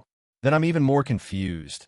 What is truly good and what is truly evil? Valian looked at the girl and answered, Then why did you come to the Shrine of Death? Wasn't it because you couldn't trust Limendal? Suddenly, a violent tremor interrupted their conversation. What was that tremor? Valian calmly looked up at the ceiling with interest. Oh, it seems to be an old friend of mine. Old friend? How could someone live that long? He drew a magic circle beneath his feet and said, You should all go home. I have urgent business to attend to. Right before I go, there's one last thing I want to make clear. I really was a handsome young man when I was alive. Having said that, he vanished, leaving the two girls frozen in utter bewilderment. At the same time, on the central stretch of the Lomar Plateau, Ton Thursday shattered the ceiling of the ruin and hurled himself out, his body covered in wounds. He skidded across the ground with one wing blown apart by Serica, blood spouting from his mouth in agony. Just when he thought he'd escaped death, Valian's voice rang out like the bell of the Reaper. It's been a long time, hasn't it? Ton Thursday tried to lift his eyes toward the newcomer and croaked. You? Who are you? Valian looked down at him with eyes full of hatred and answered, I have come to collect the debt from years past. Hiskria. Cut to Cyan's group. The goddess hovered in the sky, turned her gaze to Luna, and said, Welcome. Have you also come here to become my follower? Luna replied calmly. Yes, Lord Valian sent me here. Valian, hearing that name, made the goddess smile. Even after death, that child still knows how to surprise me. I thought he had given up everything. Indeed. So hurry and finish so I can reclaim what belongs to me. Caligona answered leisurely. Do not worry. From the moment you stepped into this space, I knew you were entirely worthy to be my follower. Cyan sat up, puzzled. How did you find your way here? Luna turned to him with a reproachful look. You disappeared all of a sudden. And now you ask that. To find Senior, Princess Erin didn't bother returning to the palace. She practically lived at the academy, searching everywhere with all her might. Do you know how hard the others tried too? Suddenly Hastia stepped forward and grabbed Luna's hand. Lord Cyan has exhausted his options. He is being hunted by Limendal's curse. He came all the way here only to find a way to escape it. Luna narrowed her eyes at the girl and replied, A psychic resonance? So it's you? The tale that always clung to Senior like sticky glue. Hearing that blunt reply, Hastia immediately froze. I'm the tale? Was my first impression that bad? But when I wasn't here, you protected Senior very well. On that point, I acknowledge you. Hastia's face changed quickly. The first time, finally someone recognizes my efforts. Maybe she's actually a good person after all. The little prophet smiled and introduced herself. I am the prophet Hastia. Pleased to meet you. Luna turned to Cyan, puzzled. But what is Limendal's curse? Cyan stood and lightly brushed off a coat he'd long worn. It is the price paid for daring to defy the will of the Holy Sword. A curse that causes the light giants, the Nephilim, to relentlessly hunt you. Even if they are cut by the demon sword, they do not die. So, since then Senior has been hiding from those things alone? This isn't something anyone can simply fix. Luna slowly stepped in front of him, angry. Listen carefully, Senior. From now on, don't shoulder everything alone. I'm strong enough now to help you. Even a little would do. Senior should learn to rely on others. I've told you this situation doesn't obey those rules. Their argument was heating up when Caligona suddenly flew in and interjected. Are you arguing over love? Cyan looked at the goddess calmly and replied, No. Luna beside him hung her head in embarrassment and fell silent. He quickly returned to the main point. Well, anyway, you've gained 3 more followers, right? If you're pleased, why not hand over that so-called power? The death goddess smiled faintly at him, eyes full of interest. That power already lies in your hands. When you pass my trial, that worthiness was fully proven. As she finished speaking, A bizarre surge of magic erupted and engulfed Cyan's arm. She slowly explained how to use it. You can use that power to probe another's memories, from recollections and life to their deepest emotions, and then completely erase them if you wish. That is the power of oblivion. Cyan gazed intently at his now shrouded hand and asked, "Can this be used to erase memories of gods as well?" "Yes, that is how one destroys a god." He immediately reached toward Hastia and said, "Shall we test it a little?" "Oh, wait, hold on." Before the girl could finish speaking, Cyan plucked a fragment of memory from Hastia's mind and erased it. The prophet collapsed to the ground and quickly fell asleep. Senior, what did you just erase?" It was the memory of the death goddess Caligona. No sooner had the words left her mouth than a chill erupted behind them as the death goddess stepped forward and glared. "Are you trying to kill me once more?" Cyan looked at her, flustered, and replied, "I just had to test it, that's all." Both of them turned their gaze to the unconscious girl. "When will she wake up?" "She only fell into a short sleep. Don't worry too much." Cyan looked at his palm in confusion. "What is this?" "It seems my power is waning." "Of course my power is weakened." Caligona, wearing a displeased expression, explained slowly. "If my power runs dry, your ability will become useless. That's precisely why you must gather followers for me." Hearing that, Cyan waved his hand in exasperation. "I'm not good at attracting others, so don't expect too much from me." In contrast, Luna replied with great excitement. "The more followers we gather, the more powerful the abilities Senior can use. Right?" "Exactly. As the number of followers grows, you'll be able to wield the full power of the demon tome." Luna's faccia suddenly froze. "How is that?" Caligona smiled at her. "Wondering how I know that? Because I am a goddess who knows all. I see everything, even the precious little Lamy Haram inside." Suddenly the whole space began to quake. Luna looked around and felt the shock grow even stronger. Cyan rubbed his chin, tried to recall this familiar, nauseating sensation. A gleeful smile spread across his lips. "It's Tom Thursday, that bastard Boris. He's come to the ruins." The death goddess agreed with Cyan's conjecture. "Exactly, it's time to part ways." Immediately, the layer of black mud beneath their feet shot into the air and enveloped everything. Clearly this action surprised Cyan and Luna. Seeing their confusion, Caligona gently reassured them. "I'm only taking you out of this space, so don't worry." Cyan looked at her, puzzled. "You're a follower now. Shouldn't you just send us out to clear things up?" The death goddess answered him with a satisfied smile. "It was hard for me to find even a few followers. Why would I let them go? Leave them to us. You find somewhere to take shelter for the time being." With that, Cyan and Hastia were returned to their original starting point. The girl was still unconscious and struck her head on the ground. Cyan looked up and realized it was the stone statue that had stood before entering the subspace, telling us to hand them over to those others. "So there are other followers besides us." Hastia jolted awake from the painful impact, clutching her head and groaning. "Ouch, my head hurts so much." Cyan turned to look and quickly tested her memory. "What's the last thing you remember?" "What? Wasn't it to have me read the inscription under that stone statue?" Hearing that, Cyan was secretly pleased. The power works effectively enough. Back with Princess Erin, Luna slowly opened her eyes after escaping the death goddess's space. "Are you okay, Luna? You've been unconscious for quite a while." Luna looked around searching for someone. "Where is Senior Cyan?" The name barely left her lips when Erin gasped in surprise. "Cyan? He was there too? Is he still alive?" Luna hurriedly stopped Erin. "I'll explain everything clearly in a moment. Right now, getting out of here is the top priority. This ruin is about to collapse." Within the space, the colossal stone pillars were rapidly crumbling. Caligona smiled faintly as she sent a voice to her loyal follower. "Valiant, even in death you still cannot find peace, can you?" "On the contrary, I am delighted, my goddess, for the chance to take revenge on those who stole our darkness has come. Oh goddess, grant me the power today to avenge our wrongs." Facing him now was Tom Thursday in his complete form, who spoke. "You dare force me to shed my skin? You still play the same petty games as ever. For our counterattack has only truly begun now." Hiskria laughed with pleasure. "How ridiculous to hear that. Darkness will be purged by light.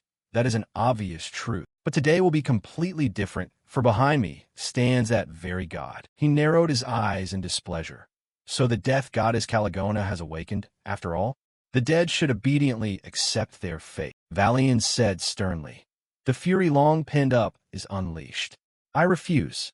We will rise in rebellion against your cheap creed, for it is my will and the will of the goddess. Something garbage like Lumendal's followers will never understand. Immediately, a vast surge of magic erupted and engulfed the space, drowning everything in absolute silence. A tidal aura. I will show you what true oblivion is like. Ton Thursday gritted his teeth, his power being completely overwhelmed. Does this damn thing even care that it drags you along with it? The white skeleton answered clearly, a feverish smile on its lips. Indeed, you will not be able to take anything away from this place. The entire ruin was instantly blown apart into fragments, the ground screaming as two tremendous forces collided. The scene returns to the Royal Academy. A letter has been sent to the palace. Headmaster Kundal calmly explained. I made it clear that the princess will take responsibility for the damages at the Roma ruins. Is the princess still firm in that decision? Aaron looked him straight in the eye and answered clearly. Yes. As a princess, it is entirely appropriate for me to take responsibility. I am ready to accept any punishment handed down. Hearing that, the headmaster stroked his beard thoughtfully. If the princess is determined, very well. Still, I cannot help but worry about Regent Violet. That person certainly will not be lenient when carrying out punishment. Whatever happens, I have prepared myself. After saying that, he ended the conversation. Very well, the princess may withdraw. Yes, headmaster. After saying that, he ended the conversation. Very well, the princess may withdraw. Yes, headmaster. I shouldn't have let that girl set foot in those ruins. It's painful that this world treats her so cruelly on her own. That child has the heart of a monarch, but not a shred of ruthlessness. Would have hurt her to be a little selfish. The scene shifts to Luna. She is leisurely reading and talking with the demon tome. He asked you to recruit more followers? Exactly. He said it's the only way to fully restore his power. The demon tome replied gloomily. It seems nothing will be easy. I think we should be grateful that the death god Caligona has awakened again. Luna glanced at Lamy Haram and asked, Are you all right? You look exhausted. I'll be fine with a bit of rest. He tilted his head in puzzlement. Do you have any plan to lure more followers? It will be hard to rally people behind a god long forgotten. And who sober-minded would trust a goddess of darkness in this age of light? Luna narrowed her eyes slightly as she spoke of her plan. I'm targeting Hindevra. It's the holy land where Lumendal's grand cathedral stands. It was also the first city on this continent to worship Lumendal. Hearing that, Lamy Haram was taken aback. Are you kidding me? How do you plan to gather followers there? Luna remained utterly calm as she explained. Why not? Isn't it the ideal place to put an end to the age of light? It does sound convincing, but it's also the enemy's stronghold. Anything worn and old will develop cracks, and I intend to exploit every fissure to overthrow this era. Anything worn and old will develop cracks, and I intend to exploit every fissure to overthrow this era. Lunas mail rues churingli. We will surely succeed, especially with someone accompanying me. Suddenly her gaze turned sharp. Besides, Lumendal has also turned its back on the predecessor Cyan. In that case, I will strike at their weakest point. The scene shifts to the Academy's training grounds. Leximus is tirelessly swinging his sword, sweat soaking his body. Suddenly, a voice from afar interjected. Is someone coming?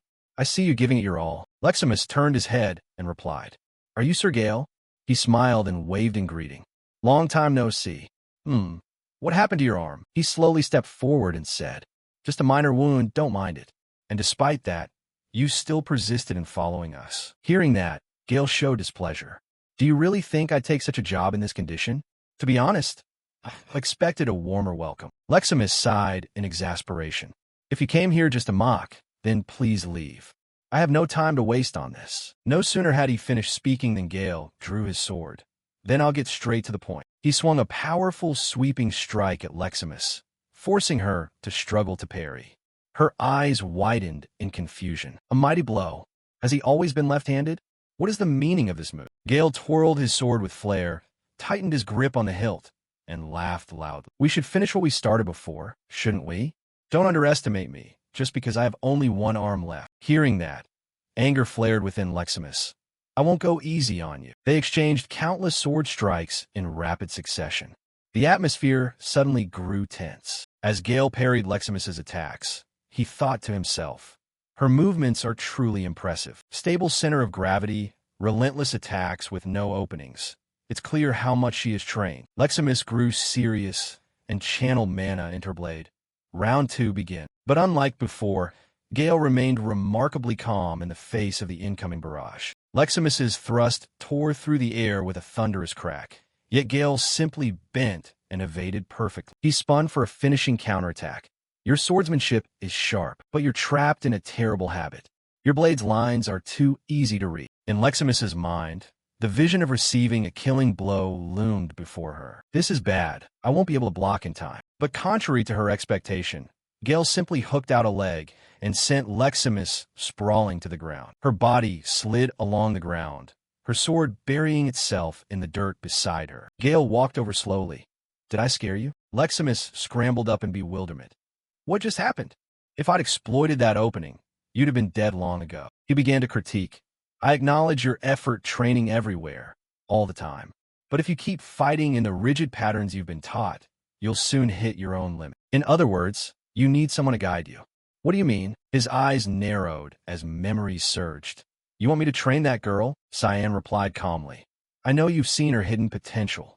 But why me? The academy isn't short of skilled swordsmen. No false modesty. None of them can match the first swordsman of the Order of the Knights of Light. The first swordsman of the Knights of Light? Lord Jerkin is still in service, you know? You'll surpass him soon. And what if I refuse? Cyan turned to Gale with a threat. I'll report to Violet that you're a spy. Then your head will surely roll. He went cold at those words. You're heartless? I've been backed into a corner. Fine, but don't expect too much from me. Then Cyan changed the subject. Have you heard any news about Boris? Gale finished his glass and answered. He's recovering from an extremely serious injury. So he's still alive? He always moves mysteriously, so I don't know exactly what happened. But people whisper he was gravely wounded, nearly dead. He's currently locked himself away in the palace office to recuperate. No one is allowed entry, so no one truly knows his real condition. At that, Gale suddenly slammed his goblet down on the table. He glanced at Cyan and asked, I'll be frank with you. The timing of Royal Mage Boris's injury and the collapse of the Roma ruins is too coincidental to be random. You and Princess Erin were involved in this, weren't you? There's nothing you can't see through. If that's the case, then take care of yourself. There's a rumor that the followers of the light are hunting you. They're fanatics of Lumendal and love to fabricate accusations and drag people before the heresy courts. After saying that, he stood up and turned to leave. I'll return to Princess Erin now. I thought you wouldn't follow her anymore. Gale looked at him and replied bluntly. I'm not tailing her. I'm performing an escort duty. I'll take her to meet her new fiancé. At that, Cyan was slightly shaken. A new fiancé? A satisfied smile briefly appeared on Gale's face. He clearly isn't pleased about this. Why do I have a feeling we'll cross paths again on this journey? But for now, I must focus on training this girl to become a true warrior. Do I have to spell it out for you before you understand? The first swordsman of the Order of the Knights of Light is personally offering to train her. Leximus froze and asked, Are you teasing me? Gale bowed his head and replied, Moreover, whether you like it or not, we'll have to travel together for the time being. This is an order from Princess Violet. That name sent her mind into spiraling chaos. Princess Violet. The scene shifts to a few days after Gale came to fetch Erin. So you've accepted the proposal, Princess. Her eyes were sad, as if I have a choice. Refusing would only put others in danger. I vow to escort you to safety. Leximus ran up beside her, worried. Are you sure about this, Princess? This is the only way to appease the consequences of the incident at the ruins. But it's too cruel. This cannot be accepted. Princess Violet is clearly pushing someone to their death. I can understand any other punishment but an arranged marriage. And to that garbage of a man, the scene cuts to a strange mansion somewhere. A drunken heir sat in a room overflowing with bottles. The door opened quietly, and someone stepped in. Who is it? The butler bowed respectfully to him. Frederick, at your service, sir. What is it? I have just received word that Princess Erin has left Lewin. I will prepare everything for you to receive her. Young Master Barrett, a faint smile tugged at his lips. So, she has finally arrived? I greatly anticipate the reunion that should have come long ago. After settling matters at the death god's shrine, Cyan returned with Hastia through the teleportation gate. As the two stepped out, Sarika's voice sounded at their ears. Seems like you have a lot of free time, huh? Not only did you go off to find the death goddess on your own, now you're a double agent too? Cyan looked at her and replied calmly. How did you know? Because I was there too. His eyes showed surprise for a moment. You were at the Roma ruins? Sarika crossed her arms and continued to complain. Princess Aaron and Luna really are a pair of tragic figures. They went everywhere looking for you, and I had to play guardian and follow them. I heard you met Luna already. What on earth are you thinking? I don't care how strong you are, but your body can't handle two gods. Hearing that, Cyan only smiled and waved his hand. Isn't me going all out to kill the supreme god crazy enough? He looked Sarika straight in the eye and answered seriously. I have no other choice. I must try everything, no matter how slim the chance. Saw what exactly? Suddenly, a familiar voice rang out from the dark stone throne. It's good to see you again, heir. Caligona looked at him and smiled softly. I plan to stay here for a while, so I've decided to treat this place as my home. I hope you don't mind. His eyes widened in surprise. What are you doing here? The death god tilted her head with amusement. My shrine collapsed, but isn't this better? This way we'll meet more often. Cyan stepped up to the stone throne and asked, Did Eru agree to this? Of course, he was so pleased he gave me his seat. From behind, the dark god peeped out and complained, I thought you said it was just borrowing. Ha, what's the difference? Cyan looked at him puzzled. You let her take your seat? Eru turned his face away, evasive. I said I'd lend it to her, just showing a bit of respect for the elder. Caligona sprang to her feet and explained, In short, I live far longer than Eru. Besides, you need me to kill Lumendal, right? You haven't changed your mind, have you? Eru smiled faintly and added, He will do it, one way or another. You still don't understand, do you? We're talking about ending an entire era, so the kid must be ready now. And you'll recruit more followers for me, won't you? Hearing that, his face drained. I'm not sure about that. Suddenly, Sarika interjected into the conversation. If you want followers willing to worship the death goddess, I know someone. Have you ever heard of the Ravahane family? You mean the Count's family on the border near Spania? That's right. Go find their youngest son. Shortly after graduating, he left Ruggin. But he resembles one of us quite a bit. Cyan narrowed his eyes. What do you mean by resembles one of us? Do you know him? Sarika didn't explain, answering simply. You'll understand when you meet him. And don't forget to hide your identity. There you'll run into quite a few familiar faces. The scene shifts to Princess Aaron's carriage. The party had arrived at Ravielon, the eastern border region of the Guzif Empire. Aaron looked at her guard and asked, You seem tired lately, Leximus. She sighed. I'm fine, princess. Across from them, Gale calmly teased. It seems my training sessions have drained the girl's strength. Leximus hurriedly protested. I just haven't been sleeping well. Immediately, he pressed his hand into her shoulder. Leximus jumped and cried out, Ouch, that hurts. Seeing this, Gale took even more delight. Ha, can't sleep well, and you're sore too. She hugged her arm and whimpered.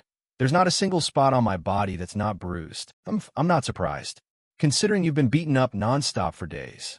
You know, not many people on this continent can endure my training. So keep at it. You have talent. The compliment made Leximus blush. First teasing so much, now praise. Aaron looked at Gale suspiciously and asked, Why are you suddenly friendly toward us? Did Princess Violet order you to do this? He answered awkwardly, I don't personally hate the princess.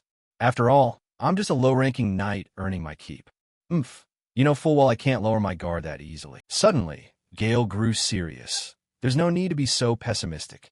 This could turn into an opportunity for the princess. Ravielon is a city situated between the kingdom of Spania and the vast, endless desert. The Ravahane family, who guard the border, hold such power that they can erect enormous walls to keep aberrations from invading the empire's territory. If you can establish ties with a family like that, it means the Guzif Empire could exercise much tighter control over the eastern border. By defending the eastern frontier, the Ravahane family has cemented its reputation as a prestigious house within the empire, and much of that achievement is thanks to the Lewin family, their in-laws, who supplied abundant finances through their trade networks. But that's not the only thing that tightly binds these two families together. Recently, the Ravahane family has taken on a bundle of trouble from the Louis Mill house. Barrett Louis Mill, or should I say Barrett Ravahane now. He was a victim of a mysterious attack at Lewin Academy and was cast out by his own family simply because he lost his ability to use magic. And now they want to exploit him by forcing a marriage between him and me for political gain. Leximus firmly objected. No matter what, we must petition Princess Violet to oppose this arrangement. Aaron sighed and replied, "It's useless. This is an imperial order. Don't put on that look like the end of the world is coming. Doing so won't change anything." Aaron glared at him angrily. "Rude brute. What do you know to say that?" Gale smiled with expectation. "First, I know this world hasn't collapsed yet. You're not ready to give up, are you, Your Highness? So why not be patient and see if an opportunity arises?" The carriage stopped in front of the manor. The butler and the maid knelt respectfully. "I am Frederick, attendant of the Ravahane family. A great honor to meet the princess." Aaron stepped down and returned the bow. "A great honor to meet you, Frederick." Meanwhile, Gale felt rather annoyed. How rude. He didn't even bother to come out to greet the princess. The three of them quickly entered the manor. "This way, Your Highness." Suddenly, Gale's gaze was drawn to something. He turned his eyes toward the training yard, where someone was practicing. But that attention quickly vanished as he thought to himself, "Poor fellow. His effort is commendable, but he has absolutely no talent. Whether in physique or combat instinct, he's at a pitifully low level. No matter how crazily he trains, it's just a waste of time." Yet the young man did not give up. "I can continue." From above, the silhouette of someone appeared. Cyan folded his arms and watched intently. He had placed quite high expectations on coming here at Serica's suggestion, but they quickly turned into confusion. That must be him, right? I don't understand why Serica recommended him. He trains very diligently, but seeing him so inept is truly heartbreaking. I suppose I'll keep observing. So Cyan watched silently until late into the night, but nothing changed. Then a thought flashed through Cyan's mind. "Persistent, aren't you? Fine, I'll give him a chance." Below ground, panting from exhaustion, his slashes were so weak they only grazed the training dummies, despite swinging frantically all day. Suddenly, Cyan's voice sounded from behind, making him turn around. "Sorry, I see you've been training all day. How about we spar a bit?" Cyan picked up a stick from the ground and smiled. "I'll use this stick." "How about that?" Shirt asked suspiciously. "Did your brother send you? If you're here to joke around, please leave me alone." But before he finished speaking, a blade was already at his throat. Shirt collapsed to the ground, while the blade lunged at a dummy and sliced it cleanly in two. His eyes widened, his face drained of color with terror. "If you survive, I promise I won't kill you. So try not to die now." Shirt Ravahane. He staggered to his feet, gripping his sword with trembling hands, voice tangled with confusion and panic. What do you mean by that?" He thought to himself. "He even knows my name. With only a piece of wood he produced such a strong sword aura. I'm absolutely no match for him." Cyan repeated the warning coldly. "I told you, try not to die." Despite fear gnawing at him, Shirt tightened his grip on the hilt, his eyes kindling with resolve. "I can't back down now. If I turn and run, there's only death waiting. I won't give up my life so easily." Cyan tilted his head slightly, seeming a bit intrigued. "So you intend to face me seriously?" You've got courage, I'll give you that, but you'll regret it soon." The battle erupted instantly as Shirt roared and charged with full force, the point of his sword driving hard toward his opponent. The two weapons collided, a high-pitched screech ringing across the training ground. His sword shattered in an instant. The broken point clattered to the ground, embedding and leaving a small crater. "My sword broke." Before he could react, he was struck on the neck and back by Cyan's staff. He screamed in pain. A powerful sweep of the leg sent him spinning through the air. Cyan looked down, his voice still calm. "You're weaker than I thought. Maybe I should just kill you outright." But Shirt refused to yield. Before hitting the ground, he hurled the broken hilt with all his strength at Cyan. Unfortunately, the opponent simply pinched it lightly between two fingers. Cyan curled a lip. "Looks like you're not completely hopeless. At least you're quite resilient." But Cyan quickly withdrew the compliment when he saw Shirt tumble 5 or 6 times across the ground. Or it was just luck. Shirt hit the ground face first, but immediately pushed up with his legs, readying himself for the next strike. He unleashed an explosive magic circle. A brilliant blue light enveloped Cyan, but Cyan only smiled with amusement. The explosion surrounded him, but unfortunately only struck the red mist. Cyan barreled straight through it unscathed. You really think a low-grade spell can defeat me? Shirt stared in panic at the figure hurtling forward. He recognized that thick black aura. He was one of Mist's. Cyan stomped forcefully on his head. A terrible explosion roared, scattering earth and stone. Cyan looked down at Shirt sprawled out and smiled. Seems you were trying to trick me. Very well, I've changed my mind. Shirt lay on the ground, his whole body aching, but he could still hear Cyan's voice. Keep being an assassin. Your eyes suit that job. The scene shifts to the magnificent palace of the Guzif Empire. A warm, low female voice rings out. I've heard Aaron has arrived in Robulon. It was Second Princess Violet Severus. She folded her arms, concern on her face. I betrothed the girl, but are you sure this plan will work? What if she allies with the Margrave family and tries to get revenge on us? Third Prince Fabian smiled reassuringly. There's no need to worry about that. Fourth Prince Nerobian added with a confident smile. We know Barrett well. He'll definitely cause trouble for that Aaron. Rest assured. Violet frowned, her tone growing more serious. Causing trouble for that brat isn't enough. Fabian was surprised. What do you mean? Violet crossed her arms tighter, her gaze cold. Boris barely survived returning from the Roma Highlands. And Aaron was there that day, Fabian exclaimed. You mean Aaron did that to Boris? Impossible, Violet emphasized in a chilling tone. That's not all. She recalled her meeting with Boris. He trembled as he reported, Caligona, the dark goddess, has been resurrected. Violet asked then, what do you mean? Weren't you only investigating the ruins? What exactly happened there? Boris replied in a voice full of dread. It seems Cyanvert awakened the goddess. Violet frowned. He's back, Boris warned. We must prepare. The Empire is about to be drowned in blood. Fabian gasped, what? Then we must kill Aaron first. Nerobian hastily intervened. Don't overreact. We can't attract attention. Violet pondered for a moment, then nodded. Fabian is right. That's why I asked. I need to know whether Barrett can actually deal with Aaron. Fabian smiled confidently. I told you, don't worry. I'll make sure he completes the task. Even without the ability to use mana, his cruelty is still terrifying. He was expelled from the Louis Mill family, then taken in by Count Ravahane and lived in hiding. Now, he's like a ticking bomb, just waiting for the chance to blow everything apart. The scene returns to the training ground.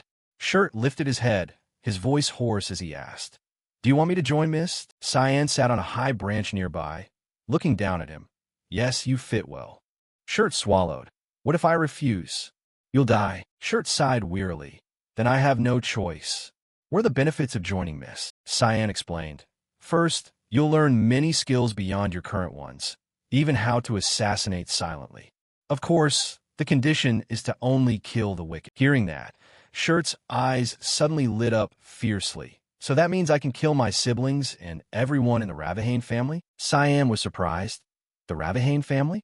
Why is your family on that list? Your father is a very famous general, known as the protector of Spania's border, because he held back countless monsters and dangerous creatures there. Shirt lowered his head, smiling sadly. It's not about my father. The Ravahane family means everything to him, but I'm just an illegitimate child born to an unknown woman, so I'm always pushed aside by the family. Having no backing, having no remarkable talent, made me merely a plaything for my siblings. Having no backing, having no remarkable talent, made me merely a plaything for my siblings. After hearing that, Cyan thought to himself, now I understand why Serica brought me here. He jumped down and called out, all right, I'll go inside and take a look. Cyan removed his mask, revealing his true face, and said, I'll see for myself whether they truly deserve to die. Shirt stared in shock at his real face. Cyan thought to himself, I see myself in this kid. Are you Cyanvert? He looked at Shirt kneeling, puzzled. What's wrong? Any objections? I could still kill you, you know. Shirt hurriedly shook his head. No, my lord. He looked at Shirt kneeling, puzzled. What's wrong? Any objections? I could still kill you, you know. Shirt hurriedly shook his head. No, my lord. He unleashed the power of death. The form of the Grim Reaper appeared, black flames enveloping his body. He unleashed the power of death. The form of the Grim Reaper appeared, black flames enveloping his body. Cyan replied calmly. No need to panic. I'm just changing faces. In the blink of an eye, the swap was complete. Long platinum hair fell down, and an entirely different face appeared. Cyan, in his new guise, stepped forward in a steady voice. Listen carefully. From now on, I am no longer Cyan. I will be your bodyguard knight. Gunther Rictus cut to another location where two guards stood at attention. One of them suddenly spoke up. Hey, isn't the Shirt over there? What's wrong with him? And who is the one beside him? Shirt clutched his mouth as if about to vomit, his face pale and exhausted. The guard asked casually as he approached. Did you eat something rotten? I don't know, but I don't feel well at all. Ah, and this is my new bodyguard, Gunther Rictus. Cyan looked around, judging inwardly. Even the guards dare speak insolently to him. That says enough about how Shirt is treated here. The guard turned to Cyan and warned, Hey, you there, we're the protectors of this manor. But before he finished, a chill ran down his spine. Cyan narrowed his eyes, full of killing intent as he stared. His voice was cold as a death blade. I don't waste words on the weak. Begone. The guard's face drained of color, sweat pouring down. Why? Why do I feel such pressure? I can't move an inch. He frantically flung the door open and shouted, Make way. Young Master Shirt is coming. Shirt passed between the two guards in awkward confusion. He had never been received so ceremoniously before. As soon as they entered the hall, one of his brothers turned and scolded.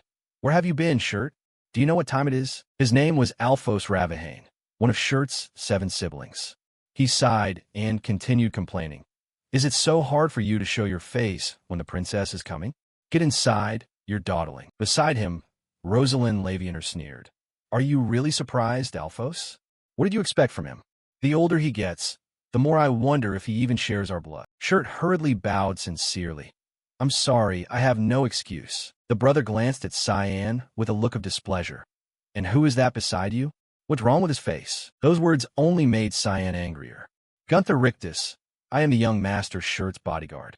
This feeling is familiar. The Ravahane family has 8 children. It's unbelievable there are 5 more like these two.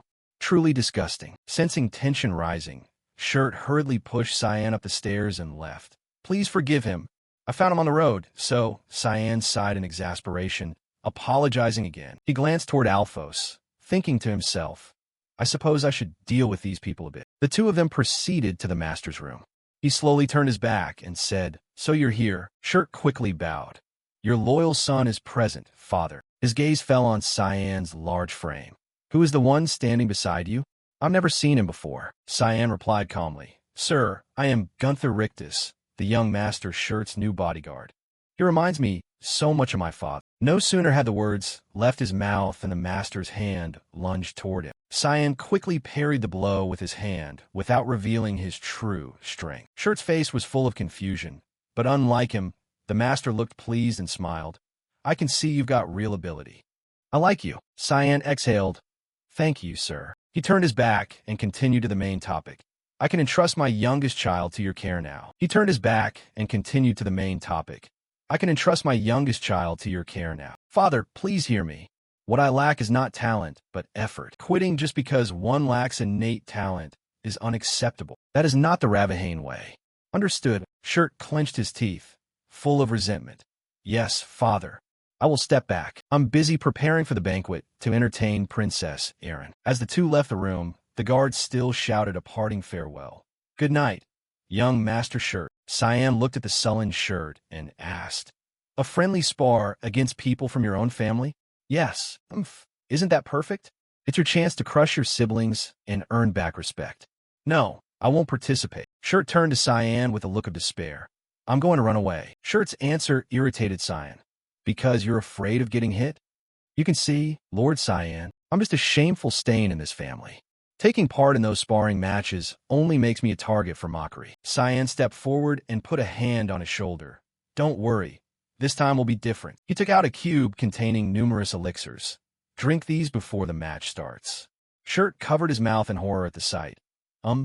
Please don't. Cyan shoved it close to his face. If you want to get stronger, you have no other choice. Back at the training ground earlier, Cyan had taken out 4 bottles of magical elixirs and placed them down. Drink all of these. You want me to drink them all? It's good for you, so don't leave a single drop. I've never seen elixirs like these before. Shirt picked up a bottle and quickly drank it, but in the next instant, he realized his mistake. The taste of the elixir was horrific, forcing him to vomit everything out. Cyan had anticipated this and had prepared a basin to catch all that he vomited. Hey, you nearly wasted it. Cyan smiled excitedly. This is extremely precious dragon blood. Dragon blood? He handed over the basin of vomited dragon blood.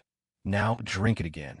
If you spill it again, I'll kill you. Thus panicked sounds continued non-stop across the training ground. The scene shifts to the next morning in Barrett's room. He bowed and greeted artificially. You must be tired from the long journey, Princess Aaron. It really has been a long time, hasn't it? Aaron looked at him calmly. Indeed. Have you been well lately? No, I can't say I've been well.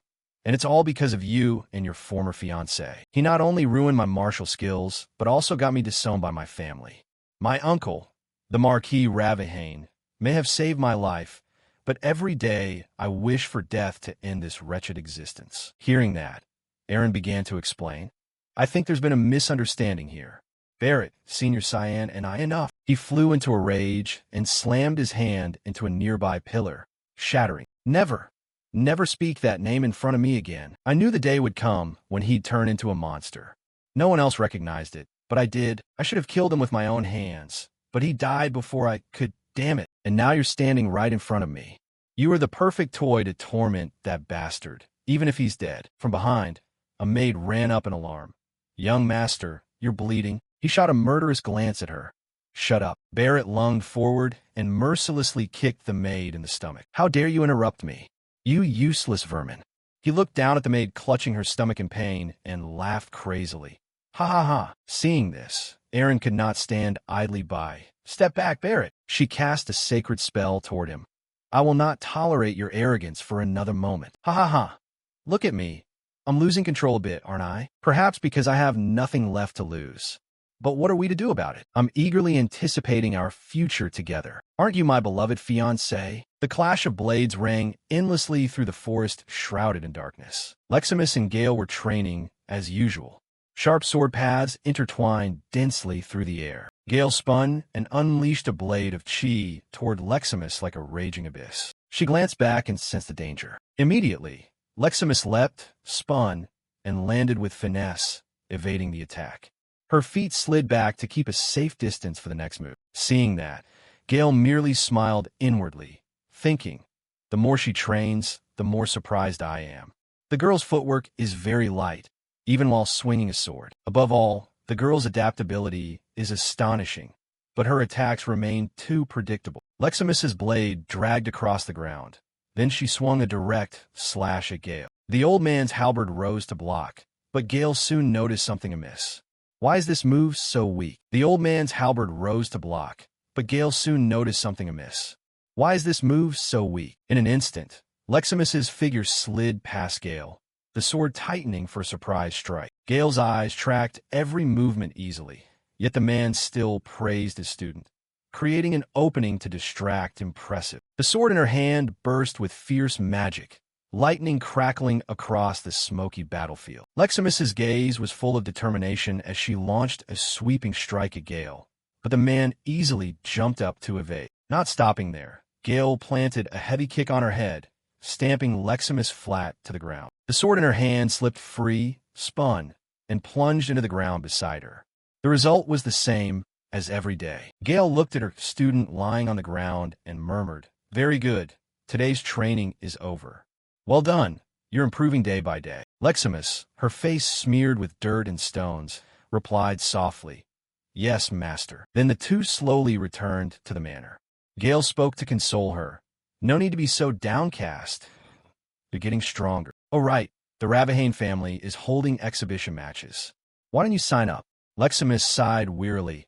"I'm exhausted after training with you, Master Gale." Hearing that, he retorted, "What are you talking about? You still have plenty of energy. TSK, you know I've poured all my strength into each move, and yet I still haven't landed a single hit on you." Suddenly, Leximus's steps halted. "And it's not only because I'm exhausted. He might be there as well. You don't know.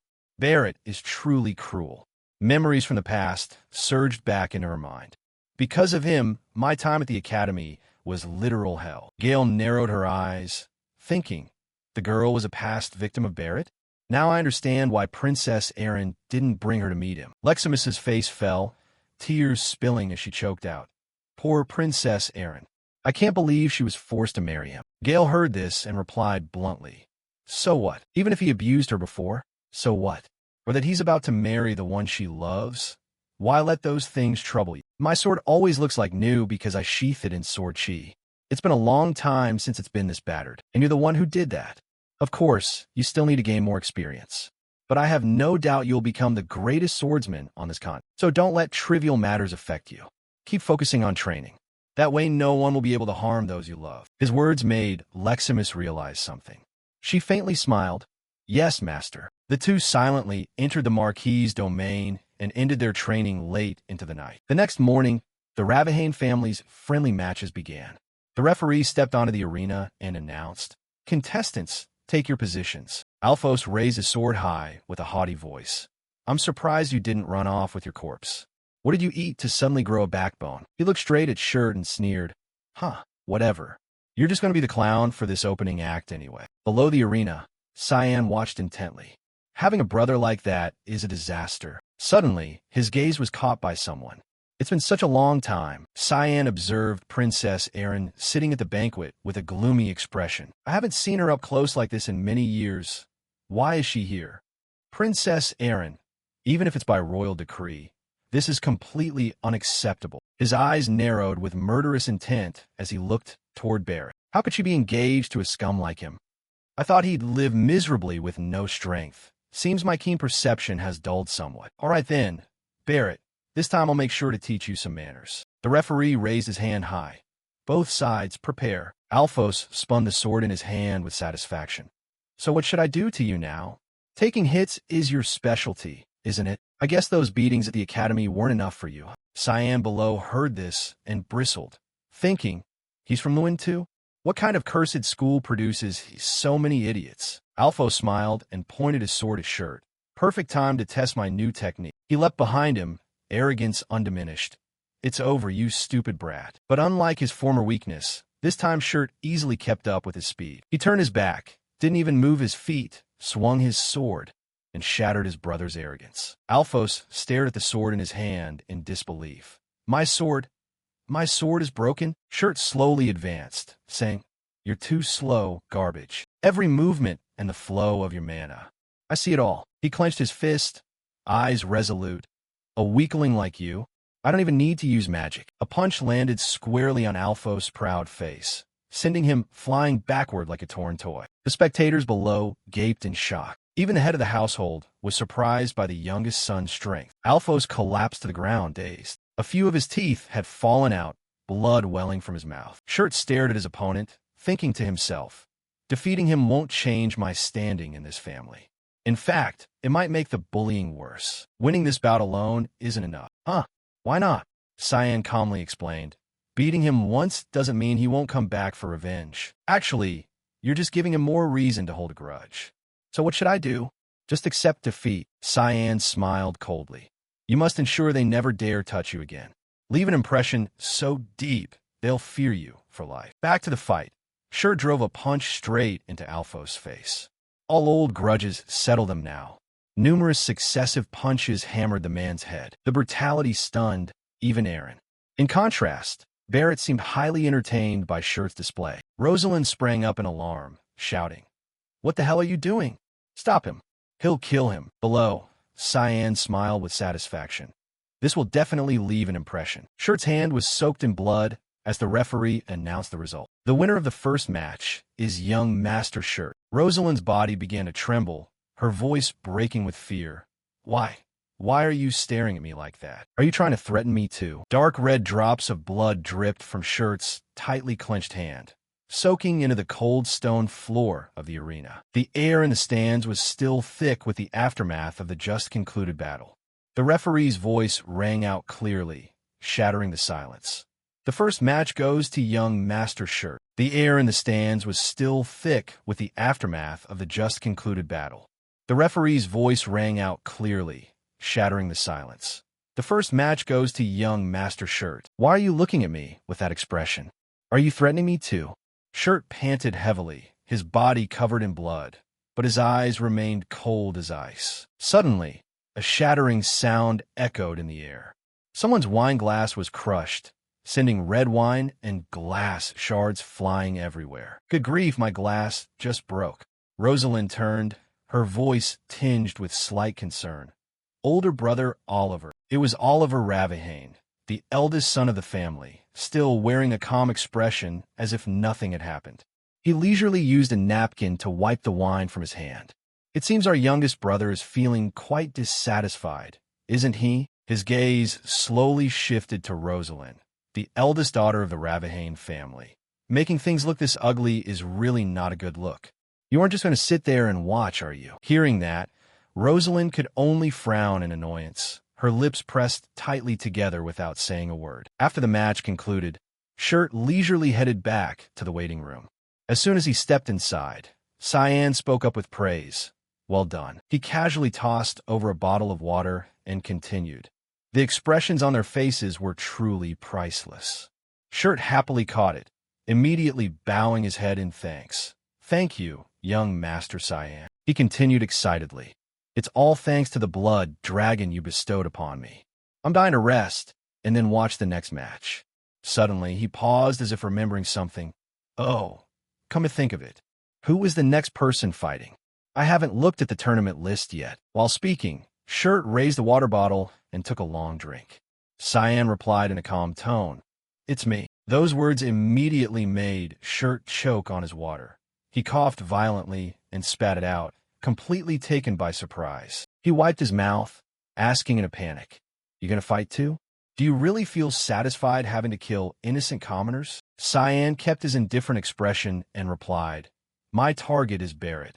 He will also be participating in this tournament. Shirt's eyes darkened.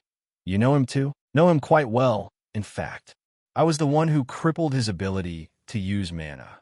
Shirt's jaw dropped. What did you say? Cyan quietly recalled the past. I forced him to swallow a mana orb. I once thought that if I stripped away that power, he would stop killing and tormenting others.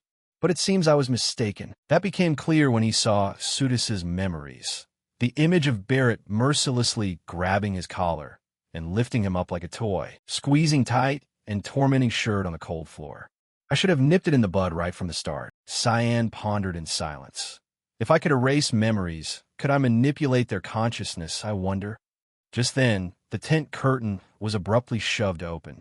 Rosalind Ravahane stepped inside. Both turned their heads at the same time. Shirt was surprised.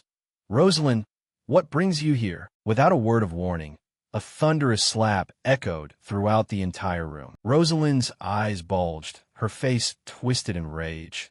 You insolent brat! Where did you get the nerve to look at me with those eyes? Cyan, standing to the side, simply watched quietly, with no intention of intervening. You don't even have a shred of decorum, just like your lowly mother. You must be feeling very smug because you defeated Alphonse, aren't you? But don't forget your place. You will never surpass me. She stepped closer, her voice full of malice. Or perhaps I should beat you until you learn to be obedient. Shirt did not respond. He just stood there with his face slowly sinking into the shadows. I will make sure that you never. But the very moment that hand was raised, Rosalind's wrist was gripped tightly in midair. Shirt had caught it, his hand squeezing so hard that the joints began to make a dry, cracking sound. Rosalind opened her eyes wide. What do you think you're doing? Shirt lifted his head, his eyes no longer holding a shred of fear, only terrifying coldness and determination.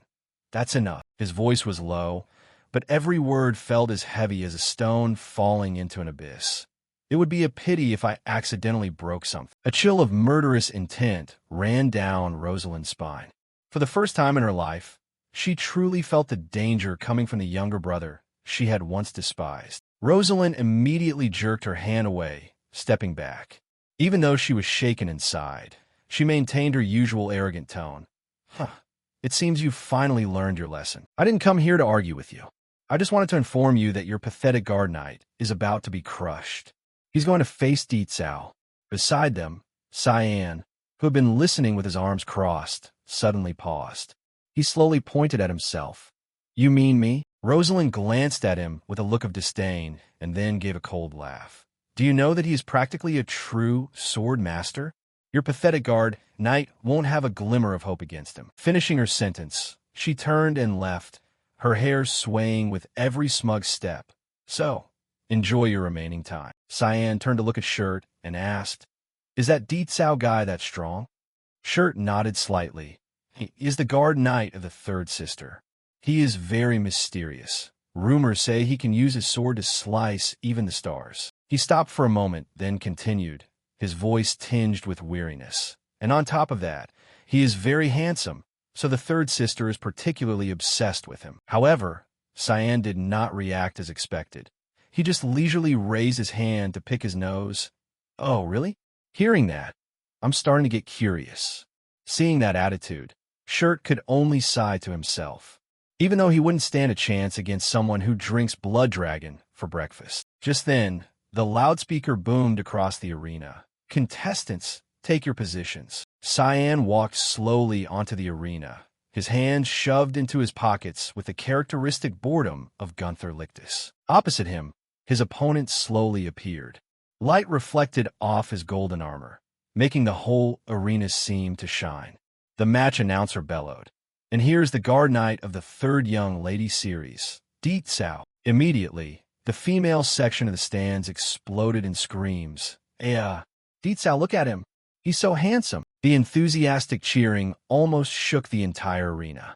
Deet Sao stepped out in a dazzling glow, his blonde hair neatly combed, a perfect confident smile on his face. "See that? That is the difference between you and me. But regardless, I wish you luck." His gaze dropped to Cyan's hands. "Oh, and by the way, take your hands out of your pockets." "Ha ha ha. Who is this guy anyway? He looks like he just crawled out of some hole in the wall." In the high stands, Aaron watched Cyan intensely without blinking. She murmured, her voice almost unconscious, "Who on earth is this person?" Her hand instinctively placed itself over her chest, her heart beating so fast that it confused even her. "Why do I have the feeling that I've known this person before?" In another corner, Barrett was leisurely sipping a glass of wine. He glanced at Aaron with a calculating look when he noticed that unusual reaction. As for third young lady series Ravahane, it was completely different. She was so excited she almost jumped up, holding her wine glass high. "Bring glory to me." Deet Sao drained his glass and laughed. "Let's remind everyone here exactly what the boundary between nobility and commoners is." Shirt, sitting next to him, could only hold his head and sigh. There truly is no saving them. In the center of the arena, the referee raised his arm, his voice decisive. "Ready." Deet Sao's eyes immediately changed, his smile vanished, leaving only absolute focus. He drew his sword with lightning speed. The blade emitted a light so brilliant it was blinding. Meteor sword. Deet Sao felt absolute confidence. This technique could finish an opponent in 1/10 of a second. The match would end right now. The moment the blade struck, Cyan used his own teeth to crush the sword into fragments. Deet Sao's eyes widened, his whole body frozen. "What? He just crushed my sword with his teeth?" But that sword was forged from a meteorite that fell from the sky. Before he could recover, Cyan unleashed a thunderous headbutt, ending the dull match. He flipped backward and slammed onto the arena floor. The stands went completely silent, not a sound, as no one dared to believe what had just happened. Deet Sao lay there, bruised and unconscious. What the hell? Has Deet Sao always been this weak? He didn't even get a chance to do anything before he was knocked out. Cyan coldly turned his back and walked away with disinterest. What a farce. The referee finally snapped out of the shock. He stammered in a shaky voice. "The winner is Gunther Lictus." In the stands, Shirt clenched his hands, his eyes shining with excitement. "That is my young master, Cyan.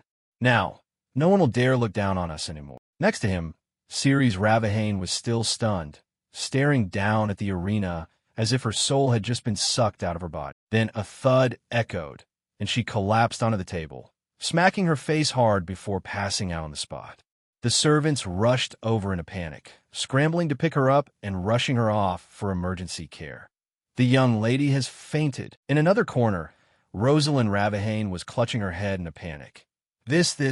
Even Deet Sao lost? Lord Ravahane sat beside her, still maintaining his usual calm.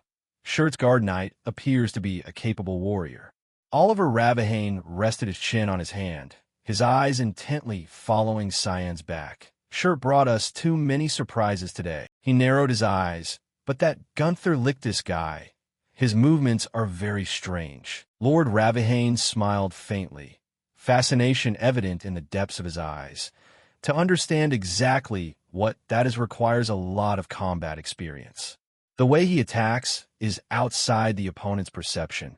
That is not something seen in a standard knight. Even street fighters don't have movement like that. In everyone's mind, the same conclusion gradually emerged. Gunther Lichtis was clearly an extremely skilled assassin. Time passed, and night fell. In a quiet room of the Ravahane castle, Shirt almost jumped up with excitement. That was truly amazing. He clenched his fist, his eyes glowing. I can't believe I become this strong in just one day. It's all thanks to you, young Master Cyan. I did it. I can finally become a real assassin. Cyan sat on a chair with an indifferent expression. Good, but I have one condition. Right now, I am in a bit of a complicated situation, so you will have to serve the goddess of darkness. Shirt didn't even need to think. That is absolutely no problem. He appeared quite satisfied. Really? Then good. We will start with a few minor modifications. Shirt blinked in confusion. Modifications? What do you mean? At that moment, the atmosphere in the room suddenly changed. A heavy dark energy began to spread from Cyan's body. Stay still.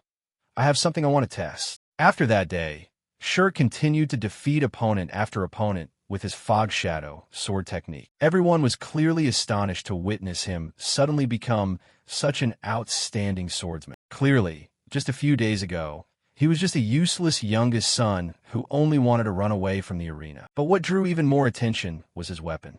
Since when could Shirt use something like that? Has anyone in the Ravahane family ever used a short sword as their weapon? I dare say he is more than just capable. He is practically a master. Turning back to the previous night, Cyan's voice echoed. Really? Then let's start with a few adjustments. Huh? Adjustments? What kind? Cyan's hand rose, and strange dark mists wrapped around his hand. Stay still. There is something I want to try. Shirt was afraid and hurried to back away. Wait, is this dangerous? Before he could finish speaking, the dark mist began to crawl into his body, causing his consciousness to fade. The power of the goddess of darkness. Immediately, his memories were pushed out and formed a black orb hovering in midair. Cyan looked at it and thought to himself, if I can erase memories, I can also manipulate them. A look of intrigue appeared on Cyan's face. What I need now is combat experience. So let's start by imbuing him with Miss Hung's skills. Consider yourself lucky. Countless dark energies invaded Shirt's mind. He screamed in pain. AAA. Returning to reality, Cyan smiled with satisfaction. I am fairly certain there aren't many people here capable of facing him. And as predicted, Shirt continued to win overwhelmingly with sharp sword strikes. Young Master Shirt has won. At the VIP seating row, the head of the house laughed heartily. Ha ha ha, my youngest son seems to be improving every day. But sitting beside him, Oliver looked quite uncomfortable.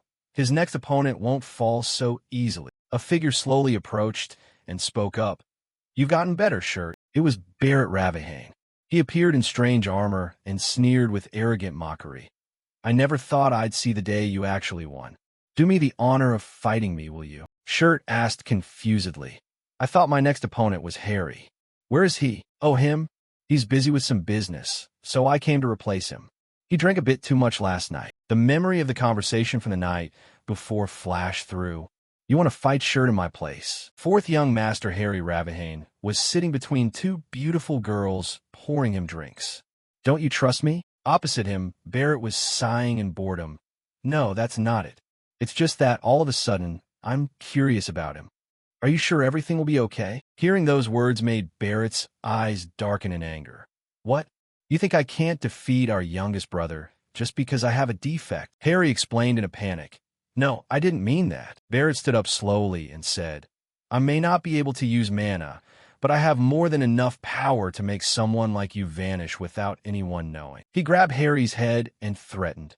Your family would be nothing without the backing of the Louis Sim clan. I may be an adopted son, but you must show the respect I deserve. The wine glass in Harry's hand trembled continuously from fear.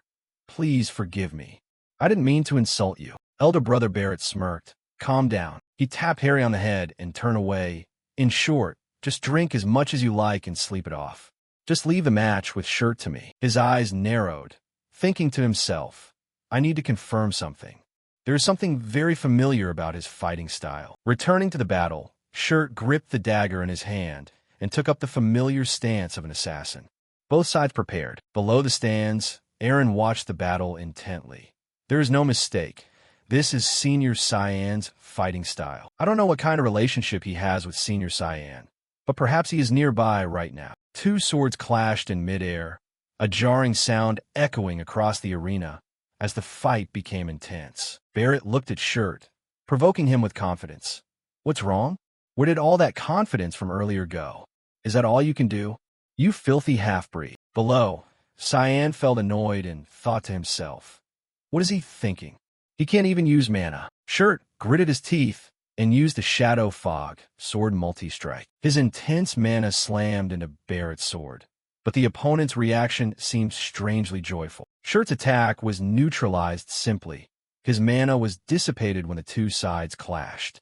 Barrett seized the opportunity, counterattacking powerfully against Shirt. Aaron's eyes widened in shock, and even Cyan was surprised by Barrett's secret weapon. It turned out that was what he was planning. He possessed an artifact capable of nullifying mana. Kavana, this match won't be easy for Shirt, he arrogantly declared. You cannot pierce this armor, no matter how much you have improved.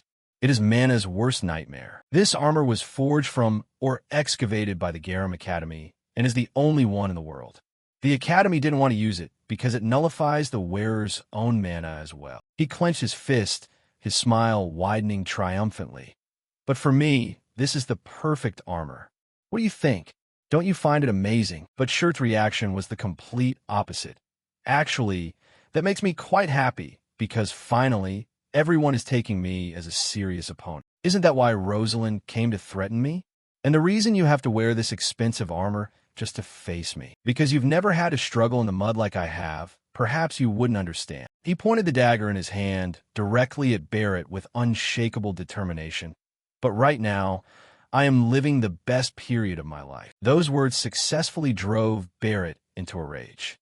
His eyes looked exactly like that bastard from years ago. Suddenly, a bell rang loudly, causing everything to stop. The butler ran over to report.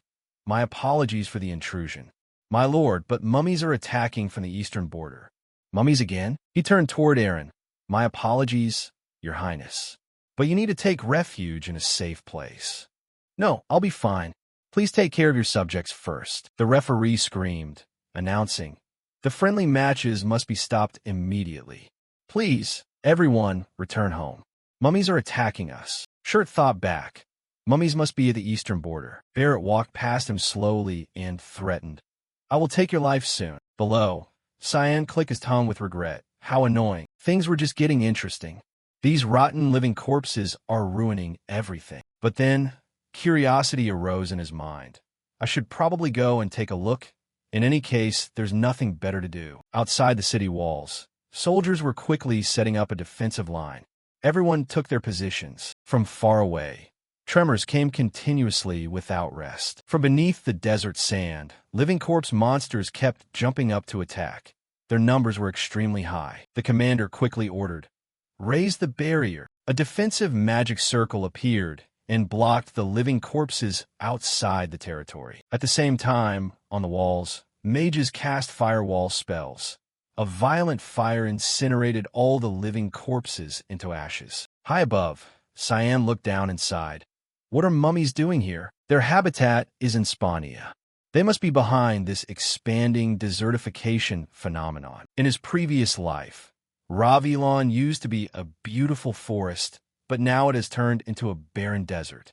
Perhaps it was because of these mummies. But why on earth? Is Askell involved in the departure? Below, the family head looked up and saw him. That is Shirt's guard knight. He asked his close butler, Frederick, have you investigated him?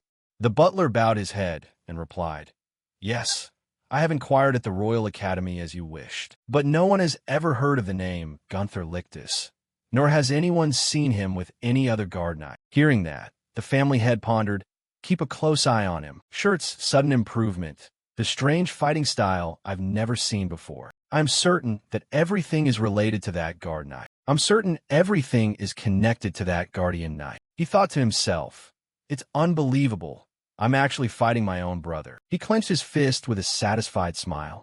I'm not a loser anymore. Suddenly, from a distance, a figure slowly approached and spoke up.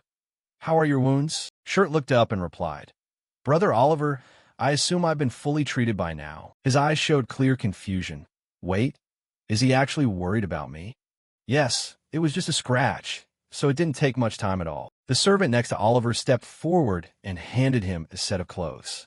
This is for you. Shirt took it in his hands and asked, What's this? Some decent clothes. The fifth princess is visiting us. You shouldn't be dressed like a peasant. He hugged the clothes tightly, moved, and looked at Oliver, causing him to feel awkward. Don't get the wrong idea. This is just for the honor of our family. Oh, right? Where's your guardian knight? He just stepped out, said he had some business to take care of. Oliver's eyes narrowed in warning. Don't let that servant go out and cause trouble. Barrett is desperate for revenge against him. You'd better be careful. Shirt replied with a nonchalant expression. Yes, brother. I'm not worried about him at all. If there is anyone who needs to be worried, it's Barrett. Cutting to the outside, Cyan slid down the wall after observing the battle with the undead. As soon as his feet touched the ground, Barrett's voice rang out right next to him along with constant applause. Impressive. You truly never stop surprising me. He wore an arrogant smile and spoke. It's a waste for someone like you to be working for a nobody like Shirt. Are you free to talk for a while? Cyan glanced at him in silence, but he quickly realized his opportunity and agreed. The two went to a private area to talk. This is my private lounge. Only I and my friends are allowed in here. His hand lightly turned the doorknob. To be honest, if someone died in here, no one would ever know. Come in. No need to be so tense. Inside the room, four beautiful girls were waiting to serve Barrett and his guests. Usually, a place like this couldn't exist in our territory because there are too many prying eyes. But I personally chose these girls, so there's nothing to worry about. Barrett snapped his fingers at the girls and laughed loudly. He is a very special guest, so serve him well. Immediately, two girls ran over and grabbed Cyan's arms. You're too stiff. Please relax. Sir Knight, don't be so uptight. Barrett also put his arms around two girls and walked inside. Come on, sit down. We have some business to discuss. However, Cyan didn't reply. He silently used the power of the god of dark mist. Radiant red mist quickly spread throughout the room, enveloping all four girls to Barrett's astonishment. Domain of mist void. Violent magical energy rose from the shadows, lunging straight at Barrett and swallowing his body. Is this mist? Both of them were teleported to Cyan's secret space. This place was perfect for teaching him a lesson. Barrett looked around, confused and worried. Where's this place? Cyan slowly stepped forward, his appearance shifting back to his true form, and spoke. I've been thinking about what would cause you the most pain. Killing you immediately would be too easy, but doing so would be such a waste. After all, you still have so many debts to pay. Barrett's face immediately contorted in anger as he recognized the familiar voice. You are? When the transformation was complete, Cyan looked straight at him and smiled. So, I've decided to kill you slowly and painfully. Barrett gritted his teeth in fury and shouted, Cyan Vert, so you're still alive. Finally, I can get my revenge. But before he could finish his sentence, Cyan slightly raised his hand. Stay still. Barrett's entire body seemed to be crushed by an invisible pressure, unable to move. He couldn't twitch at all. Cyan looked at the item in his hand and remarked, It seems you have a rather interesting summoning artifact. I guess money really can buy anything. But unfortunately for you, those things are completely useless here. Everything becomes meaningless in a space created by God. Finishing his sentence, he summoned his demon sword.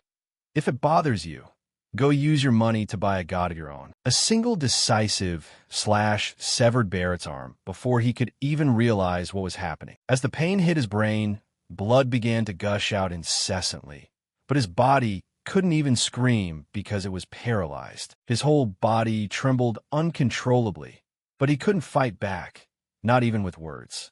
First, the left arm. Come on, don't be so weak. We're just getting started. Immediately after, He continued to slash at his feet, and his other arm was no exception. His entire body collapsed to the ground in helplessness. Well, something is still missing. Cyan smiled at him and flicked his fingers. Oh, right, it wouldn't be any fun without a few desperate screams, would it? Instantly, his mouth was released, and agonizing screams echoed throughout the silent space. Cyan stepped forward and stomped hard on his chest, a satisfied and amused smile on his face. Looking down at the face of a desperate man, he continued, "Don't worry, you'll forget everything that happened here, because I will bury this memory deep within your subconscious. I will kill you slowly and painfully, a death from the inside out, no different than hell." Triple A. In the outside world, Barrett was lying flat on the floor, foaming at the mouth. He muttered please in a daze. "Not enough. Please." Cyan sat down next to him and slowly took away his memories with a smile. "It really is a living hell, isn't it? From now on, just hearing my name will be enough to drive you crazy." He turned toward the four girls and continued, "You should forget this place and continue living your lives. I'll make you forget you ever saw me too. Nothing left to do here, I suppose? Well then, I'm off." Saying that, he stood up and left the room, leaving the group unconscious.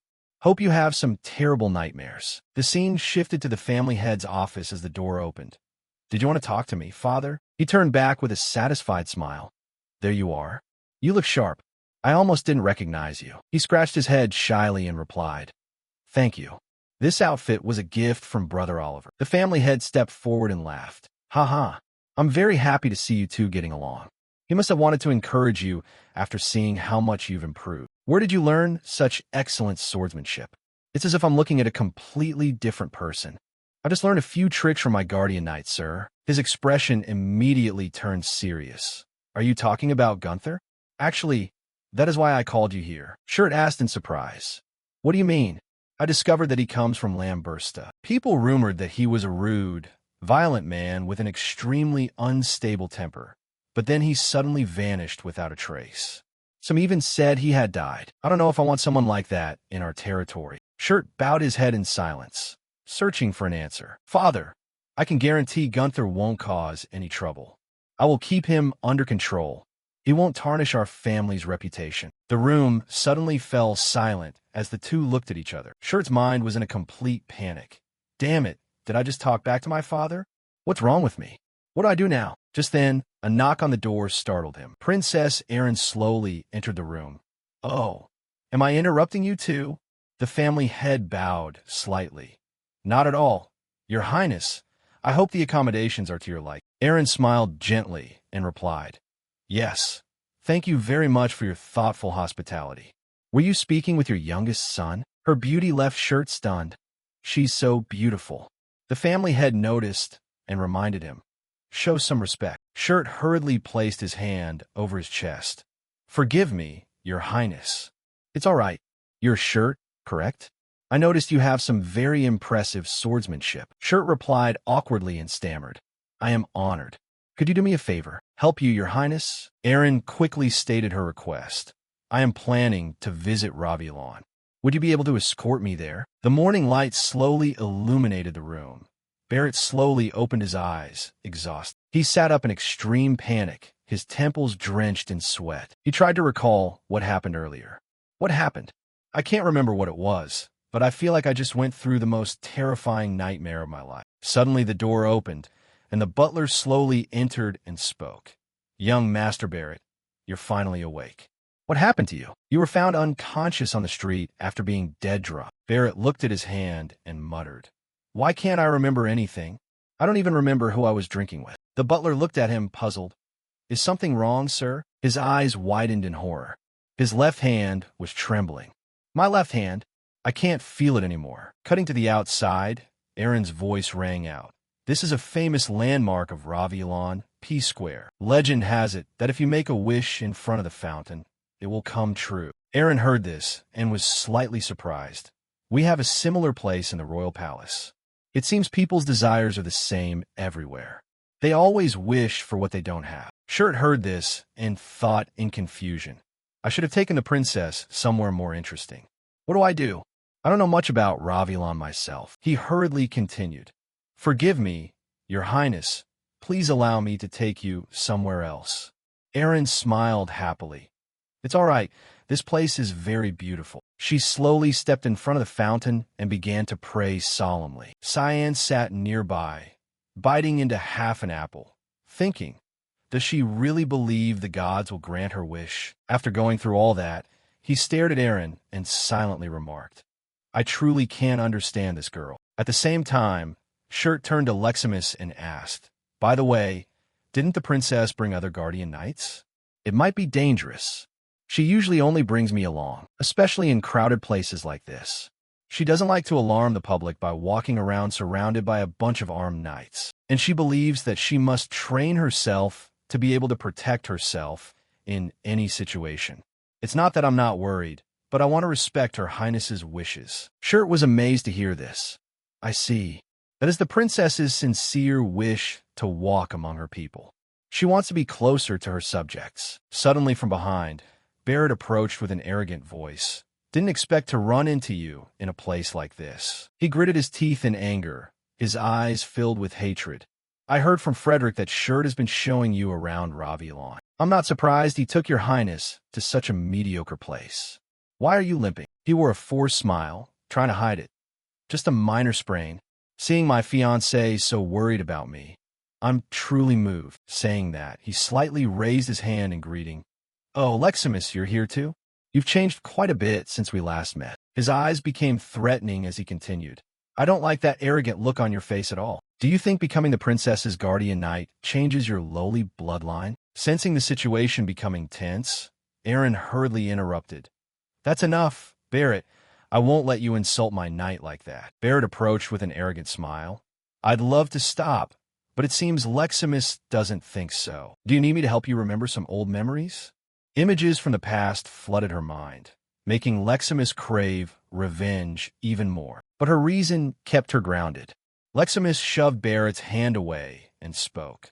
Her Highness has ordered you to stop overstepping your boundaries. If you continue to be disrespectful, I will be forced to incapacitate you right here. Those words drove Barrett into a rage, and he shouted, You arrogant bitch! That wound of yours looks pretty bad. The sudden remark caused all eyes to turn toward the person who had just spoken. You probably want to keep it hidden, but it seems our duel left you with some lasting consequences. Shirt scratched his head, smiling provocatively. I'm sorry about that. I should have gone easy on you. Aaron and Leximus were immediately shocked by his boldness. Cyan just smiled in amusement. Looks like I won't need to intervene. Barrett was trembling with fury, but Shirt kept going. You should have spoken up. I would have been more than willing. So let's end this. He glanced at him and suggested. Our duel was interrupted earlier, wasn't it? Come on, let's head to the training grounds now. And so, the group went to the training grounds to watch the duel. No one will bother us at this hour. Barrett summoned his armor and spoke arrogantly. I never thought I'd live long enough to see you dare to provoke me like this. Truly, anything can happen. We will fight until one of us dies. Do you have any objections? On the sidelines, Aaron and Leximus were watching intently. Is this really okay? As a princess, I know I should stop them, but in my heart, I want to see Shirt teach Barrett a lesson. Leximus agreed with that sentiment. I'd be lying if I said I didn't agree. If Shirt were actually in danger, I would intervene and save him. Actually, this is the perfect opportunity to get rid of Barrett. The princess turned to look at Cyan, who was lounging on a chair, and wondered, Aren't you worried at all? You're his guardian knight. Cyan sighed calmly and replied, He provoked this, so he must be sure he can win. Then why should I worry? Aaron continued to explain, You've seen Barrett's armor. No skill can work against a magical dampening holy relic. Hearing this, he just smiled. Fighting doesn't necessarily have to depend on magic. As soon as he finished speaking, Shirt threw his sword to the ground. A look of confusion appeared on Barrett's face. What? What are you doing? He clenched his fists and lowered his stance, perfectly poised like a true fighter. Seeing that, Barrett's rage reached its peak. Are you signaling that you don't need a weapon to fight me? You arrogant bastard. He lunged forward and gritted his teeth. Do you really think you could defeat me? Before the words had even left his mouth, a direct punch slammed into his stomach. The radiating pain made Barrett's eyes widen, but immediately after, Dozens of other rapid-fire punches attacked from all sides, leaving him unable to defend himself. Shirt finished with a powerful punch directed straight at Barrett. The collision made the air tremble, sending Barrett flying backwards. He spoke up, "Honestly, I wasn't even sure I could take you down with my bare hands. But look, I just did it." Barrett lay on the ground in pain and screamed, "You bastard, how did you do that? Damn it. I've almost no strength left." He looked at his trembling hands and thought to himself, "I can't even move my hand, which has lost all feeling. At this rate, I might actually die." Shirt slowly approached, threatening, "What's wrong? How does it feel to be the weak one? You remind me of myself in the past. The view from up here, looking down on a weakling like you, isn't bad at all." He grabbed his collar and pulled him up, preparing to punch Barrett in the face. "I want to enjoy this moment to the fullest." Stop. On the sidelines, Leximus assessed. "Looks like he's going to end this quickly."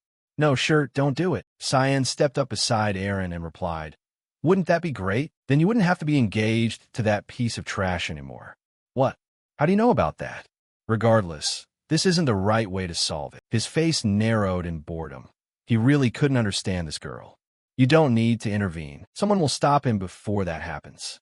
Shirt stopped his hand. His punch plummeted, ignoring all pleas from behind by the mysterious figure. Just as the punch reached Barrett's neck, Oliver suddenly lunged from behind, knocking him away and saving his life. Aaron gasped. "Lord Oliver," Oliver said in a stern, annoyed voice. "What kind of filth is this? Have you forgotten you are in front of the princess? You two are brothers, for heaven's sake." Shirt slowly stood up and replied, "Siblings? How ridiculous. He's just an adopted child." Hearing this, Oliver warned, "Watch your mouth. Everyone knows that." Shirt's eyes narrowed with hatred as he continued, "Does anyone know how humiliated I've had to be? That's exactly what everyone thinks of me." Oliver grabbed Barrett by the collar and pulled him away. "You're handling this the wrong way.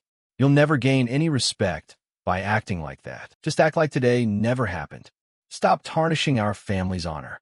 I won't allow that to happen." He stepped in front of Aaron and bowed. "Please forgive our shameful behavior, Your Highness." "It's fine, Lord Oliver." Cyan glanced over and thought to himself, "It seems he doesn't care much about Barrett, does he? What an odd guy." Aaron hurriedly ran over and asked, "Shirt, are you okay?" "Yes, I'm fine." Cyan's gaze shifted to Leximus, but she still seemed angry. "I think she really wanted to see Barrett get beaten up, and the princess seems to always stubbornly choose the hardest path, even when there's a shortcut right in front of her. Please don't push yourself so hard. Please forgive me. She is as stubborn as a mule. But maybe that's exactly the kind of person this kingdom needs. Please forgive me. She is as stubborn as a mule. But maybe that's exactly the kind of person this kingdom needs." Shirt gritted his teeth while pushing weights and replied, "Yes, it's in the east of Ravielon. There's an ancient tower there. Your Highness wants to go explore it. You don't look well at all." Shirt put all his strength into lifting the dumbbell, but eventually had to helplessly throw it to the ground. He sighed wearily. "This is my limit. I need to take a break." Cyan took out a vial of dragon blood and tossed it to him as usual. "Here, drink it all." "Again?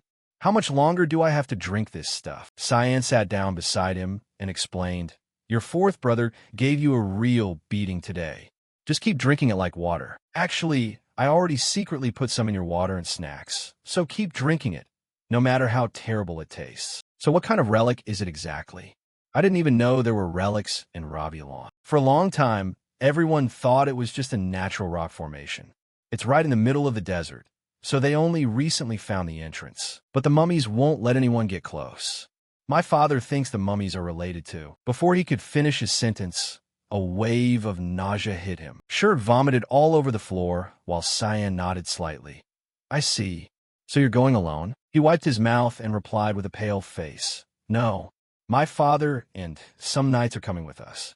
We need to be careful considering how dangerous that place is." "But doesn't that bother you?"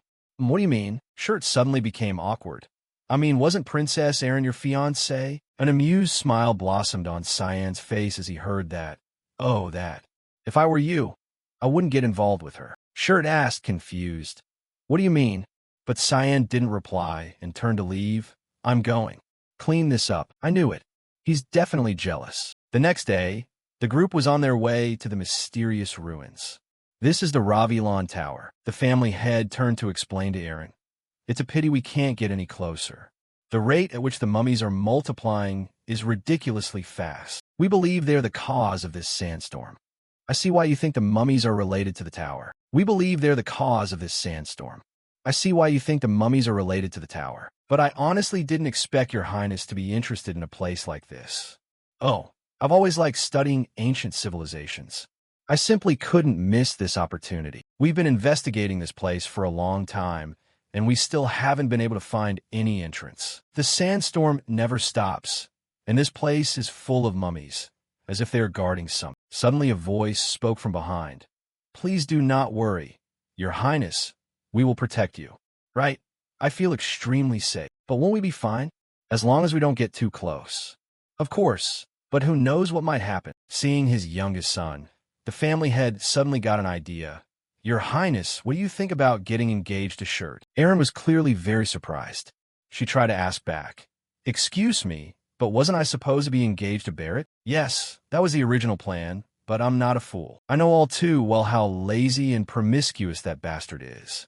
I only adopted him because of a request from the Lucamil family, but I cannot let him tarnish the Ravahane name any further. He patted his son on the back proudly.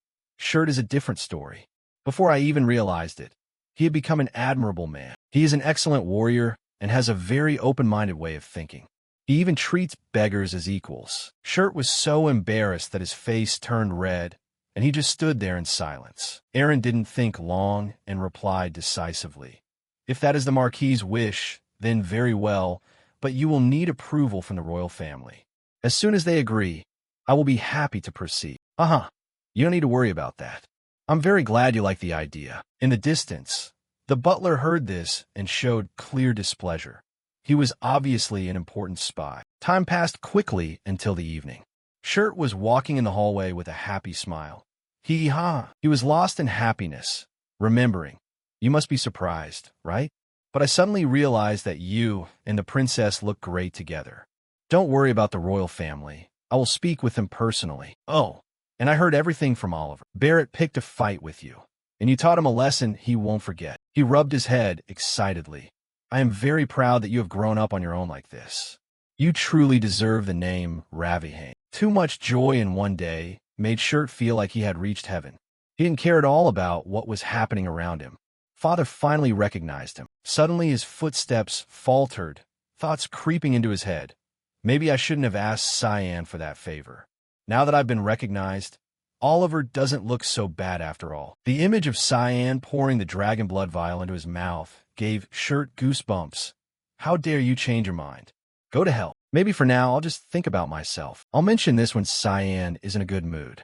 But then again, is he ever in a good mood? The door slowly opened, and someone was already standing in the room waiting for him. None other than Princess Erin. Sorry for appearing so suddenly. Shirt, I hope you can forgive me for what I am about to do. What? What do you mean? Immediately from behind, Leximus appeared and held a sword to his neck. Don't move. Shirt asked in confused frustration. What is this about? It's a good thing your guardian knight isn't here. I'm sorry, but I have no other choice. I won't beat around the bush. I'll get straight to the point. Shirt, how long has the Ravahane family been planning this rebellion? The scene suddenly shifted back to Barrett's room. He was struggling with agony. I can't see anything. What the hell happened to me? Why can't I feel my hands and feet anymore? Suddenly, someone stepped forward and kicked Barrett hard in the back and ankle. He flailed his hands in the darkness. What is this? Who dares to kick me? Pathetic. The butler looked down at him with extreme contempt and spoke. How could you let that girl escape? I am extremely disappointed in you, Barrett. Barrett crawled on the floor, crying out miserably for help. Frederick, come help me. I can't see anything anymore. Please save me. I'll give you as much money as you want. The engagement between you and Princess Erin is in danger of being canceled. Everything is going off course from what we originally agreed upon. Cancel, he sighed dejectedly. So you were completely clueless about this news. First, let's check what's wrong with your physical condition. Frederick looked around and assessed. Your appearance doesn't seem to have suffered any damage. It's very likely the effect of a curse. Barrett looked at his hand and muttered, I can't feel anything. I've completely lost all sensation. Stay calm. Because the power we hate is on our side. Frederick took off his blindfold, revealing an eye with the power of Lumendal. Right now, receive the energy of the God of Light. Accept the blessing from him. Intense energy began to pour into Barrett's mind. His hand was covered in glowing veins. Bringing you to the Ravahane family and then forcing the engagement with the princess. It was all my plan. We needed the financial potential of the Ravahane family and the pure bloodline of the royal family. But now the entire plan is about to go up in smoke. And the one to blame for this situation is young Master Shirt. As a follower of the light, you have a duty to bring the god's punishment down upon him. Barrett's body quickly transformed, his skin turning blood red as he gritted out, "Shirt, that's right, all this disaster was caused by Shirt harming me." The scene shifted elsewhere. The dark mist god was reinforcing the seal for Cyan. "You lingered in Ravilon longer than I expected. I didn't want this to happen. I thought everything would be resolved smoothly within a week at most." On the side, the Grim Reaper also teased, "You are certainly enduring quite a lot of hardship just to find more worshippers for me, aren't you?" Cyan pointed at his mark and replied, "Exactly. So, is there no way for you to deal with this mark?" Caligona smiled and relaxed. "Just be patient and wait a little longer. As you and Luna recruit more followers, the sooner I can finish this." Cyan narrowed his eyes in question. "How many more followers do you need to accumulate?" "I'm afraid relying solely on Shirt won't be enough," Eru nearby explained. "A supreme being needs to reach a minimum number of followers to restore their power. In my case, I absorb power from those who harbor murderous desires, from souls swallowed by deep hatred who fall into darkness, and from those who serve to make those dark desires a reality." Caligona seemed annoyed. Your life seems to be lucky enough. Do you really feel the need to show off the number of followers you have?" "I don't intend to do that at all. But tell me, how long do you plan to stay here?"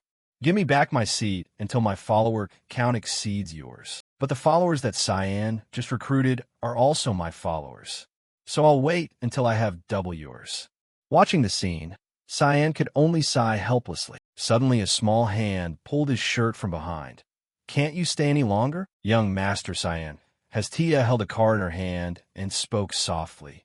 "The place you are about to step into seems to hold many dangers. Or at least allow me to follow and protect you." From afar, a white-haired man ran over in a hurry. "Oh my God, Miss Hastia, Miss Serica is looking for you like crazy." That was the mercenary Cyan had brought back earlier. He smiled warmly. "Oh, isn't this the famous Cyan? Rick, why did you let this child run around unsupervised?" "Unsupervised? I'm not a puppy. Keep quiet and focus on your studies until I return." "Come on, miss, let's head back." Hastia trembled in fear. But Miss Serica is strict and scary. If you intended to leave Bruna for a while, there was no other choice. "Rick, next time, do not lose her again." "As you command, sir. You can trust me with this task." The scene shifts back a few days to the Roma Plateau. "Is that old man your subordinate?" Rick was kneeling in front of Serica and Cyan, bruised and battered. "That's right. Ever since he led Princess Erin and the others in the opposite direction, I abandoned him, but strangely, he still managed to keep his life." "So it was all directed by you?" Serica stepped forward, her eyes filled with murderous intent. "Well, if he has no more value, let's just finish him off." "Wait, I just thought of an idea to use him." "What are you going to do with a useless old man like that?" "Trust me, you should be grateful that your fate is still lucky. I will forever remember your kindness, Master, respectfully." And just like that, Rick became a servant of the darkness and a loyal follower of the dark mist. By night, he acted as an assassin hidden in the thick fog. By day, he transformed into a model retainer and sometimes took on the role of a royal chef. In other words, I am a high-class servant. I was lucky enough to get this second chance at life. Therefore, this time, I must become a capable right-hand man for young Master Cyan. Because the responsibility I'm trusted with is to do my best to protect the people he cherishes most. As the space door slowly closed, a large wooden house appeared in front of them. From high above, Serica looked down and spoke. "Where have you been? Did you forget the rule that you must always ask for permission before going out?" Rick replied awkwardly. "I felt very suffocated being locked in this place." How long do we have to continue hiding like this? All this disaster is because you got involved with someone bold enough to challenge a supreme being. Now, take the child inside. It's time for dinner. Yes, ma'am. A man slowly approached Sarika from behind and spoke. That child seems very frustrated. We won't be able to control them if we let them run around freely. And where is Nana? That man was Brian. He had become much stronger, his appearance more mature than before. We just finished our training session. She went outside to get some fresh air. She must be coming back soon. As soon as he finished speaking, a giant shadow glided over their heads. Ah, there's that child. Sarika shouted to urge her. Come here, Nana. Immediately, the girl lunged to the ground and turned back into a human. Have you seen her fully master the transformation technique? It's also fortunate that we're in a subspace. She must absolutely not step into the outside world. Nana slowly took a deep breath. She had grown almost to the size of a full adult. I smell father's scent. She jumped at the two people who were going up the stairs. Wait a minute, Miss Nana. Seeing that chaotic scene, Sarika could only sigh helplessly. That is exactly why I didn't want to let anyone go out there. Nana lifted Hastia into the air and asked, How is father currently? The place he is staying in is a bit dangerous, but he is still completely safe and sound. Her eyes flashed with surprise. Danger? Is it caused by those light giants? No, not at all. If so, then there's nothing to worry about. Father is more than capable of defeating all of them. You're so lucky. I really want to see father, too. Hearing that, Sarika became worried. That means you'll also find a way to sneak out, right? No, not this time. I want to become stronger first. I must possess the power to protect father. A smile flashed on her lips. It seemed this child had become more mature and grown up than before. Then let's go have dinner. Emily must be waiting for us. Okay, the scene shifted back to Ravulon. Cyan had just returned and felt something strange. What? For what reason hasn't Shirt returned yet? His gaze flicked to the window, and he thought to himself, I feel an incredibly strong, murderous intent. What direction is it radiating from? Is it from that tower? Outside, Shirt was tied up and being led to the mysterious ruins of the undead. Please don't continue to move forward, Your Highness. That would be extremely dangerous. Aaron didn't care and simply replied, The mummies will fall into a deep sleep when the sun sets. Really? But why do you know something that even I don't? Maybe others have deliberately hidden this from you. Even the fact that your family is plotting treason, which you don't know anything about, right? There must have been a huge misunderstanding here. Please untie me quickly. Just stay quiet and follow us. There is someone in this place capable of finding the truth. In front of the group, Gale had been standing waiting. Good evening. Your Highness, we have been patiently waiting for you. He bowed politely. It is a great honor to meet you. Young Master Shirt introduced him. This is Nightingale. He is an extremely excellent and talented spy. Oh, come on. I have honestly confessed everything about the mummies and everything else. Just speak frankly about everything you have just discovered. The mummies are definitely hiding from that tower. The light radiating inside that place seems to be the source that created them. But from this moment on, things are starting to become more dramatic and interesting. Suddenly, from behind him, a grotesque creature quickly emerged. Be careful. That thing is rushing over. A decisive slash was dealt, splitting the head of the monstrous spirit. Aaron backed away in panic. What the hell is that? I've had the opportunity to encounter these things a few times on battlefields. Conventional physical attacks will have no effect on them. This species of hideous creature is called a death thought form. Everyone was ready to fight. Watch out. It has a weapon. Lord Gale, please show us how to destroy it. The death thought forms kept appearing, more and more numerous. Are there still more? Think of something. There is only one option to deal with them. Retreat quickly. If possible, run toward the entrance. What? Are you serious? There is only one option to deal with them. Retreat quickly. If possible, run toward the entrance. What? Are you serious? Shirt panicked, raised his hands, and said, Please untie me first before leaving. But as his feet touched the sand, something prevented him from moving further. What? His desperate scream rang out. The three of them turned around, only to see his body had sunk more than halfway into quicksand. I'm stuck, help me. Without hesitation, Aaron jumped straight toward him. Wait, Princess, it's very dangerous. But before she could touch him, She also sank, grabbing his hand. "Hurry up!" Leximus behind them yelled in concern. "I'm coming to help you, Your Highness." But Gale was extremely calm. "I'm afraid that action won't bring any results. We are falling into the same pit as them." "Oh, what is this? How do we deal with this? Do something." All four of them slowly sank into the sand, with no effective way out at that moment. It's a pity that our lives are ending in such a meaningless way. However, it seems they are escorting us to a certain location.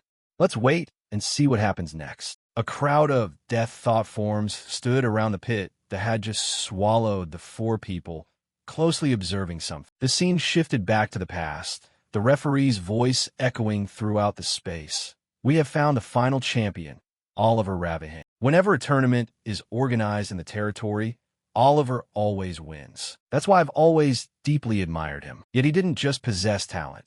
He was also the only brother who didn't show any discrimination toward me. Oliver received love from everyone. Everyone could clearly see he would definitely be the next successor to the position of head of the Ravahane clan. But then one day, a sudden incident occurred. This was simply unacceptable. I will act as if I never heard this conversation. You are determined to refuse to take over the family in these circumstances. When he stepped out of the family head's room, his face was dark with anger.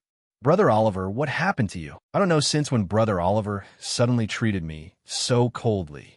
Move out of the way. Why am I remembering that day's memories right now?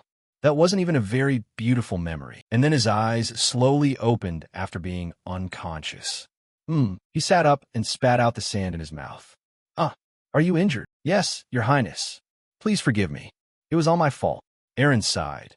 "We were the ones who tied you up, so let's call it even. Let me help you untie yourself first." The group looked around and assessed their situation. "Where is this place?"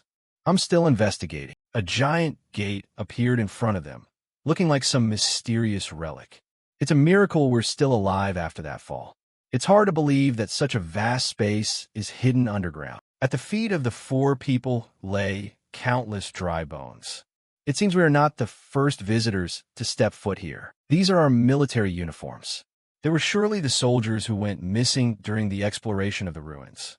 Let's try to observe around." But then his footsteps suddenly stopped. "First, I want to clarify one thing. It's about my family. Is it true they are plotting treason?" Gale looked at him and explained slowly. "There are still countless things that need to be verified. However, there are no ancient records about the existence of the mummies, and they only appear around this tower area. In other words, it is very likely they were created by human hands." Shirt immediately opposed. "That is completely absurd.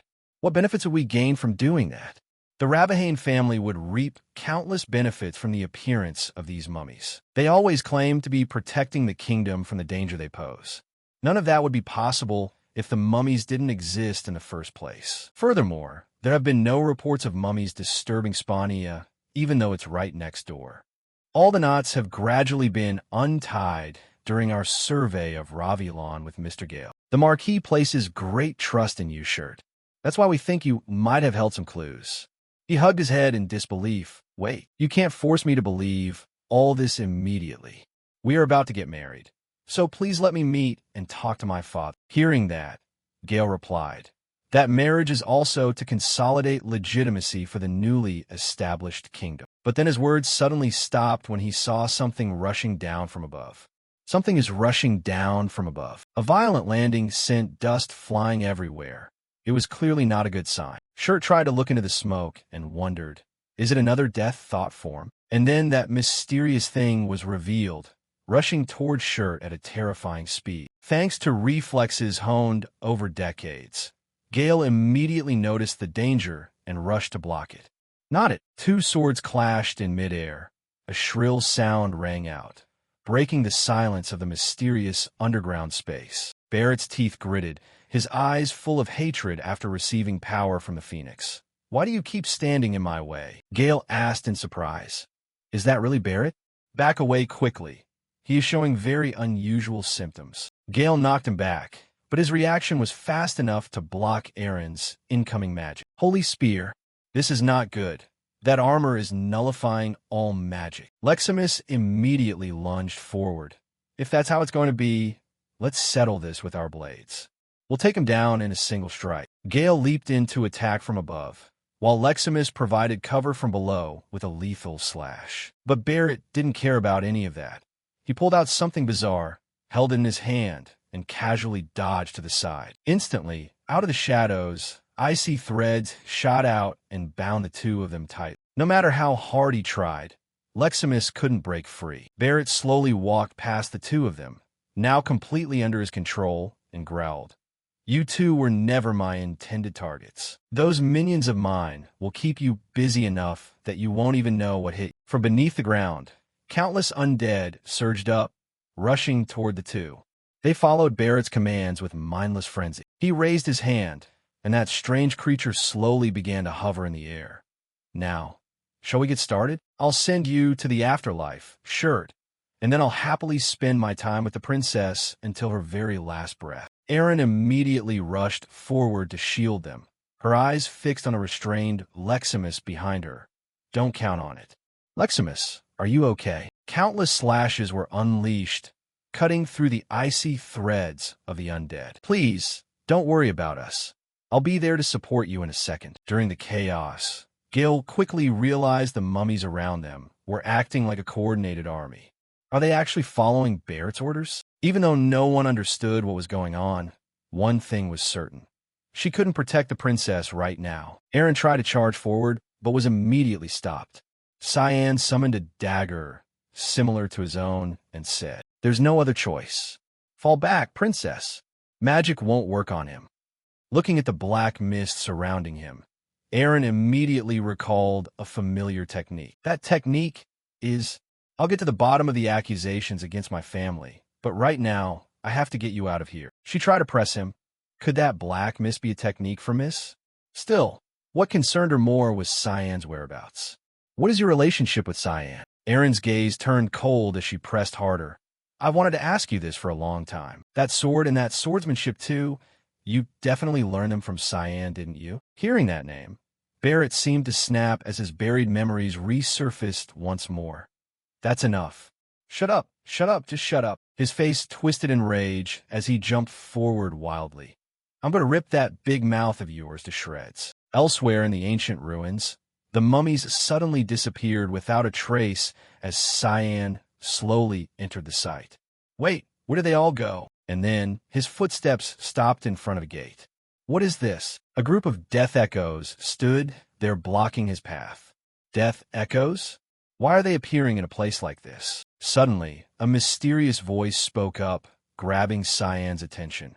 "These are the spirits of the ancient people who once lived in this place." His eyes flicked behind him, realizing it was the goddess Caligona. "I'm right here." Cyan pulled out a small stuffed toy shaped like the Grim Reaper. "Since when did you stuff this thing into my possession?" "Haha, isn't it cute? I made it myself, you know." Cyan looked at the plushie with an indescribable expression. "Show me those poor departed souls. Just holding this in front of them is enough, right?" So he grabbed the doll and held it out before the death echoes. "Like this?" The Grim Reaper looked visibly annoyed and replied, "Are you serious? Can't you show a little more respect when you do this?" The moment the death echoes came face to face with Caligona, their bodies began to fade away gradually. Cyan said in surprise, "Oh, I guess it works, huh? I'm a goddess of death, remember? Did you forget? But why did you suddenly possess a doll? It's the only way we can chat, isn't it? Isn't it great? I felt your ancient aura when you met Eru in his private space. But since I couldn't leave that place, I created this conduit to make it easier for us to communicate. And by the way, how much longer are you planning to keep me trapped like this? It's so humiliating." "Oh, fine. I'll put you away then." Shortly after, she quickly sensed something, a strange source of energy deep beneath the ground. "Go down and check it out." Cyan sat down, carefully observing the ground, which looked strange. The killing intent that had been bothering him was also emanating from that very spot. Cyan looked up, scanning his surroundings. "That light is also giving me a bad feeling, but I should probably head down and check it out first. Usually, Kiram is the one who sniffs out magic for me. I have no idea when she'll wake up." He planted his feet and stomped hard, shattering the ground into pieces in the blink of an eye. A hole was created, and Cyan jumped down into it. The shockwave from a massive explosion erupted from deep within the ruins, startling Gale and Leximus. What was that explosion? Something is falling down there. Move, get out of the way. Rubble kept crashing down. Gale and Leximus scrambled in opposite directions, while the undead just stood there staring blankly at the ceiling. And then, giant boulders crushed the monsters. Gale and Leximus narrowly escaped death. Cyan landed lightly on the debris and spoke up. What are you two doing here? Gale's face narrowed in suspicion. Who are you? Realizing he was still in the form of that guy Barrett, he hurriedly explained, Gale, you guys don't recognize me. He quickly used magic to dispel the disguise, but Leximus screamed in terror. It's a monster in Lord Gale's form. Wait, he doesn't look like he wants to attack. When everything was settled and he returned to his true appearance, Leximus finally calmed down. Young Master Cyan, why aren't you by the princess's side protecting her? Where have you been all this time? The princess has been frantically searching everywhere for you. Cyan replied briefly. I just had a few things to take care of. But then, Gale suddenly shouted, Watch out, there's still more of them rushing toward us. From the darkness, a swarm of mummies appeared, attacking Cyan from behind. But this trash didn't really hold his attention. Precise slashes were drawn in the air as he tore them into 100 pieces. Nebula Blade. Gale missed, sword energy morphing into a storm of mist, sweeping through the entire hallway. However, Cyan quickly noticed something unusual. Are there mummies down here too? The goddess Caligona replied. I can't feel their real bodies inside those ice-cold shells. Just cutting them down normally won't be enough to finish them off completely. Whoever created these things must be truly evil. There has to be something controlling them around here. The moment she finished speaking, an eye appeared floating in mid-air. That was it. Without hesitation, Cyan unleashed a direct slash toward the eye. Point of light. Yet, it managed to move with surprising agility to dodge it. Not stopping there, he continued to unleash his void orbs in a relentless attack, but the eye acted like a creature perfectly weaving through the narrow gaps. Seeing this, a flicker of annoyance rose in Cyan's heart. You annoying little thing. Oh, so that's how you want to play, is it? But suddenly, it lunged toward a nearby undead, crawled inside, and took over the body. The monster shuddered in waves while Cyan touched down on the ground. Gale, seeing this, wondered, do you think that disgusting eyeball is the one pulling the string for the undead? That's right, you nailed it. And now it looks even more repulsive. The giant eye glared at Cyan with eyes full of hatred. So you're Cyanvert? Yeah, that's me. So what? The one who carries the curse of the supreme god. Cyan frowned. Now even an eyeball can talk? The creature roared. We will never forgive you. Stepping foot in this place is the biggest mistake of your life. But just as the words left its mouth, a blinding light engulfed it. Void sphere. Instantly, the mummy's head was blown away in a flash, and the body collapsed and faded away. He let out a slow sigh. That eyeball looked better earlier. At least back then, you didn't know how to bark nonsense. Right after that, the minions behind it also hurriedly collapsed, leaving only shredded ice threads behind. Leximus looked at the scene before him, completely overwhelmed. I knew you possessed extraordinary power, young Master Cyan, but you're far more terrifying than you were before. Cyan didn't care to pay attention and asked, Now tell me, where's the princess? Her Highness is with, we have to hurry. The situation has gotten much worse since that guy Barrett suddenly showed up, and on top of that, he looks extremely abnormal. He's like a crazed beast. The situation has gotten much worse since that guy Barrett suddenly showed up, and on top of that, he looks extremely abnormal. He's like a crazed beast. A terrifying killing intent was still spreading from the deepest part of the ruins. That killing intent, it absolutely could not belong to a human.